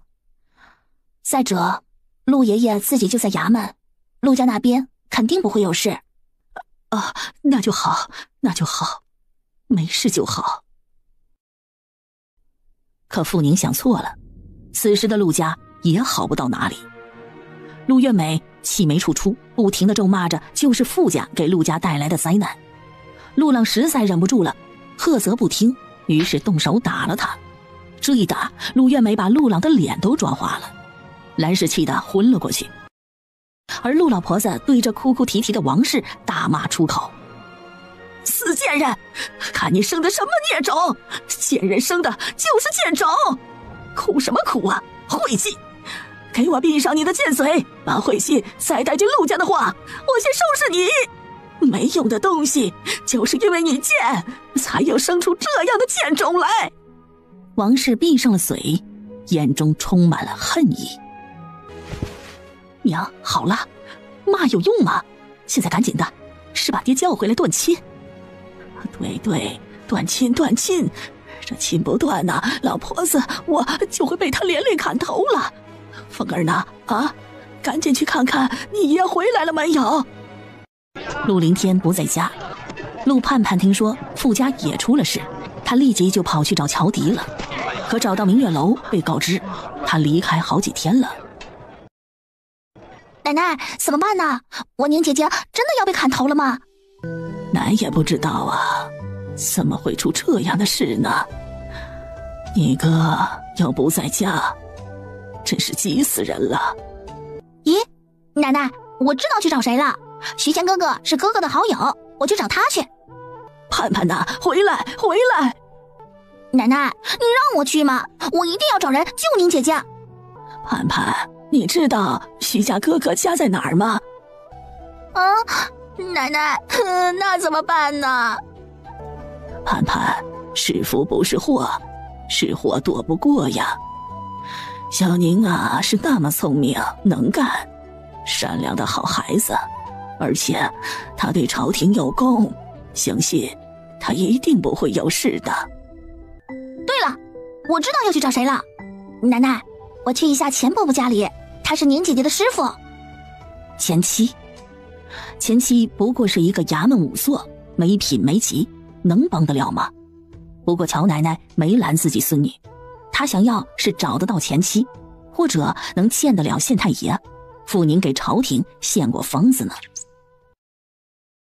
而此时的县衙后宅，这举报人可得看好，小心有人杀人灭口，那可是林天兄弟的未来岳父大人。这个我知道，我只是不知道傅杂役到底哪里得罪了王大柱，他们两个人可从来没有交集啊。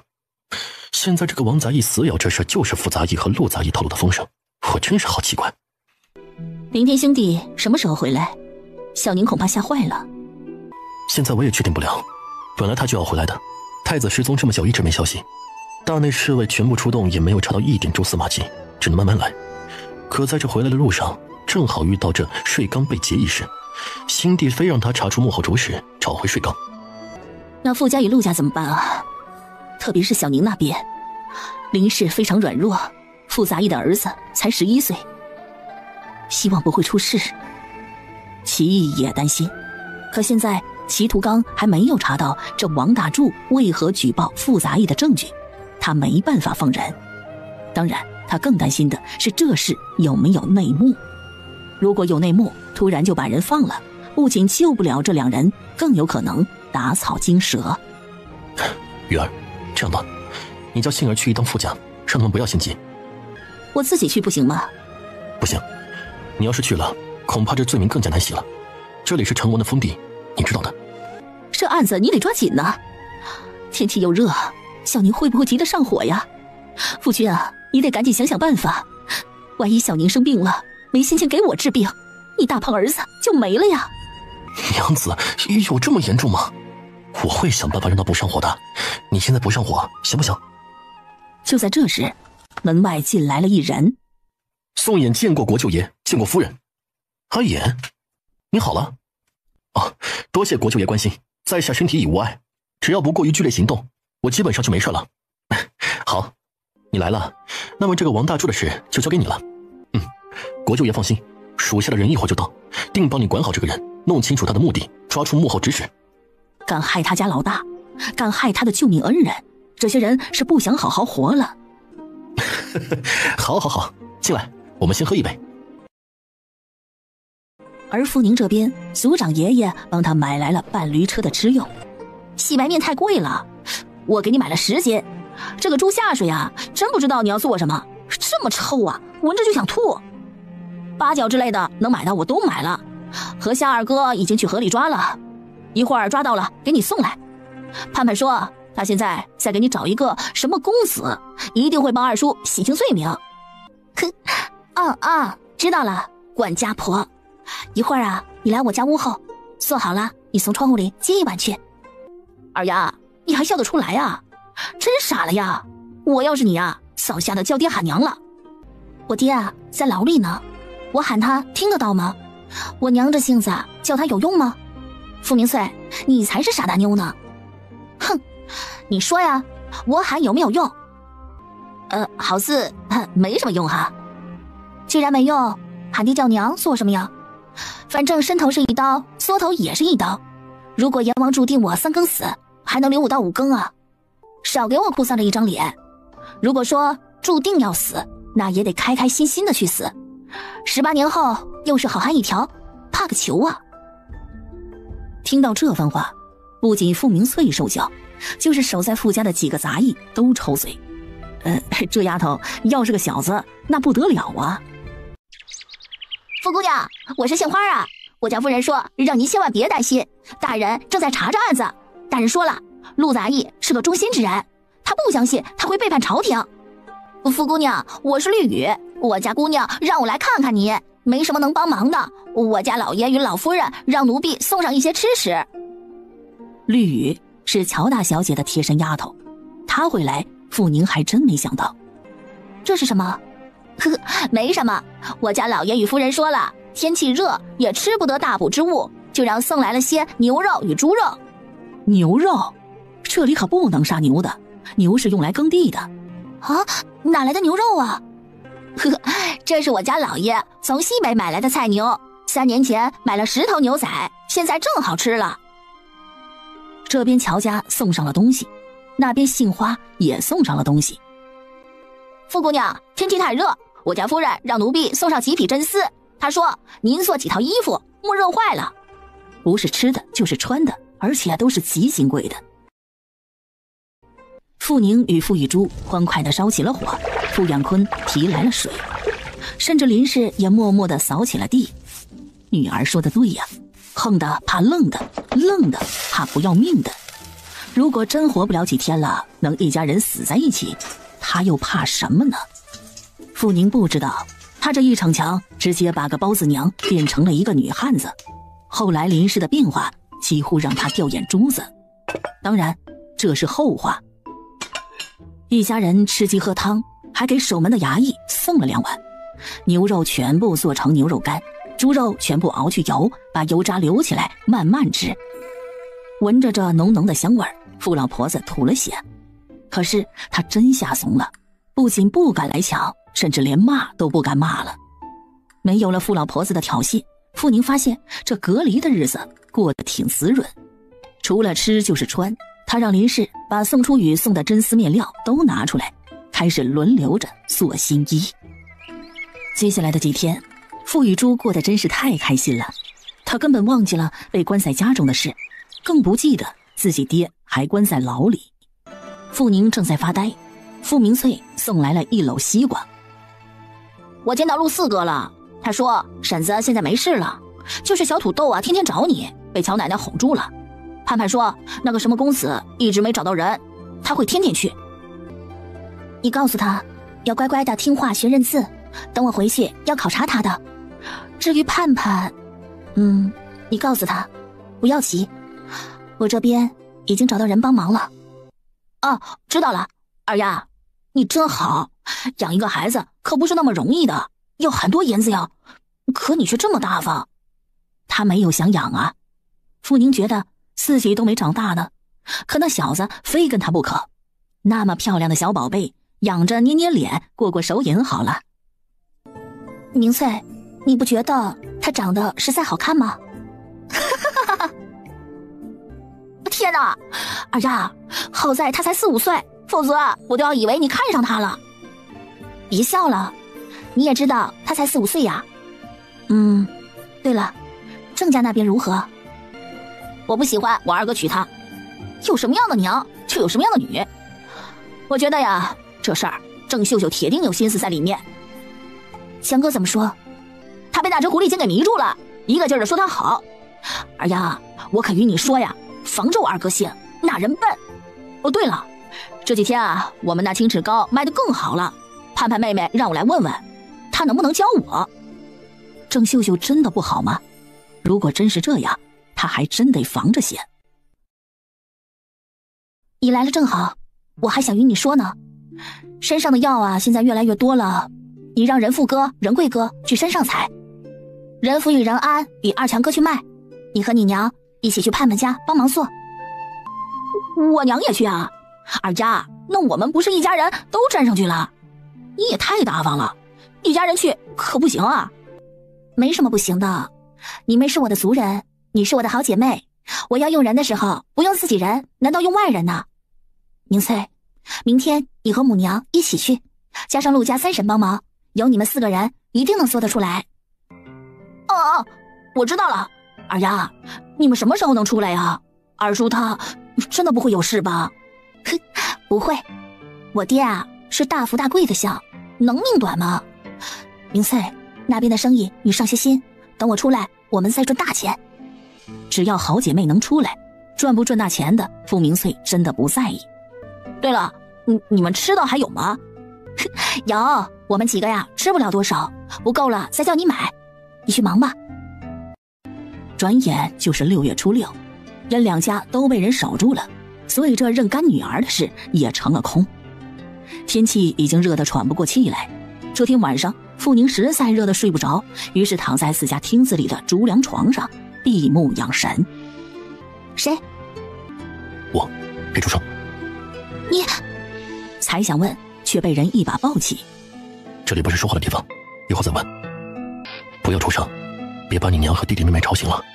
傅宁一手抱住陆凌天的脖子，一手指指门外，那边有人守着。这些天是不是吓坏你了？坐在树下，心情很不好的傅宁想骂人，只是他想骂的不是这事，而是那朵烂桃花的事。怎么不说话了？生我的气了？你是我的什么人啊？我凭什么生你的气啊？陆凌天，你想走就走了，一走就是个把月，连个字都不留，我有资格生气吗？对不起，小宁，当时我真的太急了。不要跟我说什么急不急的，我不想与你说什么。你可知道这些天我有多急，有多担心？我知道让你担心了，是我思虑不周。小宁，不生气了好不好？下回一定不会了。就生气？我凭什么不生气啊？这么多日子我吃不下睡不着，我爹还关在大牢里，到底连什么事情都不清楚，我能不生气？陆凌天，我生气，很生气，非常非常的生气，你听到了没有？这是越说越气了，怎么办呢？陆凌天没办法了，直接抱好了。放开我！不放，小林乖，不生气，不生气了。你要是没地方出气，打我一顿，好不好？陆凌天，在你的心中，我就是个暴力女吗？打你？我干嘛要打你呀？你告诉我，你是我的谁？身处心地严密监视之下的陆凌天，不想把任何危险带给自己心爱的人，除非他知道自己已经解除监视权，他才敢真正的面对他。陆凌天，你知道吗？有的时候，爱也是负担，你明白吗？小宁，不哭了，在我的心中，你是我最重要、最重要的人，比命都重要。每当孤独的时候，我总是在想，如果余生没有你，我或许会孤老一生。陆凌天，你没哄我吗？如果心能够挖出来，我就把它放在你的口袋里，让你时时感觉到我的心在为你而跳。陆凌天，你在负责一项很机密的任务，所以你现在所做的一切都不是你自愿的，是这意思吗？机密的，连最亲近的人都不能说半个字是吗？宁儿，我现在真的什么都不能和你说，但我可以说一句，我所做的一切都是无奈，而非发自内心，除了对你，对家人。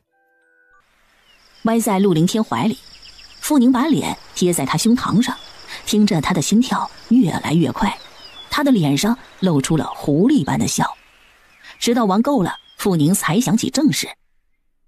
对了，我爹与陆伯伯的事是你安排的吗？不是。不是你安排的？陆凌天，你说我爹的事不是你安排的？不是，这真的只是个意外。我这些天出去了，根本没有回到县里来，还没来得及安排就出了这件事。到底是怎么回事啊？我爹与陆二伯，你觉得那是两个通匪的人吗？如果他们通匪，两家人能过得这么穷吗？你别担心啊，这事儿宋岩在接手，很快就会有了结果。他们都是被人陷害的，这一点你心中都有数的。谁？到底是谁陷害我爹与陆二伯？我爹与陆二伯两人对差事那可谓是忠心耿耿，忠肝义胆。而且我爹与陆伯伯两个人的脾气也极好，又从不得罪人，他为什么要陷害他们？告诉我，我非得问问他去。宁儿，你坐好，再乱动要出事的。出什么事啊？宁儿，你真坏，小丫头，你真是个小坏蛋。听着陆凌天声音的痛苦，傅宁低声在他耳边说了一句，下一秒傅宁被人勒得喘不过气来了，同时耳边的声音更加痛苦了。宁儿，你不能这样诱惑我，我会疯掉的，除非娶你进了门，否则我不会亵渎你的。乖，你别乱动，就这样静静的让我抱你一会儿，好不好？其实啊，傅宁真的无所谓，现代人从不被那些小东西绑架，但陆凌天对他的尊重还是让傅宁喜欢。虽然他好想他，但还是乖乖地趴伏在他怀里不动了。仿佛过了好久，耳边那如万马奔腾的心跳声才正常下来。对了，你还没告诉我谁在害我爹呢？害你爹的人目前基本上锁定了张家和林家，只是暂时还没有完全把证据收齐。张家与林家？哪个张家啊？张捕头家。我们与这两家人有刻骨仇恨吗？这些人既然用通匪的罪名来害人，那可是株连三亲的事啊！别担心，我来。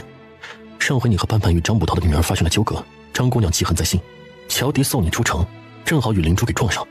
张姑娘躲在一边看到了全局，为了报复你和潘潘，林家和张捕头又向王大柱欠下巨额赌债，让他出门指证你爹和我二叔。正好前不久他们正在查裘荣之案，这一切众人心里都清楚，可却没有拿得出的证据。那我爹真的不会有事吗？阿衍在管着这事，就有意在，你爹肯定没事的，要不然你们两家不可能只是让人守守，恐怕早就抓进牢里去了。可能暂时还不能放你们出来，你耐心一些，一有消息就会送来给你的。我们关心日子没什么，有吃有喝的，只是什么时候我爹能放出来呀？那牢里总不是什么好地方。很快了，你放心，他在牢里没有受罪。我今天来就是怕你担心，所以来告诉你一声。这些天我会很忙，很可能说走就走，你安心在家里陪着家人就行。哦，对了，傅家这边分家的事情我已经听说了，做得好。不管是真局还是假局，只要爹没事，傅宁就安心了。至于报仇的事，陆凌天说他出手，那就让他出手。女人在能用男人的时候，不必辛苦自己。等这事了结，我想叫我爹娘搬出去，先搬去我外婆家，等我那院子弄好，就搬去那边。这话一出，陆凌天呆了，他可不想林氏几个这么快搬，因为他们一搬，他的小丫头就会搬走。现在他更是身不由己了。如果傅宁一搬走，到时候偷个腥会非常不方便。而且陆凌天怀疑，万一偷腥时被未来老丈人抓到，肯定会先敲死他。那边恐怕没这么快弄好，给你修院子的师傅前几天突然病了，一时半会儿不知道能不能复工。啊，病了？什么病啊？什么病？我还得回去想想。要说大病，陆凌天知道傅宁铁定会说换人，这师傅的病不能得太大，也不能太小。不知道，应该不是什么大病吧。人食无果，又是大热天的，傅宁没有怀疑一切。成年人也会病，这么热中个暑什么的很正常，所以他没再问了。这些天你跑哪儿去了？能说吗？太子失踪之事一直没有结果。那天有消息传来，说在武陵山下的龙城有人看到一人很像太子，可见过太子的人并不多。袁清被另外一件事缠住，我只有赶紧去。那找到了吗？没有，我感觉有人在牵着我们的鼻子走，或许太子并不在这里。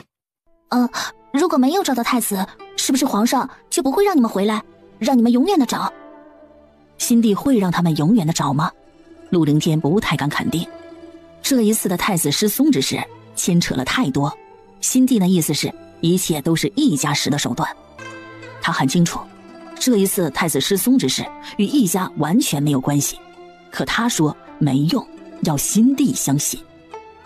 想要新帝相信，只有找回太子，送回宫中。暗卫情报表明，太子失踪之事与成王这边关系很大很大。陆凌天心中清楚，如果太子真的被成王控制，梦中的一切就能得到解释了。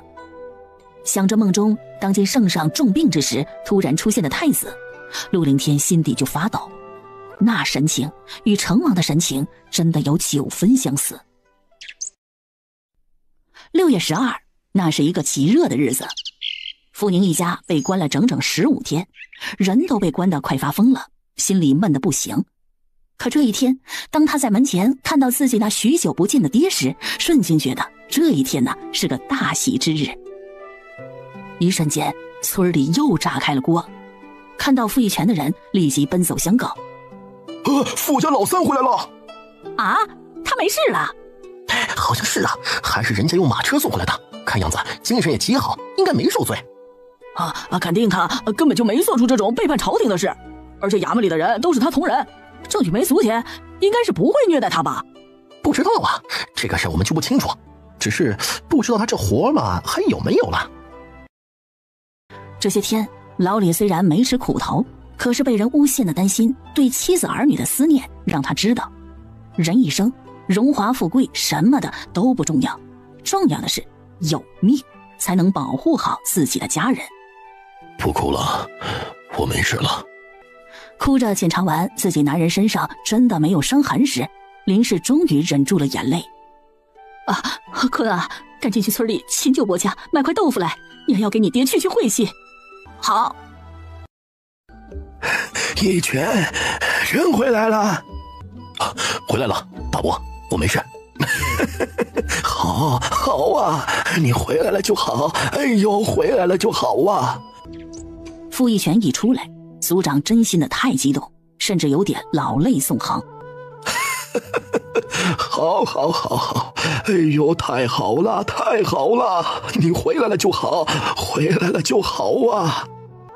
一拳哥，你真没事了吧？真没事了。县太爷清明公正，已经完全查清了，这一次是有人诬陷我与陆二哥，起因就是上回我与陆二哥在查囚笼的案子时立了功，这一次有转为正式捕快的名额，他担心我们抢名额，于是就设计害我们。天杀的，这种人太恶毒了，为了一个正式捕快的名额就这样害人，这害的可是你们两人全家的性命啊，这人该杀。是啊，太坏了，这些人才该死呢。傅一拳在村里人缘不错，这些天他听说时不时的有人给他的妻儿送菜送粮，他记着这份情。大家七嘴八舌的骂着王大柱。傅宁端上了水井里冰上的西瓜。族长爷爷，大贵伯，九叔，五哥，四爷爷，来尝尝。这些呢，其实是我帮着买回来的，爹一出事我都懵了。这些天关在家里，我以为没几天饭吃了，于是想着再不吃就来不及了，所以多买了几个。一拳呐，那你现在这差事儿可还保得住啊？不知道，今日就是刘师爷来的，说我们的案子已经查清了，可以回家了，可这其余的却什么也没说。也别太担心了，虽然这差事儿没了，但也饿不死一家人。二丫是个好的，有她在，你们不必担心。二丫呀，你可是有好的赚钱计划了。这些日子傅宁的日子过得有些奢侈，村里人都盯着他，人家官是被关了，可不是鸡鸭鱼肉，就是瓜果飘香，恐怕就是刘地主家的日子也没这么好吧。大叔，九叔，五哥，四爷爷，我以前呢悄悄跟着孙爷爷学了点医术，后来我又拜了衙门的前5所拜师，前些天更是有缘，从他给我的医书上学到了一个做清脂膏的方子，现在这东西在城里卖得极好。这么说吧，年底前我还准备在城里开一间专治女子病的医馆。开医馆呢，要大量的药草，山上的、沟边的、田尾的草药快成熟了，你们如果扯药草的话，我全收。百草皆为药，傅宁说了几种农村山间田尾到处都是的药。你们扯回来洗干净晒好，干净整齐的，我每斤20万收，有多少要多少。还有小柴胡，要是有，每斤30万干货。山间的桂皮、杜仲、麻辣子等都一样价。20、30万一斤，天啊，这价格也太高了点吧。最主要的是，二丫要收的那些东西，村头田毛那可是随处可见呢。这段时间秋收没到，正是农闲的季节，要是能寻一些这样的草药，一家人一个月弄上个2、3两银子，那不是难事。这价钱一出，众亲们一个个听得心头热血，仿佛美好的日子就在眼前。可就在这时，门口傅老婆子惊天动地的哭声传了进来。我的儿啊，你可算回来了呀！你这个没良心的女儿啊，天天吃肉喝汤不说，还杀我的鸡吃了。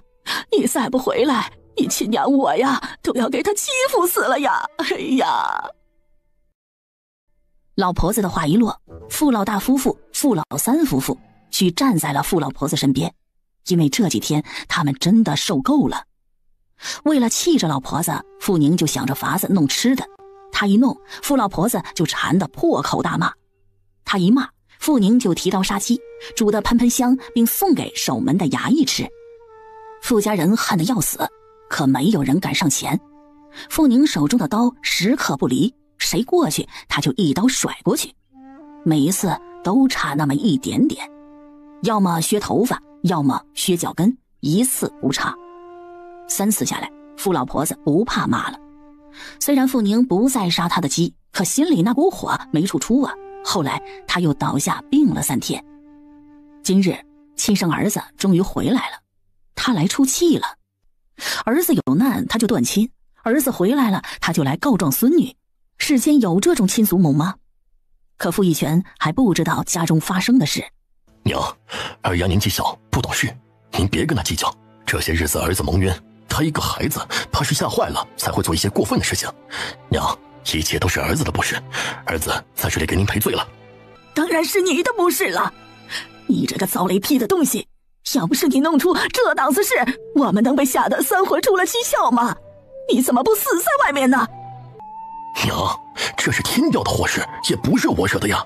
您这样咒我，您真的是我亲娘吗？她早不是你亲娘了，在你被捉之后，她已经叫族长和族老来和你断绝一切关系了。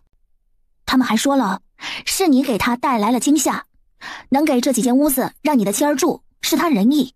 要是换做别人，早把你的妻儿赶出去了。这时傅宁走上前，别给我好，我爹老实可气，被你们欺负20几年，从不说委屈。够了，老太婆，现在都断亲了，说吧，你们还过来有什么目的啊？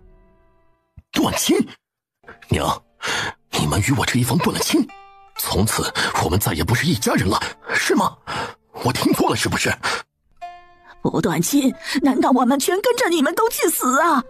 没良心的东西，早就知道你是个黑心肝的家伙，果然就是没错呀。是断了亲了，以后你也别叫我娘了。我告诉你，今日我来是让你赔我的鸡的。这死丫头杀了我5只鸡，1只10两，50两银子，1文也不能少。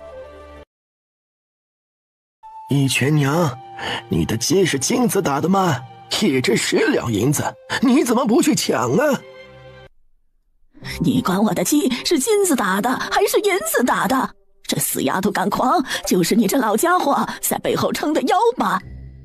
傅斌，我不管你与他什么关系，但是这是我的鸡，不给银子就给我滚出傅家。啥？这老婆子来感情不是要鸡钱，而是来要这屋子的。一瞬间，一众人你看看我，我看看你。有50两银子能做一个大院子，谁还要这几间乌漆抹黑的屋子呢？义全呐，既然他们要这屋子，那就给他们。反正除了这几间破屋子，他也没给你们任何东西，这给了就给了。一时没地方住没事，我那呀还有2间屋子，你们先住了，明天我就给你们看块地，重新建几间屋子去。二哥，还是让全子一家住我那吧，我家那老屋还空着呢，这让人收拾一下，主人没问题的。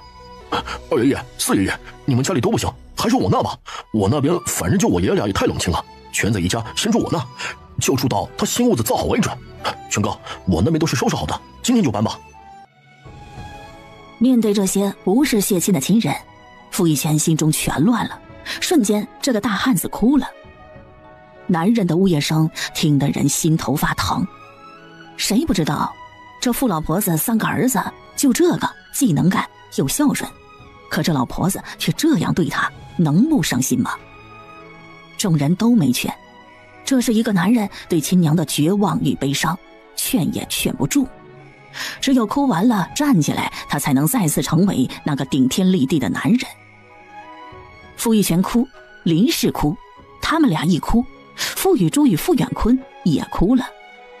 傅宁没有哭，毕竟他对这傅家真的一点感情都没有。爹娘，别哭了，亲人与亲人的缘分并不一定是以血缘来定。就好比我外婆，她没生过你，更没养过你，可是她看重你，比亲生儿子更深。对呀，哭出来的傅逸全听了这话，顿时一抹泪。女儿说的有理，血缘是亲，可是世间并不是血缘都亲。行，我们一家先在九哥那住着，等过阵子去城里租房子。群哥，阿九，城里找货容易，坤儿上学堂也容易。再者，等二爷的铺子一开张了，来来回回村里也确实是不方便。你们也别劝我了，一时半会儿我也建不起房子。二丫是有些银子，可我总不能用女人的钱吧？先谢过九弟了。行，那就收拾吧，大伙儿在一起帮忙。是。就在这决定刚下，门前来了一辆马车和一群人。请问傅姑娘家是住这里吗？你们谁呀？这位婶子，这里是傅家吧？我找傅姑娘，不知道她在不在呀？三丫，快出来，有人找你。娘，谁找我呀？天哪，娘，你是说是这位公子找我吗？对呀，就是找你的。公子啊，这是我女儿傅雨红，就是这傅家的姑娘。不是她太丑了。你说谁丑啊？我说你这个哥，你没长眼睛啊？我女儿丑吗？谁丑还要问吗？你没长眼睛啊？没眼睛就找个镜子自己照一下啊。我找的傅姑娘比她可漂亮太多了，我找的是一位长得超好看，并且救过在下一命的傅姑娘，可不是你。这时傅宁已经出来了，听到这嘚瑟的话，他摇头轻笑上前。公子，是你呀？怎么找到这来了？傅姑娘，您可真难找啊，害得我在临风村找了好几天呢，好不容易才打听到你家在这里。傅姑娘，在下姓雷，名怀，字宇长，家住府城盛宁街，今年18岁，家里兄弟姐妹5个，我至今未婚。今日在下来是来感谢你那天的救命之恩的。就在这时，有人也听出了味道，惊叫起来。天哪，这公子莫不是以为二丫没嫁来提亲的吧？那不会吧，既然能找来，肯定是打听清楚的呀。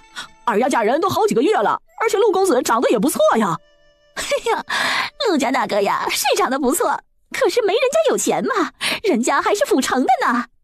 听着村人的纷纷议论，雷怀一脸春风。傅姑娘嫁人了吗？婶子，我咋不知道呢？你当然不知道了，因为有人不想让你知道。傅姑娘，你嫁人了吗？雷公子，你很空吗？还好，家中有长兄、二兄，他们才是家中的顶梁柱呢。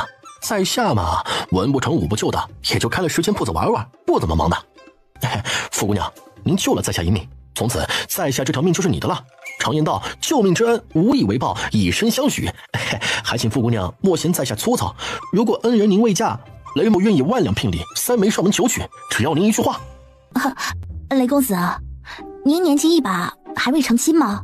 别吓我们这小老百姓了，说吧，来的目的。恩人，在下18。18也够老了，我们村里好多18的年轻人都当爹了，更有的是孩子满地跑。雷公子，在你的心中，18还没长大吗？有事就快点说吧，我家呀还得搬家呢，没空与你唠叨。你来干嘛来了？在下来谢恩了。那天你伤得很重，都好了吗？好了，在县城出事之后，我回了府城疗伤，这不前几天才过来，一直想找你，却没寻到，今日才来感谢你，不好意思啊。别客气，举手之劳罢了。不，傅姑娘说轻了，那天要不是你帮我把兄弟叫来及时治伤，恐怕我就没命了。傅姑娘，今日你家既然有事，那在下也不多打扰，马车上一些东西请您收下。雷怀手一挥，雷大，让人把东西送进傅姑娘的家里。是。那些个盒子里是什么呢？10匹布，6个盒子，5盒子各是点心，1盒子里面银光闪闪。傅宁也看花了眼，这人会不会太大方了？他只不过帮他叫了一个人来而已。雷公子，这些个点心我收下，别的请收回。傅姑娘，您是觉得在下的命就值那些点心吗？我告诉你，就是这点东西也不值在下性命的1/1000两银子，几样首饰，几匹布，就这些东西您要都不收的话，这让在下情何以堪呢？这话一落，在场的村人个个惊掉了下巴。雷公子，哦，对了，我看恩人家中条件也不殷厚，出门马车肯定没有。正好在下要出门周游，这马与马车也是没地方去了，就送你了。走了，有缘再会。啊，这马车也是那位公子有意送的。傅宁抽牙，看着这马车，他对自己说：好吧，人家既然有心送，扔了可惜，那他就勉为其难吧。傅宁为了气死傅老婆子，也为了教育一下那些自私偏心眼的父母，于是把点心全给大伙吃了不说，还给在座的几个长辈一人捡了1块面料2两银子。这一下，一辈子都没见过绸缎的老人家一个个看着他泪眼花花。可东西还没分完，2匹快马又飞来。一拳哥，来人正是傅一拳在衙门的兄弟，叫刘忠。他立即上前：阿忠，你怎么来了？一拳哥，县令大人有令，你和陆启先多次在追捕查案巡逻时累次立功，特使你为副捕头，并张副捕头留下了空缺。阿忠，那陆二哥呢？陆二哥身为御典，是从九品呢。刚刚我们先从他家里过来。权哥，赶紧的换衣服吧，大人让我们立即回衙门呢。县令有令，谁也不敢拖延。傅一拳交代了傅九几声，又与族长爷爷嘀咕了几声，于是骑上刚才雷怀留下来的马飞驰而去。刚才一拳说了，一会儿呀，请大家伙儿帮忙搬一下家，搬到傅九那。傅九那边呢，也时常不在家，正好瑞儿啊也有个伴。第二件事呢，他说选个日子，他请客，今日在场的大伙儿啊都要到场，到时候会统计一下几桌，在九哥那办。各位婶子、大嫂，到时还请你们过来帮忙，1天100文，要辛苦大家了。那一天欢迎你们带孩子过来，我准备撒1筐铜钱庆祝，日子就等我族长爷爷选。娘啊，你说说，这一切不会是二伯他故意设计的吧？李世新吓丫得慌，不说上2句，他觉得活不下去了。2个时辰前，他还未能涉及到二伯一家的那屋子而窃喜，而这才多久，人家又发财又升官，而他们这些至亲却沾不到1分。我看呐，就是那个黑心肝胆弄出来的事，他就是想故意摆脱我们这些亲人，怕我们沾他的光。老大，不行，我要去告他忤逆。娘，别去了，去了也没用啊，这事儿是我们思虑的不周全，被他摆了一道。不行，我活不下去了，我要去告他，我要去告他，我要吊死在他家门口去，我要让他没得官当。奶奶，你去二叔家上吊吧，你吊死了，他肯定得赔好多银子给我们，有银子了，我们一家也能可劲儿的吃好东西了。你个阴沟子里爬出来的黑心货，我吊死了，你好花银子，没良心的东西，我抽你去！哇哇几声响起，正在帮忙搬家的村民傻眼了，这一家人又在闹什么呀？就不能消停一点吗？3天后，傅一拳已正式上任，他在村里找了个老夫子，给儿子和傅九的儿子傅瑞启蒙，林氏带着5鸭天天回了林家，同时傅宁也回到了陆家。此时某处深院之中，齐图刚进来了。陆爷，裘荣的踪迹打探到了，已经有人跟着了。这一次义林身边的24中尉都出来了。水陈氏不了，寻找太子的事根本没空，一桩接一桩，实在是太忙了。好，我们走。2人出了门，齐图刚想到了一件事。陆爷，傅家与陆家的事都安排好了，如今2人已经走马上任了。那张家与林家什么时候办？宋爷说马上就能办了。陆爷您放心，那个袁姑娘还在县里，不过她没再去您家了。严芷玲还不能收拾，陆凌天其实也很郁闷，可身负任务的他知道轻与重，只希望他的小丫头能忍一忍。张家与林家让阿眼抓紧点，一时不能弄死，残了即可。好，通知徐群，让他抓紧弄宁儿的铺子，不过要按照图纸弄，一点偏差都不能有。是。陆凌天开始又一次的行动。小宁，我从明天起就出去书院了，徐庆兰定亲了。哪天的事啊10天前。10天前？10天前，你家都被人围住了，怎么能定亲呢？与他定亲的不是我，而是我的表哥于向林。你难过吗？说实话，我对他只有感激，没有感觉。我虽然不讨厌他，但是也却也不心动。我亲了他，将来我一定会报答他的。说实话，他配不上你。虽然你不是那么的优秀，但你比许多人都优秀。多谢你的安慰。银子花了吗？傅宁翻开袋子，拿出2锭银子和1只银钗。去，恭喜他一下。这银子算是还他的，这钗算是妹妹我借给你恭喜他的。不过我的利息有点高，到时候啊，你得还我1只金钗。陆续眼眶发胀，鼻尖发酸。拿着呀，干嘛呢？你妹我现在啊可是大富翁了，你没听说吗？上回我救的一个叫雷怀的人，那天他送了1000两银子和好多东西去我家，当时我不好意思收，他生气了，摔下东西就走了。人都走了，我总不能跟他土豪一样把他扔了吧，所以我就收了。眼泪无法再忍，陆续把头扭到了另一边，拿出手帕悄悄地把眼泪擦去，接过。哥记住了。那就好，得1只这么大全金的哟，可不能用包金的糊弄我。现在的我呀，可认得什么是真金，什么是假货了。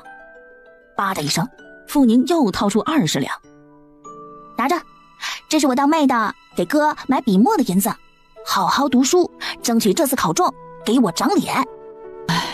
二毛啊，有这样一个妹妹，你也是得福的。娘，您给了庆兰妹子，又是我这一生一定会记着她的恩情的。她能嫁到好人家，我祝福她。好，娘去送。大师兄，那小瓶子都到了。到了，已经装好了。不过瓶子有些贵，1只要3文呢。没事，我们这个小的是难做些，到时候做比这大2倍的就不贵了。到时候1瓶20文，我们这1年能卖7、8个月，铁定赚。到时我再琢磨一下，弄出一个能止头晕头胀头痛的方子来，改一改，多几个品种。还有祛风祛湿通脉疏络的也弄个，一打出名气，我们就等着数钱了。这时代有这个露那个水的，所以傅宁才会让前妻弄这个6神催文水。把免费宣传小瓶拉到皇室的药铺，黄掌柜一看这瓶上的字作用，再一闻，傅姑娘真的免费送啊？对，1文不取。放心，我一定把这些小瓶子送出去的。不知以后你准备卖多少1瓶啊？20文。面对黄掌柜的震惊，傅宁笑笑，是这的3倍量，不贵吧？不，我不是说它贵了，你这里面可是有不少好东西的呀，这20文可太便宜了。其实啊，这催文水除了2种药比较名贵外，其余的中草药都很普通，而且在这时代20文真的不少了。一个劳动力的1天工资也就1瓶半催文水而已。齐义刚喘口气，没想到这又要上堂了。我的乖乖，这2人是怎么撞上的？升堂，堂下何人？有何事要判？大人，臣女告这个村姑无故伤人。县令大人，民女傅宁刚才带着舍弟正要进衙门，没想到与这位姑娘遇上，孩子小，走得快了一点，这姑娘二话不说就要打舍弟，民女一急就用这根鞭子救了舍弟，不小心甩伤了这位姑娘。袁姑娘可否是这样啊？她撒谎，她就是臭手行凶的恶人。易大人，本姑娘希望你不要包庇自己衙门捕快之女，治她个不敬之罪。县令大人，我有人证，我也有人证，我有人证明你就是无故发疯。哟，谁发疯呀？袁志林，你还真是只疯狗啊！找不到男人，你这是想疯了？见人就咬，还真不要脸。小宁啊，别怕，有姐姐在。宋初雨往堂上一站，袁芷林看着他，看看傅宁。小宁，别怕，你姐姐我最爱的就是痛打落水狗。宋初雨，你想做什么？哼，我想干什么？我倒是想问问你呢，姓袁的，你到底想干什么呢？袁芷林虽然家世不如宋初雨，但是他的堂姑是成王妃，这里是成王的地盘。我说呀，你刚才是脑子进了浆糊，一下子发了病，动手打一个孩子。袁芷林呐，你好大的能耐呀！臭不要脸的，你真以为这天下是你袁家的吗？姓宋的，你才有病呢！谁打孩子了？你在这里胡说什么？就你打孩子了，打了还不承认？就在这时，一个人大步进了大堂。芷林，做人做到这份上，小心被京中贵女看不起。你没什么优点，至少得诚实做人才是啊。堂哥，我才是你堂妹呀！你帮外人不帮自己人，七叔知道吗？我帮理不帮亲，刚才在门口我的人看到了，你出来的时候，这孩子还没撞上你，你伸手就要打人，是这位姑娘着急，这才用鞭子吓唬你的，我看得一清二楚。堂哥，你看看我这手背，现在都还是红的，这叫吓唬吗？啊！要不是他手下留情，红的就不是手背了，而是废了你这只爪子了。灵儿，你知道他是谁吗？不就一个孙姑吗？吓谁呀？村姑，孙天师的关门弟子，这样的村姑你比得了吗？堂哥，你跟我开玩笑吧？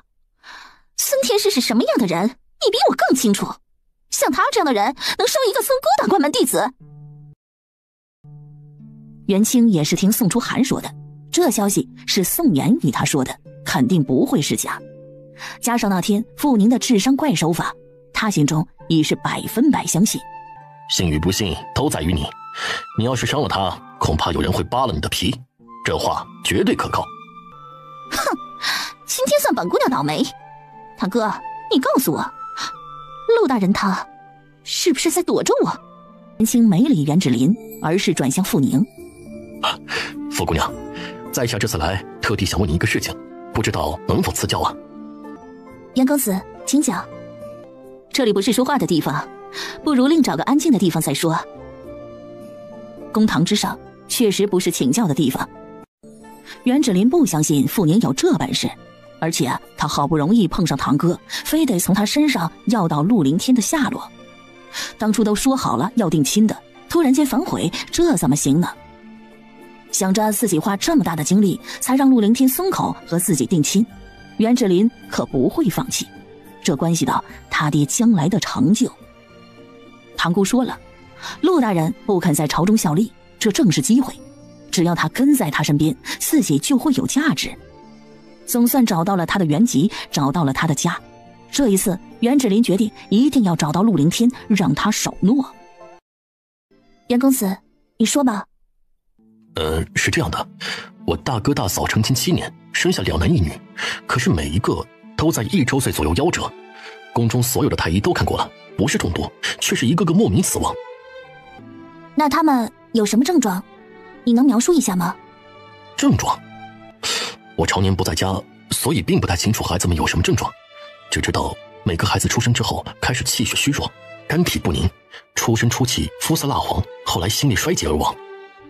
地中海贫血，这是人类遗传性疾病，不要说这古代，就是现代也没有找到治疗方法。袁公子，对不起，没见到过病人，我不敢下定论，但通过你的描述，我猜测孩子得的是一种叫障碍性贫血症，这种病一般是遗传，也就是说是娘胎肚子里带来的病，无药可治。你的意思是我大堂嫂把病带给孩子的？袁姑娘可别乱说，我可没有说这是袁公子的嫂嫂带给孩子的病。你不是说是母胎带来的病吗？那不是我大堂嫂，难道是别人？袁公子，这病我没办法确定是母亲或者说父亲带来的病，也可以说这2人都有可能有这种基因。这是一种溶血性的疾病，一旦遗传上了就很难根治了。我这样说你们可能听不懂，但子女与父母长得像，这一种就是基因的遗传，听明白了吗？那得了这种病，你有办法治吗？在我大哥大嫂怀孩子之前能预防吗？我真没有这能耐，除非是他们2人自己本身有很明显的症状，要不然查不出来。对了，你兄嫂有人有严重的贫血症吗？我大嫂有一点，但不厉害。一点点贫血不能断定她是否就有这种病。世间贫血的人多了去了，也不见生出来的孩子就会这样，所以对不住了，我断定不了。傅姑娘客气了，刚好昨天接到我那小侄子病故的消息，这今日来衙门有事，又正好碰上，所以想要请教一下而已。连神医不知道的事，这小姑娘都知道，她哪能怪人医术不精呢？多谢，在下回去转告兄嫂，好让他们心里有个数。切，算命的早就说了，他们根本就八字不合，非得成亲，这下报应了吧？堂妹，嘴下留德。我又没胡说，本来这就是事实。当时我大表姐那么喜欢堂兄，可她偏偏看中一个小户之女，我有说错吗？原来嫉妒点在这儿啊！哼，对于孩子啊，我觉得生恩养恩都一样，是不是自己生的孩子得看后天教导。多少子女不养爹娘，世间大有人在。生不了，抱养一个在身边尽心教导，未尝就比亲生的差。袁清得到了答应，准备告辞。突然他的目光落在了紧紧依在傅宁身边的小土豆身上。傅姑娘，这是你弟弟？哼，这是我大舅舅捡来的养子，这小家伙非得跟着我，我就只能认了。小土豆，赶紧叫叔叔。叔叔好。你叫小土豆？我大名叫林志轩。好名字。小土豆，你今年几岁了？堂哥，你不会是想让大哥与大嫂收养这个乡下放牛娃吧？我与你说，别开玩笑了。怎么就是玩笑了？这孩子不好吗？我看比你强多了。人家乡下娃，我们袁家时代以前不一样也是乡下人吗？切，再强也不是袁家的姑息。大堂兄身体好着呢，有病的人那一定是大堂嫂。哼，大堂哥和另外的女人照样能生出健康的孩子来。这是叫他大哥纳妾了，那万一是自己大哥的毛病呢？这不影响夫妻感情吗？袁清真心不喜欢这个心眼太多的堂妹，要不是袁家早年时受过一次成王妃的帮助，他也不会与这个堂妹走近。可这恩，这些年他还的10倍都不止。我有事先走了，打扰。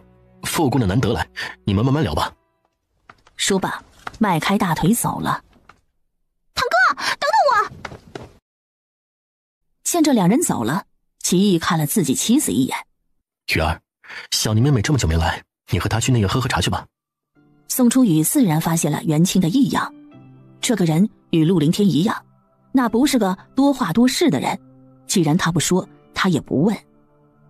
好，小宁妹妹，你让我吃的药我快吃完了，请你再帮我看看。初雨姐，请吧。爹，我跟夫人去了，你忙。去吧，好好给夫人看看。知道了。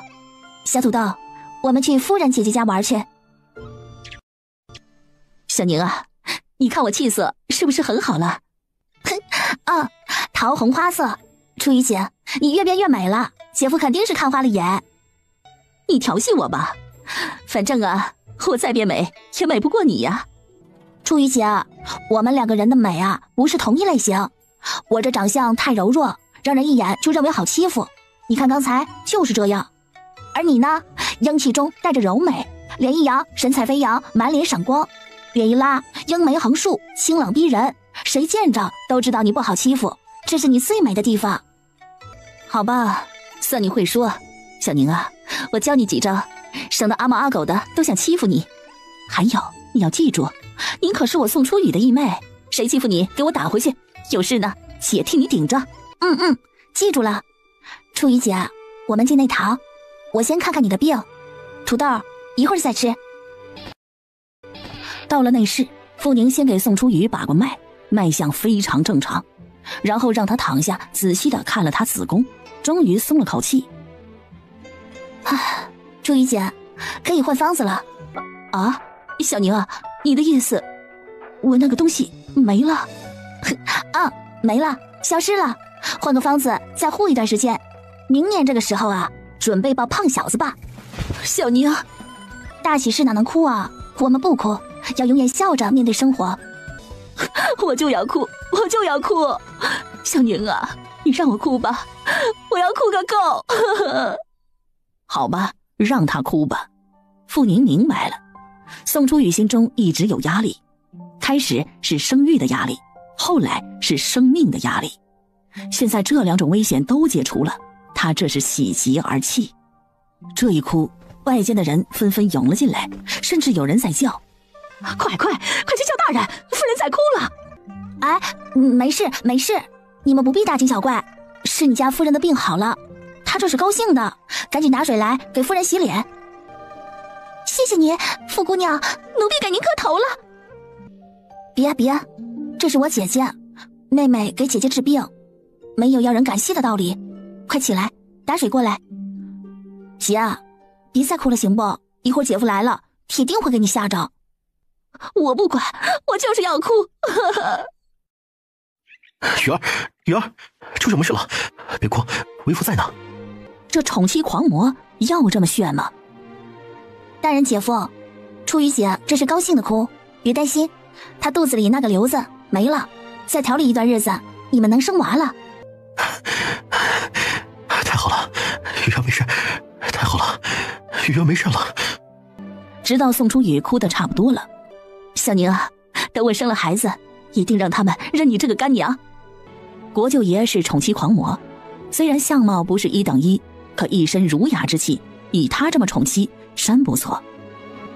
等写好新的药方，齐毅已急忙换人去捡药。就在刚做好一切时，元清急急忙忙地进来了。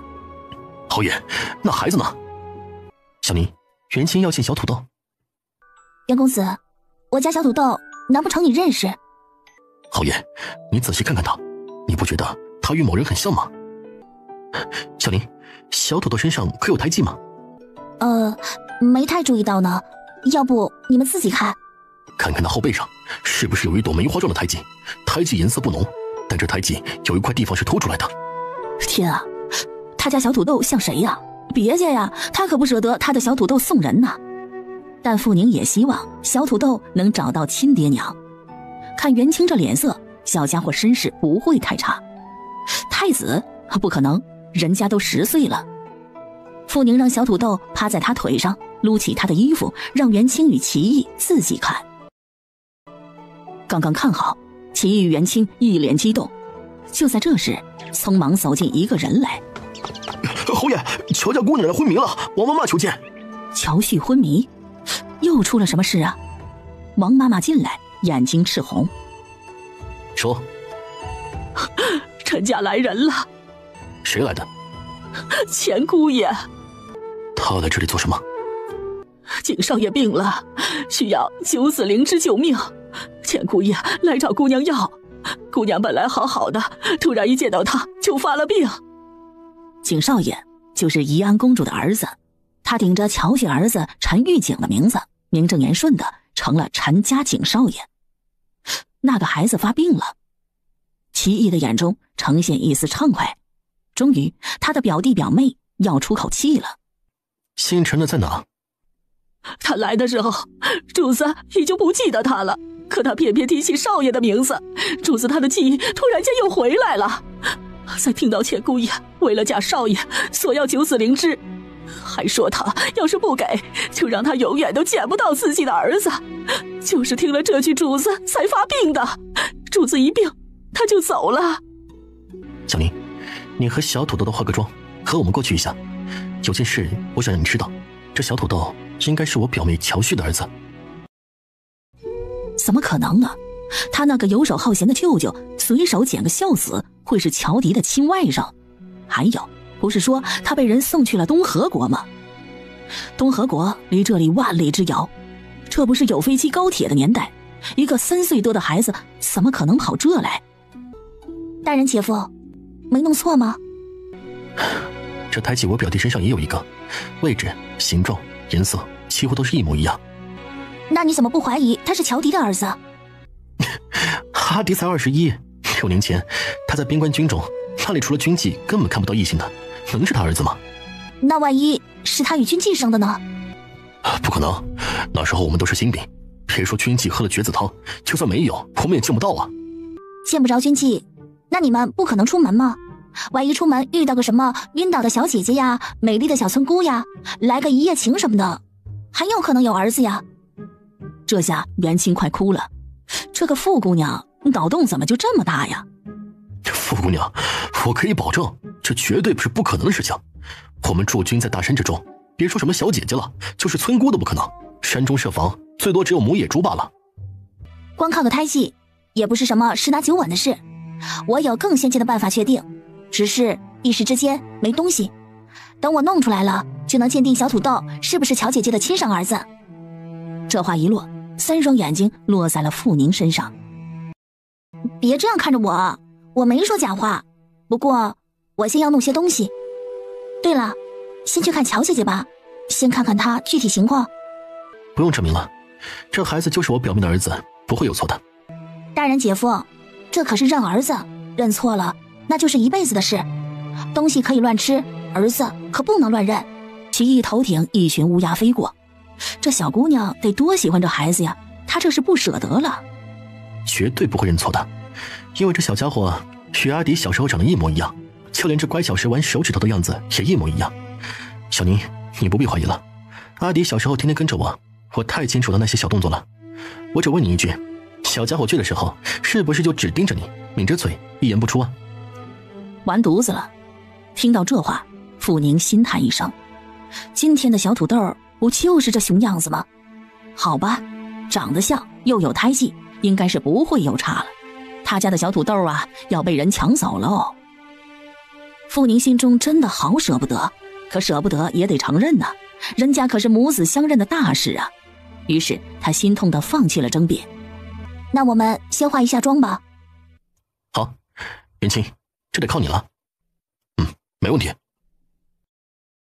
傅宁没想到元清有一手化妆术，看到镜子里的小伙子和自己身边的小姑娘，他不相信这是自己和小土豆。袁公子，你这一手教教我。不止我会，我们当时那些人都会，这是诸葛前辈教给我们的基本技术。他太爷爷会。傅宁眼珠子都掉落了，他怎么不知道啊？不行，下回一定要学来。走吧。等把乔旭救醒后，傅宁才发现乔旭很不对劲儿了。怎么样了？受刺激太大，脑神经受损，除了心智外，恐怕还得针灸刺激。只是这针灸之术全在脑部，没有高手绝对不行。傅姑娘，你也不行吗？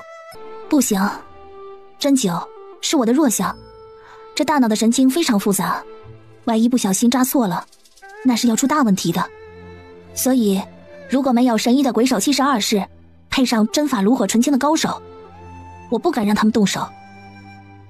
诸葛天的鬼手72式那是天下知名针法，针法已流传，可敢用针的人却寥寥无几。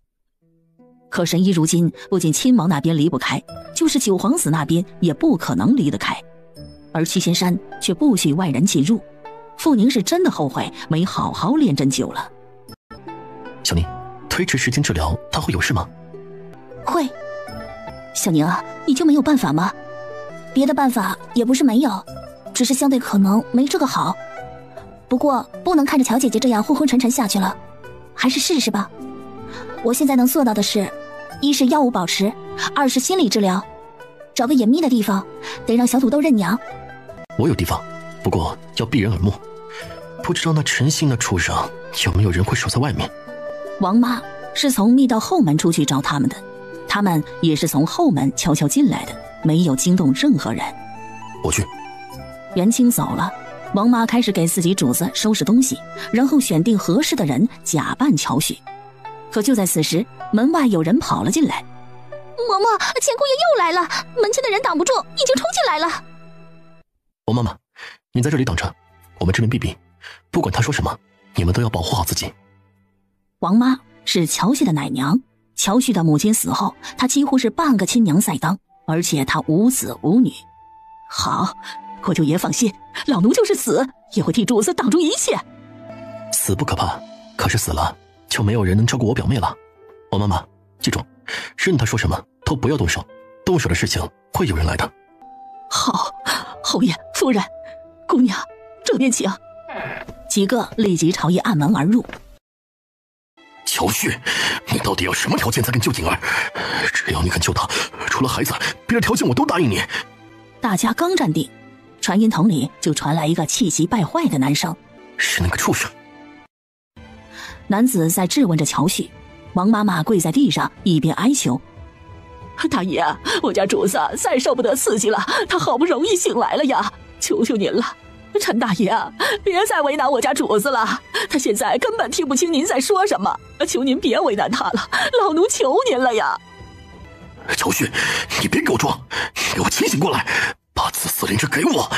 你醒醒，你醒醒，听到没有？起来，你给我起来！不用看也知道这人渣在做什么。这种人活着就是浪费粮食，弄死他那是太便宜他了。小宁，还有什么好东西能让他生不如死吗？姐，你闻过臭大麻的气味吗？那个太臭了。山间呢，还有一种草药与这臭大麻的气味一样，但作用却绝对相反。臭大麻能让人止痛，而这种叫纤维草的东西是一种慢性毒，中了这毒3个月后才会发作，一发作皮肤刺痛，浑身剧臭。你有这毒吗？有，一会儿我给你想办法给它吃下。那么臭，它能吃得下？不臭，治过了一点都不臭，无色无味。给我，小宁，一会儿姐呀给你100两银子。你确实是我姐？姐错了。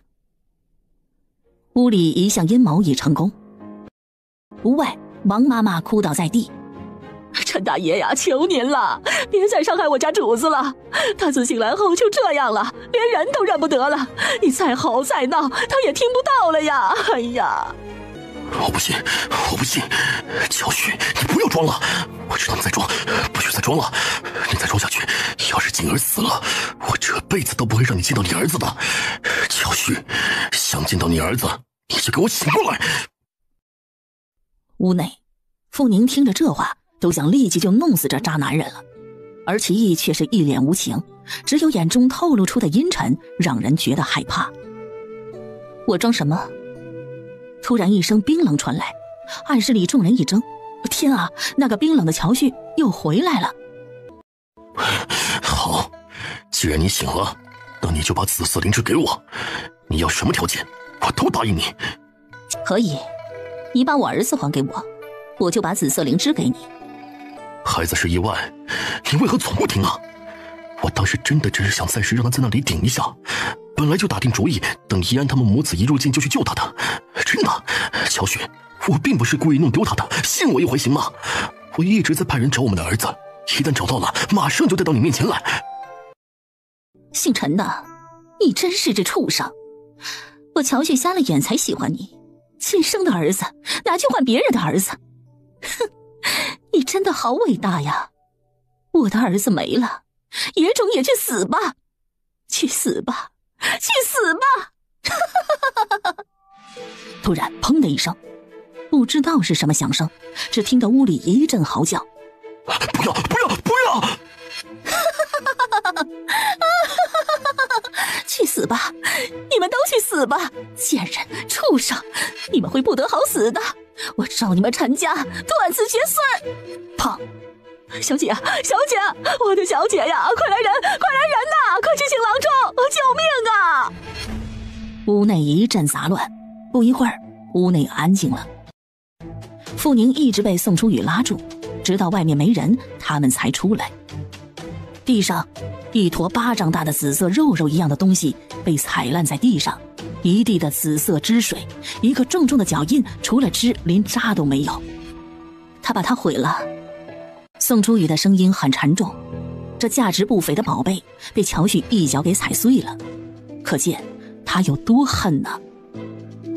其实啊，宋初雨与傅宁更恨，如果换作是他们这两个，恐怕不仅会毁了玉灵芝，更会弄死那人渣。屋外，一个黑衣人进来了。侯爷，袁大人跟去了。门外可还有陈家的人？把这里收拾一下，要打包的东西都打包好，这院中的人都带去旗下山庄，不要留下任何痕迹。是。小宁，我与你姐姐都不能出面，她认得我们，一会儿得辛苦你去看看了，恐怕还得是你出手。不知道乔姐姐会送去哪儿？安仁堂。行，我还是恢复我原来的装扮。太医爷爷与我相熟，这样子会更会引人怀疑，土豆就不混装了。好。安仁堂看着像个死人一样的乔旭，老太医神色凝重。王妈妈跪于地上：唐太医，我家主子全靠您了，求求您救救他吧。受的刺激太深了，他自己不愿意醒来，非老夫人力可为呀。老夫就曾说过不可再三受了刺激，可你们偏不听啊。我可怜的主子呀，哎呀，可怜，主子就交给你们了，老奴要上京，让上京给主子讨回公道。在下可没对他做什么，只不过是与他进行了一个交换罢了。老东西，你凭什么把他的事怪在我的头上？陈公子，老奴可不敢怪您，现在您呢，还是想着如何跟我家公子说吧。老奴只不过是一个奴才而已，我家公子才是真正的主子。老家伙，你这是在威胁我？老奴不敢，老奴哪敢威胁公子爷呀？只是这床上躺着的是老奴的主子，在您没来之前他好好的，可现在太医说了，他恐怕永远醒不来了。常公子，这下您满意了吗？本公子怕他了吗？你去就去，本公子等着他回来。陈信，你枉费了这个名字。看来那一年老子没有打死你，是老子错了。起来，你不是不怕本公子吗？起来。在京中有宜安公主，有德妃娘娘，陈信张狂的没人敢惹。可在这东陈三府，他除了带来的人，根本没有人认得他。就在这时，一个老仆模样的男子匆忙赶了进来，扑通一声跪下：乔少爷，手下饶命啊，饶了我家主子吧，他也是因为公主的孩子病重无望，这才来寻大少夫人的呀，求求您饶了他这一回吧。老家伙，你这是在威胁本公子喽？为了公主的孩子，我问你，那孩子是他什么人？你告诉我。乔少爷，老奴并非威胁，而是我家老爷也是对少爷无可奈何呀。我家少爷自小出色，太夫人过于宠溺，他根本就听不进任何人的劝导。今日您教训他一阵，是他该受的，我只求您留他一条命在吧。只要不打死他，有人带回去交差就行了。至于这仇啊，常管家知道这不是自己的事。这两家闹成了什么样，整个京城人谁不知道啊？陈家有德妃，可乔家有一个皇后表姐。皇上再宠德妃又如何？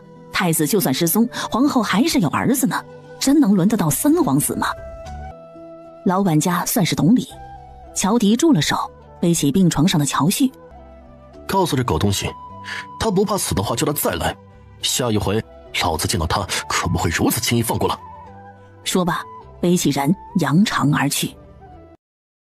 这边神仙打架，小鬼躲开的老太医见到傅宁，还真是吃了一惊。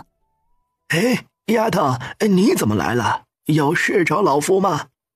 既然有乔迪，自然不必他上场了。傅宁摇头笑笑，把手中的几个小瓶子给了他。老太医，这是前些日子小女子无所事事弄出来的东西，你帮我见见。什么东西？催蚊子水，止痒消痒。好，等老夫忙完鉴定之后找你。不用，我过几天再来。傅宁带着小土豆出了安仁堂，才出门，立即有一个黑衣人过来。傅姑娘，乔公子请您随小人去，马车就在转角处。你是谁的人？在下是侯爷的人，这是侯爷的信物。说罢，黑衣人从怀里拿出一个牌子，那牌子是国舅爷的，刚才分手的时候齐义给了傅宁一块，让他见到持这块牌子的人放心。是我，多谢傅姑娘的救命之恩，改日上门致谢。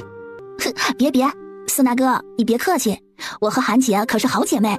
再说了，我只动手而已，你要说什么致谢，那就难为情了。动手？谁都能动啊。可宋妍知道自己能恢复的这么快，除了神医的药之外，还有眼前这小姑娘的技术，那是世间无人可比。老大在武陵山。啊？在那做什么？寻人。寻人？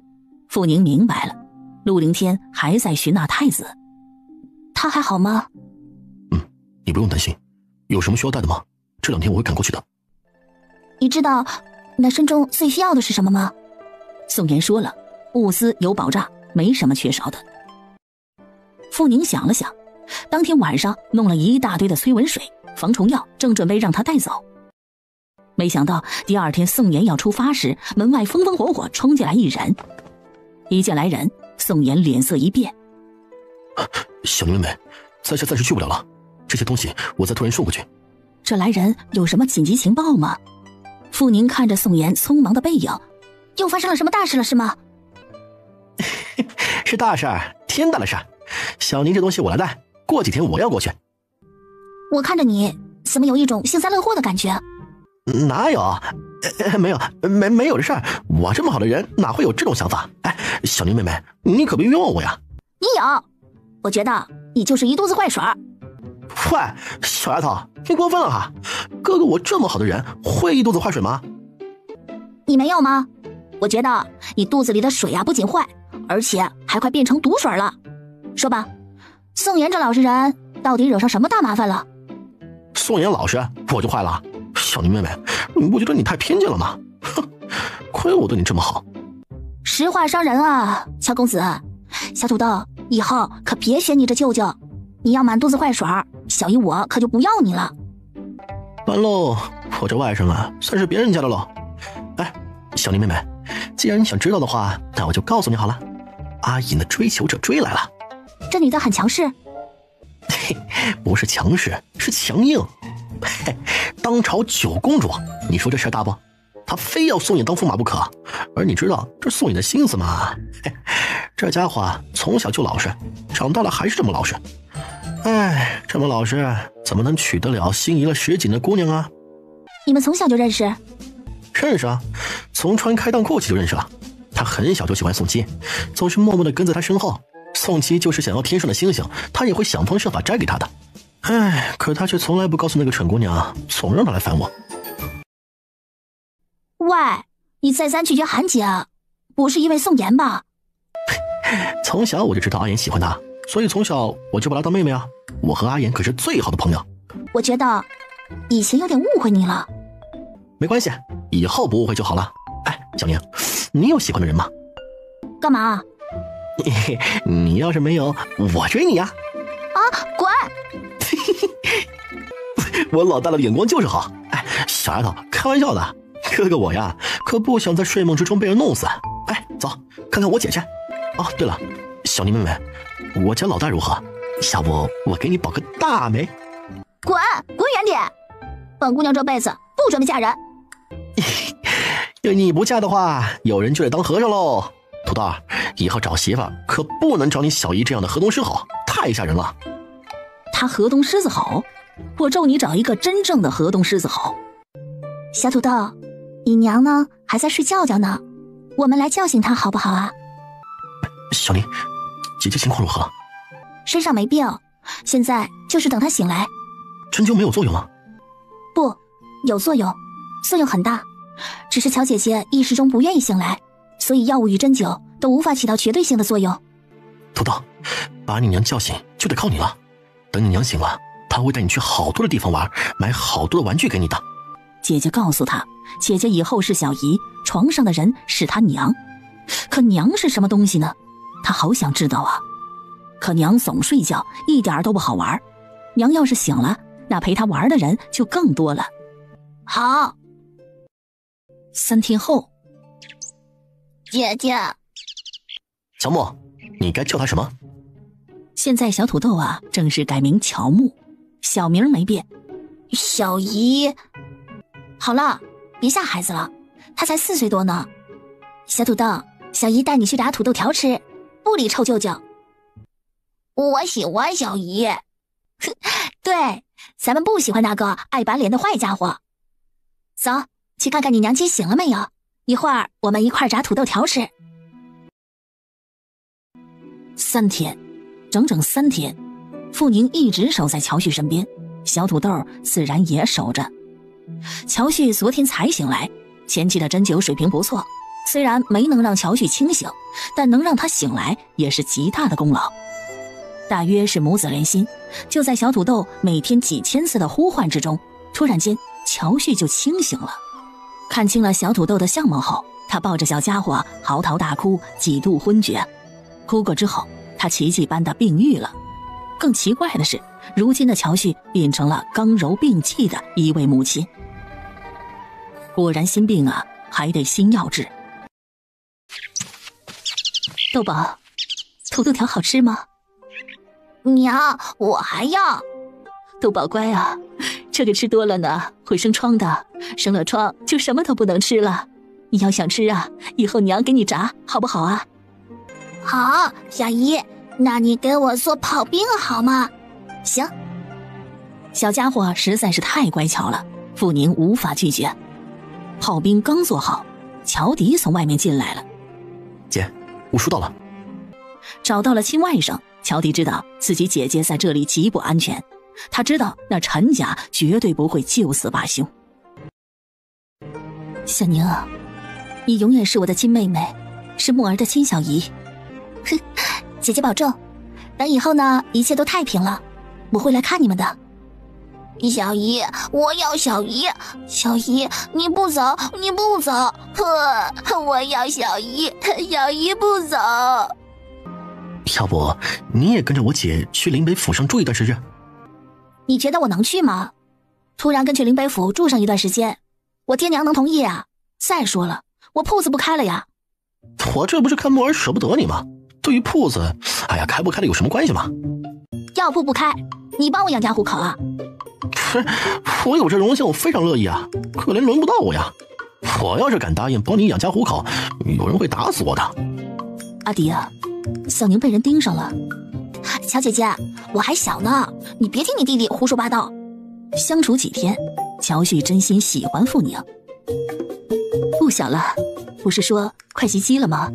小宁啊，要是你能嫁阿迪，那就不必与豆宝分开了。嘿嘿，如何？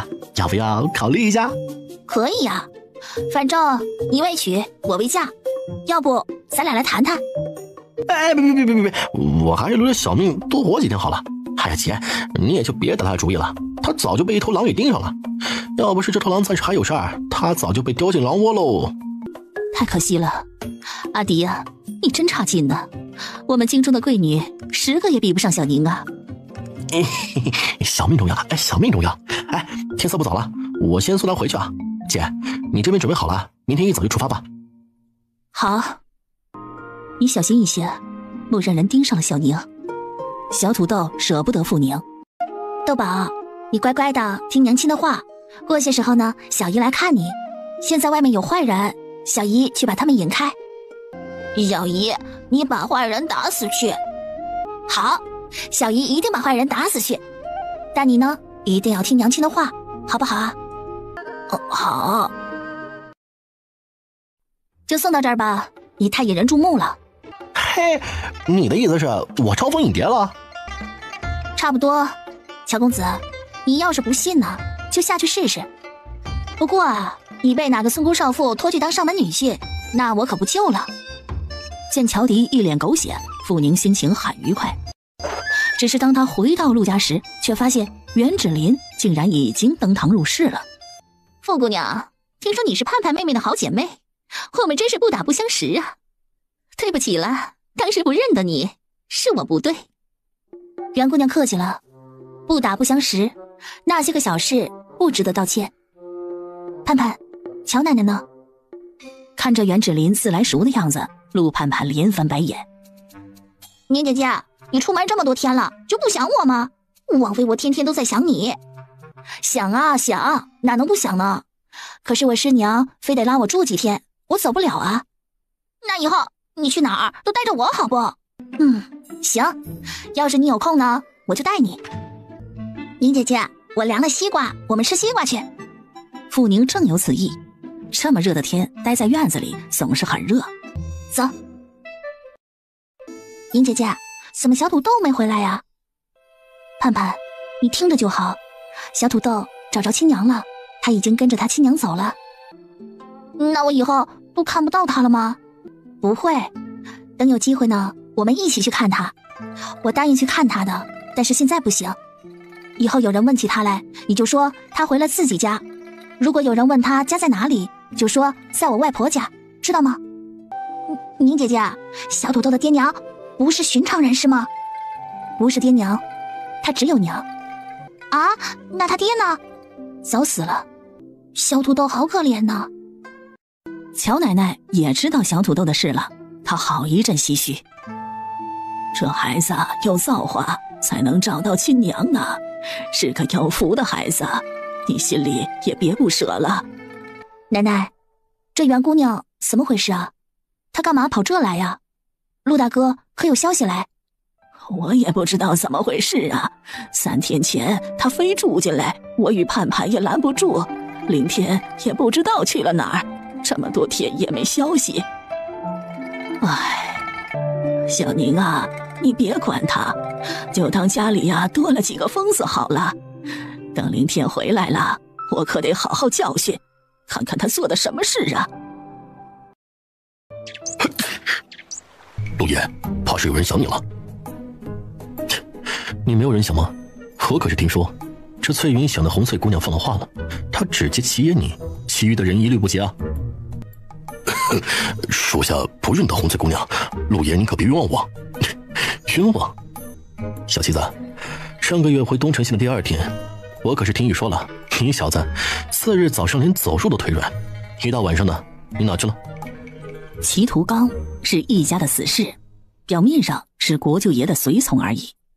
作为死士，他有很好的待遇，但为了表达自己的忠心，他不肯成家立业，娶妻生子。至于来几段露水情，他乐此不疲。没办法呀，憋久了又遇到妖精，他把1个月的存货都送掉了，能不腿软吗？齐图刚看了一眼陆凌天手中的小叶紫檀木，陆爷，这个可是你那小美人给刻的，难不成给你个大老爷们刻的？陆爷，在下做梦都想不到，陆爷你有一天会栽在一个小丫头身上。不过说来说去，那小丫头确实很漂亮啊，可那么小，你下得了嘴啊？滚！被骂的齐图刚摸了摸鼻头，继续调侃：陆爷，女人嘛，这还是得找成熟一点的过瘾，太生涩的。陆爷，您这体格不担心被您养坏吗？砰的一声，齐图刚被人踢到了3米开外。陆爷，您居然为了一个女人动怒，给我日开窍了。您可别动怒啊，属下可是真心提醒您，您那小美人啊太熟了，可得好好养养啊。这可真巧了，这父母有福啊，能把孩子找回来，太不容易了。是啊，这是天定的母子缘分。三婶，这些天多谢七毛帮我照顾小土豆，小土豆的娘给了谢礼，这20两给他。小宁啊，你说这个给七毛啊？对呀，三婶，这个给七毛读书用的，过了年送他去读书吧，不管有没有出息，读点书总比做个白丁要好。而且七毛很聪明，我挺喜欢他的。如果读几年后他真不想读，我带他学医。好，七毛有福了，我一定送他去学堂，只要他愿意读，我就一直送。如果他想学医呢，我就让他跟着你。现在陆三婶跟着做青齿膏，不说多，1个月分个3、5两银子是少不了的，送个孩子读书啊也不是问题了。当然最让他心动的就是傅宁愿意带陆琛，这才是大福气呀。看过陆三婶，傅宁去了兰氏呢。兰姨，我回来了。哎呀，小宁你回来了，快来，正好今日啊买了包谷回来，晚上家里吃饭，我给你炖大骨头吃啊。兰姨，今天晚上就不吃了，明天晚上我来吃。不，明天呢也可以来吃啊，又不是说你只能来吃1天。对了，小宁啊，盼盼家来了那么多的人，二毛已经去书院了，不如你搬回来住。兰姨，乔奶奶不同意呢，她身体真的不太好，我还是在她那里多待几天吧。小宁啊，你这孩子就是太贴心了，以后你要是嫁了，我们真的舍不得呀。真不想你嫁远了，可这村子里我又找不到配得上你的人。阿姨，有件事与你说说，不过我只是提提而已，可千万不能勉强。小宁啊，啥事啊？我想给四毛哥当个媒婆，你看如何？你说。我堂姐傅明穗，你看怎么样？我想你应该了解她。翠姑娘，你说的要把翠姑娘说给你四毛哥啊？对呀，我明穗堂姐是个爽利的姑娘，人也勤快，你应该清楚。而四毛哥也是个爽利的小伙子，我觉得他们很配呢，你说呢？配，太配了。蓝氏与傅明翠一起做着青齿膏好几回了，而且他知道傅明翠是傅家族长的孙女，他有6个兄弟，多死的人家是好兆头啊。兰姨，你这是同意的意思？同意，1万个同意呀！只要翠儿姑娘看得上四毛，我尽量满足傅家的要求。小宁啊，你四毛哥这亲事要能成，你大功一件呐！太好了。傅宁从傅明穗嘴中听到了他好几回说陆朗的赞扬话，而且陆朗不仅长得好，现在陆伯伯又当了官，自己族长爷爷家肯定同意。兰姨，等秋试之后吧，我想不管二毛哥考不考得起，你都会给他们询问亲事了。等他定了亲，再提四毛哥的亲事更好，对不？小宁啊，那傅家那边你得先给透透意思啊，可别让人抢去了。明穗那姑娘啊，我喜欢。哎，傅宁心情很好，好姐妹有个好姻缘，她就开心，而且以后2人嫁在隔壁，那一辈子都会是好朋友，明年就能喝好闺蜜的喜酒了。可傅宁想不到的是，这喜酒喝起来呀，没这么顺利。在他离开蓝氏那之后，屋内一道阴暗的目光射出了剧毒的利剑。傅二丫，我们陆家绝对不会让你们任何一个幸福的人嫁进来。傅宁从陆家大房回到乔奶奶家，却没想到乔大小姐来了。天啊，你怎么来了？你这是吃了什么神仙药啊？完全变了一个人呢。我很好了，你别担心，你的药很好，我现在什么毛病都没有了。雨宁，我听人说你家的屋子让你奶奶收走了，你们一家都住在别人家里了，是吗？是。我打听了好久，才打听到你住这里，听说这是你家的亲戚。傅宁解释说不是就正好，我给你准备了一栋房子，可以住得下你们一家人，明天就搬去吧。说罢，乔大小姐身边的绿雨把地契掏了出来。傅姑娘，这是我家姑娘特意替你们挑选的，您收下吧。乔家给的礼物可不少，傅宁不会总收人礼。他翻出小袋，拿出自己的地契。你看，我不是没地方住，只是那边呢还在装修。你在那里买了铺子？啊，早就买了，那边离你家不远，以后呢我会经常去看你呢。好，我爹说你那个什么火套很好用，几个新样式的下款做都来不及呢。他说啊，你要是有更好的款式，可以送几个去。乔老板本来没这么大方，可是女儿因为傅宁变了个样，人就完全变了。有利，傅宁自然不会不要，就算只是乔家成衣新品的1成利，但以后他一家人住的生活吃用也不用愁。好，到时候我再想几个样式送过去。对了，你那个药方子不吃了，等我弄好，我给你开一个茶方子。茶方子？对呀，茶方子。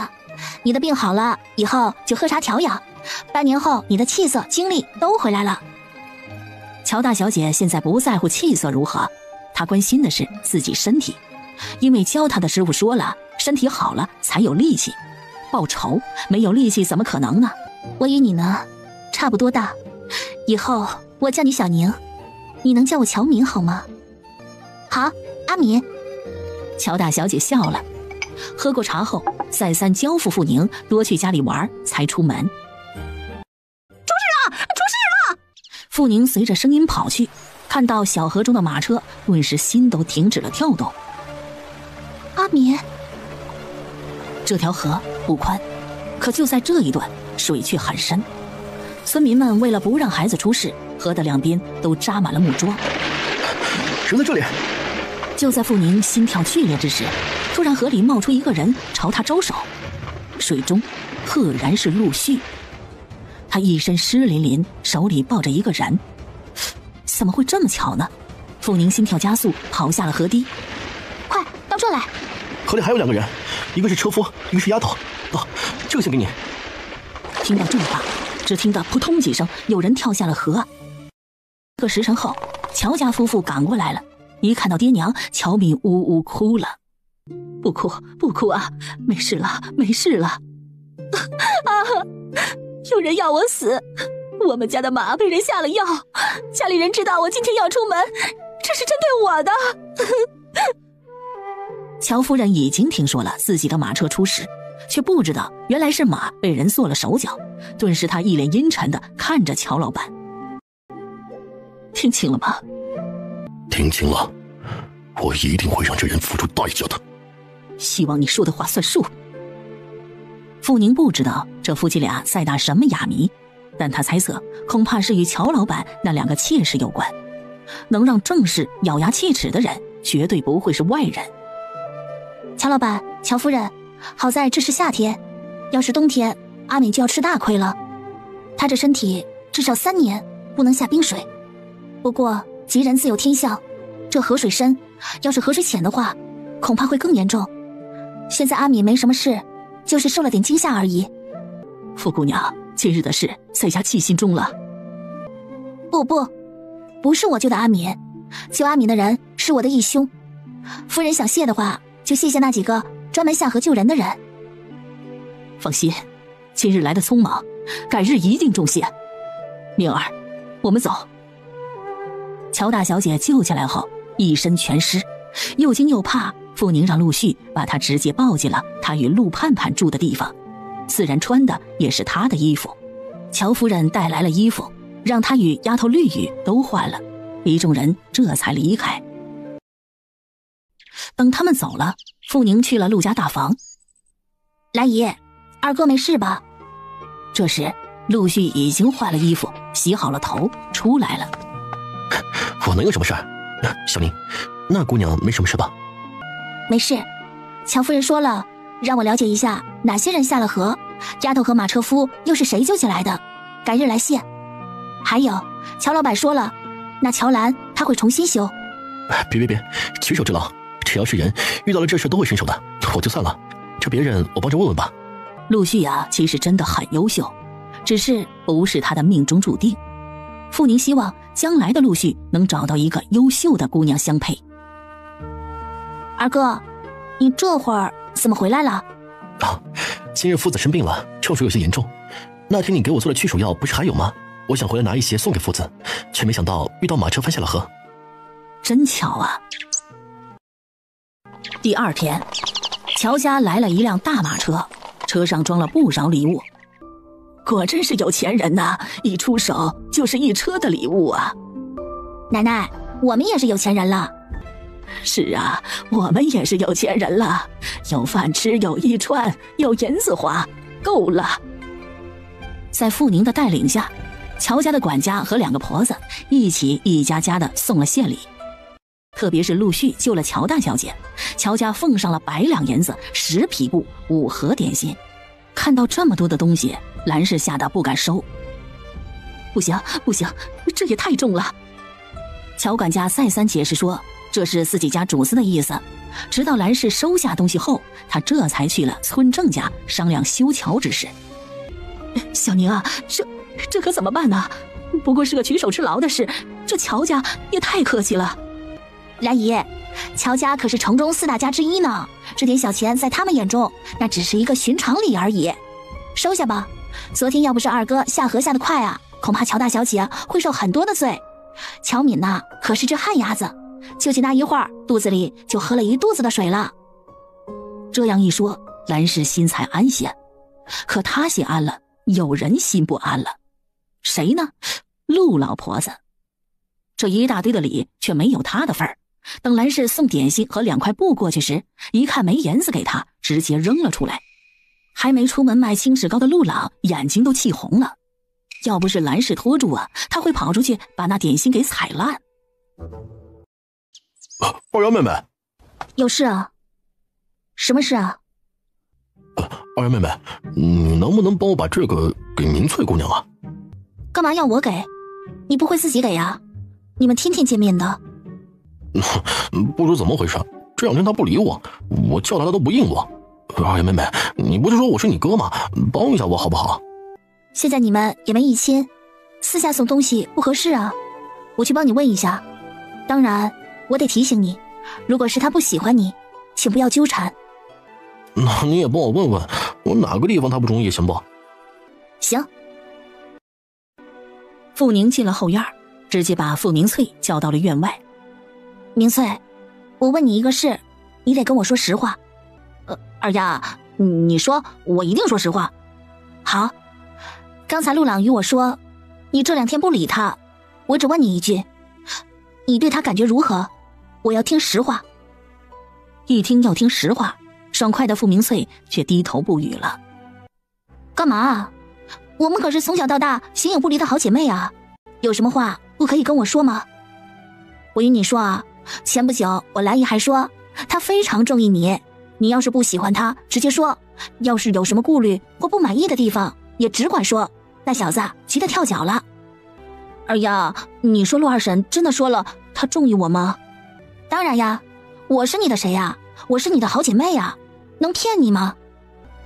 前天陆二婶家的女儿陆月美来找我了，警告我不许勾引她二哥，否则她让我在这村子待不下去。又是陆月美啊，这个撞了南墙都不回头的姑娘，是不是非得一条道走到黑呀？那你告诉我，你对陆朗是什么样的感觉？他很好的，人也聪明，就是你知道，他爹是当官的，我不知道配不配得上人家。有你这句话呀，我就知道了。兰姨与伯伯都是极好的人，那个陆月美啊，你不要担心，她马上就嫁人了。等着吧，等10月秋试一过，陆家来提亲。傅宁不会掺和陆家的事，但是这保媒的事啊，本就是他提起的，于是把实情告诉了陆朗。我警告你哈，以后可得可着劲儿的护着他。知道，你也是我妹妹呢，这胳膊肘全都往外拐啊。那不行，我的口号是不疼媳妇的男人不是好男人，统统不能要。陆小四，你好自为之。傅宁进了城，去了自己的铺子，然而让他失望的是，连着3天连铺子门都没进去。为啥呢？铁将军把门。他真不知道出了什么事，陆凌天不见，乔迪不见，甚至连宋初寒都不见。实在没了办法，傅宁去了县衙。初雨姐，他们到底哪儿去了？宋初雨喝着傅宁给他做的银耳大枣莲花燕窝冰镇汤，十分的满足。不知道啊，反正他们大老爷们的事啊，我从来不管。不仅他们，连你姐夫啊，都好几天不见人了。哎呀，你可以不管，可我这院子的主人自己都进不去，我能不管吗？哼，小宁啊，要不你搬来姐姐这住啊？我与你说呀，那几个糕点我都让人学会了。你说的那店呢，我想可以开了。对了，小宁，这个汤要不也做去卖？姐啊，我的好姐姐啊，亲姐啊，你知道这个多少银子才能熬1杯吗？亲啊，这1杯没有1两银子是下不来的。你说说，这城里有多少人会舍得1两银子喝1杯这个汤呢？我这不是觉得它太好吃吗？又清凉又美容，还不寒，女人吃这个多好啊！对了，我觉得倒可以做果冰。什么叫果冰啊？就是水果冰啊。现在西瓜、甜瓜、荔枝、黄桃都正当时，这个应该会很好卖。宋初雨太无聊了，天太热，傅宁说这糕点肯定买的人不多，那天热做果冰总可以吧？行动！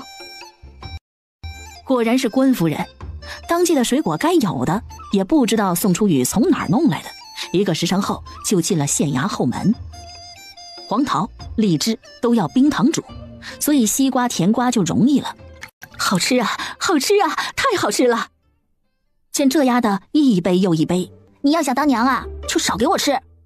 小宁啊，你说我这肚子里的瘤子真的没了吗？你这是不相信我呀？相处久了才知道，宋初雨只长年纪不长脑子，她完全就是一个宠过度的娇娇女，甚至连她妹妹的成熟都不如。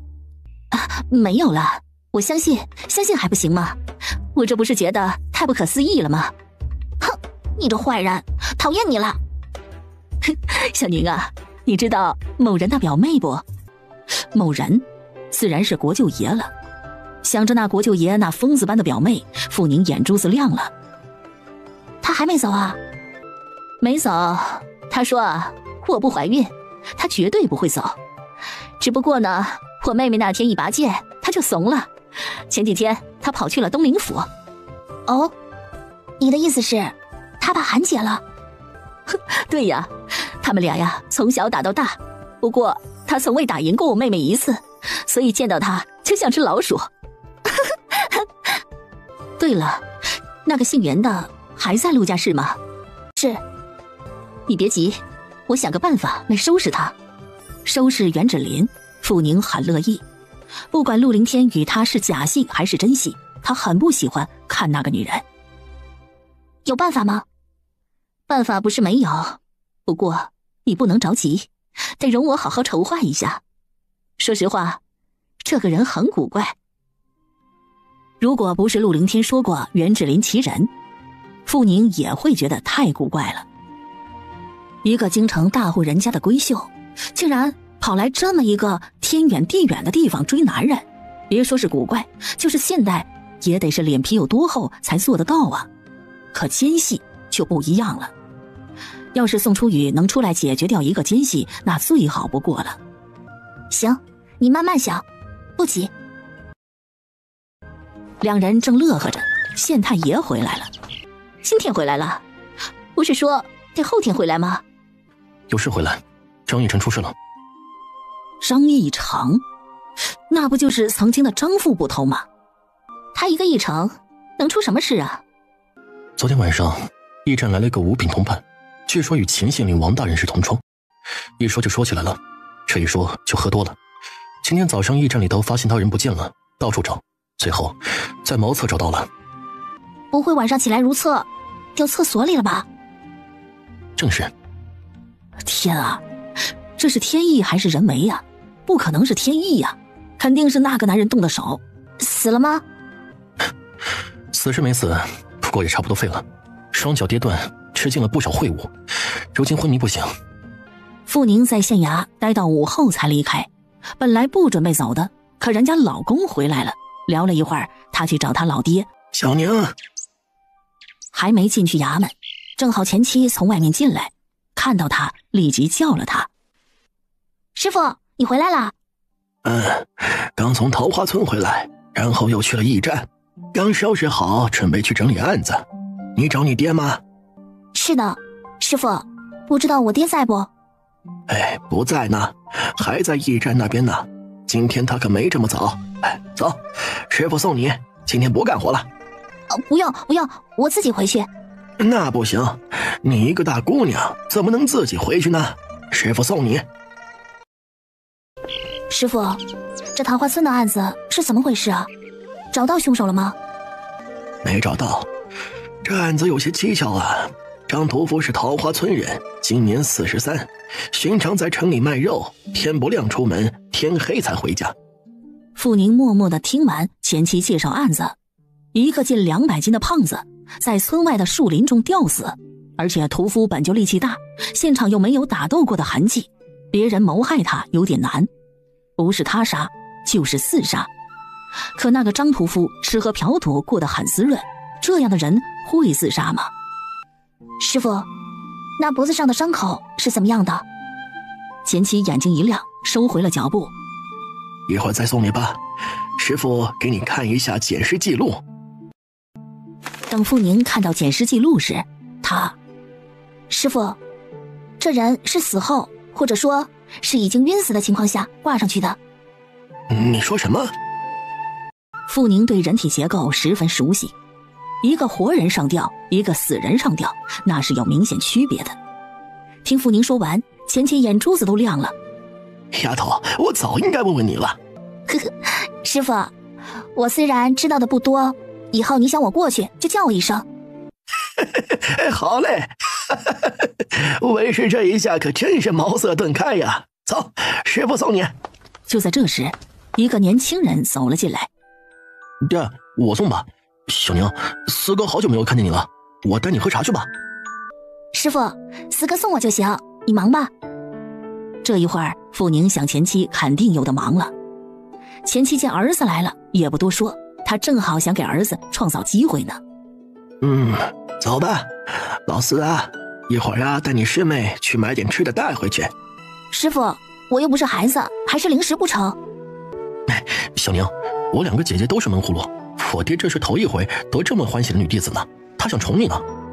好吧，一个个把他当孩子，那就随他们去了。两人出了衙门，朝城西而去。一路上，钱四清给他买了糖葫芦、蜜爪子、麻花、绿豆糕。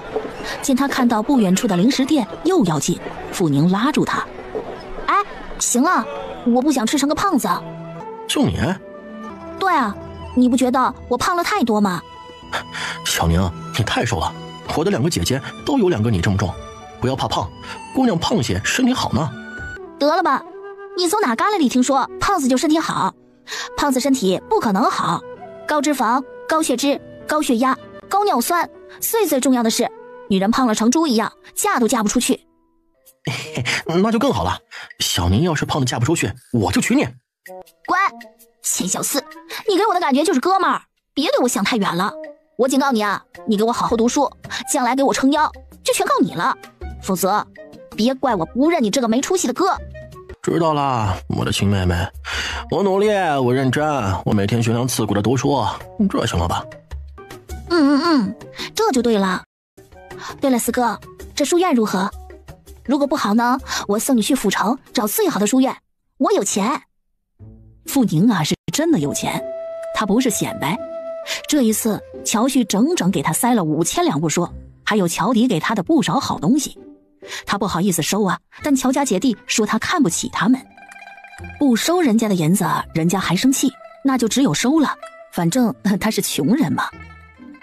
那天傅宁一收下，乔旭对他的亲热劲儿就更浓了，甚至傅宁给他的几种药丸一点也不客气地收下了。还有乔迪，他收了礼物，他却仿佛捡了个大便宜一般，搞得傅宁想了半天才得出一个结论：钱太多的人呢，可能也是个负担。可钱四清却不想用傅宁的银子，钱家也不穷。这书院不错，可就我这水平，有这么好的书院也已经够好了。对了，小娘，陆续与我是同窗的，你知道吧？他的文章写得很好，书院夫子拿他的文当范本呢。我看过他的文章，虽然立意正确，解说到位，但我觉得很寻常啊。你看过他的文章吗？看过，我初到他们家的时候，就住他的屋子，他东西基本上都搬走了，就留一些旧书。开始呢，我实在无聊，于是找了他的破书来看。就在他的破书中，发现他写的几篇文章。说实话，我真心没觉得有多好。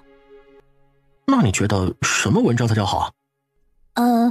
读过《出师表》不？《出师表》谁写的？